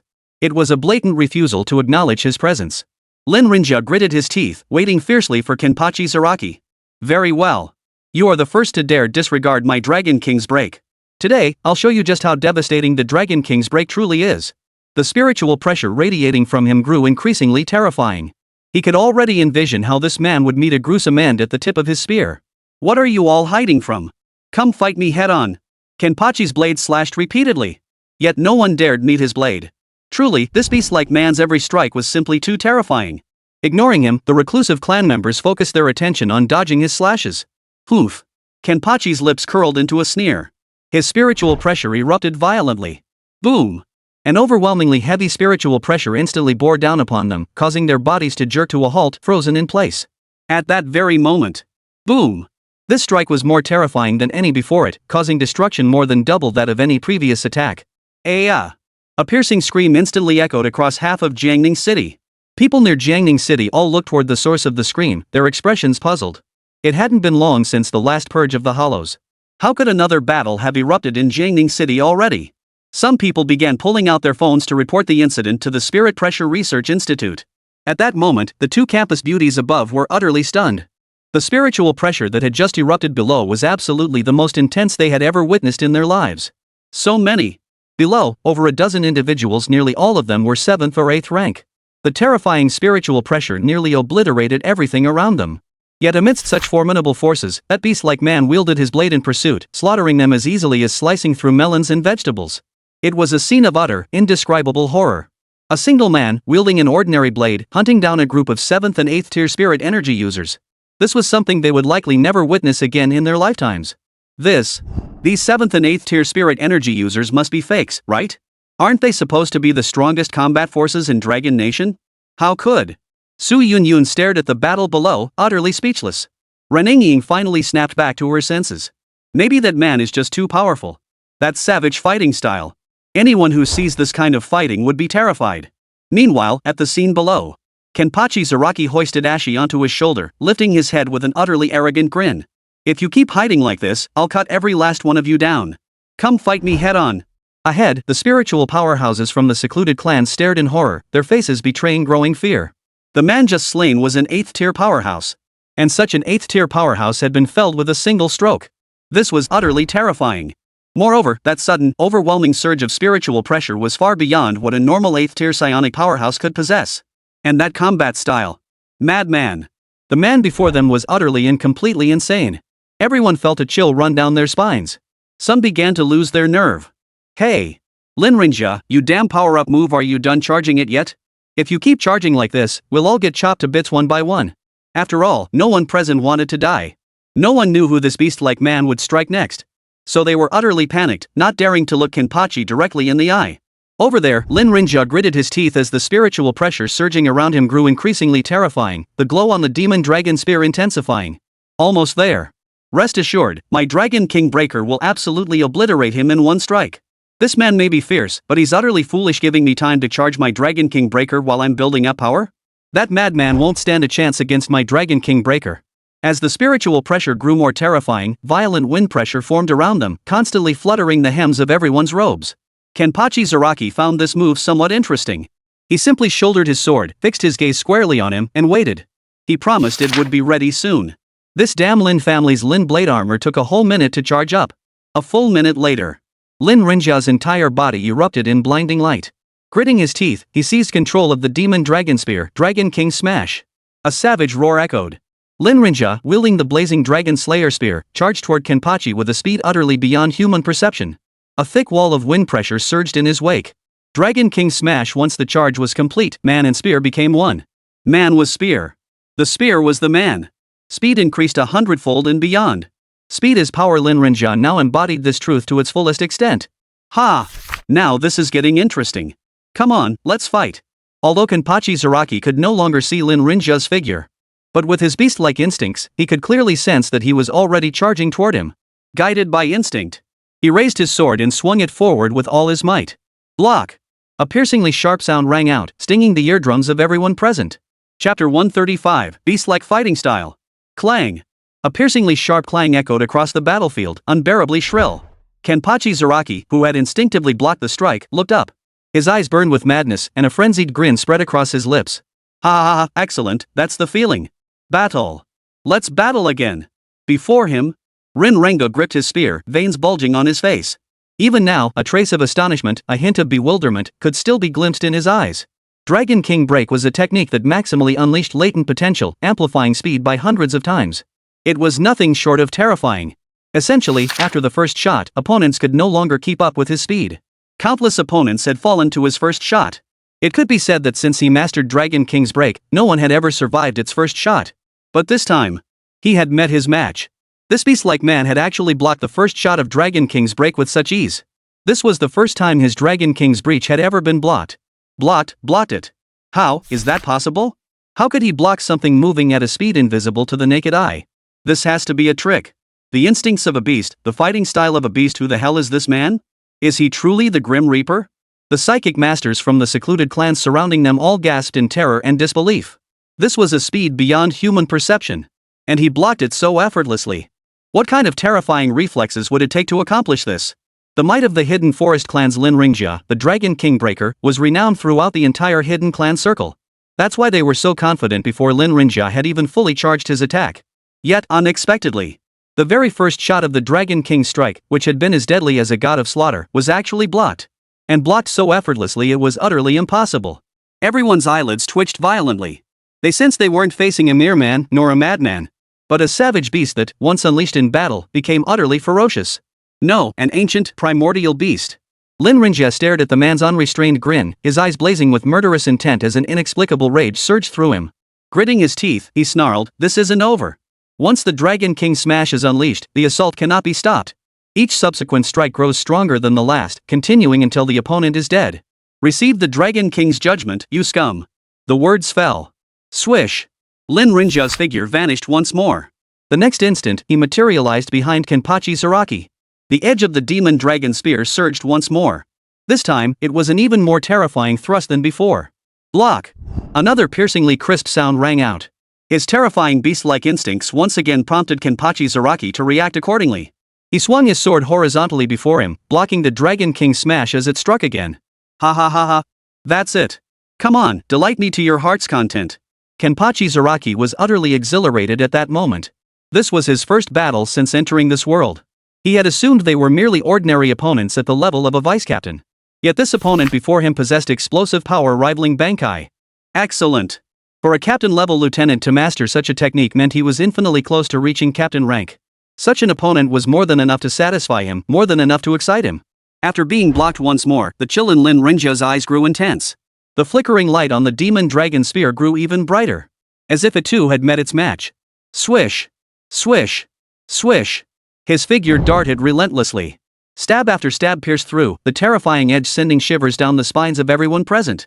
Everyone could sense that if this spear were aimed at them, they wouldn't even last a single strike. It was simply too fast a speed beyond the human eye's ability to track. This wasn't a battle between humans. No human could possibly withstand such a terrifying onslaught. Yet, his opponent was no human at all. It was a beast. A raging beast. Relying on his beastly instincts, Kenpachi Zaraki kept responding. Renren swung her sword to block. Clang! Clang! Clang! The clanging of clashing blades echoed through the air. At times, Kenpachi could even counterattack using his beastly instincts. Abandoning defense, he switched to offense. Swish! Swish! Swish! In mere moments, both figures were covered in blood. Lin Ringjia, spear in hand, continued to press his assault. That beast-like man, drenched in blood, still grinned and swung his blade. A terrifying battle. This was a battle between beasts. Every strike tore flesh, every blow drew blood.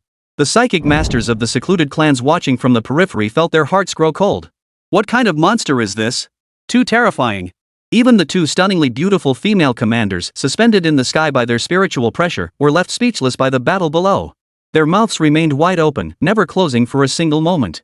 The battle between the two was utterly insane, utterly bloody. It felt like we'd been transported back to primal times, a beastly, life or death struggle. This is what a battle between 8th tier powerhouses looks like. It's terrifying. Ren Yingying exclaimed in horror. Ah, this kind of battle is utterly terrifying. Will we become like this someday? Su Yunyun asked anxiously. No, absolutely not. Ren Yingying retorted immediately. This style of combat was utterly terrifying. It's nothing like how normal spirit energy users fight. I hope we never have to fight like this either. Su Yunyun said with a smile. Below. After exchanging another blow that left both wounded, they finally came to a halt. Standing mere tens of meters apart, they locked gazes. Lin Rinjia was covered in blood, crimson traces streaming down his dragon spear. He gasped for breath, his eyes wide with terror as he stared fixedly at the man before him. The more they fought, the more his heart pounded with dread. A beast-like fighting style, a battle fought with nothing but sheer will to survive. It was utterly terrifying.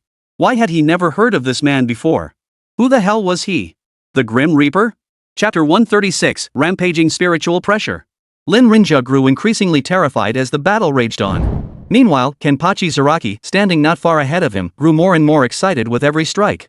His face was smeared with blood, making him look utterly ferocious. Yet, his expression held no trace of solemnity. Instead, he wore an expression of pure exhilaration, as if he had just experienced something exceptionally joyful. And indeed, the relentless, bone-crushing combat had ignited a surge of excitement within him. Unexpectedly, less than a day after arriving in this world, he found himself in such a thrilling battle. It utterly satisfied the battle craving within him. He flicked his wrist lightly, turning his head as if warming up. Come on, let's keep fighting. A maniacal grin spread across his lips as he lunged forward again, sending Lin Rinjia's heart racing. Jian, we found the mirror flower in Watermoon, and we found Xiaobai too. Our mission is complete. At that moment, Kosajiki Yachiyu's shout echoed from above. Kenpachi Kamekichi froze. He halted in his tracks. Then, a look of regret flashed across his face. The mission is complete. It seems this slaughter should come to an end. Kenpachi Zaraki said indifferently. The psychics from the secluded clans surrounding them all froze, then broke into wild elation. Wonderful. This madman finally wants to stop fighting. At last, this meaningless battle could come to an end. Lin Rinjia, standing before Kenpachi, also wore a delighted expression, convinced Kenpachi no longer wished to fight them. Fighting this lunatic was pure torture. Even his Dragon King Slash couldn't touch him, utterly terrifying. He sheathed his demon dragon spear and bowed his fist in a respectful gesture, saying, Sir, we were strangers to begin with. There was no need for violence over such a trivial matter. Yet you initiated the attack. Today, you have slain one of our hidden clan. Henceforth, our hidden clan will remember this grudge. And we shall return to exact our vengeance. Prepare yourself, sir. With that, the dragon spear vanished from his grasp as he prepared to tidy up the battlefield and take Su Yunyun back. Before him, Kenpachi Zaraki's lips curled once more into a carefree grin as he declared. Who said I intended to stop here? It's merely time to end this farce. Lin Rinjia, who had already turned to see Su Yunyun, stiffened at those words. Suddenly, boom! A violent surge of spiritual pressure erupted like boiling water at 100 degrees, rolling and surging. In an instant, the terrifying spiritual pressure plunged this entire area into a hellish nightmare. Sand and stones flew wildly across the ground as the brutal spiritual pressure rampaged indiscriminately, ravaging everything in its path. Moreover, it precisely enveloped the spiritual energy users from the secluded clans. Even the slightly weaker 7th-tier spiritual power users were instantly pinned to the ground by this brutal pressure. Gritting their teeth, they struggled against the terrifying pressure. The 8th-tier spiritual energy users fared little better. Cold sweat instantly drenched them as they gritted their teeth, desperately resisting this sudden, surging spiritual pressure. Kenpachi Zaraki's lips curled into a faint smile. It must be understood that his spiritual pressure was constantly suppressed. Over time, while the pressure itself diminished, the oppressive sensation only grew steadily stronger.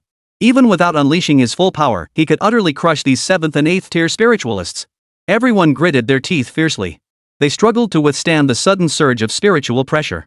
Lin Rinjia whipped his head around, gritting his teeth as he fought against the spiritual pressure surging toward him like a flood. At that moment, Kenpachi Zaraki, standing before him, resembled a raging flood beast, utterly terrifying. Who are you? How can you possess such terrifying spiritual pressure? Lin Rinjia demanded through gritted teeth. He had searched every corner of Ryu Kingdom, yet found no records of this powerful figure. Just like the Shinigami Byakuya, he seemed to have appeared out of thin air. Kenpachi Kamui's lips curled into a smirk. Siriitii, captain of the 11th Division. He had revealed his identity. The surrounding area fell deathly silent at the words. Siriitii, captain of the 11th Division. Another Shinigami. Another Shinigami had appeared. Come to think of it, this terrifying spiritual pressure was identical to that of Shinigami Byakuya. They were all that powerful. Then, let us engage in our final battle within this hellish environment. Kenpachi raised his hand and shouted. Then, under the horrified stares of the crowd, he charged forward, sword raised. Everyone, run as far as you can. A Shinigami, a madman. Rinja finally grasped the gravity of the situation. He screamed at the top of his lungs. Then, staring at the terrifying spiritual pressure, he took the lead and sprinted frantically into the distance. From the moment he confirmed the figure before him was a soul reaper from Siriidii. Rinja knew that if they didn't run, everyone would die. So, after that desperate shout, he immediately took off running. But by then, it was already too late to flee. Boom! The intense spiritual pressure surged again, freezing his body in place. His legs felt as if they were encased in iron, unable to move forward. Gritting his teeth, he reached out to summon his spirit energy weapon, the dragon spear. But it was too late. Kenpachi Zaraki's figure appeared instantly at his side. His shallow strike was already slashing toward him. Too late. There was no way to dodge it. A frantic warning echoed in Rengu's mind. Yet even if he saw it now, it would be utterly useless. Under the crushing pressure of that terrifying spiritual pressure, he was utterly unable to make any evasive movement whatsoever. Boom! This strike was utterly devastating. This strike once again cleaved the ground apart. This strike utterly annihilated an 8th-tier spiritual power user. At that moment, Kenpachi Zaraki's smile was terrifying to everyone's eyes. Chapter 137, Mission Accomplished. There was absolutely no suspense. Under that terrifying spiritual pressure, Rinja was instantly cleaved in two by Kenpachi Zaraki's single strike. From start to finish, fear was etched across his face. With Rinja's death, every member of the reclusive clan was filled with shock and dread. The man before them was nothing but a savage beast, utterly devoid of reason. If caught, death was certain. Everyone, scatter and run. A roar echoed as over a dozen 7th and 8th tier powerhouses fled in all directions like frightened birds and beasts. Kenpachi Yamamoto, sword slung over his shoulder, watched coldly. Cowards! He sneered disdainfully. He let them go. He had no deep grudges against them anyway. It was entirely because of their provocation just now that ignited the battle lust within him. At that moment, with Rinja's death, the battle fervor plummeted instantly. Forget about them. His gaze shifted upward. Yachiryu, did you find it? Kusajiki Hikoriya shot down in a flash, landing on Kenpachi Zaraki's shoulder. He grinned happily. Little Ken, found it. Let's go. We still have 10 soul burial missions to complete tonight. Alright. Kenpachi nodded, hoisting a shiro onto his shoulder as he strode off with a swagger. Not once did he glance at Su Yunyun and Ren Yingying watching from above. The two top campus beauties were genuinely stunned. It was terrifying. This battle could be described as a complete, overwhelming victory by one person. A group of 7th and 8th tier psychic powerhouses stood before that beast-like man. They were utterly insignificant. Not a single blow could be parried. His fighting style was brutal. It was the most devastatingly one-sided battle they had ever witnessed. Did he just say he's from Siriidii, the Gotii 13? So that means he's a soul reaper? Su Yunyun asked uncertainly. Ren Yingying nodded. So Lord Byakuya and he are colleagues. Would colleagues like that really never fight?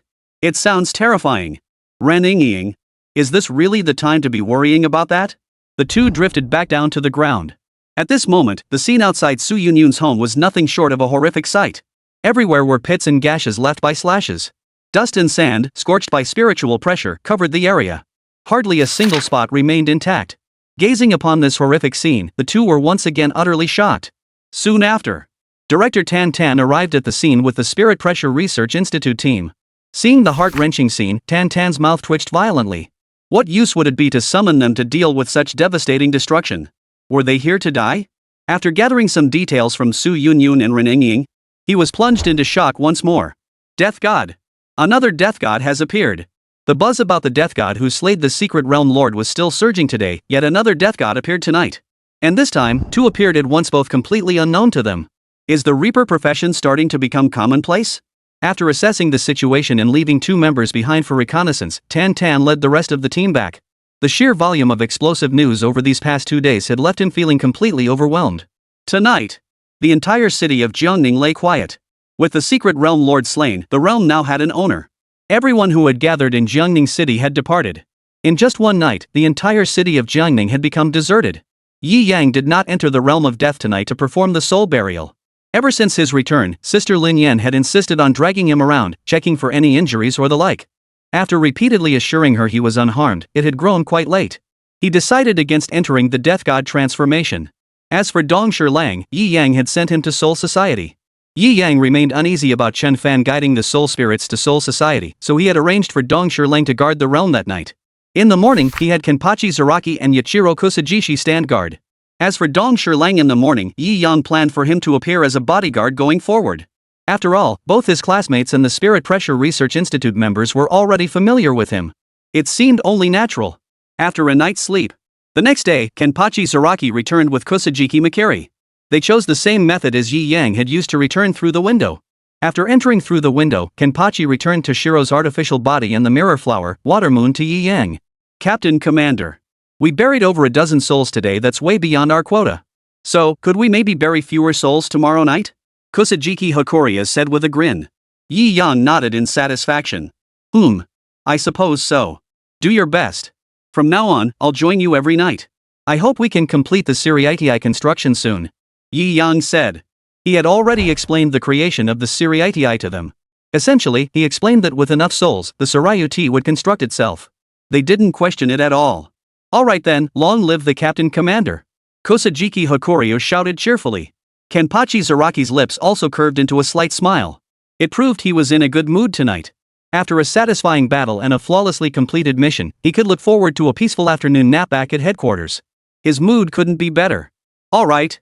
You lot head to Soul Society yourselves. And while you're at it, bring out Toshiro for me. Got it. The two replied. They then opened the portal to Soul Society. They stepped through. A moment later, another portal opened. Toshiro, now in his Shinigami form, emerged from the portal. Chapter 138, The Classmates' Discussion, Shock. Jiangning First High School.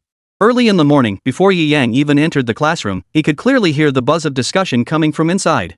Lord Byakuya, forever the god. My uncle told me that when Lord Byakuya makes his entrance, his aura is off the charts. He appears with special effects in tow. 9th tier spirit energy masters? They don't last a single move against him. Plus, my uncle said he took down 2 9th tier spiritual power users back to back. He's practically unbeatable. Listen up. My uncle said Lord Byakuya even unleashed the Shinigami's ultimate technique Bankai again during that fight. Ah. Bankai, I know that one where he turns countless blades into cherry blossoms, right?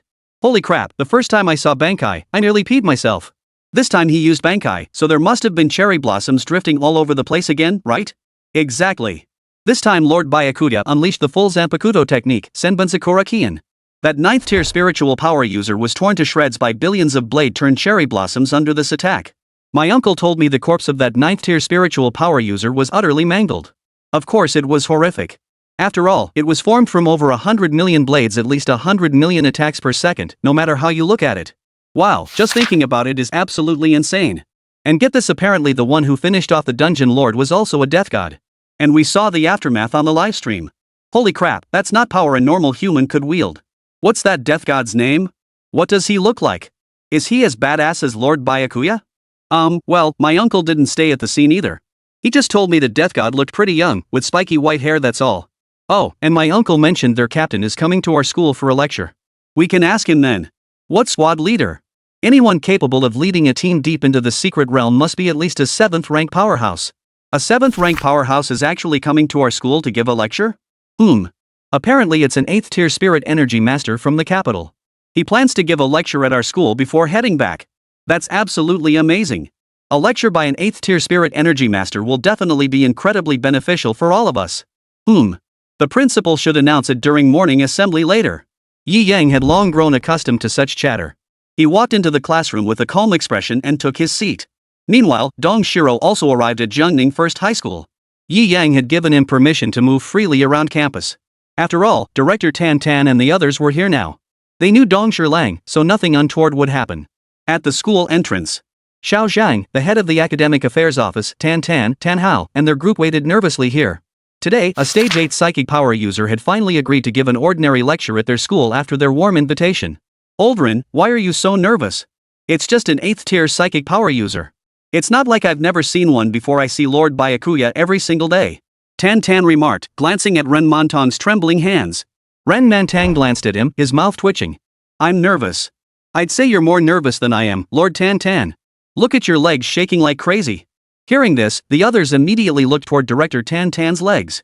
Tan Hao. Tan Hao thought he was nervous enough, but never imagined his second uncle was even more so. Well, of course. A speech by an 8th tier psychic power user might be helpful for the students, but it would be most beneficial for the members of their Spiritual Pressure Research Institute. Who knows? This 8th tier psychic might even share some cultivation insights. Everyone would likely gain immensely from it. After all, this was the insights of an 8th tier psychic power user. Uncle, you don't need to be this nervous, do you? Tan Hao said. Ugh. Tan's face darkened. He glared at Tan Hao. You know Jack, kid. I'm excited, got it? Excited. You little brat, if you interrupt me again, I'll make sure you regret it. Tan Hao.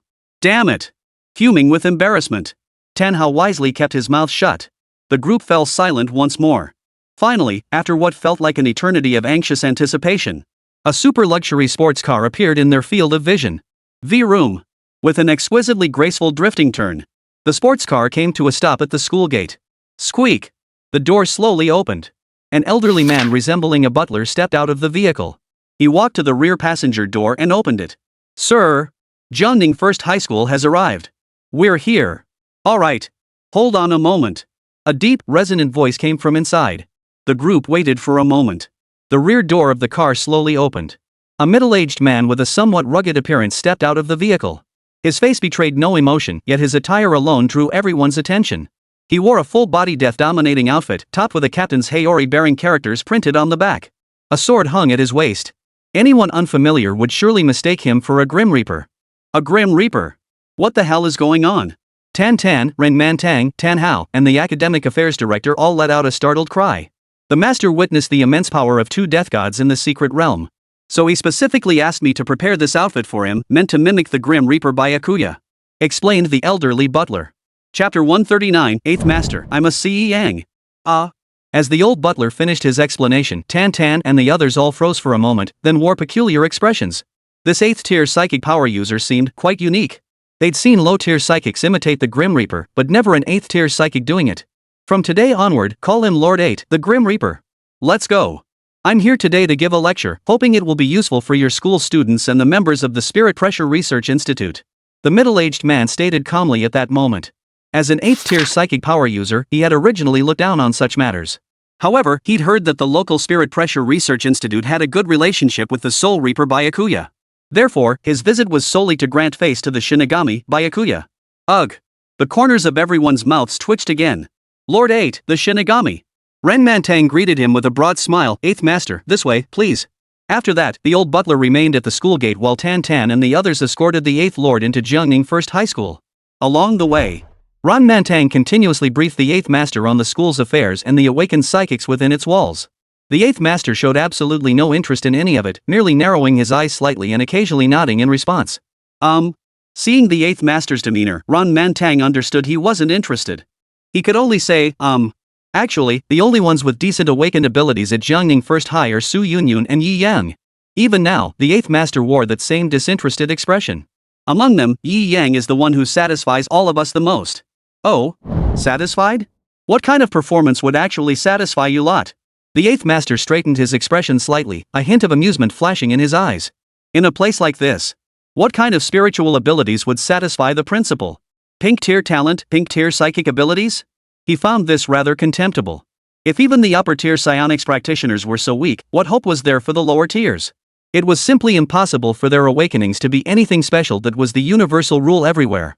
Su Yunyun fared better, awakening a multicolored tier talent with natural type psychic abilities. Though currently only a 2nd tier psychic, she's already beginning to show promise. Tan remarked. 8th Master glanced sideways, his expression shifting in surprise. In a place like this, someone actually awakened a rainbow tier talent and an orange tier natural elemental ability. It was simply unbelievable. And what Ren Mantang had just said, it was still considered fortunate. Such talent and spiritual energy would be considered top-tier genius even in the capital city. Yet in Ren Mantang's words, it was merely not bad. Then the other one must possess dual rainbow tier talents plus some special psychic ability, right? With a smile, Ren Mantang continued. The other student is Yi Yang. He's from our Jiangning First High School. Oh, no, he's the national treasure of not just Jiangning City, but the entire Dragon Nation. Ren Mantang gazed at the 8th Master with a beaming smile. Mentioning Yi Yang filled him with immense pride. He was the only dual 7-color healing type psychic in the entire Dragon Nation. At this, the 8th Master grew even more intrigued. A national treasure level figure. His breathing grew slightly ragged. It seemed he had already figured something out. That's right. Yi Yang, dual spectrum, healing type psychic. Truly a national treasure level figure. 8th Master, what do you think of Yi Yang? 8th Master's expression froze. Dual 7 colors, healing type. This is unbelievable. No wonder he's called a national treasure. Truly deserving, truly deserving. Ha ha ha ha. Only then did Master 8 let out a hearty laugh. Now, I wonder if Principal Ren could introduce me to this student? With someone like this, he could only play the big shot.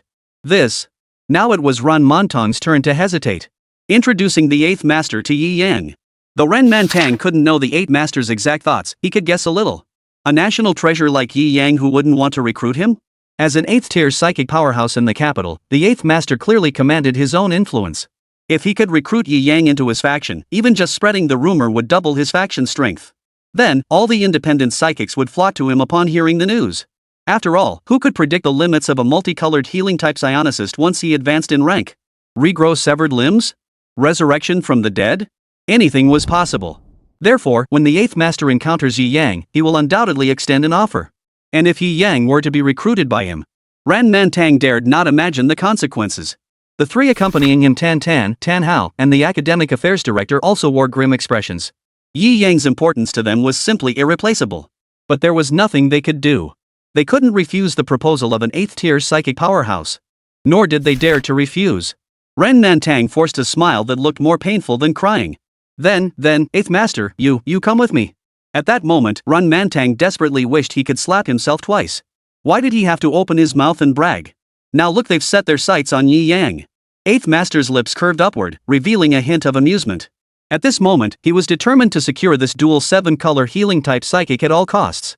Ever since entering the classroom, Yi Yang had sat quietly, reading his book in the morning, a routine he followed every single day.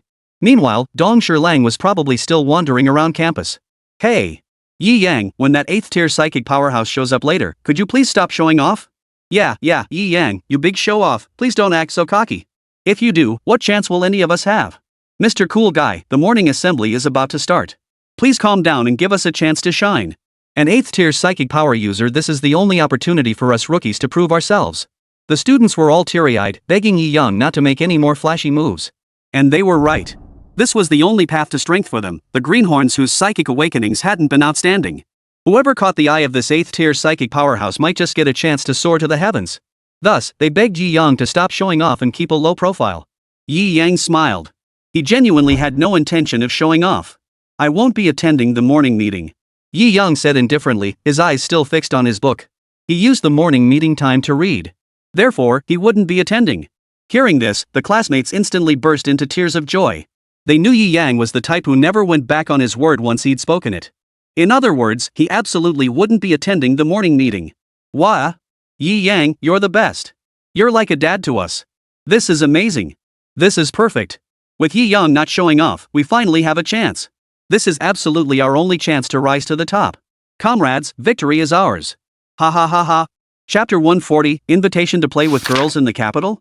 No, I decline. The students erupted into cheers and excitement. Ahem. A sudden cough echoed from the doorway. Everyone's expressions froze instantly. They turned to look. Headmaster, they greeted in unison. Principal Ren looked at them and said calmly, it's morning reading time, why all the noise? He gave them a stern look. Noticing Yi Yang quietly reading his book, he nodded with satisfaction. Look at Yi Yang, then look at yourselves. Really? Ran Nantang looked at them with disappointment, as if frustrated by their lack of progress. Everyone hurriedly returned to their seats. Just then, a voice drifted in from outside the door. You're Yi Yang? The voice was flat, devoid of surprise or delight. Hearing his name called, Yi Yang lifted his gaze toward the doorway. Recognizing the figure, he raised an eyebrow. The Dead Lord outfit, Captain's Heir. A sword hung at his waist. Damn, another copycat. Feeling the relatively substantial spiritual pressure within him at that moment, Yi Yang understood. He was the 8th tier spirit energy master about to give the speech. At that moment, Ran Mantang turned around and said helplessly. 8th Master, you're right. He is Yi Yang, the one who awakened dual 7-colored healing type spiritual powers. He then turned to look at Yi Yang. Yi Yang. This is the 8th tier spirit energy user the school invited to give the speech, 8th Master. Ran Mantang frantically signaled to Yi Yang, urging him not to act aloof as usual. They couldn't afford to offend someone of his stature. They hoped Yi Yang would show some respect toward the 8th master. The surrounding students froze upon hearing this. An 8th tier psychic was in their classroom. Damn it, they weren't even prepared for this. Why did he come here? And he was drawn here by Yi Yang, no less. Damn it, a damn cool guy Yi Yang. Yi Yang gave a faint smile, nodded to the 8th master standing at the doorway as a greeting, then went back to reading his book. Ren Mantang froze in place, utterly flustered. 8th master didn't seem to mind, offering a faint smile. He walked over, positioning himself before Yi Yang's seat, looking down at him from above. The corners of his mouth lifted slightly as he said, "You must be Yi Yang. I've heard a lot about you." Old Man 8 began with a polite opening remark. Then he cut straight to the chase. "Yi Yang, fancy tagging along to the capital for some fun? I'll hook you up with all the hottest girls in town. What do you say?" 8th master's opening line showed he was a seasoned veteran. He knew exactly how to appeal to a high schooler's youthful desires. For most high school boys, this tactic would be nearly impossible to resist. Ren Mantang frowned upon hearing this. He hadn't expected the 8th master to make such a direct invitation. And so, was it really wise to discuss this at school? Tan Hao, the head of the academic affairs office, also frowned deeply. It's usually hard for teenage high school boys to resist such temptations. However, the one he invited wasn't just any high school student, it was Yi Yang, a Grim Reaper. Yi Yang declined decisively. "No thanks. My studies aren't finished yet, and I have no plans to leave Jiangning City for now." His tone held no hesitation. Yi Yang genuinely had no immediate plans to leave Jiangning City. The third wave of spiritual energy was fast approaching. Leaving was definitely not a good choice. "Oh, I think you should reconsider, Yi Yang." Old Man 8's lips curled into a smirk. "Just look at this backwater place, Jiangning City. Not only is it poor, but this time, they finally managed to open a secret realm, and yet it's completely beyond Jiangning City's control. Jiangning City is miles away from the top-tier, bustling metropolises. You've probably never seen the night markets of the Magic City or the capital. Those are the places every spirit energy user dreams of visiting. Most importantly, our capital has opened secret realms. Rest assured, as long as you come with me to the capital, you can open any secret realm in the capital, and I'll help you rapidly boost your spiritual pressure level.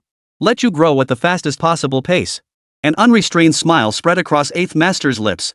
With such terms on the table, he believed no one could refuse such an offer. As his words fell silent, the breathing of everyone around grew heavy. Unrestricted access to the secret realm, plus assistance in rapidly boosting spiritual pressure levels. For a healing-type spirit energy user like Yi Yang, this was nothing short of manna from heaven. It could be said that no spirit energy user could possibly resist such temptation. All eyes focused on the calm-faced youth. Faced with such an enormous temptation, even the dashing Yi Yang couldn't possibly refuse. At this moment, all the classmates both hoped Yi Yang would leave and felt a bit reluctant. Having endured 3 years under the rule of this tyrant, Yi Yang had been painful. Yi Yang remained the one they could always boast about to other schools. Whenever schools compared themselves, pulling out the Yi Yang trump card always left their rivals speechless. Ren Mantang, Tan Hao, and the academic affairs director all turned their gaze toward Yi Yang. They both wanted him to go and didn't want him to go. If he went, it was because the offer was too tempting. If Yi Yang went, it would truly be a meteoric rise. Refusing meant being stuck in this godforsaken backwater. All eyes were fixed on Yi Yang, awaiting his response. Yi Yang, however, kept his eyes fixed on the book, not once glancing at the 8th master. His expression remained utterly calm. He replied indifferently, not interested. Just 3 simple words. As Yi Yang spoke, the entire classroom fell silent. Not a single sound escaped anyone's lips. All eyes were fixed on the youth seated at his desk, his gaze unwaveringly fixed on the book in his hands. Not interested? What an enormous temptation, and yet his response was simply not interested. Everyone was utterly speechless. Chapter 141. Hey, my bodyguard's here, talk to him. All the students froze. Tan Hao, Ren Mantang, and the Dean of Academic Affairs were all stunned. The smug grin on 8th master's face visibly froze. Not interested? Such an enormous temptation, and he didn't even give it a second glance. Just how arrogant must this person be? At that moment, 8th master dismissed Yi Yang as an ignorant youth who thought awakening healing abilities granted him license to act lawlessly. A smile reappeared on his face. Yi Yang, I suspect you haven't grasped the full weight of what I'm saying. This is a secret realm, an opportunity of immense. I know. Before the 8th master could finish his sentence, Yi Yang had already interrupted him with a calm voice. His gaze never left the book in his hands, not even a single glance in the old man's direction. His attitude was crystal clear. The smile that had just begun to spread across Old Man 8's face instantly froze. A faint anger began to stir within him. He had offered such generous terms, yet this arrogant student had rejected him so bluntly. And throughout the entire exchange, the boy hadn't once looked him in the eye. This ING really thinks he's some kind of national treasure, huh? Just because he awakened a healing ability, he thinks he can run wild? Standing high above, a faint aura of spiritual pressure emanated from him. With a hint of menace, he snapped. Kid, I'd advise you not to get too cocky. Sure, you've awakened the healing system. Yeah, we treat you like royalty, like a national treasure. But remember this world is ultimately ruled by the strong. His spiritual pressure, faint yet palpable, weighed upon Yi Yang. He was confident that even the slightest hint of it could bring the young man before him to his knees.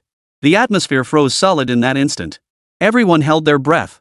They stared intently at the two figures locked in a tense standoff. Ren Mantang, Tan Hao, and the director of academic affairs were sweating profusely with anxiety.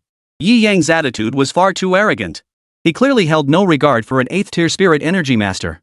If this 8th-tier powerhouse were to fly into a rage, no one present could possibly stand in his way. After all, this was an era where might ruled supreme. 8th master, Yi Yang is usually like this. You shouldn't. Ren Mantang cautiously stepped forward. But before he could finish, the 8th master cut him off with a cold snort. Humph. I reckon this is just him acting out after awakening his healing abilities. Just because he thinks he awakened healing abilities, does he expect the entire world to bow to him now? Humph, how laughable. Kid, inviting you here today is me giving you some face.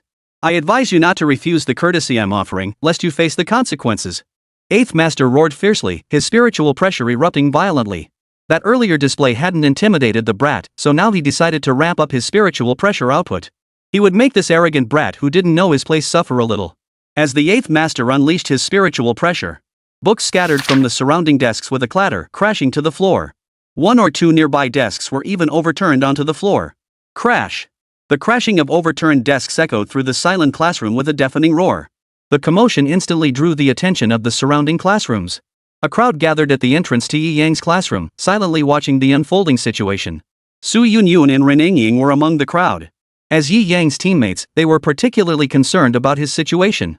After inquiring with others, they looked at Yi Yang, who sat quietly reading at his desk, and couldn't help but feel a bit worried. All eyes were fixed on the boy who had kept his gaze fixed on the book in his hands from start to finish. Yi Yang remained quietly engrossed in his book, undisturbed by the so-called 8th master. Because the time for reading hadn't come yet. He would continue reading for another 10 minutes or so. Only when morning reading ended would he stop. Wait just a moment, 10 minutes left. Oh, and if you need anything else, you can speak to my bodyguard. He should be able to tell you. Yi Yang said indifferently. From start to finish, his gaze never left the book. As for the spiritual pressure bearing down on him. Sorry, Yi Yang thought. This feeble spiritual pressure? Even Chen Fan surpassed him in that regard and by more than just a little. You little brat. The 8th elder roared in fury. His face contorted with fury as he gritted his teeth and glared viciously at Yi Yang. Suddenly. What's going on here? A voice drifted in from outside the classroom. It wasn't loud, yet it reached everyone's ears clearly.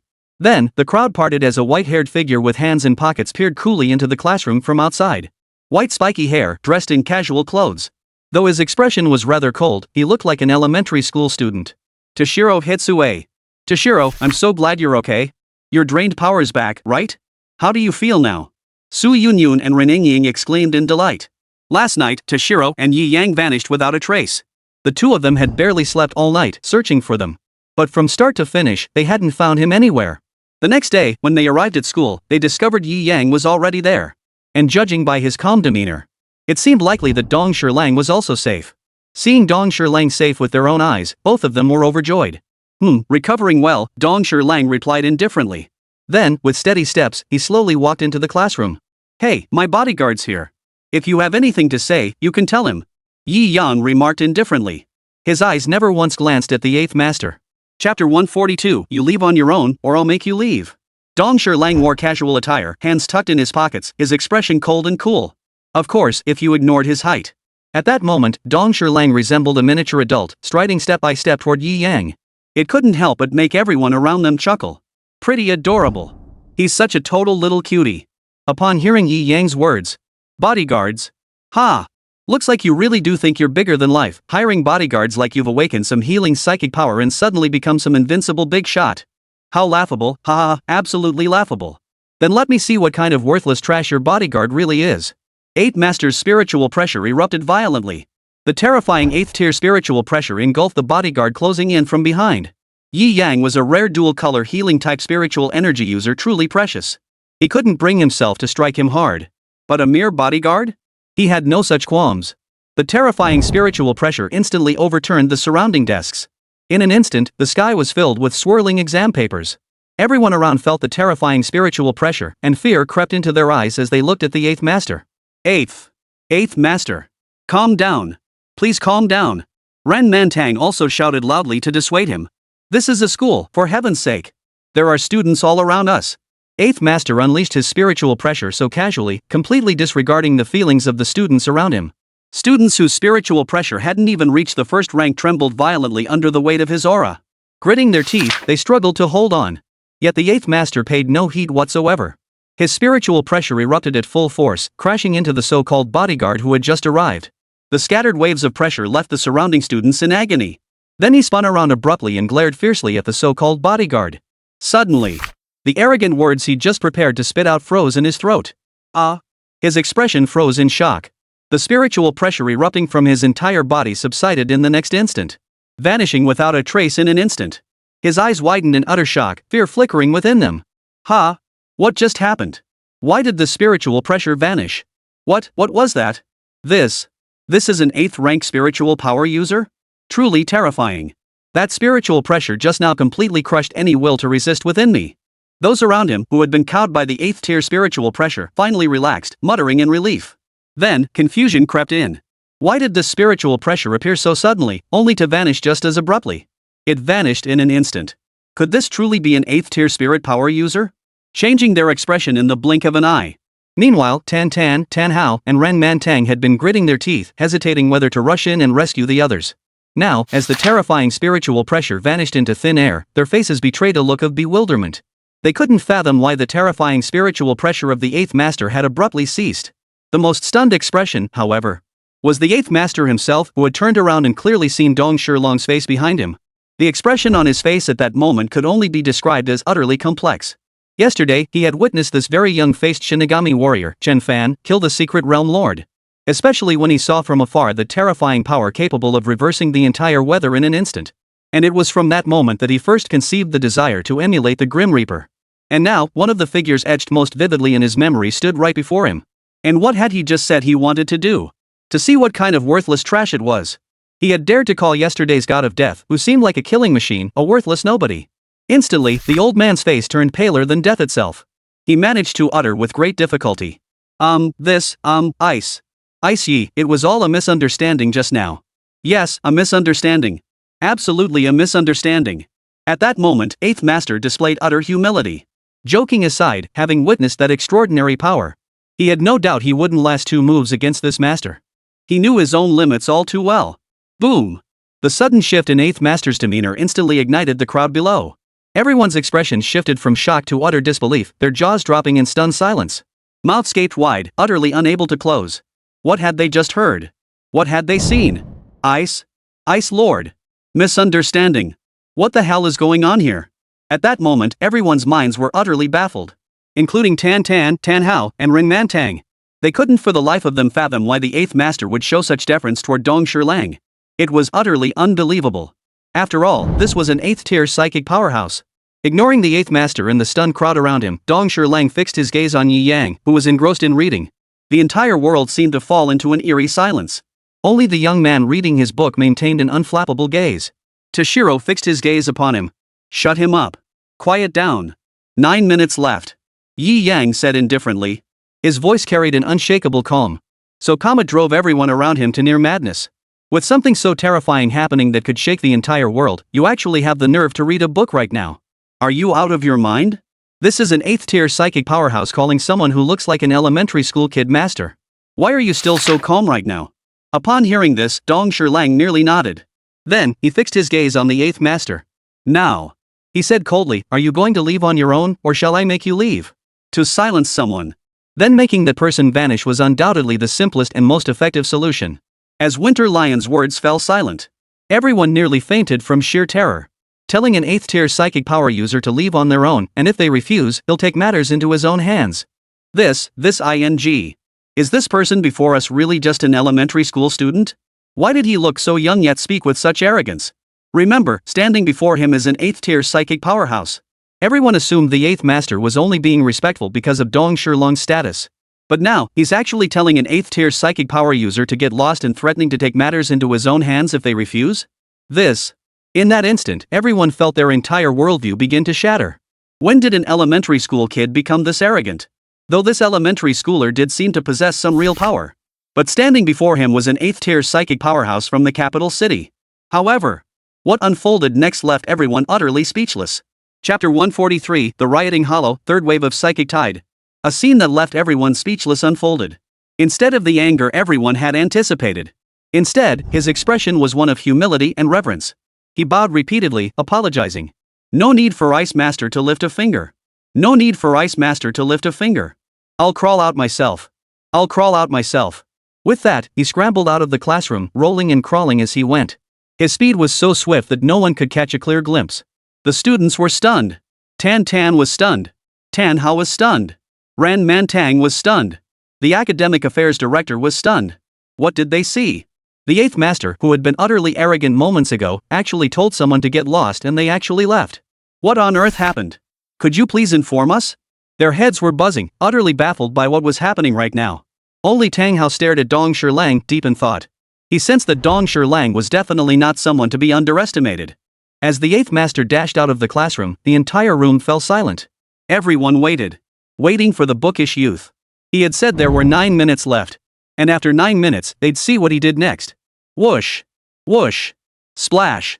The entire classroom fell into an absolute silence, broken only by the sound of Yi Yang turning pages.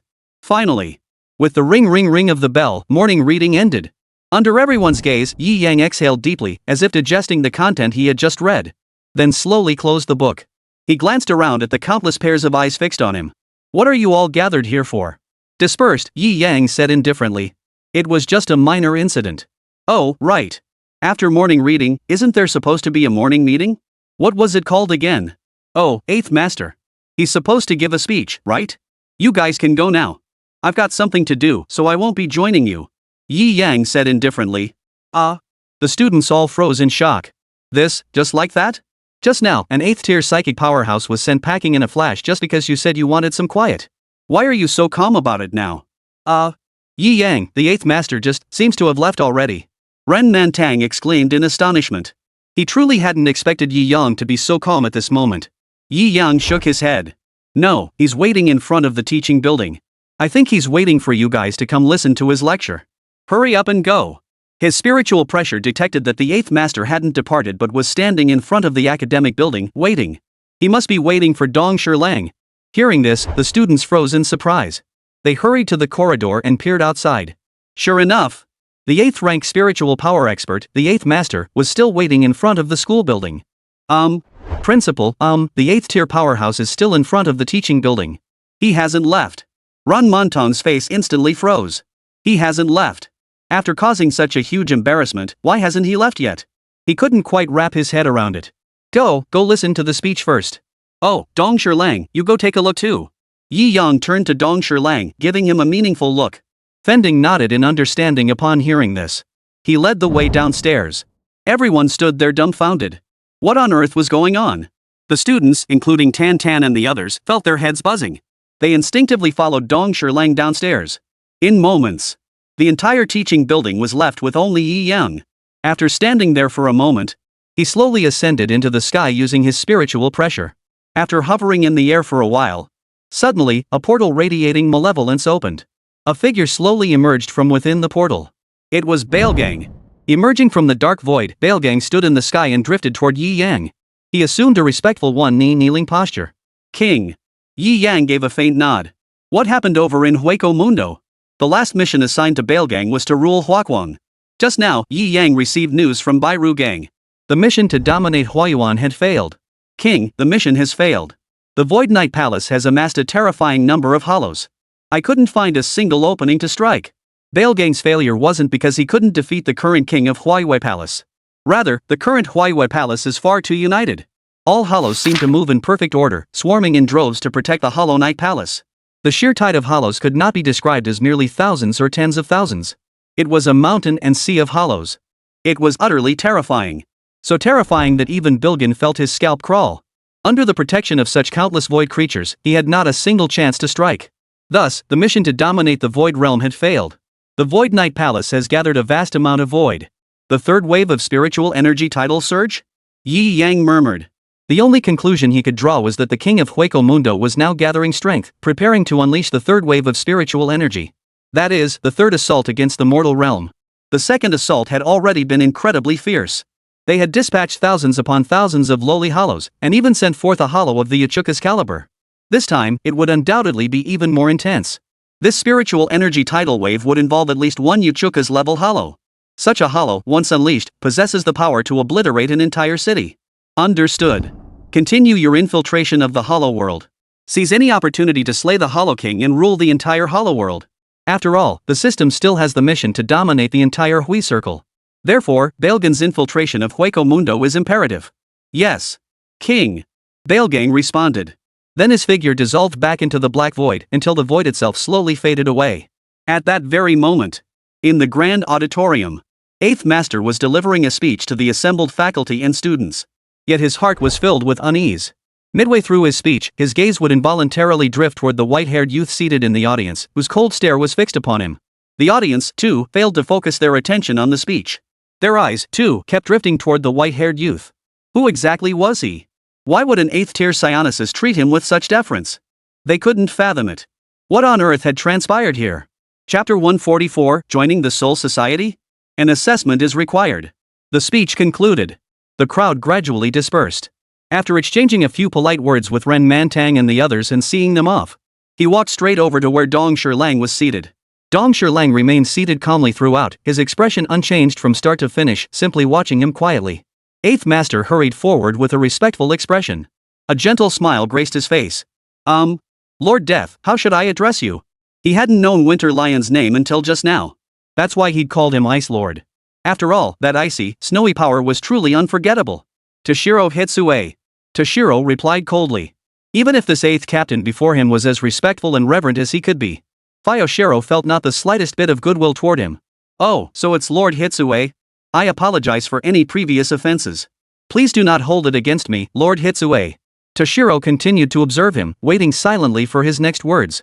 The thing is, after witnessing the power of the two Shinigami yesterday, I become deeply impressed by the Soul Society, the Siriitii. Therefore, I'd like to ask Lord Hitsue to recommend me. I wish to join Soul Society, Siriitii. Oh? Toshiro tilted his head slightly. He hadn't expected the other party to propose such a thing. Join Soul Society. Oomph. Toshiro's lips curved into a faint smile. Joining Soul Society isn't out of the question. Here's the deal, wait near here tonight at 8 o'clock. I'll bring people to conduct your Soul Society entrance exam. If you pass, joining Soul Society will be a given. What? Really? That's wonderful. Thank you, Captain Hitsue. The old man's face lit up with delight. Ever since witnessing the power of the Shinigami, he had constantly yearned to join Soul Society and uncover the secrets of Shinigami power. He believed that once he infiltrated Soul Society, he would eventually uncover the secrets of Shinigami power. Once he mastered that power, he was certain that with his innate talent, he would undoubtedly rise above all others. In this grand era, he was certain he would leave an indelible mark. Dong Shilong's lips curved into a smile. Of course it's real. Remember this, once the trial begins, even if you cry and beg for it to stop, there's no way to halt it. The 8th Master pounded his chest confidently. Of course. My resolve to join Soul Society is unshakable. No trial can stop me. Humph. Let's hope so, Dong Shilang remarked indifferently. Then the two parted ways. 8th Master waited near Jiangning First High School for nightfall. Meanwhile, Dong Shilang went to report the matter to Yi Yang.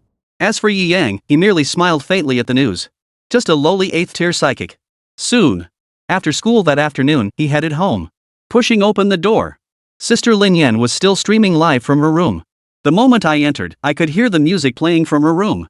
And from the rhythm of the music, Yi Yang immediately understood. Sis Lin Yan was probably doing a hot dance. Yi Yang was used to it after all, Sister Lin Yan was a beauty streamer. If she didn't give her viewers some eye candy now and then, they'd all disappear. He didn't bother checking how sexy Sister Lin Yan was dressed today. Instead, he left a note telling her he was back. Then he went straight into the room and locked the door, quietly waiting for nightfall. Night fell. Yi Yang waited silently inside his room. Suddenly, spiritual pressure surged violently ahead. A portal abruptly materialized. 3 figures emerged from within. One had spiky white hair and a youthful face. Another carried a light sword, a beast-like grin on his lips. The third was a pink-haired lowly, perched on the shoulder of the beast-like man. None other than the Shinigami transformed Toshiro, Kenpachi Zaraki, and Yuichiro Kusajiki. Captain Commander. The trio greeted Yi Yang respectfully. MHM. Yi Yang nodded. Then he said, "You three will operate together tonight. Take care of that trash mob while you're at it. The matter with Toshiro is entirely up to you. Do as you see fit. Remember, tonight's mission is to perform at least 10 soul burials." Understood, the trio responded in unison. All right. Dismissed. Swish. Their figures vanished instantly. Yi Yang flexed his wrists, preparing to enter the Death God transformation. It had been many days since the Spirit Pressure Research Institute gathered spirits. Even Yi Yang didn't know how many souls had gathered during those days. But it would undoubtedly be a number that satisfied him. Long time no see. Yi Yang's lips curved into a smile. He walked over to his bed and lay down. The next moment, he entered the Shinigami transformation. He wore the same outfit as before. Death Lord attire, topped with a captain's Heir bearing the number 6. A noble exclusive star-gazing clip adorned his hair, while a white scarf draped around his neck. His handsome face bore no expression, his eyes as still as water. At his waist hung his Zanpakuto Senbon Sakura. He deftly pushed open the window. Yi Yang's figure swiftly vanished into the darkness. Spirit Pressure Research Institute. With the sealing of the secret realm, the entrance vanished from the skies above the Spirit Pressure Research Institute. The Spirit Pressure Research Institute returned to its former tranquility. Over the past few days, the Spirit Pressure Research Institute had once again drawn a large gathering of spirits. All had come upon hearing the news, flocking to Jiangning City from every corner of the Dragon Nation. After all, no one wants to become that kind of mindless monster. At that moment, at the entrance to the Spiritual Pressure Research Institute, Tan and his group once again welcomed the arrival of the Shinigami Byakuya. He truly couldn't believe it. Why did accidents always happen at moments like this? Attention all units, attention all units. Not a single moment of complacency is permitted. Special brew, even if some big shot from the capital arrives today, do not let him enter our research facility. Director Tan, wearing headphones, issued constant commands. Behind him, Tan Hao held a selfie stick, live streaming the entire scene. Chapter 145, 300 Souls. Appearing under the moonlight. The live stream went live. A flood of viewers poured in. Holy crap! I saw Jiangning City's Spirit Pressure Research Institute go live and thought it was a scam. Turns out it's real? I'm shocked. Could Lord Byakuya actually appear again tonight? Let me think, how long has it been since I last saw Lord Byakuya? Wah, it feels like 6 or 7 days already. Holy crap, time just flew by without me noticing. Duh! Even if we haven't seen Lord Byakuya, we've been watching Director Tan's live streams all along, okay? Last time in the Secret Realm, no exaggeration, it was absolutely breathtaking. Exactly. What's still playing in my mind is that Secret Realm, the power to reverse the entire weather. Instantly transforming a place scorching over 100 degrees into a frozen wasteland? That's terrifying. Hope we can interview Lord Byakuya today, ask him about that Shinigami's info. Exactly. Interview. The live chat erupted with fervent shouts. Tan Hao responded with a smile. Our research institute has implemented full security measures today. There shouldn't be any unexpected incidents this time. As long as nothing unexpected happens, I'll help you interview Lord Byakuya. Holy crap, a real interview? That's amazing. Guys, get ready. We need to prepare our questions. Make it juicy. Best to ask Lord Byakuya if he has a girlfriend. Su Yunyun's home. After typing that line, Su Yunyun blushed shyly. Then anticipation surged through her. Picking up the Byakuya Kochiki figurine placed before her, Su Yunyun gazed at it with deep affection. Lord Byakuya, please don't have a girlfriend. But the figurine remained silent. Tan Hao watched the wild comments flooding the screen, his lips twitching involuntarily. I mean, if there's a chance. If there isn't, I won't ask. Tan Hao muttered, speechless. Got it. Just ask Lord Byakuya if he has a girlfriend first. Exactly. Lord Byakuya is so handsome, he probably already has a girlfriend. If that's the case, my youth is over. Tan Hao. He finally understood these netizens were completely beyond reason. He decided to stop looking at the comments altogether. At that moment, Director Tan up ahead continued issuing commands non-stop through his headset. All around the Spirit Pressure Research Institute were its members. The defenses were exceptionally tight. Not even a fly could slip through. Tan Hao approached. Uncle Tan, how many spirits have gathered at our institute this time? At this mention, Tan's expression grew solemn. His expression grew solemn. Since it's been quite some time since the last gathering, and with Lord Byakuya's reputation spreading far and wide, Souls have been gathering from all directions in a steady stream. The total has now reached 300 souls. I wonder if Lord Byakuya can handle this. What, 300? Tanhao was utterly shocked. This time there are 300, that's more than double the number of souls from last time. No wonder Director Tan was taking this so seriously. It seemed the reason wasn't just the 2 previous incidents. It was also because an unusually large number of souls had gathered here this time. Second uncle. Will Lord Byakuya come tonight? Tanhao asked. After all that happened last time. Tan's expression grew grave. I don't know either. Let's hope Lord Byakuya comes. With so many souls gathered here, some of them are already teetering on the brink of becoming hollows. Sigh. Only Lord Byakuya, as a Shinigami, can resolve this. Tan sighed. He wasn't certain if the Shinigami Byakuya would come. After all, they weren't that close. If they truly were that close, he wouldn't have been so terrified of an 8th rank spirit user this morning. Tanhao's expression also grew grave. Transforming into a hollow. If even one spirit transformed into a hollow, it wouldn't be a joke. Remember, over 300 soul spirits were gathered here. If one became void, all 300 soul spirits could be in grave danger. I believe Lord Byakuya will definitely come. The 300 souls here are calling out to him. Tanhao said solemnly. He remained steadfast in his belief that the Soul Reaper Byakuya was forever the savior of souls. Wherever souls gather, he would appear. And here, so many souls had gathered. Viewers in the livestream chat responded in unison. Absolutely right. Lord Byakuya will definitely come. So many souls are calling out to him here. Trust Lord Byakuya. Of course he will. Lord Byakuya has never let us down. Of course he will. Suddenly, a commotion erupted nearby. Director Tan immediately shouted into his headset, all units, what's happening in Sector F? What's happening in Sector F? Director. Lord Byakuya has arrived. This time, he's come again, under the moonlight. Chapter 146, Death opens the path to Soul Society. The Soul Reaper Byakuya has appeared. This time, no unexpected incidents occurred. The members of the Spirit Pressure Research Institute were nearly moved to tears. Finally. At last, after Lord Byakuya's arrival, no mishaps occurred, what a cause for celebration. Under the admiring gazes of the crowd, Yi Yang arrived silently under the moonlight. His attire remained unchanged. His captain's Heir, bearing the number 6, fluttered in the breeze. His expression was as calm as still water. The Senbon Sakura sword at his waist hung in perfect order. I'm here. Yi Yang stood under the moonlight, on that very path where he had once defeated Shinshinsho. Moonlight spilled down. At that moment, his figure seemed exceptionally towering. A flicker of excitement passed through Tan's eyes. This man finally, she saw him again. He, along with his team members and the 300 souls within the Research Institute, had all been eagerly awaiting this man. The livestream chat exploded with frantic messages. Wonderful! Lord Byakuya has finally arrived. It's been so long. How long has it been since Lord Byakuya appeared like this?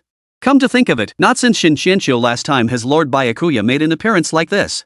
And he's still as handsome as ever. Streamer, remember to ask for us. Just ask, and your gifts won't be forgotten. Guys, to show our sincerity, let's send gifts first. Tanhao. Watching the barrage of gifts flooding the livestream chat, Tanhao was speechless. Can gifts even solve this problem? This is absolutely not something gifts can fix. Director Tan suppressed his excitement and hurried forward. Lord Byakuya, it's been an age, he said, gesturing for Yi Yang to come forward. Yi Yang nodded. This time, how many souls have gathered in total?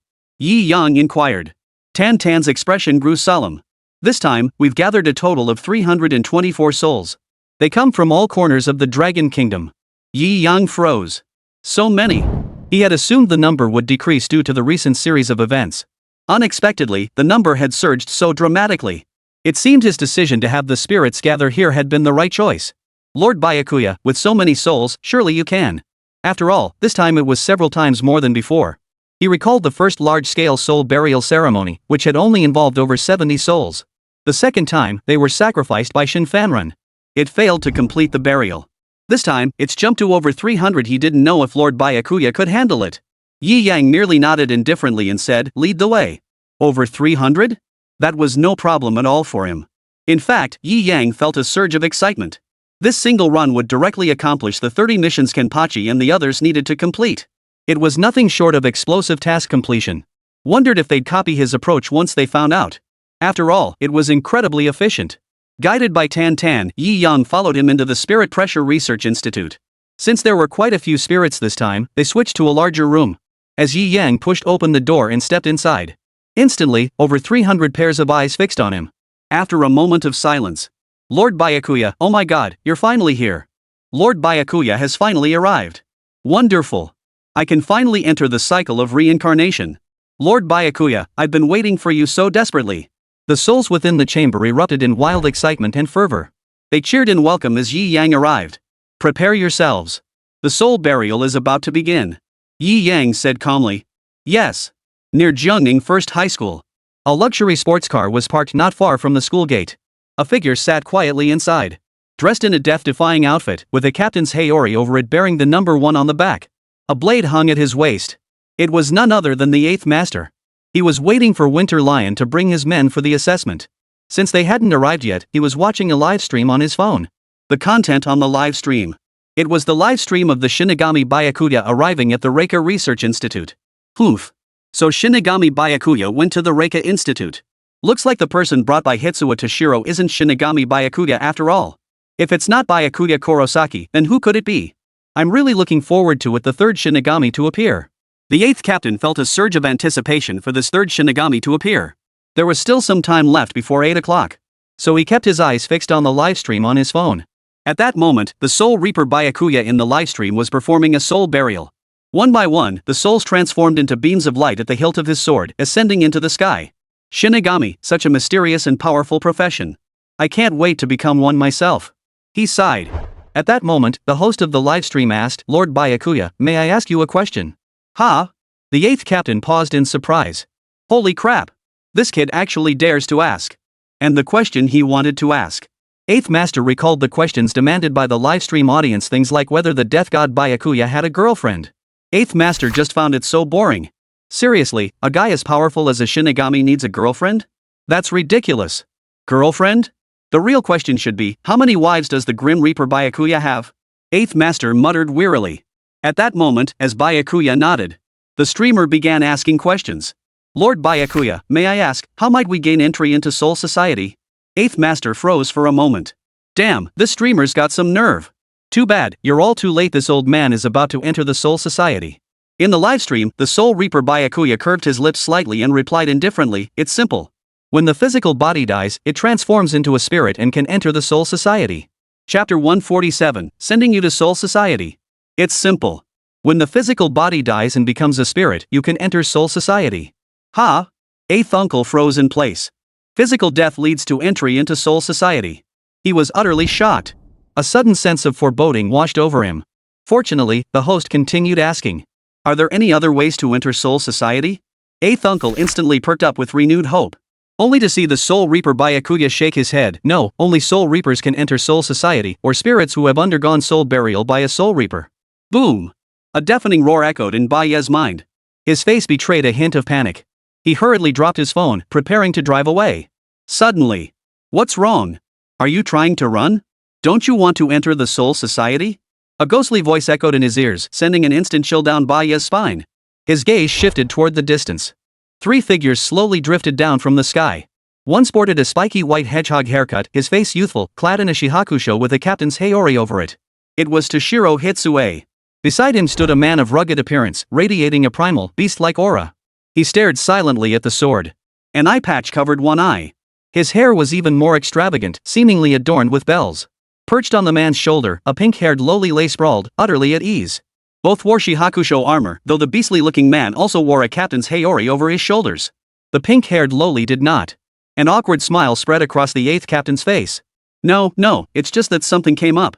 Captain Hitsue, I have matters to attend to today, so I'll be taking my leave now. He grinned broadly. Toshiro chuckled. We're here to conduct your Shinigami assessment. No need to rush off like that. The smile froze on Hachiro's face. Then, Lord Hitsue, how exactly will this examination proceed? A sliver of hope still flickered within him. Toshiro chuckled, it's simple. To enter Soul Society, you must let your physical body die. Come here. Let us cut you down first. Boom. A loud roar echoed in the 8th Master's head. The next moment, he hesitated not a second to start the sports car and flee. But then, an inexplicable tremor ran through his entire body, causing him to halt abruptly. He leaped out of the car. After leaping from the car, he rolled twice on the ground before finally coming to a stop. And the car. Boom! A blade, carrying terrifying spiritual pressure, came crashing down. It was cleaved clean in two with a single stroke. The man, radiating a savage, beast-like aura, sheathed the blade and slung it over his shoulder. A supremely arrogant grin spread across his face. Ha! It's a shame to let someone with decent spiritual pressure slip away like this. His expression then twisted into a savage grimace, beast-like in its ferocity. You want to enter Soul Society, don't you? Simple enough. Let's have a little fight first.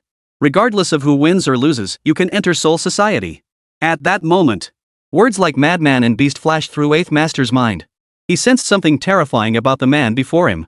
That overwhelming thirst for battle was downright terrifying. The expression on the Eighth Master's face stiffened. There's no need for this, Death Gods.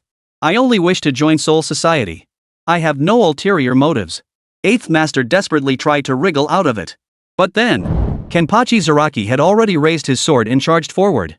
A beast-like aura surged forth, its spiritual pressure crashing over him. Enough talk. Let's settle this with a good fight. Boom.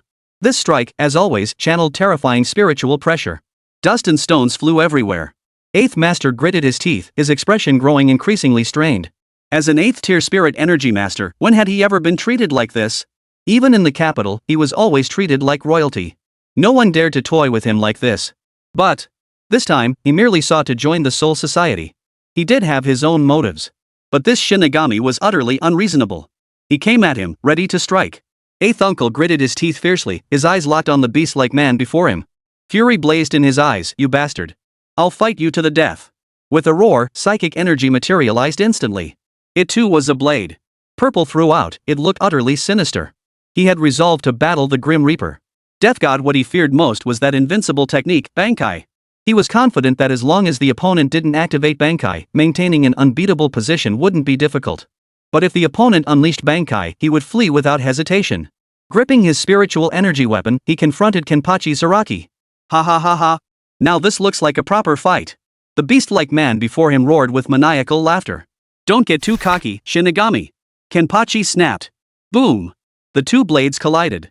A terrifying spiritual pressure instantly sent everything nearby flying. Clouds of dust filled the air. Xiaobai, how many moves do you think Xiao Jian will need to finish this fight? From the sidelines, Kusajishi Hikori opposed the question. Toshiro sighed inwardly. He had long since grown accustomed to Kusajiki Yachiyu's penchant for giving people nicknames. A lowly nobody who hasn't even completed his training to become a squad deputy captain trying to block Captain Zaraki's strike? Utterly foolish. No need to guess this strike will decide the outcome. He. That's exactly what I was thinking. This nobody actually wants to join Soul Society? How utterly foolish. Boom. The clash between the two blades sent dust swirling through the air under the force of their spiritual pressure. A blade radiating purple light clashed with an ordinary-looking shallow blade.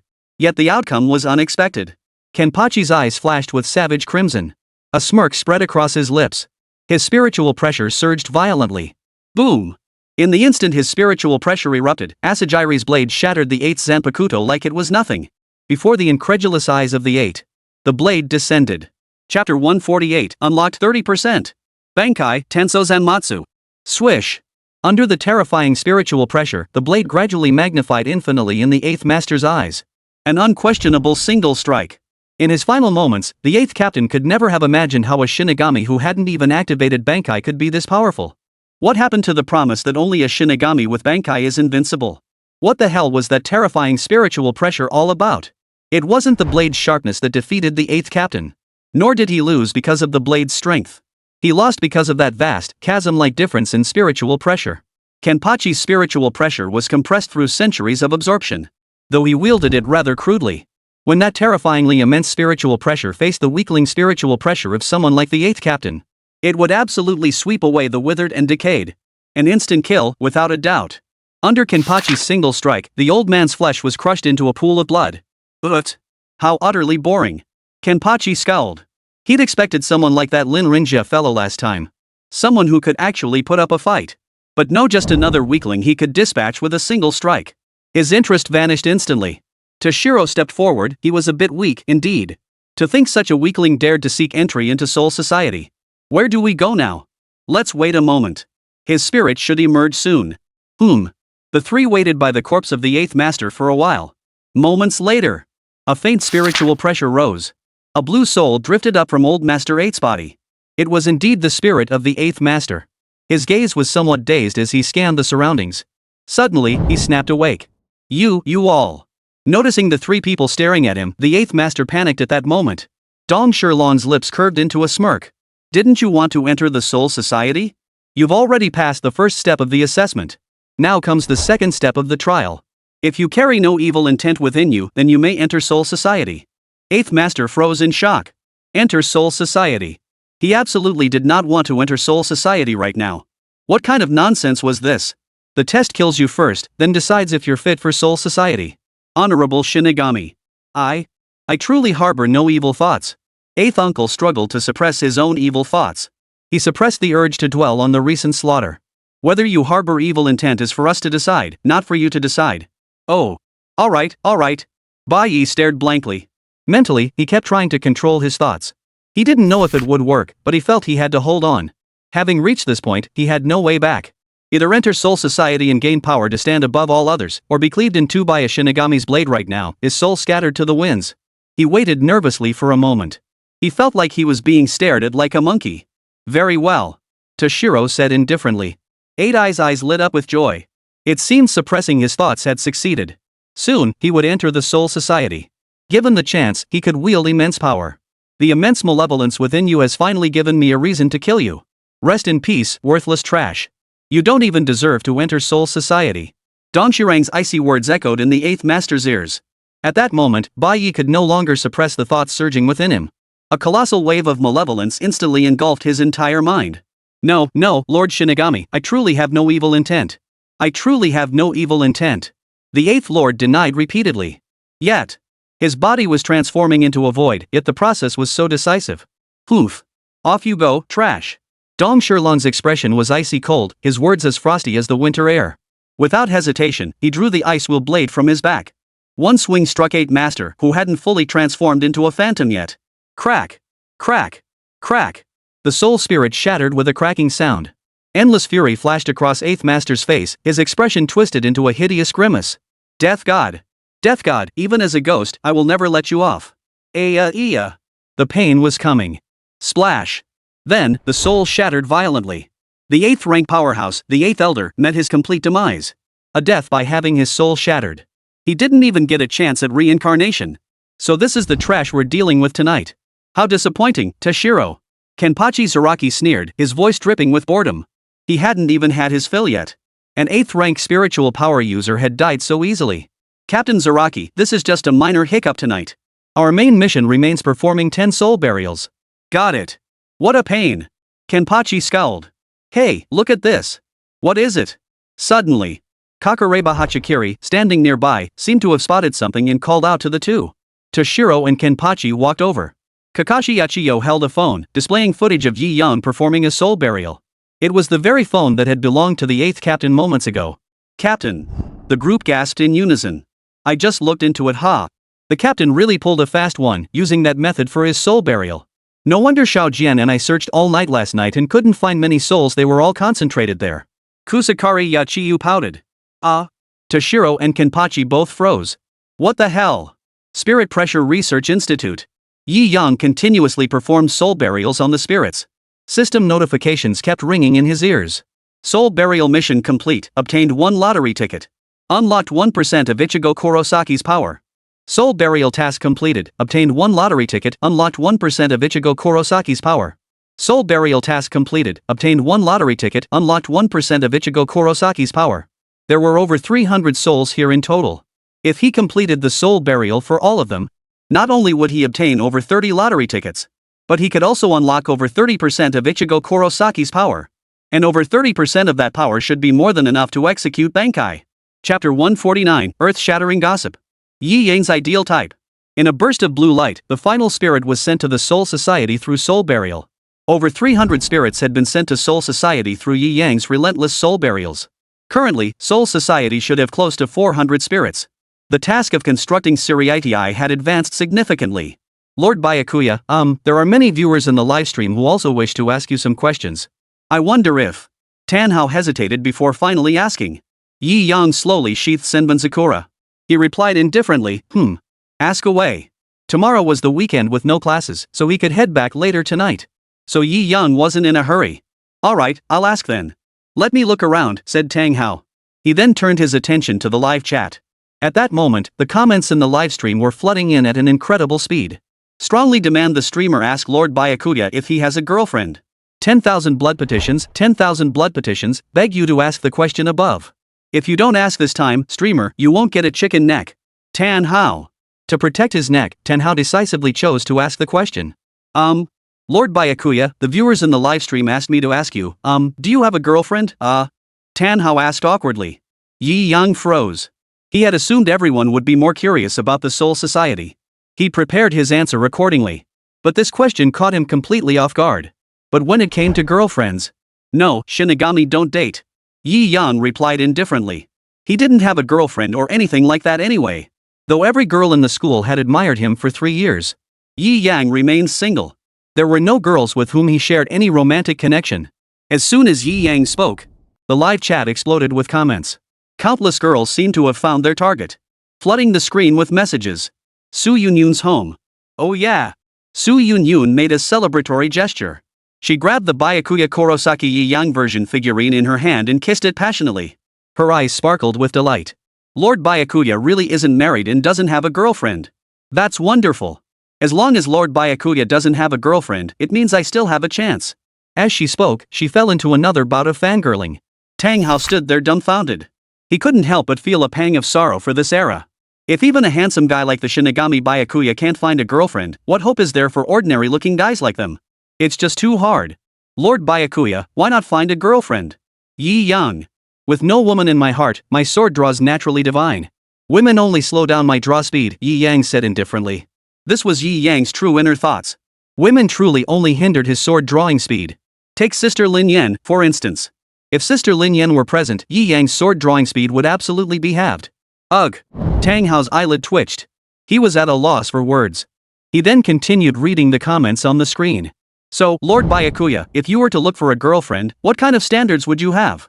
I mean, the criteria for a girlfriend. This was also what prompted Tang Hao to ask the question on the flood of comments. Criteria, huh? Yi Yang fell deep in thought. Ha ha. Did I put Lord Byakuya in a tough spot? Let's move on to the next question. Tan Hao scratched the back of his head with an embarrassed smile.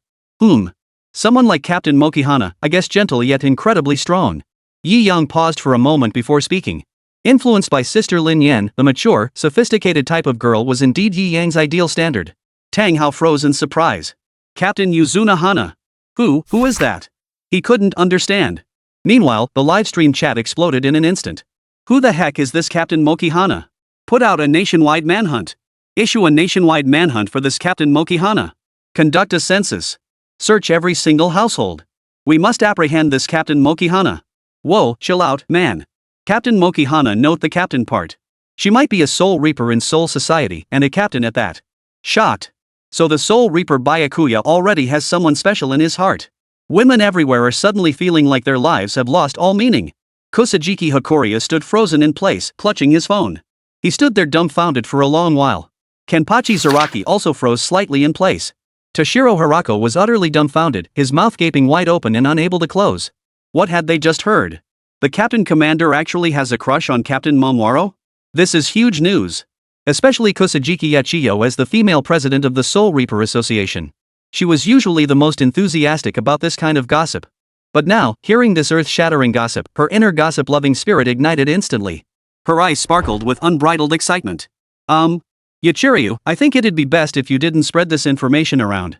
If it reaches Captain Mokihana's ears? Dong Shirlang pictured Captain Mokihana's face smiling despite the black steam billowing from her body and couldn't help but shiver.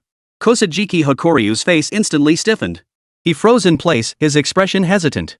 Knowing such earth-shattering news, not spreading it would be an immense test for her. Coward. Kenpachi Aroshigami sneered.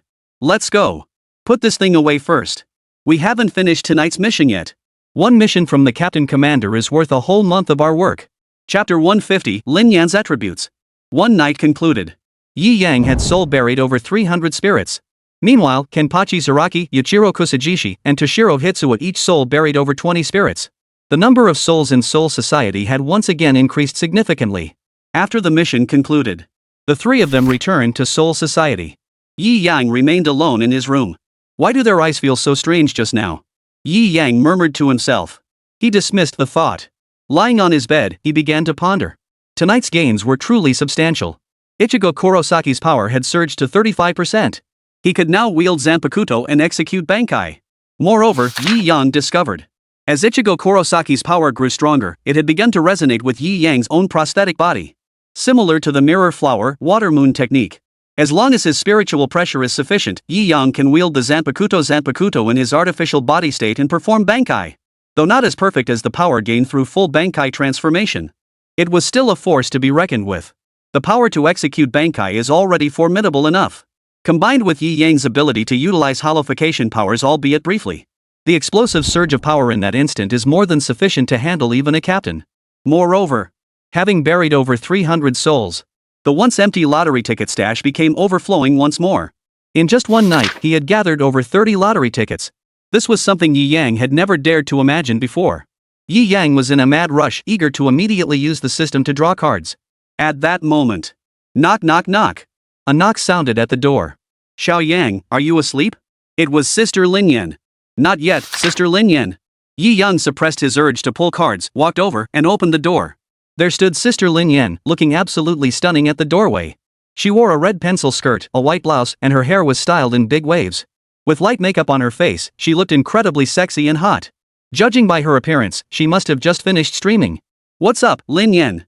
Yi Yang asked. Lin Yan's expression turned slightly troubled. After a moment's hesitation, she spoke up. Xiao Yang, since this weekend is coming up, I was wondering if you could help me with some psychic training. After speaking, Lin Yan looked at Yi Yang with eager anticipation. Since Yi Yang had been busy with classes and Lin Yan had her daily live streams, she hadn't yet had the chance to experiment with her psychic abilities. This weekend, Yi Yang was off, so she specifically took time off to ask Yi Yang to give her some intensive training over the weekend. Yi Yang was slightly taken aback upon hearing this. He recalled that during their last meeting, Lin Yan had awakened a pink tier talent and a pink tier weapon type psychic ability. He'd assumed she'd already mastered its use. But it turned out, he realized Sister Lin Yan must have considered his busy class schedule, which is why she waited until the weekend to ask for his help, feeling a bit embarrassed about troubling him. He chuckled. I was wondering what it was about. Of course it's no problem, Sister Lin Yan. Tomorrow was the weekend, a day off. Yi Yang didn't have any plans himself. Since Sister Lin Yan asked him to help with special training, it worked out perfectly. Really? That's wonderful. Lin Yan's face lit up with delight. Then let's start at 8 tomorrow morning. Lin Yan was eager and couldn't wait. Alright. Yi Yang had no objections. Oh, wait a minute, Sister Lin Yan. Hold on. Yi Yang suddenly remembered something. He still hadn't used the blue-tinted glasses he'd won in the last lottery. Given his overwhelming strength, which usually crushed opponents effortlessly, there was simply no need to wear such cumbersome glasses. But now, since he was going to help Sister Lin Yan with her special training, it was essential to understand some of her basic information. Yi Yang entered the room and pretended to search around. He retrieved the blue-tinted glasses from his storage space and slipped them on. He fixed his gaze on Lin Yan. Instantly, all of Sister Lin Yan's information appeared before Yi Yang's eyes. Name, Lin Yan. Height, 173 centimeters. Weight, 102. Bust, 42D. Talent, pink tier. Spiritual ability, spirit orb pink grade. Spiritual pressure level, first tier, beginner. As expected, Sister Lin Yan is truly something else. A woman who plays with balls. Yi Yang examined it closely and noticed an exclamation mark following the spirit energy, spirit orb. Focusing his gaze revealed the information. Spirit ball usage techniques. Excellent. This was exactly what Yi Yang had been looking for. Xiao Yang, why are you putting on glasses? Lin Yan asked at that moment. She was puzzled as to why Yi Yang would put on glasses. And they were thick, heavy-looking black-rimmed glasses. Oh, Sister Lin Yan, this is for you. Yi Yang retrieved an item from his storage space that was rather embarrassing. It was Matsumoto Ranjiku's undergarments. I obtained this in the secret realm. It's lingerie imbued with spiritual pressure, capable of nurturing you. Yi Yang declared with utmost seriousness. Lin Yan. Who would have guessed, Xiao Yang? You actually keep these kinds of things in your room? Lin Yan exclaimed. Then, her face flushing, she snatched the item from Yi Yang's hands. Slam. The door slammed shut. Yi Yang. Yi Yang calmly locked the door. System, I want to draw a prize. Outside the door, Lin Yan stared at the item in her hand, her face flushing crimson. She wouldn't believe a word Yi Yang said. How could the secret realm possibly produce something so shameful? This was undoubtedly something Yi Yang had bought himself. And the size. It was identical to hers. She glanced down at her own front. She proudly puffed out her chest. Looks like little Yang has grown up already. Silently staring at the object in her hands, her face flushed red again. Shy. Still, it was quite sensual. Xiao Yang had good taste. With lace trim. I'll wear it tomorrow. Chapter 151, 30 consecutive draws, Ikemara Jin. 35 pulls. Yi Yang was filled with anticipation. Swish. Swish. Swish. One by one, the cards flew into the air, spun a full rotation and a half, then landed before Yi Yang. 10 cards shimmered with light. Since he had pulled the Eisen card early last time, the fixed pool had reset. This time, Yi Yang directly selected the Yamamoto Genryosai card as his guaranteed reward from the fixed pool. Today, he'd start with 30 pulls. He opened all 10 cards before him. The fixed pool includes 7 essential figurine cards. Not bad. The other 3 cards. Soul Reaper Blade Enhancement card, Enhanced Soul Reaper Blade 2 copies. The other one is a Light Strike. Another Shallow Strike. There's still a Shallow Strike lying in the storage space, which Yi Yang hasn't used himself yet. Now another one appeared. Straight into the storage space. Keep pulling. Swish, swish, swish. 10 cards flew into the air once more, spinning a full circle and a half before landing before Yi Yang. He opened them all at once again. One by one, the cards flipped over. This time wasn't too bad. 6 figurine cards, 4 usable cards. 3 Zanpakuto enhancement cards appeared. Plus 1 Reiki quality enhancement card. Reiki enhancement card, upon use, slightly improves Reiki quality. This was the first time Yi Yang had drawn this card. Reiki quality. This is something Shinigami cultivate through countless years of accumulation and refinement. Captain Commander Yamamoto is the prime example.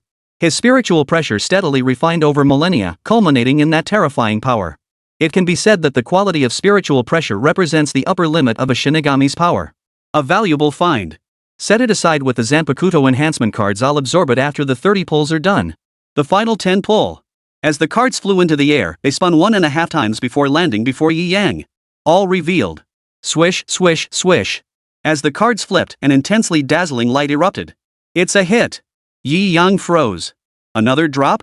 Didn't I just get the blue die last time? How did this happen again? Did the system finally have a change of heart? He couldn't wait to look at the glowing card. Ikemaro Jin character card, used to summon a character. A character card? Perfect. Facing the third wave of spirit energy tide, summoning a character is the most useful move. It would boost Yi Yang's combat strength. Moreover, Ikemaro Jin's power is exceptionally formidable. His Zanpakuto Divine Spear is also incredibly formidable. His Bankai caught even Eisen, who had fused with the Hogyoku, completely off guard, nearly killing him. Unfortunately, while the ambush succeeded. But the big boss Eisen cheated, refusing to play by the rules.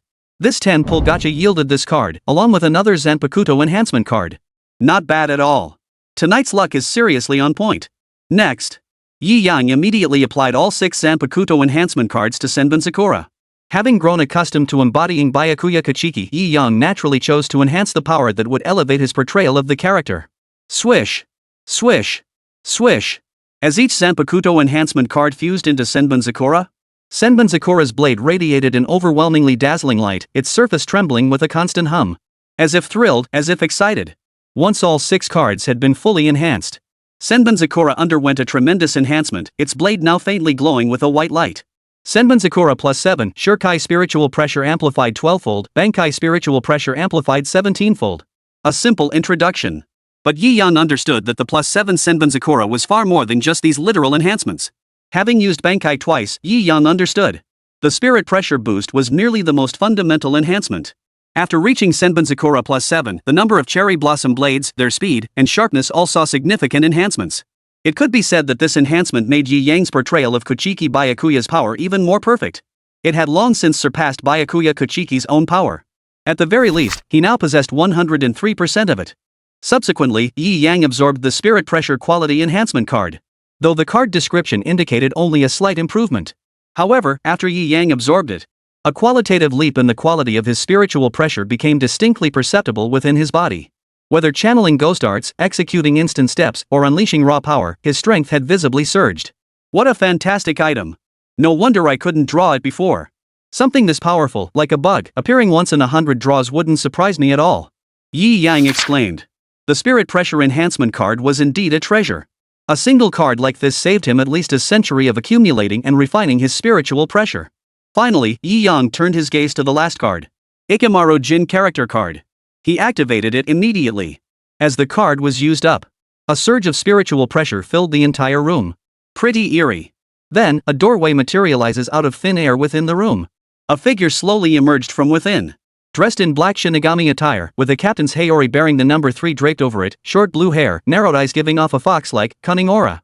It was Ikamaru Jin. Captain Commander. Ikamaru Jin addressed him respectfully upon his arrival.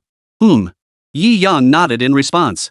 You may proceed to Seoul Society for now. I will notify you when a mission arises. Yes, sir. Ikamaru Jin replied. Then, the portal opened once more. His figure slowly stepped through. This time, he entered the Seoul Society of this world. Meanwhile, within Seoul Society. The Seoul Society had been transformed from a secret realm, and the Siriidii had yet to be constructed. It was in a state of complete disarray, awaiting reconstruction. As the portal opened, fluctuations of spiritual pressure spread outward. Toshiro Hitsue, Kenpachi Saraki, and Yuichiro Kusajiki all felt a sudden tremor in their bodies. Another arrival. Who could it be? Once they sensed the source of the spiritual pressure, a flash of light appeared in their eyes. Jin Ikamaru. Chapter 152, 8th rank. Visitors from the capital. The next day. Got up early, left with Sister Lin Yan promptly at 8. Sister Lin Yan wasn't streaming today. She wore a tracksuit and tied her hair into a ponytail at the back. Yi Yang, however, kept it casual, wearing his usual outfit. Let's go, heading to the gym. Huh, the gym? Yi Yang was taken aback. Yeah, isn't the gym where you go to work out? Lin Yan said matter-of-factly. Yi Yang had thought they were going to hunt ghosts. Turns out it was just the gym. Making such a big deal about going to the gym. They got into Sister Lin Yan's car. The two arrived at the largest fitness center in Jiangning City. With spiritual abilities becoming increasingly commonplace, everyone now knew about spiritual pressure. Therefore, the fitness center was bustling with people every day. Moreover, much of the equipment in the center had been upgraded for use by psychics. For example, there were spirit pressure testers specifically designed for spirit energy users to measure their spirit pressure. There are also aptitude testers, strength testers, and all manner of instruments. All of these are provided by the Spirit Pressure Research Institute. After all, it's called the Spirit Pressure Research Institute. Tan and his team have actually developed some useful tools. The entire fitness center buzzed with activity. People were running, testing their strength, and engaging in all sorts of activities. Exercise and training were the only ways to enhance spiritual pressure. Anyone aspiring to become stronger gathered here to train. With the secret realm having ended less than 2 days prior, some spirit energy users had yet to depart Jiangning City. Thus, the place was packed. The atmosphere was incredibly intense. The moment you step in, you can't help but get into the zone. Lin Yan dragged Yi Yang along, her excitement palpable. If it weren't for the live stream, she'd definitely come here every day to train and boost her spiritual pressure. Xiao Yang, let's head over there first. Lin Yan tugged at Yi Yang, pointing toward the spirit pressure testing machines crowded with people. She wanted to see where her spiritual pressure currently stood. Sis Lin Yan, your spiritual pressure is at the initial stage of Tier 1. Yi Yang stated calmly. Ah. Is that so? That's right. Newly awakened spirit energy users are all Stage 1 beginner spirit energy users. And since you haven't trained, naturally increasing it will be very difficult. Yi Yang's expression turned serious. Though Lin Yan possessed pink tier talent, expecting her spiritual pressure to rise without effort was utterly unrealistic. After all, Su Yunyun possessed a multicolored grade talent. Even after all those days of training at school, she still hadn't managed to reach the intermediate stage of Tier 1. This alone showed just how incredibly difficult it was to increase one's spiritual pressure. Ugh. Should we test our strength first? Lin Yan asked. After all, she knew nothing about this. That's why she let Yi Yang guide her through this special training. If she'd come alone, it would take her quite a while to get familiar with things. And she wouldn't have known how to train anyway. But Yi Yang was different. The Spiritual Pressure Research Institute had established a branch at Jiangning First High School, recruiting a group of students for training. This was common knowledge throughout Jiangning City. Given that Lin Yan knew Yi Yang possessed dual 7-color grade abilities, joining the branch institute, becoming a member, and undergoing training. Wasn't that the obvious choice? With Yi Yang guiding her, they could surely avoid unnecessary complications. Yi Yang nodded. All right. Yi Yang didn't know exactly how much power Lin Yan's psychic abilities could unleash, but they could head over there for a test first. The two approached the strength testing machine and joined the queue. The crowd was large, but there was only one strength tester available. Demand far outstripped supply. Fortunately, the wait wasn't too long. They waited in line. Finally, it was Lin Yan's turn. Yi Yang stood nearby. Close your eyes, feel your spiritual energy, resonate with it, and unleash the strongest attack you can muster right now. Yi Yang instructed. Lin Yan obediently followed his instructions. Closing her eyes, she sensed for a moment. Before her, a black sphere slowly materialized, emitting a faint aura of spiritual pressure. Suddenly, Lin Yan opened her eyes. Ha, she exclaimed softly. The black energy sphere before her instantly surged toward the strength tester. Boom!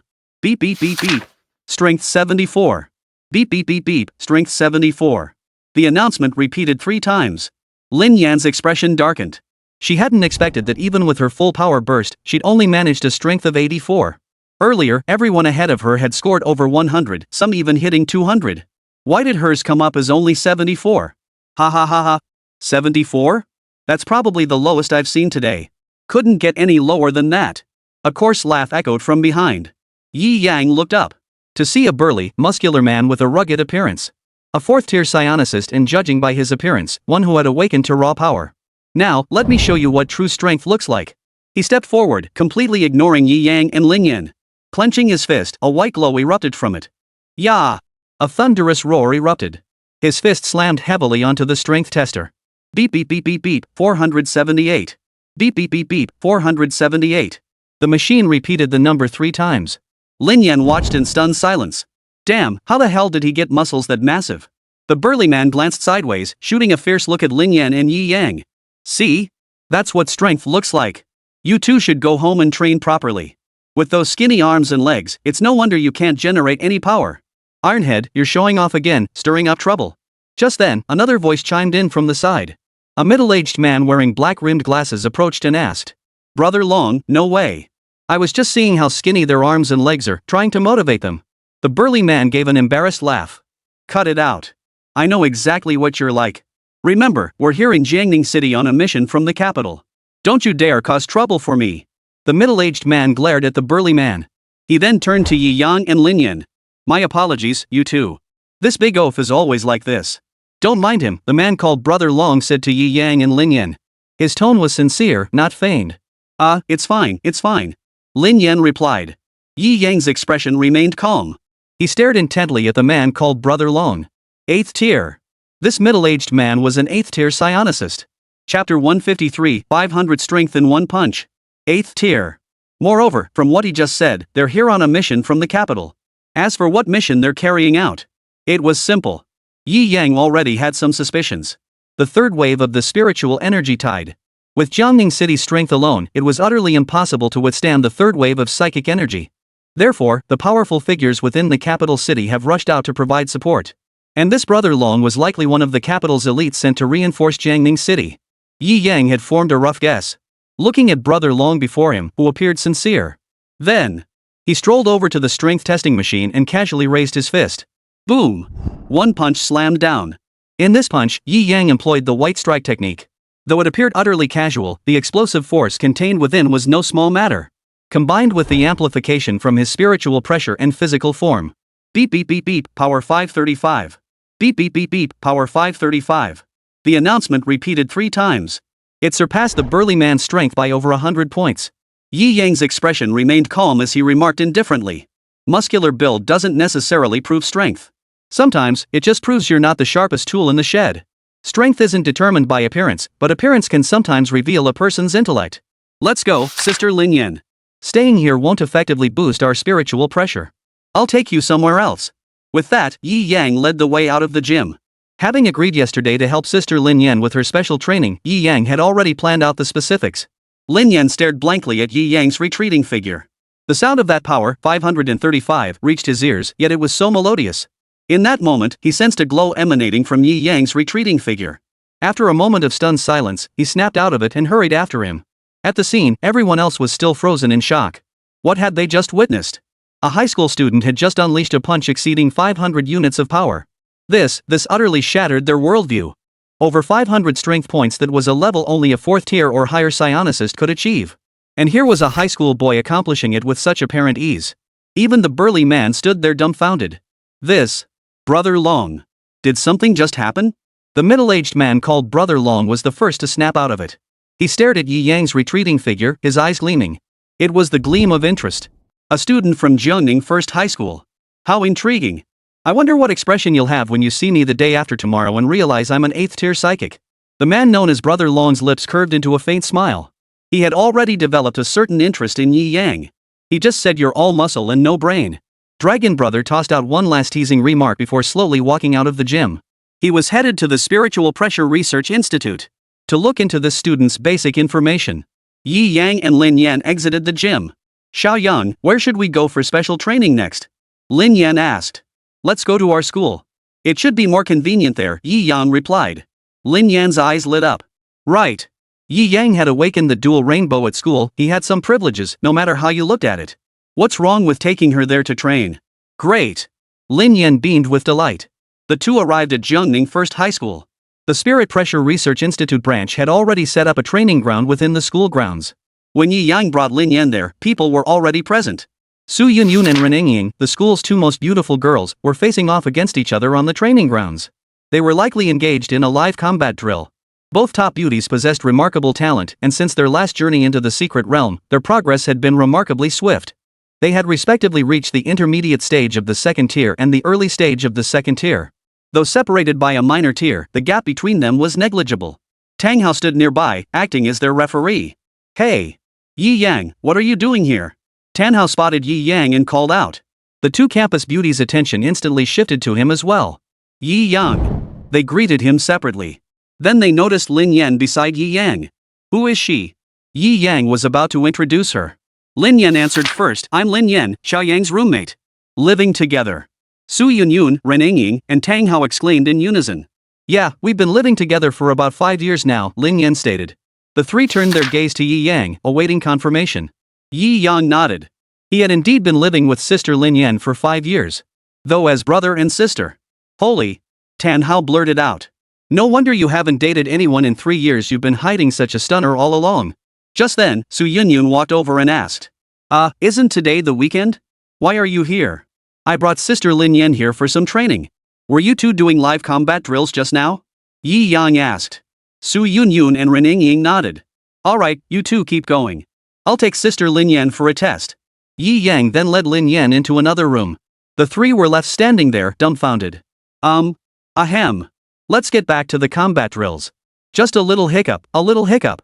Tan Hao cleared his throat twice and said. Alright. Su Yunyun nodded. Ren Yingying nodded as well. The two resumed their combat drills. However, Ren Yingying seemed distracted afterward. She was completely out of her element. Meanwhile, inside the room, under Yi Yang's watchful gaze, Lin Yan proceeded with her training in an orderly fashion. Last night, all of Lin Yan's data had already been recorded in Yi Yang's mind. And he had already figured out how to enhance her spiritual abilities. They didn't return home until late afternoon. That evening, Yi Yang entered his death god form and performed several soul burials. Due to the excessive number of soul burials the previous day, the nearby spirits had dwindled. Thus, the harvest was meager. After wrapping things up hastily, he headed home. Sleep. The next day was much the same. Until the weekend slipped away.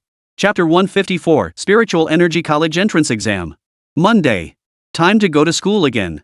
Yi Yang bid farewell to sister Lin Yan in the morning and headed to school with Dong Shilang. Lin Yan's vacation had also ended, and she resumed her daily live streaming schedule. Arriving at school. Before even entering the classroom, Yi Yang overheard a collective buzz of discussion.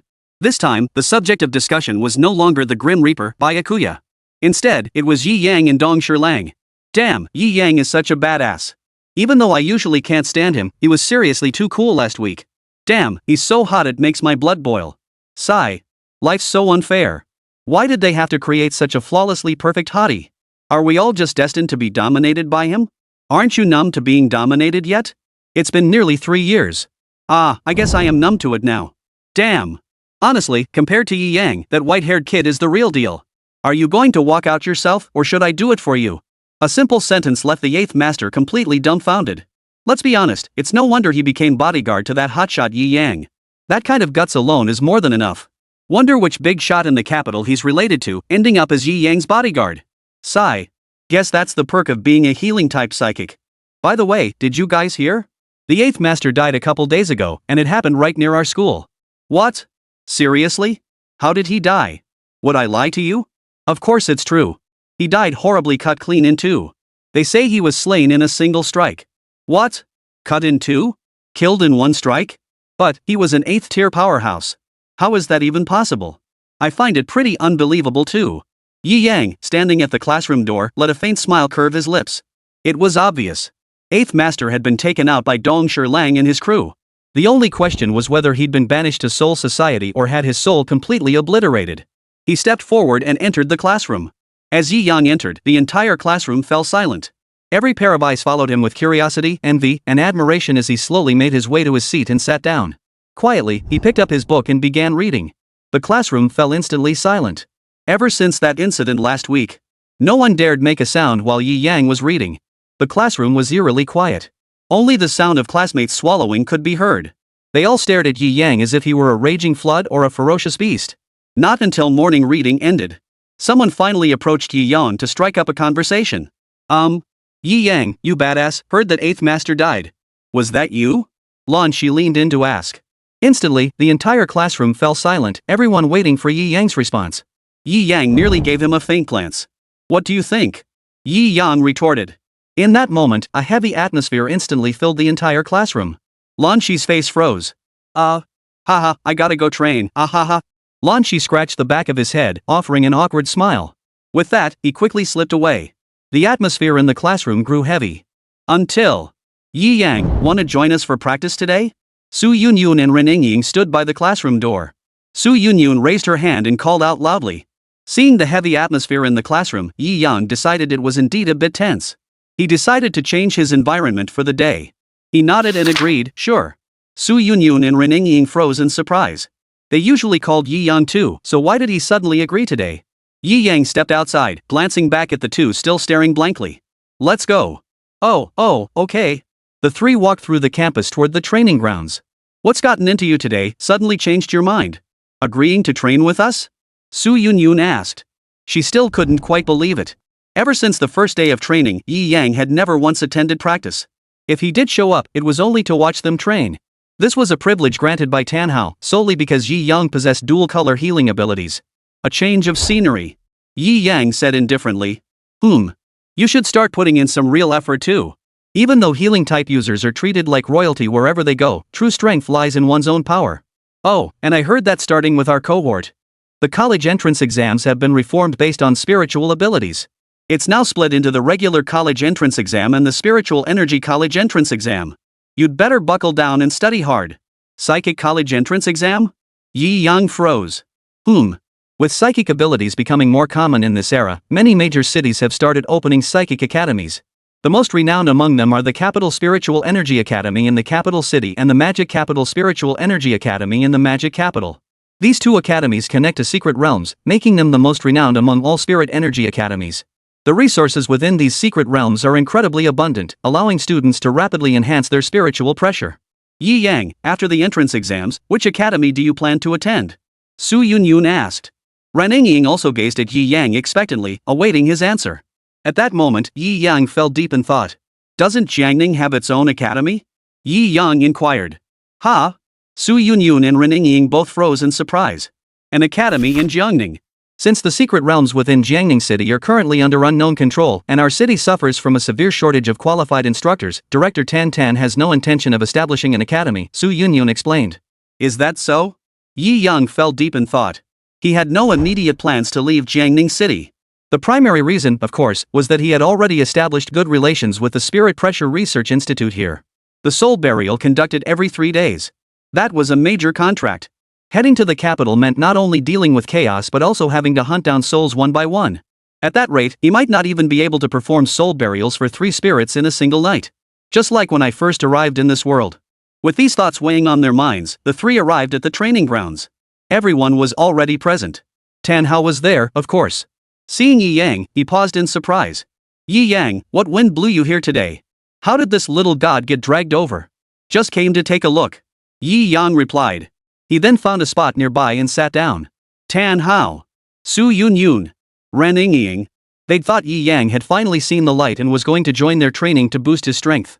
But who knew he'd actually just come to watch? Alright, everyone focus up. I have something to announce today. Tan Hao snapped back to attention, clapped his hands, and gathered everyone together. Chapter 155, Changing Training. Real Combat. Once everyone had gathered. The third wave of psychic tides is approaching us. Tan Hao announced with a grave expression. In an instant, every student present stiffened. Their expressions turned utterly serious. The first 2 psychic tides are still fresh in their memories. The first psychic surge, though relatively weak, had posed a significant threat to the entire Spirit Pressure Research Institute.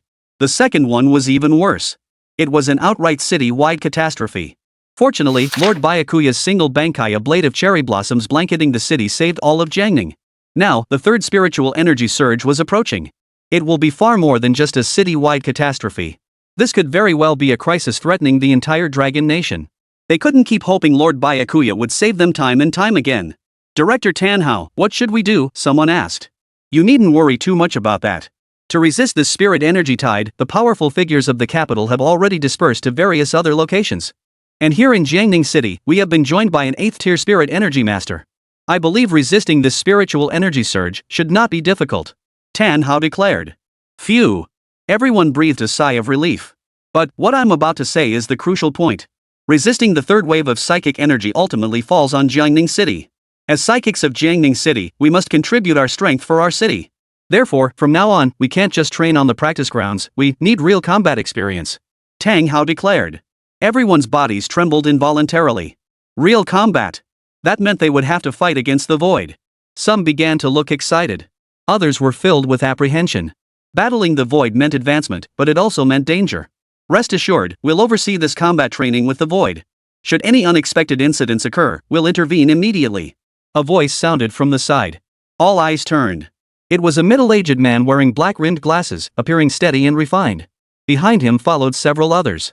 Among them were a ruggedly built man and an unremarkable middle-aged individual. And a stunningly beautiful woman with a figure to die for. Yi Yang, seated nearby, instantly stiffened. He thought to himself, just as I suspected.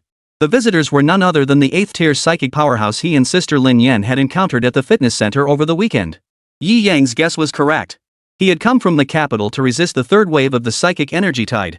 The ruggedly built man was one of his team members. The 8th tier middle-aged man stepped forward. Master Long. Tang Hao called out respectfully. An 8th tier psionic powerhouse was someone a 3rd tier psionic like him looked up to. Master Long nodded kindly at Tang Hao. Then, he turned his gaze to the assembled students. From now on, I will personally oversee your daily training regimen. Everyone's expressions stiffened. Some felt nervous. From the moment Tang Hao addressed him as director, they sensed this man was no ordinary figure. Dragon Lord. The honorific master, just like that 8th master. They quickly realized this Dragon Lord might be the 8th tier psychic powerhouse who had come from the capital. Instantly, their gaze toward Dragon Lord turned profoundly respectful. Su Yunyun and Ren Ying weren't surprised either. A powerful figure, especially one as kind-hearted as this, deserved the respect of all. Master Long met everyone's respectful gazes, sweeping his eyes across the room. Then, he slowly fixed his gaze upon Yi Yang, who sat composedly in his seat. A kind smile spread across his face. Young man, didn't expect this, did you? We meet again. A faint smile played at the corners of his lips. He waited to see Yi Yang's stunned expression. The burly man behind him, with his rugged features, also let the corners of his mouth lift slightly. Ha! Kid, didn't expect this, did you? We meet again. All the students stiffened. Su Yunyun and Ren Ying looked at Yi Yan with concern in their eyes. From now on, it would be the 8th Master's crew leading their training, not Tang Hao anymore. This meant the special privileges Tang Hao had granted Yi Yang might soon be revoked. If Dragon Boss took a tougher stance, no one could predict how things would unfold next. Tang Hao, too, looked at Yi Yang with a hint of worry in his eyes. Dragon Boss's lips curved slightly as he stepped forward, standing before Yi Yang. You must be Yi Yang, the one who awakened dual 7-color healing abilities. It's a pleasure to finally meet you. He extended a hand. Yi Yang's gaze remained calm. He extended his hand and shook Long Ye's, He merely responded with a quiet That was his response. Everyone nearby was stunned. What the hell was going on? Why did these two act like old friends? Had they known each other for a long time? Impossible. When did Ji Yan hook up with an 8th tier psychic power user from the capital city? Suddenly, everyone recalled last week's incident. Speculation began to swirl. Could Yi Yang be some big shot from the capital? Only this theory could explain why Yi Yang remained so calm facing the 8th Master and why he was now so intimate with Dragon Master. At that moment, Dragon Boss spoke up. Training. Are you joining? Clearly, Dragon Lord regarded Yi Yang as a prodigy. He believed Yi Yang's refusal to train stemmed from his own abilities already surpassing the intensity of the drills. Hence, he had no interest whatsoever. Now, he had arrived, transforming the training into a real battle.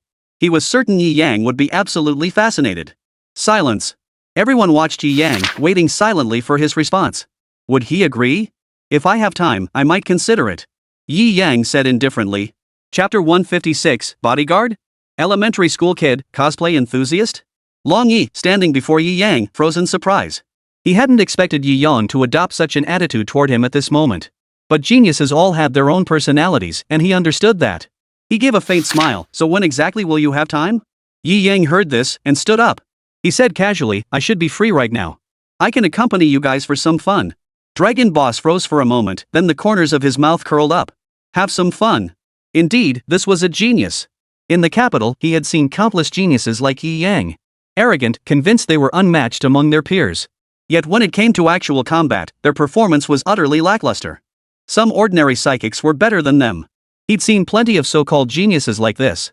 Alright. Well, today just so happens to be perfect. We've spotted a few trash-tier voidlings down south. Everyone, your objective today is to eliminate those trash-tier voidlings. No matter what means you use, eliminate them today. Dragon Lord declared in a booming voice. Go. I'll be waiting here for your good news.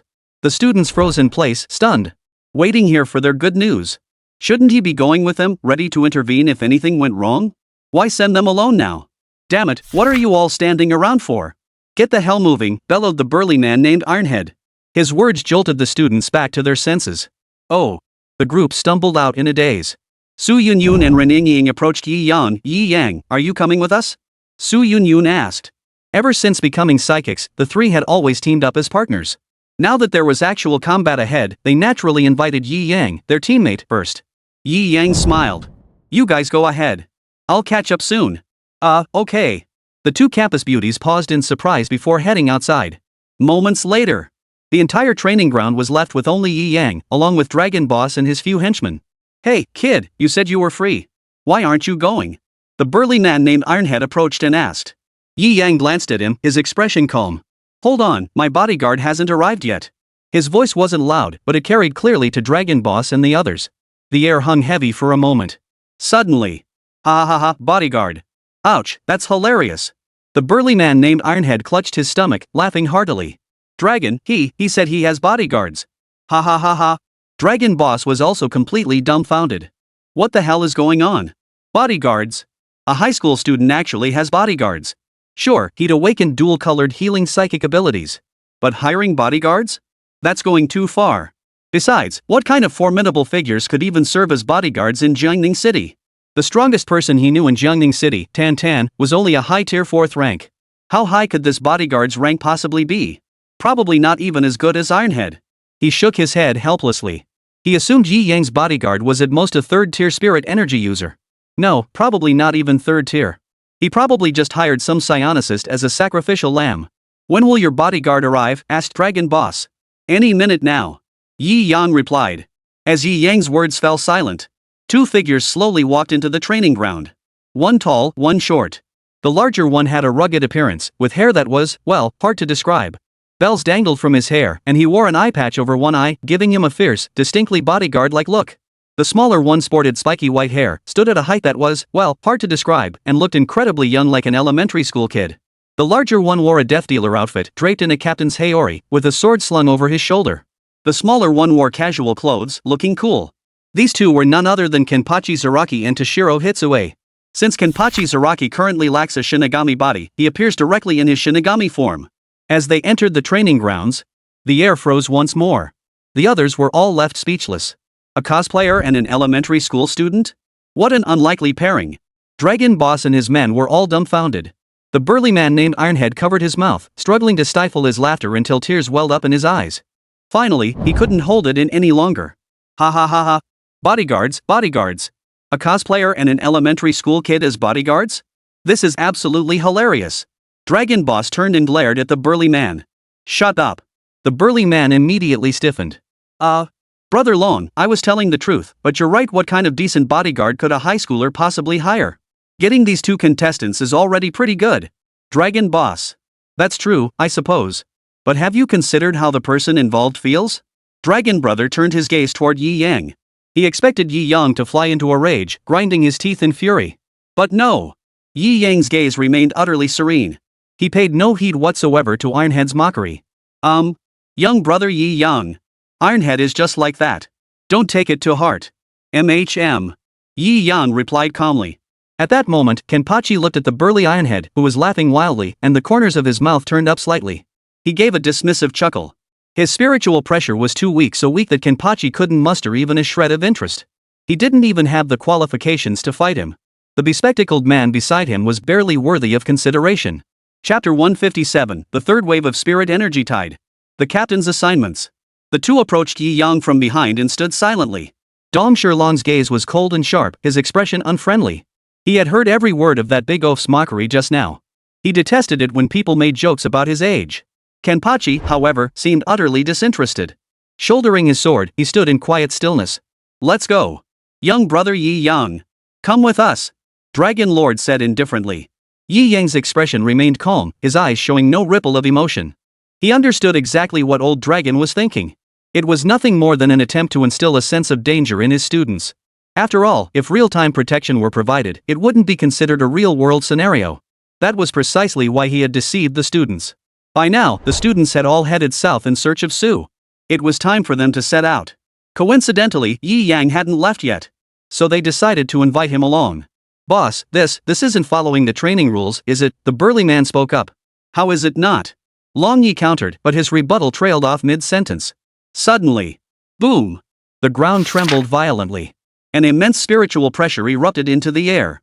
It wasn't a single individual unleashing immense spiritual pressure, rather, the spiritual pressure across the entire blue star suddenly began to surge and boil. In that instant, both the quality and quantity of spiritual pressure surged rapidly. A terrifying aura instantly spread across the entire blue star. Above nearly every city, terrifying vortexes formed simultaneously from condensed spiritual pressure. Just like the first wave of spiritual energy tides, the third wave of spiritual energy was about to begin. Dragon Lord's body trembled. He froze for a moment. Then, he snapped back to his senses. Gritting his teeth, he growled, "This fast? Those idiots at the Forecasting Bureau got it wrong again. What a bunch of useless fools." Several subordinates behind him were also visibly shaken. Spiritual pressure boiled, signaling the impending tide of spiritual energy. "Brother Long, what should we do now?" The burly man named Ironhead was momentarily flustered. They had only just arrived in Jiangning City. Who would have thought the third wave of spiritual energy would begin so soon? Tai 2, hurry to the Spirit Pressure Research Institute and gather all the spirit energy users.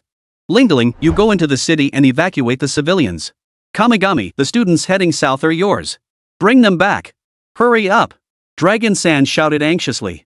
This was his first time experiencing a spirit energy tide, and he had no idea when Huaku would open.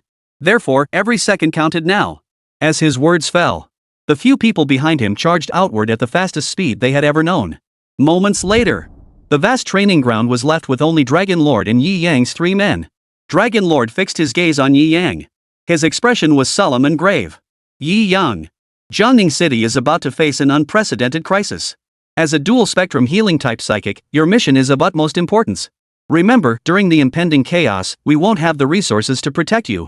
You must rely solely on your own strength to survive. Only if you survive can Jiangning City emerge from this chaos and swiftly regain its vitality." Yi Yang was the ultimate healer. He can create miracles. Healing-type psychics enjoy VIP treatment. Not merely because they are rare, but because after the war ends, the role healers can play is beyond imagination. Having said that, Dragon Boss nodded to Dong Shirlang and Kenpachi Saraki, signaling them to protect Yi Yang. After all, Yi Yang had personally hired them as his bodyguards. With that, Dragon Lord swiftly exited the training grounds. The entire grounds were left with only Yi Yang, Dong Shirlang, and Kenpachi Saraki. Tashiro. Kenpachi. Protect the Captain Commander. Overthinking it. They had no idea how powerful the Captain Commander was now. At that moment, Yi Yang stood rooted to the spot, his expression still utterly serene. Just as his spiritual pressure began to surge, the system's voice echoed in his mind. Ding! Third wave of spiritual energy tide activated. Issuing the first mission. The duties of a Reaper. Duty of the Grim Reaper. Guarding the ordinary citizens of the city is one of the duties of the Grim Reaper. Slay the Hollows invading Jiangning City. Rewards determined by mission completion rating. Second mission, guide wandering souls. With the spiritual energy tide unleashed, souls across the world have fallen into panic. Hosts may now enter Reaper form to perform soul burials. Rewards determined by mission completion score. The third wave of the spirit energy tide is here. A new mission. Yi Yang remarked indifferently. As his words faded, two figures slowly walked in. A pink-haired loli in a Shinigami outfit, a zanpakuto slung at her waist. The other had short blue hair, narrowed eyes, and a perpetually sly, box-like grin that gave off an unsettlingly sinister vibe. He too carried a zanpakuto at his waist. It was none other than Kusajiki Hokoryu and Ikemaro Jin. Yi Yang had anticipated the arrival of the third wave of spiritual energy tides. Therefore, he had prepared long ago. He kept the Shinigami he had summoned on constant standby. According to information from Bairu-gon-san 2 days prior, a massive number of hollows had gathered at the Hollow Knight Palace. Clearly, this was in preparation for the third wave of spiritual energy. Now, it finally arrived. Commander. The four looked at Yi Yang, silently awaiting his orders. Your task is simple, soul burial. Before the spiritual energy surge ends, I need you to perform countless soul burials. Captain Hitsuya Toshiro of the 10th Division, you will perform soul burials in the city south of Jiangning. Captain Commander of the 11th Division, Kenpachi Zaraki, you will perform soul burials in the eastern city. 11th Division Vice Captain Kusajishi Yachiro, you will perform soul burials in the city to the north. Captain Ikemaro Jin of the 3rd Division, you are to perform the soul burial in the western city. Remember, your primary mission is to perform soul burials on the spirits. After this, the name of Siriitii will resound throughout the entire world. That is all. Dismissed. As Yi Yang's voice faded, the four figures instantly vanished from their positions. All were 9th-rank powerhouses, capable of sweeping through any opposition wherever they went. Yi Yang had complete confidence in them.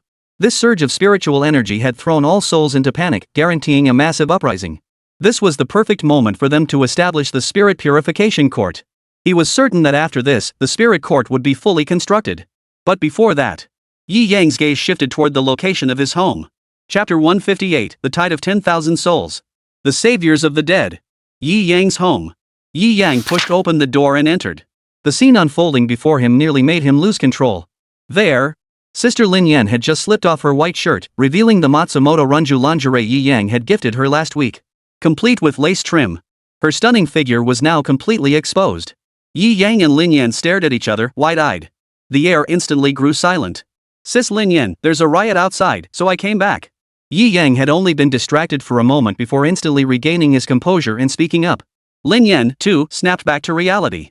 Meeting Yi Yang's steady gaze, she hurriedly grabbed the white shirt she had just taken off to cover her voluptuous figure. She explained, the third wave of the psychic tide is here. I was just about to go out and find you. Yi Yang understood. This spirit energy surge was unusually intense. Anyone who had awakened their spiritual energy using the awakening device could sense the surging spiritual pressure in the air and the increasingly sinister, terrifying aura in the sky. Since you're back, don't go out again. Wait here for me. Saying this, Lin Yan covered herself with a white shirt and went inside. Moments later, she emerged fully dressed. Her expression was grave. Xiao Yang. Jiangning City is about to face immense danger. I know you're a healing-type spirit energy user. With great power comes great responsibility. But this situation isn't something a single healing-type psychic can handle alone. What you need to do now is survive. Survive until Jiangning City emerges from this catastrophe, then fulfill your responsibilities, okay? Lin Yan's expression was grave, her gaze stern. She feared the impulsive nature of the young Yi Yang, worried he might recklessly rush out to battle the monsters. In her eyes, Yi Yang was merely a healer, lacking combat capabilities.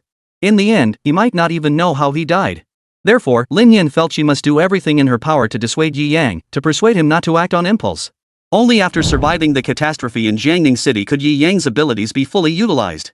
Yi Yang froze for a moment. He hadn't expected Lin Yan to be so level-headed at this moment. Instead, she was the one trying to dissuade him. He couldn't help but feel both amused and exasperated. I understand, Sister Lin Yan, Yi Yang replied. Lin Yan froze. She thought she'd have to persuade Yi Yang for ages before he'd let go of his impulsive urge.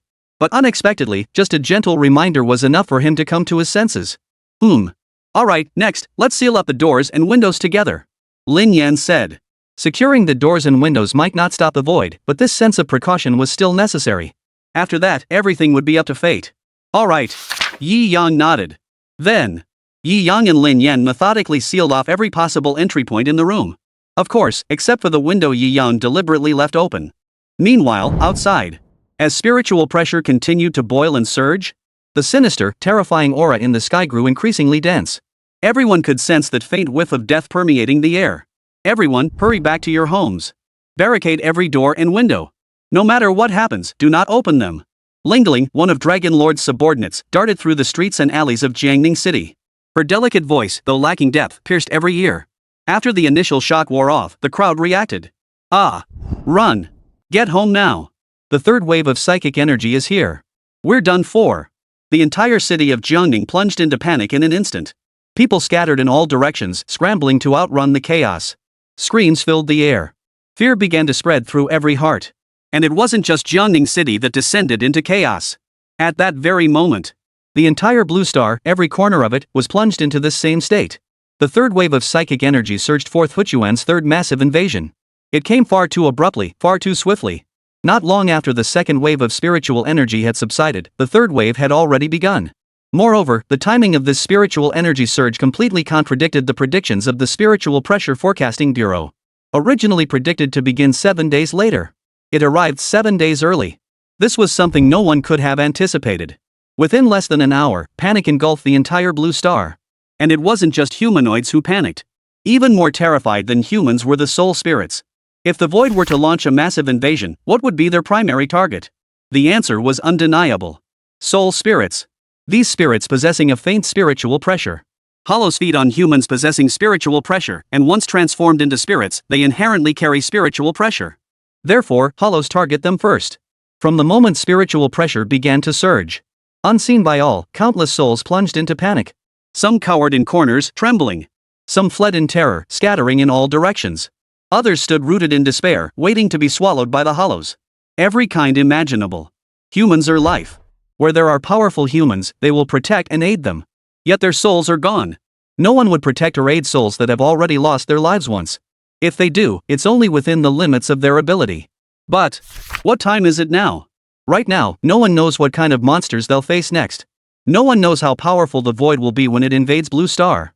In such circumstances, who would offer aid to these souls? All souls are utterly disheartened. They are undead who have tasted death once. Their lives hold no value compared to those of living humans. They are nothing but worthless scraps.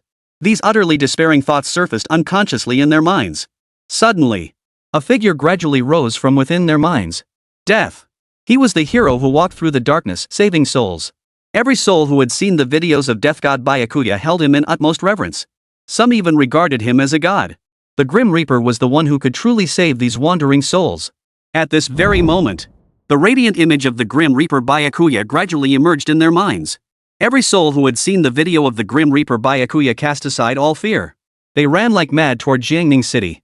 Rather than staying put to await death, they'd rather head for Jiangning City. That Shinigami was in Jiangning City. Even if there was only a sliver of hope, none of the souls wanted to be devoured by hollows. In the mere instant that spiritual pressure boiled and surged, every soul across the entire Blue Star converged toward Jiangning City. No matter how distant the journey, even if separated by vast distances, they absolutely refused to let this sliver of hope slip away. At this moment, a tidal wave of souls surges forth. Destination, Jiangning City. Chapter 159, Global Alert. The terrifying oppression from Huchuan. Every city across the entire Blue Star entered a state of alert.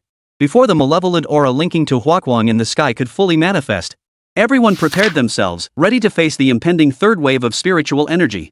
The cities. An eerie silence hung over them. Only the psychics remained, their gazes fixed upon the horizon, awaiting the monster's descent. Jiangning City was no exception.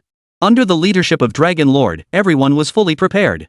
Tan Tan led the team from the Spiritual Pressure Research Institute, their expressions grave as they watched the sky. Having endured the second wave of the psychic tide, they understood all too well the devastation the third wave would unleash. A battle that could wipe out entire cities. It was no exaggeration to call it that. The entire city of Jiangning rested on whether these people could withstand the monster's invasion. Director Tan Tan, will the Soul Reaper Byakuya truly aid us? Asked Lord Long. Tan Tan shook his head. I don't know. Lord Byakuya's actions are always shrouded in mystery. No one can say for certain if he'll show up. But I suspect he won't show up. Because it's daytime? Asked Dragon Lord. Tan Tan nodded. Exactly. Lord Byakuya usually operates at night. It's still a long time until nightfall, so Lord Byakuya probably won't show up. Besides, this time I think we should rely on our own strength, rather than counting on Lord Byakuya. Tan Tan declared with utmost solemnity. Upon hearing this, Grandpa Long remained impassive. I was merely preparing for contingencies. Since I accepted this mission and came to Jiangning City, protecting it is naturally my duty. My duty is to eliminate every hollow invading Jiangning City by any means necessary, and to protect every single person within its walls. If the Grim Reaper, Byakuya, can come, that would be a joyous outcome for all. But if he cannot come, I will not force the issue. Tan Tan sighed in relief upon hearing this. He had feared these powerful figures from the capital might be unreasonable. I understand. Lord Long. This was the first time Director Tan had ever addressed him with such respect. Because he sensed that Lord Long genuinely wanted to protect Jiangning City at this moment. Oh, right, has the live broadcast started? Lord Long inquired. Currently, all residents of Jiangning City were confined to their homes. If the populace were simply left to wait indefinitely, panic could erupt swiftly. Therefore, the live stream. It was crucial for everyone in Jiangning City to understand the current situation outside. They needed to provide real-time updates to the citizens confined at home. To ensure order throughout the city. Only then can they proceed without worry. And it's not just Jiangning City that has launched live streaming. Every city. The Spirit Pressure Research Institute would have a dedicated live stream room. Once these administrative departments go live, all other streams including those by streamers are pushed aside. At this moment, the Spirit Pressure Research Institute in every city had activated its own live stream. Tan Tan nodded. It's already started. This wasn't their first live stream, so they were well versed in the process.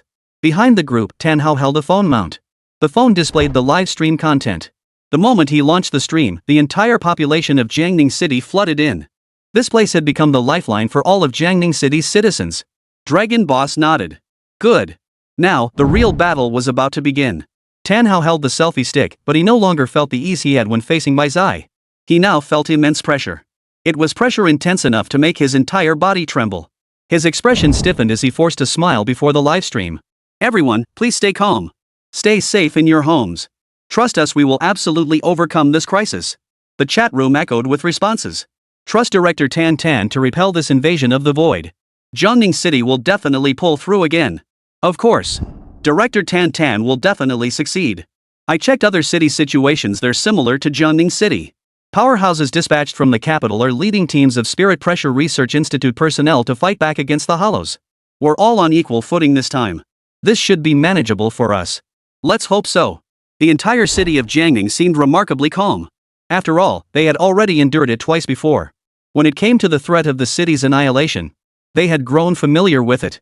When they thought of the city-destroying crisis, they could picture the cherry blossoms drifting through the sky. This thought brought them even greater peace of mind. After all, Jiangning City was equipped with far more luxurious resources than other places. They believed Lord Byakuya was watching over them at all times. As the spiritual pressure in the sky grew increasingly terrifying, the aura of evil thickened. Finally, as the spiritual pressure gathered relentlessly, it slowly coalesced into a vortex. At last, a hum. The spirit pressure, now nearly black, extinguished, forming a black line. Suddenly, boom! An utterly terrifying, malevolent aura surged violently. Buzz, buzz, buzz. The black line formed from spiritual pressure slowly expanded. Widened. Ultimately, it formed a black void. Within the void, countless Tisu emitted an aura that made one's entire body tremble. Ha ha ha ha. Roar. Roar. Roar. Roar. Roar. Roar. Roar. Roar. Roar. Roar. Roar. Roar. Roar. Roar. Roar. Row. Pairs of blood-red eyes pierced through the black void, gazing down upon every soul in the city below. A terrifying spiritual pressure surged uncontrollably, growing ever more intense. And as the spiritual pressure surged, the fear within everyone's hearts also climbed relentlessly. Tan Tan and his companions' pupils suddenly contracted, tremors spreading across their bodies. It was the oppressive weight of a high-ranked great void. At the same time, all the souls racing toward Jiangning City sensed an utterly terrifying spiritual pressure. And an aura that made their entire bodies tremble. Vast odd. The third wave of spiritual energy. So it is. Terrifying. After only a moment's pause, all the souls resumed their frantic leap. Not a single soul dared to stop. For the moment they stopped, the fear within would take hold, leaving them without even the courage to keep running. They only wanted to rush into Jiangning City as quickly as possible, seeking the god who could liberate their souls. At this very moment, the Hollow Zone opens, the tide of spiritual energy has officially arrived. Chapter 160, Undercover Agent Bilgan. An atmosphere of dread spread across the entire blue star. The moment the black cavity opened, the entire blue star seemed to fall within Huayuan's scope of observation. Pairs of crimson eyes pierced through the void realm, gazing upon the entire blue star. Trembling. Terror. Amidst this atmosphere, the Strong stepped forward. In Jiangning City, Lord Long's expression was icy cold as his eyes fixed intently upon the sky above. Before the fear could spread further, he stepped forward, positioning himself before everyone. Our dragon nation has never feared these beasts over the years. We never feared them before, and we certainly won't now. Cast aside your fear, it only makes you weaker.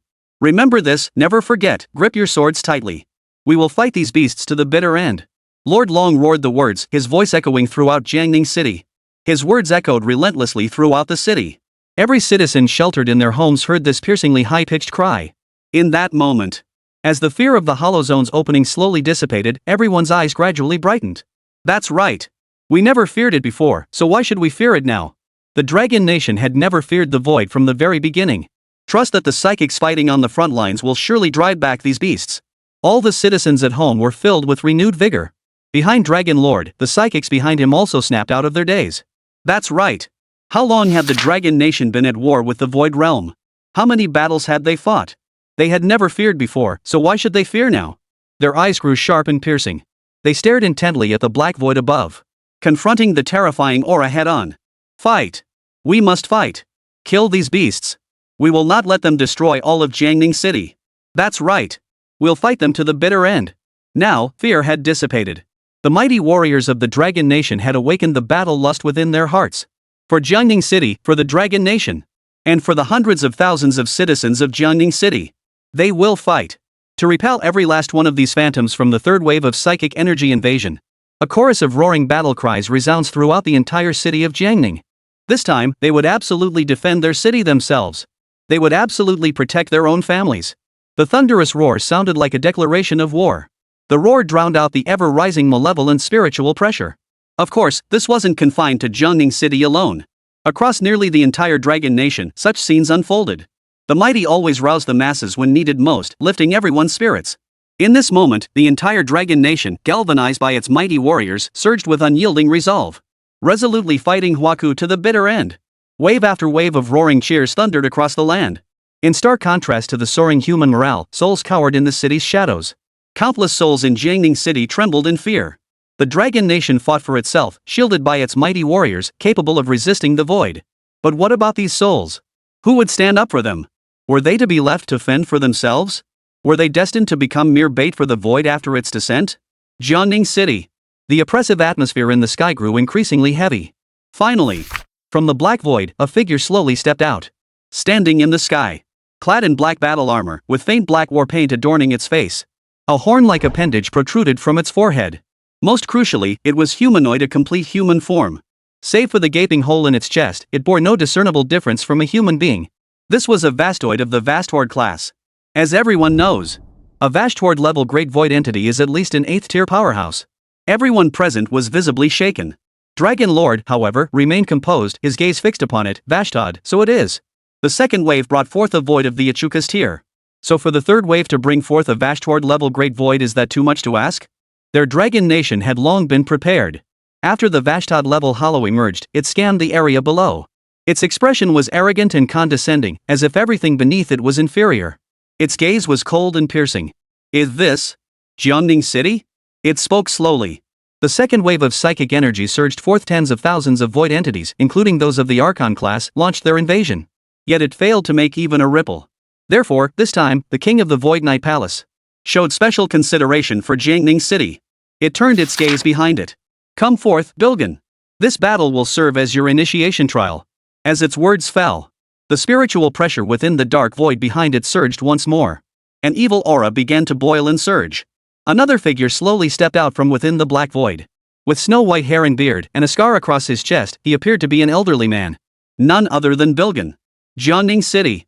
Yi Yang's residence. Lin Yan and Yi Yang sat facing each other on the sofa. Lin Yan held her phone, her expression tense. She was clearly watching the livestream everyone was glued to. Yi Yang, however, sat on the sofa looking completely relaxed. After a moment, Yi Yang stood up. Sis Lin Yan. I'm going back to sleep. Given the current situation, it should be relatively easy for Dragon Nation to weather this third wave of psychic energy. By the time I wake up, it might all be over. Alright, go ahead, Lin Yan replied. She hadn't expected Yi Yang to be so obedient and actually go to sleep. Good.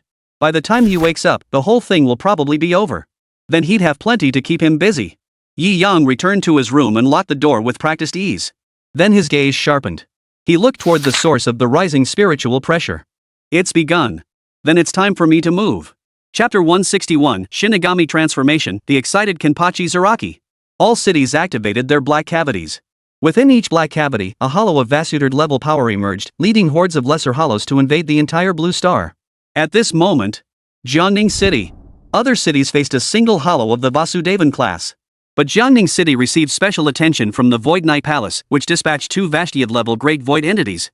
At that moment, Bilgin emerged slowly from the black void, standing in the sky with a cold gaze. I understand. AUA. The king's command, I shall obey. Bilgin spoke calmly.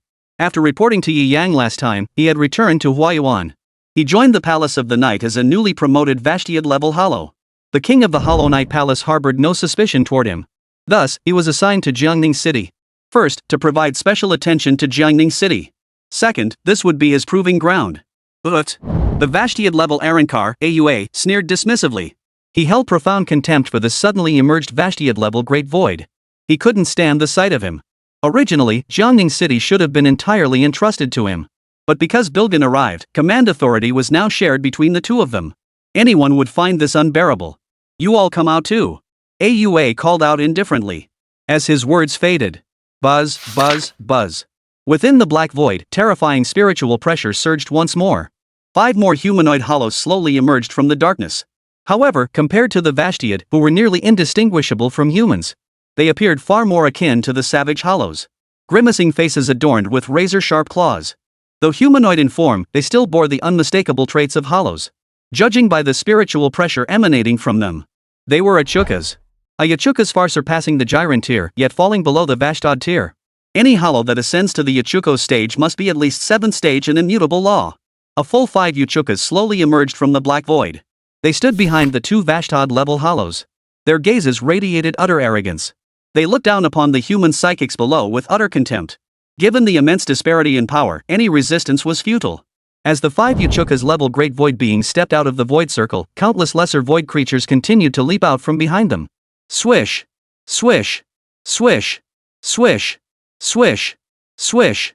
Countless weak hollows leapt out of the black void. Endlessly. In mere moments, the area below was swarming with a dense, dark mass. Hordes of void creatures more terrifying than during the last invasion. Below, everyone froze in their tracks. The newly risen morale had long since evaporated with the invasion of 2 Vashtiad-class hollows and an Yachukas-class hollow. No, this can't be happening. One after another, the low-level hollows fell to the ground. The psychics finally began to come to their senses. Is this invasion intensity happening worldwide? This is terrifying. Yi Yang's residence. Yi Yang placed the cybernetic body on the bed. The next moment, he entered the Death God transformation. Still bearing the same appearance. Death armor, a captain's Heir embroidered with the number 6, a Zanpakuto slung at his waist, his face expressionless, his gaze utterly serene. At that moment, he was Byakuya Kuchiki, the Soul Reaper. Pushing open the window, Yi Yang leapt out. His target, to perform a soul burial on every spirit in all of Jiangning City. This was a grand purge of the entire city of Jiangning. Opening the system map, he swiftly pinpointed the nearest soul. Instant step. Swish. The figure flickered rapidly through the air. South of Jiangning City. Dongshiro, now fully transformed into his death god form, charged forward at full speed. Suddenly, his gaze snapped upward toward the city ahead. Above the city, the black cavity radiated an aura of utter malevolence. Moments later, a figure slowly emerged from the black void. Human in form, its face serene, it gazed down upon the city below, its eyes brimming with contempt. It was a Vashtiad-level Great Void. As it appeared, an overwhelmingly terrifying spiritual pressure spread out, engulfing the entire city beneath its influence in an instant. Following closely behind. From the hollow realm behind, hollows poured forth one after another from the black void. In mere seconds, Toshiro could no longer count how many hollows had invaded the city. We must hurry. The hollow's primary target is undoubtedly the souls within the city. Dongshirang's expression darkened as he silently warned himself. Then, he unleashed his full power, activating Shuunpa. East of Jiangning City. Kenpachi Zaraki faced the same situation. A hollow of the Vashtiad rank, accompanied by countless lesser hollows, had invaded the entire city. Unlike Toshiro's solemnity, he grew increasingly excited. He sensed the intense spiritual pressure emanating from that Vashtiad-level hollow. This was an opponent worthy of a fierce battle. A wildly unrestrained curve lifted the corners of his mouth, and his expression began to brim with excitement. Interesting. Truly fascinating. Then, he remembered the task Yi Yang had entrusted to him. But better deal with those wandering spirits first. The next moment. Swish. A figure darted swiftly toward that direction. The same situation unfolded where Ikemaro Jin and Kusajiki Yachiyo stood. A hollow of the Vashtiad level. Invaded the city with countless lesser hollows in tow. Ikemaro Jin merely glanced up before dismissing it. Since he was on a mission, these matters could be temporarily set aside. Performing soul burials for the masses of souls was the foremost priority at present. Ikamaru Jin's lips curved into a faint smile. His fox-like eyes curved into a crescent. Ha, interesting. Better hurry up, huh? Then, his figure flickered rapidly. Shuunpa. Pushed to its absolute limit. Chapter 162. The first soul buried Yi Yang in action. The capital. The same opulent conference room. Several elders sat solemnly within the chamber. Before them, an immense screen floated in midair. The screen broadcasted every movement of the current spiritual energy tide sweeping across the entire dragon nation. The third wave of the psychic tide bore no comparison to the first. The first wave had been treated as a preliminary drill. Thus, the atmosphere within the conference room remained remarkably relaxed. But this time, after sensing the immense threat brought by the third wave of the psychic tide, the atmosphere in the conference room grew incredibly tense. Particularly concerning the situation in Jiangning City, the expressions on the faces of the elders darkened. They actually deployed 2 Vastod-level Great Void. How could this happen? The elders fell silent for a moment. Sigh. We truly didn't anticipate this. We expected them to launch a massive assault on Jiangning City, and we anticipated the appearance of at least 5 archfiends of the Yachka's rank.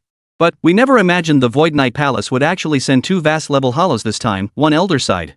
How did they manage to gather such immense power? What on earth are we to do? Sigh. In this situation, we can only place our faith in Long Xiaotian. He is one of the most outstanding geniuses of this era. I believe he can create a miracle under these circumstances. No. Rather than pinning our hopes on Long Xiaotian, we should pray that the Shinigami Byakuya makes an appearance. The Grim Reaper Byakuya probably won't show up. Remember, it's daytime. Have you ever seen him appear in daylight? A moment of silence. True. Let's hope Long Xiaotian can hold out until nightfall. Let's hope so. Jiangning City. Every psionicist in Jiangning City stared blankly ahead. The fervent morale that had just surged lasted only a moment, vanishing into thin air as the terrifying enemy invaded. In an instant, a chilling atmosphere began to spread once more. As wave after wave of lesser void entities poured into Jiangning City, the weight on everyone's hearts grew heavier and heavier. 2 vast-level great void entities. 5 archfiend-level void beasts. How could they possibly resist? There's only one 8th-tier psychic powerhouse here, Dragon Lord. That's right, Lord Long. All eyes instinctively turned toward Lord Long, standing at the forefront of the crowd. An 8th-tier psychic powerhouse, he was the pillar holding up the entire city of Jiangning at this very moment. At that moment, Lord Long's expression was incredibly grave. His fierce gaze fixed intently on the 2 vaster-level Dessous. 2 Vashthads? This far exceeds my expectations. Everyone, prepare for battle at a moment's notice. At Lord Long's command, every face tensed. There was no turning back now. Ironhead, Lingling, Kamaya, this lower section is yours. The ones in the sky are mine. Dragon brother. The 3 tried to stop him. But before they could finish their protest, Dragon Lord had already begun stepping slowly into the void. The 3 shook their heads helplessly. That was just how Brother Long was. Ever since becoming an awakened one, he had never feared anything. Even now, facing 2 Vashtod's nameless archfiends of the Great Void, he showed no fear. Moments later, Lord Long stood before the 7 hollows. His gaze fixed intently upon them. Before him, Aue gazed at Long Xiaotian, who stood in the sky, confronting them, his eyes filled with contempt. An 8th-tier psionicist. Not even enough for him to cut down later. Ignoring him completely, he glanced at a Yachuka's level Great Void behind him. You. Take a group of minions and sweep through Jiangning City. The Archangel-level Great Void nodded respectfully upon hearing the order. His figure flickered and vanished, reappearing below. Instantly, everyone's vigilance was heightened. The Akuka's level hollow stood before a formation of hollows and declared, "Follow me. The king demands we indulge in slaughter. This time, let us feast to our heart's content, hunt to our fill, and slaughter without restraint. Destroy everything here and make the entire mortal world tremble before us." The Yachuka's words echoed across the entire battlefield. Boom! As his words fell, the dense ranks of lowly void creatures below erupted like a sudden uprising. Madness. At least 1,000 void creatures spread across Jiangning City. Boom! Boom! Boom! In the blink of an eye, countless vehicles, utility poles, and shopfronts were crushed beneath the swarm, leaving nothing but dust. Everyone was stunned. With over 1,000 void creatures now scattered throughout Jiangning City, this was no small catastrophe. Especially the souls scattered throughout Jiangning City, they would undoubtedly be the void's primary targets. What are you standing around for? Hurry and stop them. Take out every void creature that's invaded the city. Remember, you must protect the safety of the citizens. Dragon Lord roared from above. His roar instantly roused the gathered psychics below. Quickly! Quickly! Organize a team and spread out to intercept them. Hurry! Damn it, move it already! Under the command of Dragon Lord's subordinates and Tan Tan's coordination, a small squad was swiftly formed. Led by Tan Tan, with 100 psychics from the Spiritual Pressure Research Institute, to intercept the scattered void entities throughout Jiangning City. Above, Aoya watched the chaotic humans with a faint smile. His eyes remained filled with contempt. With such pitiful strength, they actually think they can stop over 1,000 hollows from Hueco Mundo?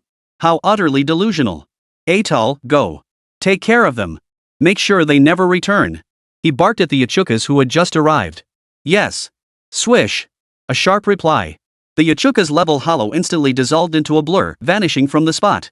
Dragon Lord caught sight of it, but he was utterly powerless to stop it. At this moment, he was already struggling to handle the enemy before him. How could he spare any energy to concern himself with that Yachukas? At that moment, on a street in Jiangning City, Lord Byakuya. Thank you, truly thank you. A spirit resembling a little girl, tears streaming down her face, sobbed and choked out her gratitude to Yi Yang.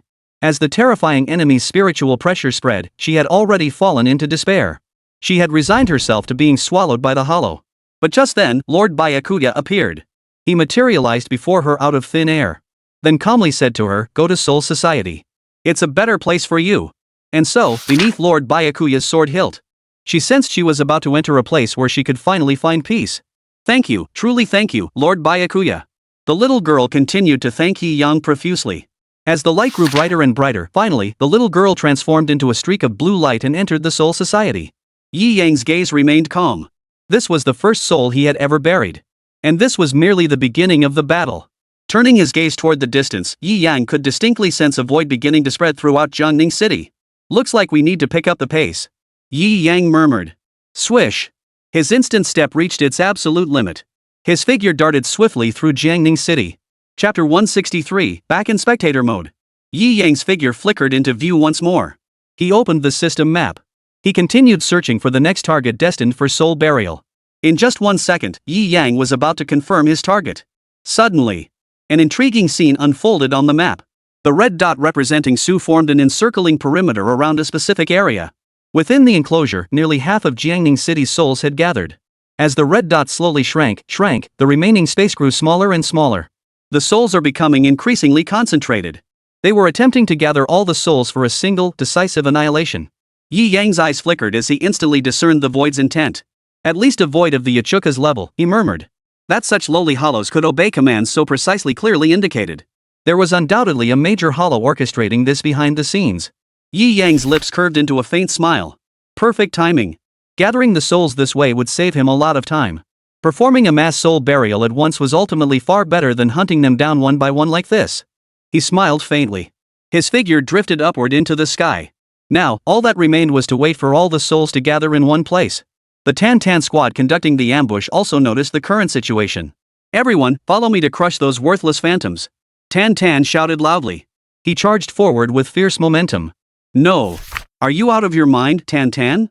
That area is already surrounded by void entities. They're closing in under the command of that Yachuka's great void. If we go in now, it's suicide. The burly iron-headed man under Dragon Lord's command roared at Tan Tan. For their group to recklessly confront over 1,000 void beasts would be like an egg smashing against a stone. That's why Ironhead was desperately trying to stop him.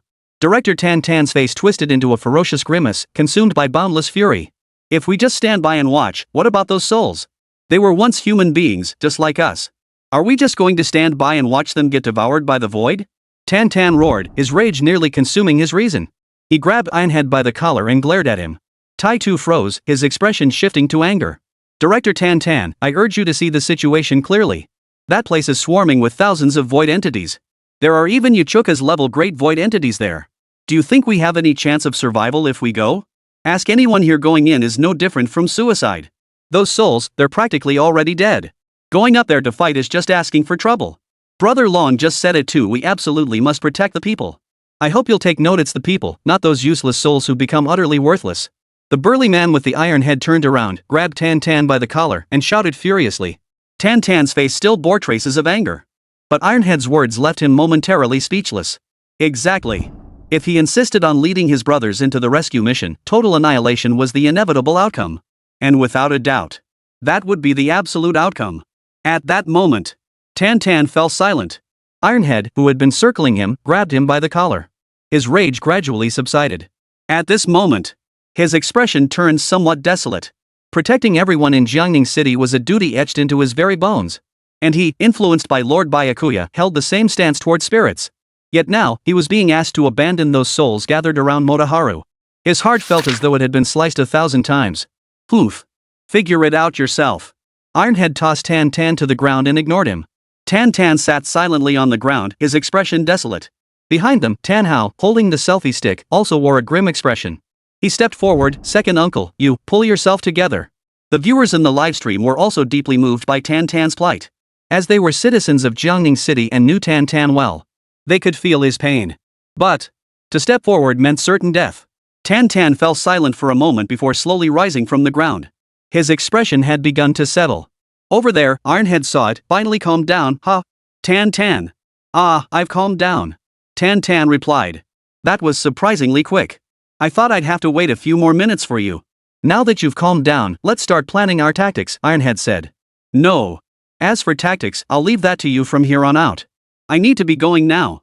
Tan Tan said calmly. Ha! Tai Tu froze in shock. He couldn't process it for a moment. Tan Hao, however, instantly grasped Tan Tan's intentions. Uncle. Uncle Tan. Tan Hao took a step forward, but hesitated, unable to speak. At that moment, Ironhead snapped back to his senses. Are you crazy? Going up there is suicide. Tan Tan's expression remained calm. Slowly, he began walking toward the direction where Su was gathering. Whether it's suicide or not, I don't know. All I know now is that many souls are waiting for me to save them. This isn't just what I must protect, it's what Lord Byakuya is protecting too. Watching them get swallowed whole. I'm sorry. I just can't do it. Tan Tan advanced step by step toward the gathering tide of hollows. His silhouette loomed larger than life. Everyone stared blankly at his retreating figure, their minds drifting away. This was their chief, the chief who loved all of Jiangning City. Chief. I'm going too. I'm going too. Take me with you. They were all brothers from the Spirit Pressure Research Institute. If you asked who they most admired in everyday life, aside from Lord Byakuya, it would be Chief Tan Tan, wouldn't it? Even the mightiest warriors of Ryu Kingdom couldn't compare to the greatness of 4th-ranked Director Tan Tan. Don't come any closer. All of you stay right here. If you come, what will become of Jiangning City? Jiangning City still needs your strength. Tan Tan shouted from ahead. He directly halted the team members who were about to charge forward. The team members froze in place. Jiangning City. It needs their strength. Tan Tan, you bastard, you. I've never seen such a idiot in my life. There's no one else in this world like you piece of. The team members were all overcome with sorrow, but Ironhead erupted in fury once more. As his words fell silent, a figure suddenly darted out. Breaking away from the group, it sped toward Tan Tan. It was Tan Hao. He charged toward Tan Tan without a second thought. Seeing this, the other team members also tried to rush out. Damn it, if anyone moves a muscle today, I'll chop them to pieces. Ironhead roared in fury. He just said there wouldn't be a second one. And then another traitor appeared. This was slapping him right in the face. And with the mission still ahead, he absolutely couldn't let these men leave. A massive cleaver appeared in Ironhead's hands, gleaming coldly. Damn it, let's see who dares move today. The erupting spiritual pressure instantly intimidated the entire team. Those who had been about to charge forward froze in their tracks. Second uncle. Tan Hao hurriedly approached Tan Tan and called out. What the hell are you doing here? Get back. I won't. Tan Hao gripped his selfie stick, his tone unwavering. Tan Tan stared at him for a moment, sensing his unwavering resolve. He sighed helplessly. You good-for-nothing brat. Sigh, if this continues, the Tan family line will die out. You unworthy descendant. This disgraceful lineage started with your own unfilial ways, second uncle. Tan Tan. When the fight breaks out, don't hold me back. I won't fight. I'll just film your heroic deeds, second uncle. Tan Tan. You little brat, he scolded with a laugh. At that moment, within the illusory encirclement, over 100 souls now wore expressions of utter terror. Sensing the terrifying aura emanating from all directions, their expressions betrayed utter panic. Joining them in their panic were the students of Jiangning First High School. After Shingu, one of Long Ye's men, had retrieved them earlier, he had instructed them to return home immediately to seek refuge. Then he left. The students left behind exchanged bewildered glances. After a moment of bewilderment, Su Yunyun proposed an idea. Save the souls. Though their strength was lacking, they still wished to contribute what they could for Jiangning City. Thus, they decided to stay. To aid the souls facing imminent peril. Little did they know. With the rampant invasion from Huchuan and their misjudgment of the monster's strength, they were soon surrounded. The aura of hollows permeated every direction. Chapter 164, Tan Tan's Breakthrough. Dong Shirlong's Wrath. Feeling the terrifying aura of hollows closing in from every direction, the students, trapped with over 100 spirits, were suddenly overcome with panic. What the hell is going on? How did we get surrounded in the blink of an eye? What should we do now? The group fell silent. They'd never encountered such a massive situation before and had no idea how to handle it. Even Su Yunyun, who had weathered such storms before, felt a surge of panic. This was nothing like the minor skirmishes during the first psychic tide. This time, the void truly surrounded them from all sides, and the terrifying spiritual pressure kept crushing down on them. Su Yunyun fell silent. She felt utterly at a loss. After all, this proposal had been her idea. She never imagined they'd be surrounded by hollows so soon after beginning. What should they do next? She had no idea. What should we do? What should we do? The group gathered around Su Yunyun and Ren Yingying, pacing restlessly and muttering to themselves. At that moment, they were like ants on a hot pan. Soon, void creatures began appearing around them. The spiritual pressure of these minor spirits wasn't particularly terrifying. But now, one by one, those crimson eyes fixed upon them, and the sight was utterly terrifying. A heavy atmosphere spread throughout the area. At that moment, after a long silence, Su Yunyun stood up, her expression sincere. Everyone, I'm truly sorry for dragging you all into this disaster. I sincerely apologize to you all. Su Yunyun bowed apologetically. After all, the proposal had been hers. No. Miss Su, how could this be your fault? Doing what we can for Jiangning City is exactly what we wanted to do too. We wanted to stay as well. Exactly. We wanted to stay too, don't blame yourself. Exactly. Exactly. The students chimed in with reassurances. At worst, we'll fight these monsters head on. What's there to fear? Just charge. Exactly. There's absolutely no need to fear them. Thank you all. We'll fight these monsters to the death. Su Yunyun thanked them, her eyes hardening with resolve. Let's fight these monsters. Let's fight. Damn it, if only that big shot Yi Yang were here. I'd love to see how he keeps up his act in this mess. Exactly. That big shot has been showing off to us for 3 years. Let's see how he keeps up the act now. Sigh. At least he's the big daddy. Standing behind us, he's our pillar. True. Thank God Yi Yang isn't here. He's such a precious healing type. If he died here, it'd be Jiangning City's biggest loss, no, the entire Dragon Nation's biggest loss. Exactly.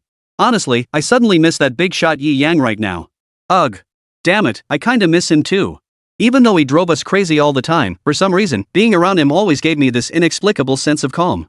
Now that you mention it, me too. Yi Yang's big shot act oppressed us for 3 years, and it wasn't without reason. Ha ha ha ha. Still gotta be thankful he's not here. The group shouted in unison. Behind them, the souls huddled in the corner trembled in fear. Watching the lively discussion unfold, they couldn't help but stare blankly. Yi Yang, you big shot? Who is it? Why does he inspire them so much? Above them, Yi Yang stood in the sky. Though their voices weren't loud, they could be heard clearly in Yi Yang's ears. He couldn't help but smile faintly. Is this really the time to be thinking about such things? What an unlovable bunch, he murmured. Then, his gaze swept around the surroundings. The ethereal encirclement had shrunk to its absolute limit. Nearly all the souls of Jiangning City had been driven into this encirclement. Almost there. Suddenly, a surge of spiritual pressure erupted. The aura felt familiar, yet not powerful, merely 4th tier. Tan Tan. Yi Yang's gaze darted over. He saw. Tan Tan burst out from somewhere, with Tan Hao trailing closely behind. Tan Tan wielded a large machete obtained from who knows where and charged into the crowd of void spirits, swinging it wildly. Soon, he carved a bloody path through the swarm of minor void creatures surrounding him. Damn it! Director Tan Tan. Director Tan Hao, what the hell are you doing here? Damn it! What are you kids doing here? Didn't I tell you to head back already? Tan Tan roared upon seeing the students. Su Yunyun and the others being here was clearly not what he had expected. Damn it, no time for explanations. Help gather the soul spirits, I'll lead you out of here. Tan Tan bellowed. In that brief moment, another void creature charged forward. Its sharp claws gleamed coldly as it lunged straight at Tan Tan. Damn it! You bastard, haven't you died before? Why the hell are you rushing in to die like this? Tan Tan roared in fury. He swung his broadsword to meet the attack head-on. Meanwhile, Tan Hao found a student, handed him the selfie stick. He too let out a roar and charged forward. Uncle Tan, I'm here to help you. Alright. Today, we uncle and nephew will fight a bloody battle against 1,000 Dessous. This fight will make our names immortal. Tan Tan roared with laughter. Out of the corner of his eye, he glanced at the student holding the selfie stick. Boom! The combined explosive power of a 4th tier and a 3rd tier cultivator was far beyond what a mere void stage weakling could withstand. They were torn apart in an instant. Ha ha ha ha, what a thrill! Tan Tan roared, his spiritual pressure surging violently. In that moment, he broke through to the 5th tier. The 4th tier that had held him back for so long was finally conquered. The sudden surge of power filled him with confidence. Ha ha ha, bring it on, he shouted defiantly. But in the very next instant, one after another, the void began to emerge. Swish! Swish! Swish! The apparitions that appeared surrounded the group, encircling them without attacking. As if brewing something, as if waiting for something. Their crimson pupils radiated a terrifying aura. The sight sent a chill down everyone's spine. What are they doing? Someone asked in a trembling voice. Tan Tansi's carefree expression froze instantly, his gaze turning grave as he instantly understood what they were doing. They were waiting. Waiting for that Uchukas to appear. Everyone, prepare yourselves. We must break out of here before that Ichukos arrives. Tan Tan shouted. Having just broken through to the 5th tier, Tan Tan now had the confidence to lead everyone to safety before a Ichukas level hollow arrived. But the next moment, boom! Spiritual pressure surged violently. This was a spiritual pressure unlike that of so-called low-tier trash. It was a spiritual pressure that made one feel the breath of despair. Akukas! He's here! Tan Tan's pupils suddenly contracted. He came too fast. He didn't give him the slightest chance. The boiling spiritual pressure instantly overwhelmed the spiritual pressure Tan Tan had released, instantly pinning all the students and the spirits behind them to the ground. Cold sweat trickled down their foreheads. The students' eyes were fixed intently on the source of the spirit pressure explosion. There, a terrifying figure seemed to be slowly approaching. A lowly fish who just broke through to the 5th rank, yet so arrogant. Who gave you the courage? A voice dripping with scorn echoed through the air. The hollow of the Yachuka's rank had revealed itself. His face bore an unruffled composure, a sneer curling his lips. His gaze fixed on Tan Tan, who was gritting his teeth in determination, filled with utter amusement. He wanted to see just how far this 4th tier, newly 5th tier trash could go. Just how far it could go. Keep jumping, trash. Your frantic, flailing movements are quite entertaining. The Archfiend of the Archfiend level wore an expression of utter mockery. Tan Tan gritted his teeth, staring intently at the spiritual pressure emanating from the Archfiend of the Akuka's rank. His gaze fixed intently on the hollow before him. Now, no powerful being could aid him. If they wished to survive, he must defeat the Uchukas before him. At that moment, Tan Tan's resolve hardened. He took a step forward. Come on, let's fight. No need for empty words. Victory meant a sliver of hope. Lose. Then death awaited them all. Simple logic. But. Ha ha ha. Ha ha ha, battle. Akiokas the Hollow laughed maniacally. As if he'd heard the funniest joke in the world. Battle. A Psion who had just broken through to the 5th tier actually dared to challenge him, a grand void of the Ichuka's rank. The gap between them was so vast it defied description. Like an ant challenging an elephant. Facing ridicule, Tan Tan remained unmoved. His gaze was intensely serious. Dragging his massive machete behind him, step by step, he advanced toward Ichuka's. With each step, the aura radiating from him grew heavier and heavier. Poof. I'll play along with you, mere insect, and let you taste the absolute gulf in power. At the same time, in the city south of Jiangning. Though lacking Jiangning City's formidable forces, the invading Void forces included at least one Vashtod and one Archfiend-level Great Void. Vashtod handled the direct confrontation. Yachukas led the Lesser Hollows in hunting down the souls throughout the entire city. Since the Hollows' primary target was the souls within the city, the city's spiritualists chose not to intervene immediately. They would not sacrifice themselves needlessly for the sake of those few souls. That would be unwise. Instead, they mobilized fully into combat readiness. They waited at the ready, poised to strike down the Void one by one once it dispersed. At that moment, finally, under the relentless assault of the Archfiend Yachukas, every soul within the city was driven into a corner. The trembling souls dared not even glance at the hollow of Yachuka's caliber. Ha ha ha ha. Tremble under the dominion of Hueco Mundo. You will all become food bait. Humanity has abandoned you. Ah. That's right, humanity has abandoned them, but the Shinigami have not. Suddenly, a voice as cold as frost echoed from above. The next instant, a terrifying spiritual pressure erupted, freezing nearly the entire city in an instant. To be honest, Dong Shilang was furious at the sight. Why didn't you protect them? Just because they're spirits. Are spirits not worthy of protection? Souls are living beings too. Chapter 165, The Roaring Ice Dragon. The Lost Sword 8. The duty of the Grim Reaper is not merely to slay hollows, but also to protect those vulnerable souls. Yet here, souls were treated with such utter contempt. An inexplicable rage surged within Toshiro's heart. A captain-level aura surged violently outward, its frosty breath nearly enveloping the entire city. Gazing upon the vast sea of hollows before him, and the leading Arrancar, the Grand Hollow, his gaze was endlessly cold. The surging spiritual pressure relentlessly enveloped the surroundings. The frosty aura threatened to freeze the very air itself. Toshiro advanced step by step. The hollow of Ichuka's class trembled violently. Who? The oppressive spiritual pressure emanating from this figure was utterly beyond comparison. That terrifying sensation made him feel as if he'd been thrust into an ice cellar in an instant. Humans may abandon you for being useless, but the Shinigami will never do so. All the trembling souls stiffened. Their eyes, filled with hope, turned toward the source of the voice. White spiky hair, a youthful face, clad in black Shinigami attire, a captain's Heir over it, and a sword strapped to his back. This was the attire of a Shinigami. Though he appeared incredibly young, the overwhelming spiritual pressure proved beyond doubt that he was a Shinigami. A brat! Akuxus Hueco Mundo exclaimed in surprise. This brat was not meant to belittle the newcomer. Rather, it conveyed utter disbelief. A child with such an innocent appearance possessed such terrifying spiritual pressure. Who the hell was this kid? Toshiro slowly placed his hand on the ice wheel behind him. He had already pronounced a death sentence upon every hollow present. The terrifying spiritual pressure surged relentlessly. His gaze turned utterly cold. Got your last words ready, trash. Fixing his gaze upon Ichuka's, Fuyoshiro looked upon him as though he were already dead. The hollow before him, Ichuka's, watched as the spirit pressure surged before his eyes. Fear spread relentlessly within his heart. He could distinctly sense the intense threat of death emanating from the depths of his soul. The next instant, the young demon swiftly drew the blade from behind him. The blade pointed straight at him. Take your seat amidst the frosty heavens, Icewheel Orb, he roared. The terrifying frost aura surged to its peak, causing the very air to freeze solid. Roar! A colossal dragon, its eyes blood red and its entire body crystallized from frost, roared forth. It charged toward him at an incredible speed. Crack! Crack! Crack! The air froze solid in its wake. Facing the frost dragon before him, Ichuka's desperately tried to dodge. But the spiritual pressure pinning him to the spot felt like 1,000 pounds. He couldn't break free at all. Yachika's was panicking. He struggled desperately to break free from the shackles of this spiritual pressure. Yet, it was utterly futile. The spiritual pressure between them was worlds apart. Roar! He could only watch helplessly as the frost dragon before him grew larger and larger, its aura swelling ever more violently.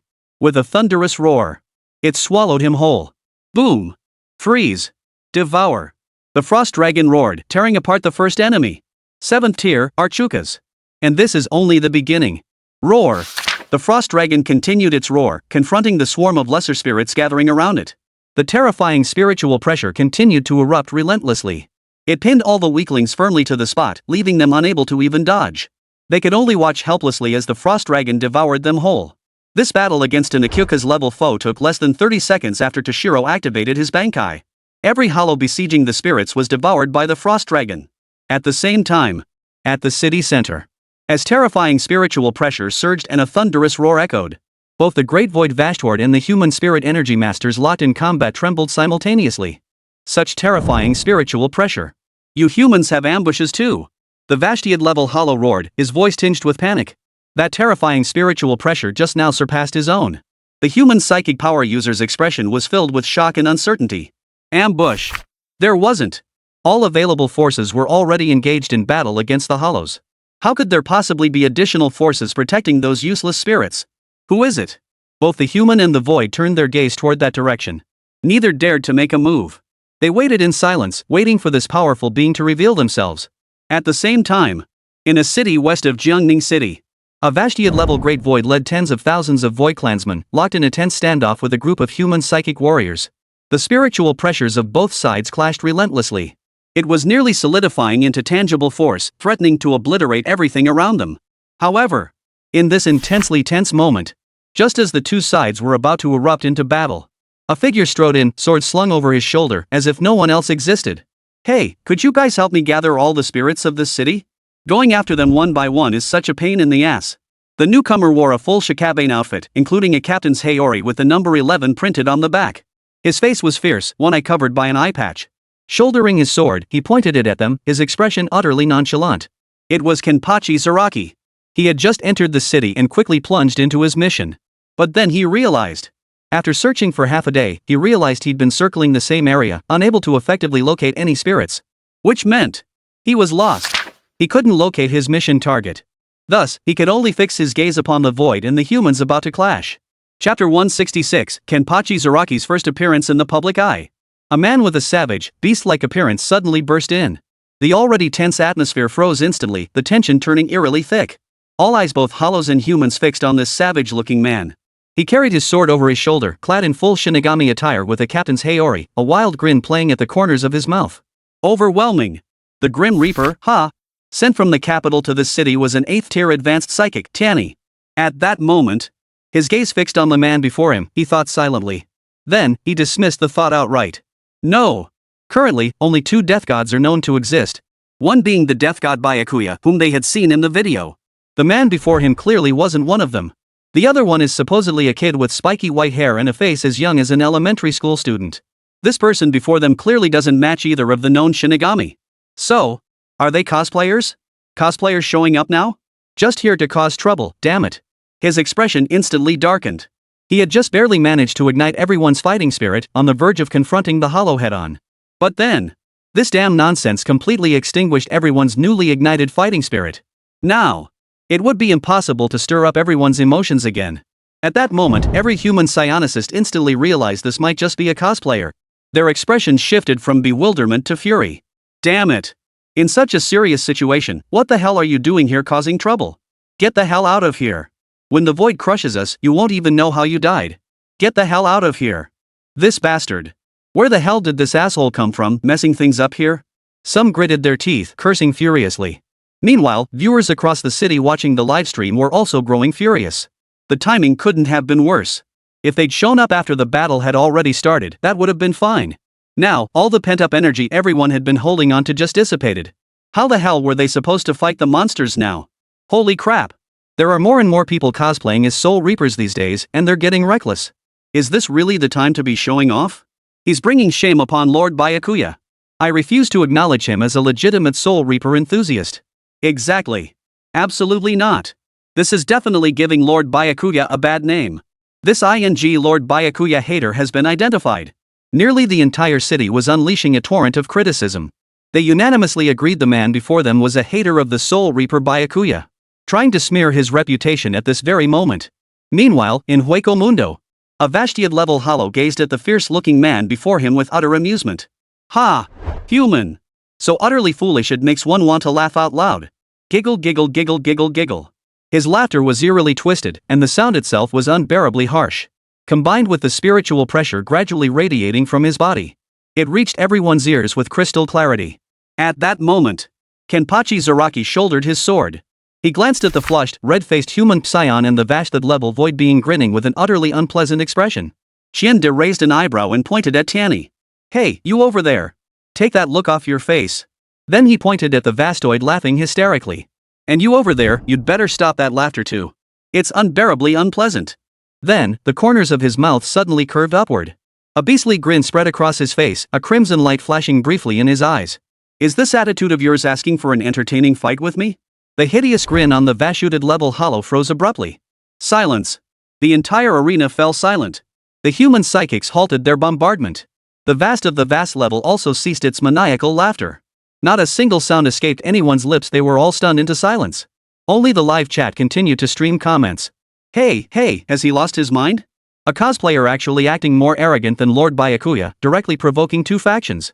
Am I crazy, or is the world gone mad? Does wearing a Bleach cosplay costume really grant you unparalleled courage? This is suicide. Exactly, he's courting death. The question is whether Lord Tiani will dispose of him first, or if that Vashtiad-level hollow over there will snap and kill him. Hope Lord Tiani expels him. This guy is definitely just trying to grab attention. Exactly. Better to get rid of him sooner rather than later. The scene. The quiet atmosphere made everyone breathe softly. Suddenly. Boom. A spiritual pressure so overwhelming it sent shivers through every soul in the city erupted violently. In an instant, the entire city plunged into hellish chaos. The human psychics present gritted their teeth, their eyes fixed intently on this Vastoid-level great void. Cold sweat trickled down their foreheads. Terrifying. This was spiritual pressure of the most terrifying kind. However, they were only bearing the brunt of a portion of that pressure. The one bearing the full brunt of that terrifying spiritual pressure was the man whose appearance was as fierce as a wild beast. Under everyone's gaze, he kept his head bowed. His entire body trembled. So it really was a cosplay after all. He's already trembling in fear. What a show-off. They gritted their teeth, staring intently at the man. But then, the next moment, an even more terrifying spiritual pressure erupted. Chapter 167, Trembling with Excitement. The world is shocked. An overwhelmingly terrifying and savage spiritual pressure erupted suddenly. In an instant, it overshadowed the spiritual pressure of that Vashtiad-level hollow. Boom! A torrent of savage spiritual pressure swept across the land, whipping up a storm of flying sand and stones. Instantly forming an intense wind pressure, the sandstorm swept across everyone's vision. Everyone instinctively raised their hands to shield their eyes. Through the gaps between their fingers, they peered toward the swirling sand. There! At the epicenter of the spiritual pressure explosion, the man with a face as fierce as a beast suddenly looked up, his expression brimming with excitement. His lips curled upward like a predator about to pounce. Spiritual pressure of this magnitude, it's been an age since I last felt it. Excellent. You've made my entire spiritual pressure surge with excitement. This feeling, it thrills me to the point of trembling. Come on then, let's have a satisfying fight. It turned out he hadn't been trembling with fear. He was trembling with sheer excitement. Battle maniac. Madman. Everyone stared at the man before them, weak yet mad. All were plunged into utter shock. Who the hell is this man? Why is his spiritual pressure so terrifying? Just unleashing his spiritual pressure like this sends shivers down your spine. It's terrifying. A chill ran through everyone's bones. At this moment, they felt as if they were being stared down by a wild beast. That beast seemed poised to tear out their hearts and claim their lives at any moment. Too terrifying. Viewers across the city watching the livestream were also stunned. What the hell is this guy? How can he unleash such terrifying spiritual pressure? Who the hell can tell me who this is? Why is his spiritual pressure so overwhelming? I'm stuck at home, yet I can feel the savagery of it outside. This spiritual pressure is terrifying, like a beast, savage.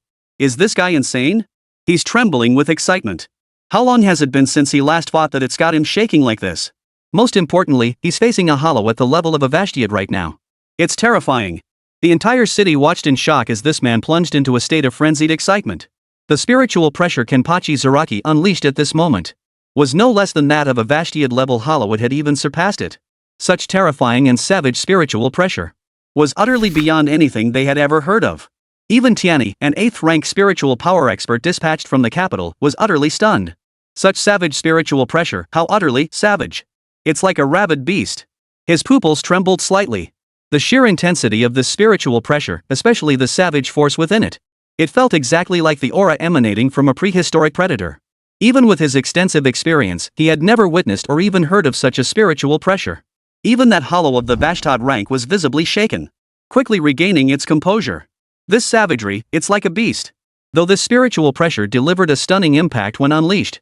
But it remained only marginally stronger than his own. Therefore, he remained filled with murderous intent toward the beast-like man before him. Come on, fight. Those who emerge from Hueco Mundo never fear you insignificant humans. He roared defiantly against the howling gale. And Kenpachi Zaraki received his response. He grew even more excited. Come on. Let's have a bloody good fight. To hell with missions. As the words fell, his savage spiritual pressure erupted with even greater abandon. Kenpachi Zaraki, sword in hand, charged with wild excitement toward the monstrous horde of tens of thousands of hollows and the army of thousands of spiritualists. Amidst the dark, surging tide of humans and hollows, his figure seemed insignificant. But in this moment, consumed by fury, he resembled a ferocious beast. Charging into the herd, he showed not a shred of fear. He's gone mad. Madman. He's nothing but a madman. No wonder none of these cosplayers as Byakuya Kuchiki are mentally stable. He's gone mad, utterly mad. The human spirit medium watched Kenpachi Zaraki charging toward him with overwhelming force. He felt a surge of panic. He froze in place, unsure what to do. He didn't know whether to seize this chance to attack the hollows or deal with this man before him mad as a beast. Everyone, retreat immediately. Tiani, a powerful 8th-rank psychic, roared. Everyone froze in surprise. Retreat. Why retreat? Heaven Sake, why retreat? Why not strike now while we have the chance? Yeah. Kill them. Whether it's this madman or those void beings, slaughter them all. Shut up. Tiani roared. Fall back. With an 8th-tier powerhouse enraged, the others dared not cross him at this moment. They all scrambled backward. Only Tiani stepped forward. You damn well stop right there too. Tiani roared. His spiritual pressure erupted violently. A long spear, entirely purple in hue, instantly materialized in his hand.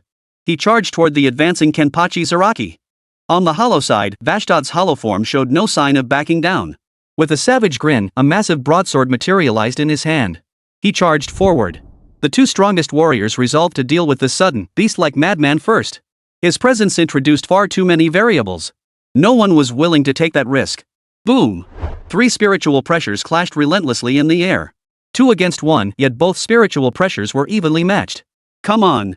Kenpachi Zaraki swung his Zanpakuto, Asajiri, at the 8th rank spiritual energy user Tiani, who charged first.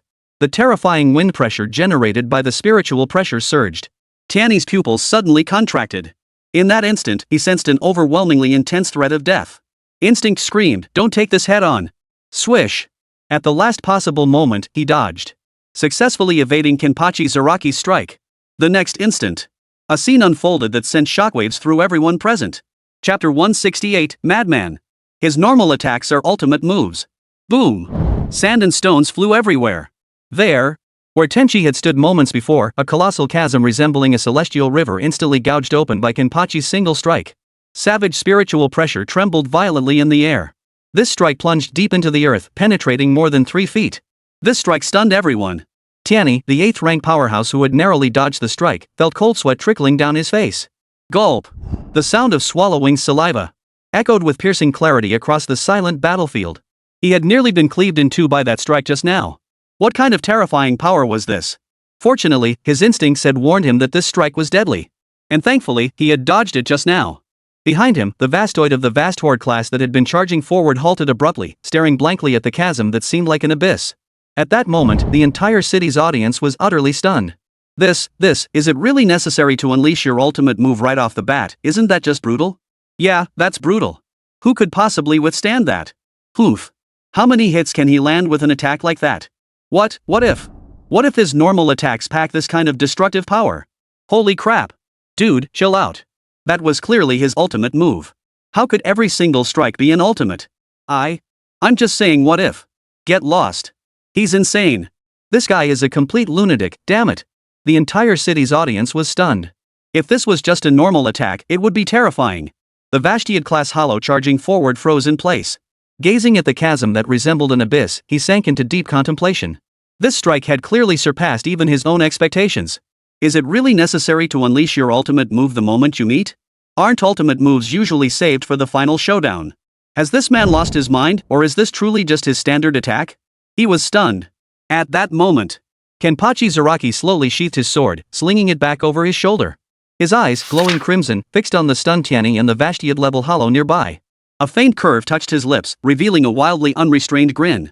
Come on, come fight, both of you come at me together. Kenpachi Yamamoto shouted wildly. His expression radiated pure excitement. Madman. He's absolutely insane. Everyone, stay back. Tiani urgently shouted toward the human psychics. At this moment, he dared not underestimate this man who was like a wild beast. That single strike nearly cut him down on the spot.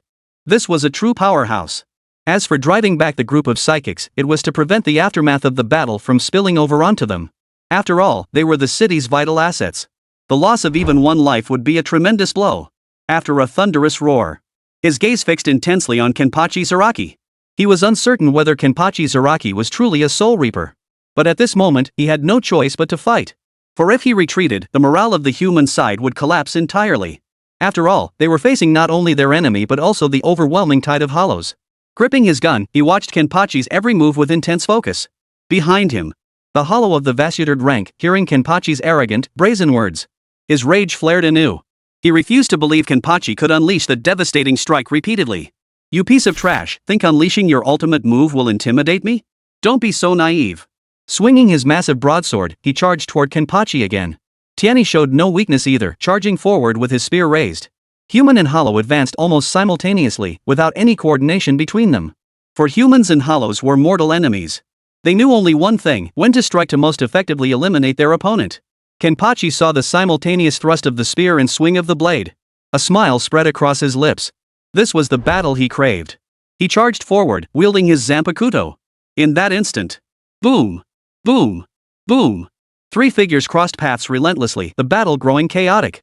But all the psionics observing the battlefield from afar could see the city's ground being cleaved every second by chasms as deep as abysses. And at this very moment, everyone was even more shocked. This ING thing was just a regular attack. That beast-like man, every single swing of his blade was equally terrifying. Each strike pulsed with savage spiritual pressure. Is this even possible for a spirit user? Unbelievable. Every single strike is a finishing move. How is this even possible? This man is nothing short of a complete madman. He's relentlessly draining his spiritual pressure like this. He won't be able to hold out forever. But, to be fair, this is just insane. Every single strike feels like a finishing move. This isn't normal for a spirit user at all. Could he actually be a Shinigami? A Shinigami? Don't be ridiculous. In this world, only Lord Byakuya is a Shinigami. I won't recognize anyone else as one. A Soul Reaper? I've heard that when a Soul Reaper activates Bankai, their spiritual pressure skyrockets and their abilities become terrifyingly powerful. If he can unleash Bankai, then I'll admit he's a Shinigami. At that moment, it wasn't just the surrounding spiritualists who trembled in fear. Even the human and hollow battling Kenpachi Zaraki were trembling in fear. It was madness. The man before them fought with the frenzied ferocity of a wild beast, exchanging wounds for wounds. This was his favorite tactic. For every wound an opponent inflicted upon him, it might leave a scar. But when his blade struck an enemy, it would absolutely cleave them in two. It's utterly terrifying. It's like unleashing a basic attack as an ultimate move. Chapter 169, Slaughter. Slaughter. Slaughter. Raging slash. Boom. A violent aura of spirit pressure raged through the air. Another strike that could pierce 3 feet into the earth. The city's surface was cleaved open, revealing a chasm as deep as an abyss. And nowhere around the battlefield could one find a single intact spot. Everywhere bore the marks of the blade's passage. And each and every one of them had cut deep into the earth, more than 3 feet down. The man and his phantom finally broke free from Kenpachi Zaraki and retreated to a distance. Glancing at the devastated landscape and the beast-like man before them, their eyes widened in horror. Getting hit by that blade would be the end of you. It was utterly terrifying. And this wasn't even the second strike from the ferocious beast before them. 49 strikes. 8th tier spirit energy master Tiani had nearly counted every single blow he'd struck, including the very first one. This terrifying man before him had struck 49 times in total. And the power and spiritual pressure contained within each strike remained relentlessly devastating. Ordinary attacks were like ultimate moves. Absolutely terrifying. Even the great void, Vashtad, wore an expression of profound gravity. Cold sweat trickled down his forehead. Gritting his teeth, he growled. This lunatic, doesn't he even need to expend spiritual pressure? His basic attacks are ING ultimate moves. This is ridiculous. After several rounds of combat, on the surface, the 2-on-1 advantage seemed to be in their favor. But their momentum was completely crushed. Every strike carried the force to shatter mountains. They dared not meet the blows head-on, forced instead to dodge relentlessly. After several exchanges, they could only launch counterattacks after dodging each strike. Yet, each time, their efforts were thwarted by Kenpachi Zaraki's savage, beast-like fighting style. Spectators with spiritual energy abilities watched in sheer terror. It was terrifying. That overwhelming, beast-like presence made this a battlefield they could never hope to enter. Even the aftershocks of the battle were too much for them to withstand at close range.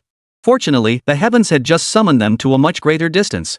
This kind of battle is completely beyond our reach. Sigh. This is the battlefield of 8th tier psychics. Those below 7th tier can't even get close. At this rate, that madman won't last much longer. Bull, every single swing he makes is so recklessly draining his spiritual pressure.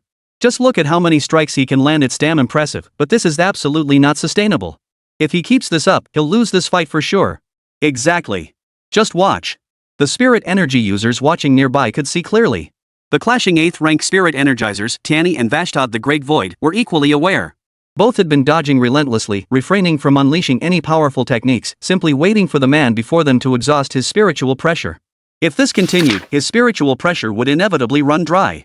There was no suspense whatsoever. They watched silently, poised to strike the moment this beast before them launched another assault. Before them, Kenpachi Zaraki stood, sword raised.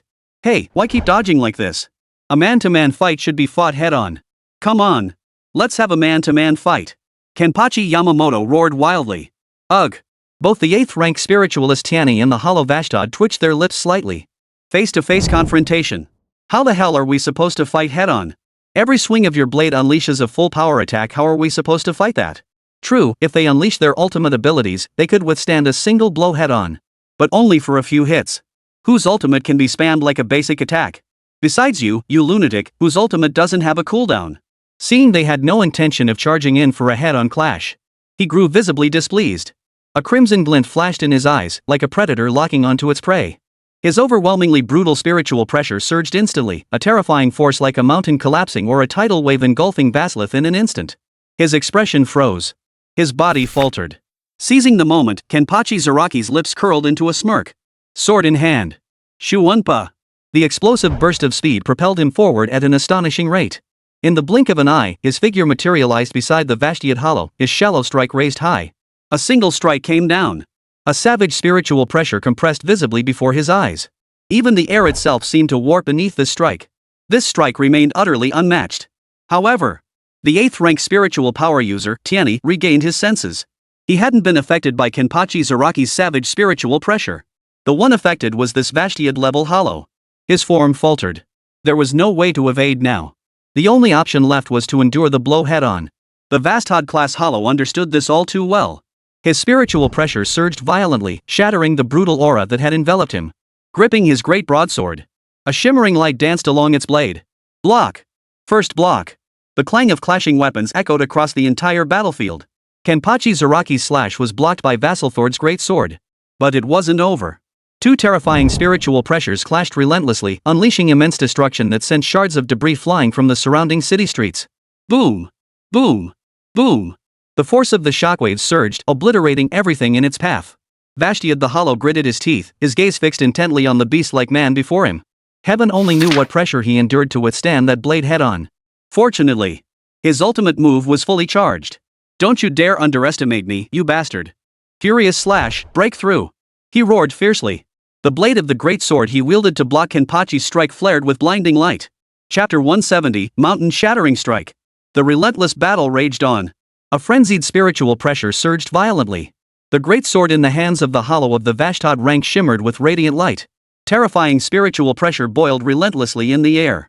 Ea! With a furious roar, the Vashtiad-level hollow unleashed its full might. Clang! The immense force instantly repelled the ordinary shallow strike. It also propelled him away from Kenpachi Zaraki. The very next instant, as the distance widened, the great sword in his grasp abruptly grew immense, its length exploding outward by over 10 meters. The entire blade was growing. In the blink of an eye, it became an immense great sword. A brilliant radiance flowed across the massive blade, while an oppressive spiritual pressure surged forth unchecked. It nearly obscured the sky. Wasword the Hollow fixed his gaze intently on Kenpachi Zaraki. This man had actually forced him to unleash his ultimate move. Since that was the case, there was no other choice. The unleashing of his ultimate technique signaled that this battle would soon reach its conclusion. Spectators and spiritualists alike froze in stunned silence. That sword, holy, that sword must be 49 meters long. Holy, it's completely blocking out the sky. Is this the power of a void of vastness like Vashtiad? It's terrifying. With power this terrifying, that madman is as good as dead. No doubt about it. Look at that blade in the lunatic's hands, it's practically junk. Before he loses, his blade will break first. Haha, I hope they both destroy each other. Then heaven can reap the rewards. Holy crap, what a genius. The Heavenly Lord is formidable. Even if they don't both get crippled, the Heavenly Lord can absolutely defeat them both. You're absolutely right. You've successfully pissed me off, you bastard. Vashrod the Great Void glared fiercely at Kenpachi Zaraki, his teeth clenched as he spoke. That's right, that's exactly it, engage me in a thrilling battle. Facing the massive broadsword that blocked out the sky, Kenpachi remained utterly unfazed. Instead, he was incredibly excited. This kind of battle was precisely what brought him joy. Sword in hand, he stood ready for Vastad the Hollow's next assault. Fury Slash, First Form Mountain Shattering Strike. A roar that echoed throughout the entire city. Vastord the Great Void soared high into the air, his colossal cleaver nearly obscuring the sky. The entire battlefield darkened beneath the colossal blade. Each strike of this technique was delivered with fury, hence the name Raging Blade Slash. And this single strike could shatter a mountain, hence the name Mountain Shattering Strike. Terrifying spiritual pressure churned up whirlwinds, sending sand and dust flying in all directions. Come on, let's fight to our heart's content. Kenpachi Zaraki, wielding his ordinary shallow blade, charged forward with unbridled excitement. Block! A piercingly crisp sound rang out. This was Vashtiad the Hollow's first offensive strike and Kenpachi Zaraki's first defensive move. Clearly, this strike had already endangered his life. He could not possibly endure this strike by trading his life for injury. Boom! A moment after the crisp sound echoed, two terrifying spiritual pressures collided instantly, clashing repeatedly in the air. The terrifying force ripples tore apart everything around them.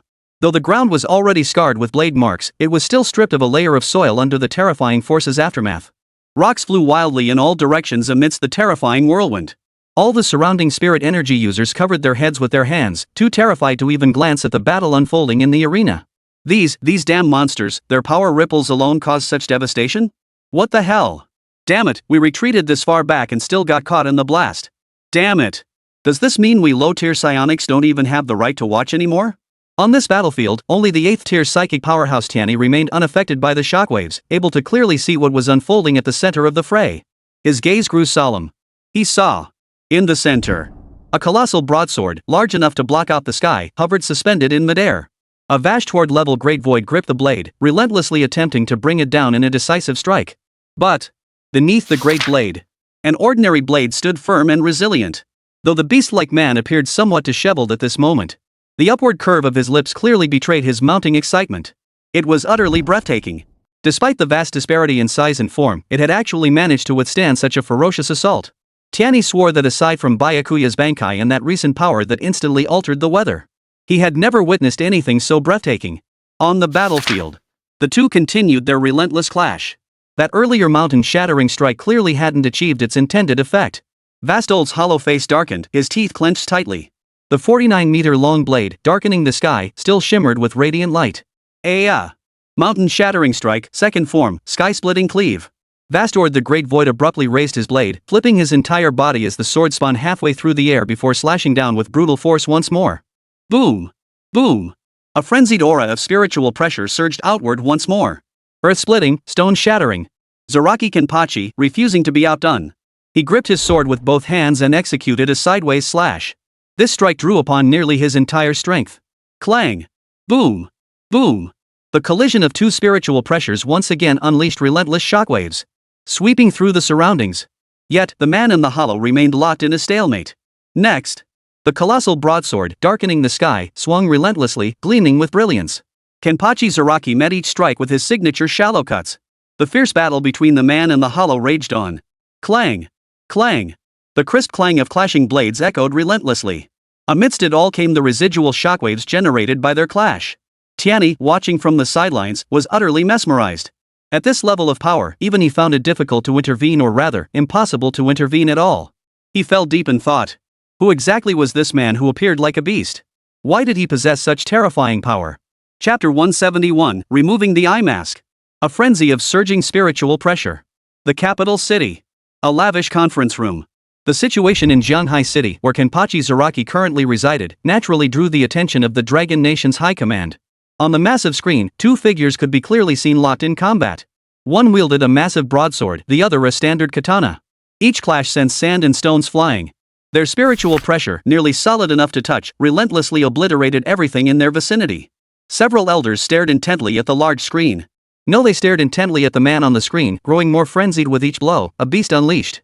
A beast-like spiritual pressure, a beast-like fighting style, a beast-like temperament, a beast-like combat desire. This man is utterly terrifying, terrifying like a ferocious beast. This man seems born for battle, not just born. Such a combat drive is utterly terrifying. This man.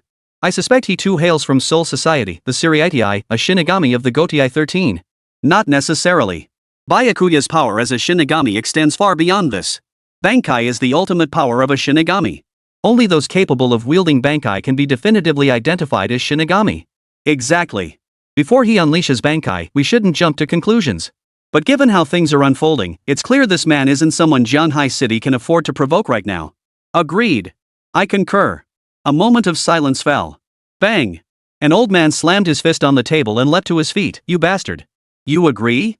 Then hurry up and notify Jianghai City. Tell them to cease hostilities toward this man and adopt a conciliatory stance toward him. Oh. Alright, understood. Jianghai City. Boom. Boom. In the arena, two figures clashed relentlessly. A massive broadsword that could block out the sky, and an ordinary short sword. Despite the vast disparity between them, they were locked in a fierce, evenly matched battle. Ha! Kenpachi Zaraki's expression grew increasingly exhilarated. How long had it been since he'd fought with such utter satisfaction? He couldn't even recall the last time. This time, he would fight with utter abandon. In contrast to Kenpachi, who grew fiercer with every passing moment, the Vashtiad-level hollow grew more and more terrified with each step forward. He knew all too well just how devastating his raging blade strike could be. Now, as their clash intensified, he was gradually losing ground, while the man before him grew stronger with every blow. This was absolutely unsustainable. If this continued, defeat was certain. Clang! Boom! After another evenly matched clash, he turned to the 8th-tier psionic powerhouse Tianyi with seething fury and roared. What are you staring at? Hurry over and help. Let's take down this madman together. However, the 8th tier psionic powerhouse Tianyi paid him no mind. He merely shot him a cold, dismissive glance before turning back to watch the fight unfold. First, humans in the void are mortal enemies. Cooperation is utterly impossible. Therefore, he would never join forces with the void. Secondly, if the two continued fighting until the battle ended, both sides would be severely depleted. At that point, he would be the strongest fighter in the entire arena. Thus, he absolutely will not intervene to assist at this moment. Waystord the Great Void instantly understood Tianyi's cold demeanor. He clenched his teeth in fury, glaring viciously at Tianyi. He wanted to devour him. When that madman had approached Tianyi earlier, he had charged forward without hesitation. Yet now, this human showed such utter disloyalty. Watching Kenpachi Zaraki, who was itching to fight, growing more and more excited, and about to charge forward with his sword raised once more. Waysword the Hollow gritted his teeth. Madman. A complete and utter madman, he snarled viciously. Then, turning to the tens of thousands of hollows poised behind him. All of you, come forward and assist me. Crush this lunatic, he roared, his face contorted with fury. The Hollow Tide was now commanded by a Yachuka's level hollow. Upon receiving the command, they dared not hesitate. Their spiritual pressure erupted, instantly intimidating the lesser hollows. Roar! Roar! Roar! The Hollow Tide surged like boiling water, now directed by the Yachuko's class hollow. Thousands of hollows surged toward Kenpachi Zaraki.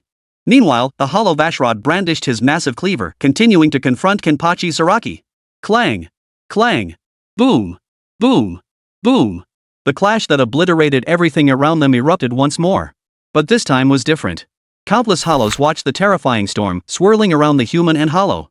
They wait, ever vigilant, seeking their chance to strike. In this situation, the Great Void Vashdod fought with even greater ferocity, channeling nearly every ounce of his spiritual pressure into the massive broadsword. Boom! Each swing unleashed an explosive burst of power. And each strike surpassed the last in power. He aimed to exhaust Kenpachi's spiritual pressure as swiftly as possible.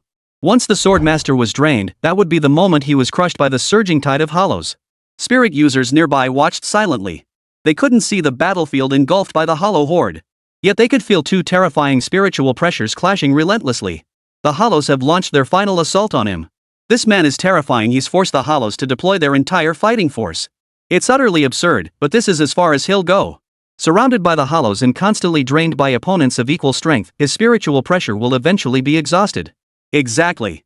His death is inevitable, no question about it. It's only a matter of time. The surrounding spiritualists now seem to already envision the scene of Kenpachi being crushed to death by the Void Legion. Meanwhile, the 8th tier spiritual power user Tianyi stood suspended in the sky, silently observing the shifting battle. The Hollow's assault and the relentless onslaught of the Hollow Vashdod. For them, it was welcome news.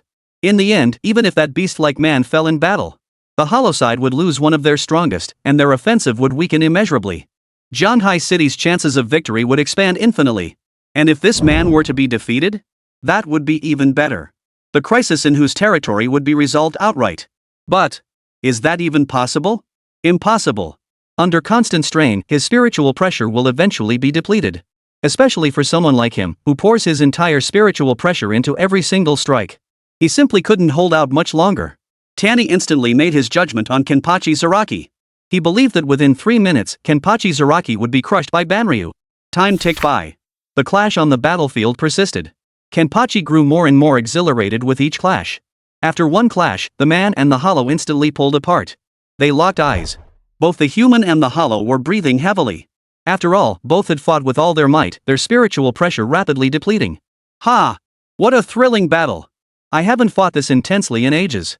I can't remember the last time. Kenpachi Zaraki exclaimed excitedly. Ha! Ha! Scum! Can't you pay attention to your surroundings while fighting? You're already surrounded. What awaits you is merciless crushing so complete not even your corpse will remain. Vastold the Hollow growled bitterly. It was this man's sudden arrival that halted Hueco Mundo's offensive. The upcoming assault on the human world wouldn't be as comprehensive as it had been at the start. In fact, they might even find themselves at a disadvantage soon. After such a prolonged battle, each strike delivered with your utmost strength, you must be utterly exhausted. Your spiritual pressure can no longer sustain this fight. Gak. At that moment, the hollow of the Vashdod rank let out its unbearably shrill laughter once more. It could already envision the scene of Kenpachi Zaraki being crushed to pieces afterward. This madman was finally destined to be crushed by the monster. His gaze locked onto Kenpachi's eyes, desperate to see fear in his pupils. Yet, after staring for a long time, he was disappointed. Standing not far away, Kenpachi's lips curled into a faint smile. A savage grin spread across his face. No, this slaughter is far from over. This is merely the beginning. Come on, let's continue this bloody slaughter to our heart's content. His expression grew increasingly frenzied, his eyes overflowing with unbridled excitement. Then, he slowly placed his hand over his eye patch. Swish! The next instant, the eye patch was tossed to the ground. At the same time, an overwhelmingly violent spiritual pressure began to surge. Chapter 172, Beast? Not a murderous beast. As the eye patch fell to the ground, the savage spiritual pressure surged wildly in an utterly unreasonable manner. In an instant, it surpassed even the spiritual pressure of the Grand Void, Petard. And it continued to climb at an alarming rate. Boom! The savage spiritual pressure raged uncontrollably, even stripping away a layer of earth from the ground beneath its fury. Rocks were being crushed into dust by this terrifying pressure. Petard the Hollow's body shook violently. His gaze went blank as he sensed the spirit pressure surging violently through the air. This spiritual pressure, how is it possible? Why such terrifying spiritual pressure? In that single instant, he felt this surging spiritual pressure was more than enough to crush him. In that moment, fear surged uncontrollably within his mind. And this feeling of dread kept spreading through his mind. Standing high above the city, the 8th-tier spirit energy master Tianyi, who had been observing the battlefield, sensed this sudden surge in spiritual pressure. His body froze, nearly causing him to plummet from the sky. His pupils darted wildly, his expression shifting constantly in that instant. If Kenpachi Zaraki's spiritual pressure had previously been savage like a ferocious beast, then, at this very moment, Kenpachi's spiritual pressure was nothing short of a murderous beast. Savage, brutal, overwhelmingly oppressive. Moreover, this aura seemed capable of piercing the soul, stirring up fear deep within one's heart. This kind of spiritual pressure. Eye patch, just how terrifying is the spiritual pressure building up in this madman's eyes? Damn it, I thought he was just a one-eyed lunatic. But this transformation. Holy! Tianyi kept cursing under his breath, betraying the turmoil within him. In this moment, he began to regret provoking this lunatic. Suddenly, a ringtone sounded from his pocket. The phone rang. He pulled it out and saw it was a call from the capital. He pressed the answer button. Hello? Then, a voice came through the phone. A moment passed. Alright, I understand. Tianyi hung up the phone. His gaze turned complex as he looked at the man who, after removing his blindfold, seemed to have entered a berserk state, his spiritual pressure still surging wildly. The call from the capital had been to stop him from harboring ill will toward this man. Win him over. The call had specifically emphasized that he must immediately send people to gather all the spirits in the vicinity. Because that was the very first request this man had made. Faced with such orders, Tianyi offered no rebuttal. This beast-like man was now beyond the reach of any mortal or spirit. He was an untouchable force in the entire city of Zhanghai. His gaze swept over the spirit energy users, all of whom were staring wide-eyed in utter shock. He shook his head. Such terrifying spiritual pressure was simply too dreadful. He plunged downward. He landed before them. Heaven's Sake. The group greeted him respectfully. Heavenly Lord, what kind of monster is this? Why is his spiritual pressure still surging? This is terrifying. Exactly.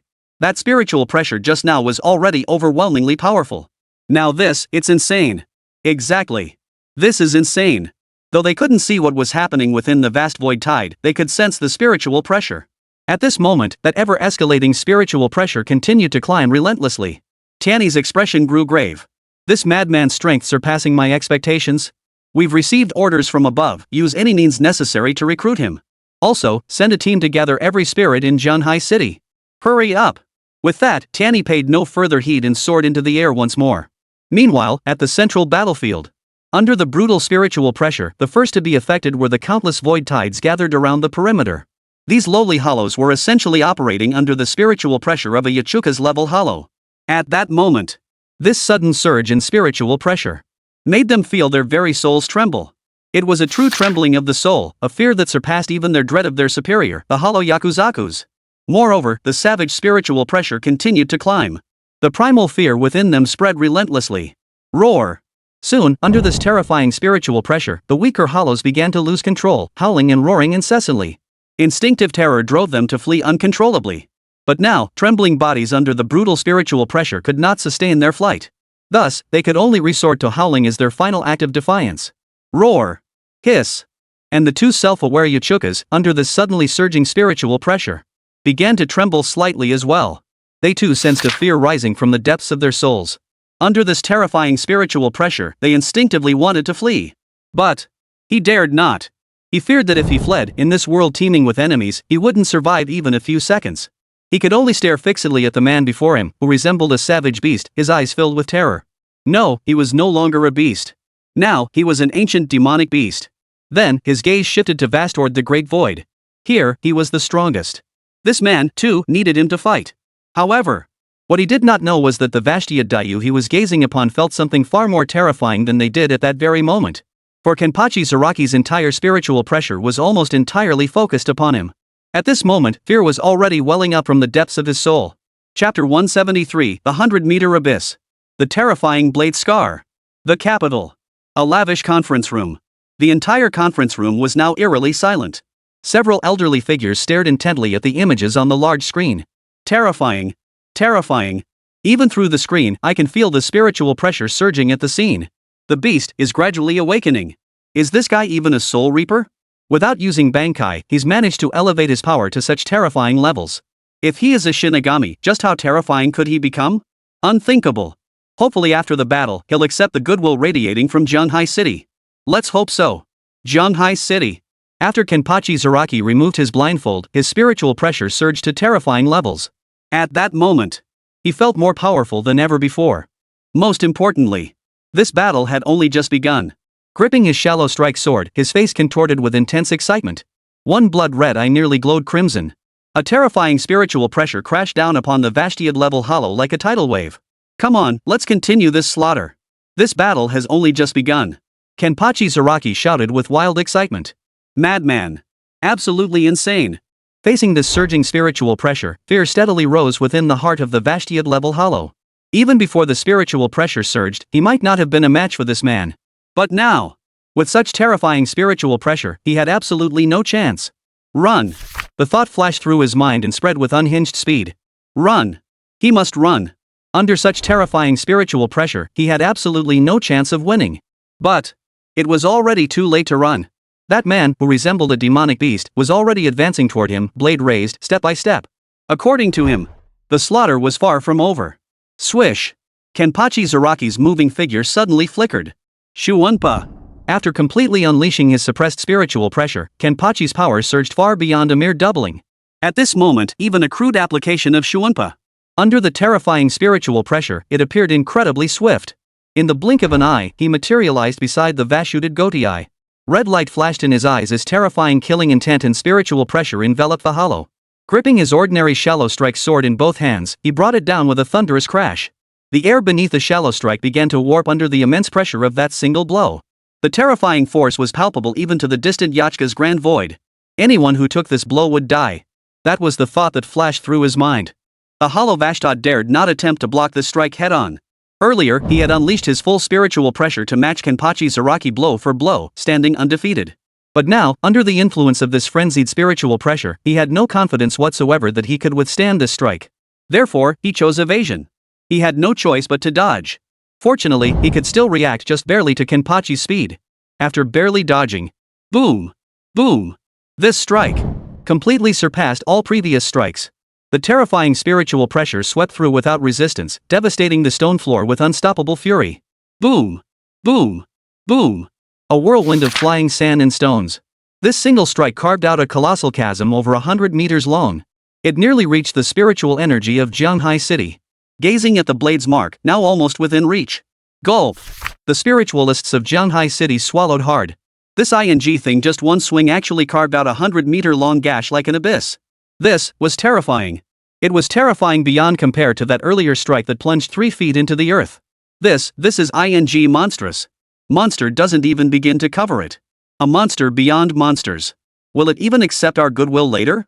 I hope so. The terrifying effect of that single slash caused Vastard's great void pupils to dilate relentlessly.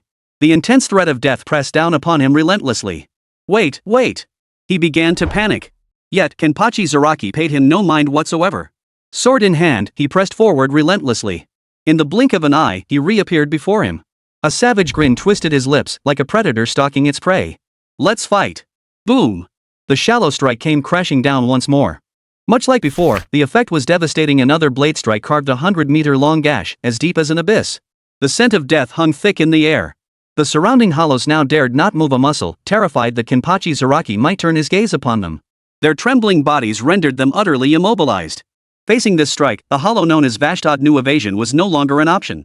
Gritting his teeth, the colossal blade in his hand still radiated a blinding light. A roar that echoed throughout the entire city.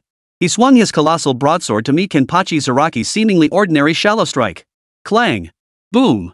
His spiritual pressure had solidified into tangible form, reaching an unprecedented intensity. Everything around them was being relentlessly obliterated. Vashtad the Hollow roared incessantly, pouring every ounce of his spiritual pressure into the attack without regard for his own life. He understood that if he couldn't even block this first strike, what followed would be nothing short of a crushing defeat. He would never allow it. Power nearing exhaustion surged madly into the massive broadsword. The power it generated raged uncontrollably. But before Kenpachi Zaraki's spiritual pressure at this moment, his own spiritual pressure seemed utterly fragile and insignificant. Chapter 174, Annihilation. One man against a city. The massive broadsword shattered continuously. The clash between the two sides was not merely a clash of weapons. It was a clash of spiritual pressures. And Kenpachi Zaraki's spiritual pressure, unleashed after removing his eye patch, crushed all else beneath it. His frenzied aura surged exponentially. Beneath that savage, terrifying aura, the spiritual pressure of the hollow Vashtad seemed as fragile as an ant before him. In less than 3 seconds of contact, the massive greatsword began to crack and shatter. And along with the massive broadsword, the mindset of a Vashtad-level hollow shattered as well. Fear gradually spread within him. He was no match at all. The gap in spiritual pressure was utterly vast. No technique could bridge such a gap. The demon beast had already opened its gaping maw, ready to devour. Boom! The massive battle axe finally shattered under the immense force. The spiritual pressure emanating from Vashtad the Great Void plummeted at an alarming rate. The entire battlefield fell into near total silence. Not far away, the hollow Uchukas stood utterly speechless. The blade wielded by his elder brother, the one he had pinned his hopes upon, had been shattered in a single strike. How could such a thing be possible? This was a Vashtad-level hollow. And it couldn't even withstand a single strike. Uchukas stood frozen in place, his expression trembling, pupils rapidly contracting.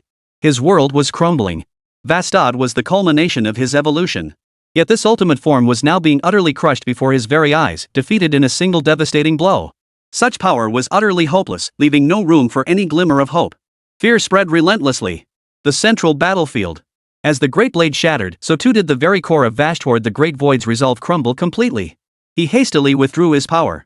Daring not to glance at Kenpachi Zaraki once more, he poured his dwindling spiritual pressure into his feet, erupting with a thunderous blast. He desperately tried to flee. Madman, he muttered incessantly. He dared not fight this madman any longer. If he continued, he might not even have a whole corpse left. He didn't even bother with the countless hollows swarming around him, he just took off running. But then, that crimson eye, blazing with a devouring light, fixed its gaze firmly upon him. Kenpachi Zaraki's lips curled into a faint, unrestrained smile. His form dissolved once more. The next moment, he materialized beside the Vashtad Grand Hollow. This burst of power was even more terrifying than before. Because Kenpachi's spiritual pressure continued to surge unabated. The unleashed power surged and flowed. Endlessly. And after this surge in power, this Shuunpa was not something Vashtad the Hollow could react to in time. By the time he registered what was happening, an utterly ordinary Shota had already been swung toward him. It was still the same. Beneath the terrifying sword pressure lay boundless dread. The spiritual pressure nearly warped the air itself, making it incredibly difficult for Vashtad the Hollow to even breathe. Wait. No. The slightly chipped blade in his eyes grew larger and larger. Almost within inches. His pupils kept shrinking. Death. Boom. This strike, as always, carved a gash hundreds of meters long, like an abyss. Sand and dust swirled, obscuring all vision. This strike was essentially identical to the previous one, equally terrifying, equally world-shattering. Yet it was different. The difference was that a great void of the Vashtad rank had been obliterated by this strike. The desperate pleas of the Vashtad-level void being begging for mercy echoed in the ears of every person and every void being present. Even now, though it had vanished, the echoes of that plea for mercy still reverberated endlessly. This was a Vastoid of Vastoid-level power. A void being that had nearly destroyed the city. That such a terrifyingly powerful being would beg for mercy was simply beyond comprehension. Such things were utterly unheard of and unseen to them. All trembled in fear, gazing upon the central battlefield shrouded in a sky-filling haze of smoke and dust. A terrifying spiritual pressure surged relentlessly. The dust continued to rage unchecked. Amidst the swirling dust, a crimson flash of bloodlight flickered. It resembled a demonic beast, its eyes fixed on its prey, radiating a savage glare. Under the terrifying spiritual pressure, its imposing presence engulfed the heavens and earth. Click! Clack! At the center of the silent battlefield, the crimson light moved through the smoke. All the hollows watched with bated breath. Finally, the beast-like man emerged slowly from the dust, his blade slung over his shoulder. The crimson glow emanating from the smoke was none other than the pupils of his eyes, now uncovered by his eye patch. His gaze fixed upon the surging tide of enemies, his eyes still brimming with excitement. A maniacal grin still twisted his lips. He raised his blade, pointing it at the archfiend Yachkas and the surrounding tide of void. The slaughter has only just begun. Come on, let's have a fight. To Kenpachi Zaraki, this battle had only just begun. As his words fell silent, a terrifying, savage spiritual pressure erupted once more. This time, it was directed at Akua's and the countless hollow tide. Above, the 8th-rank spiritual power user Tiany's body trembled slightly. His pupils contracted to their absolute limit. Too terrifying, too insane. After slicing through the great void of Vashtord with a single stroke, he acted as if nothing had happened. And what was most terrifying of all, such a battle still failed to satisfy his insatiable thirst for combat. Now, his gaze swept directly across the vast tide of void. One man against an entire city. This beastly man was utterly terrifying. He was untouchable. From this moment on, Tiany began to worry.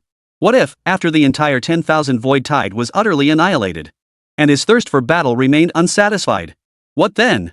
Slaughter the entire Zhanghai city? The thought crossed his mind, and he realized it wasn't impossible. This man was nothing short of a complete madman. When the fighting started, his mind basically followed the rhythm of the battle. If the fighting wasn't enough, slaughtering the entire Zhanghai city was entirely possible. Right. Souls. He kept mentioning soul spirits and missions earlier. Remind him of the mission and it'll distract him. His fighting spirit will dissipate too. Tiany hurriedly ordered all surrounding spirit energy users to search every corner of Zhanghai city for souls. If all the soul spirits could be gathered together, this city-destroying crisis could be averted. Chapter 175 One Man Deterring the Tens of Thousands of Ghostly Tides. The State of Dong Shilang. Tiany dispatched everyone to every corner of Zhanghai city to search for souls. At the battle site, Kenpachi Zaraki carried his sword on his shoulder. A smile still played at the corners of his mouth. His crimson eyes flickered. Step by step, he advanced toward the surging tide of. A terrifying spiritual pressure surged like a mountain collapse or a tsunami, violently churning. Yachizaku, the hollow, watched Kenpachi approach step by step, his imposing presence closing in. Cold sweat beaded on his forehead as he frantically retreated. Only when he retreated into the vast tide of did he find a sliver of safety. Attack! Quickly, tear him apart, he began to scream frantically. The lowly hollows could be controlled by him. Yet the spiritual pressure emanating from the man before him was terrifying. So terrifying it made the countless lowly hollows completely forget their superior's oppression. Roar! Roar!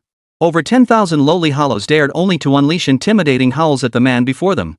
Yet, this did nothing to halt Kenpachi Zaraki, who continued advancing step by step, blade raised. The scene at that moment. It was like the overwhelming pressure the Shinobi Alliance felt when Madara first appeared during the Great Shinobi War. The weight of that pressure made even breathing feel heavy. Yet it was different. Because Kenpachi relied more on his terrifying spiritual pressure so intense it made hollows tremble. Whereas Madara relied on his former reputation and sheer presence. The monster horde now stood before them, mirroring the allied shinobi forces. Under Kenpachi's crushing pressure, they understood this battle was inevitable. Roar! Roar! Amidst a roar that echoed throughout the entire city of Zhanghai, countless hollows summoned their courage and charged toward Kenpachi Zaraki. They sought to overwhelm this terrifying man with sheer numbers. Kenpachi Zaraki paused slightly. Watching the surging tide of monsters advance, the corners of his mouth curled upward. So you finally decided to engage in the final battle. Come on then, let's have a satisfying fight. The excitement on his face was impossible to suppress. Only enemies fighting their last desperate battle were worthy opponents. His relentless advance was designed to drive the monster horde to the brink, forcing them into a final, desperate struggle. Now, this final battle was finally about to begin. His face radiated excitement as his spiritual pressure surged dramatically. Sword raised, he charged into the surging tide of hollows. Boom! Like a tiger among sheep, he plunged in, his blade sweeping aside countless worthless hollows. Terrifying power was displayed to its fullest extent in that moment. Each swing of his blade mowed down entire swaths of weak hollows. The relentless surge of spiritual pressure exerted unceasing oppression. Boom! Swish! Chaos erupted. Only countless lowly spirits could be seen fluttering about, then vanishing. Standing high in the sky, the 8th-tier spirit energy master Tiany could capture every movement on the battlefield with crystal clarity. His gaze fixed upon Kenpachi Zaraki, who charged into the fray like a predator among sheep. His pupils twitched uncontrollably. He wondered how many in the entire dragon nation could achieve such feats. But as far as he knew, aside from the Shinigami Byakuya, he couldn't name a second person. A Shinigami. If so, that was terrifying. Then, he glanced at the souls gathering nearby. Hope it works. This guy is absolutely insane. Judging by the situation he observed, this slaughter wouldn't last much longer. That man, like a wild beast, wasn't fighting at all, he was slaughtering. His physical strength, combined with the terrifying pressure of his aura. Each swing of his blade split the heavens and tore the earth asunder. These countless lowly hollows were utterly insignificant before him. He was certain that even the Yachiyo-class hollow would fall to a single blow from his blade. The battle was merely a matter of time. Within the capital city. A lavish conference room. The same group of elders remained. Watching Kenpachi Zaraki trembling with excitement amidst the surging tide of hollows, relentlessly slaying one weakling after another. The elders all fell silent. After a long moment of silence. One man could hold a city. This was utterly terrifying. For a long while, no one spoke. Suddenly. Hey, look at Nanning City over there, an elderly man shouted. What's happening over in Nanning? The elders immediately looked over. Their pupils instantly contracted. A figure slowly rose from the ground.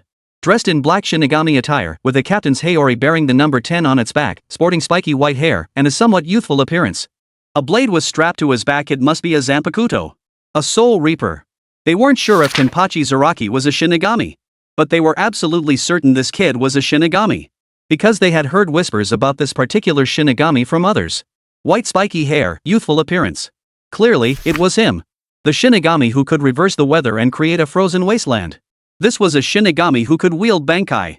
And what he was doing now was intervening in the battlefield between the two sides. The battlefield where Hueco Mundo clashed with humanity. Compared to Jianhai City, Nanning City was a far more brutal place. Nanning City has already clashed with the Hollows. Countless spiritualists and countless Hollows are locked in combat there. The entire battlefield was utterly brutal and bloody. What on earth was he trying to accomplish by intervening in the battle now? They had no idea. Nanning City. The expression on Dong Shirlong's face was utterly cold and indifferent. His frosty eyes watched the clashing sides. Moments ago, he had performed soul burials on nearly every spirit in Nanning City. One by one, he had sent them to the Soul Society. Yet throughout the entire process, he felt no joy. Instead, he was filled with rage. For during the soul burial, these spirits had all begged him to save the city. They pleaded incessantly. They yearned for Toshiro, the true Shinigami, to protect their city. Even though the city's spiritualists had abandoned them, they still wished to protect the city. This enraged Toshiro. Now, fueled by this boundless fury, he intervened in the battlefield between the two sides. No one knew what he intended to do. Chapter 176, Entering the Battlefield. Dong Shirlong's choice. Assigned from the capital to Nanning City were Nanfeng Ching, an 8th-tier psychic power user, and Nanfeng Yu, a 7th-tier psychic power user. Both were members of the Nanfeng family from the capital. Uncle and nephew. Meanwhile, on the Hollow side, the invasion of Nanning City was led by one Vashtiad-class Hollow and two Yachukas-class Hollows. One of them had already been dealt with by Dong Shirlang within Nanning City. Thus, one Vashtad and one Ichukos remained here. They were perfectly matched against the uncle and nephew. In the skies above Nanning City, Nanfeng Yu engaged the Ichukos-class Hollow in combat, exchanging blows in a fierce, evenly matched battle. Meanwhile, 8th-tier psychic power user Nanfeng Ching gripped his 3-foot-long Qingfeng sword, its blade shimmering with radiant light. His appearance was somewhat disheveled, his body covered in scorch marks, having sustained countless injuries. Clearly, he was no match for a great void of Vashtad's caliber. After only a few exchanges, he was already being driven back step by step. His opponent, the vast void of the Vashtad tier, was engulfed in terrifying flames. Now, the flames on his hands blazed fiercely, as if they could devour everything. A maniacal grin twisted his lips upward. For in this battle to annihilate an entire city, he and the Hollows invading Hueco Mundo had gained an overwhelming advantage. Ha ha ha ha, human, your power is utterly pathetic. I am an elite among the Vashtiad-class Hollows, not like those other worthless trash. Running into me just proves how unlucky you are. Ha ha ha ha. His laughter rang out wildly, filling half of Nanning City with his maniacal cackle. His maniacal laughter instantly galvanized all the lesser Hollows, intensifying their assault. It also dealt a crushing blow to the morale of the human psychics. Within mere moments, numerous psychics met gruesome deaths at the hands of the lesser void beings. Grand Void Vashtad felt utterly triumphant. He could already envision himself obliterating this entire human city. Perhaps he would become the first great void to breach a human city. Ha ha ha ha. Every time he thought of this, he would burst out laughing. Suddenly. Cease that hideous laughter, you scum. A voice as cold as frost echoed throughout the entire city. Who was it? At this moment, who else besides an 8th-tier psychic powerhouse would dare speak to a vastoid-level great void like that? Can't you see he's at the peak of his power right now? Are you out of your mind? All eyes instantly turned toward the source of the voice. The smile on Vastard's face froze. Who dared provoke him at this moment? And to call his laughter ugly? Oomph. He would absolutely slaughter this man without mercy. His gaze followed the direction of the voice. There stood a youngster with an extremely youthful appearance, clad in a Shinigami outfit and draped in a captain's Heir bearing the number 10. The hem of the captain's Heir fluttered in the wind. A sword hung from his back, appearing rather long. His expression was utterly icy, his eyes frozen with frost. Under the gaze of the crowd, he slowly drifted into the sky, intervening between the two battlefields. The coldness and frost in his eyes was utterly unlike that of a mere child. Moreover, this kid's attire was quite peculiar. Such attire reminded him of the recently notorious Shinigami from Hueco Mundo, rumored to be the nemesis of Hollows. Of course, he scoffed at this so-called death god. He turned his gaze to the human psychic powerhouse he had beaten into retreat. His eyes were filled with contempt, his expression utterly arrogant. Hey, human, is this your backup? A little brat, are you trying to make me laugh to death? If so, then I'm sorry, but your tactics won't work at all. And that brat has a foul mouth. Spouting nonsense the moment we meet. Has he never died before? Nanfeng Qing, seeing Dong Shileng intervene in the battle, froze momentarily. He couldn't quite process what was happening. He suddenly remembered something. Death God. The recently renowned Death God.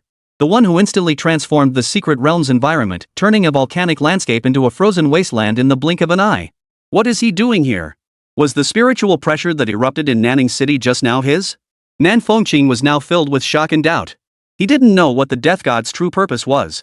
Nor did he know why this death god, Dong Shiro, had appeared here. After ascending into the sky, Dong Shilong's face was as cold as frost. He stared at the two opposing forces. Now, cease this vile war. Toshiro's icy gaze fixed upon both sides. His voice carried an unquestionable commanding tone. Moreover, as his words fell, a frosty aura of spiritual pressure faintly emanated, intimidating both opposing forces. The entire battlefield fell silent. Dead silent. Everyone, including the Hollows, stared blankly at the impossibly young child floating in the air. They couldn't believe such commanding words could come from the mouth of a mere child. Meanwhile, the spectators watching the live broadcast in Nanning City stood frozen in silence. With each psychic's death, they had grown numb. It was too brutal. What could this sudden apparition possibly accomplish? Reinforcements? Or what else? Stop this war? With what? Just with that Death Dominator suit on his back? Isn't that just wishful thinking? Do you think anyone who dons this Shinigami armor can become as powerful as Byakuya? Don't be ridiculous. I can already see how this ends. I hope he's not reinforcements from the capital. If that's all the backup we get, Nanning City might be doomed. What the hell are we supposed to do? How can we possibly withstand Hueco Mundo's ferocious assault? As Dong Shiro's words echoed across the battlefield, silence fell for several seconds. And then, a few seconds later. Ha ha ha ha. This is hilarious, absolutely hilarious. Cease the fighting, brat. Who do you think you are, telling us to stop the war? Vastad the Hollow roared with laughter. Hoo! Toshiro exhaled sharply. His expression turned icy as he stared at the laughing Vastold, his killing intent surging violently. The spiritual pressure of frost instantly filled the surrounding area. Do you wish to continue this war? Chapter 177, Declaration. Death Sentence. Do you wish to continue this war? Dong Shilong's words were icy cold. His gaze fixed coldly upon the hollow Vastad. His spiritual pressure, as frosty as ice, seemed poised to strike at any moment. Time seemed to freeze in that moment. Even Nanfeng Qing, an 8th-rank spiritual powerhouse, found his breath catching as he stared at Dong Shilang. No one present understood the magnitude of this powerhouse better than he. Now, he understood the purpose of Winter Lion's intervention in the battle. He spoke urgently. I am willing to represent Nanning City and withdraw from this war.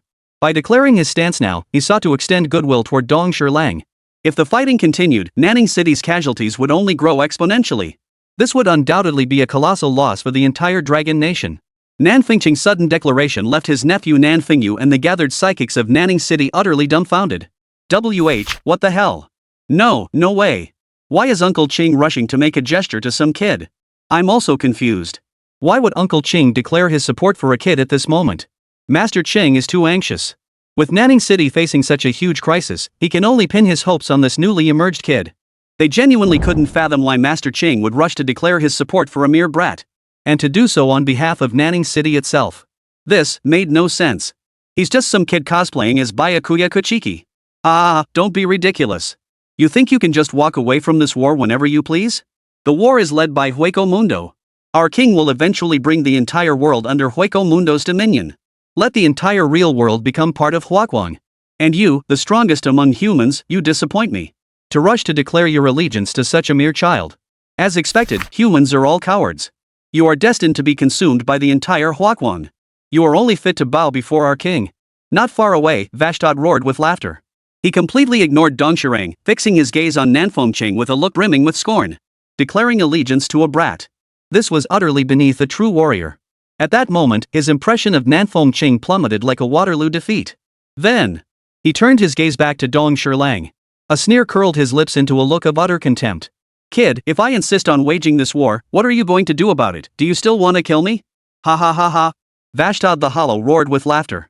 Unrestrained, he paid no heed whatsoever to Winter Lion's words. Fuyoshiro's expression grew icy cold. Is that so? In that case, I shall oblige and strike you down right here. Every hollow here will die. Dong Shirlang declared in an icy tone. In that instant, he pronounced the death sentence upon every hollow present.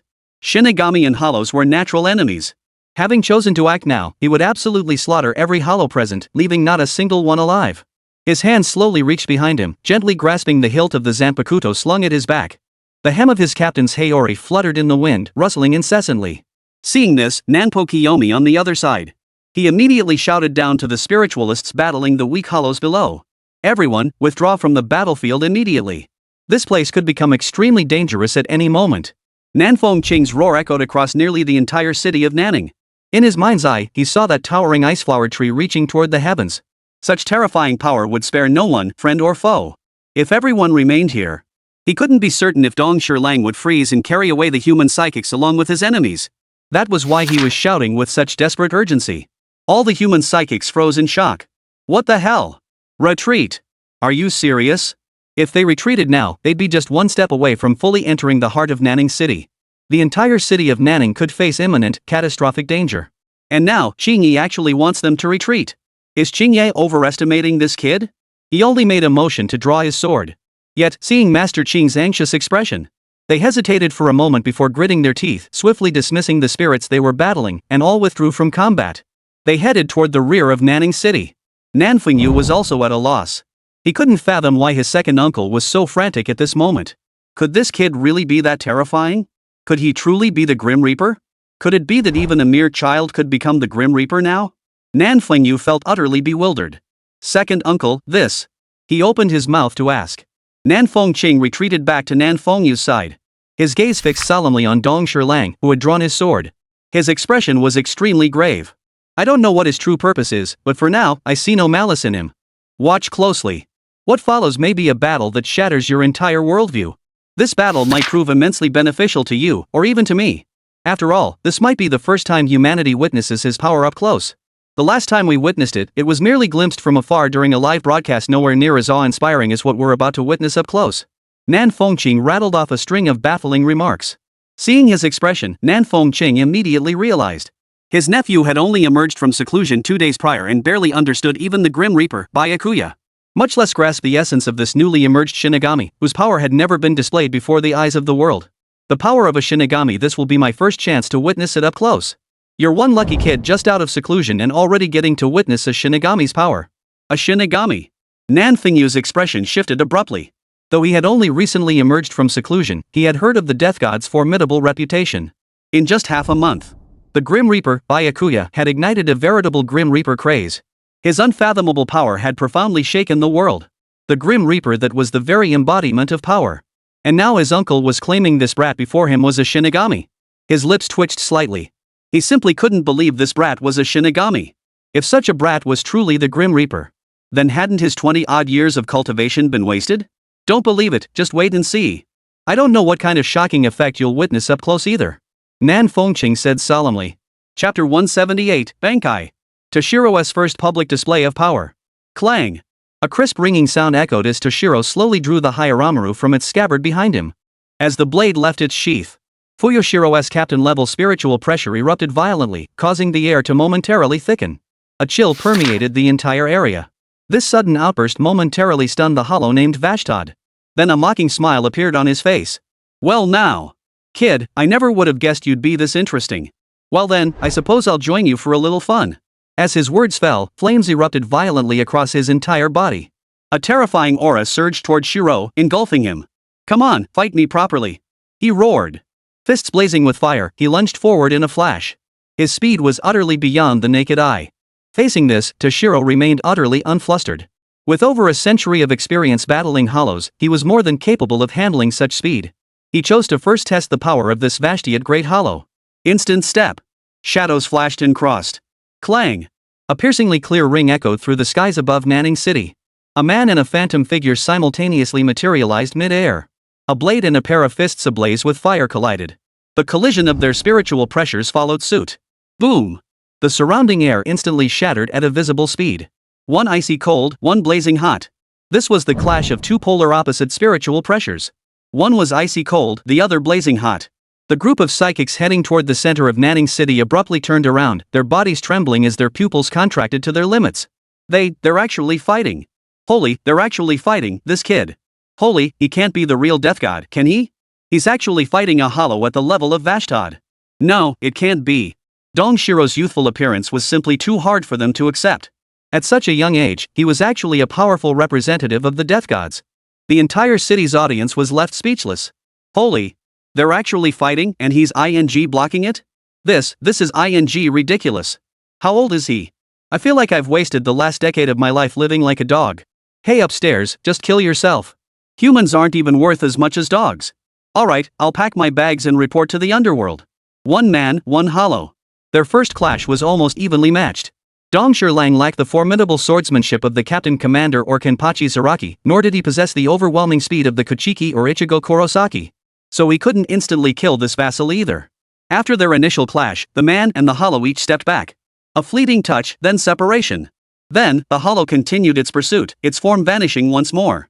Toshiro, too, remained impassive, his expression cold. Without a word, shunpuku. Clang. Two figures materialized here. They clashed. Boom. Whoosh. Ice and fire collided once more. Both the man and the phantom were merely testing each other's strength, refraining from unleashing any powerful techniques. Thus, the gap between them remained unclear. Next. Clang. Ding. One human, one void continued their aerial exchange. Each clash of blade and fist shattered the surrounding air, creating a vacuum in the surrounding space. Not far away, Nangongyu turned his gaze toward his second uncle, Nangongchung. Second uncle, this kid seems rather extraordinary. But, he doesn't seem quite as outrageous as you described. At the battle site, the exchange between the man and the void was merely a series of basic attacks, unlikely to pose any significant threat to him. It was merely a minor skirmish amidst the larger battle. Nan Fengqing's expression remained stern and grave. He shook his head. Their exchange is merely a probing skirmish. And yet, even in this tentative exchange, haven't you noticed how the air around them is already beginning to warp under the influence of spiritual pressure? Ha! Nan Fengyu froze. The air affected by spiritual pressure. His gaze shifted intently toward the center of the clash. His senses strained to perceive every detail. Indeed, he could distinctly feel the air around both the person and the phantom being affected by their spiritual pressure. One side was frosty cold, the other scorching hot. Upon sensing this, his gaze instantly grew slightly more serious. Indeed. Not simple. He was referring, of course, to that little brat who had just appeared. To wield spiritual pressure and manipulate the surrounding air. This was something he, a 7th-tier spirit energy user, could never achieve. This brat was at least an 8th-tier spiritual powerhouse. At that moment, Nanfengyu felt like all his 20-odd years of cultivation had gone to the dogs. Some random brat had actually surpassed him. Absolutely humiliating. Central battlefield. Ding. Ding. After a few exchanges. One real, one illusory, each retreated to a distance, exchanging a glance. The probing exchange concluded. Both combatants were about to unleash their signature moves. You little brat, you're not half bad. Since that's the case, I'll send you to your death beneath my blazing inferno. Ha ha ha ha. Vastord the Great Void roared with unbridled arrogance. His voice echoed throughout nearly all of Nanning City. It's coming. Not far away, Nan Fengqing murmured softly, his gaze fixed intently on the scene. He hadn't even forced Vastod the Great Void to unleash his ultimate move before being beaten into utter disarray. Now, it was finally coming. Vastod's ultimate move. Beside him, Nan Fengyu's expression also grew slightly tense as he watched the ensuing battle. For him, a 7th-tier psychic just beginning his journey, this battle would undoubtedly be one that would benefit him for the rest of his life. Vastod's spiritual pressure surged violently throughout his body. The flames burning upon his fists roared violently. He raised his fists. His eyes narrowed. Fire blaze heaven. Boom! Flames erupted violently from his fists, swelling in an instant. The fiery fist struck out. Whoosh! Instantly, the surrounding air was consumed, engulfing the entire battlefield in a sea of flames. Even the frosty air created around Dong Lang was instantly consumed. A sea of fire formed. Within this sea of flames, my strength, speed, and spiritual pressure all surge fivefold. Within this fiery domain, I am invincible. No one can defeat me on my battlefield. Vastad the Hollow declared arrogantly, his face radiating pride. This was his most formidable technique. Having ruled Hueco Mundo for years, no one had ever survived his fiery domain. He was utterly confident in his power. This brat before him was no exception. No way he could be a match for him in this state. Nan Fengqing and Nan Fengyu's expressions were extremely grave. Even from a distance, they could sense the overwhelming spiritual pressure and intense heat radiating from the flames.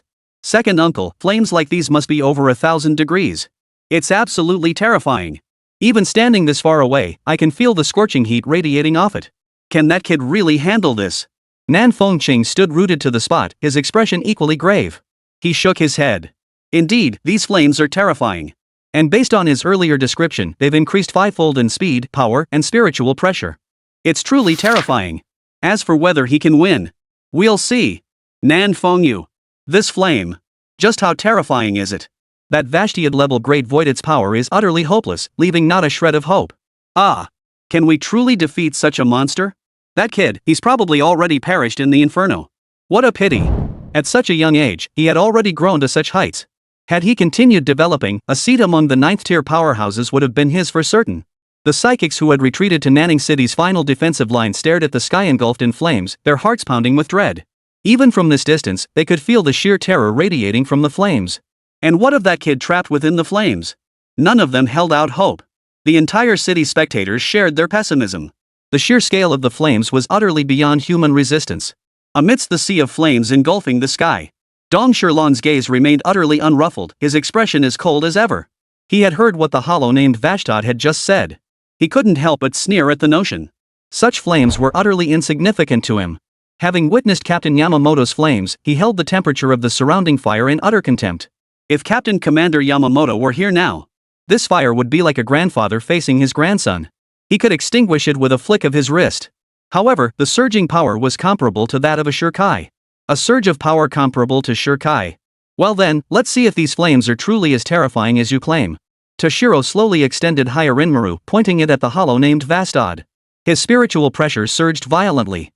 The chill instantly permeated the surroundings, and frost formed instantly beneath the scorching flames, creating countless wisps of steam. Seat yourself upon the frosty heavens, ice will ball. Crockle. Crockle. Crockle. Crockle. Crockle. Crockle.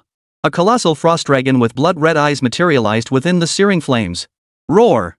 With a roar that echoed across the heavens, the frost dragon lunged toward Vastatha's great void. Wherever it passed. Crackle, crackle, crackle, crackle. The very air froze solid. Vastad raised an eyebrow, slightly surprised. Clearly, he hadn't expected the little brat before him to unleash such a powerful frost dragon within his fiery domain. But it lasted only a moment. He remained confident. With the Fire Realm's blessings, he was invincible. Anyone attempting to defeat him within the fiery domain was doomed to fail. Is that all you've got? Then I'll show you what true power is. Gazing at the frost dragon charging toward him, Vastad the Great Void revealed a savage, unrestrained grin. His eyes sharpened as flames surged from his fists. His spiritual pressure surged wildly at that moment. Fire Dragon. A thunderous roar erupted. His flaming fist slammed forward. Boom. Roar. The twin fists, ablaze with fire, violently unleashed a fiery dragon formed from flames. Roaring, it charged toward the frost dragon.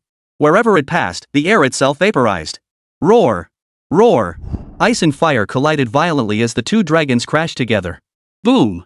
One realm of ice, one realm of flame. Terrifying spiritual pressure surged wildly in all directions. Whoosh. Whoosh. Whoosh. Countless wisps of water vapor continuously formed from the collision of the two dragons. Mist began to slowly fill the air. Not far away. This. Uncle Heir. Nanfengyu was stunned that Dong Lang could unleash such a formidable frost dragon in these conditions. He was equally stunned by the sheer terror of Dong Lang's power. Even now, he was locked in a fierce, evenly matched battle with the Great Void, Vastad. This time, Nanfengqing paid him no mind. Instead, his gaze grew intensely grave as he fixed his eyes intently on the unfolding changes within the mist. Under these circumstances, no one could predict how things would unfold. The spectating psychics were also visibly shocked. Watching the twin dragons roar as they collided, they now fixed their gaze on the mist. This kid has actually managed to achieve this level? He's way too strong. Exactly. To condense a frost dragon in this environment? Unbelievably powerful. How old is he? To forge such an unstoppable frost dragon beneath a sea of flames? He's practically invincible. They all marveled at how, at such a young age, Dong Lang could wield the immense power of the frost dragon amidst a sea of flames. However, their amazement was premature. What unfolded next was a scene so profoundly shocking it would remain etched in their memories forever. Above the skies of Nanning City, the entire battlefield was shrouded in a thick white mist, obscuring any view of what lay within. They could only stare blankly, eyes fixed on the scene, until a maniacal laugh erupted from within the white mist. Ha ha ha ha. Little brat, your frost dragon is nothing special. It's barely on par with my fire dragon. If that's all you've got, then sorry, I've lost interest in you. Now, get out of my way. It was the maniacal laughter of that vassal, the Great Void. Nan Fingyu's expression hardened. Defeated? As expected. The power of the Great Void of Vasthord was simply too overwhelming. So overwhelming that it was impossible to defeat him under his flames. It seemed he and his second uncle were in for another grueling battle. He looked at Nanfeng Chung. Second uncle, how's your recovery going? You've got to hold your ground later. Nanfeng Yu said. However, Nanfeng Ching's gaze was extremely solemn at that moment. The expression on his face was solemn beyond words. More solemn than at any other time. Nanfeng Yu couldn't help but pause. Second uncle? He called out softly. Don't speak. Can you feel the spiritual pressure surging through the air? What follows will be a feast of ice and snow. Nanfeng Yu froze. He was somewhat confused. Closing his eyes, he concentrated on sensing the spiritual pressure in the air. Through the white mist, he gradually realized that the spiritual pressure was indeed surging. And it wasn't the blazing heat of flames, but a spirit pressure filled with frost. That brat's spiritual pressure. What was he trying to do? Nanfeng Yu was baffled. Until a voice, utterly frigid, echoed from within the white mist. Bankai. In the next instant, the spiritual pressure of frost surged violently. Chapter 179, The World-Shocking Bankai. Great Crimson Lotus Ice Wheel Orb. Bankai. The words carried an endless chill, tinged with a faint hint of murderous intent. The voice was not loud, yet it reverberated throughout the entire city of Nanning. As the words fell, boom! Spiritual pressure surged explosively, completely uncontrollable. The terrifying spiritual pressure nearly solidified into a tangible column that shot skyward, almost forming a dreadful pillar of spiritual energy. In a mere instant, it surpassed the spiritual pressure amplified fivefold by Vasthord's Great Void. Endless frost instantly engulfed the entire city of Nanning, its temperature plummeting to an extreme low. Crack! Crack! Crack! Crack! Crack! Throughout Nanning City, air continuously froze into ice, its crystallizing sound crisp and piercing. The flames surrounding them abruptly halted. Crackle, crackle, crackle. Patch after patch froze solid, then shattered with a clatter. Freeze, shatter repeatedly. The scorching heat once generated by the Great Void flames of Vasthord instantly dissipated, leaving only endless frost across the city. The next moment, under the influence of the frost, snowflakes began to materialize out of thin air in the sky, swirling and dancing through the heavens. They formed as the scorching spiritual pressure in the air condensed. In mere moments, the scorching heat Vasthord had conjured was replaced by endless frost. In an instant, the entire city of Nanning was plunged into a blizzard. A single move instantly altered the entire climate. Though not as dramatic as within the secret realm, when combined with Vashtod's Great Void flames, the effect was equally formidable. The psychics guarding Nanning's sole entrance were stunned by this sudden change. Watching the snow about to fall to the ground. Watching the snow swirling through the sky. They stared in disbelief, rubbing their eyes repeatedly, trying to confirm if this was real. Yet, after countless confirmations, they came to a clear realization: this was indeed real. In an instant, a single individual had altered the environment. What is this? It's terrifying. Is this kind of power truly something a psychic could wield? I'm starting to doubt whether I'm even a psychic myself. Why does the scene feel so familiar? Damn it, the secret realm, that livestream from the secret realm. He's ing the Grim Reaper. Holy Death God, flipping the weather in an instant. Holy Bankai. That's Bankai. The psychics all gasped in unison. Bankai had become synonymous with invincible power in their minds. Only this technique could explain why the weather was being so profoundly affected, undergoing such earth-shattering changes. The entire city's audience was now utterly stunned. Is this what a Shinigami is? This power has completely redefined my understanding. Exactly. Experiencing it firsthand versus watching it on video are two completely different experiences. It's summer now, and with the flames of the hollow Vashtod, it felt like being in a furnace just now. Who knew the power of the Grim Reaper could be so immense? One move to reverse the weather. I'm at home right now and I'm starting to feel a bit chilly. Exactly. It feels like winter just returned. I'm grabbing a blanket. This chill is real. For the first time, the entire city witnessed the raw power of Winter Lion's Bankai. It was nothing like watching it on a live stream. Only by experiencing it firsthand could one truly grasp the immense power of Bankai. The ones who experienced its terrifying might at closest range were Nanfeng and his nephew. Nanfeng stood frozen in place. His expression was somewhat vacant. Her mouth was stretched wide open, stretched to its absolute limit. His eyes nearly popped out of their sockets. This. Uncle. Is this really the power a psychic can unleash? That's just too much. Nanfeng was so terrified he stuttered. Such power to instantly alter the weather. He had never seen or heard of anything like it in his entire life. Witnessing it up close now, the sheer shock was beyond words. Nanfeng, too, wore a look of mild astonishment. Clearly, he too was stunned by this overwhelming power. However, compared to Nanfeng, he had been somewhat prepared. His reaction was less exaggerated. Silently, he pulled out a pack of cigarettes from his pocket and took one out. Then, he retrieved a lighter from his pocket. Click. Click. Click. 3 tries, no light. He paused, stunned. I pressed it a few more times, but it still wouldn't light. Then it dawned on me, in this bitterly cold, snow-covered landscape, the meager warmth of an ordinary flame was utterly useless for survival. Even the intense flames of a vassalled void were freezing, shattering. Needless to say, his ordinary flame was no exception. He chuckled. So this is the power of death itself. Truly formidable, so powerful it leaves every psionicist in awe. Is this truly a power a psionicist can possess? He murmured to himself. Like Nanfeng, he too had never heard of or witnessed such power to instantly alter the weather in all these years. In the capital city, a lavish conference room, the same group of elders remained. Their eyes flickered slightly as they stared at the live feed of Nanning City displayed on the large screen. Even through the screen, they could sense the earth-shattering shift in temperature engulfing Nanning City. This power has indeed reappeared. Though still viewed through the screen, this time we're witnessing it up close. It's utterly incomparable in its might. This power is almost on par with Byakuya Kachiki's Bankai. No, not comparable, it's identical. Both are the ultimate power of a Shinigami's unique Bankai. How I long to experience the awe-inspiring shock of this power firsthand. Alas! Who wouldn't want that? Snow swirled through the streets of Nanning City. Across the entire battlefield. Only the faint flickering flames still struggled to survive in this frozen wasteland. Freeze, shatter. Freeze, shatter.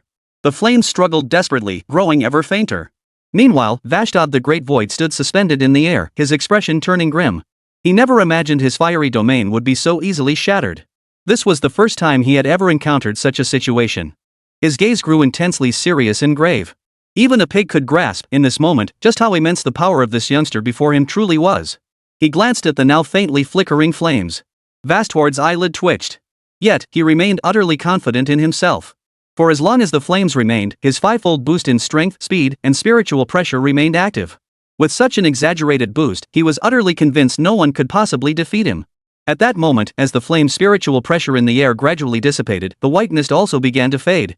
Whether it was the hollow Vashtiad, the Nanfeng uncle and nephew, the psychics retreating to Nanning City, or the entire city's spectators, all eyes converged on the center point where the white mist dissipated. There! The very originator who had single-handedly created this frozen realm. In the sky, a figure stood silently. The first thing to catch everyone's eye was a massive frost dragon coiling in the air. Its crimson eyes radiated boundless killing intent. Like an ancient demon dragon. Its enormous crystalline wings were now folded together. As the white mist dissipated, the crystalline wings gradually unfurled, revealing the Grim Reaper's minion within, clad in a Deathlord's garb and draped in a captain's Heir. In his hand, a blade was gripped. The frost dragon extended from the blade's hilt, coiling around his entire body and spiraling above his head. His entire body seemed to have transformed into a dragon's form. His frozen feet resembled a pair of ferocious dragon claws. In that moment, Fuyashiro was the frost dragon. The frost dragon was also Fuyashiro. The biting wind howled. Great crimson lotus, icewheel orb. Amidst a surge of frigid air, these words were uttered. His expression was utterly icy, radiating an astonishing aura of spiritual pressure. As the frost dragon stretched, the surrounding air cracked and shattered. Once more crystallized into a sheet of ice. The world was once again stunned by his terrifying state. Tashizu's gaze fixed upon the void before him. His gaze held endless coldness. In his eyes, this Vashtiad Daishu before him was already a dead man. At this moment, under Bankai, he was invincible. Amidst swirling snowflakes, a colossal frost dragon coiled around Toshiro's form as he stood silently against the sky. The dragon poised to surge into the frosty heavens. This is the ice will sword, the mightiest Zanpakuto of the ice and snow element. Even Vashtiad before him was stunned by Fuyoshiro's imposing presence. Gazing into those crimson eyes, filled with the murderous intent of the frost dragon, he instinctively felt a flicker of fear. He glanced once more at the now faintly flickering spark. His heart finally calmed slightly. At this moment, he felt uncertain. He began to doubt whether he could truly escape unscathed at this moment. He began to doubt his own strength. Scum, ready to die? Winter Lion's words were like frost, sending a chill through everyone who heard them. Scum! Vashtiad's pupils instantly contracted. How long had it been?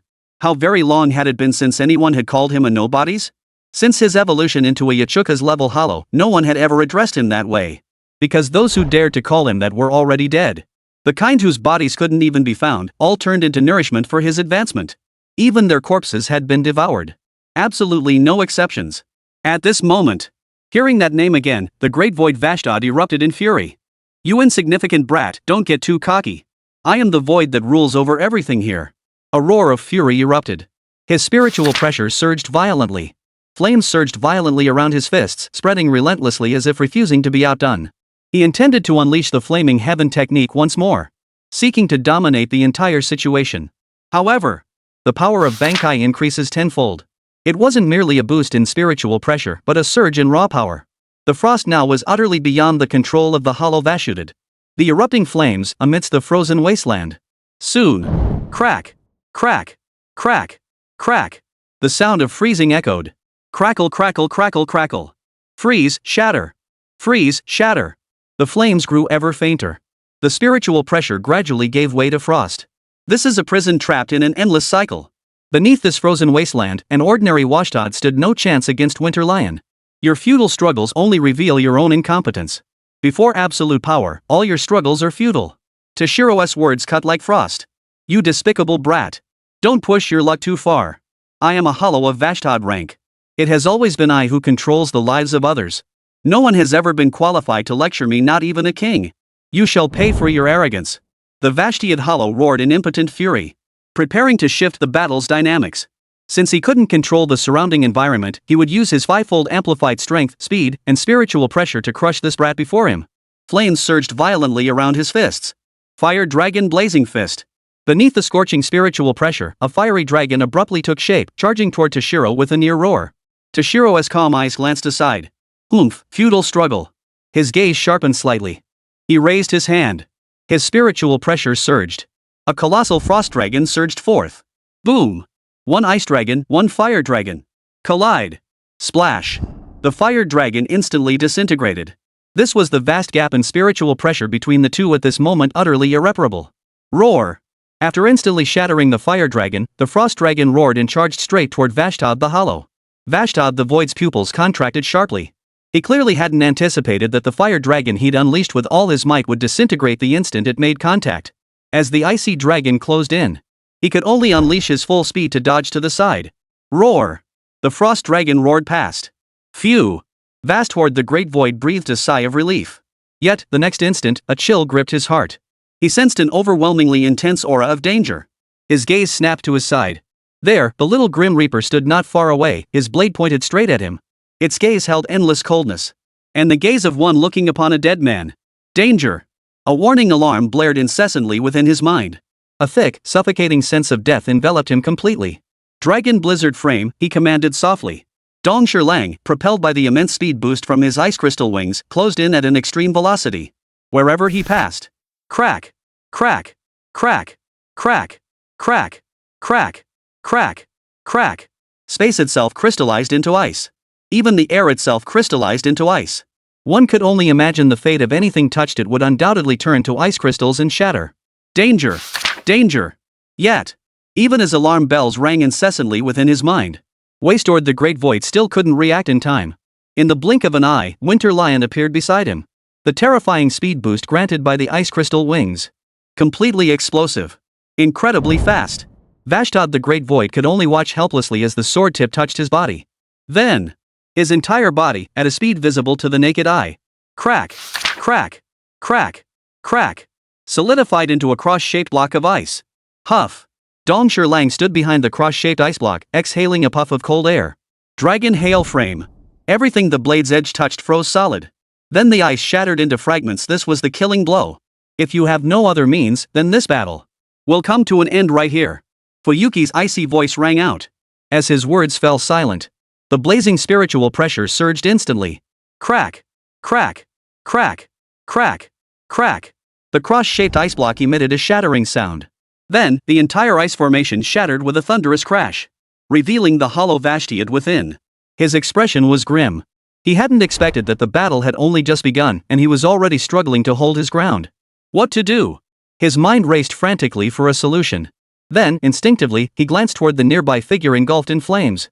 The next moment, his expression turned horrified. For the flames beneath the sky had grown incredibly faint, on the verge of extinction. They could vanish at any moment. Once the flames faded, his fivefold increase in strength, speed, and spiritual pressure would vanish completely. How could he possibly continue fighting then? In that instant, the thought of retreat flashed through his mind. Kid, I'll admit you're strong, but your power hasn't reached the point where you can truly hold me back. How about this? I choose to end this war now. Shall we call it quits? He was already contemplating retreat. But then, Tashiro's gaze grew icy, his eyes radiating boundless killing intent. He'd unleashed his Bankai and still expected to walk away unscathed. Dream on. If you can block my next move, I might reconsider, said Fuyushiro. The words fell. He gave Vashtiad the Hollow no chance to respond. Boom! The spiritual pressure of frost surged violently. Chapter 180, the first blooming of the ice-covered 100 flowers burial before the world. Across the entire battlefield, spiritual pressure surged relentlessly. Fuyushiro gripped the ice will sword with both hands, its spiritual pressure intensifying relentlessly. A terrifying aura spread through the air. Blue light flared from the hilt of the ice will blade under the pressure of his spiritual energy. Aahaha! A thunderous roar erupted. The condensed spiritual pressure materialized into a pillar of frigid air, shooting skyward in an instant. It pierced through the clouds in the sky. Then, a fissure violently tore open in the heavens. Countless snowdrifts around the celestial fissure cascaded down from the heavens like an avalanche, rushing headlong. Frozen Heaven's 100 flowers burial.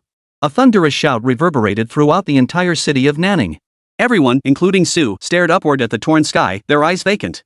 The sky is tearing apart. Is the sky collapsing? The sky collapsing my ass. Can't you see? It's an avalanche, damn it. An avalanche falling from the sky, holy. It's just like that live stream footage, only now we're right here in the thick of it. Experiencing it up close like this, the intensity is nothing like what you could ever capture on a broadcast. Whether it was the entire city's audience or the psychics who had retreated to Nanning's only safe haven, all were awestruck by the avalanche unfolding across the sky. The sheer scale and power were incomparable to anything seen in the livestream. As the sky split open, terrifying spiritual pressure radiated outward. Below, countless minions stared in awe. Roar! They all let out trembling cries. They didn't know why they trembled, only instinctively sensing something truly terrifying seemed about to happen. Across the city, the Yachuka's level hollows watching the spectacle stared skyward, their own hairs standing on end. An overwhelming sense of impending doom enveloped their hearts. It refused to dissipate. But there was nothing he could do now. He could only pin his hopes on the leader, the hollow named Vashtiad. May he defeat that brat. The cracked sky unleashed an avalanche. Clusters of snowflakes tilted into the air, only to be instantly scattered by the currents into flakes drifting through the sky. In mere moments, the sky was blanketed in falling snow. Following the stifling heat and the snow that seemed poised to cease. This snowfall arrived just in time, seamlessly connecting with the previous one. Moreover, this was a blizzard of goose-down-like snow, countless times more intense than the previous one. Each snowflake carried a terrifying spiritual pressure. Not far away, Nanfingyu stood transfixed by the breathtaking spectacle of snow swirling through the sky. How beautiful. In summer, to see such a frozen wasteland, one would have to go to the farthest north, right? But this is the south. He reached out, trying to catch the falling snowflakes. But then, Nan Fengcheng beside him snapped back to reality. Run! This terrifying feeling, it can't be wrong. It's that move. Nan Fengcheng shouted in utter terror. Then, he grabbed his nephew Nan Fengyu by the arm. He swiftly darted toward the distance. Once uncle and nephew reached the area beyond the swirling snowstorm, Nan Fengyu was still dazed, not quite understanding why his second uncle had dragged him away. Uncle! Uncle, what's going on? Why are we running so frantically? His expression was grave and solemn. Did you sense the spiritual pressure within the snowflakes? That is a power capable of destroying everything. The giant ice flower tree is about to bloom. Nan Fengqing declared solemnly. Nan Fengyu was still somewhat confused. Ice flower giant tree? Watch. For what follows is the final curtain call of this battle. Beginning amidst a sea of flames, ending amidst a blizzard of falling snow. Death God. Nan Fengqing murmured. Snowflakes drifted down. Vastad stared blankly at the swirling snowstorm. As some snowflakes landed. Some snowflakes landed on his body. Others landed on the countless void beings below. After waiting a moment and finding nothing unusual, Vastad breathed a sigh of relief. Ha ha ha ha. I thought this was some powerful move, but it turns out to be just this. Creating snowflakes? What a pathetic trick. Wastad the Great Void glared at Toshiro with contempt, laughing wildly. Oh? You think that's all there is to it? Winter Lion's lips curled slightly as he shot a contemptuous glance at Vastord. What else could it be? What else could it be? Do you think your snowflakes can actually cause an explosion? Vastad the Great Void sneered disdainfully. As his words faded, the snowflakes settling on his body began to radiate power. Crackle! Crackle! Crackle! Where the snowflakes landed, ice blossoms instantly bloomed one after another. Crack! Crack! Crack! In mere moments, several blossoms had formed upon him. Below, wherever the snowflakes landed. Crackle, crackle, crackle, crackle. One ice flower after another continuously formed. Countless void entities were swallowed by the ice flowers almost instantly. The Echuka's Great Void was no exception, its entire body covered in blooming ice flowers. Crackle, crackle, crackle, crackle, crackle, crackle, crackle. The Vastad Great Void watched the sudden transformation, its pupils abruptly contracting. What happened? How could this be? His expression was one of utter terror. In that instant, he sensed an extremely dangerous aura enveloping him. He desperately tried to unleash his full spiritual pressure, summoning his most powerful flames to resist the ice crystals forming on his body. But then, crackle, crackle, crackle, crackle. The moment the flames began to rise, they were instantly frozen by countless crystalline ice shards. Not a single spark was released. The great hollow Vastad's expression turned utterly horrified. His face slowly contorted into sheer terror. In that moment, he felt death drawing ever closer to him. Snap! Snap! Snap! Snap!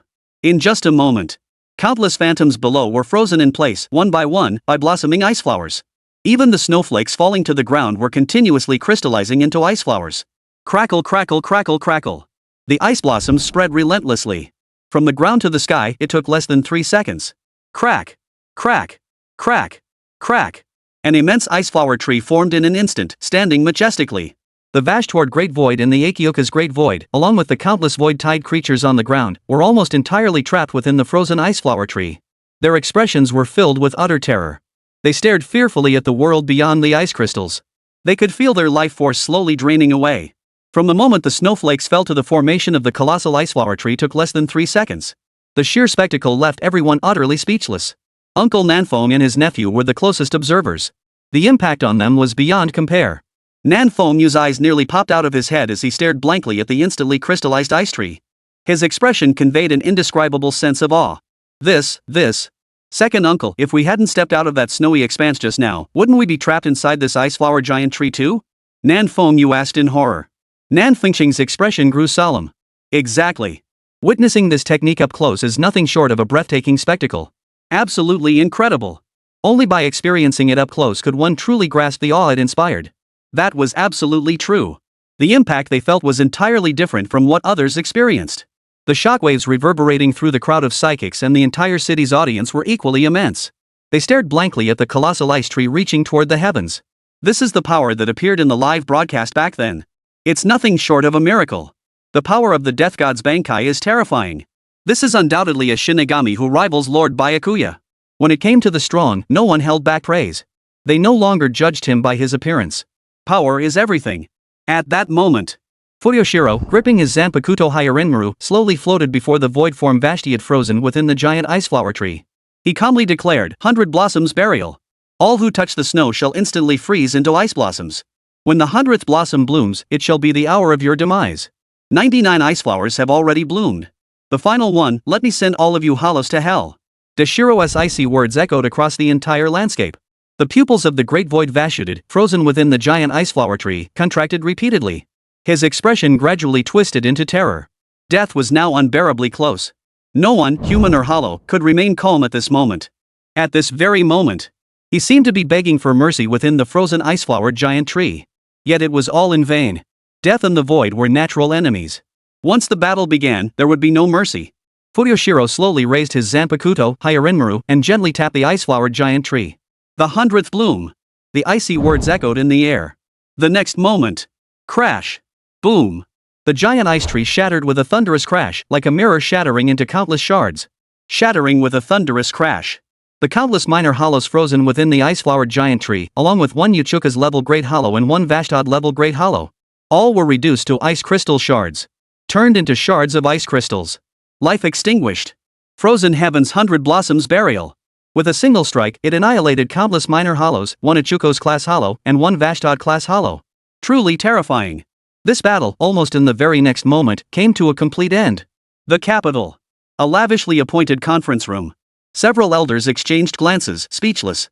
The sheer power of the Ice Heaven 100 Flowers Burial had clearly stunned them. A single strike obliterated a vast void of Vashtod, along with a vast void of Uchukas and a vast tide of void entities. It was nothing short of the ultimate killing move. Such immense power. Quickly notify Nanfengqing he must go and court this Shinigami. Exactly. We absolutely must form an alliance with the Grim Reaper now. The power of Soul Society, the Siriitii, far exceeds our wildest imaginings. Yes. After a single reply, the conference room fell silent once more. Meanwhile, in the west. Ikamaru Jin, who was performing a soul burial for a spirit, looked up at the colossal ice tree shattering with a thunderous crash. Looks like Captain Fuyoshiro's side is in a fight. What immense power, he exclaimed. Soon. The spirit before him successfully transformed into a blue beam of light and was sent to the Soul Society. And the souls here had mostly been buried by him. His mission this time was essentially complete. Ikamaru Jin turned his gaze toward a remote corner of the city, where spiritual pressure was erupting. That was the very center of this battlefield. Well, the mission is essentially over. I suppose I'll go take a look. He spoke, then began walking toward it step by step, neither hurried nor slow. Having only recently arrived in this world, he still felt a strong curiosity about this new world. Chapter 181, Ikamaru Jin infiltrates the troops. Shining City. The hollows invading Shining City were relatively weaker compared to those in Nanning City. There was one Vashtiad level hollow, two Achuka's level hollows, plus countless low-level hollows. Why were they considered weaker? Because the Vashtod level hollow named Freddy had only recently ascended to that rank and was not yet exceptionally powerful. He is not as powerful as the Vashtod level hollow that invaded Nanning City. On the human side, the 8th tier psychic who came down from the capital is named Lin Long, a veteran 8th tier psychic powerhouse, along with two 7th tier psychic powerhouses.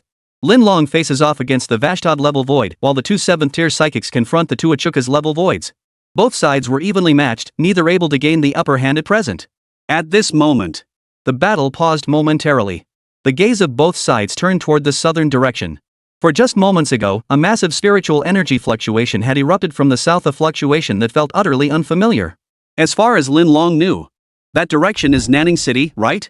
The spiritual pressure of Uncle Nanfeng and his nephew shouldn't be this powerful. A hollow. A hint of concern flickered in his eyes. Though Uncle Nanfeng and his nephew weren't weak, they weren't exactly strong either. Facing a spiritual pressure powerhouse of this caliber, they would undoubtedly be defeated. I hope things remain peaceful over in Nanning City. Lin Long worried. Meanwhile, in Huaku, the Vashtiad Grand Void Freddy turned his gaze toward Nanning City, his expression tinged with surprise and doubt. To his knowledge, no other hollow in Hueco Mundo possessed such formidable frost powers. Therefore, it could not possibly be a hollow world powerhouse. If not a Void Realm powerhouse, then it must be someone from the human side. To be honest, he had no confidence at all about facing that spiritual pressure himself. Even from a considerable distance, he could sense the intense aura of death emanating from it. I hope that person doesn't come this way. Below, a group of spirit energy users and countless minor hollows were locked in a standoff. Both sides had frozen in place due to the situation unfolding to the south. The intensity of their battle moments ago now gave way to utter bewilderment. You felt that spiritual pressure too, right? Ah. Something extraordinary has appeared in Nanning City. Is it a hollow, or something else? We should focus on our own situation first. For now, things here still look relatively optimistic. But if something unexpected happens, the outcome could very well be the destruction of the city. This third wave of spiritual energy is a crucial moment for our Dragon Nation's spiritualists to undergo transformation. Exactly. I also think everyone should focus their attention on the current battlefield for now. A voice rang out from the periphery. Ha! The crowd froze. They turned toward the source of the voice. It was a man wearing a captain's Heir over his death god's death armor, with a sword hanging at his waist. His face wore a sly grin, suggesting he was up to something. It was Ikamaru Jin, who had just entered the arena. Who are you? I didn't see you earlier. Is that outfit a fan of the Shinigami Byakuya? Someone asked. Clearly mistaking Ikamaru Jin for a fan of the Shinigami Byakuya. Ikamaru Jin smiled. I'm from Jiangning City, here on a mission. Ikamaru Jin stated. He had come from Jiangning City to the west specifically for this mission. Now that the soul burial mission was complete, he figured he might as well explore. He wanted to familiarize himself with this world's power structure and the current state of affairs. Oh. So you're a psychic from Jiangning City? Excellent. What rank are you? Join our team immediately. With your help, I believe Xining City's chances of victory will increase significantly. The Jiangning City secret realm had just concluded, and psychics from all corners of the world were dispersing. Many psychics now happened to be passing through Xining City. Among their ranks were several psychics recruited from Jiangning City to defend against the Hollow invasion. Moreover, each possessed a formidable psychic rank. 4th tier and above. After all, those who dared journey from across the globe to Jiangning City possessed considerable strength. They wouldn't have entered the secret realm without confidence in securing gains within it. Ikamaru Jin chuckled. Rank, huh? He had heard Dong Lang and the others mention it before, but they hadn't elaborated much. As for me, Ikamaru Jin stated calmly, my captain-level spiritual pressure should place me among 9th-tier spiritualists. Ikamaru Jin stated calmly. Captain level corresponds to 9th rank makes perfect sense. Silence. The human psychics remained silent. After a long while. Ha ha ha ha ha. 9th tier, that's hilarious, ha ha ha. Bro, you sure know how to brag. A wave of laughter erupted. 9th tier psychics, how many does the Dragon Nation currently have? You could count them on one hand. Bro, if you're trying to boost our morale, you could at least keep your jokes somewhat plausible. 9th tier, you think you're the Grim Reaper or something? Gotta say, bro, with you pulling this stunt, we're all feeling way less tense now. Guess you've indirectly boosted our morale after all. Nice work. Ha ha ha, exactly. Now I genuinely feel like some 9th tier powerhouse is standing right behind me. Bro, join the squad. Let's take on these trash mobs. Right. Let's do this. Let's do this. Forever protect Xining City. The group of psychics took Ikamaru Jin's earnest declaration of his strength as an attempt to boost morale. They dismissed it as a joke. They laughed it off, assuming he was just another run-of-the-mill 4th tier psionicist. Ikamaru Jin didn't seem to mind. He shrugged. He walked into the crowd. The commotion below caught the attention of those above. Lin Long frowned. He glanced at the psychic warriors, whose morale was high at that moment. Something was off. He felt puzzled. What the hell is going on? Chapter 182, Ikamaru Jin's leisurely stroll. With morale boosted, everyone felt even more confident in facing Hueco Mundo. Kill. Slaughter these beasts. At that moment, as the giant iceflower tree in the southern sky dissipated, everyone in the hollows snapped back to their senses. With a thunderous roar, the two sides clashed once more. Thousands of psionics faced tens of thousands of lowly void creatures. Though outnumbered, they held the upper hand in strength. The voidlings were mostly 2nd tier, with few 3rd or 4th tier beings. Meanwhile, the human psionics were predominantly 3rd and 4th tier. Thus, the two sides were evenly matched in strength. The melee erupted in an instant. Countless psionics clashed with the void creatures. Some wielded blades, others swords, spears, or daggers. Spiritual weapons of every kind. Old and young, adults and children all fought. Here, nearly all the psychic power of Xiningcheng converged to resist the void circle. Among them, the oldest are around 60 years old, while the youngest are still 50. These are psionics whose abilities are on the decline. The young, however, form the main force. They engage the void directly in combat. There were also some younger psychics. Though their abilities are commendable, they still show signs of inexperience. They are all subtly shielded by the older generation of psychics. The entire battlefield descended into chaos. The roars and clashes of blades shook the heavens. Yet amidst the chaos, one figure stood out. A smile on his face, strolling leisurely through the center of the battlefield. At times he drew his sword, at others he raised his hand. How leisurely. He was Ikamaru Jin. Amidst the chaotic throng, Ikamaru Jin maintained his smile. Strolling as if in a garden. Any weak hollows that dared approach him met his Zanpakuto, severed cleanly. How utterly fascinating. His primary focus, however, remained fixed upon the weapons wielded by the spiritualists. These weapons bore some resemblance to Zanpakuto, both forged from the essence of souls. Each possessed its own unique characteristics and life force. Some even possessed different abilities. A power similar to Zanpakuto. A smile remained fixed on Ikamaru Jin's face. No one knew what he was thinking, no one knew what he would do next. He simply strolled leisurely, quietly observing the clash between the two opposing forces. This world, the human realm, differs from the human realm within the soul realm. They possess their own power systems. Though not as powerful as the soul realm, they were far from weak. At this moment, they held their own against the hollows without faltering. Suddenly, You over there, come back. You're surrounded. A roar echoed from the battlefield. A young girl, no more than 14 or 15, held a blade resembling Byakuya Kuchiki's Senbon Sakura. She wore black Shinigami attire, draped over a captain's Heori bearing the number 6. The Heori hung too large, dragging on the ground. Her entire presence radiated a heroic spirit. At that moment, she was surrounded by over a dozen low-level hollows. Her expression betrayed a hint of panic. Her name was Luoli. Among students her age in Shining City, she possessed the highest talent, unquestionably the most gifted. She was also an ardent fan of the Shinigami Byakuya. Her current power level was Tier 2.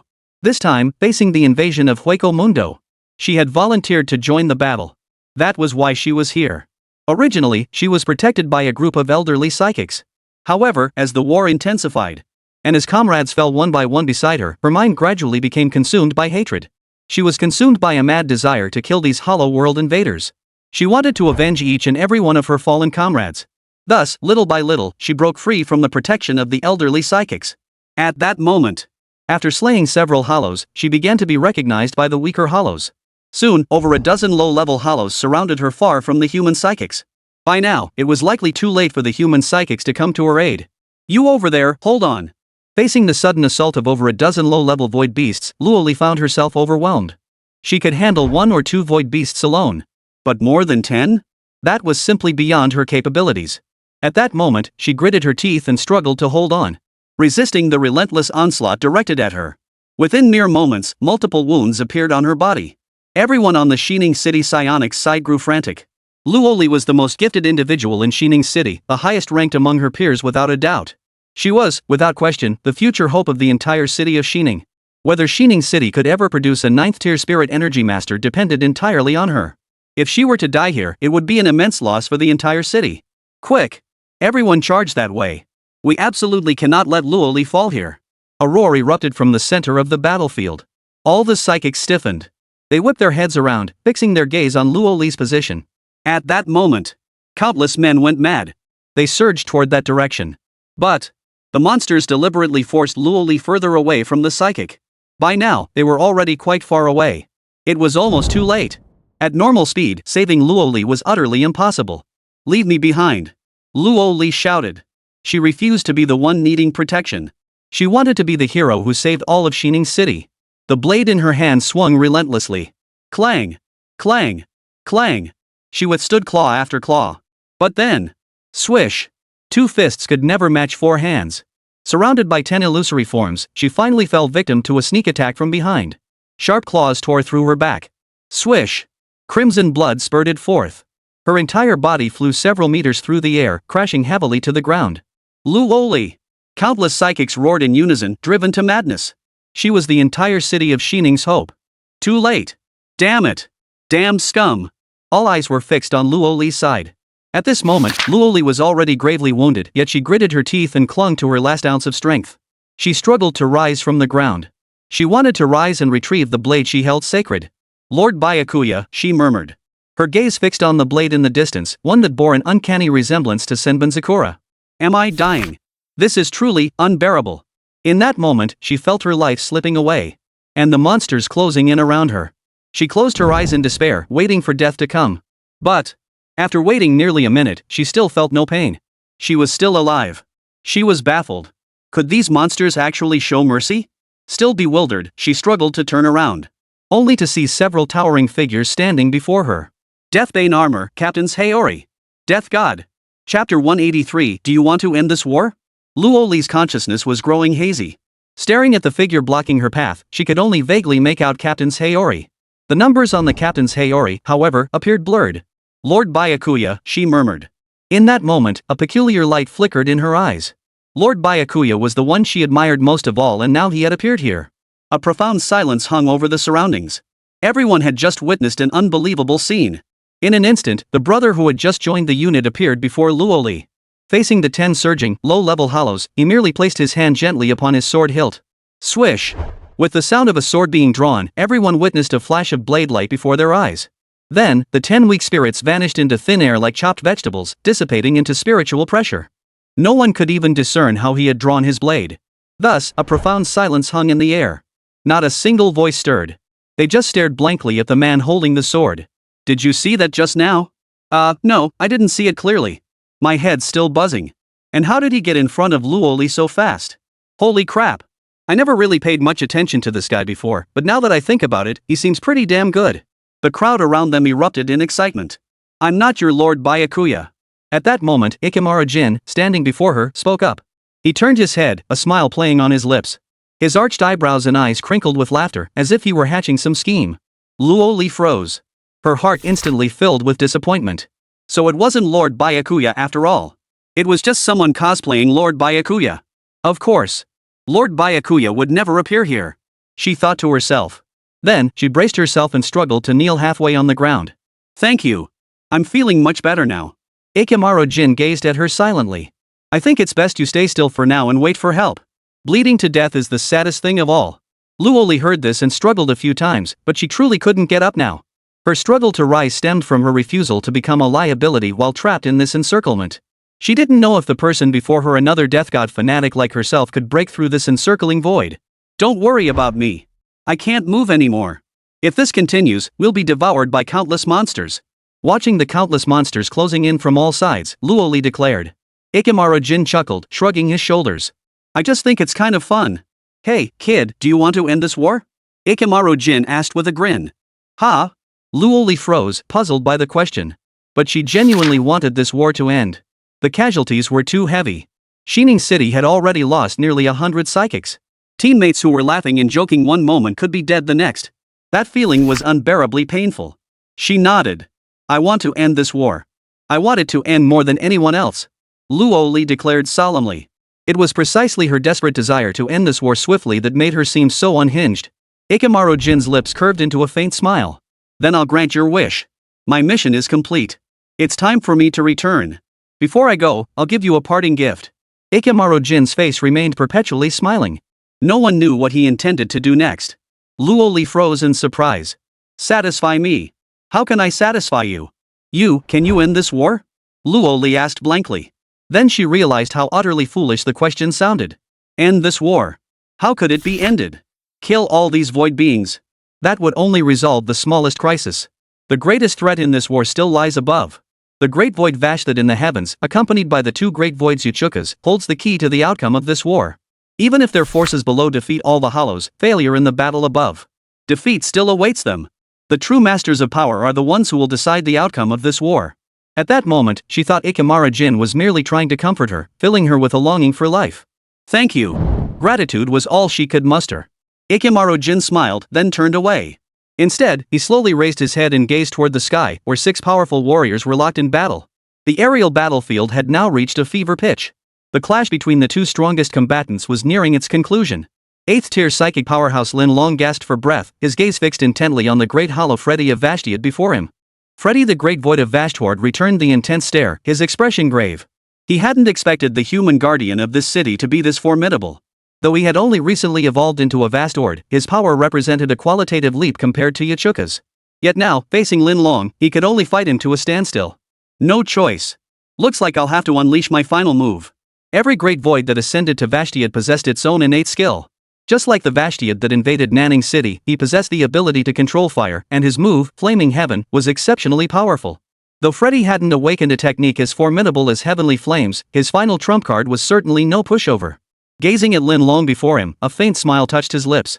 By unleashing his final power, the outcome of this war would be decided a complete victory for Hueco Mundo. Human, if you have no other trump cards left, then I declare this war over. Chapter 184, The Terrifying Hollow Flash. Brace yourself. Human, if you have no other trump cards left, then I can declare this war over. Freddy's expression was utterly serious. He possessed absolute confidence in his final trump card. If Lin Long possessed only the power he had displayed thus far, then the outcome was already decided. Across from him, Lin Long heard these words. His eyes darkened slightly. Though he was a formidable figure at the 8th tier, he now faced a great void of the Vashtad level. At this moment, he had already poured everything he had into the fight. He had no cards left to play. If this Vashtard level Desu truly held any hidden cards, then he would have no choice but to fight to the death. Best to observe for now. It might just be bluffing. Lin Long thought to himself. Seeing no response from Lin Long, the Vastoid Freddy realized his opponent had exhausted all his cards. A smirk curled the corners of his mouth, revealing a wild grin. Victory in the upcoming battle was assured. Since you've chosen to stand down, then this next battle shall be ruled by me. Ha ha ha ha. Freddy roared with maniacal laughter. His eyes narrowed. The spiritual pressure around him surged violently. The immense spiritual pressure continuously converged toward Freddy. So intense it nearly solidified into tangible form, forming swirling currents that flowed endlessly. At that moment, Freddy resembled a vortex, with spiritual pressure gathering around him like surging tides. A terrifying aura steadily intensified. Everyone present froze in unison. Two hollows of the Yachuka's rank beamed with delight, turning their gaze toward Freddy. The two 7th-tier spirit energy masters, however, paled visibly.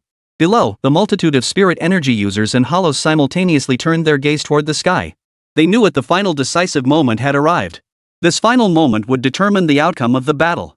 But upon recognizing the Vashtad-level Void Lord, every face turned ashen. Such overwhelming spiritual pressure. What on earth is he trying to do? This spiritual pressure is terrifying. Even a 9th-tier spirit user wouldn't dare engage it head-on.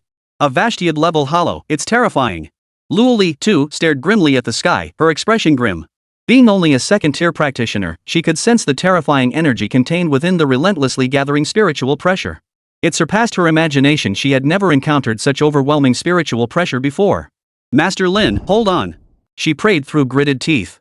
Through the live broadcast feed, the entire city watching the aerial battlefield could be seen clearly. Their tension now surpassed that of anyone else. They had witnessed nearly the entire battle between Master Lin and the Hollow Vashtad. They knew deep down that Master Lin likely had no more trump cards left. The one-on-one battle had nearly drained all of Master Lin's spiritual pressure. Grandpa Lin, hold on. Please. The hopes of the entire city rest on you. This is the final move of this battle. The outcome of the war will likely be decided by this strike. If Master Lin falls, Shining City will likely be reduced to ruins, becoming a footnote in the history of the Dragon Nation. I wish I had the strength to block this attack for Grandpa Lin. Who wouldn't? This is the final strike. If Master Lin can endure it, Shining City will still have a glimmer of hope. At that moment, the central battlefield in the sky. Lin Long felt the surging spiritual pressure gathering around him, forming a storm that swept past him repeatedly, causing his face to turn pale with shock. Holy! There really is a big move. Holy! This terrifying spiritual pressure far surpassed anything he'd faced in previous battles by several times over. It was already beyond his capabilities.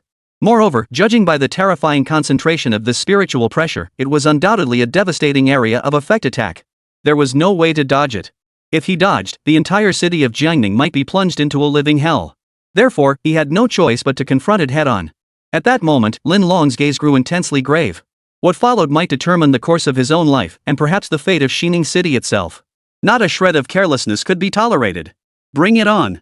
At that moment, Lin Long summoned every ounce of his resolve. Even if it cost him his life, he would block this attack.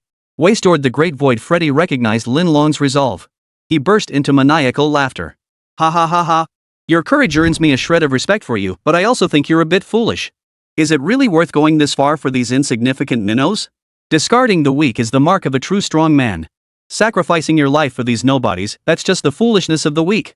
You're the first worthy opponent I've encountered since entering this world. Since you insist on this path, then, let me send you on your way. Freddy's expression was wildly arrogant. He felt both respect and contempt for Lin Long. Then, he fixed his gaze upon the space before him. There, a terrifying void flashed. His void flash had been enhanced, capable of unleashing even greater power. Now, as spiritual pressure gathered frantically, the energy sphere growing before him became increasingly terrifying, so terrifying that even he felt cold sweat break out. This is the first time I've ever wielded such power. It's far more powerful than I ever imagined. Human, prepare for your final death. Ha ha ha ha. Whoosh. The phantom flash before him erupted like a cannonball. Wherever it passed, the air itself seemed to warp, its terrifying energy tearing through everything in its path. The overwhelming spiritual pressure sent a chill down everyone's spine. The target was both Lin Long and the entire city of Shining. If Lin Long evaded, the entire city of Shining would become a living hell. Therefore, Lin Long had no choice but to endure it head-on. Chapter 185, Shoot Him Down, Divine Gun. The enhanced void flash contained terrifying power, as if capable of obliterating everything. An overwhelming spiritual pressure. Even Ikamaru Jin glanced over in surprise. This power is not to be underestimated. This single Shurkai strike had fully reached captain-level caliber. Even a captain-level figure wouldn't dare to directly confront this hollow flash. Even Ikamaru Jin, a captain himself, dared not underestimate this feat. Much less anyone else. Everyone stared at the phantom flash hurtling like a cannonball with expressions of utter terror. It's terrifying. Master Lin, you must hold on. Hearts already in their throats now trembled with even greater dread. The two 7th rank spirit energy masters suspended mid-air were also utterly horrified. Faced with such an utterly terrifying flash, they dared not even approach. This spiritual pressure, touch it and you die. A frantic warning echoed within their minds. In this moment, their only hope rested on the 8th tier spirit energy master, Lin Long. Master Long, hold on. Lin Long stared at the phantom flash approaching at near light speed, his gaze heavy with dread. He didn't know if he could survive taking this phantom flash head-on. At the very least, he knew severe injury was inevitable. Bring it on. I, Lin Long, have never feared this damnable phantom flash. Lin Long gritted his teeth, snarling viciously. From this moment on, he fought with everything he had. He drew upon the very reserves of his life force, forcing all his spiritual pressure into the gun in his hands. He would use his gun to brace against this phantom strike head-on. Buzz, buzz, buzz. As spiritual pressure gathered relentlessly, the blue glow at the barrel's tip grew brighter. The pulsing spiritual energy emitted a humming sound. It was the ultimate compression of spiritual pressure. Buzz, buzz, buzz. The constant humming emanated from the spear tip. Blood soon began trickling from Lin Long's mouth as he pushed his life force to its limits. This wasn't just draining his life force, it was draining his very potential. Compressing spiritual pressure was no simple feat. It was extremely damaging to the body. Attempting to compress spiritual pressure before breaking through to the 9th rank inflicted immense harm. But at this moment, he had no other choice. In this moment, he can only rely on his most powerful technique to brace against this phantom strike. The terrifying phantom strike loomed before him. Lin Long roared, his voice echoing across the heavens and earth. Raging dragon emerges from the sea. A thunderous shout. Hum. The spiritual pressure of the spear in his hand was compressed to its absolute limit. His figure erupted forward in a flash, appearing before the phantom flash in an instant. The intense blue light at the spear's tip shot toward Shushan. Buzz, buzz, buzz. Two waves of extreme spiritual pressure collided with a thunderous crash. One was the void flash, a terrifying concentration of spiritual pressure that nearly warped space itself. The other was Lin Long's spear intent, compressed to its absolute limit. Boom! Boom boom! The moment the two forces touched, a violent explosion erupted. Endless dust and debris scattered in all directions. It nearly obscured everyone's line of sight. Only the ever-simmering spiritual pressure in the air could be felt. Boom! Boom! Boom! Boom! The explosions continued to reverberate. Everyone knew the forces on both sides were still clashing wildly. After a full 30 seconds, the power of one side finally began to wane. As that force waned, every face turned ashen. The force that was weakening belonged to Old Man Lin. He couldn't hold on any longer. Boom! Boom! A violent explosion echoed through the air. Everyone's heart sank to the depths with that blast. Though smoke and dust now obscured their vision, they knew the outcome. Grandpa Lin had lost. Defeated utterly, the two sides' power was simply not on the same level. That single phantom flash was too powerful. If only this weren't happening in Shining City, but out in the suburbs. Everyone thought this. But there were no ifs. If Lord Lin retreated, Shining City would be in peril. He must defend the people of this city with his own life. Therefore, he must hold the line. Ha ha ha ha. Foolish humans, truly foolish. In the sky, the great void Buddha Freddy of Vashtod continued his arrogant laughter. His laughter carried both contempt and respect. At that moment, as the smoke and dust gradually dispersed, everyone could now clearly see the situation in the sky. Grandmaster Lin stood in midair, arms crossed over his chest. Not a single part of his body remained intact, every inch was covered in wounds, blood streaming continuously from his entire being. His eyes, nearly devoid of color, remained fixed intently on the great void Buddha Freddy of Vastord. It was evident that merely standing in the sky was an immense struggle for him now. He was relying solely on sheer willpower to remain suspended there. Even now, despite his overwhelmingly severe injuries, he continued to guard this city. At that moment, all fell silent. All eyes turned to the figure still standing tall in the sky, speechless. What kind of willpower was required to remain standing in the sky while suffering such immense injuries? Grandpa Lin deserved everyone's respect and admiration. He truly sought to protect every soul in Shining City. At this moment, countless faces were streaked with tears. They lamented their own inadequacy, regretted their lack of talent. They lamented that at this critical moment, they could not offer Master Lin even the slightest assistance. Now, with Master Lin defeated, death awaited him. In the air, as Lord Lin fell, two 7th-tier psychic warriors attempted to rush forward to protect him. They were left utterly without support. The Archfiend Vashtord merely glanced at the two 7th-tier psychic warriors before dismissing them. His gaze then shifted to Lin Long, standing in the sky. Humans, such fools. Why didn't you simply dodge that attack? It is precisely because of this foolishness that you have suffered such a miserable defeat. As he spoke, he advanced closer. Since you have already failed, then you must accept the punishment for your failure. Returning you to the Pure Land is the best choice. Freddy raised his hand, condensing a small phantom bullet. He was about to end Lin Long's life. Below, everyone watched Freddy's actions with utter despair. Master Lin. Countless hearts ached with grief, yet they could only watch helplessly. They were powerless to stop it. Luo Li's face was now streaked with tears. The hero who had protected them was about to fall. The Dragon Nation was about to lose another powerhouse capable of ascending to the 9th tier. And in that moment, amidst the deafening silence, just as Freddy's phantom bullet was about to devour Lin Long, a voice echoed quietly across the entire battlefield. It's time to end this. Consider this war a parting gift. Shoot him down, Divine Gun. Chapter 186, Captain of the 3rd Division, Ikamaru Jin. Shoot him. Divine Gun. A voice echoed across the heavens and earth. As the words fell, a terrifying aura surged upward. A murderous intent, nearly solid enough to touch, shot straight toward the heavens. The terrifying spiritual pressure generated intense wind pressure, constantly whipping up violent dust clouds. Who is it? The crowd gasped in unison. Before they could search, a dazzling white light flashed by in an instant. Its speed was beyond measure. It flickered past, utterly beyond the naked eye's ability to track. Whoosh! In an instant, the white light shot skyward, piercing through the Vashrod Great Void Freddy, who was about to fire the void bullet. The entire world fell silent in that moment. Everyone looked up, staring at the final point where the white light landed. Their mouths gaped open, breaths quickening, eyes sparkling with excitement. For this blinding light had pierced directly through the vital organs of the Vashrod Great Void Freddy. Now, everyone could clearly see what this beam of light truly was. It was a blade, an elongated blade. This blade. It's incredible. Master Lin is saved. Who is this powerful being? Who is this mighty savior? I'm so damn excited I'm tearing up. The live chat exploded with frantic comments. They were ecstatic. Just as Shining City was about to be reduced to dust in the annals of history, a mighty warrior finally stepped forward. Not only had he saved Old Man Lin, but he had saved the entire city of Shining. The comments were going wild. Yet the scene itself was deathly silent. That terrifying spiritual pressure, combined with the blade now piercing through the vital point of the vastoid. Every face wore utter horror. What kind of person, with what kind of speed, could strike through Vashtod the Hollow's vital point before he even had time to react? All eyes turned toward the tip of the blade.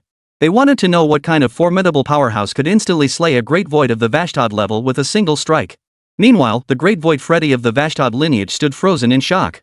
He had been pierced through his vital organs without even registering the attack.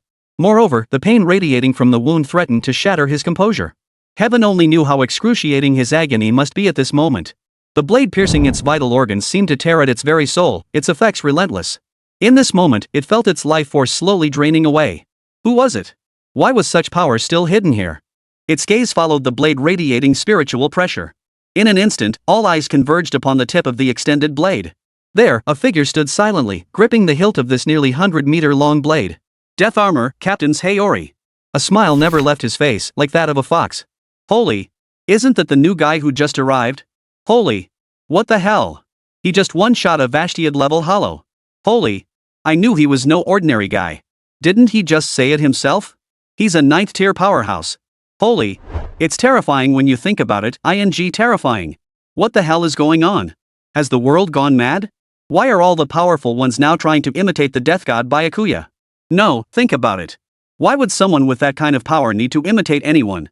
I have a wildly bold theory. Holy, I have a theory too. Holy, he can't actually be a Shinigami, can he? Everyone's faces were frozen in horror. No one could have imagined that the man who just joined the brothers would instantly annihilate a hollow of Vashtod's caliber with a single strike. At that moment, the one feeling the most terror was Rikuri, lying behind Ikamaru Jin. She witnessed Ikamaru Jin's entire sequence of actions the instant his overwhelming spiritual pressure erupted. She had witnessed with her own eyes how the short sword in Ikamaru Jin's hand, originally only a few dozen centimeters long, had extended to 100 meters in an instant. Moreover, the speed was so fast that it was completely beyond the naked eye's ability to track. At that speed, she believed even Lin Yi at his peak would struggle to evade it. In that instant, she recalled Ikamaru Jin's earlier words. 9th tier. A soul reaper. Her mind gradually cleared and brightened. Only a Shinigami could possess such overwhelming power. A bold suspicion took root in everyone's mind. He is the Grim Reaper. The entire battlefield froze in place. Everyone stared blankly at Ikamaru Jin, their expressions frozen in utter horror. Meanwhile, Ikamaru Jin wore a smile as his divine spear remained pierced through the body of the hollow. Never let your guard down in battle. Isn't that fundamental knowledge required for evolving into a Vashtiad hollow? You were truly careless. Ikemara Jin fixed his gaze upon Vashtiad the Hollow, Freddy, his narrowed eyes radiating power at its peak. Like a cunning schemer expounding the principles of becoming a hollow. The entire world fell silent. Only Ikemaro Jin's voice echoed through it. In the sky. Who are you? Freddy gritted his teeth, his face twisted in fury. Having only recently ascended to the rank of Vashtiad Grand Void, he was about to meet his end here. Who wouldn't feel this bitter resentment? And now, everyone else was consumed by curiosity. Who exactly was he? To land a strike that pierced Vashtiad the Hollow's vital point before he could react. Ikemaro Jin's lips curved into a faint smile. He introduced himself, Siriiti Gotii 13, captain of the 3rd Division, Ikemaro Jin. Boom! With Ikemaro Jin's formal introduction, the entire city of Shining erupted. A Soul Reaper. It really was a Soul Reaper. Captain of the 3rd Division, Gotii 13. Another captain-level figure. What kind of terrifying power is the Soul Society, the Siriiti, after all? At this moment, Siriiti truly bared its fangs to the world.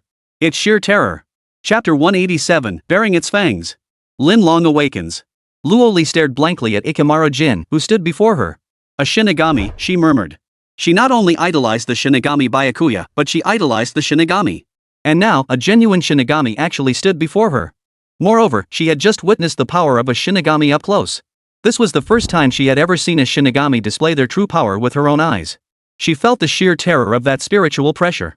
The shock within her heart was utterly beyond words. In the heavens. Even the Grand Void, Freddy, wore a momentarily frozen expression. A Shinigami. The name of the Shinigami had become incredibly renowned throughout Hueco Mundo recently. That Shinigami Byakuya, he had never given him a second thought before. He believed that after ascending to the rank of Vashtiad Grand Void, even if the true Death God stood before him, he would still be able to fight. But he never imagined that during this invasion of the human world, he was about to be instantly killed with a single strike.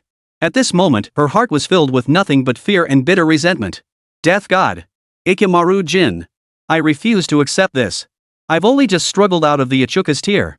How could I just die like this? Freddy tried to struggle, his spiritual pressure erupting from his body. But Ikemaro Jin smiled. But the divine spear unleashed its might once more. Swish. The divine spear in his hand extended once more to a certain distance before retracting back into Ikemaro Jin's grasp. This counted as the second hit. Aya. In an instant, a piercing scream of agony echoed throughout the entire city of Shining. Everyone's faces were frozen in utter horror. Watching the dagger shrink back into Ikemaro Jin's hand, now barely over a dozen centimeters long. Just moments ago, that very blade had pierced through the vital point of the hollow named Vashtiad like a streak of light. Now, as the blade retracted, Vastaroth the Hollow's life had plunged into its final moments. His agonized screams echoed in their ears, sending chills down their spines. Having witnessed that instantaneous speed, no one dared claim they could evade Ikemaro Jin's divine spear. The blade in his hand was the ultimate weapon for taking lives. Short, yet deadly. A piercing scream rang out, relentless and unending. The great void of Vashtord was on the verge of dissipating. Meanwhile, Lin Long, who had remained suspended midair and whose consciousness had only briefly clouded, was jolted awake by the great void's wails. He stared at Vashtod, not far from him. He clutched his vital area, emitting a frantic, piercing scream. What's wrong with him? Has he gone mad? 8th tier psychic powerhouse Lin Long was utterly bewildered. He had no idea what was happening. Beside him, 2 7th tier psychics and 2 Archon-level great void beings stood frozen in shock. They still hadn't recovered from the shock. The image of that blade, swift as light, kept echoing in their minds. They asked themselves, if that blade had been aimed at them, could they have survived it? After pondering for a long time, a chill gripped their hearts. They asked themselves, had that strike been aimed at them, they would have fared far worse than Vasilad's great void. They might not even have time to scream before collapsing dead on the spot. So now they stood frozen in place, not daring to move an inch. Terrified that the narrow-eyed figure below might unleash another strike upon them. Lin Long watched helplessly as the great void before him dissolved into a swirling cloud of spirit particles. His expression remained utterly dazed. He glanced around, then looked down below. Almost every face was frozen in horror. Who the hell can tell me what just happened? He asked blankly. Master Lin. Well, how to put it, there's a Grim Reaper down there, he one-shot. Vashtod the Great Void. A 7th tier psychic power user standing nearby replied. One strike. Lin Long froze in shock. Instantly killed. Vashtod the Great Void, who had nearly killed him moments ago, was now said to have been instantly killed. This kind of thing. He began to doubt whether he was still in a dream. Otherwise, how could he possibly be killed instantly? Could it be? Byakuya Kurosaki, the Shinigami. In his memory, the only Shinigami he knew was Byakuya Kurosaki. But if it was Byakuya Kurosaki, using Bankai, an instant kill wouldn't be impossible to comprehend. No, it's not Byakuya Kurosaki, and it's not Bankai. It was just a blade extending, piercing through, and killing in one strike. The 7th rank spirit power user continued his explanation. You think I'm ing stupid? An unknown Shinigami, no Bankai, one-hit kill. I suspect you're questioning my intelligence. Lin Long was about to explode with rage. Boss Lin, I'm not messing with you. It's true. See for yourself down there, the one wielding the shortest blade, clad in the Shiba armor, that's him. The 7th rank powerhouse continued his explanation, but when he looked down again, Jin Hikimaru had vanished. Where is he? He froze in shock. The other 7th rank spirit user explained solemnly, he vanished just now, just like Byakuya Kurosaki, disappearing with ghostly speed. The capital. A lavish conference room. The same group of elders remained. They had witnessed Hikimaru Jin's sudden intervention. Now seated together, they all remained silent. This was the 3rd Shinigami to appear today. All 3 Shinigami were monstrously powerful. One was a pure beast, fighting like a madman. Another could alter the entire natural climate with a single move, a power beyond human comprehension. And then there was this one. Though he's only shown one move and lacks the terrifying power to alter the climate. It was a blade strike of extreme speed. No flashy flourishes whatsoever. Yet this single strike, executed with extreme speed, instantly annihilated a Vashtiad-level Great Void. Absolutely terrifying. Chapter 188, The Battle of Jiangning City. Yi Yang appears. Captain of the 3rd Division. More and more Shinigami are beginning to appear. Indeed. 13 divisions, 13 captains. The sheer power of that, it's truly terrifying to contemplate.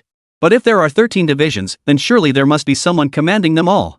I can scarcely imagine who could command such overwhelming might. What kind of power must they possess? And what stance will they take toward our dragon nation? Alas, none of this is known yet. After a few more sighs from the elders, the conference room fell silent once more. After a long pause. What's the situation in Jiangning City? And Tan Tan sighed.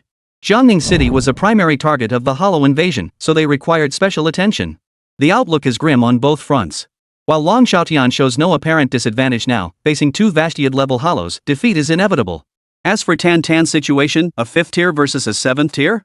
The gap is simply too vast. A sigh escaped. Notify the nearby cities. Zhanghai City and Nanning City should be wrapping up soon. Have Tianny and Uncle Nanfeng Qing rush over to provide support. Already on it. At that moment, Jiangning City. The main battlefield within Jiangning City was dominated by the group of psychics led by Long Xiaotian. Although Jiangning City lagged behind in high-tier combat strength.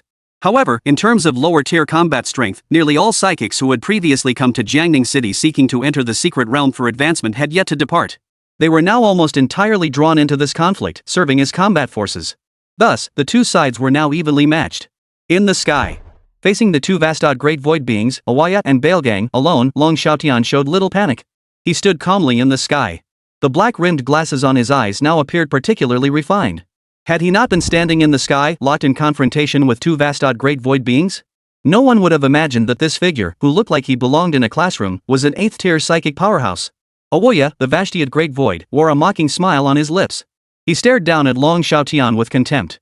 Petty fish. If you kneel before me now and beg for mercy, Grandpa might show you some mercy and let you off. The aura emanating from Long Xiaotian bore no resemblance to that of a powerful warrior, but rather that of a scholar. This was precisely why Vashtiad the Great Void Aua looked down on him with utter contempt. Facing Awaya's taunts and scorn, Long Xiaotian's expression remained utterly unchanged. Disdain, ha? Poof. Just as I expected. Long Xiaotian rested his hand on his thick black-rimmed glasses and slowly slid them off his face. Suddenly, a colossal spiritual pressure surged across the entire battlefield. Boom! Boom! Spirit particles churned and boiled. Long Xiaotian's expression instantly twisted into a savage grimace. It was as if his earlier composed demeanor had been sealed away by those glasses. Dragon Xiaotian's face now twisted with unbridled madness as he roared with savage fury. You over there, come at me one at a time. Or come all at once. This lord will see it through to the end with you today. Ha ha ha ha. His current state was utterly transformed from his previous teacherly demeanor. The difference was like night and day. Bailgang and Awoya stared in stunned silence at Long Xiaotian, who had suddenly plunged into a frenzied rage. Feeling the surging spiritual pressure across the battlefield, Bai Legend raised an eyebrow. You go, or I go? Bailgang asked calmly. Alia gazed at the enraged Long Xiaotian before him, who was relentlessly provoking him, and a smug grin spread across his lips. Poof. This trash is nothing but bluster. Today, I'll show him what true power really is. With that, he curled his lips and stepped forward. Petty fish. Boom. Before Aoya could finish his threat, Long Xiaotian, standing before him, launched an aggressive attack. Both hands gripped a revolver each, firing a shot at Aoya. Faced with Long Xiaotian's sudden assault, the great void Aoya froze momentarily. Once he recognized the revolvers in Long Xiaotian's hands, he sneered with disdain. Such trash weapons, and you think they can pierce my hardened armor? Are you dreaming? Aoya stood perfectly still, waiting for the bullet to ricochet off his hardened armor. His confidence was absolute. Such modern firearms could not inflict even a scratch upon him. However, boom! As the bullet struck him, its immense force sent him flying backward. He spun several times in midair before finally slowing his descent. The bullet that struck him embedded itself deep into his flesh. This time, the bullet pierced straight through his armor, inflicting a minor wound. Bailigan. To Yachuka's great void. Aua's demeanor now was utterly transformed from his earlier arrogant stance. Bailigan even sneered inwardly, thinking, is this all it takes to be called a Vashtiad? The power structure of Hueco Mundo in this world is nothing special. Vashtiad is merely the starting point for Arrancar. Bailgang had long since realized that the power structure of this world's Hueco Mundo was entirely different from the one in his original Hueco Mundo. In his own world, Vashtiad Hueco Mundo represented the ultimate pinnacle of Hueco Mundo. But in this world, it was merely the beginning. The gap between the two was immense. After being shot, Aua's expression visibly froze. Clearly, he hadn't anticipated that this single bullet would pack such devastating force. It pierced straight through his hardened armor, wounding him. Realizing his current state was rather disheveled, endless fury surged from the depths of his being. The expression on his face gradually became uncontrollable. After adjusting his posture, he stood before Long Xiaotian once more. His face was consumed by boundless fury. You worthless trash, Su. You've truly pissed me off. I'll make sure you have no place to be buried. Boom. In the next instant, a powerful spiritual pressure erupted violently. A blood-red wolf tooth club appeared in his hand. Die! He roared. Boom! The immense shockwave of spiritual pressure unleashed a deafening air explosion. His speed propelled him like a cannonball, crashing toward Long Xiaotian. Facing Aua's assault with twin revolvers in hand, Long Xiaotian's face remained as crazed as ever. Come on, trash. I'm gonna fight my ass off today. Whoosh! Bullets flew wildly through the air. Aoya, like a rabid dog, pursued Long Xiaotian with frenzied abandon. Man and Phantom engaged in a primal, frenzied battle. Both sides charged headlong, relentlessly wearing each other down.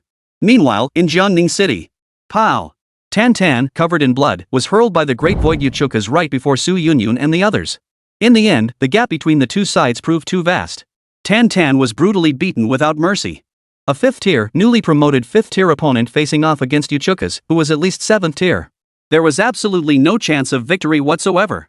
Director Tan Tan, second uncle Tan Hao, Su Yunyun, and the others rushed forward to check on Tan Tan's condition. He's still breathing. He's not dead. But he's critically injured. Getting up right now might be impossible. This was Tan Tan's current state. But a 5th tier nobody dares challenge a Yachuka's level Grand Void? I don't know whether to call you ignorant or just plain stupid. The gap in power is too vast to be bridged by courage alone. The gap between us isn't even on the same plane. Not far away, the Yachuka's Great Void wore an incredibly arrogant grin on his lips. He explained. What he stated was undeniable fact, leaving Tan Hao, Su Yunyun, and the others momentarily speechless. 7th tier. At this moment, it truly represented the absolute limit here. No one but Dragon Lord could stand against a 7th tier. Yet Dragon Lord was utterly unable to spare himself at this moment. Therefore, here, 7th tier was invincible. Everyone's eyes dimmed, awaiting the impending judgment of fate. They were about to be devoured by the void along with the souls. Off you go. A battle with such a vast disparity in power holds not a shred of interest for me.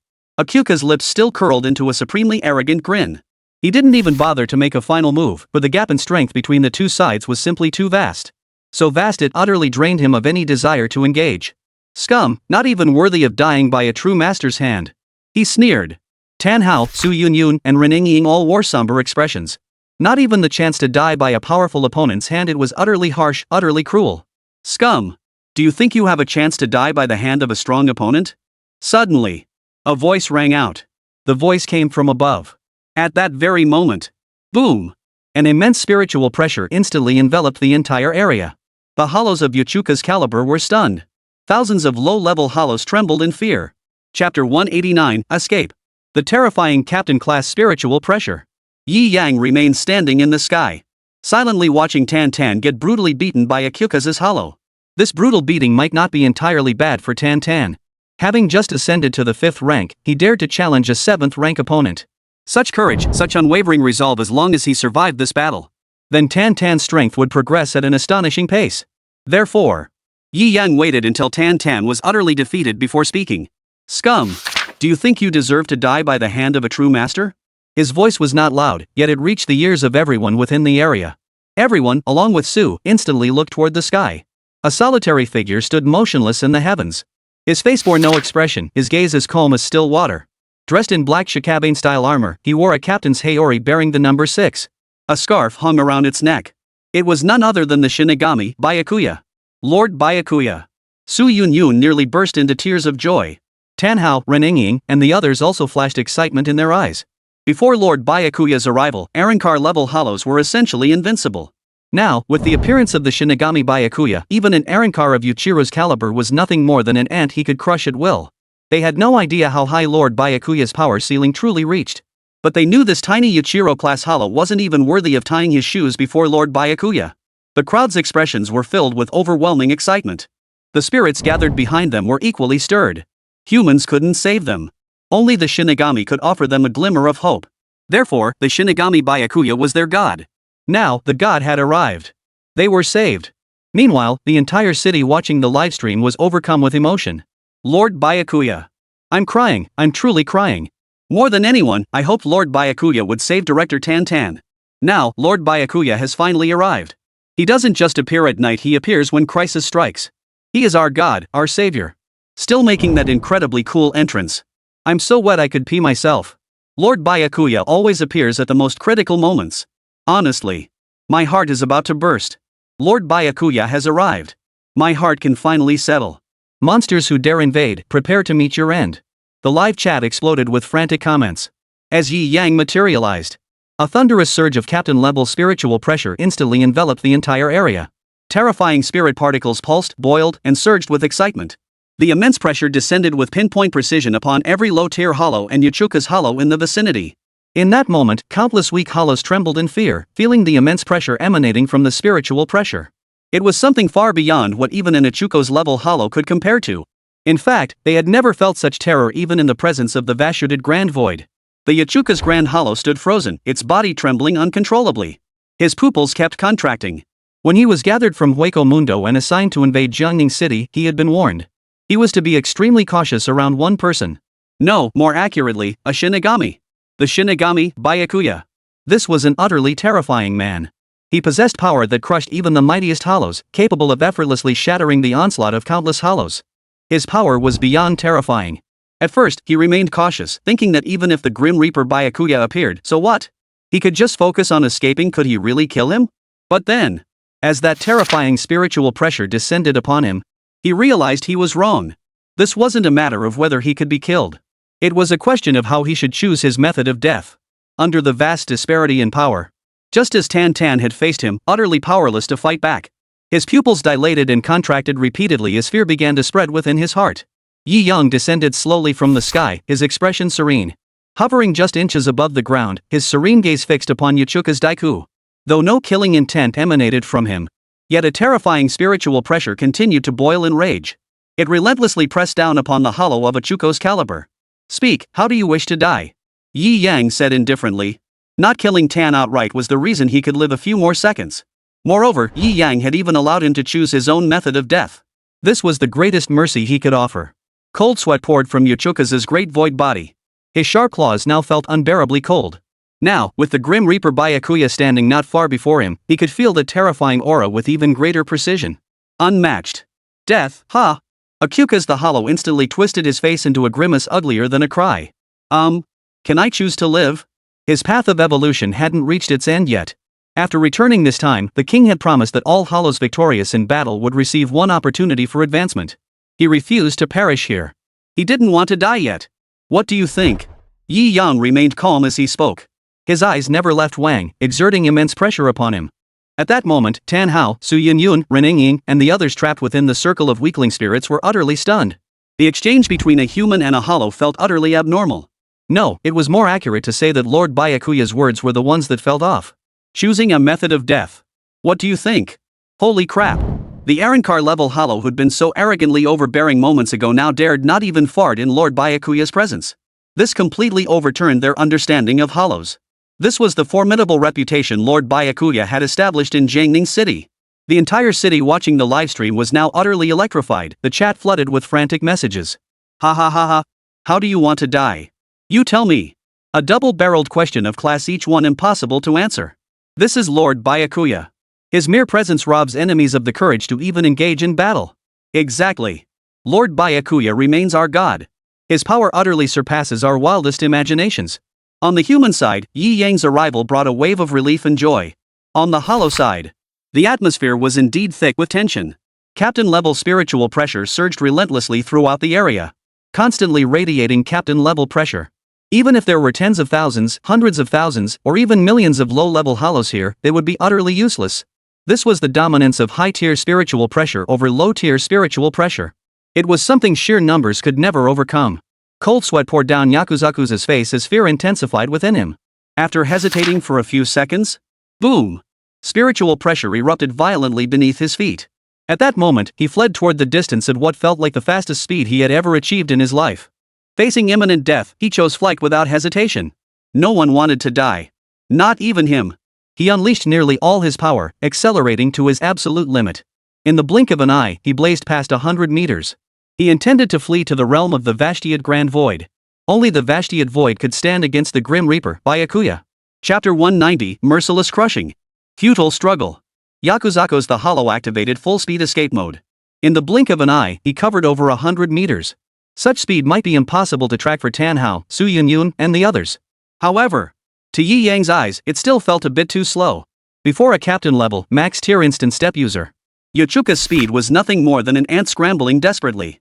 Swish! Yi Yang's figure abruptly vanished from his original position. Max-level Shuunpa, combined with Byakuya's self-modified Shunka, pushed his speed to its absolute peak. Such velocity could only be matched by max-level bosses like Aizen and Captain Commander Yamamoto, or the cheat-level Ichigo Kurosaki. At that moment, a hollow of Yuichiro class size vanished so swiftly it was impossible to even catch a glimpse. Swish! The fleeing figure of the Akyukas suddenly halted. For a figure, ghostly and ethereal, drifted past him. His expression remained utterly serene. The blade at his waist seemed both drawn and unsheathed. Death is already sealed. Why seek escape from the jaws of death? Your futile struggle only makes your demise all the more pitiful. The faint voice echoed. In that moment, the entire space fell silent. Not a single sound escaped anyone's lips. Even breathing seemed to freeze. But, put. Bright red blood suddenly spurted from Yachuka's hollow form, shooting skyward. The moment the Grim Reaper Byakuya passed by him, the blade had already left its sheath. In that instant, death had already descended. As always, ghostly speed combined with ghostly sword drawing. Unflinching. This was Byakuya's way of fighting opponents vastly inferior to him. This fighting style left his enemies no chance to react. Instant annihilation was only natural. No matter how many times I witness it, Lord Byakuya's combat remains utterly dazzling. Instant kill. That's just Lord Byakuya's standard fighting style. Tan Hao exclaimed. The students stood speechless. This was their first time witnessing the battle style of the Shinigami Byakuya up close. Magnificent. Not a single unnecessary flourish. He chased after them and instantly finished them off with a single strike. Truly worthy of Lord Byakuya. This isn't even a fight, it's a one-sided display of overwhelming speed and power. Witnessing Lord Byakuya's speed at such close range, it's overwhelming. I doubt I'll ever reach that level in my lifetime. These were the exclamations of the students. The entire city watching the livestream went wild, with comments flooding the screen. Lord Byakuya remains unmatched. Even an Akyuka's level hollow is nothing but a one-hit kill target. Damn it, now that I think back, that Yuichiro class hollow during the last Spirit Tide invasion was actually lucky to witness Lord Byakuya's Bankai. He was right back then, he should count himself fortunate. Exactly. Otherwise, he'd have ended up just like this Akua's one-hit kill. Probably wouldn't have even gotten to spout those taunts. He lived a few extra minutes and witnessed Lord Byakuya's world-shaking Bankai, he should count himself lucky. Indeed. Yi Yang stood calmly, watching silently as Akyuka's corpse dissolved into a swarm of spirit particles, scattering into the sky. He did not spare it another glance. Instead, his gaze swept over the trembling crowd of thousands of lowly hollows. As his gaze fell upon them, the thousands of minor spirits grew even more panicked. They sensed death drawing ever closer. Roar! Hiss! Roar! Driven by primal instinct, they let out a series of shrieks directed at Yi Yang. They tried to scare off this unbeatable enemy before them with their hoarse cries. But, gazing back at them was death itself. It was Yi Yang. From the moment Yi Yang appeared, the fate of all these insignificant void creatures was sealed. He took a step forward, then another, closing in on the swarm of void creatures. Roar! Hiss! The howls grew increasingly shrill, radiating a terror so palpable that even Tan Hao, Su Yunyun, and the others could feel it clearly. It was the shrieking terror that accompanied impending death. Swish! Yi Yang's figure flickered once more. The next moment, he appeared amidst the void. His Zanpakuto Senbunzakura was already drawn from its sheath. Swish! It flashed repeatedly, sending dazzling streaks of blade light shooting out in all directions. The glare was so intense that nearly everyone present could barely keep their eyes open.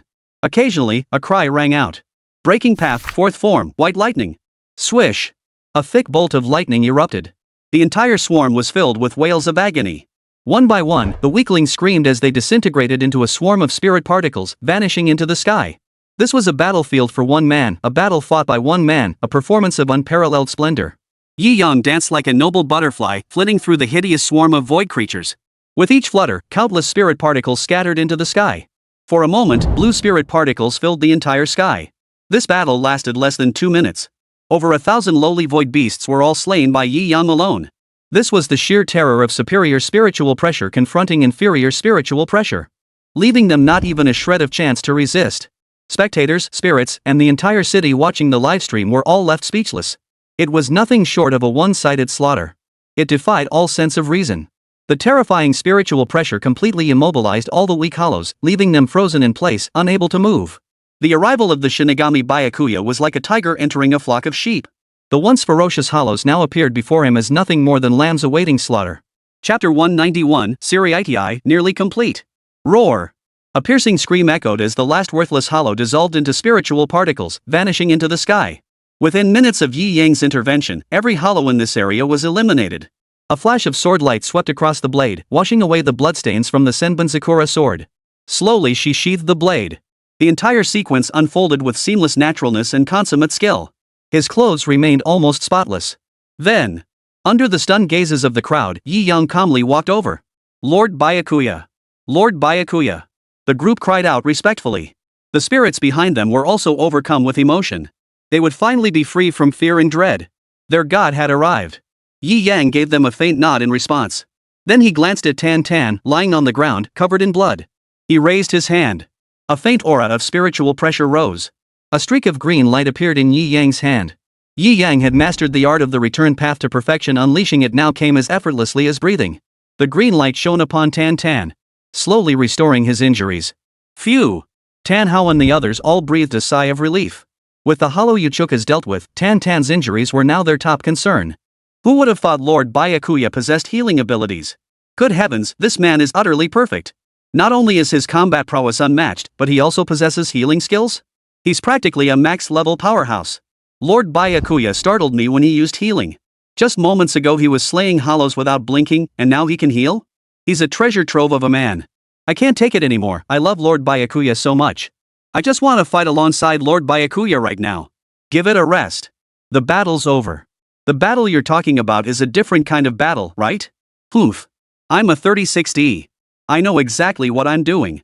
What's wrong with fighting Lord Byakuya? Give it a rest. That's like a toad dreaming of eating swan meat. I want to eat swan meat, so what? Yi Yang activated his counterattack, instantly setting the entire city's audience ablaze. Bullet comments flooded the screen. Yi Yang was treating Tan Tan. Everyone around them gathered closer. The students' eyes sparkled with excitement. This was their first time getting up close to their idol. They were utterly thrilled. It's really Lord Byakuya. Never imagined I'd get this close to Lord Byakuya in my lifetime. What a blessing. Up close, Lord Byakuya is truly handsome. He's so much more handsome than that big shot Yi Yang. Exactly, 1,000,000 times hotter than that jerk Yi Yang. The boys exclaimed in unison. Several girls also had excitement in their eyes. How could he be countless times more handsome than Yi Yang? Their face shapes are practically identical. Yeah. Yi Yang is handsome too, and he actually looks a lot like Lord Byakuya. This must be the face every man dreams of. After all, ugliness comes in 1,000 forms, but handsomeness is always the same. The girls all spoke up for Yi Yang. They were offering an objective assessment. Meanwhile, the male students, having endured Yi Yang's dominance for 3 years, harbored resentment toward him.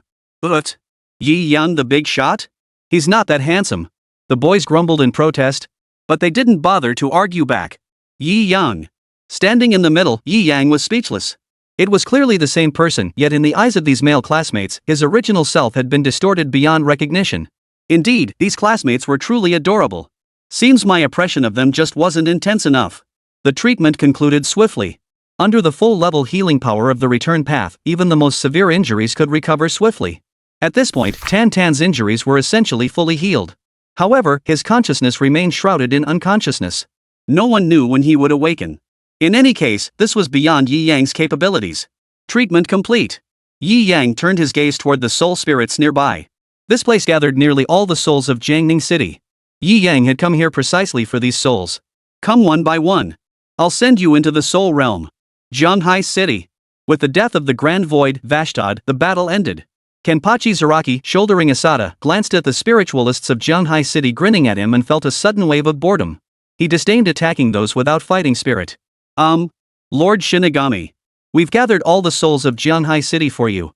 Please, tell us if you're satisfied. Tanny beamed respectfully at Kenpachi Zaraki. Kenpachi scowled. He sheathed his Zanpakuto. Now that the battle was over, it was time to complete the mission. All souls, come one by one. I shall send you to Soul Society. Nanning City.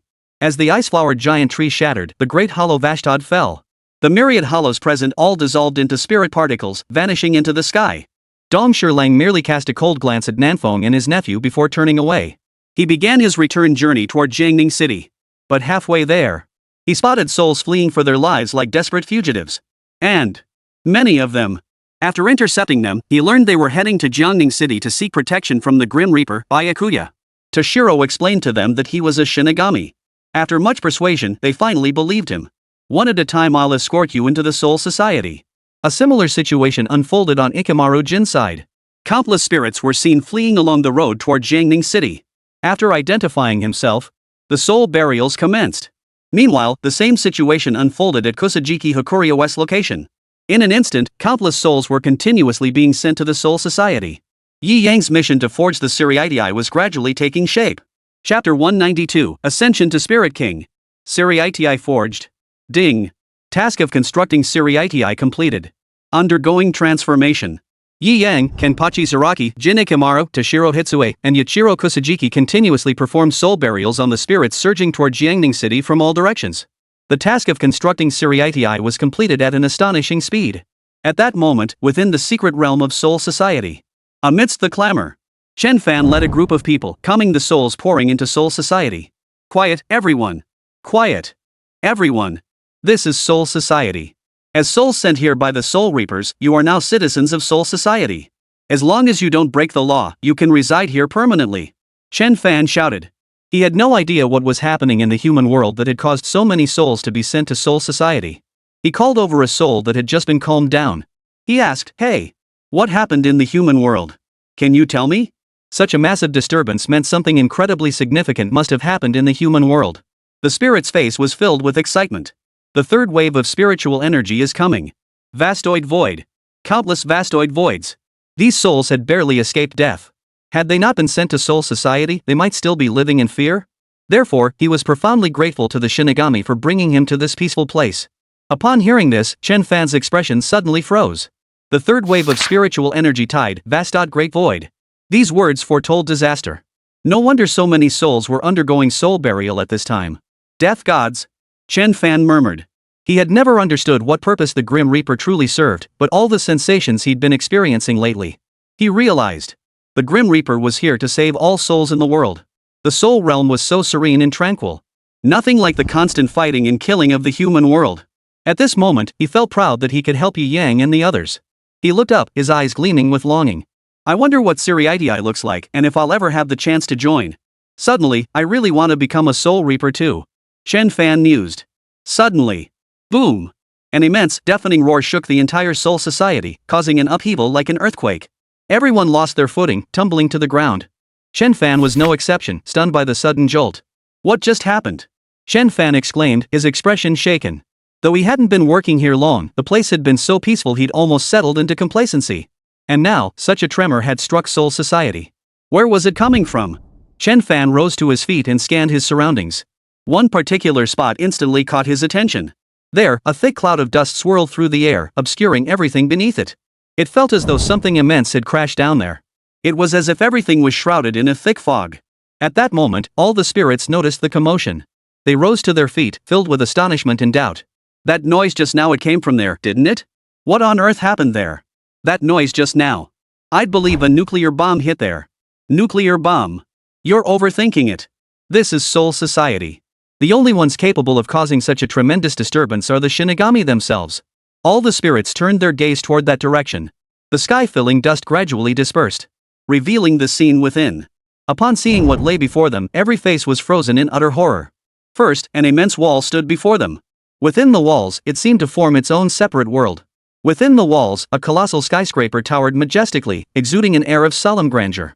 Beside it stood a mountain range, parallel to the towering structure. Originally, that area had been barren and bare. Yet now, a vast courtyard had suddenly materialized there. It was utterly unbelievable. All the souls were stunned. Such an occurrence was utterly terrifying. It was utterly unheard of. Is the Soul Society always this miraculous?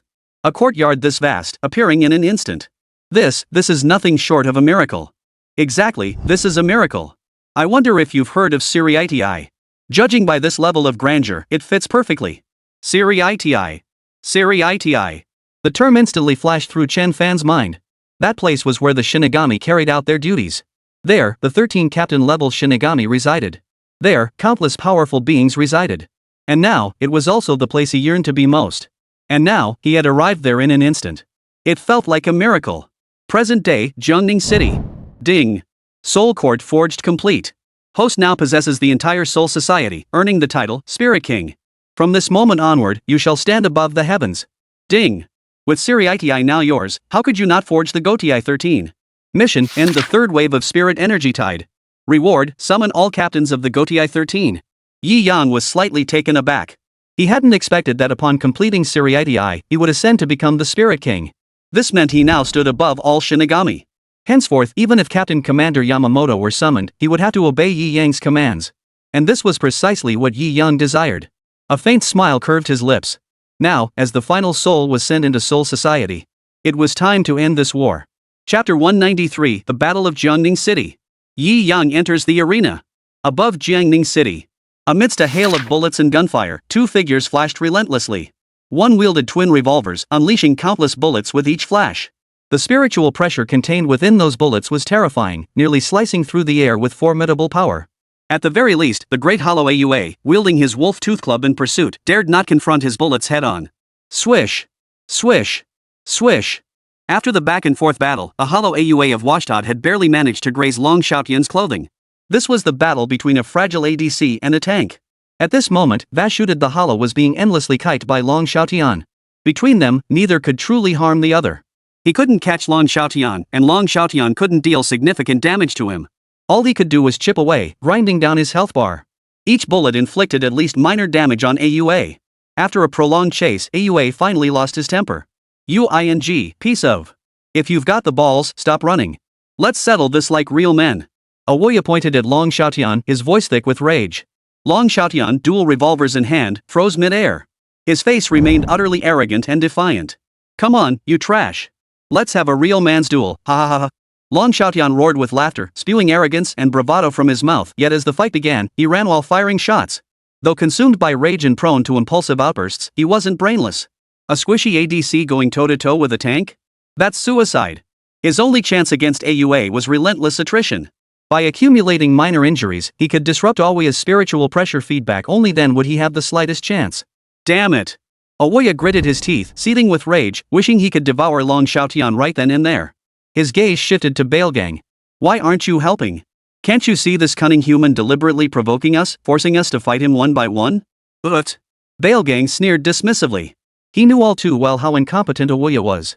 He couldn't care less about such a weakling. Nevertheless, he shouldered his massive axe and advanced, preparing to strike at Long Xiaotian. Bailgang's sudden move startled Long Xiaotian. He was already struggling to handle one Vashtiad Great Void, AUA. Now, two were coming at him simultaneously. This was far from a simple 1+1 equation. Facing two Great Void beings of the Vashtad level, Long Xiaotian had almost no confidence in victory. All he could do now was stall for time until reinforcements arrived. Long Xiaotian slowly shed his arrogant demeanor. His expression grew grim as he fixed his gaze on Bilgen, who was about to enter the fray. Suddenly, this war must end. A faint voice cut through the air. The voice echoed across the entire battlefield. At that very moment, a figure slowly materialized from the distance, stepping through the air one stride at a time. Dreadlord armor, Captain's Heir. A white scarf wrapped around his neck, a blade at his waist. It was none other than Yi Yang, transformed into the Grim Reaper. With the completion of the task to forge the Siriidii, this wave saw nearly all the spirits sent to the Soul Society. What remained now was to resolve the third wave of spiritual energy tidal surge. Dealing with the spiritual energy surge in Jiangning City. Yi Yang didn't continue spectating the battle, he entered the fray directly. For this battle held virtually no suspense. To others, they might be facing 2 Vashtiad-level hollows and 3 Uchukas-level hollows. But in Yi Yang's eyes, it was different. Bailgang was his mole planted within Huaquang. His arrival in Jiangning City signaled that the outcome of this battle was already decided. Long Xiaotian watched Yi Yang step through the air toward him, his face flushing with excitement. Wonderful! Soul Reaper Byakuya! You've finally shown up! Long Xiaotian exclaimed excitedly.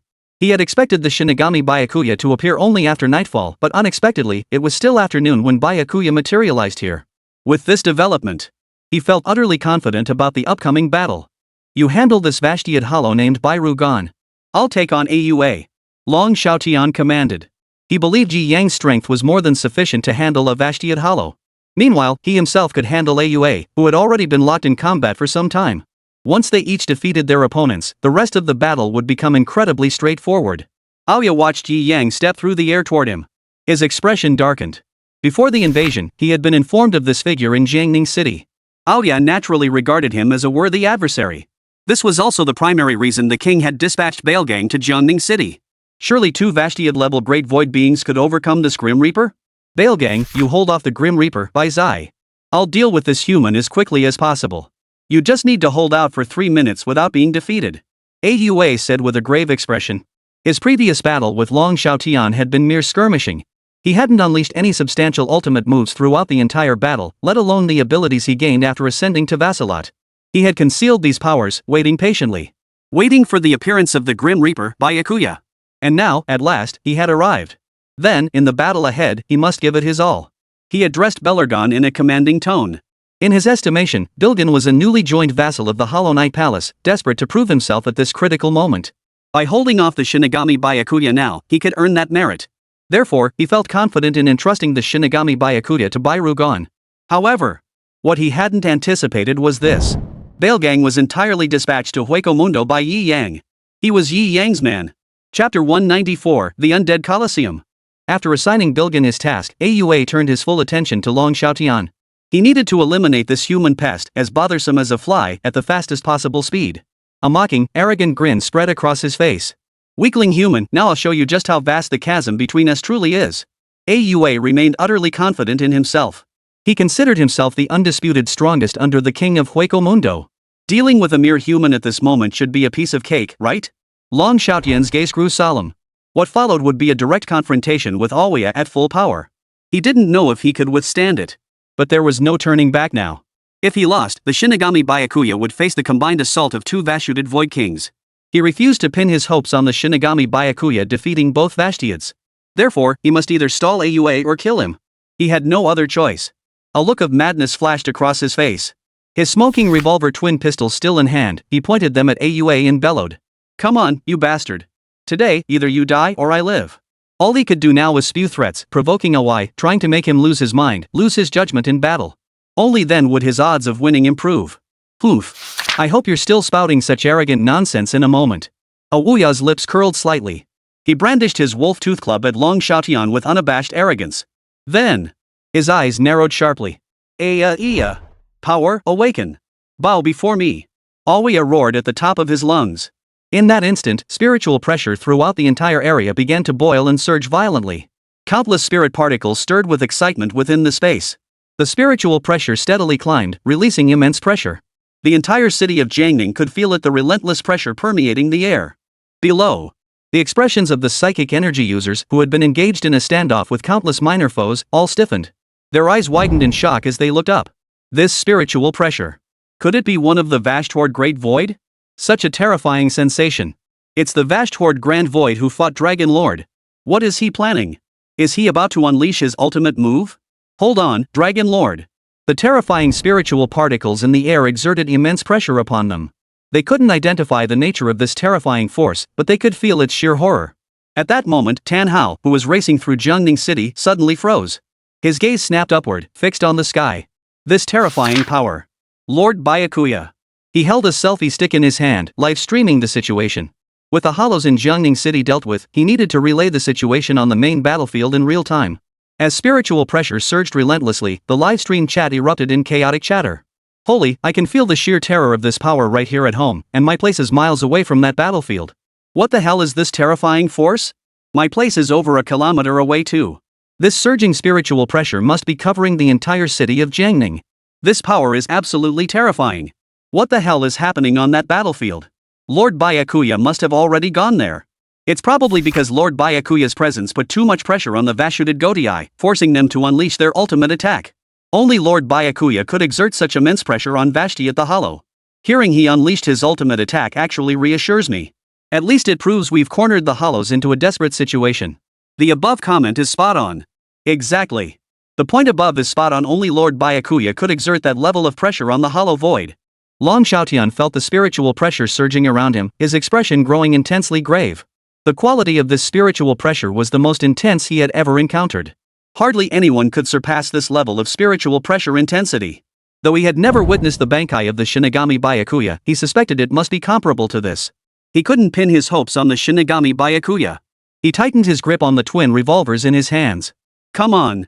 Bring out every powerful move you've got. This old man isn't afraid of you holding back. Tough talk was essential. It was one of the essential elements of battle. Ha ha ha ha. You should feel honored to die by my hand, you worthless trash. AUA let out a maniacal laugh. Finally, his expression abruptly hardened. Necropolis Arena, he roared. He pointed his massive wolf tooth club fiercely at Long Xiaotian. Swish! One man and one phantom merged into a blue and red streak, two beams of light vanishing into the horizon. At that moment, no one knew what had transpired. Only the sudden disappearance of the man and his phantom before their eyes was utterly baffling. Yi Yang raised an eyebrow. After careful observation, he finally understood. Long Xiaotian and the Great Void AUA of Vashudded had likely entered a space created by AUA. The man and the void entity would likely engage in their final battle within that space. Poof! What luck! To have gained this extra time. Bailgang, having grasped their situation, sneered. He sneered disdainfully. Should Yi Yang give the order, he could instantly annihilate a quasi-Vastod-level Great Void like AUA. It wouldn't take the slightest effort. Thus, Bilgan now marveled at how effective AUA's tactic had been. Chapter 195, Fivefold Boost. The Confident Uchukas. Following AUA's thunderous shout, Long Xiaotian sensed the environment around him shift in an instant. He and the hollow AUA were simultaneously pulled into a mysterious space filled with deathly aura. Here, he sensed no other spiritual pressure, only a thick, suffocating aura of death enveloping and crushing him. The crimson space was surrounded by nothingness and darkness, as if shrouded in mist. A wall formed by spiritual pressure glowed with a crimson light. In that moment, he felt as if he had been dragged to the very edge of hell. Before him stood AUA, leaning on his massive wolf tooth club, a smug grin stretching across his face. Long Xiaotian felt an overwhelming pressure bearing down on him. Here, he and Awoya would likely decide the outcome: who would die, who would descend into hell. Moreover, his guerrilla tactics were proving ineffective here. If he kept this up, Awoya would eventually seize an opening. Awoya's move was entirely designed to target him. Ahead. Vastod the Great Void, AUA, shouldered his wolf tooth club, a supremely carefree smile playing at the corners of his mouth. He explained, "This space is the ability I gained after ascending to the Vashded Great Void. Within our perception of time, this space will last 3 days, while outside, only 3 minutes will pass. In other words, what follows will be a 3-day battle to the death, fought entirely within this space." As AUA spoke, Long Xiaotian's pupils suddenly contracted. 3 days. He was actually going to battle Awoya for 3 days within this space. Oh, and there's one crucial piece of information I should warn you about. Awoya's expression suddenly twisted into a savage grimace. His eyes seemed to blaze with endless flames. Within this space, my power, speed, and spiritual pressure will all increase 5-fold. Upon hearing this, Long Xiaotian's pupils contracted violently. 5 times. He had already found battling AUA in her normal state an immense struggle. Now, confined within this cramped space, AUA's strength, speed, and spiritual pressure had surged 5-fold. How was he supposed to fight this? Ha ha ha ha. Scum. Accept hell's invitation. Ha ha ha ha. Awoya roared with unbridled arrogance. This was why he was so confident, convinced he could eliminate Long Xiaotian's trump card within 3 minutes. Within this battlefield, he was virtually invincible. Unless the gap in strength was too vast, defeat was impossible. 3 days, and in this arena-like space, he had no equal. Except for the king of Hueco Mundo. Rest assured, you worthless trash. After your defeat, I'll have the Shinigami Byakuya join you here. He too will perish within my hellish realm. Ha ha ha ha. Aua was utterly arrogant. Long Xiaotian's gaze grew heavier than ever before. 3 days. A 5-fold increase. These devastating pieces of news all pointed to one thing: he was headed for defeat. The upcoming battle would truly be a fight to the death. Either you die, or I perish. There was no room for maneuvering or delay. From this moment on, Long Xiaotian resolved to fight to the death. He raised his twin revolvers with a fierce jerk, his expression twisting into utter madness. Come on then. So what if it's 5 times stronger? I, Long Xiaotian, am the foremost figure of the Dragon Nation's new era. How could I possibly fall to a mere watchtod-level trash void? Today, I will slaughter you, you Vashtiad-level trash. Bang! With a gunshot. The battle began. Outside the space. Jiangning City. Below. All the psychics watched as Lord Dragon suddenly vanished from the sky, their expressions turning bewildered and uncertain. How could he vanish so abruptly? Gazing at the empty sky, now occupied only by one Vastoid, 3 Archfiends, and the Grim Reaper Byakuya, everyone couldn't help but feel a sense of unease. Next, Lord Byakuya would have to face these 4 hollows alone. One of them was even a Vashtiad-level hollow. Lord Ryu has vanished without a trace, leaving Lord Byakuya alone to confront one Vashtiad-class hollow and 3 Ichukos. This feels rather dangerous. I have complete faith in Lord Byakuya. The main task is to deal with that Vashtiad-level hollow. As long as Lord Byakuya defeats a hollow of Vashtiad's caliber, this battle should be a foregone conclusion. Yes, exactly. Let's wait for them to clash. All the spirit users below gazed expectantly toward the sky. Everyone anticipated Lord Byakuya ending this war once more with overwhelming power. After all, Lord Byakuya's path to this moment. Overwhelming victories had become his hallmark. In the sky. With the disappearance of Aua and Long Xiaotian, 3 Arcuatus-level hollows fixed their gaze upon Yi Yang. Their eyes flashed with savage intent. Death God Byakuya. Lately, countless legends about him have been circulating throughout Hueco Mundo. The hollow's nemesis. This was the most common one. If they were to face Byakuya alone, they would flee without hesitation. After all, he's already demonstrated overwhelming dominance by instantly defeating an Ichukos-class hollow. They're not that foolish. But this time is different. On their side now stood a Vashtiad Arankar, alongside 3 Ichukos-level Arankars. With such a formidable lineup, they were confident they could absolutely kill the Grim Reaper, Byakuya. They were determined to eliminate this man, hailed as the Arankar's nemesis, right here. Lord Bylgan. Before Lord Aua emerges, let us eliminate this Shinigami first. Chapter 196, The Rebellion of Belgan. Everyone was stunned. Lord Belgan. Before Lord Aua emerges, let us eliminate this Shinigami. A Ichukos hollow stared at Yi Yang with extreme arrogance. They were determined to assist Lord Bilgan in eliminating this Grim Reaper. Then, they would surely become renowned throughout Hueco Mundo. They would also gain the king's favor, and promotion to the rank of Vashtiad Arankar would be within reach. The 3 Ichukos were itching to act. Yi Yang raised an eyebrow. These 3 Ichukos were truly ignorant of their own good fortune. I was actually considering letting them live a little longer. But now, they dared to provoke him directly. Kill them. Yi Yang gave Bailgang a cold glance as he spoke. His voice was not loud, yet it reached every ear, every void and human present. All the void beings and humans froze in shock. Kill them. They, of course, referred to the 3 Ichukos great void beings. But who was supposed to kill them now? At this moment, it seemed only 3 Archfiends were present, the 3 Archfiends of Ichukos, 1 Archfiend of Vashtiad, and himself. Have that Vashtad Void Lord do it? Impossible. Below. Lord Byakuya, what's happening? Kill them. Are you telling us to kill them? Something feels off. He couldn't possibly be referring to that Vashtiad Grand Void, could he? But why would that Vashtiad Grand Void listen to Lord Byakuya? Ugh. This is beyond belief. Could it be that Vashtiad the Hollow has betrayed us? An inside job? No, that can't be. The crowd below murmured in confusion. They never could have imagined that Bilgan was actually Yi Yang's man. And the 3 Ichukos Grand Void clearly hadn't seen it coming either. Upon hearing Yi Yang's words, they all froze in shock. Then they burst into laughter. Ha ha ha ha. Death God Byakuya, I see fear has clouded your judgment. Shouting across the void like that, ha ha ha ha. I almost thought there was someone invisible lurking around us. Yeah, you really gave me a fright. Seriously. Damn, I nearly died of fright too. What's with that commanding tone? Are you trying to get Lord Belgan to kill us? Ha ha ha, how naive. Lord Bylgon is a Vashtiad-class elite hollow, the elite of Hueco Mundo. No way he'd take orders from you. The three Uchukas laughed mockingly at Yi Yang. If some invisible monster had attacked them from the shadows, they might have believed it. But the idea that Lord Belgan would kill them? They'd never believe it. Give me a break. Since the dawn of legend, the Grim Reaper and the Hollows have been mortal enemies. How could a Hollow possibly obey a Death God's command? Especially not a void of the Vashtiad rank. This is the pinnacle of Hollows, an existence all Hollows must revere. They all obey the Shinigami's commands. If that were true, the faith of all the lesser Hollows would crumble. Therefore, it was utterly impossible for Bylgon to be the entity referred to by the Shinigami Byakuya. Lord Bylgon. Let's strike together and kill him. Exactly. That Shinigami Byakuya is nothing but a fraud.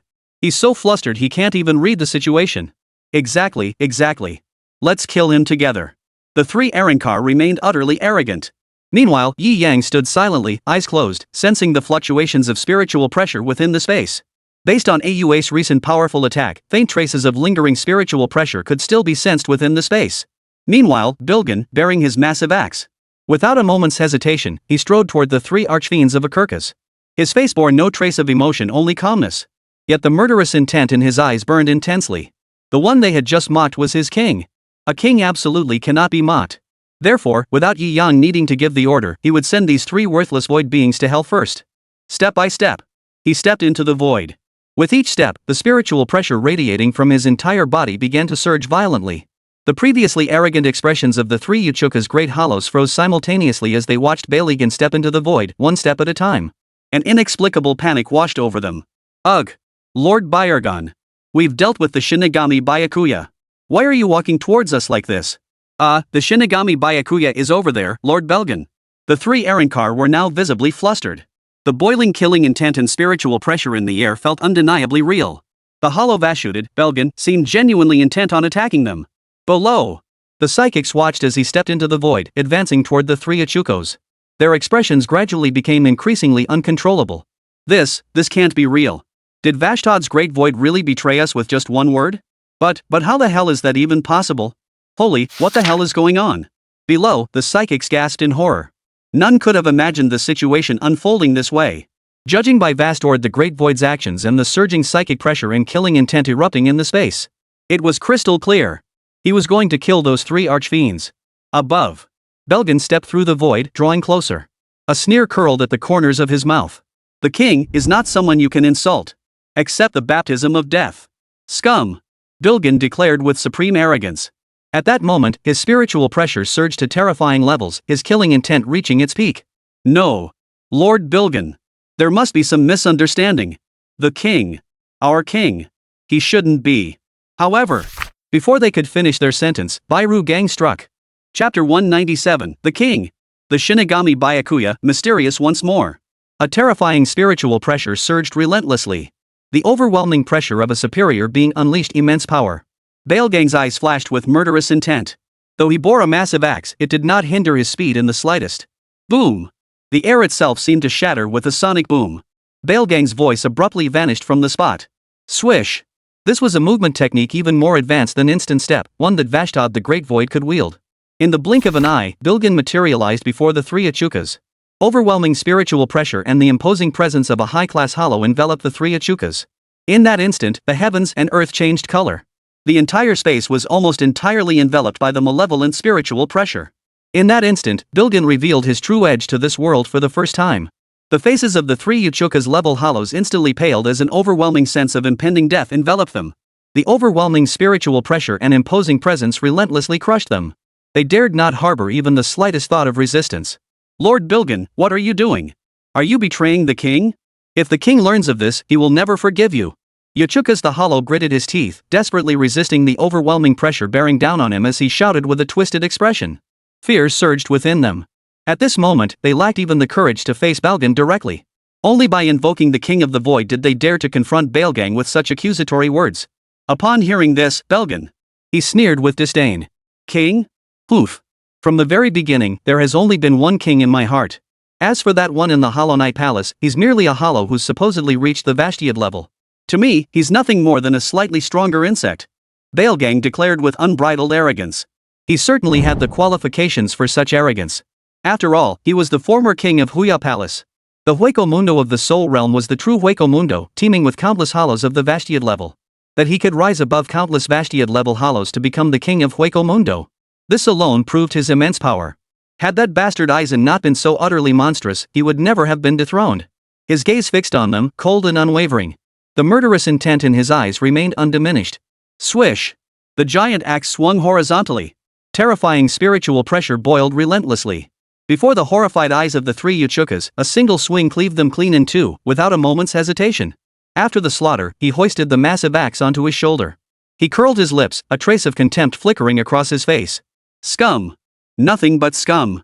Can't even last a single strike. This was the intimidation of a higher tier hollow over its lower tier counterparts. The overwhelming power played a crucial role. Shouldering his massive axe, Bilgen stepped through the air toward Yi Yang, one step at a time. Below, the gathered psionics were stunned. He really killed him. My god! Why has this world become like this? Lord Byakuya said to kill them, and that Vashrod, the hollow, actually did it. Am I going mad, or has the entire world gone mad? The psychics were filled with horror. Some watched as Belgen, bearing his massive axe, stepped through the air toward Yi Yang. Maybe this Vashodit Arankar went mad killing his own subordinates first before going after Lord Byakuya? Well, it's not impossible, I guess. Damn it, my mind's spinning. Killing his own men first, then going after Lord Byakuya, this is insane. Well, if it's a hollow, especially a Vashtiad level hollow, it's understandable that their minds aren't exactly normal. They still couldn't quite believe that a Vashtiad level hollow would rebel just because of a single word from the Shinigami, Byakuya. Now, watching Bilgorn step into the void toward Yi Yang, their minds raced wildly. However, no battle ensued next. Upon reaching Yi Yang, Bilgen respectfully cried out, "King!" Then, he walked behind Yi Yang and stood quietly. Yi Yang nearly gave him a faint nod. With the establishment of the Spirit Purification Court, he had ascended to the rank of Spirit King. At this moment, Bairu Gang addressing him as king was entirely appropriate. From that moment onward, the other Shinigami would no longer address him as Captain Commander. Henceforth, he would be addressed as king. Yi Yang is the Spirit King. Between the man and the void, there was no fierce battle at all. And at that very moment, the entire Jiangning city, along with the high-ranking officials of the Dragon Nation watching the large screens in the capital, were stunned. What had they just heard? King. A great void at the Vashtad level had actually called the Grim Reaper, Byakuya, king. What the hell is going on here? Below, countless psychics froze in shock. Did I hear that correctly? A king, a vassaled great void, actually calling Lord Byakuya king. Am I losing my mind, or has the whole world gone mad? Holy, this news is absolutely mind-blowing. With that single shout, Lord Byakuya feels even more enigmatic than ever. King. Could Lord Byakuya be the king of Hueco Mundo? But how could that be? The attitude of those two Arankar just now clearly shows Lord Byakuya isn't the king of Hueco Mundo. Then, where could Lord Byakuya be the king of? Could it be Soul Society? But if he's the king of Soul Society, why would a Vashtiad-level hollow address him as king? Countless doubts surged within everyone's minds. At this moment, their understanding of the Shinigami Byakuya once again became shrouded in profound mystery. What kind of king is he, exactly? Chapter 198. After emerging, the world has changed. The imperial capital. Within the opulent conference chamber. The same few elders. Still exchanging silent glances, each staring at the other in disbelief. What had just unfolded was utterly unbelievable. A hollow of the Vashtad rank, obeying the Shinigami's command, had without hesitation slain 3 hollows of the Ichuka's rank. And in the end, he had even respectfully proclaimed the death god Byakuya as king. King. The sight of a Vashtiad-class hollow addressing the death god Byakuya as king left them utterly dumbfounded. The king of Hueco Mundo? Clearly not. If not, then it must be the king of Soul Society. Such an identity was far too grand. They were already discussing how to curry favor with Soul Society. And if the Shinigami Byakuya is indeed the king of Soul Society, then the level of respect accorded to him would be elevated yet again. Indeed, they might even adopt a deferential attitude upon meeting him. We have underestimated the power of the Shinigami Byakuya after all. No one could have imagined his true identity, the king. Whether he's the king of Soul Society or the king of Hueco Mundo, our regard for him must be doubled once more. Fortunately, aside from the Shen family grandfather and grandson, no one else has offended him. No. Chen Fan once offended him and was personally slain by the Shinigami Byakuya. Oh, Chen Fan, the reclusive Chen family. An elder murmured. Moments later. Send someone to the secluded Chen family. Tell them never to emerge again. Since they're a secluded clan, let them remain secluded forever. What if they refuse? An elder asked. Refuse? A palpable aura of murderous intent spread throughout the conference room. Kill them. As the words fell, a dark figure darted out of the conference room. The entire conference room fell silent once more. Only the large screen continued to display footage from the central battlefield of Jiangning City. Jiangning City. 3 troublesome flies were dead. In the sky, only Yi Yang and Bailgang stood silently. Yi Yang stood with his eyes closed, his face devoid of any expression. The next tasks were to eliminate Awoya and slaughter the tens of thousands of insignificant Zus below. Below, tens of thousands of minor void beings, paralyzed by Yi Yang's terrifying spiritual pressure, dared not move an inch. Until Awoya emerged, they would remain frozen in place. As for Aoya, based on Yi Yang's own assessment, Aoya's technique wouldn't last much longer. Therefore, by waiting patiently for a moment, he and Long Xiaotian would emerge. The entire battlefield fell silent. The psychics, sensing the tense atmosphere, refrained from rash actions. Meanwhile, tens of thousands of minor spirits trembled in fear at Yi Yang's spiritual pressure, frozen in place. Yi Yang and Bailgang stood suspended in the sky, waiting silently. 3 minutes later. Swish. Swish. 2 beams of light, one blue, one red, suddenly drifted out of the void. The red light took the form of Aoya. The expression on his face was utterly arrogant. His lips curled into a grin that nearly reached the heavens, his expression dripping with utter mockery. Punky. I finally got you. How'd you like that? That hit just now didn't feel too good, did it? Ha ha ha ha ha. Awoya laughed maniacally. The blue light transformed into Long Xiaotian's form. Compared to Awoya's nearly complete form, Long Xiaotian's form appeared utterly disheveled. His body bore scarcely a single intact spot. His clothes had been torn to shreds during the battle. Countless wounds were clearly visible across his upper body, and blood continuously trickled from the corners of his mouth. Most horrifying of all was the gaping hole in his skull, a sight that sent shivers down the spine no matter how one looked at it. His gaze was nearly unfocused. This battle had ended with him being savagely beaten to a pulp. He was defeated. Defeated utterly. He had overestimated himself and grossly underestimated AUA. AUA's power within that arena was nothing short of city-destroying. Too powerful. No wonder the king of Huaku sent him to Jiangning City. At this moment, Long Xiaotian had almost resigned himself to the worst possible outcome.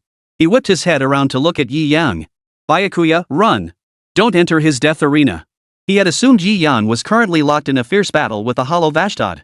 But, turning to look, he saw Yi Yang standing there, utterly still. His face bore no particular expression, and not a speck of dust marred his attire. His captain's Heir remained spotless. The hem of his robe fluttered gently in the breeze. Most importantly, that other Vashtiad great void was standing quietly behind him. What the hell is going on?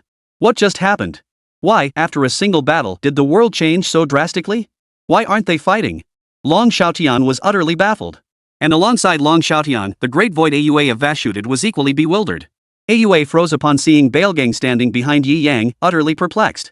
After failing to grasp it, his brows furrowed deeply as he stared intently at Bailgang standing behind Yi Yang. Bailgang, what are you doing? Why are you standing behind that Grim Reaper instead of attacking him? A Vashtiad grand void standing behind a Grim Reaper. And with a look of utter deference. This was utterly unfathomable. If he hadn't witnessed Bilgan personally slaying 3 Yachukas, no one, no hollow, would ever believe a Vashtiad Arankar would betray the entire hollow world. Bailgan curled his lips. The look he shot at Aua was tinged with contempt. He deeply disliked Aua's tone, which sounded like an order from a superior. He was already annoyed with him, and now he was even more irritated. King, may I go kill him? Bailgang asked Yi Yang for permission. Chapter 199, Rot Away, Skeleton Emperor. King, may I go kill him? Bailgang asked Yi Yang for permission. As Bailgang spoke, Long Xiaotian and Awoya, who had just emerged from the death arena, were both stunned. The king? What on earth did that mean? Among them, Aoyua was the most shocked. They both belonged to the Vashtad-level hollows of Hueco Mundo. Yet now, Bailgang was actually addressing a Shinigami as king. Where did that leave the kings of Hueco Mundo? Aua's expression instantly twisted with fury, flames nearly leaping from his eyes. Belgan, you bastard. Do you know what you're doing, calling this scum a king? Does he even deserve it? We have only one king. He is waiting for our good news in the Void Knight Palace right now. Not this worthless scum of a death god standing before you. Aua's rage was palpable. He hadn't expected that in the brief moment it took to unleash a major attack, Bairu Gang would betray them. Moreover, he had just scanned the area. He hadn't spotted the 3 Yachukas, the Great Hollows. Clearly, they had been slain by Bilgan. As the price for submitting to the Grim Reaper, they had been slain. This enraged him to no end. At this moment, he was on the verge of losing control. Fire seemed to blaze from his eyes. He absolutely could not tolerate the existence of such a cowardly and death-fearing Vashtiad in Hueco Mundo. Meanwhile, Long Xiaotian stood nearby, his bewildered expression still frozen in shock. This was madness. Aua had said that 3 days in the death arena equaled only 3 minutes outside. Yet those 3 minutes felt like an entire century to him. When he emerged, even a Vashtiad-level hollow had defected. This was simply beyond belief. This must be an unprecedented feat, unmatched before or after. His lips twitched. At that moment, his gaze shifted toward Yi Yang, awaiting his response. Having the Great Void of Vastord confront the Great Void of Vastord. This is absolutely insane. Since Bilgan had sought instructions, Yi Yang naturally wouldn't spoil his fun. He smiled faintly. Then go have your fun. Having already grasped the vast power system of this world, Yi Yang understood perfectly well. Before Bilgan, Aua was utterly outclassed. The two were simply not on the same level of power. At this moment, if he could avoid intervening himself, he wouldn't. Letting Baelgang have his fun wasn't a bad idea either. Upon receiving Yi Yang's response, he advanced step by step. He stopped not far in front of Aua. Petty fish.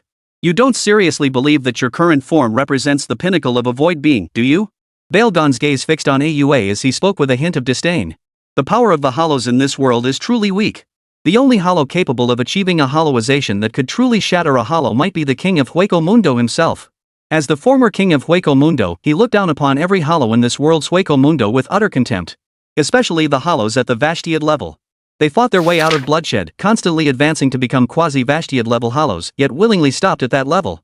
This is practically no different from being useless. This might be why this world lacks the influence of Soul Society and the Suriitii Shinigami. They believed they had reached the pinnacle of this world, so they began to grow complacent. The absence of natural enemies isn't necessarily a blessing for this species.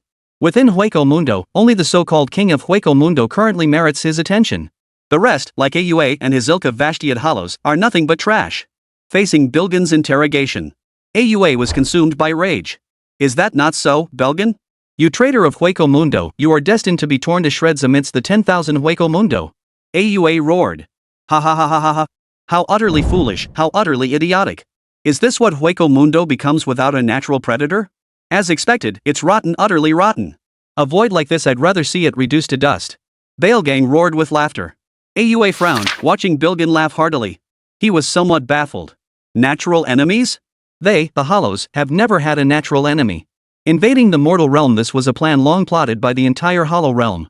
It had always been the Hollows hunting humans. They have never had any natural enemies. Watching Bilgan roar with laughter, Aua's face remained twisted with fury. I don't know what the hell you're babbling about, you piece of trash. In all of Hueco Mundo, aside from the king, we Vassalad are the pinnacle. You are, I am, everyone is. It's just a matter of strength and weakness. Balgan watched the furious Aua, shaking his head in disappointment. No, you may not have grasped my meaning. Have you ever considered why the current king of Hueco Mundo stands above all hollows? What gives him that right, just because he's a little stronger than you? Or because of his petty, insignificant stature? Balgan sneered. After ascending to Hollow, the king concealed this truth, leading all Hollows to believe he was merely a Vashtiad-level being like them. It must be said, for a king, such magnanimity. Truly, utterly inadequate. Aua sensed Bairu Gang's contempt and grew even more enraged. From the very beginning, his goal had been to surpass the king. Yet now, some lowly Vashtiad-level Hollow dared to show contempt toward a king. Such an act was utterly intolerable. You piece of trash. Today I'll teach you a lesson about what a true Vashtiad is. Aua roared. Very well. Then I shall show you what a true Vashtiad is. What the pinnacle of the void truly represents. Baelgan said indifferently. Then. A faint sigh escaped him. Rotten away, Skeleton Emperor. For the first time in this world, Bilgan unleashed his return blade. Chapter 200, The 10,000 Void Pay Homage. The Rotten Spirit Pressure. Rotten, Skeleton Emperor. A light shout. As the words fell. Boom. An overwhelmingly malevolent spiritual pressure erupted from Baelgang, surging skyward to form a tangible, pillar-shaped column of spiritual energy. A terrifying force surged forth, overwhelming and relentless. Like spiritual pressure flowing from the depths of hell, it carried a thick aura of death and the decay of time itself. The terrifying spiritual pressure instantly engulfed the entire battlefield, sweeping across the whole of Jiangning City. In an instant, the entire city of Jiangning was engulfed in a spiritual pressure saturated with death and decay. At that moment, Jiangning seemed to transform into a ghost town. It felt utterly sinister and terrifying. This spiritual pressure. What kind of monster is this? I can feel the intense stench of decay within this spiritual pressure. It's terrifying. Is this the true power of a Vashtiad-level being? What kind of terrifying power is hidden within Huaku? Is this truly a force humanity can even hope to match? The spiritualists below, sensing this terrifying spiritual pressure, all wore expressions of sheer horror. The deathly, decaying stench permeating the air was overwhelmingly potent. So thick it was suffocating. They had no doubt that if this terrifying spiritual pressure were directed at them, they might be swallowed whole by it at any moment. Under this terrifying pressure, every spirit user's face twisted with horror, some even trembling uncontrollably. Even more pitiful than these spiritualists were the tens of thousands of low-level spiritualists. Not only could they sense the terrifying aura of death and decay within the spiritual pressure, they could also sense that this was the power of a bloodline standing at the pinnacle of the void. Compared to AUA's nominal Vashtiad rank, they could clearly sense the vast chasm between AUA and Bergen. Currently, this gap could be discerned solely from their spiritual pressure alone. It was utterly terrifying. Subconsciously, they regarded this terrifying power as the ultimate force of the void. Under the suppression of spiritual pressure and superior force, they trembled more than anyone else. In this moment, they sense they stand before their king. The king of Hueco Mundo. A hollow possessing a more regal aura than the current ruler of Hueco Mundo. In that instant, swish, swish, swish. Hordes of lowly hollows instantly knelt to the ground, adopting the posture of utterly defeated subjects. They had already fallen prostrate before Bilgen's terrifying spiritual pressure, utterly oblivious to the situation they now found themselves in. Not merely because they lacked sentience, but because, deep within their subconscious, the will of the defeated king. In this instant, all hollows bowed in worship. This is the true king of Hueco Mundo, Bilgen. At that moment, AUA, facing Bilgen's terrifying spiritual pressure. As Bilgen's spiritual pressure surged relentlessly, AUA's expression turned utterly stunned. Judging solely by spiritual pressure alone, he had already been left in the dust by 100,000 miles. And still, the spiritual pressure kept surging. With each new surge, his understanding of the hollow power system began to crumble. What kind of power could possibly grant Bilgen such explosive growth and strength at this moment? It defied all logic. This decaying, terrifying spiritual pressure was utterly beyond what any spiritualist or hollow could withstand. The look he now cast upon Bilgen was no longer one of contempt, but one of profound gravity. Long Xiaotian was utterly horrified. Too powerful. This spiritual pressure was utterly terrifying. Under the spiritual pressure, he couldn't even muster the will to fight. This was power no spiritualist could possibly withstand. Why, after all these years, have we never heard of Huaguai possessing such terrifying power? This power is nothing short of apocalyptic, utterly terrifying. Long Xiaotian muttered in utter shock. Meanwhile, in the skies surrounding Jiangning City, 8th tier spirit energy masters Tianyi, Nan Fengqing, and Nan Fengyu uncle and nephew all received orders from the capital to reinforce Jiangning City. Their paths crossed on the road, and they joined forces to rush toward Jiangning City. Brother Tianyi, how's the situation over in Zhanghai City? Nan Fengqing inquired. Tianyi sighed upon hearing the question. Don't even ask. We ran into a madman. He slaughtered both our forces. What? Slaughtered them all? Nan Fengqing exclaimed in shock. He'd assumed some madman-like entity had directly slaughtered all the psychics in Zhanghai City. Not exactly a madman. He was dressed like the Grim Reaper, but we can't be sure if he actually was the Grim Reaper. Anyway, he's a lunatic. Just came out looking for a fight, hacking people down. He didn't just attack the void, he attacked me too. Seeing Nan Fengqing's misunderstanding, Tianyi hurriedly explained. The Grim Reaper? Nan Fengqing's face paled in shock. Damn it, it's the Grim Reaper again. Nan Fengyu, standing behind him, also let out a startled cry. Damn it, just a moment ago his mind was still replaying that snowstorm and that colossal ice-flowered giant tree. And now, he's actually hearing another Reaper. What the hell is going on now? Is this the era of rampant death gods? Tianyi noticed Nanfeng use astonishment and caught the word again. This again? Could it be that your Nanning City has also encountered the Grim Reaper? Tianyi inquired. Nan Fengqing pondered for a moment, then nodded solemnly. Yes, that's right. Did you see the live stream from Jiangning City's secret realm last time? Nan Fengqing asked. I did. Tianyi replied. You witnessed that power that altered the entire weather environment in an instant, didn't you? Nan Fengqing recalled. Every time he recalled that little ghostly Grim Reaper's power to alter the weather in an instant, he felt inexplicably shaken. It was utterly terrifying. Countless times he doubted, could psychics truly possess such power? Alter the weather. Tianyi's body trembled. You mean the power to instantly transform temperatures nearing 100 degrees Celsius into a sky filled with drifting snow? Has that Grim Reaper appeared? That scene, capable of shaking him for a lifetime, he would never forget in this lifetime. Nan Fengqing's expression grew incredibly grave. Yes, it appeared. Though, its appearance was a bit childish. Youthful. Suddenly. Boom. A terrifying spiritual pressure surged skyward, causing the three figures to freeze in place. Their breathing instantly grew heavy and tense. Chapter 201, The True Power of Vast Horde. Their breathing grew increasingly ragged as the terrifying spiritual pressure continued to surge. Death, decay, oppression, evil. This aura was unmistakably that of a hollow. All three wore expressions of utter horror. What kind of monstrous creature has arrived in Jiangning City to unleash such terrifying spiritual pressure? Exclaimed Nan Fengyu, who had seen little of the world, in utter shock. They had just witnessed the terrifying frost aura. Now they were witnessing this terrifyingly evil spiritual pressure. What on earth is happening to this world? Are world-ending powerhouses now walking the earth everywhere? Tianyi and Nanfeng Qing were equally horrified. Truly, the spiritual pressure emanating from Jiangning City is utterly terrifying. It was utterly crushing any will to fight. Can we truly defeat a Dessous of this caliber? What level of hollow has arrived over there, Vashtad? Or is it the king of Hueco Mundo? At that moment, both men had already prepared for the worst. Should we still go? The two 8th-tier spirit energy masters exchanged hesitant glances. Such world-ending power was utterly beyond what they, mere 8th rankers, could hope to withstand. Finally, Nanfeng Qing gritted his teeth. We must go. We absolutely must go. Jiangning City is our dragon nation's territory. How could we ever let Huchuan occupy it so easily? Countless dragon nation brothers are fighting there. Even if we know we'll die, we must go. Tianyi's expression hardened into unwavering resolve. Exactly. Even if it means death, we must go. The tens of thousands of citizens in Jiangning City are counting on us for support at any moment. Exactly. Let's hurry. Nan Fengyu shouted passionately. Jiangning City. The malevolent spiritual pressure continued to spread relentlessly through the air. The entire city of Jiangning was almost enveloped in this malevolent aura. For a moment, all the unsuspecting citizens of Jiangning trembled in fear. They could distinctly sense the despair emanating from this spiritual pressure. This was the overwhelming pressure of the former king of Hueco Mundo. Above. As the condensed spiritual pressure gradually dissipated, revealing Bilgen's current form.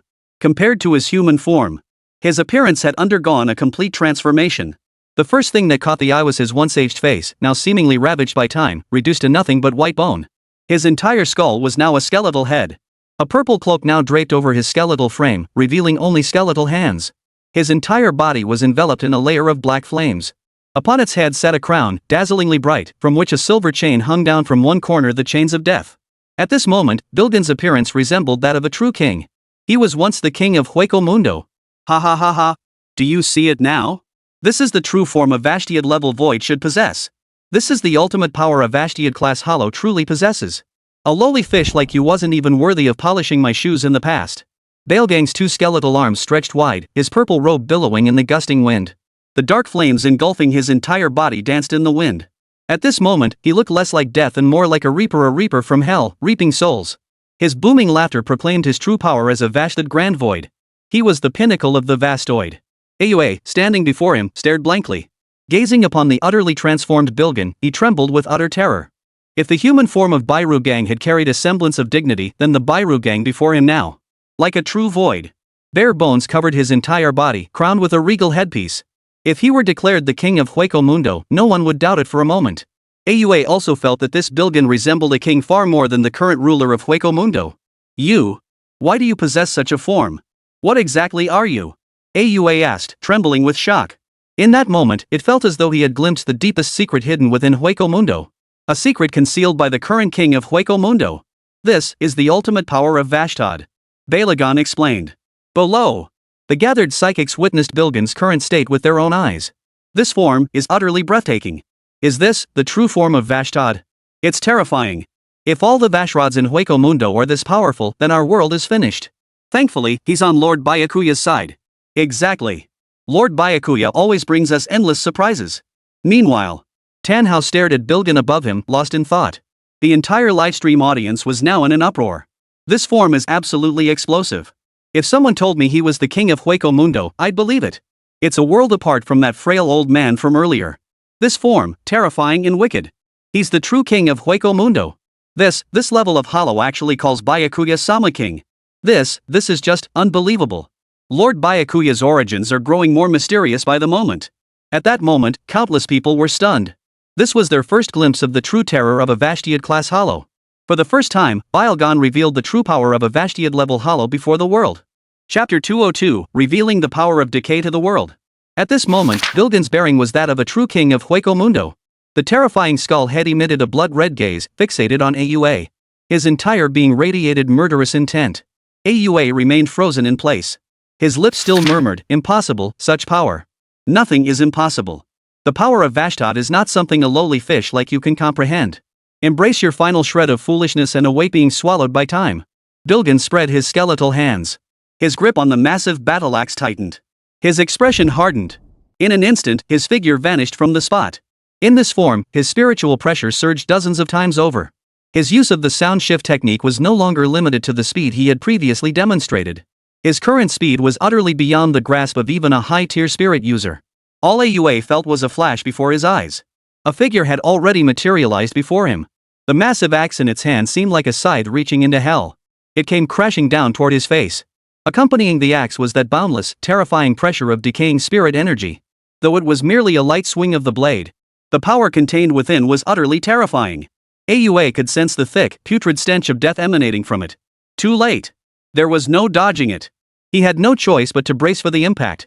Its speed was too swift, completely beyond his reaction time. Faced with Bilgan's spinning attack, Aua had no way to defend himself.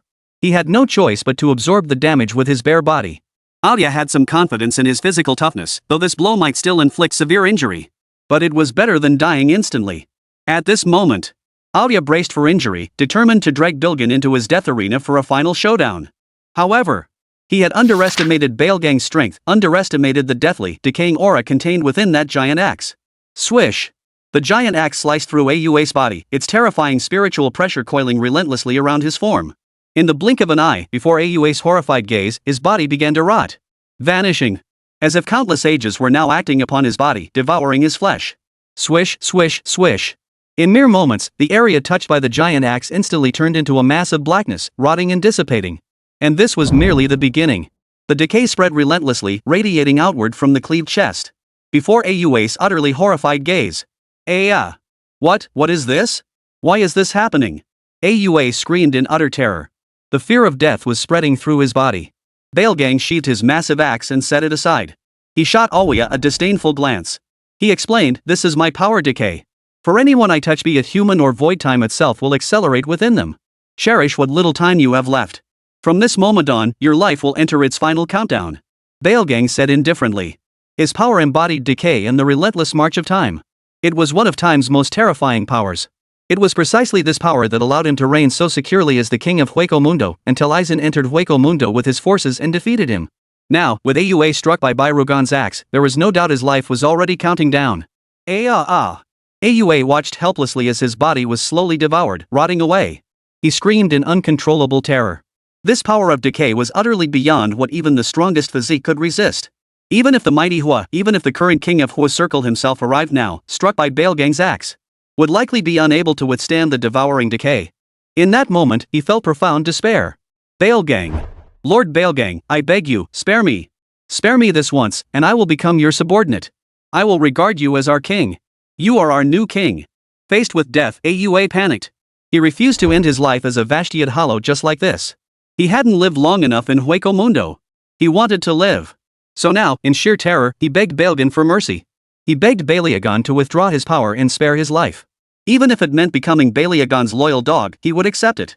But Baelgang stared at him coldly. Not only was this power beyond his own control, but even more so, it was the contempt he felt for Alia. Surrendering to the enemy. And such a humiliating surrender at that. For a void, this was undoubtedly the ultimate mockery. Baelgang's regard for Aoi had now sunk to its lowest point. His gaze fixed upon it with icy clarity. The power of decay is beyond anyone's control, not even mine. You worthless scum. Your actions dishonor the title of Vasthord the Great Void. Today, you shall vanish into the annals of history. Become the power of decay. Baelgan roared. No. Aua roared in terror.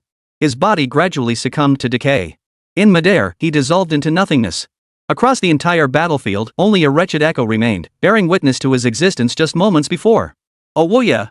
In a mere second, he fell to Bilgan's hands. Baelgang, in that moment, demonstrated to the world the terrifying power of decay. No. The echo reverberated through the void for a moment, slowly fading into nothingness. At that moment, the entire world fell silent. The power of Bilgan was known to every psionicist in Jiangning City, known to every citizen of Jiangning City. Moreover, the high-ranking officials in the capital city also knew. It was precisely this realization that made them understand just how terrifying that power truly was. The power of decay. The power of time. Decay. Chapter 203, Scatter, 1,000 Cherry Blossoms. Decay. Time. This power is terrifying. It's not just terrifying, it's utterly unstoppable. Just one touch of this power and your life starts counting down. Holy. Thankfully he's not an enemy. If he were. Just the thought of it is terrifying. The gathered psychics below were already horrified just contemplating Bilgen's power. If such a man were their enemy, Jiangning City would be utterly defenseless. Thankfully. He's under the command of the Grim Reaper, Byakuya. Now, as Bilgen's abilities unfolded, everyone's curiosity about the identity of the Grim Reaper Byakuya grew even more intense. Everyone now desperately wanted to know what kind of being the Grim Reaper Byakuya truly was. Above. Bilgen had virtually obliterated the Hollow Vashudid AUA in an instant, demonstrating what a true Hollow Vashudid truly was. Yi Yang felt no surprise at all. Given the power hierarchy of Hueco Mundo in this world, AUA could only be considered an average captain-level void. Or rather, a captain level who hadn't mastered Bankai. This effectively meant he had lost over half his power. Thus, he was instantly killed by Bilgen. At this point, only the final stage remained before completing the third wave of the spiritual energy tide mission. That final stage was to eliminate the tens of thousands of low-level hollows below. Now, eliminating these tens of thousands of low-level hollows was as easy as pie. He hadn't really gotten his hands dirty tonight. Might as well use them for practice. His calm gaze swept over all the lowly spirits below. Slowly, he drew the 1,000 cherry blossoms from its scabbard at his waist. In Yi Yang's grasp, Senbun Sakura radiated a sharp, icy glint. He raised Senbun Sakura vertically, blade pointing upward. Shirkai is the complete opposite of Bankai. Bankai sinks into the ground, summoning countless blades. Shirkai, however, manifests the blade of Senbun Sakura itself. If Yi Yang had used Shirkai to eliminate these tens of thousands of weak hollows earlier, it would have been incredibly taxing. Because there were simply too many. With Yi Yang's current command over Senbun Sakura, eliminating tens of thousands of low-level hollows would take considerable time. In that case, Bankai would be far quicker. But now, things were different. The +5 Senbun Sakura, even at its Shirkai stage, now possessed power rivaling Bankai. Though the blades it manifested might not be as numerous as Bankai's. But in terms of speed and sharpness, it matched that of a standard Bankai. A tenfold increase, just like before. As Yi Yang raised Senbun Sakura, the spiritual pressure throughout Jiangning City erupted once more, boiling over. This time, the spiritual pressure was not so evil or decayed. Instead, it was incredibly gentle, yet filled with a piercing sharpness. This was Yi Yang's spiritual pressure. This spiritual pressure, it's Lord Byakuya's. Is he about to intervene? Jiangning City, having Lord Byakuya here is truly a blessing for all of us. From the very moment Lord Byakuya appeared, he has been the god of Jiangning City. We are proud that Lord Byakuya resides in Jiangning City. This gentle spiritual pressure, I absolutely adore it. This gentle spiritual pressure always brings us strength when we need it most. Wah! I'm crying from being moved by this familiar, warm spiritual pressure. As Yi Yang's spiritual pressure surged, every soul in Jiangning City trembled, nearly overcome with emotion. How familiar this spiritual pressure felt. Compared to that evil, decaying terror of a spiritual pressure. They clearly cherished this familiar, warm spiritual pressure far more. Whenever it appeared, it brought them strength and hope. Time and again, it transformed crises into seemingly simple matters. They looked up toward the sky. There, the Shinigami Byakuya stood upright amidst 1,000 cherry blossoms. His expression remained utterly serene, his eyes showing not a single ripple. Just as he had appeared before everyone in that live broadcast, from beginning to end, their Shinigami Byakuya had never changed. Still as proud and cold as ever. Scatter! Senbun Sakura! With a light shout. The 1,000 cherry blossoms in his hand erupted in a dazzling pink radiance. The blade, along with its hilt, slowly dissipated and transformed. Swish! In an instant, all the scattered blades transformed under the sunlight into individual cherry blossom petals. Though not as terrifying as the ocean of cherry blossoms formed during Bankai, the wave of blossoms that emerged now was equally dazzling. This was the first time anyone had witnessed Yi Yang's Shirkai. Previously, they had only seen it in live streams and never witnessed it in person. Now, they finally witnessed his Shirkai with their own eyes. Blindingly dazzling cherry blossoms swirled through the air, transforming Jiangning City into a veritable city of cherry blossoms. The colors were utterly dazzling. Everyone gazed upon the swirling petals, feeling an overwhelming sense of belonging. They possessed Lord Byakuya. What a blissful and fortunate thing this was. Seeing this sea of cherry blossoms again makes it feel like all the gloom from earlier has completely vanished. Exactly. When the third wave of spiritual energy surged, I was already prepared to sacrifice myself. Now seeing this sea of cherry blossoms, I can't help but feel like crying. What are you crying for? You're a man. You weren't even afraid of death, and now you're crying over some cherry blossoms? Are you even a man? You don't understand. This is the feeling of someone who's watched Lord Byakuya grow all along. I've watched nearly every single one of Lord Byakuya's videos. Yeah, right. Like I'm any different. At that moment, the entire city of Jiangning was enveloped in a gentle spiritual pressure and a sea of cherry blossoms. All the spiritualists of Jiangning City, the entire audience, and several high-ranking officials from the capital. All silently admired the spectacle. Beneath the cherry blossom blades, one after another of the weak hollows vanished, dissolving into a sky filled with spirit particles. At this moment, they felt an overwhelming sense of security. Chapter 204, The War Ends.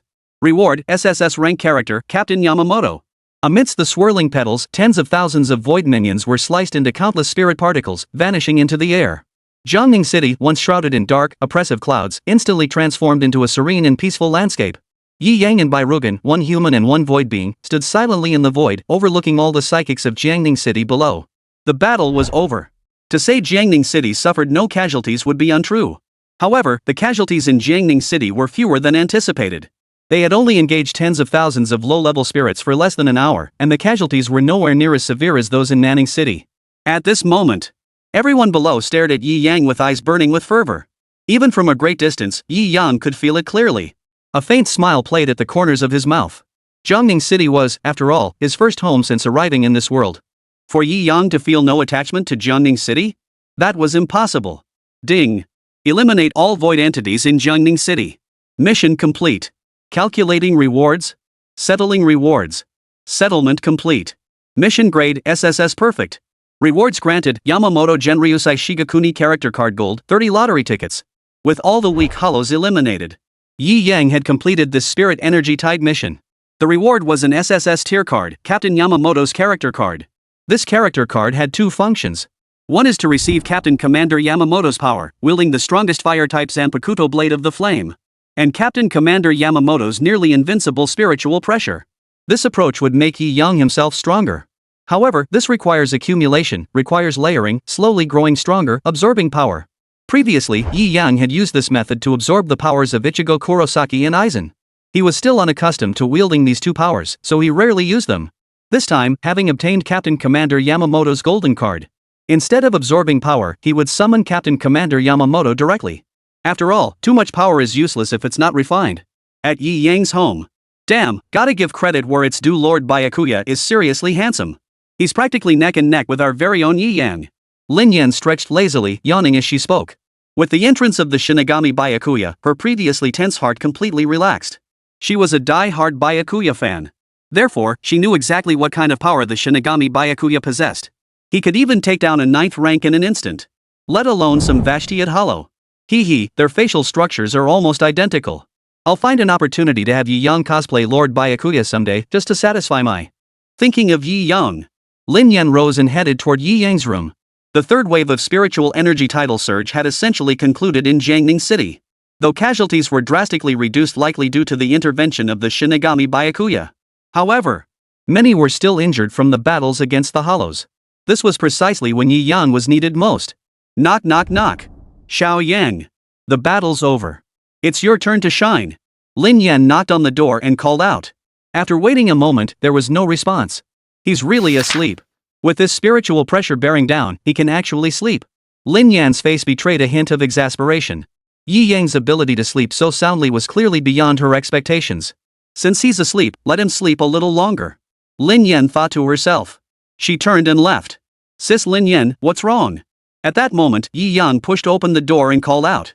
Lin Yan turned her head, filled with regret. You weren't woken up by me, were you, Xiao Yang? Oh, like that would wake me up. Yi Yang rubbed the back of his head and chuckled. He had just returned. The third wave of the psychic tide had ended, so he naturally returned. But the moment he returned, Lin Yan's knocking sounded at the door. Yi Yang quickly reverted his body from its death god form. Then he opened the door for Lin Yan. Xiao Yang, the war's over, but it's your turn to shine now. Lin Yan declared. Earlier, she'd been worried Yi Yang might act impulsively and rush off to confront the void. Now that the third wave of the psychic tide had passed, everything was fine. Little did she know, Yi Yang had already gone. First, he single-handedly slaughtered thousands of low-level void creatures. Then, at the central battlefield, he stood his ground and wiped out tens of thousands of void minions. It could be said that Yi Yang single-handedly shouldered the brunt of Jiangning City's psychic energy surge this time. While Jiangning City had sustained some damage, it was minimal and within acceptable limits. Alright, hold on a moment. The battle was over. At the central battlefield, everyone was now bustling with activity. The wounded were gathered together. Among them were the 8th tier psychic powerhouse, Long Xiaotian, and Tan Tan, who had just broken through to the 5th tier. Upon regaining consciousness, Tan Tan immediately asked Tan how about the situation. Upon hearing that Byakuya, the Grim Reaper, had entered the fray, he single-handedly turned the tide of battle. Tan Tan couldn't help but well up with tears once more. Jiangning City owes Lord Byakuya far too much. This man has always been protecting Jiangning City. Tan Tan's eyes filled with hot tears. Long Xiaotian lay beside him, lost in thought. As Bailgang and Yi Yan unleashed their power, he felt their spiritual pressure at close range. He felt the vast chasm between himself and those two. Byakuren and Bai Lu Gang were the heavens, he wasn't even worthy of being the earth. He sensed that against them, he might not even last a single move. The gap was simply too vast. So vast it made him question his very existence. Sigh. 8th rank, truly like a dog. He sighed. Years ago, a prophetess had visited the capital. She had prophesied that starting with the 3rd wave of the spirit energy tide, 8th tier spirit energy masters would be like dogs on the ground. They'd be everywhere. Not worth mentioning. At the time, Long Xiaotian didn't believe it. He thought being an 8th tier spirit energy master already put him near the top of the world. Little did he know, a trip to Jiangning City would change everything. He finally realized that holing up in the capital had made him nothing but a frog in a well. Chapter 205, After the Battle. The Reinforcements. Is this over? As Long Xiaotian stood there in a daze, 3 figures drifted down from the sky. It was the reinforcements, Tianyi, Nanfengqing, and Nanfengyu. All 3 had prepared themselves for a fight to the death. Yet upon arriving in Jiangning City, they discovered the entire city was methodically carrying out post-war operations. Locating Long Xiaotian's position, they now drifted slowly down from the sky. Long Xiaotian snapped back to reality. Yes, it's over. The process was a bit unexpected. Long Xiaotian, what happened in Jiangning City? That deathly, decaying spiritual pressure earlier, what was that all about? An aura of that magnitude was far beyond anything you could handle. Why does Jiangning City appear so peaceful now? What exactly happened? Nanfengqing stepped forward to ask. He absolutely refused to believe that with Long Xiaotian's abilities, he could possibly have slain a powerhouse possessing that level of spiritual pressure. A bitter smile curved the corners of Long Xiaotian's mouth. Yes. He truly lacked the power. The gap between them was too vast. So vast it made him question his very existence. You've already guessed part of it, haven't you? Long Xiaotian said indifferently. Ever since the Grim Reaper, Bai Zai, appeared in Jiangning City, the entire city had become utterly unique within the Dragon Nation. Everyone knew. Jiangning City had such a death god. A death god capable of turning the tide. So it's true, the death god Byakuya. The 3 revealed expressions of sudden understanding. Ever since witnessing the city's sudden stabilization, they had harbored this suspicion. With the death god also appearing in Jianghai City and Nanning City, they became even more certain that it must be the death god Byakuya. Yet, that hollow possessing such terrifying spiritual pressure showed no reaction whatsoever. In their minds, even if the Shinigami Byakuya had arrived, a fierce battle between the 2 sides would be inevitable. They believed it would be only natural for the heavens to shatter and the earth to split apart. Yet, upon reaching Jiangning City, they found only peaceful tranquility. This was completely at odds with what they had expected. At that moment, a thought simultaneously flashed through their minds. A hollow possessing such terrifying spiritual pressure had been instantly annihilated by the Shinigami Byakuya, as always. To the extent that the entire battlefield bore no trace whatsoever of their battle. This was utterly terrifying. Byakuya, terrifying. That terrifying spiritual pressure, he just wiped him out in an instant? Holy! Tianyi's eyes widened in disbelief and horror. Being naturally hot-headed, he blurted it out the moment he realized Byakuya had just obliterated that hollow with that terrifying spiritual pressure. Ha! Long Xiaotian stared at their expressions, momentarily stunned. Instantly defeated? What do you mean, wiped out? Then, it suddenly dawned on him. His lips twitched. Instantly defeated. How could it be over in an instant? That terrifying spiritual pressure, how could it just vanish in an instant? He was overthinking it. But then again, it made sense. Byakuya had been eliminating everyone instantly since he entered the fray. If it was him, it wouldn't be impossible. But this time, it wasn't an instant kill. This time, unless you witnessed the live broadcast yourself, no amount of mental gymnastics could have prepared you for this.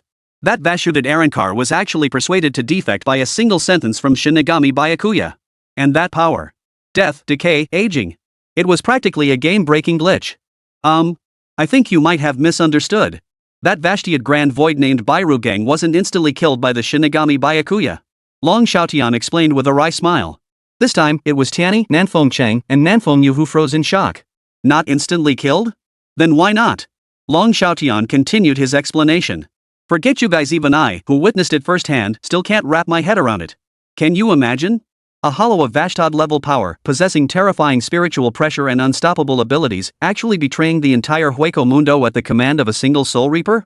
Long Xiaotian said with a bitter smile. Even now, recalling it made his head buzz. What? He betrayed Hueco Mundo because of a single sentence? Are you kidding me? The three of them shouted in unison, utterly incredulous. Such a thing was utterly unimaginable, completely impossible. And it happened to a Vashtad-level hollow. Do I look like I'm messing with you? Long Xiaotian looked utterly serious. And you can ask the others too. Long Xiaotian turned his gaze toward Tan Tan, who still had tears streaming down her face. The three men's gazes instantly turned toward Tan Tan. Under the simultaneous gaze of four big shots. Tan Tan's expression at that moment was one of immense pride. After all, the Grim Reaper, by Zai, hailed from their very own Jiangning city, a source of lifelong pride for the city. That's right, though I didn't witness the incident myself. But this is absolutely Lord Byakuya's style. He always brings us endless surprises, constantly leaving us speechless. From his relentless one-hit kills all the way to this moment, he's been creating miracles non-stop. Even if someone claimed he's the king of the entire Hueco Mundo right now, I'd believe it. Because he is Shinigami Byakuya. He is our Lord Byakuya. Tan Tan declared with utmost sincerity. He, however, seemed unconcerned about a Vashtad Arankar temporarily switching sides. Because this perfectly aligns with Byakuya Kurosaki's consistent style of action. The four stared at Tan Tan, whose face was now almost glowing, utterly bewildered. What's gotten into him? Has he fallen under the spell of the Shinigami Byakuya? Tan Hao beside him also wore a face aglow with light. Lord Byakuya is their light. Director. Yi Yang is here. A voice suddenly called out. Tan Tan's expression suddenly brightened. Finally, he's here. Chapter 206, Double Rainbow. Yi Yang arrives. A faint smile also curved the corners of Long Xiaotian's mouth. He could finally get out of bed. Though he didn't know how effective Yi Yang's healing would be, at least it could get him back on his feet. Quickly go fetch Yi Yang. Long Xiaotian urgently shouted. Long Xiaotian, is this Yi Yang some kind of big shot? Using the word please feels a bit subtle. Tianyi raised an eyebrow in question. For an 8th tier peak psychic to use the word invite, it was clear Yi Yang was no ordinary person. Long Xiaotian chuckled. He hadn't interacted much with Yi Yang, but he found this kid rather interesting. If it's just the name, you might not know him. But if I mention his abilities, you've definitely heard of him. Long Xiaotian said with a smile. His words only piqued Tianyi, Nanfeng Cheng, and Nanfeng Yu's curiosity even more. What kind of person? What kind of abilities? Absolutely heard of. What abilities, you ask? Long Xiaotian was about to speak.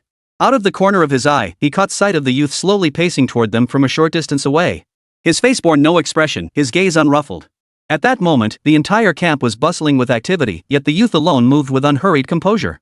He made his way through the bustling crowd, approaching them. Director Tan Tan, are you all right? Yi Yang asked first. Though he had treated Tan Tan himself, Yi Yang remained uncertain about the extent of his recovery.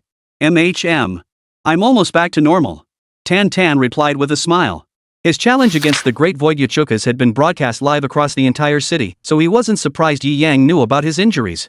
Go check on Dragon Lord. He's badly hurt. Got it. Yi Yang nodded. He headed toward Long Xiaotian. He knew exactly how bad Long Xiaotian's injuries were. Long Xiaotian had suffered not only physical damage but also a significant mental blow. After all, while only 3 minutes had passed outside a Woyus Hell arena, inside the arena, 3 entire days had elapsed. One man and one void entity had battled inside for 3 days and 3 nights. For the spirit, it might not have been much. But for a human, it was immense mental exhaustion. He approached Long Xiaotian. Young Master Long. Yi Yang didn't know his name, so he followed Tan Tan's lead in using the respectful title. Long Xiaotian waved his hand dismissively. Just call me Brother Long. Yi Yang, you need to treat me right away. Every inch of my body hurts constantly, I can't even sleep through the night anymore. Long Xiaotian urgently pleaded. His mental exhaustion had nearly reached its peak. Yet the physical wounds on his body relentlessly assaulted his mind. Thus, he was enduring immense torment. That was why he desperately needed Yi Yang's treatment right now. Yi Yang recognized his condition. He nodded. His gaze sharpened as a faint spiritual pressure slowly surged. A flash of green light instantly erupted from his palm, enveloping Long Xiaotian. Visible wounds on Long Xiaotian's body began healing rapidly. Max-level healing was incredibly potent. Though Yi Yang suppressed the power of his spiritual pressure, the wounds still healed remarkably fast. Tianyi, Nanfengcheng, and Nanfengyu, standing nearby, stared blankly at the green light emanating from Yi Yang's hand. Tianyi and Nanfengcheng quickly understood. So that's the national treasure level healer. No wonder. Why does Long Xiaotian value him so much? But he truly deserves every bit of that invitation from Long Xiaotian. Nanfengcheng remarked. Holy crap! Healing type. Nanfengyu exclaimed beside him. He had entered seclusion several years ago and had only recently emerged, nearly disconnected from the outside world. Yet he understood the importance of healing types and their status in the Dragon Nation. Holy crap, a healing type? National treasure material. This must be the second healing type to awaken in our Dragon Nation, right? Second uncle. What level is his healing ability? Should we try to recruit him? Nanfengyu inquired. Nanfengcheng shot his nephew a dismissive glance. If I told you, it might scare you to death. Scare me to death. Uncle, you're overthinking it. This genius here is, after all, an orange tier talent, a multicolored weapon type psionic. How could I possibly be scared to death? Then let me guess his talent and healing type level. Nanfengyu declared. He then began to ponder, chin resting on his hand. Judging by the rarity of healing talents, that woman who wears black stockings all the time must be an orange tier talent with a pink tier healing ability. That should be the pinnacle of healing abilities, right? And judging by your performance just now, Uncle Heir. This kid, he can't possibly be an orange tier talent, an orange tier healing psychic, can he? Holy crap, if that's true, it's a national treasure. Nanfengyu exclaimed in shock. The difficulty in awakening healing abilities was one thing, but the pinnacle of healing he knew of was the highest orange tier talent pink tier healing psychic energy. That alone was already national treasure level. Even pushing it further, it could only reach orange rank at most. At this moment, he realized he had shattered his own expectations. But he noticed a hint of playful amusement in Nanfengcheng's expression. Uncle, isn't it? Then, what rank did this kid awaken? Could it be a rainbow tier talent, an orange tier healing type psychic ability? No way. If that's the case, what a waste of such talent. A rainbow tier talent? Put that on anyone, and they'd easily become a powerhouse in their own right. Wasting it on a healer? That's just ridiculous. Nanfengyu exclaimed. His weapon spirit energy was rainbow tier, yet his innate talent was only orange tier. He harbored deep resentment toward that rainbow tier talent. Now, seeing a rainbow tier talent manifest in a healing type spirit energy user, he felt it was an utter waste of potential. Ha ha ha. Kid, you'd better stop guessing. This one possesses a dual rainbow grade talent, a rainbow grade healing spirit energy. He's someone you could never hope to match in this lifetime. Tianyi roared with laughter beside him. He was a brute. He couldn't care less about any of this. Chapter 207, Co-opting. The secret realm about to open. What? Dual rainbow. And it's a healing type. Nanfengyu's eyes nearly popped out of his head as he shouted in disbelief. He'd only been in seclusion for a few years. How could the world have changed so drastically upon his return? Dual rainbow colors, and a healing type at that. This was beyond his wildest dreams. And now, it was right before his eyes, manifesting in the form of a teenage boy. Cough cough. A national treasure. This truly qualifies as a national treasure. Seeing the disdainful expressions on his second uncle and Tianyi's faces, Nanfengyu snapped back to reality after a moment. His eyes gleamed brightly as he watched Yi Yang treating Long Xiaotian. Such a national treasure level figure not recruiting him would be an absolute waste. Over there. Yi Yang's spiritual pressure gradually flowed out, and Long Xiaotian's external wounds began to heal. However, the exhaustion of his spirit remained beyond repair. Even at the peak of his healing abilities, he was powerless against such profound mental exhaustion. Done. As the spiritual pressure receded, Long Xiaotian's external wounds were nearly fully healed. It's healed already? Long Xiaotian felt a sense of disbelief as he assessed his body. Indeed, aside from the spiritual wounds, he was nearly fully healed. The pain no longer radiated from his body. Holy! This multicolored healing ability is way too powerful. Long Xiaotian exclaimed. The injuries he'd sustained, even those from his advancement, hadn't been nearly as severe as this. Under normal circumstances, recuperating alone would have taken him months, perhaps even half a year. Yet Yi Yang had completely healed him in just over 10 minutes. This was nothing short of a miracle. Truly, the healing type lived up to its name, a national treasure, indeed. Such an ability was more precious than any 8th tier, or even 9th tier, psychic. Tianyi, Nanfengcheng, and Nanfengyu, watching nearby, were utterly speechless. They had anticipated the power of a dual 7-color healing type, but never imagined it could be this formidable. It's only been a few minutes. A critically injured patient had been completely healed. It was practically a game-breaking glitch. Their regard for Yi Yang instantly skyrocketed to a whole new level. Yi Yang paid no heed to their astonishment. Max level recovery wasn't something to trifle with. Combined with his super captain level spiritual pressure and the baptism of ascending to Spirit King, Yi Yang's healing abilities were unmatched in the entire Soul Society. I'll go check on the others, Yi Yang said indifferently. His official title was Captain of the Healing Corps at the Jiangning Spiritual Pressure Research Branch. He earned tens of millions in salary each month. Now that the war had ended, he naturally had to contribute his share, otherwise, he'd feel ashamed to keep that salary. The purpose of this mission was to treat the wounded from this conflict. Hold on, Yi Yang, I'll only take a few minutes of your time, Long Xiaotian said solemnly. Yi Yang turned his head. You lot, come over here too. Long Xiaotian beckoned Tiani, Nanfengqing, Nanfengyu, and Tan Tan over. Once everyone had gathered, Long Xiaotian's expression grew grave. After the second wave of the spiritual energy tide, what emerged? I believe everyone is already aware of it. Long Xiaotian spoke, and Yi Yang froze in surprise. After the second wave of spiritual energy tides, space-time turbulence erupted, subsequently opening the secret realm. That secret realm had since been transformed by Yi Yang into the Soul Society, and even the Siriitii had been constructed. He was well aware of this. The others understood as well. Except, what the hell? Dragon Lord? Nanfengyu demanded. He'd been in seclusion for years and hadn't emerged even after the second wave of spiritual energy surged. So he knew nothing about it. Ha! Long Xiaotian froze for a moment. He glared at Nanfengyu with a sour expression. He hadn't expected an answer to that question in the first place. The secret realm's opening was common knowledge. Claiming ignorance now, what else could it be but looking for trouble? Long Xiaotian, it's like this. My nephew just emerged from seclusion. He hasn't experienced the second wave of the spiritual energy tide, so he genuinely didn't know. No offense intended. Nanfengqing hurriedly tried to smooth things over. Upon hearing this, Long Xiaotian gave Nanfengyu a flat glance. Then he continued. The second wave of the spirit energy tide. Due to that mortal Shinfan, a hollow realm launched a full-scale assault on Jiangning City. Therefore, the secret realm that opened after the spirit energy tide was in Jiangning City. That's a fact set in stone. And according to classical records, after the third wave of the spirit energy tide, another secret realm will also open. Subsequent spatial turbulence will randomly activate in a city based on the intensity of the black cavity's opening. This time, Jiangning City received special treatment from the Void Circle, which dispatched two vast void beings of the vaster level. Which means, after the third wave of the spiritual energy tide, the spatial turbulence will most likely still open in Jiangning City. And this secret realm, compared to the last one, seems even more mysterious and terrifying. Within the secret realm, there will be at least dozens, perhaps even hundreds of 9th-tier lords, and there might even be lords surpassing the 9th tier. Such a secret realm's allure, I doubt anyone across the entire Blue Star could resist its pull. When that time comes, it won't just be all of Dragon Nation flooding into Jiangning City. It's highly likely every psionicist on the entire Blue Star will converge upon Jiangning City. With Jiangning City teeming with such a motley crowd, and psionics from other nations gathering once more, who knows what unforeseen incidents might erupt? Long Xiaotian spoke with grave concern. Previously, his concern had been how to defend Jiangning City against two vast grand void beings. Now, Jiangning City had been secured. Now, the focus shifted to the impending spatial turbulence and the opening of the secret realm. It could be said. The secret realm following the third wave of the spirit energy tide was both a catastrophe and an immense opportunity.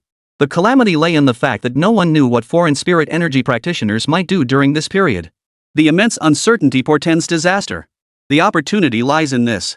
This city could transform overnight into a metropolis rivaling or even surpassing the capital. After all, the secret realm is the ultimate resource of this era. If Jiangning City secures this resource, surpassing the capital city is absolutely a foregone conclusion. But retaining the key to unlocking the secret realm? Is nothing short of climbing to the heavens. Never mind the secret realm lord who might surpass the 9th tier. Even the 100 or so 9th tier secret realm leaders are far beyond the reach of this small Jiangning City. Tan Tan understood this truth better than anyone. Opportunity. But for Jiangning City, it was too elusive to grasp. At this moment, his expression grew incredibly grave. Last time in the secret realm, he dared only bring his men along to scrape up some experience on the sidelines. This time around, it wouldn't be much different. Upon hearing that another secret realm might open in Jiangning City, Yi Yang couldn't help but raise an eyebrow. The last secret realm had transformed into the Soul Realm. A secret realm could be considered a miniature world in its own right. This time, the secret realm might even contain over 100 9th tier leaders, or even lords surpassing the 9th tier. One could only imagine just how vast this realm truly was. So, Long Xiaotian, what do you mean? What do you think? Tianyi and Nanfengqing clearly understood the implications. They asked in unison. Long Xiaotian's expression grew grave. He stared intently at Tianyi and Nanfengqing. It's simple. Leave the secret realm key in Jiangning. Leave it in the Dragon Kingdom. Tianyi and Nanfengqing froze simultaneously. Leaving it in the Dragon Nation, that was something every spiritual energy user in their nation ought to do. But leaving it in Jiangning City. Both of them fell deep in thought. They couldn't grasp the underlying meaning. Long Xiaotian smiled and began to explain. Jiangning City, though it appears to be an incredibly small city now, but I believe the Grim Reaper, Bai Zai, has countless connections to this very city of Jiangning. And precisely because of these intricate connections, Jiangning City is destined to soar to new heights in the future. Who knows? It might even surpass the capital and become the largest city in the Dragon Nation. Therefore, I believe we should secure the secret realm key for Jiangning City. Long Xiaotian spoke with growing fervor, his heart swelling with excitement. Tianyi and Nan Fengqing fell silent for a moment. Nan Fengqing shook his head. Long Xiaotian, I think you're overthinking this. How could we, mere 8th tier spirit energy users, possibly defeat a 9th tier leader, let alone slay a lord surpassing 9th tier to seize the key? You must be dreaming. Though he agreed with Long Xiaotian's perspective, the idea of them, a handful of 8th tier spirit energy masters, attempting to slay a lord surpassing 9th tier to seize the secret realm's key. This was clearly an impossible feat. Of course I know that. Long Xiaotian nodded. He understood perfectly well that an 8th tier powerhouse couldn't possibly take on a 9th tier, let alone a lord surpassing 9th tier. But don't forget what matters most in the secret realm. It's the trials. Within the secret realm, slaying monsters allows you to absorb their spiritual pressure for leveling up. This works not only for lower tier spirit users, but also for us high tier spirit users. Once we enter the secret realm and slay countless monsters, our collective strength will undoubtedly surge. And I am confident that within the secret realm, I will gain immense power, ascend to the 9th tier, and even surpass it. You will all surely ascend to the 9th tier too. And most crucially, we have a prodigy with dual 7-color healing abilities. Let him grow rapidly within the secret realm, he will undoubtedly become the best support. As he spoke, Long Xiaotian turned his gaze toward Yi Yang. Yi Yang, regarding the upcoming secret realm. I imagine you're interested too. Rest assured, we'll guarantee your safety and ensure your spiritual pressure ranks rise rapidly. Long Xiaotian said with a smile. He was doing all this for Jiangning City. As a native of Jiangning City, Yi Yang naturally wouldn't refuse. He nodded in agreement. Then Long Xiaotian continued. We'll join forces to confront the secret realm's ruler. Then, will you still think we have no chance? Long Xiaotian grinned widely. His face bore an extremely confident smile. Tianyi and Nan Fengqing stared at his confident grin, both momentarily stunned. Only then did they recall who Long Xiaotian truly was. Long Xiaotian was the prodigy who had risen like a comet in recent times. In just 5 years of cultivation, he had ascended from the 3rd tier to the pinnacle of the 8th tier in a mere 3 years. He had skipped 5 tiers entirely. He was simply the most gifted practitioner in recorded history. His life story reads like that of a protagonist in a novel. If it were him, he might just surpass the 9th tier in the secret realm and seize the Lord's Key. And most crucially, if they were to join forces next. There's also the ultimate healer, Yi Yang. Even at his current low tier, Yi Yang already possesses such formidable healing power. If his rank increases, he might even gain the ability to regenerate severed limbs in the future. A gleam of determination flashed in both their eyes. After a moment of contemplation, they exchanged a knowing glance. All right. I think your idea is feasible. We're in. By joining, they wouldn't only aid the Dragon Nation but also earn Yi Yang's favor. They were naturally more than willing. Seeing their agreement, Long Xiaotian grinned with satisfaction. By doing this, he not only aided Jiangning City but also himself. If he returned to the capital and joined the imperial forces to explore the secret realm, under the control of a group of 9th tier psychics, he might never rise above his station in life. But if he could forge his own power and led the exploration of the secret realm himself, then everything that happened from that point onward would become uncertain. And the strongest among this force must not surpass him in power. In other words, their team only needed 8th tier psychics, no 9th tier needed. This approach carried risks, but it offered everyone a chance to rise. Tan Tan, standing nearby, was still reeling from the shock. What just happened? He had already planned that if the secret realm opened in Jiangning City next, he would lead everyone to continue hunting in the surrounding areas within the realm. Just to level up a bit. Yet now, Long Xiaotian had unexpectedly invited 2 8th tier spirit energy masters to join them. He even planned to help them seize the Lord's Key for Jiangning City. This was utterly beyond comprehension. Chapter 208, the squad leader issues the mission personally. The third wave of the psychic tide across the entire Blue Star had ended. People began discussing which city suffered casualties, how devastating the losses were. A Vashtiad-level Great Void being had finally reached the threshold of a Captain-level Great Void. 8th tier psychic powerhouses could only barely hold their ground. Absolute power alone could not secure victory.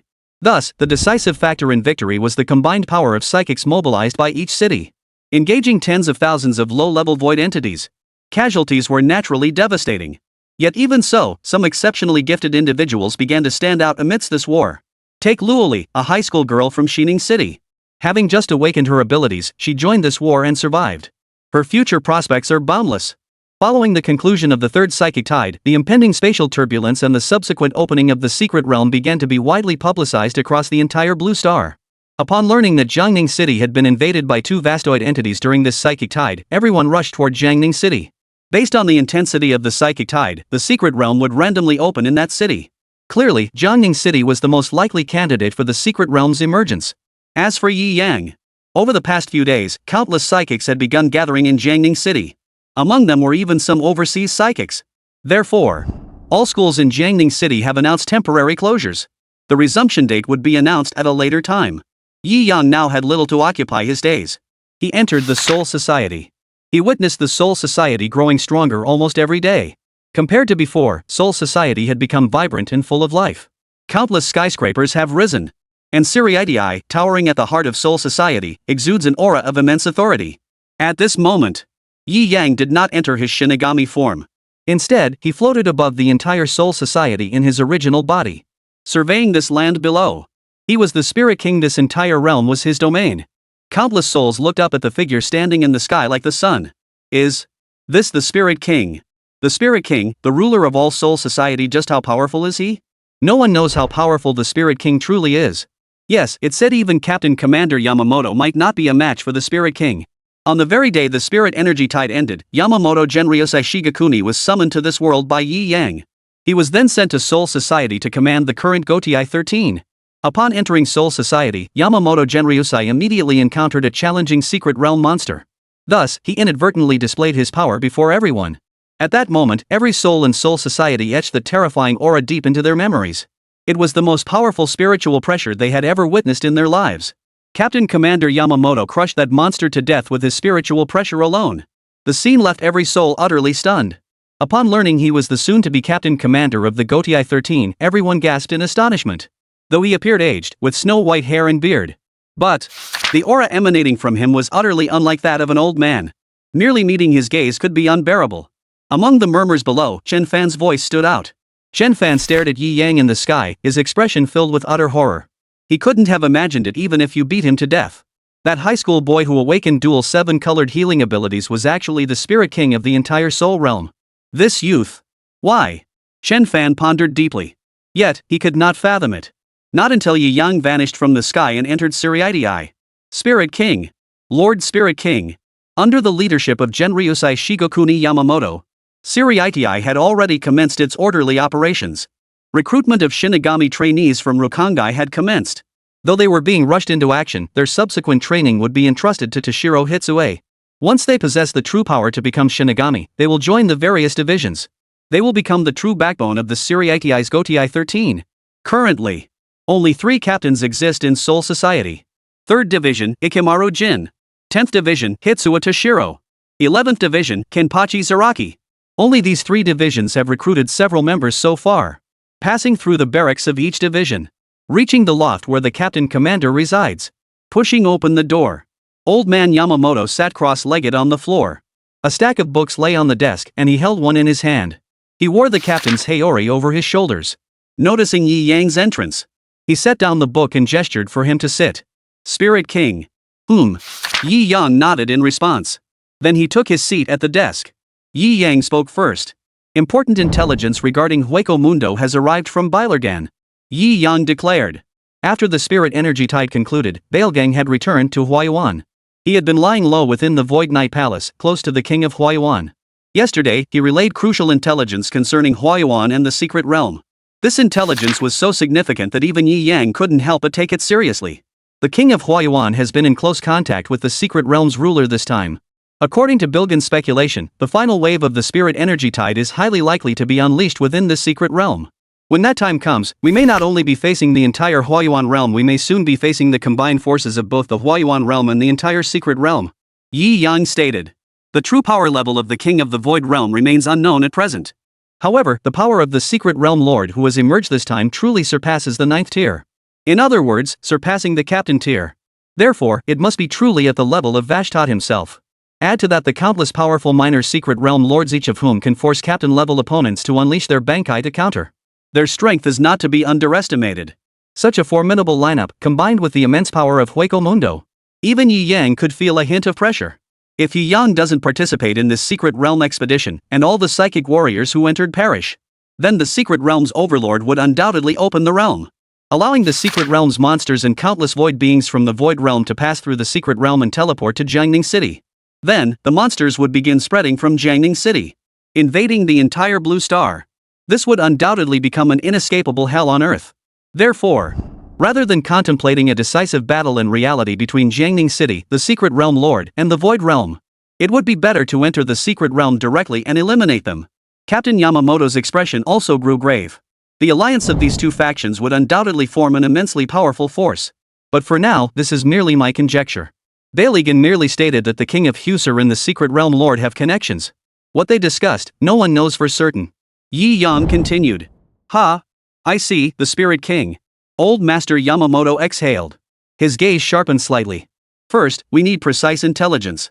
Based on their combat strength, we must adjust our personnel. And most crucially, we still need you, Spirit King, to continue expanding the captain ranks. Currently, only 3 captains hold their posts. I must say, this is the weakest lineup I've commanded since taking charge of the 13 court guard squads. Moreover, since the final battle will take place within the secret realm, then we require someone within the secret realm to open the portal to the Soul Society. This requires a Shinigami to be present. Yamamoto Genryusi outlined the countermeasures. Yi Yang nodded. Indeed. Currently, there was no accurate intelligence. Not only were the forces within Hueco Mundo vague, but even the power within the secret realm remained largely unknown to them. They only knew there were over 100 quasi-captain level minor bosses and 1 secret realm lord who might surpass captain level power. Even so, it was already terrifying enough. On our side, aside from Captain Commander Yamamoto Genryusai, there are only 3 captains. Counting myself, that makes 4 at most. This was nowhere near enough. Therefore, he still needed to continue taking missions and collecting lottery tickets. He hoped to draw 1 or 2 more captains through sheer luck. Fortunately, the previous psychic tide had ended. He received 30 lottery tickets as a reward, plus those earned from performing soul burials.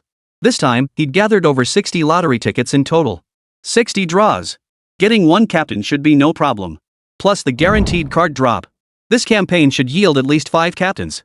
Captain level power? No worries on my end. I'll be bringing 2 to 3 captains into Soul Society one after another. But now, who will accompany me into the secret realm to open the passage between it and Soul Society? Yi Yang asked. Originally, Yi Yang thought the best candidate was Fuyuki. But this time, Dong Shilang needs to train his troops in Soul Society. That plan was out.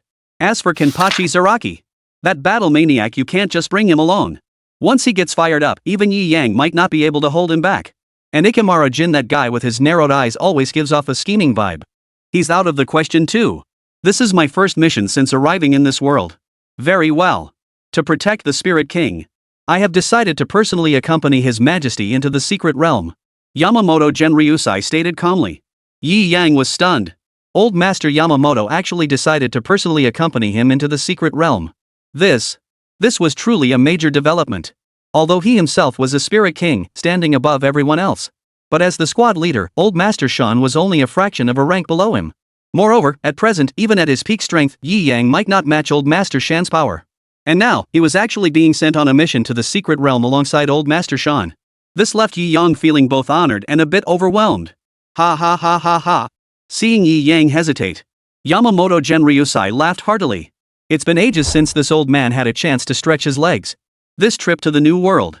Not only to experience the power of this world, but also to give this old man a chance to stretch my legs. Yamamoto Genryusai chuckled. Seeing his resolve, Yi Yang. He didn't beat around the bush. Very well.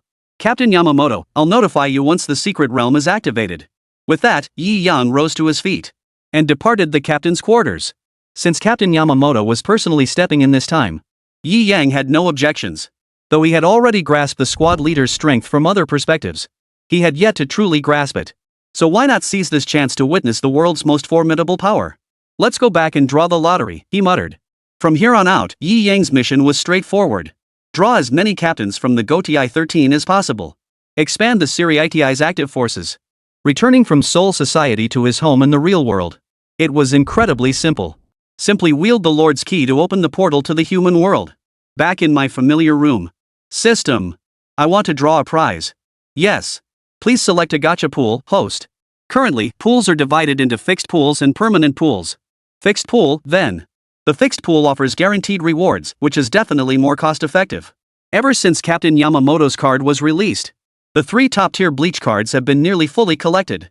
So Yi Yang swapped the guaranteed card in the fixed pool for Urahara Kisuke. After all, Manager Urahara is arguably the most functional character below the ceiling tier. Not only is he incredibly powerful, but also a master of all kinds of research and development methods. Let the draw begin. Yi Yang silently commanded. Yes. The system's mechanical voice echoed. Swish, swish, swish. 10 cards instantly materialized out of thin air, hovering mid-air. After spinning 1.5 rotations, they settled before Yi Yang. Yi Yang activated them one by one. Chapter 209, Jingyue Chunchue and Manager Urahara. First 10 card pull. As usual, 8 useless figures. These figures are merely for the sake of collecting. The slightly better ones might add some style points. I tossed all 8 straight into storage. The other 2 cards yielded a Zanpakuto enhancement card and a Spirit Pressure quality boost card. Not bad at all. Both are items that can enhance Yi Yang's strength.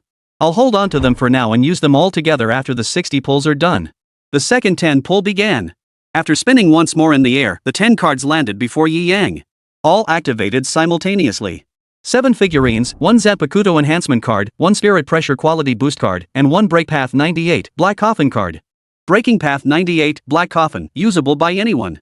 Upon use, unleashes the max level Breaking Path 98 Black Coffin. This card made Yi Yang raise an eyebrow. This was the first time the system had ever issued such a card. Typically, when this type of card appeared, the probability of unlocking similar cards afterward increased. The drop rate for them would increase. This card was also the first one usable by anyone, regardless of identity. Meaning, even if this card were placed in Su Yunyun's hands, she could use it. If such cards could be distributed wholesale, Yi Yang could make everyone a max-level, path-breaking Grim Reaper. That's incredibly powerful. Not bad. He'll stash this card away for now. Later, I can bring it to Soul Society and give it to Old Man Yamamoto. Have him give one to each member. Show off. Keep going. 10 consecutive draws, let's go. Swish, swish, swish. The cards flew one by one toward Yi Yang. No hesitation, opened them right away. Out of 10, 6 were figurine cards. 2 Broken Path cards, 1 Zanpakuto enhancement card, and 1 Spirit Pressure quality boost card. The 2 Zanpakuto release cards were Breaking Path number 4, White Lightning, usable by anyone. Upon activation, unleashes 1 full power Breaking Path number 4, White Lightning. Breaking Path 33, Azure Firefall, usable by anyone. Upon use, unleashes 1 full power Breaking Path 33, Azure Firefall. Both cards are pretty decent. Though not as powerful as the Black Coffin, their might is absolutely not to be underestimated. Stored directly into the storage space. Continue. 10 card draw. Swish, swish, swish. 1 card after another flipped open. Swish. A burst of rainbow light instantly obscured Yi Yang's vision. It's a hit. During the 40th consecutive draw, he finally pulled a captain level card. Staring into the blinding light, Yi Yang looked toward the card. Captain of the 8th Division Kayaraka Shunsui summoning card, upon use, summons Kayaraka Shunsui. Recognizing the captain, Yi Yang's expression lit up with delight. Kayaraka Shunsui. This was undoubtedly a Soul Reaper whose seniority was second only to Grand Master Sunban and Captain Unohana. He and Yukitake were both disciples of Old Man Yamamoto. When they joined forces, they could even stand against Old Man Yamamoto. One could only imagine just how formidable his strength truly was. In the later chapters of Bleach, Grandpa Yamamoto falls in battle. Kayaraka Shunsui took up the mantle, becoming the new captain commander of the Gotei 13. This alone speaks volumes about the sheer magnitude of his power. With another powerful captain-level figure joining the fray, Yi Yang now has, with absolute confidence, directly materializing the card. Summon. As the card dissipated, a faint aura of spiritual pressure rose from within the room. A portal opened out of nowhere in a corner of the space. A figure slowly emerged from within. Brown, slightly wavy hair tied in a ponytail, adorned with 2 ornate hairpins. Still clad in the Shinigami uniform. The Shinigami uniform, the captain's Heir yet Kayaraka Shunsui had his own distinctive style. Over it, he wore a pink Heir coat embroidered with intricate patterns. A straw hat sat atop his head, and a light stubble graced his jawline. It was Kayaraka Shunsui. At that moment, a figure emerged from the doorway, leaning lazily against a Zanpakuto at their waist. Yo! Spirit King. His personality was inherently frivolous and lazy. He'd always treated Old Man Yamamoto with this same attitude. Though he appeared lazy once focused, his mind became exceptionally sharp, understanding human nature better than anyone. Especially in battle, he unleashed power beyond compare. Yi Yang understood Kayaraka Shuansue's character. Therefore, he showed no sign of displeasure at his current attitude. He merely gave a faint nod. Siriiti is currently thriving and flourishing. I hope you can assist Captain Commander Yamamoto in building up Soul Society in Siriiti properly. Yi Yang stated. Siriiti was currently short-staffed, but Kayaraka Shuansue's personality was just that. To prevent him from slacking off, Yi Yang could only offer a few personal reminders. As for whether he'd prove useful, that depended entirely on how old man Yamamoto chose to deploy him later. Yi Yang is the Soul King. His duty is to govern the entire Soul Society. Captain Commander Yamamoto oversees the entire Siriiti. And Captain Commander Kayaraka Shunsui, as a captain, manages his own squadron. Goryo. Goryo, I understand. Spirit King. Kayaraka Shunsui replied with a lazy air. His expression made it clear that the previous words had gone in one ear and out the other. Yi Yang didn't mind. Get ready. We're entering Soul Society.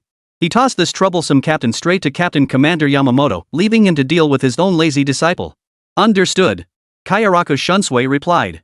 Then, he drew his Zanpakuto and made a light slash. A portal opened. This time, it was a gateway to the Soul Society. Kayaraka Shunsui stepped through it, entering the Soul Society.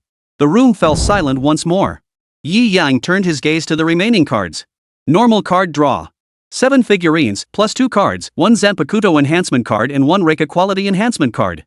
He continued without hesitation. Swish, swish, swish. Another 10 card pull. Flip them open. This time, luck was on my side.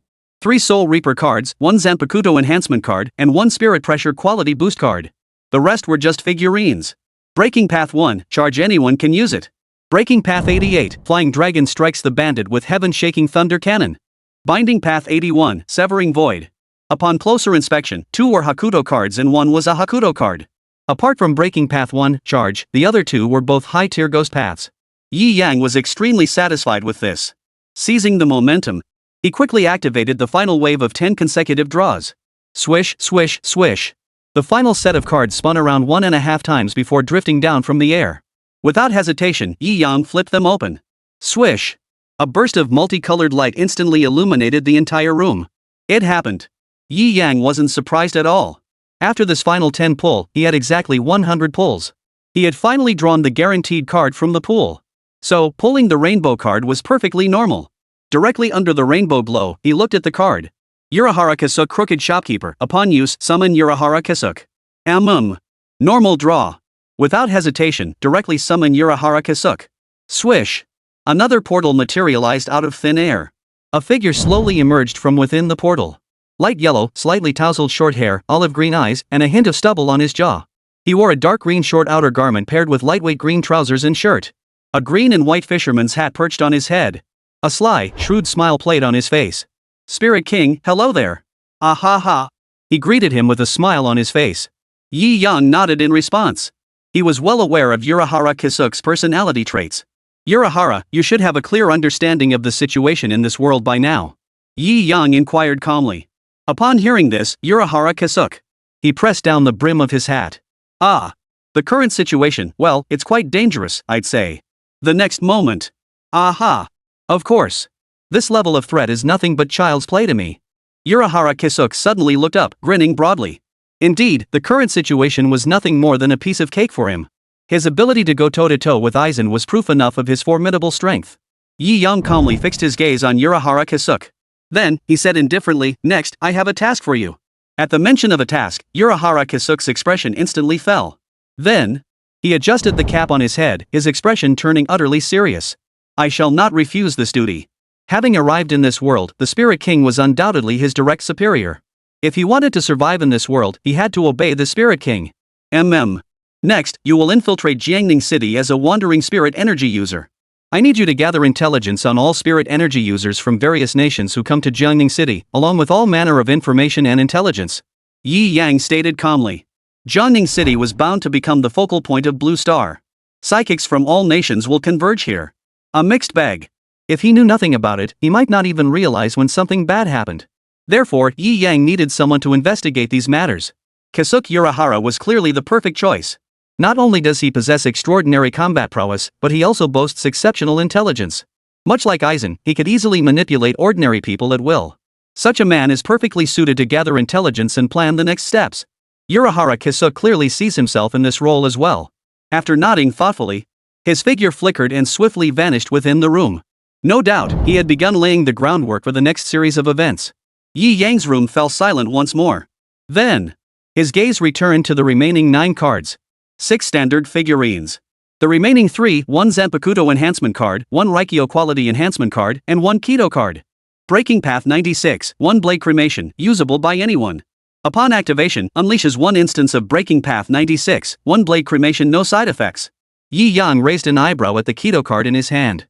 The power of that 1 Blade Cremation was truly formidable when old man Yamamoto wielded it. It was originally classified as a forbidden technique. A forbidden technique requiring a charred corpse as a catalyst, the 96th sacrificial breach. When old man Yamamoto unleashed it, the effect was absolutely devastating. If this card were handed to old man Yamamoto, it would be like handing him a damn life. Damn powerful. He nodded in satisfaction. He tucked the card away. Then, he entered the Death God transformation. Next up, self-improvement. 6 draws. 6 Sanpakuto enhancement cards and 6 Reika quality boost cards appeared. With these 6 cards, Yi Yang's power won't just multiply by 6, it'll be far more than that. His previous Senbon Zakura was already at +5. Now, with these 6 enhancement cards applied, it instantly reached +11. Shurkai boost, 16 times. Bankai amplification, 21 times. Senbon Zakura began to grow increasingly monstrous. Its Shurkai surpassed even its Bankai in power. That's just standard for old man Yamamoto. Yamamoto's Shurkai clearly packs Bankai level power. As for Bankai, well, needless to say, it's world-ending. Yi Yang is steadily approaching the pinnacle of Shinigami power. This is just the first step. Swish. Swish. Swish. He unleashed all 6 cards upon Senbon Zakura in an instant. Instantly, the enhanced 1000 cherry blossoms radiated an eerily beautiful pink glow. Like a demonic blade. It trembled with excitement. After the enhancement was complete, holding the Senbon Zakura in my hands, I couldn't tear my eyes away from it. Then, I used up all 6 spirit pressure enhancement cards. The instant they were used, Yi Yang felt the captain-level spiritual pressure emanating from his body grow incredibly dense. The ceiling of a Shinigami Yi Yang was drawing ever closer. Chapter 210, No disturbances allowed within the hall. Over the next few days, Jiangning City became a gathering place for the world's winds and clouds. A relentless torrent of people poured into Jiangning City like an endless vortex. This spectacle was even more extraordinary than when the secret realm last opened. The entire world was converging on Jiangning City. In just 2 days, the streets and alleys of Jiangning City were packed to the brim. They came from every corner of the Dragon Nation and from overseas. Blonde psychics from the United States, psychics clad in ninja attire from the land of the rising sun. Countless in number. They had all come for the secret realm. Not only to enter the secret realm for training, but also to slay the realm's lord and seize the lord's key. The entire city of Jiangning was bustling with excitement. Psychics from all nations gathered together. And in Jiangning City, over the past 2 days, one tavern has been bustling with business. It had become the favorite gathering spot for all spirit energy users. The proprietor is a middle-aged man who appears somewhat lazy. Stubble graced his chin. Brown, slightly curly hair. Spiritualists from all corners of the overseas territories, when they have nothing else to do, basically gather here. They chat about the hottest topics of the moment. For instance, the death god currently causing the biggest stir in the Dragon Kingdom. Some psychics from overseas dismiss these so-called saviors appearing in Jiangning City. They boasted one after another, demanding to see this so-called divine death god Byakuya for themselves. Ha ha ha ha. Death god Byakuya. The savior? Is this the figure the people of Dragon Nation are pinning their hopes on? That's absolutely hilarious. Such an utterly unrestrained laugh echoed through the tavern. The laughter was arrogant and loud, audible even to those outside the tavern. His name was John Zioris, a psychic who had just ascended to the 9th rank. He was supremely confident in his power. Since reaching the 9th tier, his confidence had skyrocketed. He believed himself nearly invincible, save for those standing at the pinnacle of the world. Upon entering Jiangning City, rumors of the Grim Reaper Byakuya were practically everywhere. Almost everywhere, one could hear praise for the Grim Reaper Byakuya. This city had practically deified this so-called White Zai, the Grim Reaper. He scoffed at it all. There were only a handful of true powerhouses standing at the pinnacle of the world. He had never heard of this so-called death god Byakuya. That's precisely why he dismissed him. He regarded him as nothing more than a clown. Now, after settling into this little tavern, he began to mock that so-called death god Byakuya with great relish. And almost all the overseas psychics present weren't particularly surprised by this. These past few days, the tavern has often echoed with such derisive laughter. They were mostly high-level psychics, and whenever they heard about how the Grim Reaper Byakuya, well, whatever, they just scoff at him. They all share John Zeola's view, believing it's just the people of the Dragon Kingdom deifying the Grim Reaper Byakuya. They always brag loudly. If they ever faced the Grim Reaper Byakuya, they'd make him understand what true power really is. This tavern has practically become a gathering spot for psychics from overseas. However, psychics from other regions of the Dragon Kingdom would also come here to gather intelligence. At that moment, amidst the roaring laughter filling the room, a young man with short black hair and black-rimmed glasses wore a face twisted with rage. Gritting his teeth, his eyes nearly blazing with fury. As a psychic from Dragon Nation, he held profound admiration for all that the Grim Reaper Byakuya had accomplished in Jiangning City. Yet now, he heard someone openly disparaging the Grim Reaper by Zai. He was instantly enraged. Smack! A heavy slap echoed across the table. Shut your mouth. Lord Byakuya is not someone like you, a worthless piece of trash, can speak of. And you lowly nobody, don't even have the right to stand before Lord Byakuya and confront him.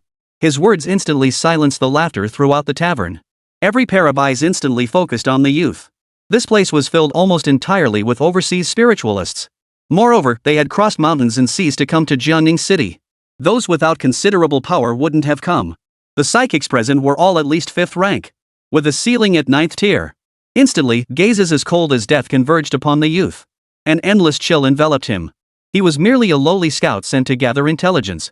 His psychic power level was naturally low, only 3rd tier. Now facing a group of overseas psychics who were at least 5th tier, cold sweat instantly broke out from the pit of his stomach. He regretted his rashness just now.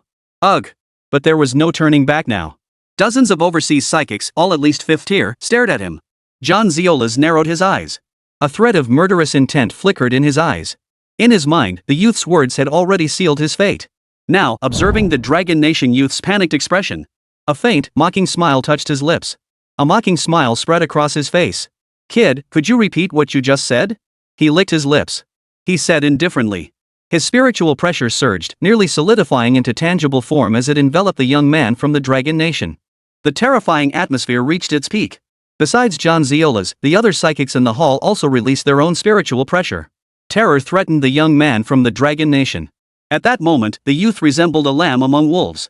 He appeared isolated and helpless. And these wolves were now amused by the thought of toying with him. The atmosphere of dread reached its peak. The heavy spiritual pressure relentlessly bore down upon the youth.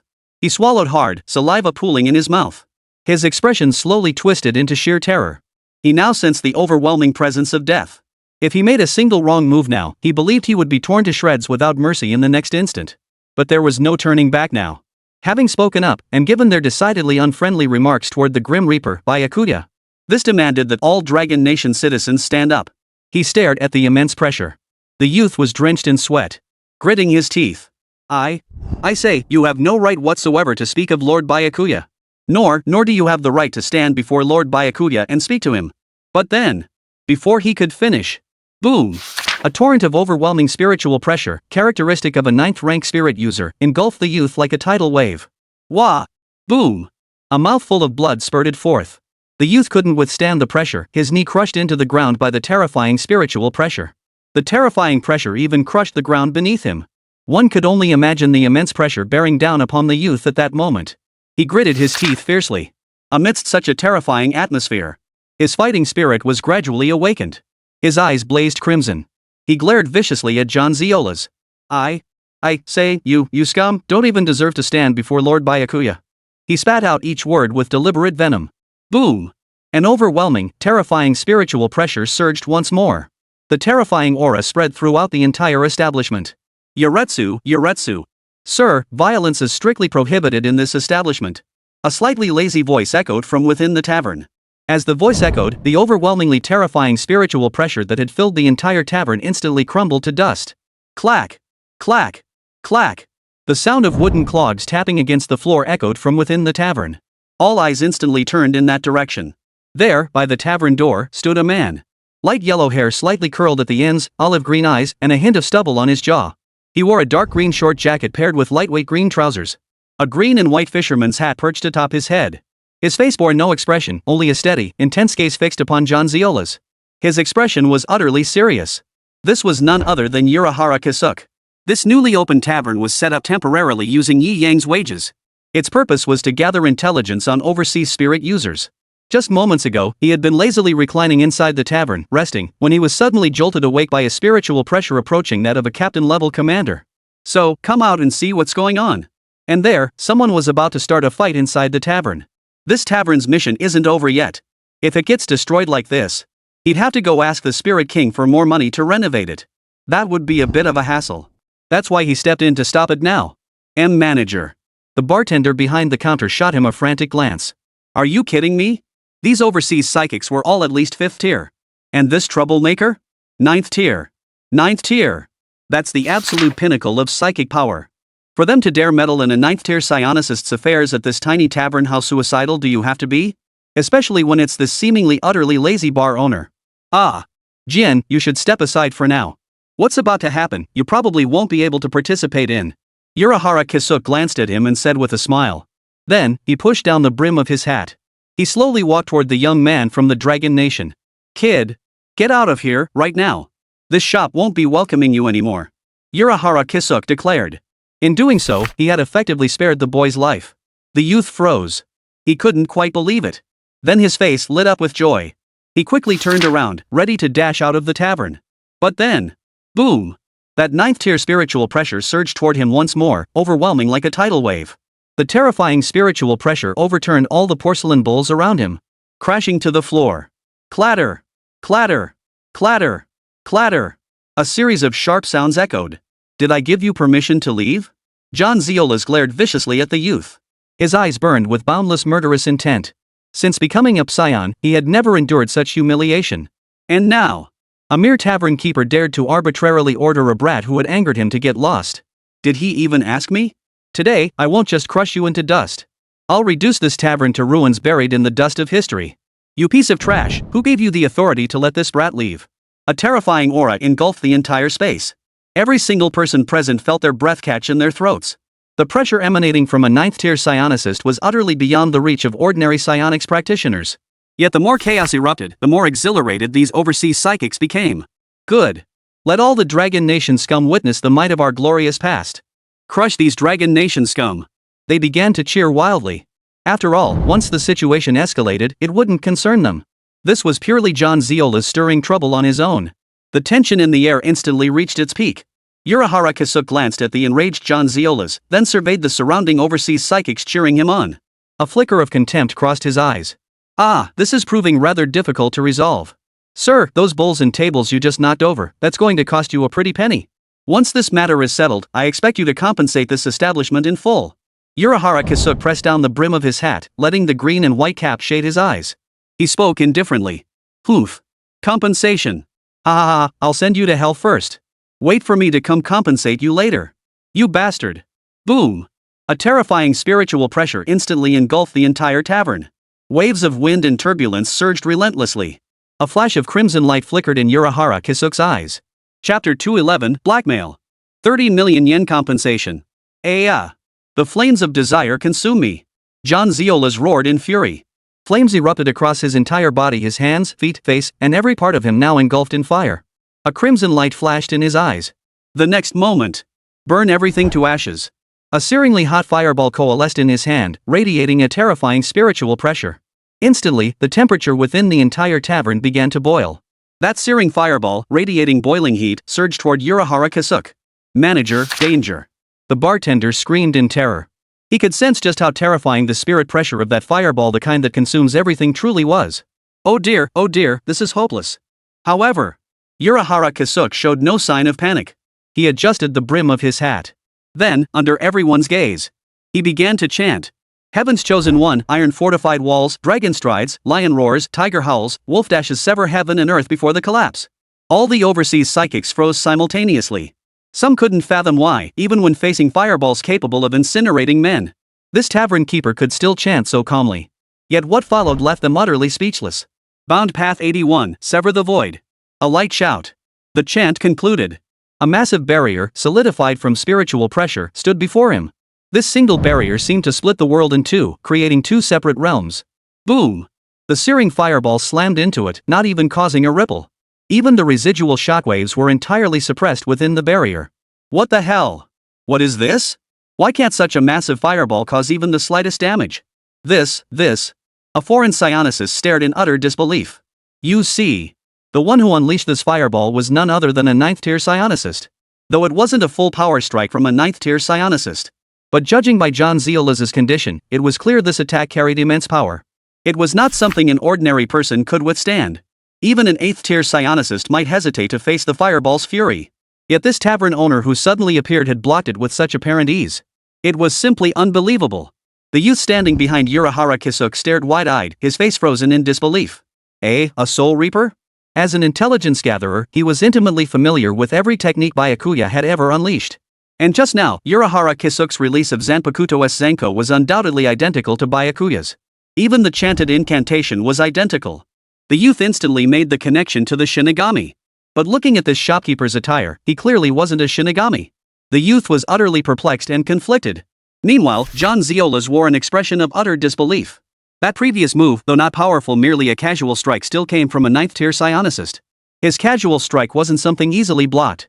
Even an 8th-tier psionicist would have to step aside to avoid the brunt of it. Yet it had been casually parried by this tavern owner who'd suddenly appeared before him. What the hell was going on? He stared at Urahara Kisuke in disbelief. Then, he gritted his teeth. Since ordinary moves were useless, he'd have to bring out something more powerful. He steeled his resolve. John Zeolas's expression hardened as his spiritual pressure surged violently throughout his body. The flames burning upon his body grew more turbulent and surging. What he was about to unleash now was no longer the small fireballs of before. Flame burst. Terrifying spiritual pressure engulfed the entire tavern. A spine-chilling aura spread relentlessly. Urahara Kisuke watched John Zeolas prepare his ultimate move, his expression turning slightly serious. Oh dear, I can't let you wreck this place. This is such a headache. With that, he began to chant. Thunder's chariot, Spindle's gap, after despair, light clusters gather and split into 6. Bound path 61, 6-pillar light prison. Swish. Swish. Swish. 6 beams of light instantly surged toward John Zeolas from 6 directions simultaneously. Crackle, crackle, crackle, crackle, crackle, crackle. The sound of the 6 beams piercing his body echoed simultaneously. In an instant, John Zeolas's body was bound in place by all 6 beams simultaneously. Just how powerful was the 6-pillar light prison unleashed by Kisuke Urahara at full strength? It had nearly trapped Aizen. It could be said that Urahara Kisuke's talent for Kido was in no way inferior to anyone at the pinnacle level. At this moment, it was unleashed in full force. John Zeolas was pinned dead to the spot. No matter how he struggled, he couldn't break free. John Zeolas's face flushed crimson.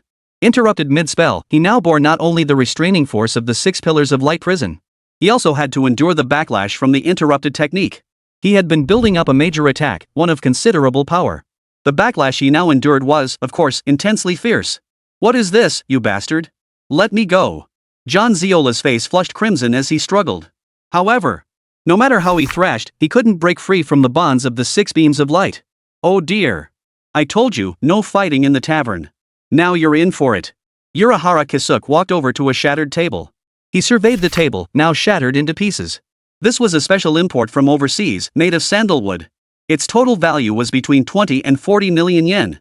What? 40 million? The surrounding overseas psychics were all stunned. What kind of table costs 40 million? And when they used it just now, they didn't feel anything special at all. This is extortion. But then, seeing John Zeolas, who was now unable to move. And then at the shattered remains of the table on the floor. They decided John Zeolas had better just pay up. He must have kicked something he shouldn't have. This shopkeeper was no ordinary character. Ah, what a pity. Alright, I'll cut you a deal. This wooden table will cost you 20 million. Plus all the other broken items that comes to roughly 30 million yuan. Chapter 212, The Golden Age of Jiangning City. Pu Yuan Shiju looked utterly regretful. Then, with a beaming smile, he walked up to John Zeolas. He leaned in close, his face twisted into a teasing grin.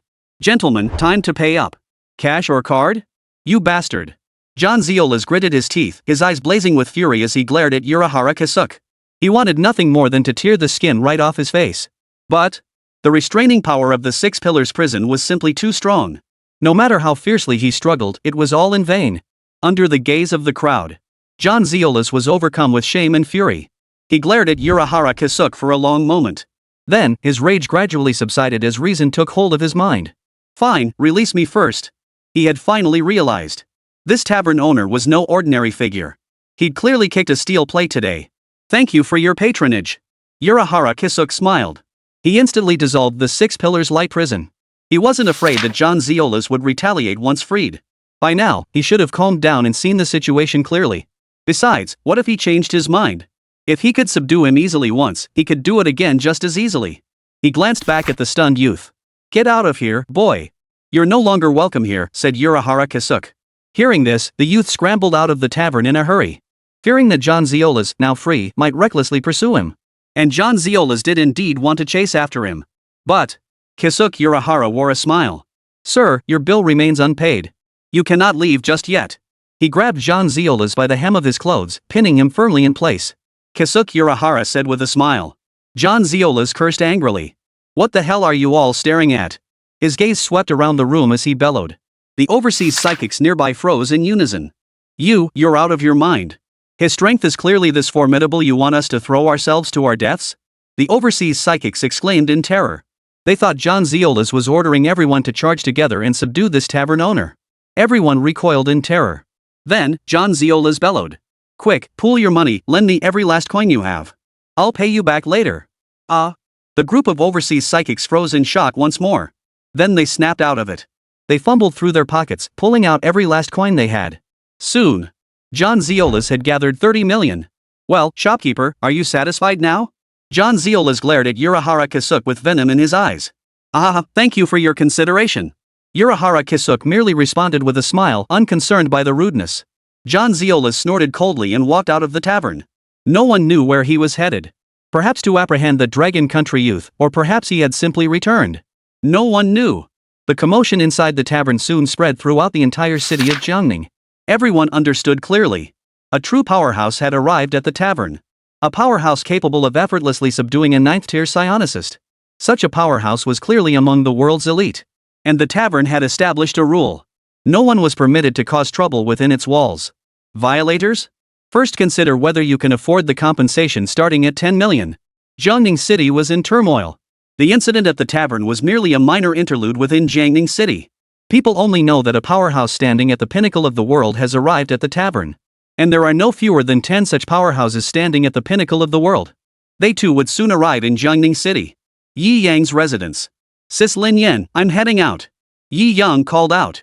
"Alright, Xiao Yang, be extremely careful if you're going out now." Lin Yan called out from the doorway. "Got it, I'll be careful." With that, he stepped outside. Today, Long Xiaotian had gathered a group of people and invited Yi Yang to come meet them. The location was Jiangning City's first high school. All students were on vacation now, leaving only Long Xiaotian and his eager group behind. This gathering served as an initial opportunity for everyone to get acquainted. Fortunately, once they entered the secret realm, they would be able to support each other. At that moment, stepping outside, the streets were already teeming with waves of people. Countless psychics converged on Jiangning City, with people pouring in every minute, every second. This bustle far surpassed the crowds of ancient times when an entire city went out for a stroll. Occasionally, amidst the crowd, one could spot someone cosplaying as Byakuya Kachiki from Bleach. Yi Yang chuckled. He decided to take the aerial route. Using his spiritual pressure, he stepped into the sky one step at a time. He noticed the sky was equally crowded.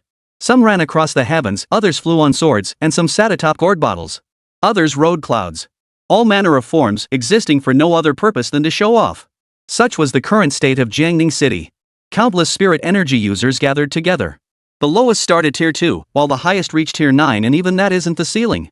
You might bump into a 9th tier spirit energy user at random. This is an even more glorious era than the last. Yi Yang used the most down-to-earth method, step by step, walking through the sky, and arrived at Jiangning First High School.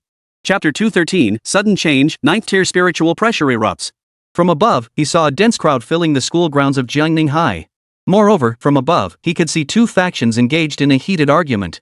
One side was led by Long Xiaotian and his group. The other was a group led by an elderly man. Long Xiaotian. What can you possibly accomplish with your measly 8th tier spiritual power? Do you have any idea that Jiangning City has now gathered every powerful individual from across the entire world? Forget about you, a mere 8th tier spirit energy user. Even us 9th tier practitioners have to band together. I've come today with sincere intentions to invite you to join our team.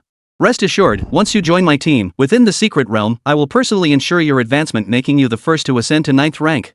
Well, what do you say? Consider it. The elder led the way, his face brimming with unrestrained confidence. As a 9th tier spirit energy user personally inviting an 8th tier spirit energy user, he had already shown considerable favor. He was confident that faced with such an enormous temptation, Long Xiaotian would be tempted. At that moment, Long Xiaotian stood before him, now wearing thick black-rimmed glasses. Gone was the madness, the recklessness, the arrogance. His expression was calm, showing no sign of disturbance. He merely said softly, Xiaotian deeply appreciates Heavenly Lord's esteem and kindness. But Xiaotian has gathered so many brothers these past days. To abandon them all now and go alone with Heavenly Lord to the secret realm? This seems rather unwise. Therefore, Lord Tian, Xiaotian must decline your request. Long Xiaotian's refusal was quite reasonable. Had this been earlier, he might have agreed. The promise of a 9th-tier spirit energy user still held some weight. As long as he was the first in line to gain experience and ascend to the 9th rank, Long Xiaotian would absolutely soar. However, now he had a better plan. He'd gathered a group of brothers, along with the members of Tan Tan in Jiangning City. If he chose to join the Heavenly Lord's team at this point, he would absolutely betray everyone's expectations. Therefore, he absolutely cannot leave to join the Heavenly Lord's team. Poof. Stubborn as ever. Do you even know how many 9th-tier psychics have arrived in Jiangning City now? From Dragon Nation alone, over 100 9th-tier psychics have been assembled. Not to mention psychics from overseas nations. What can your motley crew of nobodies possibly accomplish in this secret realm? Scavenge the scraps left behind by our 9th-tier team? Young Master Long, I advise you to think carefully before speaking to this old man again. Tian Yi pressed relentlessly. Brother Long said he won't join your team. Besides, whether our dragon brother joins or not, it won't make a difference to your team. Why are you pushing so hard? Ironhead stepped forward from behind Long Xiaotian and shouted. As Long Xiaotian's direct subordinate, he was the last person who wanted Long Xiaotian to leave the team. Without Long Xiaotian, it would be like losing the soul. He'd always been straightforward, saying exactly what was on his mind. At this moment, he simply couldn't hold back any longer and stepped forward to speak. Who gave you permission to interrupt? Slap yourself. Step back. The command rang out harshly. It wasn't directed at the 9th rank spirit energy user, Tian Yi, but at Long Xiaotian himself.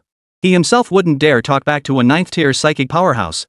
For Ironhead to step forward and speak up now, wasn't that courting death? What else could it be? His stern rebuke of Ironhead now effectively gave the man a way out. Otherwise, when Tianai unleashed his fury, no one could say when Tai Tu's life would end. Brother Long. Tai Tu glanced at Long Xiaotian. Smack. Long Xiaotian didn't give Ironhead a moment to react. A heavy slap landed squarely on his face. The blow knocked him flat to the ground. Get the hell back there. Long Xiaotian roared angrily. Ironhead clutched his flushed face, gritting his teeth in reluctant defiance. However, just as he was about to retreat back into the rear ranks, boom! A powerful spiritual pressure erupted. It was Heavenly Lord. The full force of a 9th tier spirit energy user's aura engulfed the entire arena. Everyone within the Heavenly Lord's suppression range trembled violently. Long Xiaotian was no exception. Feeling the relentless pressure of a 9th tier spirit energy user bearing down on him. A 9th tier spirit energy user is far beyond what I can match right now. The thought flashed through his mind. At that moment, the one bearing the brunt of the spiritual pressure was undoubtedly Ironhead. The 9th tier spiritual pressure surged toward him like a tidal wave. He was merely a lowly 4th tier spirit user. Under the weight of 9th tier spiritual pressure, he couldn't hold out. Boom! A soft thud. Ironhead's knees buckled and he collapsed to his knees. The Heavenly Lord's figure instantly flickered before Ironhead. His eyes held an icy glare. You insignificant 4th tier scum who gave you the audacity to address this old man. Do you think a mere slap will make me let you off so easily? Today, I shall teach this worthless scum a lesson he won't forget. Before anyone could react, his palm shot forward, slamming heavily into Ironhead's face. Boom! This blow bore no comparison to the one Long Xiaotian had just delivered. The 9th rank elder's blow was infused with spiritual pressure. The ground itself seemed to sink under the force of the blow. Howling winds relentlessly assaulted everyone's eardrums. Swish! The palm struck Ironhead's face, sending his entire body flying. Like a cannonball, boom boom boom. Fortunately, this was the playground of Jiangning City's top high school. There were no buildings nearby. Ironhead rolled several times across the grassy field, tearing up the turf. Only then did his momentum begin to slow. His entire body collapsed onto the grass, motionless. That single blow must have knocked him unconscious. Whoa! Everyone present sucked in a sharp breath. Only now did they grasp the terrifying power of a 9th tier spirit energy user. Poof! This old man considers this a minor punishment for the youngster. The 9th tier elder sneered contemptuously. Ying, are we just going to leave it like this? Su Yunyun and Ren Ying stood within the ranks. They watched Ironhead, who had already passed out not far away. Blood was now seeping from his body. If not treated promptly, he might well die. At the very least, they were part of the same team now. Watching Tai-tu bleed to death right before their eyes? Su Yunyun found it unbearable. Ran Yingying clenched her jaw. She glanced at the 9th-tier elder who had already turned to lead his men away. Quick, we need to get him to the infirmary for treatment. Su Yunyun and Ran Yingying rushed over to check on Ironhead's condition. But then... Poof. Did I say you could look at him? Instantly, the 9th-rank spiritual pressure that had just subsided surged violently once more. This time, it enveloped Su Yunyun and Ran Yingying completely. Chapter 214, Shock. Someone's backing Yi Yang. Eek. The two campus beauties' bodies froze abruptly. A terrifying spiritual pressure, utterly unreasonable, completely crushed down upon them. Holy crap. Long Xiaotian blurted out, trying to stop it. But then... boom. A 9th-tier spiritual pressure descended upon him as well. In an instant, cold sweat drenched his entire body. Heavenly Lord belonged to that elite group beneath the 9th-tier ceiling. He was utterly no match for someone like Long Xiaotian, who was still stuck at the 8th rank and hadn't advanced to the 9th. Poof. I've never been this furious in my entire life. The 9th-tier elder snorted coldly. His overwhelming spiritual pressure surged relentlessly toward the two school beauties. Su Yunyun and Ran Yingying, the two campus beauties, gritted their teeth. Enduring the terrifying spiritual pressure of the 9th-tier elder. Heaven only knew how immense the pressure they were enduring was at that moment. They felt as though even breathing had become difficult. Suddenly. I've only just arrived, and already things are this lively? Is this a welcome party for me? A voice echoed from the sky. A young man slowly drifted down from the heavens. Casual attire. He looked somewhat casual. His appearance was exceptionally handsome, and his demeanor was remarkably distinguished. He carried an air of effortless calm. It was Yi Yang. The moment he arrived, he saw his two teammates being bullied. How could he stand for that? As Yi Yang entered the scene, the previously tense atmosphere and that overwhelmingly terrifying spiritual pressure instantly dissipated. This scene caused the 9th-tier elder to pause in surprise. Kid, who are you? Tell the person behind you to come out and speak with me. The 9th-rank elder narrowed his eyes. To effortlessly neutralize his entire spiritual pressure. Clearly, this was no ordinary feat. Looking at the unusually young Yi Yang, he absolutely refused to believe Yi Yang alone could dispel his spiritual pressure. Therefore, he was certain someone else must be behind Yi Yang.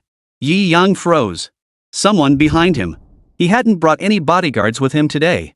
If he were to bring bodyguards, it would likely be on the day the secret realm opened. After all, Captain Yamamoto was probably pretty busy in Soul Society right now. He wouldn't be assigned to guard him during such minor skirmishes. Yi Yang chuckled. Oh, you mean my bodyguards? I didn't bring any bodyguards today. I came alone, Yi Yang said indifferently. Everyone. Did he even mention bodyguards? He was asking if you had anyone backing you up. The 9th-rank elder observed Yi Yang's utterly unfazed demeanor at that moment. He became even more certain that someone was backing him. To effortlessly dispel his spiritual pressure, clearly no ordinary 9th-rank powerhouse. Now, Jiangning City was in turmoil. The presence of a 9th-rank powerhouse here didn't surprise him in the slightest. At this moment, he felt it best to proceed with caution. Since this 9th-rank powerhouse chose not to show himself, he might as well have a proper chat with the young man. He bowed his hands. May I inquire about your honorable surname, young friend? The expressionless 9th-rank elder Tian Yi inquired. He sensed no spiritual pressure fluctuations emanating from Yi Yang. But given his young age, his cultivation couldn't be that high. Likely, the spiritual pressure was concealed by the person backing him. Therefore, he held Yi Yang in utter contempt. He was merely giving face to whoever was backing the boy. My humble surname is Yi. Yang is my given name. Yi Yan replied indifferently. At least this so-called Heavenly Lord had some self-awareness and didn't press the issue further. Otherwise, Yi Yang would have considered entering his Shinigami form and eliminating him. You are Yi Yang. The 9th-tier psychic, Tian Yi, stared wide-eyed in shock. Before entering Jiangning City, he needed to recruit members for his team and had naturally done his research. Among them, one entry stood out as uniquely prominent. Yi Yang. A dual-element healing-type psychic with dual-element healing abilities. This was undoubtedly the talent every psionic entering Jiangning City would want to recruit. A dual-spectrum healing type. A national treasure. Who wouldn't want a healer daddy in their team? Especially a 7-color healing healer. Just allocate a portion of resources to let this healer develop first. The whole team's injuries? No worries from now on. Who would have thought I'd encounter this national treasure right here, right now? Suddenly, it dawned on me. So that's how it is. No wonder he has someone backing him. With dual rainbow-colored healing abilities, it would be strange if he had no one backing him. In an instant, the expression of the 9th-tier elder, Tian Yi, turned profoundly respectful. Young friend Yi Yang, I've heard so much about you. Ha ha ha ha. He roared with laughter, his demeanor completely transformed from moments before. Everyone present was stunned. Chapter 215, A Shift in Attitude. The ninth tier elder roared with laughter. His sudden change in demeanor left everyone present utterly stunned. What the hell? Standing before him was merely a high-pitched voiced teenager. Why would a ninth-rank heavenly lord treat him with such deference? With the oppressive aura of ninth-tier psychic power gone from Su Yunyun and Ren Yingying, they both gasped deeply. They nearly collapsed to the ground. The two campus beauties looked at Yi Yang with eyes brimming with delight. This young man's presence always made them feel incredibly secure. The former Chen Fan, the current ninth-tier heavenly lord. The spiritual pressure emanating from these psychics dissipated completely the moment Yi Yang spoke, utterly astonishing. Yi Yang's expression remained as calm and composed as ever. He showed little emotional fluctuation regarding the ninth-tier elder's change in attitude. His attitude meant little to Yi Yang. At worst, it would take a bit of effort to sever his soul and send him to reincarnation. At this moment, the old man's change in attitude was essentially saving his own life. After all, Jiangning City was currently in turmoil. Better safe than sorry. His gaze remained calm as he fixed it upon the heavenly lord. Young friend Yi Yang, I wonder if you have assembled a team for the secret realm? Tian Yi asked first. Before Yi Yang could respond, the ninth-rank spirit energy user, the heavenly lord, continued speaking. Young Yi Yang, might you consider joining this old man's team? I have already recruited 8 8th-tier spirit energy users. Plus, I'll personally lead the operation. This expedition into the secret realm will undoubtedly yield tremendous rewards. If young friend Yi Yang joins my team, I promise that once we enter the secret realm, you will be the first to access the resources. What do you say? Will you consider it? The 9th-rank spirit energy user, Tian Yi, watched Yi Yang anxiously. If Yi Yang joined, it would be no small boost to his team. It would elevate them by an entire, immense tier. A dual-color healing specialist, coupled with the individuals backing him. It was unimaginable just how powerful his team would become. Tian Ye's invitation instantly sent tension rippling through the entire crowd. Especially Long Xiaotian. He was eager to assemble such a team, and Yi Yang's reputation was a major factor. If Yi Yang were to leave, then his entire team would effectively collapse on its own. It would become utterly pointless. The two campus beauties now stared intently at Yi Yang, their faces tense. If Yi Yang agreed to join the Heavenly Lord's team, they would be parting ways. Having been teammates for some time, they couldn't bear to part with Yi Yang, nor could they do without him. Only with Yi Yang present could they feel truly secure. Everyone watched the youth, who maintained an air of calm composure with bated breath. Tense yet hopeful, they awaited his response. Faced with the recruitment offer from the 9th-tier spirit energy user, Tian Yi, Yi Yang barely registered the words. He casually waved his hand and said indifferently, "Not interested. I already have my own team." He showed not the slightest inclination to spare the face of the 9th-rank spirit energy user, Tian Yi. He rejected the offer outright and decisively. Everyone's nerves instantly tightened. Was it really wise for Yi Yang to reject a 9th-rank psionicist's invitation so ruthlessly? Wouldn't he just snap and kill someone? The gruesome state Ironhead had been left in was still fresh in their minds. Everyone's hearts were in their throats, awaiting the heavens' wrath. But then, ha ha ha ha. Very well then, young Yi Yang, since you already have your own team, this old man shall not force the matter. No wonder, that's why that kid Long Xiaotian refused to join my team no matter what. So it was because young Master Yi Yang was there. In that case, I shan't disturb you any longer. Young Yi Yang, I take my leave. The 9th-rank spirit energy user, Tian Yi, made a gesture of farewell. Without further ado, he led his entourage out of the school grounds.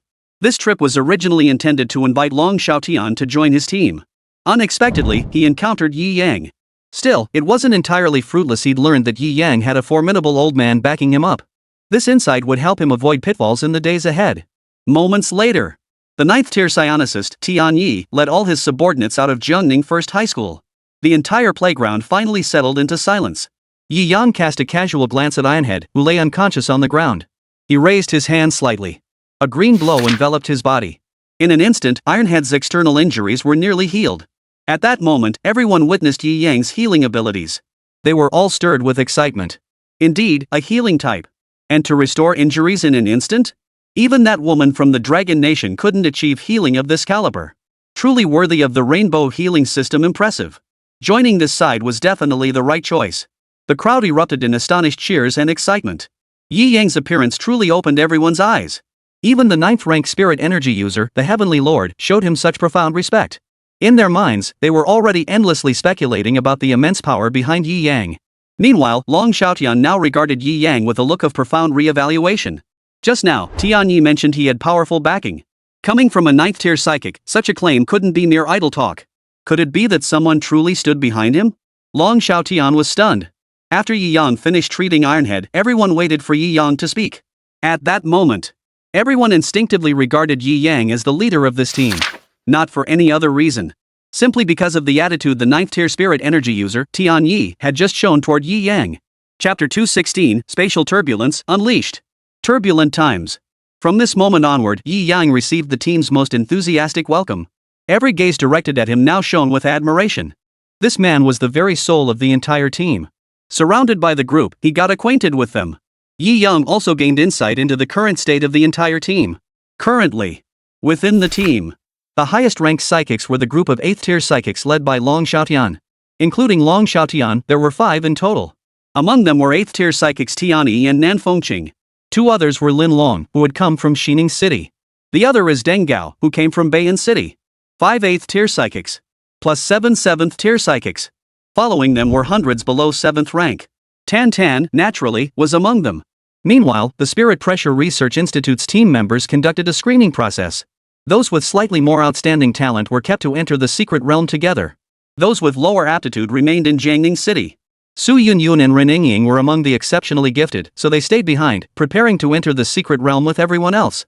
This effectively added a group of exceptionally powerful spirit energy users to the first expedition into the secret realm. It was the strongest team Yi Yang had ever been part of. After the briefing concluded, Yi Yang stepped forward, one foot after another, treading into the void as he returned. The following days remained uneventful.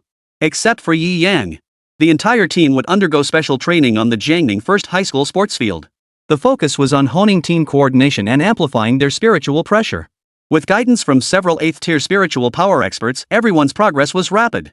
Su Yunyun even broke through to become a 3rd-tier spirit energy user during one training session. She became the first student to advance to the 3rd tier. At this moment, her multicolored tier talent began to manifest. It took her just over a month. She had transformed from a newly awakened psionicist into a 3rd-tier psionicist. It must be said a rainbow tier talent is truly terrifying. The tide of psychics flooding Jiangning City grew increasingly overwhelming. By now, the outskirts of Jiangning City were nearly swarming with psychics. Countless came from overseas. Countless more hailed from Dragon Nation itself. Every kind imaginable. Everyone was waiting for the secret realm to open. It was a grand spectacle. Yet compared to the bustling Jiangning City, the bustling mortal world, the atmosphere in Soul Society was one of profound tranquility. Upon entering Soul Society, Haruchi Kayaraku immediately received the highest regard from Grand Master Yamamoto. Not only was he appointed captain of the 8th Division, he was also assigned to work alongside Toshiro Hitsuo in instructing the trainees destined to become Shinigami reserves. Compared to Toshiro, Kayaraku was a captain with nearly 1,000 years of experience. His mastery of spiritual pressure, Kido techniques, and hand-to-hand combat clearly surpassed Toshiro's. Moreover, he was a master teacher. However, due to his overly lazy personality, he finds every opportunity to slack off. The entire Soul Society operates with remarkable order and efficiency. Under Chen Fan's control, Rokongai no longer harbors its former chaos. All souls cooperate willingly. They had already endured great calamities in the mortal world. Now, with a place to call home, they felt profoundly content. Perhaps their descendants might one day fall into disorder, but at least for now, every spirit cherished the peace of Soul Society and Rokongai. Yi Yang occasionally visits Soul Society as well. After all, he was the Spirit King. The entire Soul Society lies under his command. At times, Yi Yang would discuss future strategies with Captain Commander Yamamoto. Other times, he would visit Toshiro Hitsue and Shunsui Kayaraku to observe the training of the Shinigami cadets. And he often spotted Kenpachi Zaraki wandering lost through the vast, silent Suriitai with the little lowly Yachiro Kusajiki. Anyway, the human world was in turmoil, with countless spiritualists gathering. Soul Society, however, remained serene and tranquil. Like a paradise untouched by the outside world. Finally, after over 10 days of peace, one night, a terrifying spiritual pressure erupted. An aura more terrifying than the first spatial turbulence hovered over the entire city of Jiangning. Within the spatial turbulence, an utterly terrifying aura emanated. It was the energy of utter annihilation. From time to time, it seeped through the spatial turbulence into Jiangning City, freezing every spirit user in its path with its terrifying, malevolent aura. That night, the entire city of Jiangning fell into utter silence. Everyone looked up at the night sky, gazing upon the spatial turbulence that seemed capable of devouring everything. Their eyes betrayed fervor, betrayed excitement. After waiting nearly half a month, the secret realm was finally about to open. Countless people were filled with excitement.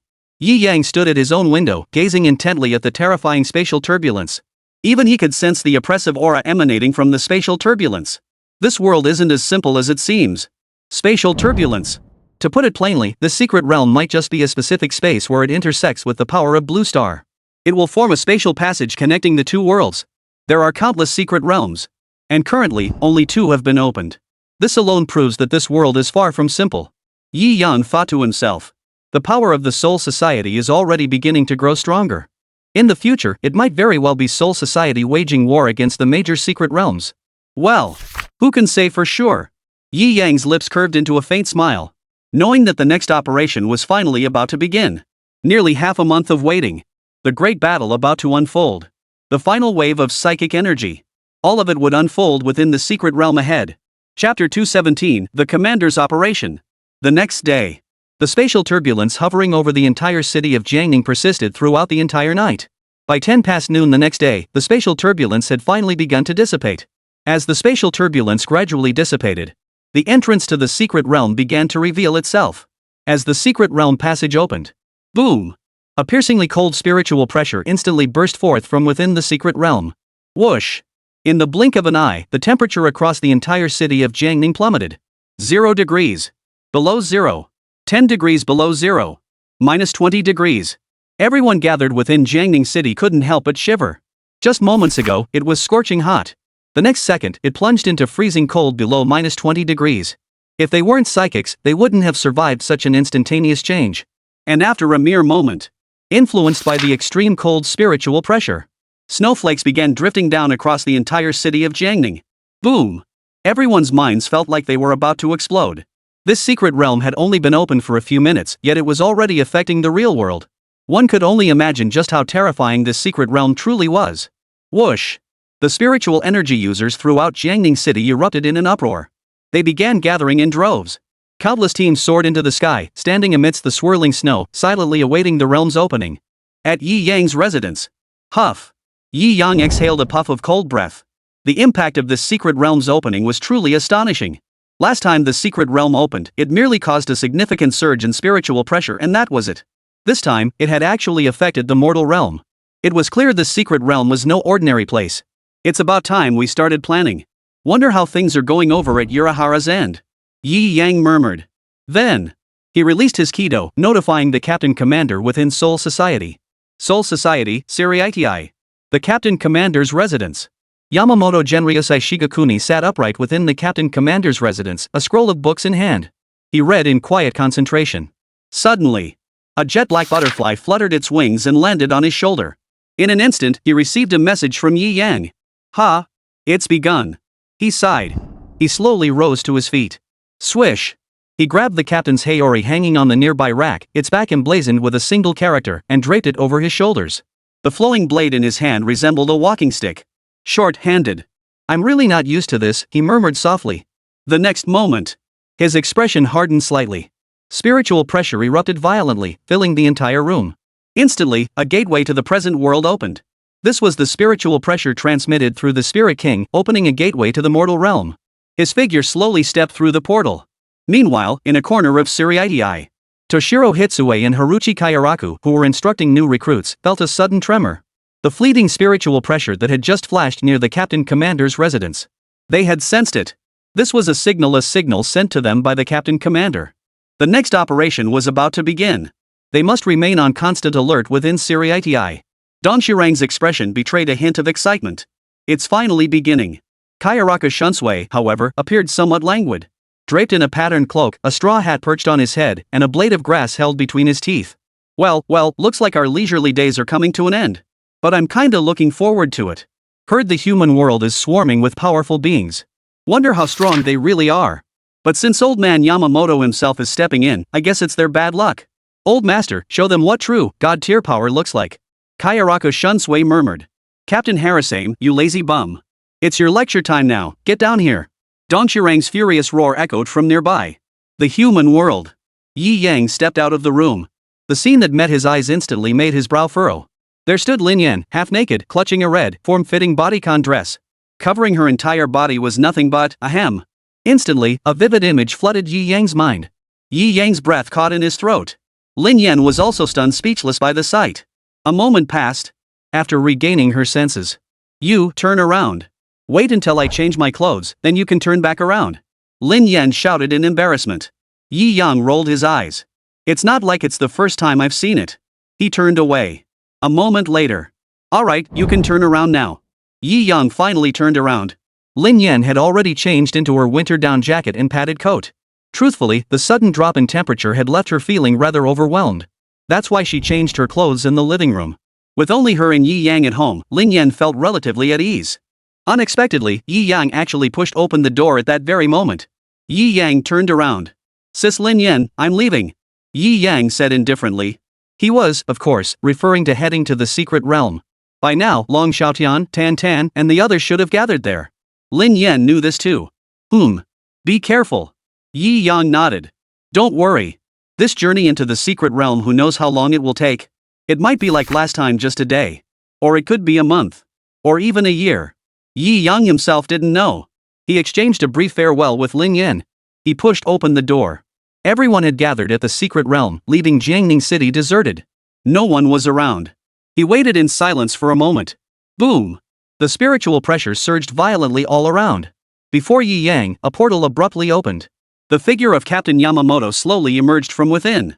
Chapter 218, I am the Captain Commander of the 13th Division. Spirit King. Yamamoto Genryusai, leaning on his Ryujin Jaka, stepped out steadily and deliberately.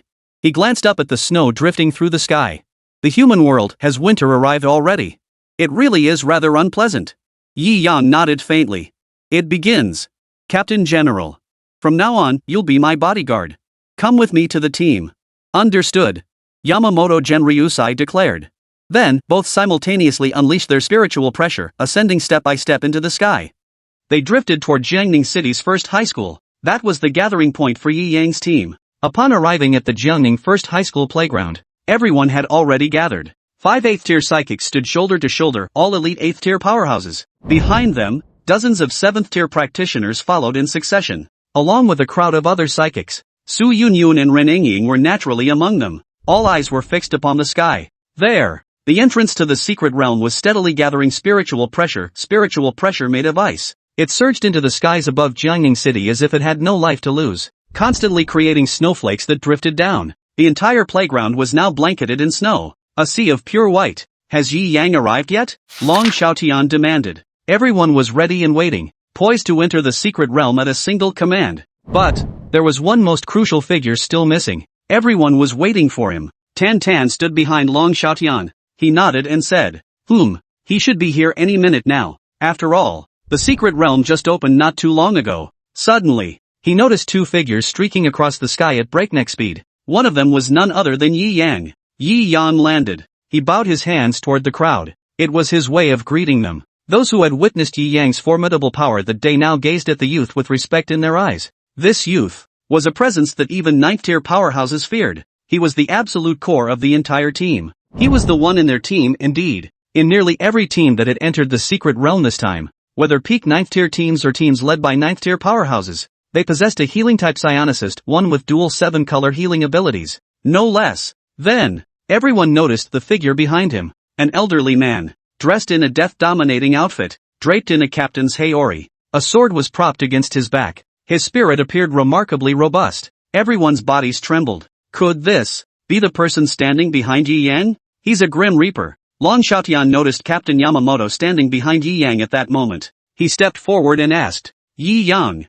who is he? Before Yi Yang could answer, Old Master Yamamoto stepped forward, and the aura of authority he had commanded over the Siriitii for over 1,000 years erupted invisibly. I am Yamamoto Genryusai, captain of the 1st Division of the Gotii 13, Soul Society's Siriitii, and also serving as the captain commander of the Gotii 13. Boom! With Yamamoto's declaration, everyone's minds exploded in a thunderous roar. The Soul Society, Siriitii, the Gotii 13. How familiar those words sounded. And the captain commander. He was the captain commander of the Gotii 13. Most importantly, why is he here with Yi Yang? What the hell is going on? Quiet. Captain of the Siriitii. WHWH, what the hell is going on here? Long Xiaotian was utterly speechless. Everyone else stared wide-eyed, waiting for Yi Yang's response. Yi Yang smiled faintly. I'm honored to have invited Old Master Yamamoto to join me on this secret realm expedition. He will serve as my bodyguard for this journey, Yi Yang stated calmly. Such simple words, yet to everyone's ears, they sounded like thunderclaps, inviting the captain commander of the Goti 13 to be his bodyguard. Is this something a normal person could possibly do? Then, the realization hit. Yi Yang was a dual-element healing-type spirit user. They found it inexplicably reasonable, yet it felt wrong, somehow wrong in a way they couldn't quite grasp. Then, Yi Yang didn't bother to look at their stunned expressions. Let's set off. It's time to enter the secret realm, Yi Yang said indifferently. He then led Captain Yamamoto into the group. Amidst the crowd, he located the two campus beauties, Su Yunyun and Reningying. He smiled and walked toward them. The three of them remained teammates. You two, your eyes are practically popping out of your heads, Yi Yang remarked casually. The two were so startled they couldn't utter a word. Su Yunyun snapped back to her senses. She stared blankly at Old Master Yamamoto. Yi Yang, he really is the captain commander of the Goti 13 in Siriiti? Reningying also cautiously studied Captain Commander Yamamoto. Yi Yang chuckled. What else would you expect? This time, the old man is my bodyguard. He won't intervene under normal circumstances, but when necessary, he will step in, Yi Yang said indifferently. The two campus beauties were suddenly at a loss. Death itself. They never imagined death could be so close to them. Let's go. It's time to enter the secret realm. Yi Yang smiled faintly. Ahead, one by one, the psychics stepped into the void, slowly making their way toward that mysterious realm. The two school beauties snapped back to reality. All right, soon, nearly the entire group stepped into the void one by one, heading toward the secret realm. Every face bore an expression of overwhelming excitement. They had assumed their team's highest-ranked member was an 8th-tier spirit energy user, but unexpectedly, their team leader Yi Yang had brought along the captain commander of the Goti 13 from the Soul Society's Siriiti. No one knew the captain's true strength, but the fact that he commanded the entire Goti 13 spoke volumes about his power. From a team near the bottom tier, they had instantly transformed into one of the absolute elite, all thanks to that young man. Chapter 219, The Great Snowfield. Battle. Without further incident, everyone stepped into the secret realm. Boom! A thunderous roar shook the heavens and earth, followed by a flash of blinding light. Before their eyes lay a completely unfamiliar scene. An endless snowy plain stretched before their eyes. Countless snowflakes danced in the sky, drifting down in a steady fall. The 10,000-year snowfield. I knew it, Yi Yang thought to himself. Judging by the frigid aura emanating from the secret realm's opening, the secret realm must be connected to snow, or coldness. Upon entering, his suspicions were confirmed. A vast expanse of white stretched endlessly before them, a boundless snowfield. Is this the secret realm? A snowfield. Lin Long took the lead, striding toward the depths of the snowy expanse. Everyone, remember to keep up. Since Yi Yang now had the so-called captain of the 13th division of the Siriiti as his bodyguard, there was no need for others to provide him with special protection or care. Don't let your guard down. The quieter it is, the more suspicious it becomes. The 8th-tier spirit energy expert Tianyi frowned as he surveyed the surroundings. Everyone, follow the two 8th-tier spirit energy masters and advance slowly. Amidst the blizzard, several figures trudged laboriously against the wind and snow. For the snowy plains, the greatest challenge was actually these blizzards. All along the way, not a single monster from the secret realm had been sighted. Everyone pick up the pace. Not far ahead, a group of 5th-tier beasts has gathered. Lin Long said indifferently. 5th tier. Perfect practice for the newcomers in the team, like Su Yunyun and Reningying, for instance. And instantly, it could help Yi Yang boost his spiritual pressure level. After all, despite Yi Yang's noble status and having the Siriiti captain as his bodyguard, in everyone's eyes, Yi Yang remains a high school student, a mere 3rd-tier healing-type spirit user. Everyone froze for a moment. A group? 5th tier? This is great. Follow me. Lin Long channeled his spiritual energy and sped forward. Soon, he was leading a group across the snowy plains. Soon, they arrived at the location he had mentioned. A horde of snow-white creatures with blood-red eyes came into view. They gathered in packs, frantically tearing at whatever they held in their hands. Amidst them lay vast patches of crimson bloodstains. But that aura alone, it gave off an ominous feeling. All 5th tier and below psychics in the ranks, prepare for battle. Long Xiaotian's command rang out. Instantly, a group of fully armed individuals stood ready for battle. Led by Tan Tan, the psychics charged forward, bellowing their battle cry. Boom! Boom! A relatively fierce battle erupted between the two sides. Under Tan Tan's leadership, all 5-tier beasts were brought down. In mere moments, all were slain. The fallen secret realm monsters transformed into a torrent of spiritual pressure, surging into the bodies of every individual. supplying spiritual pressure. Instantly, some spirit energy users who had previously been of lower rank saw their spiritual pressure surge instantly. Su Yunyun and Ren Engying were naturally among them. Both absorbed the spiritual pressure emanating from the monsters. Their spiritual pressure surged explosively. Second tier. Third tier. Su Yunyun finally broke through to stage 3. Ren Engying has also broken through to the third tier. This is the secret realm. A place countless dream of training in. It's a paradise for spirit energy users. All low-tier spirit energy users can achieve the fastest growth here. Very well. Prepare to clean up the battlefield. We'll press onward, Lin Long said indifferently. He also glanced at Yi Yang. Seeing that he showed no inclination to participate, he couldn't help but feel puzzled. All the monsters here were essentially free spiritual pressure. Yet he didn't seem to care at all. Could a third-tier healing-type spirit energy user really maintain such composure? But since Yi Yang wasn't absorbing the spiritual pressure, he wouldn't say anything. Yi Yang was essentially the team's core.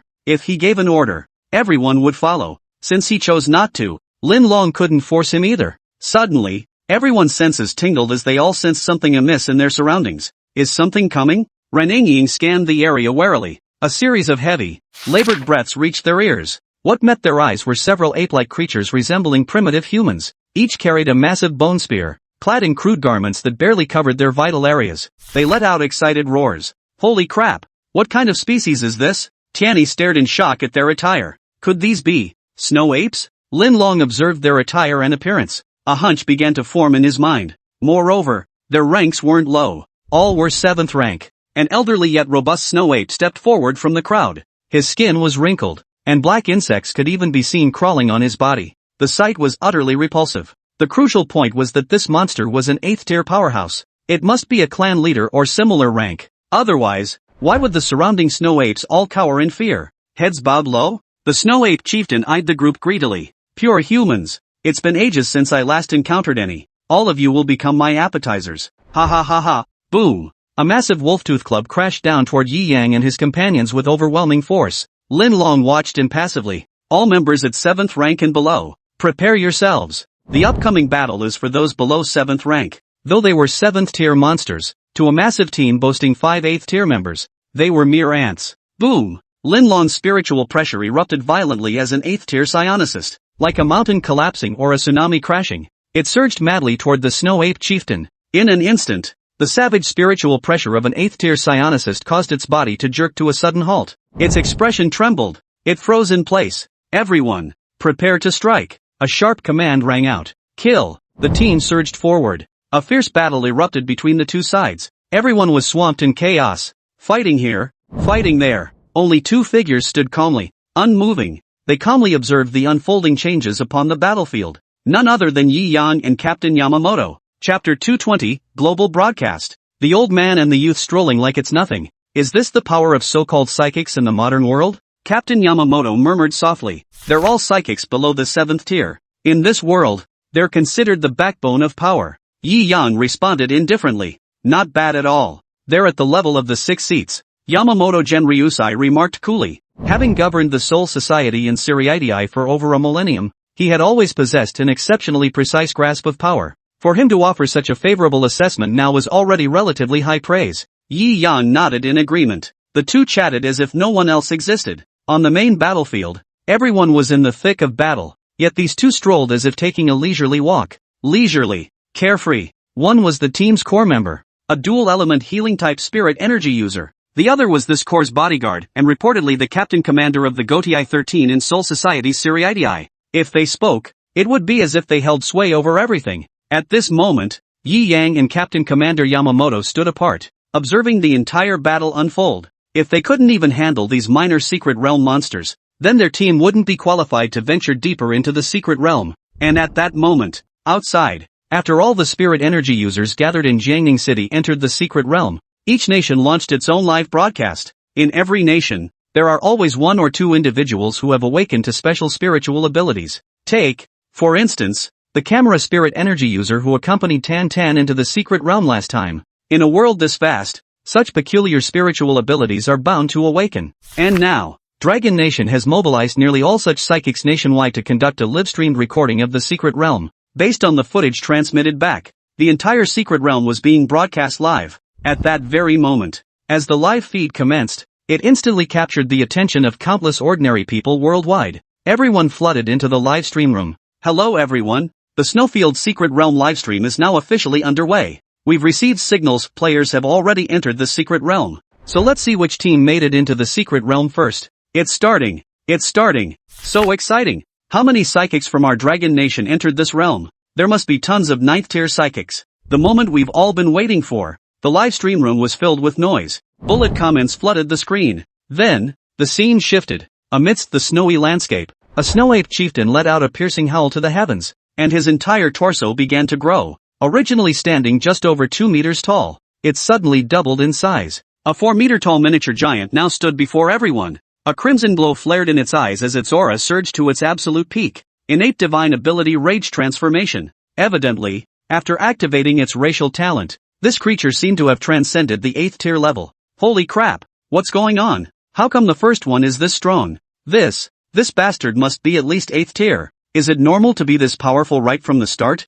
No wonder it's the newly opened Secret Realm, it's insane. The livestream opened directly to footage of a high-tier monster. And this high-tier monster? Its tier is absurdly high. It could rival a Charge, or even surpass it. Its power was off the charts. Inside the Secret Realm at that moment, Lin Long watched the Snow Ape Chieftain unleash his power. Just now, under the suppression of his spiritual pressure, the Snow Ape Chieftain had likely activated some powerful secret technique, forcibly breaking free from the spiritual pressure, unleashing his most formidable power. In an instant, his combat power surged to near 8th tier levels. This was becoming rather troublesome, and as the Snow Ape Chief unleashed his power, the other Snow Apes followed suit, erupting with formidable strength. Boom, boom, boom. Snow swirled endlessly beneath the Snow Ape's fists. Those present were clearly starting to struggle. You reckless humans! A menacing glint flashed in the Snow Ape Chieftain's eyes as razor-sharp ice blades erupted from his mouth. They shot toward the direction where Lin Long and the others stood. At that moment,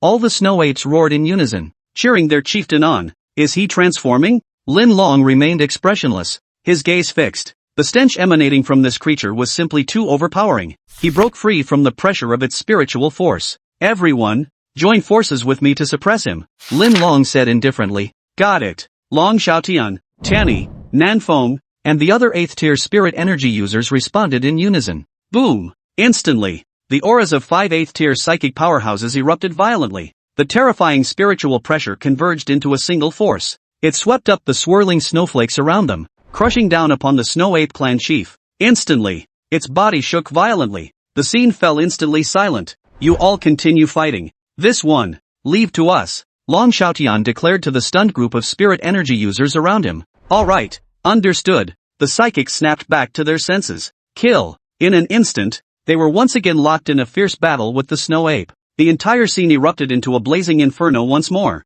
These individuals' power rivals that of a deputy squad leader. Not bad at all. Standing beside Yi Yang, Old Master Yamamoto raised an eyebrow and remarked. Such praise coming from Captain Yamamoto himself was exceptionally rare. 8th tier. They're already approaching the ceiling of this world's power. Yi Yang explained. The ceiling? Ha! Seems the power in this world is still too weak. The two continued their leisurely stroll, showing no intention of intervening. Throughout the entire team battle, they stood out like a sore thumb. Soon, they caught the attention of the live stream viewers. Asterisk asterisk asterisk asterisk. What's going on? Everyone's fighting all around. How come this kid and old man are so relaxed? Do they think they're on a vacation? Holy crap, I thought I was the only one who noticed them. Holy, the whole team is fighting while they're just strolling around like they're on vacation. Are they messing with me? A teenager and an old man, perfect. They've successfully caught my attention. Let's see who these mysterious figures are, daring to stroll through such a perilous secret realm.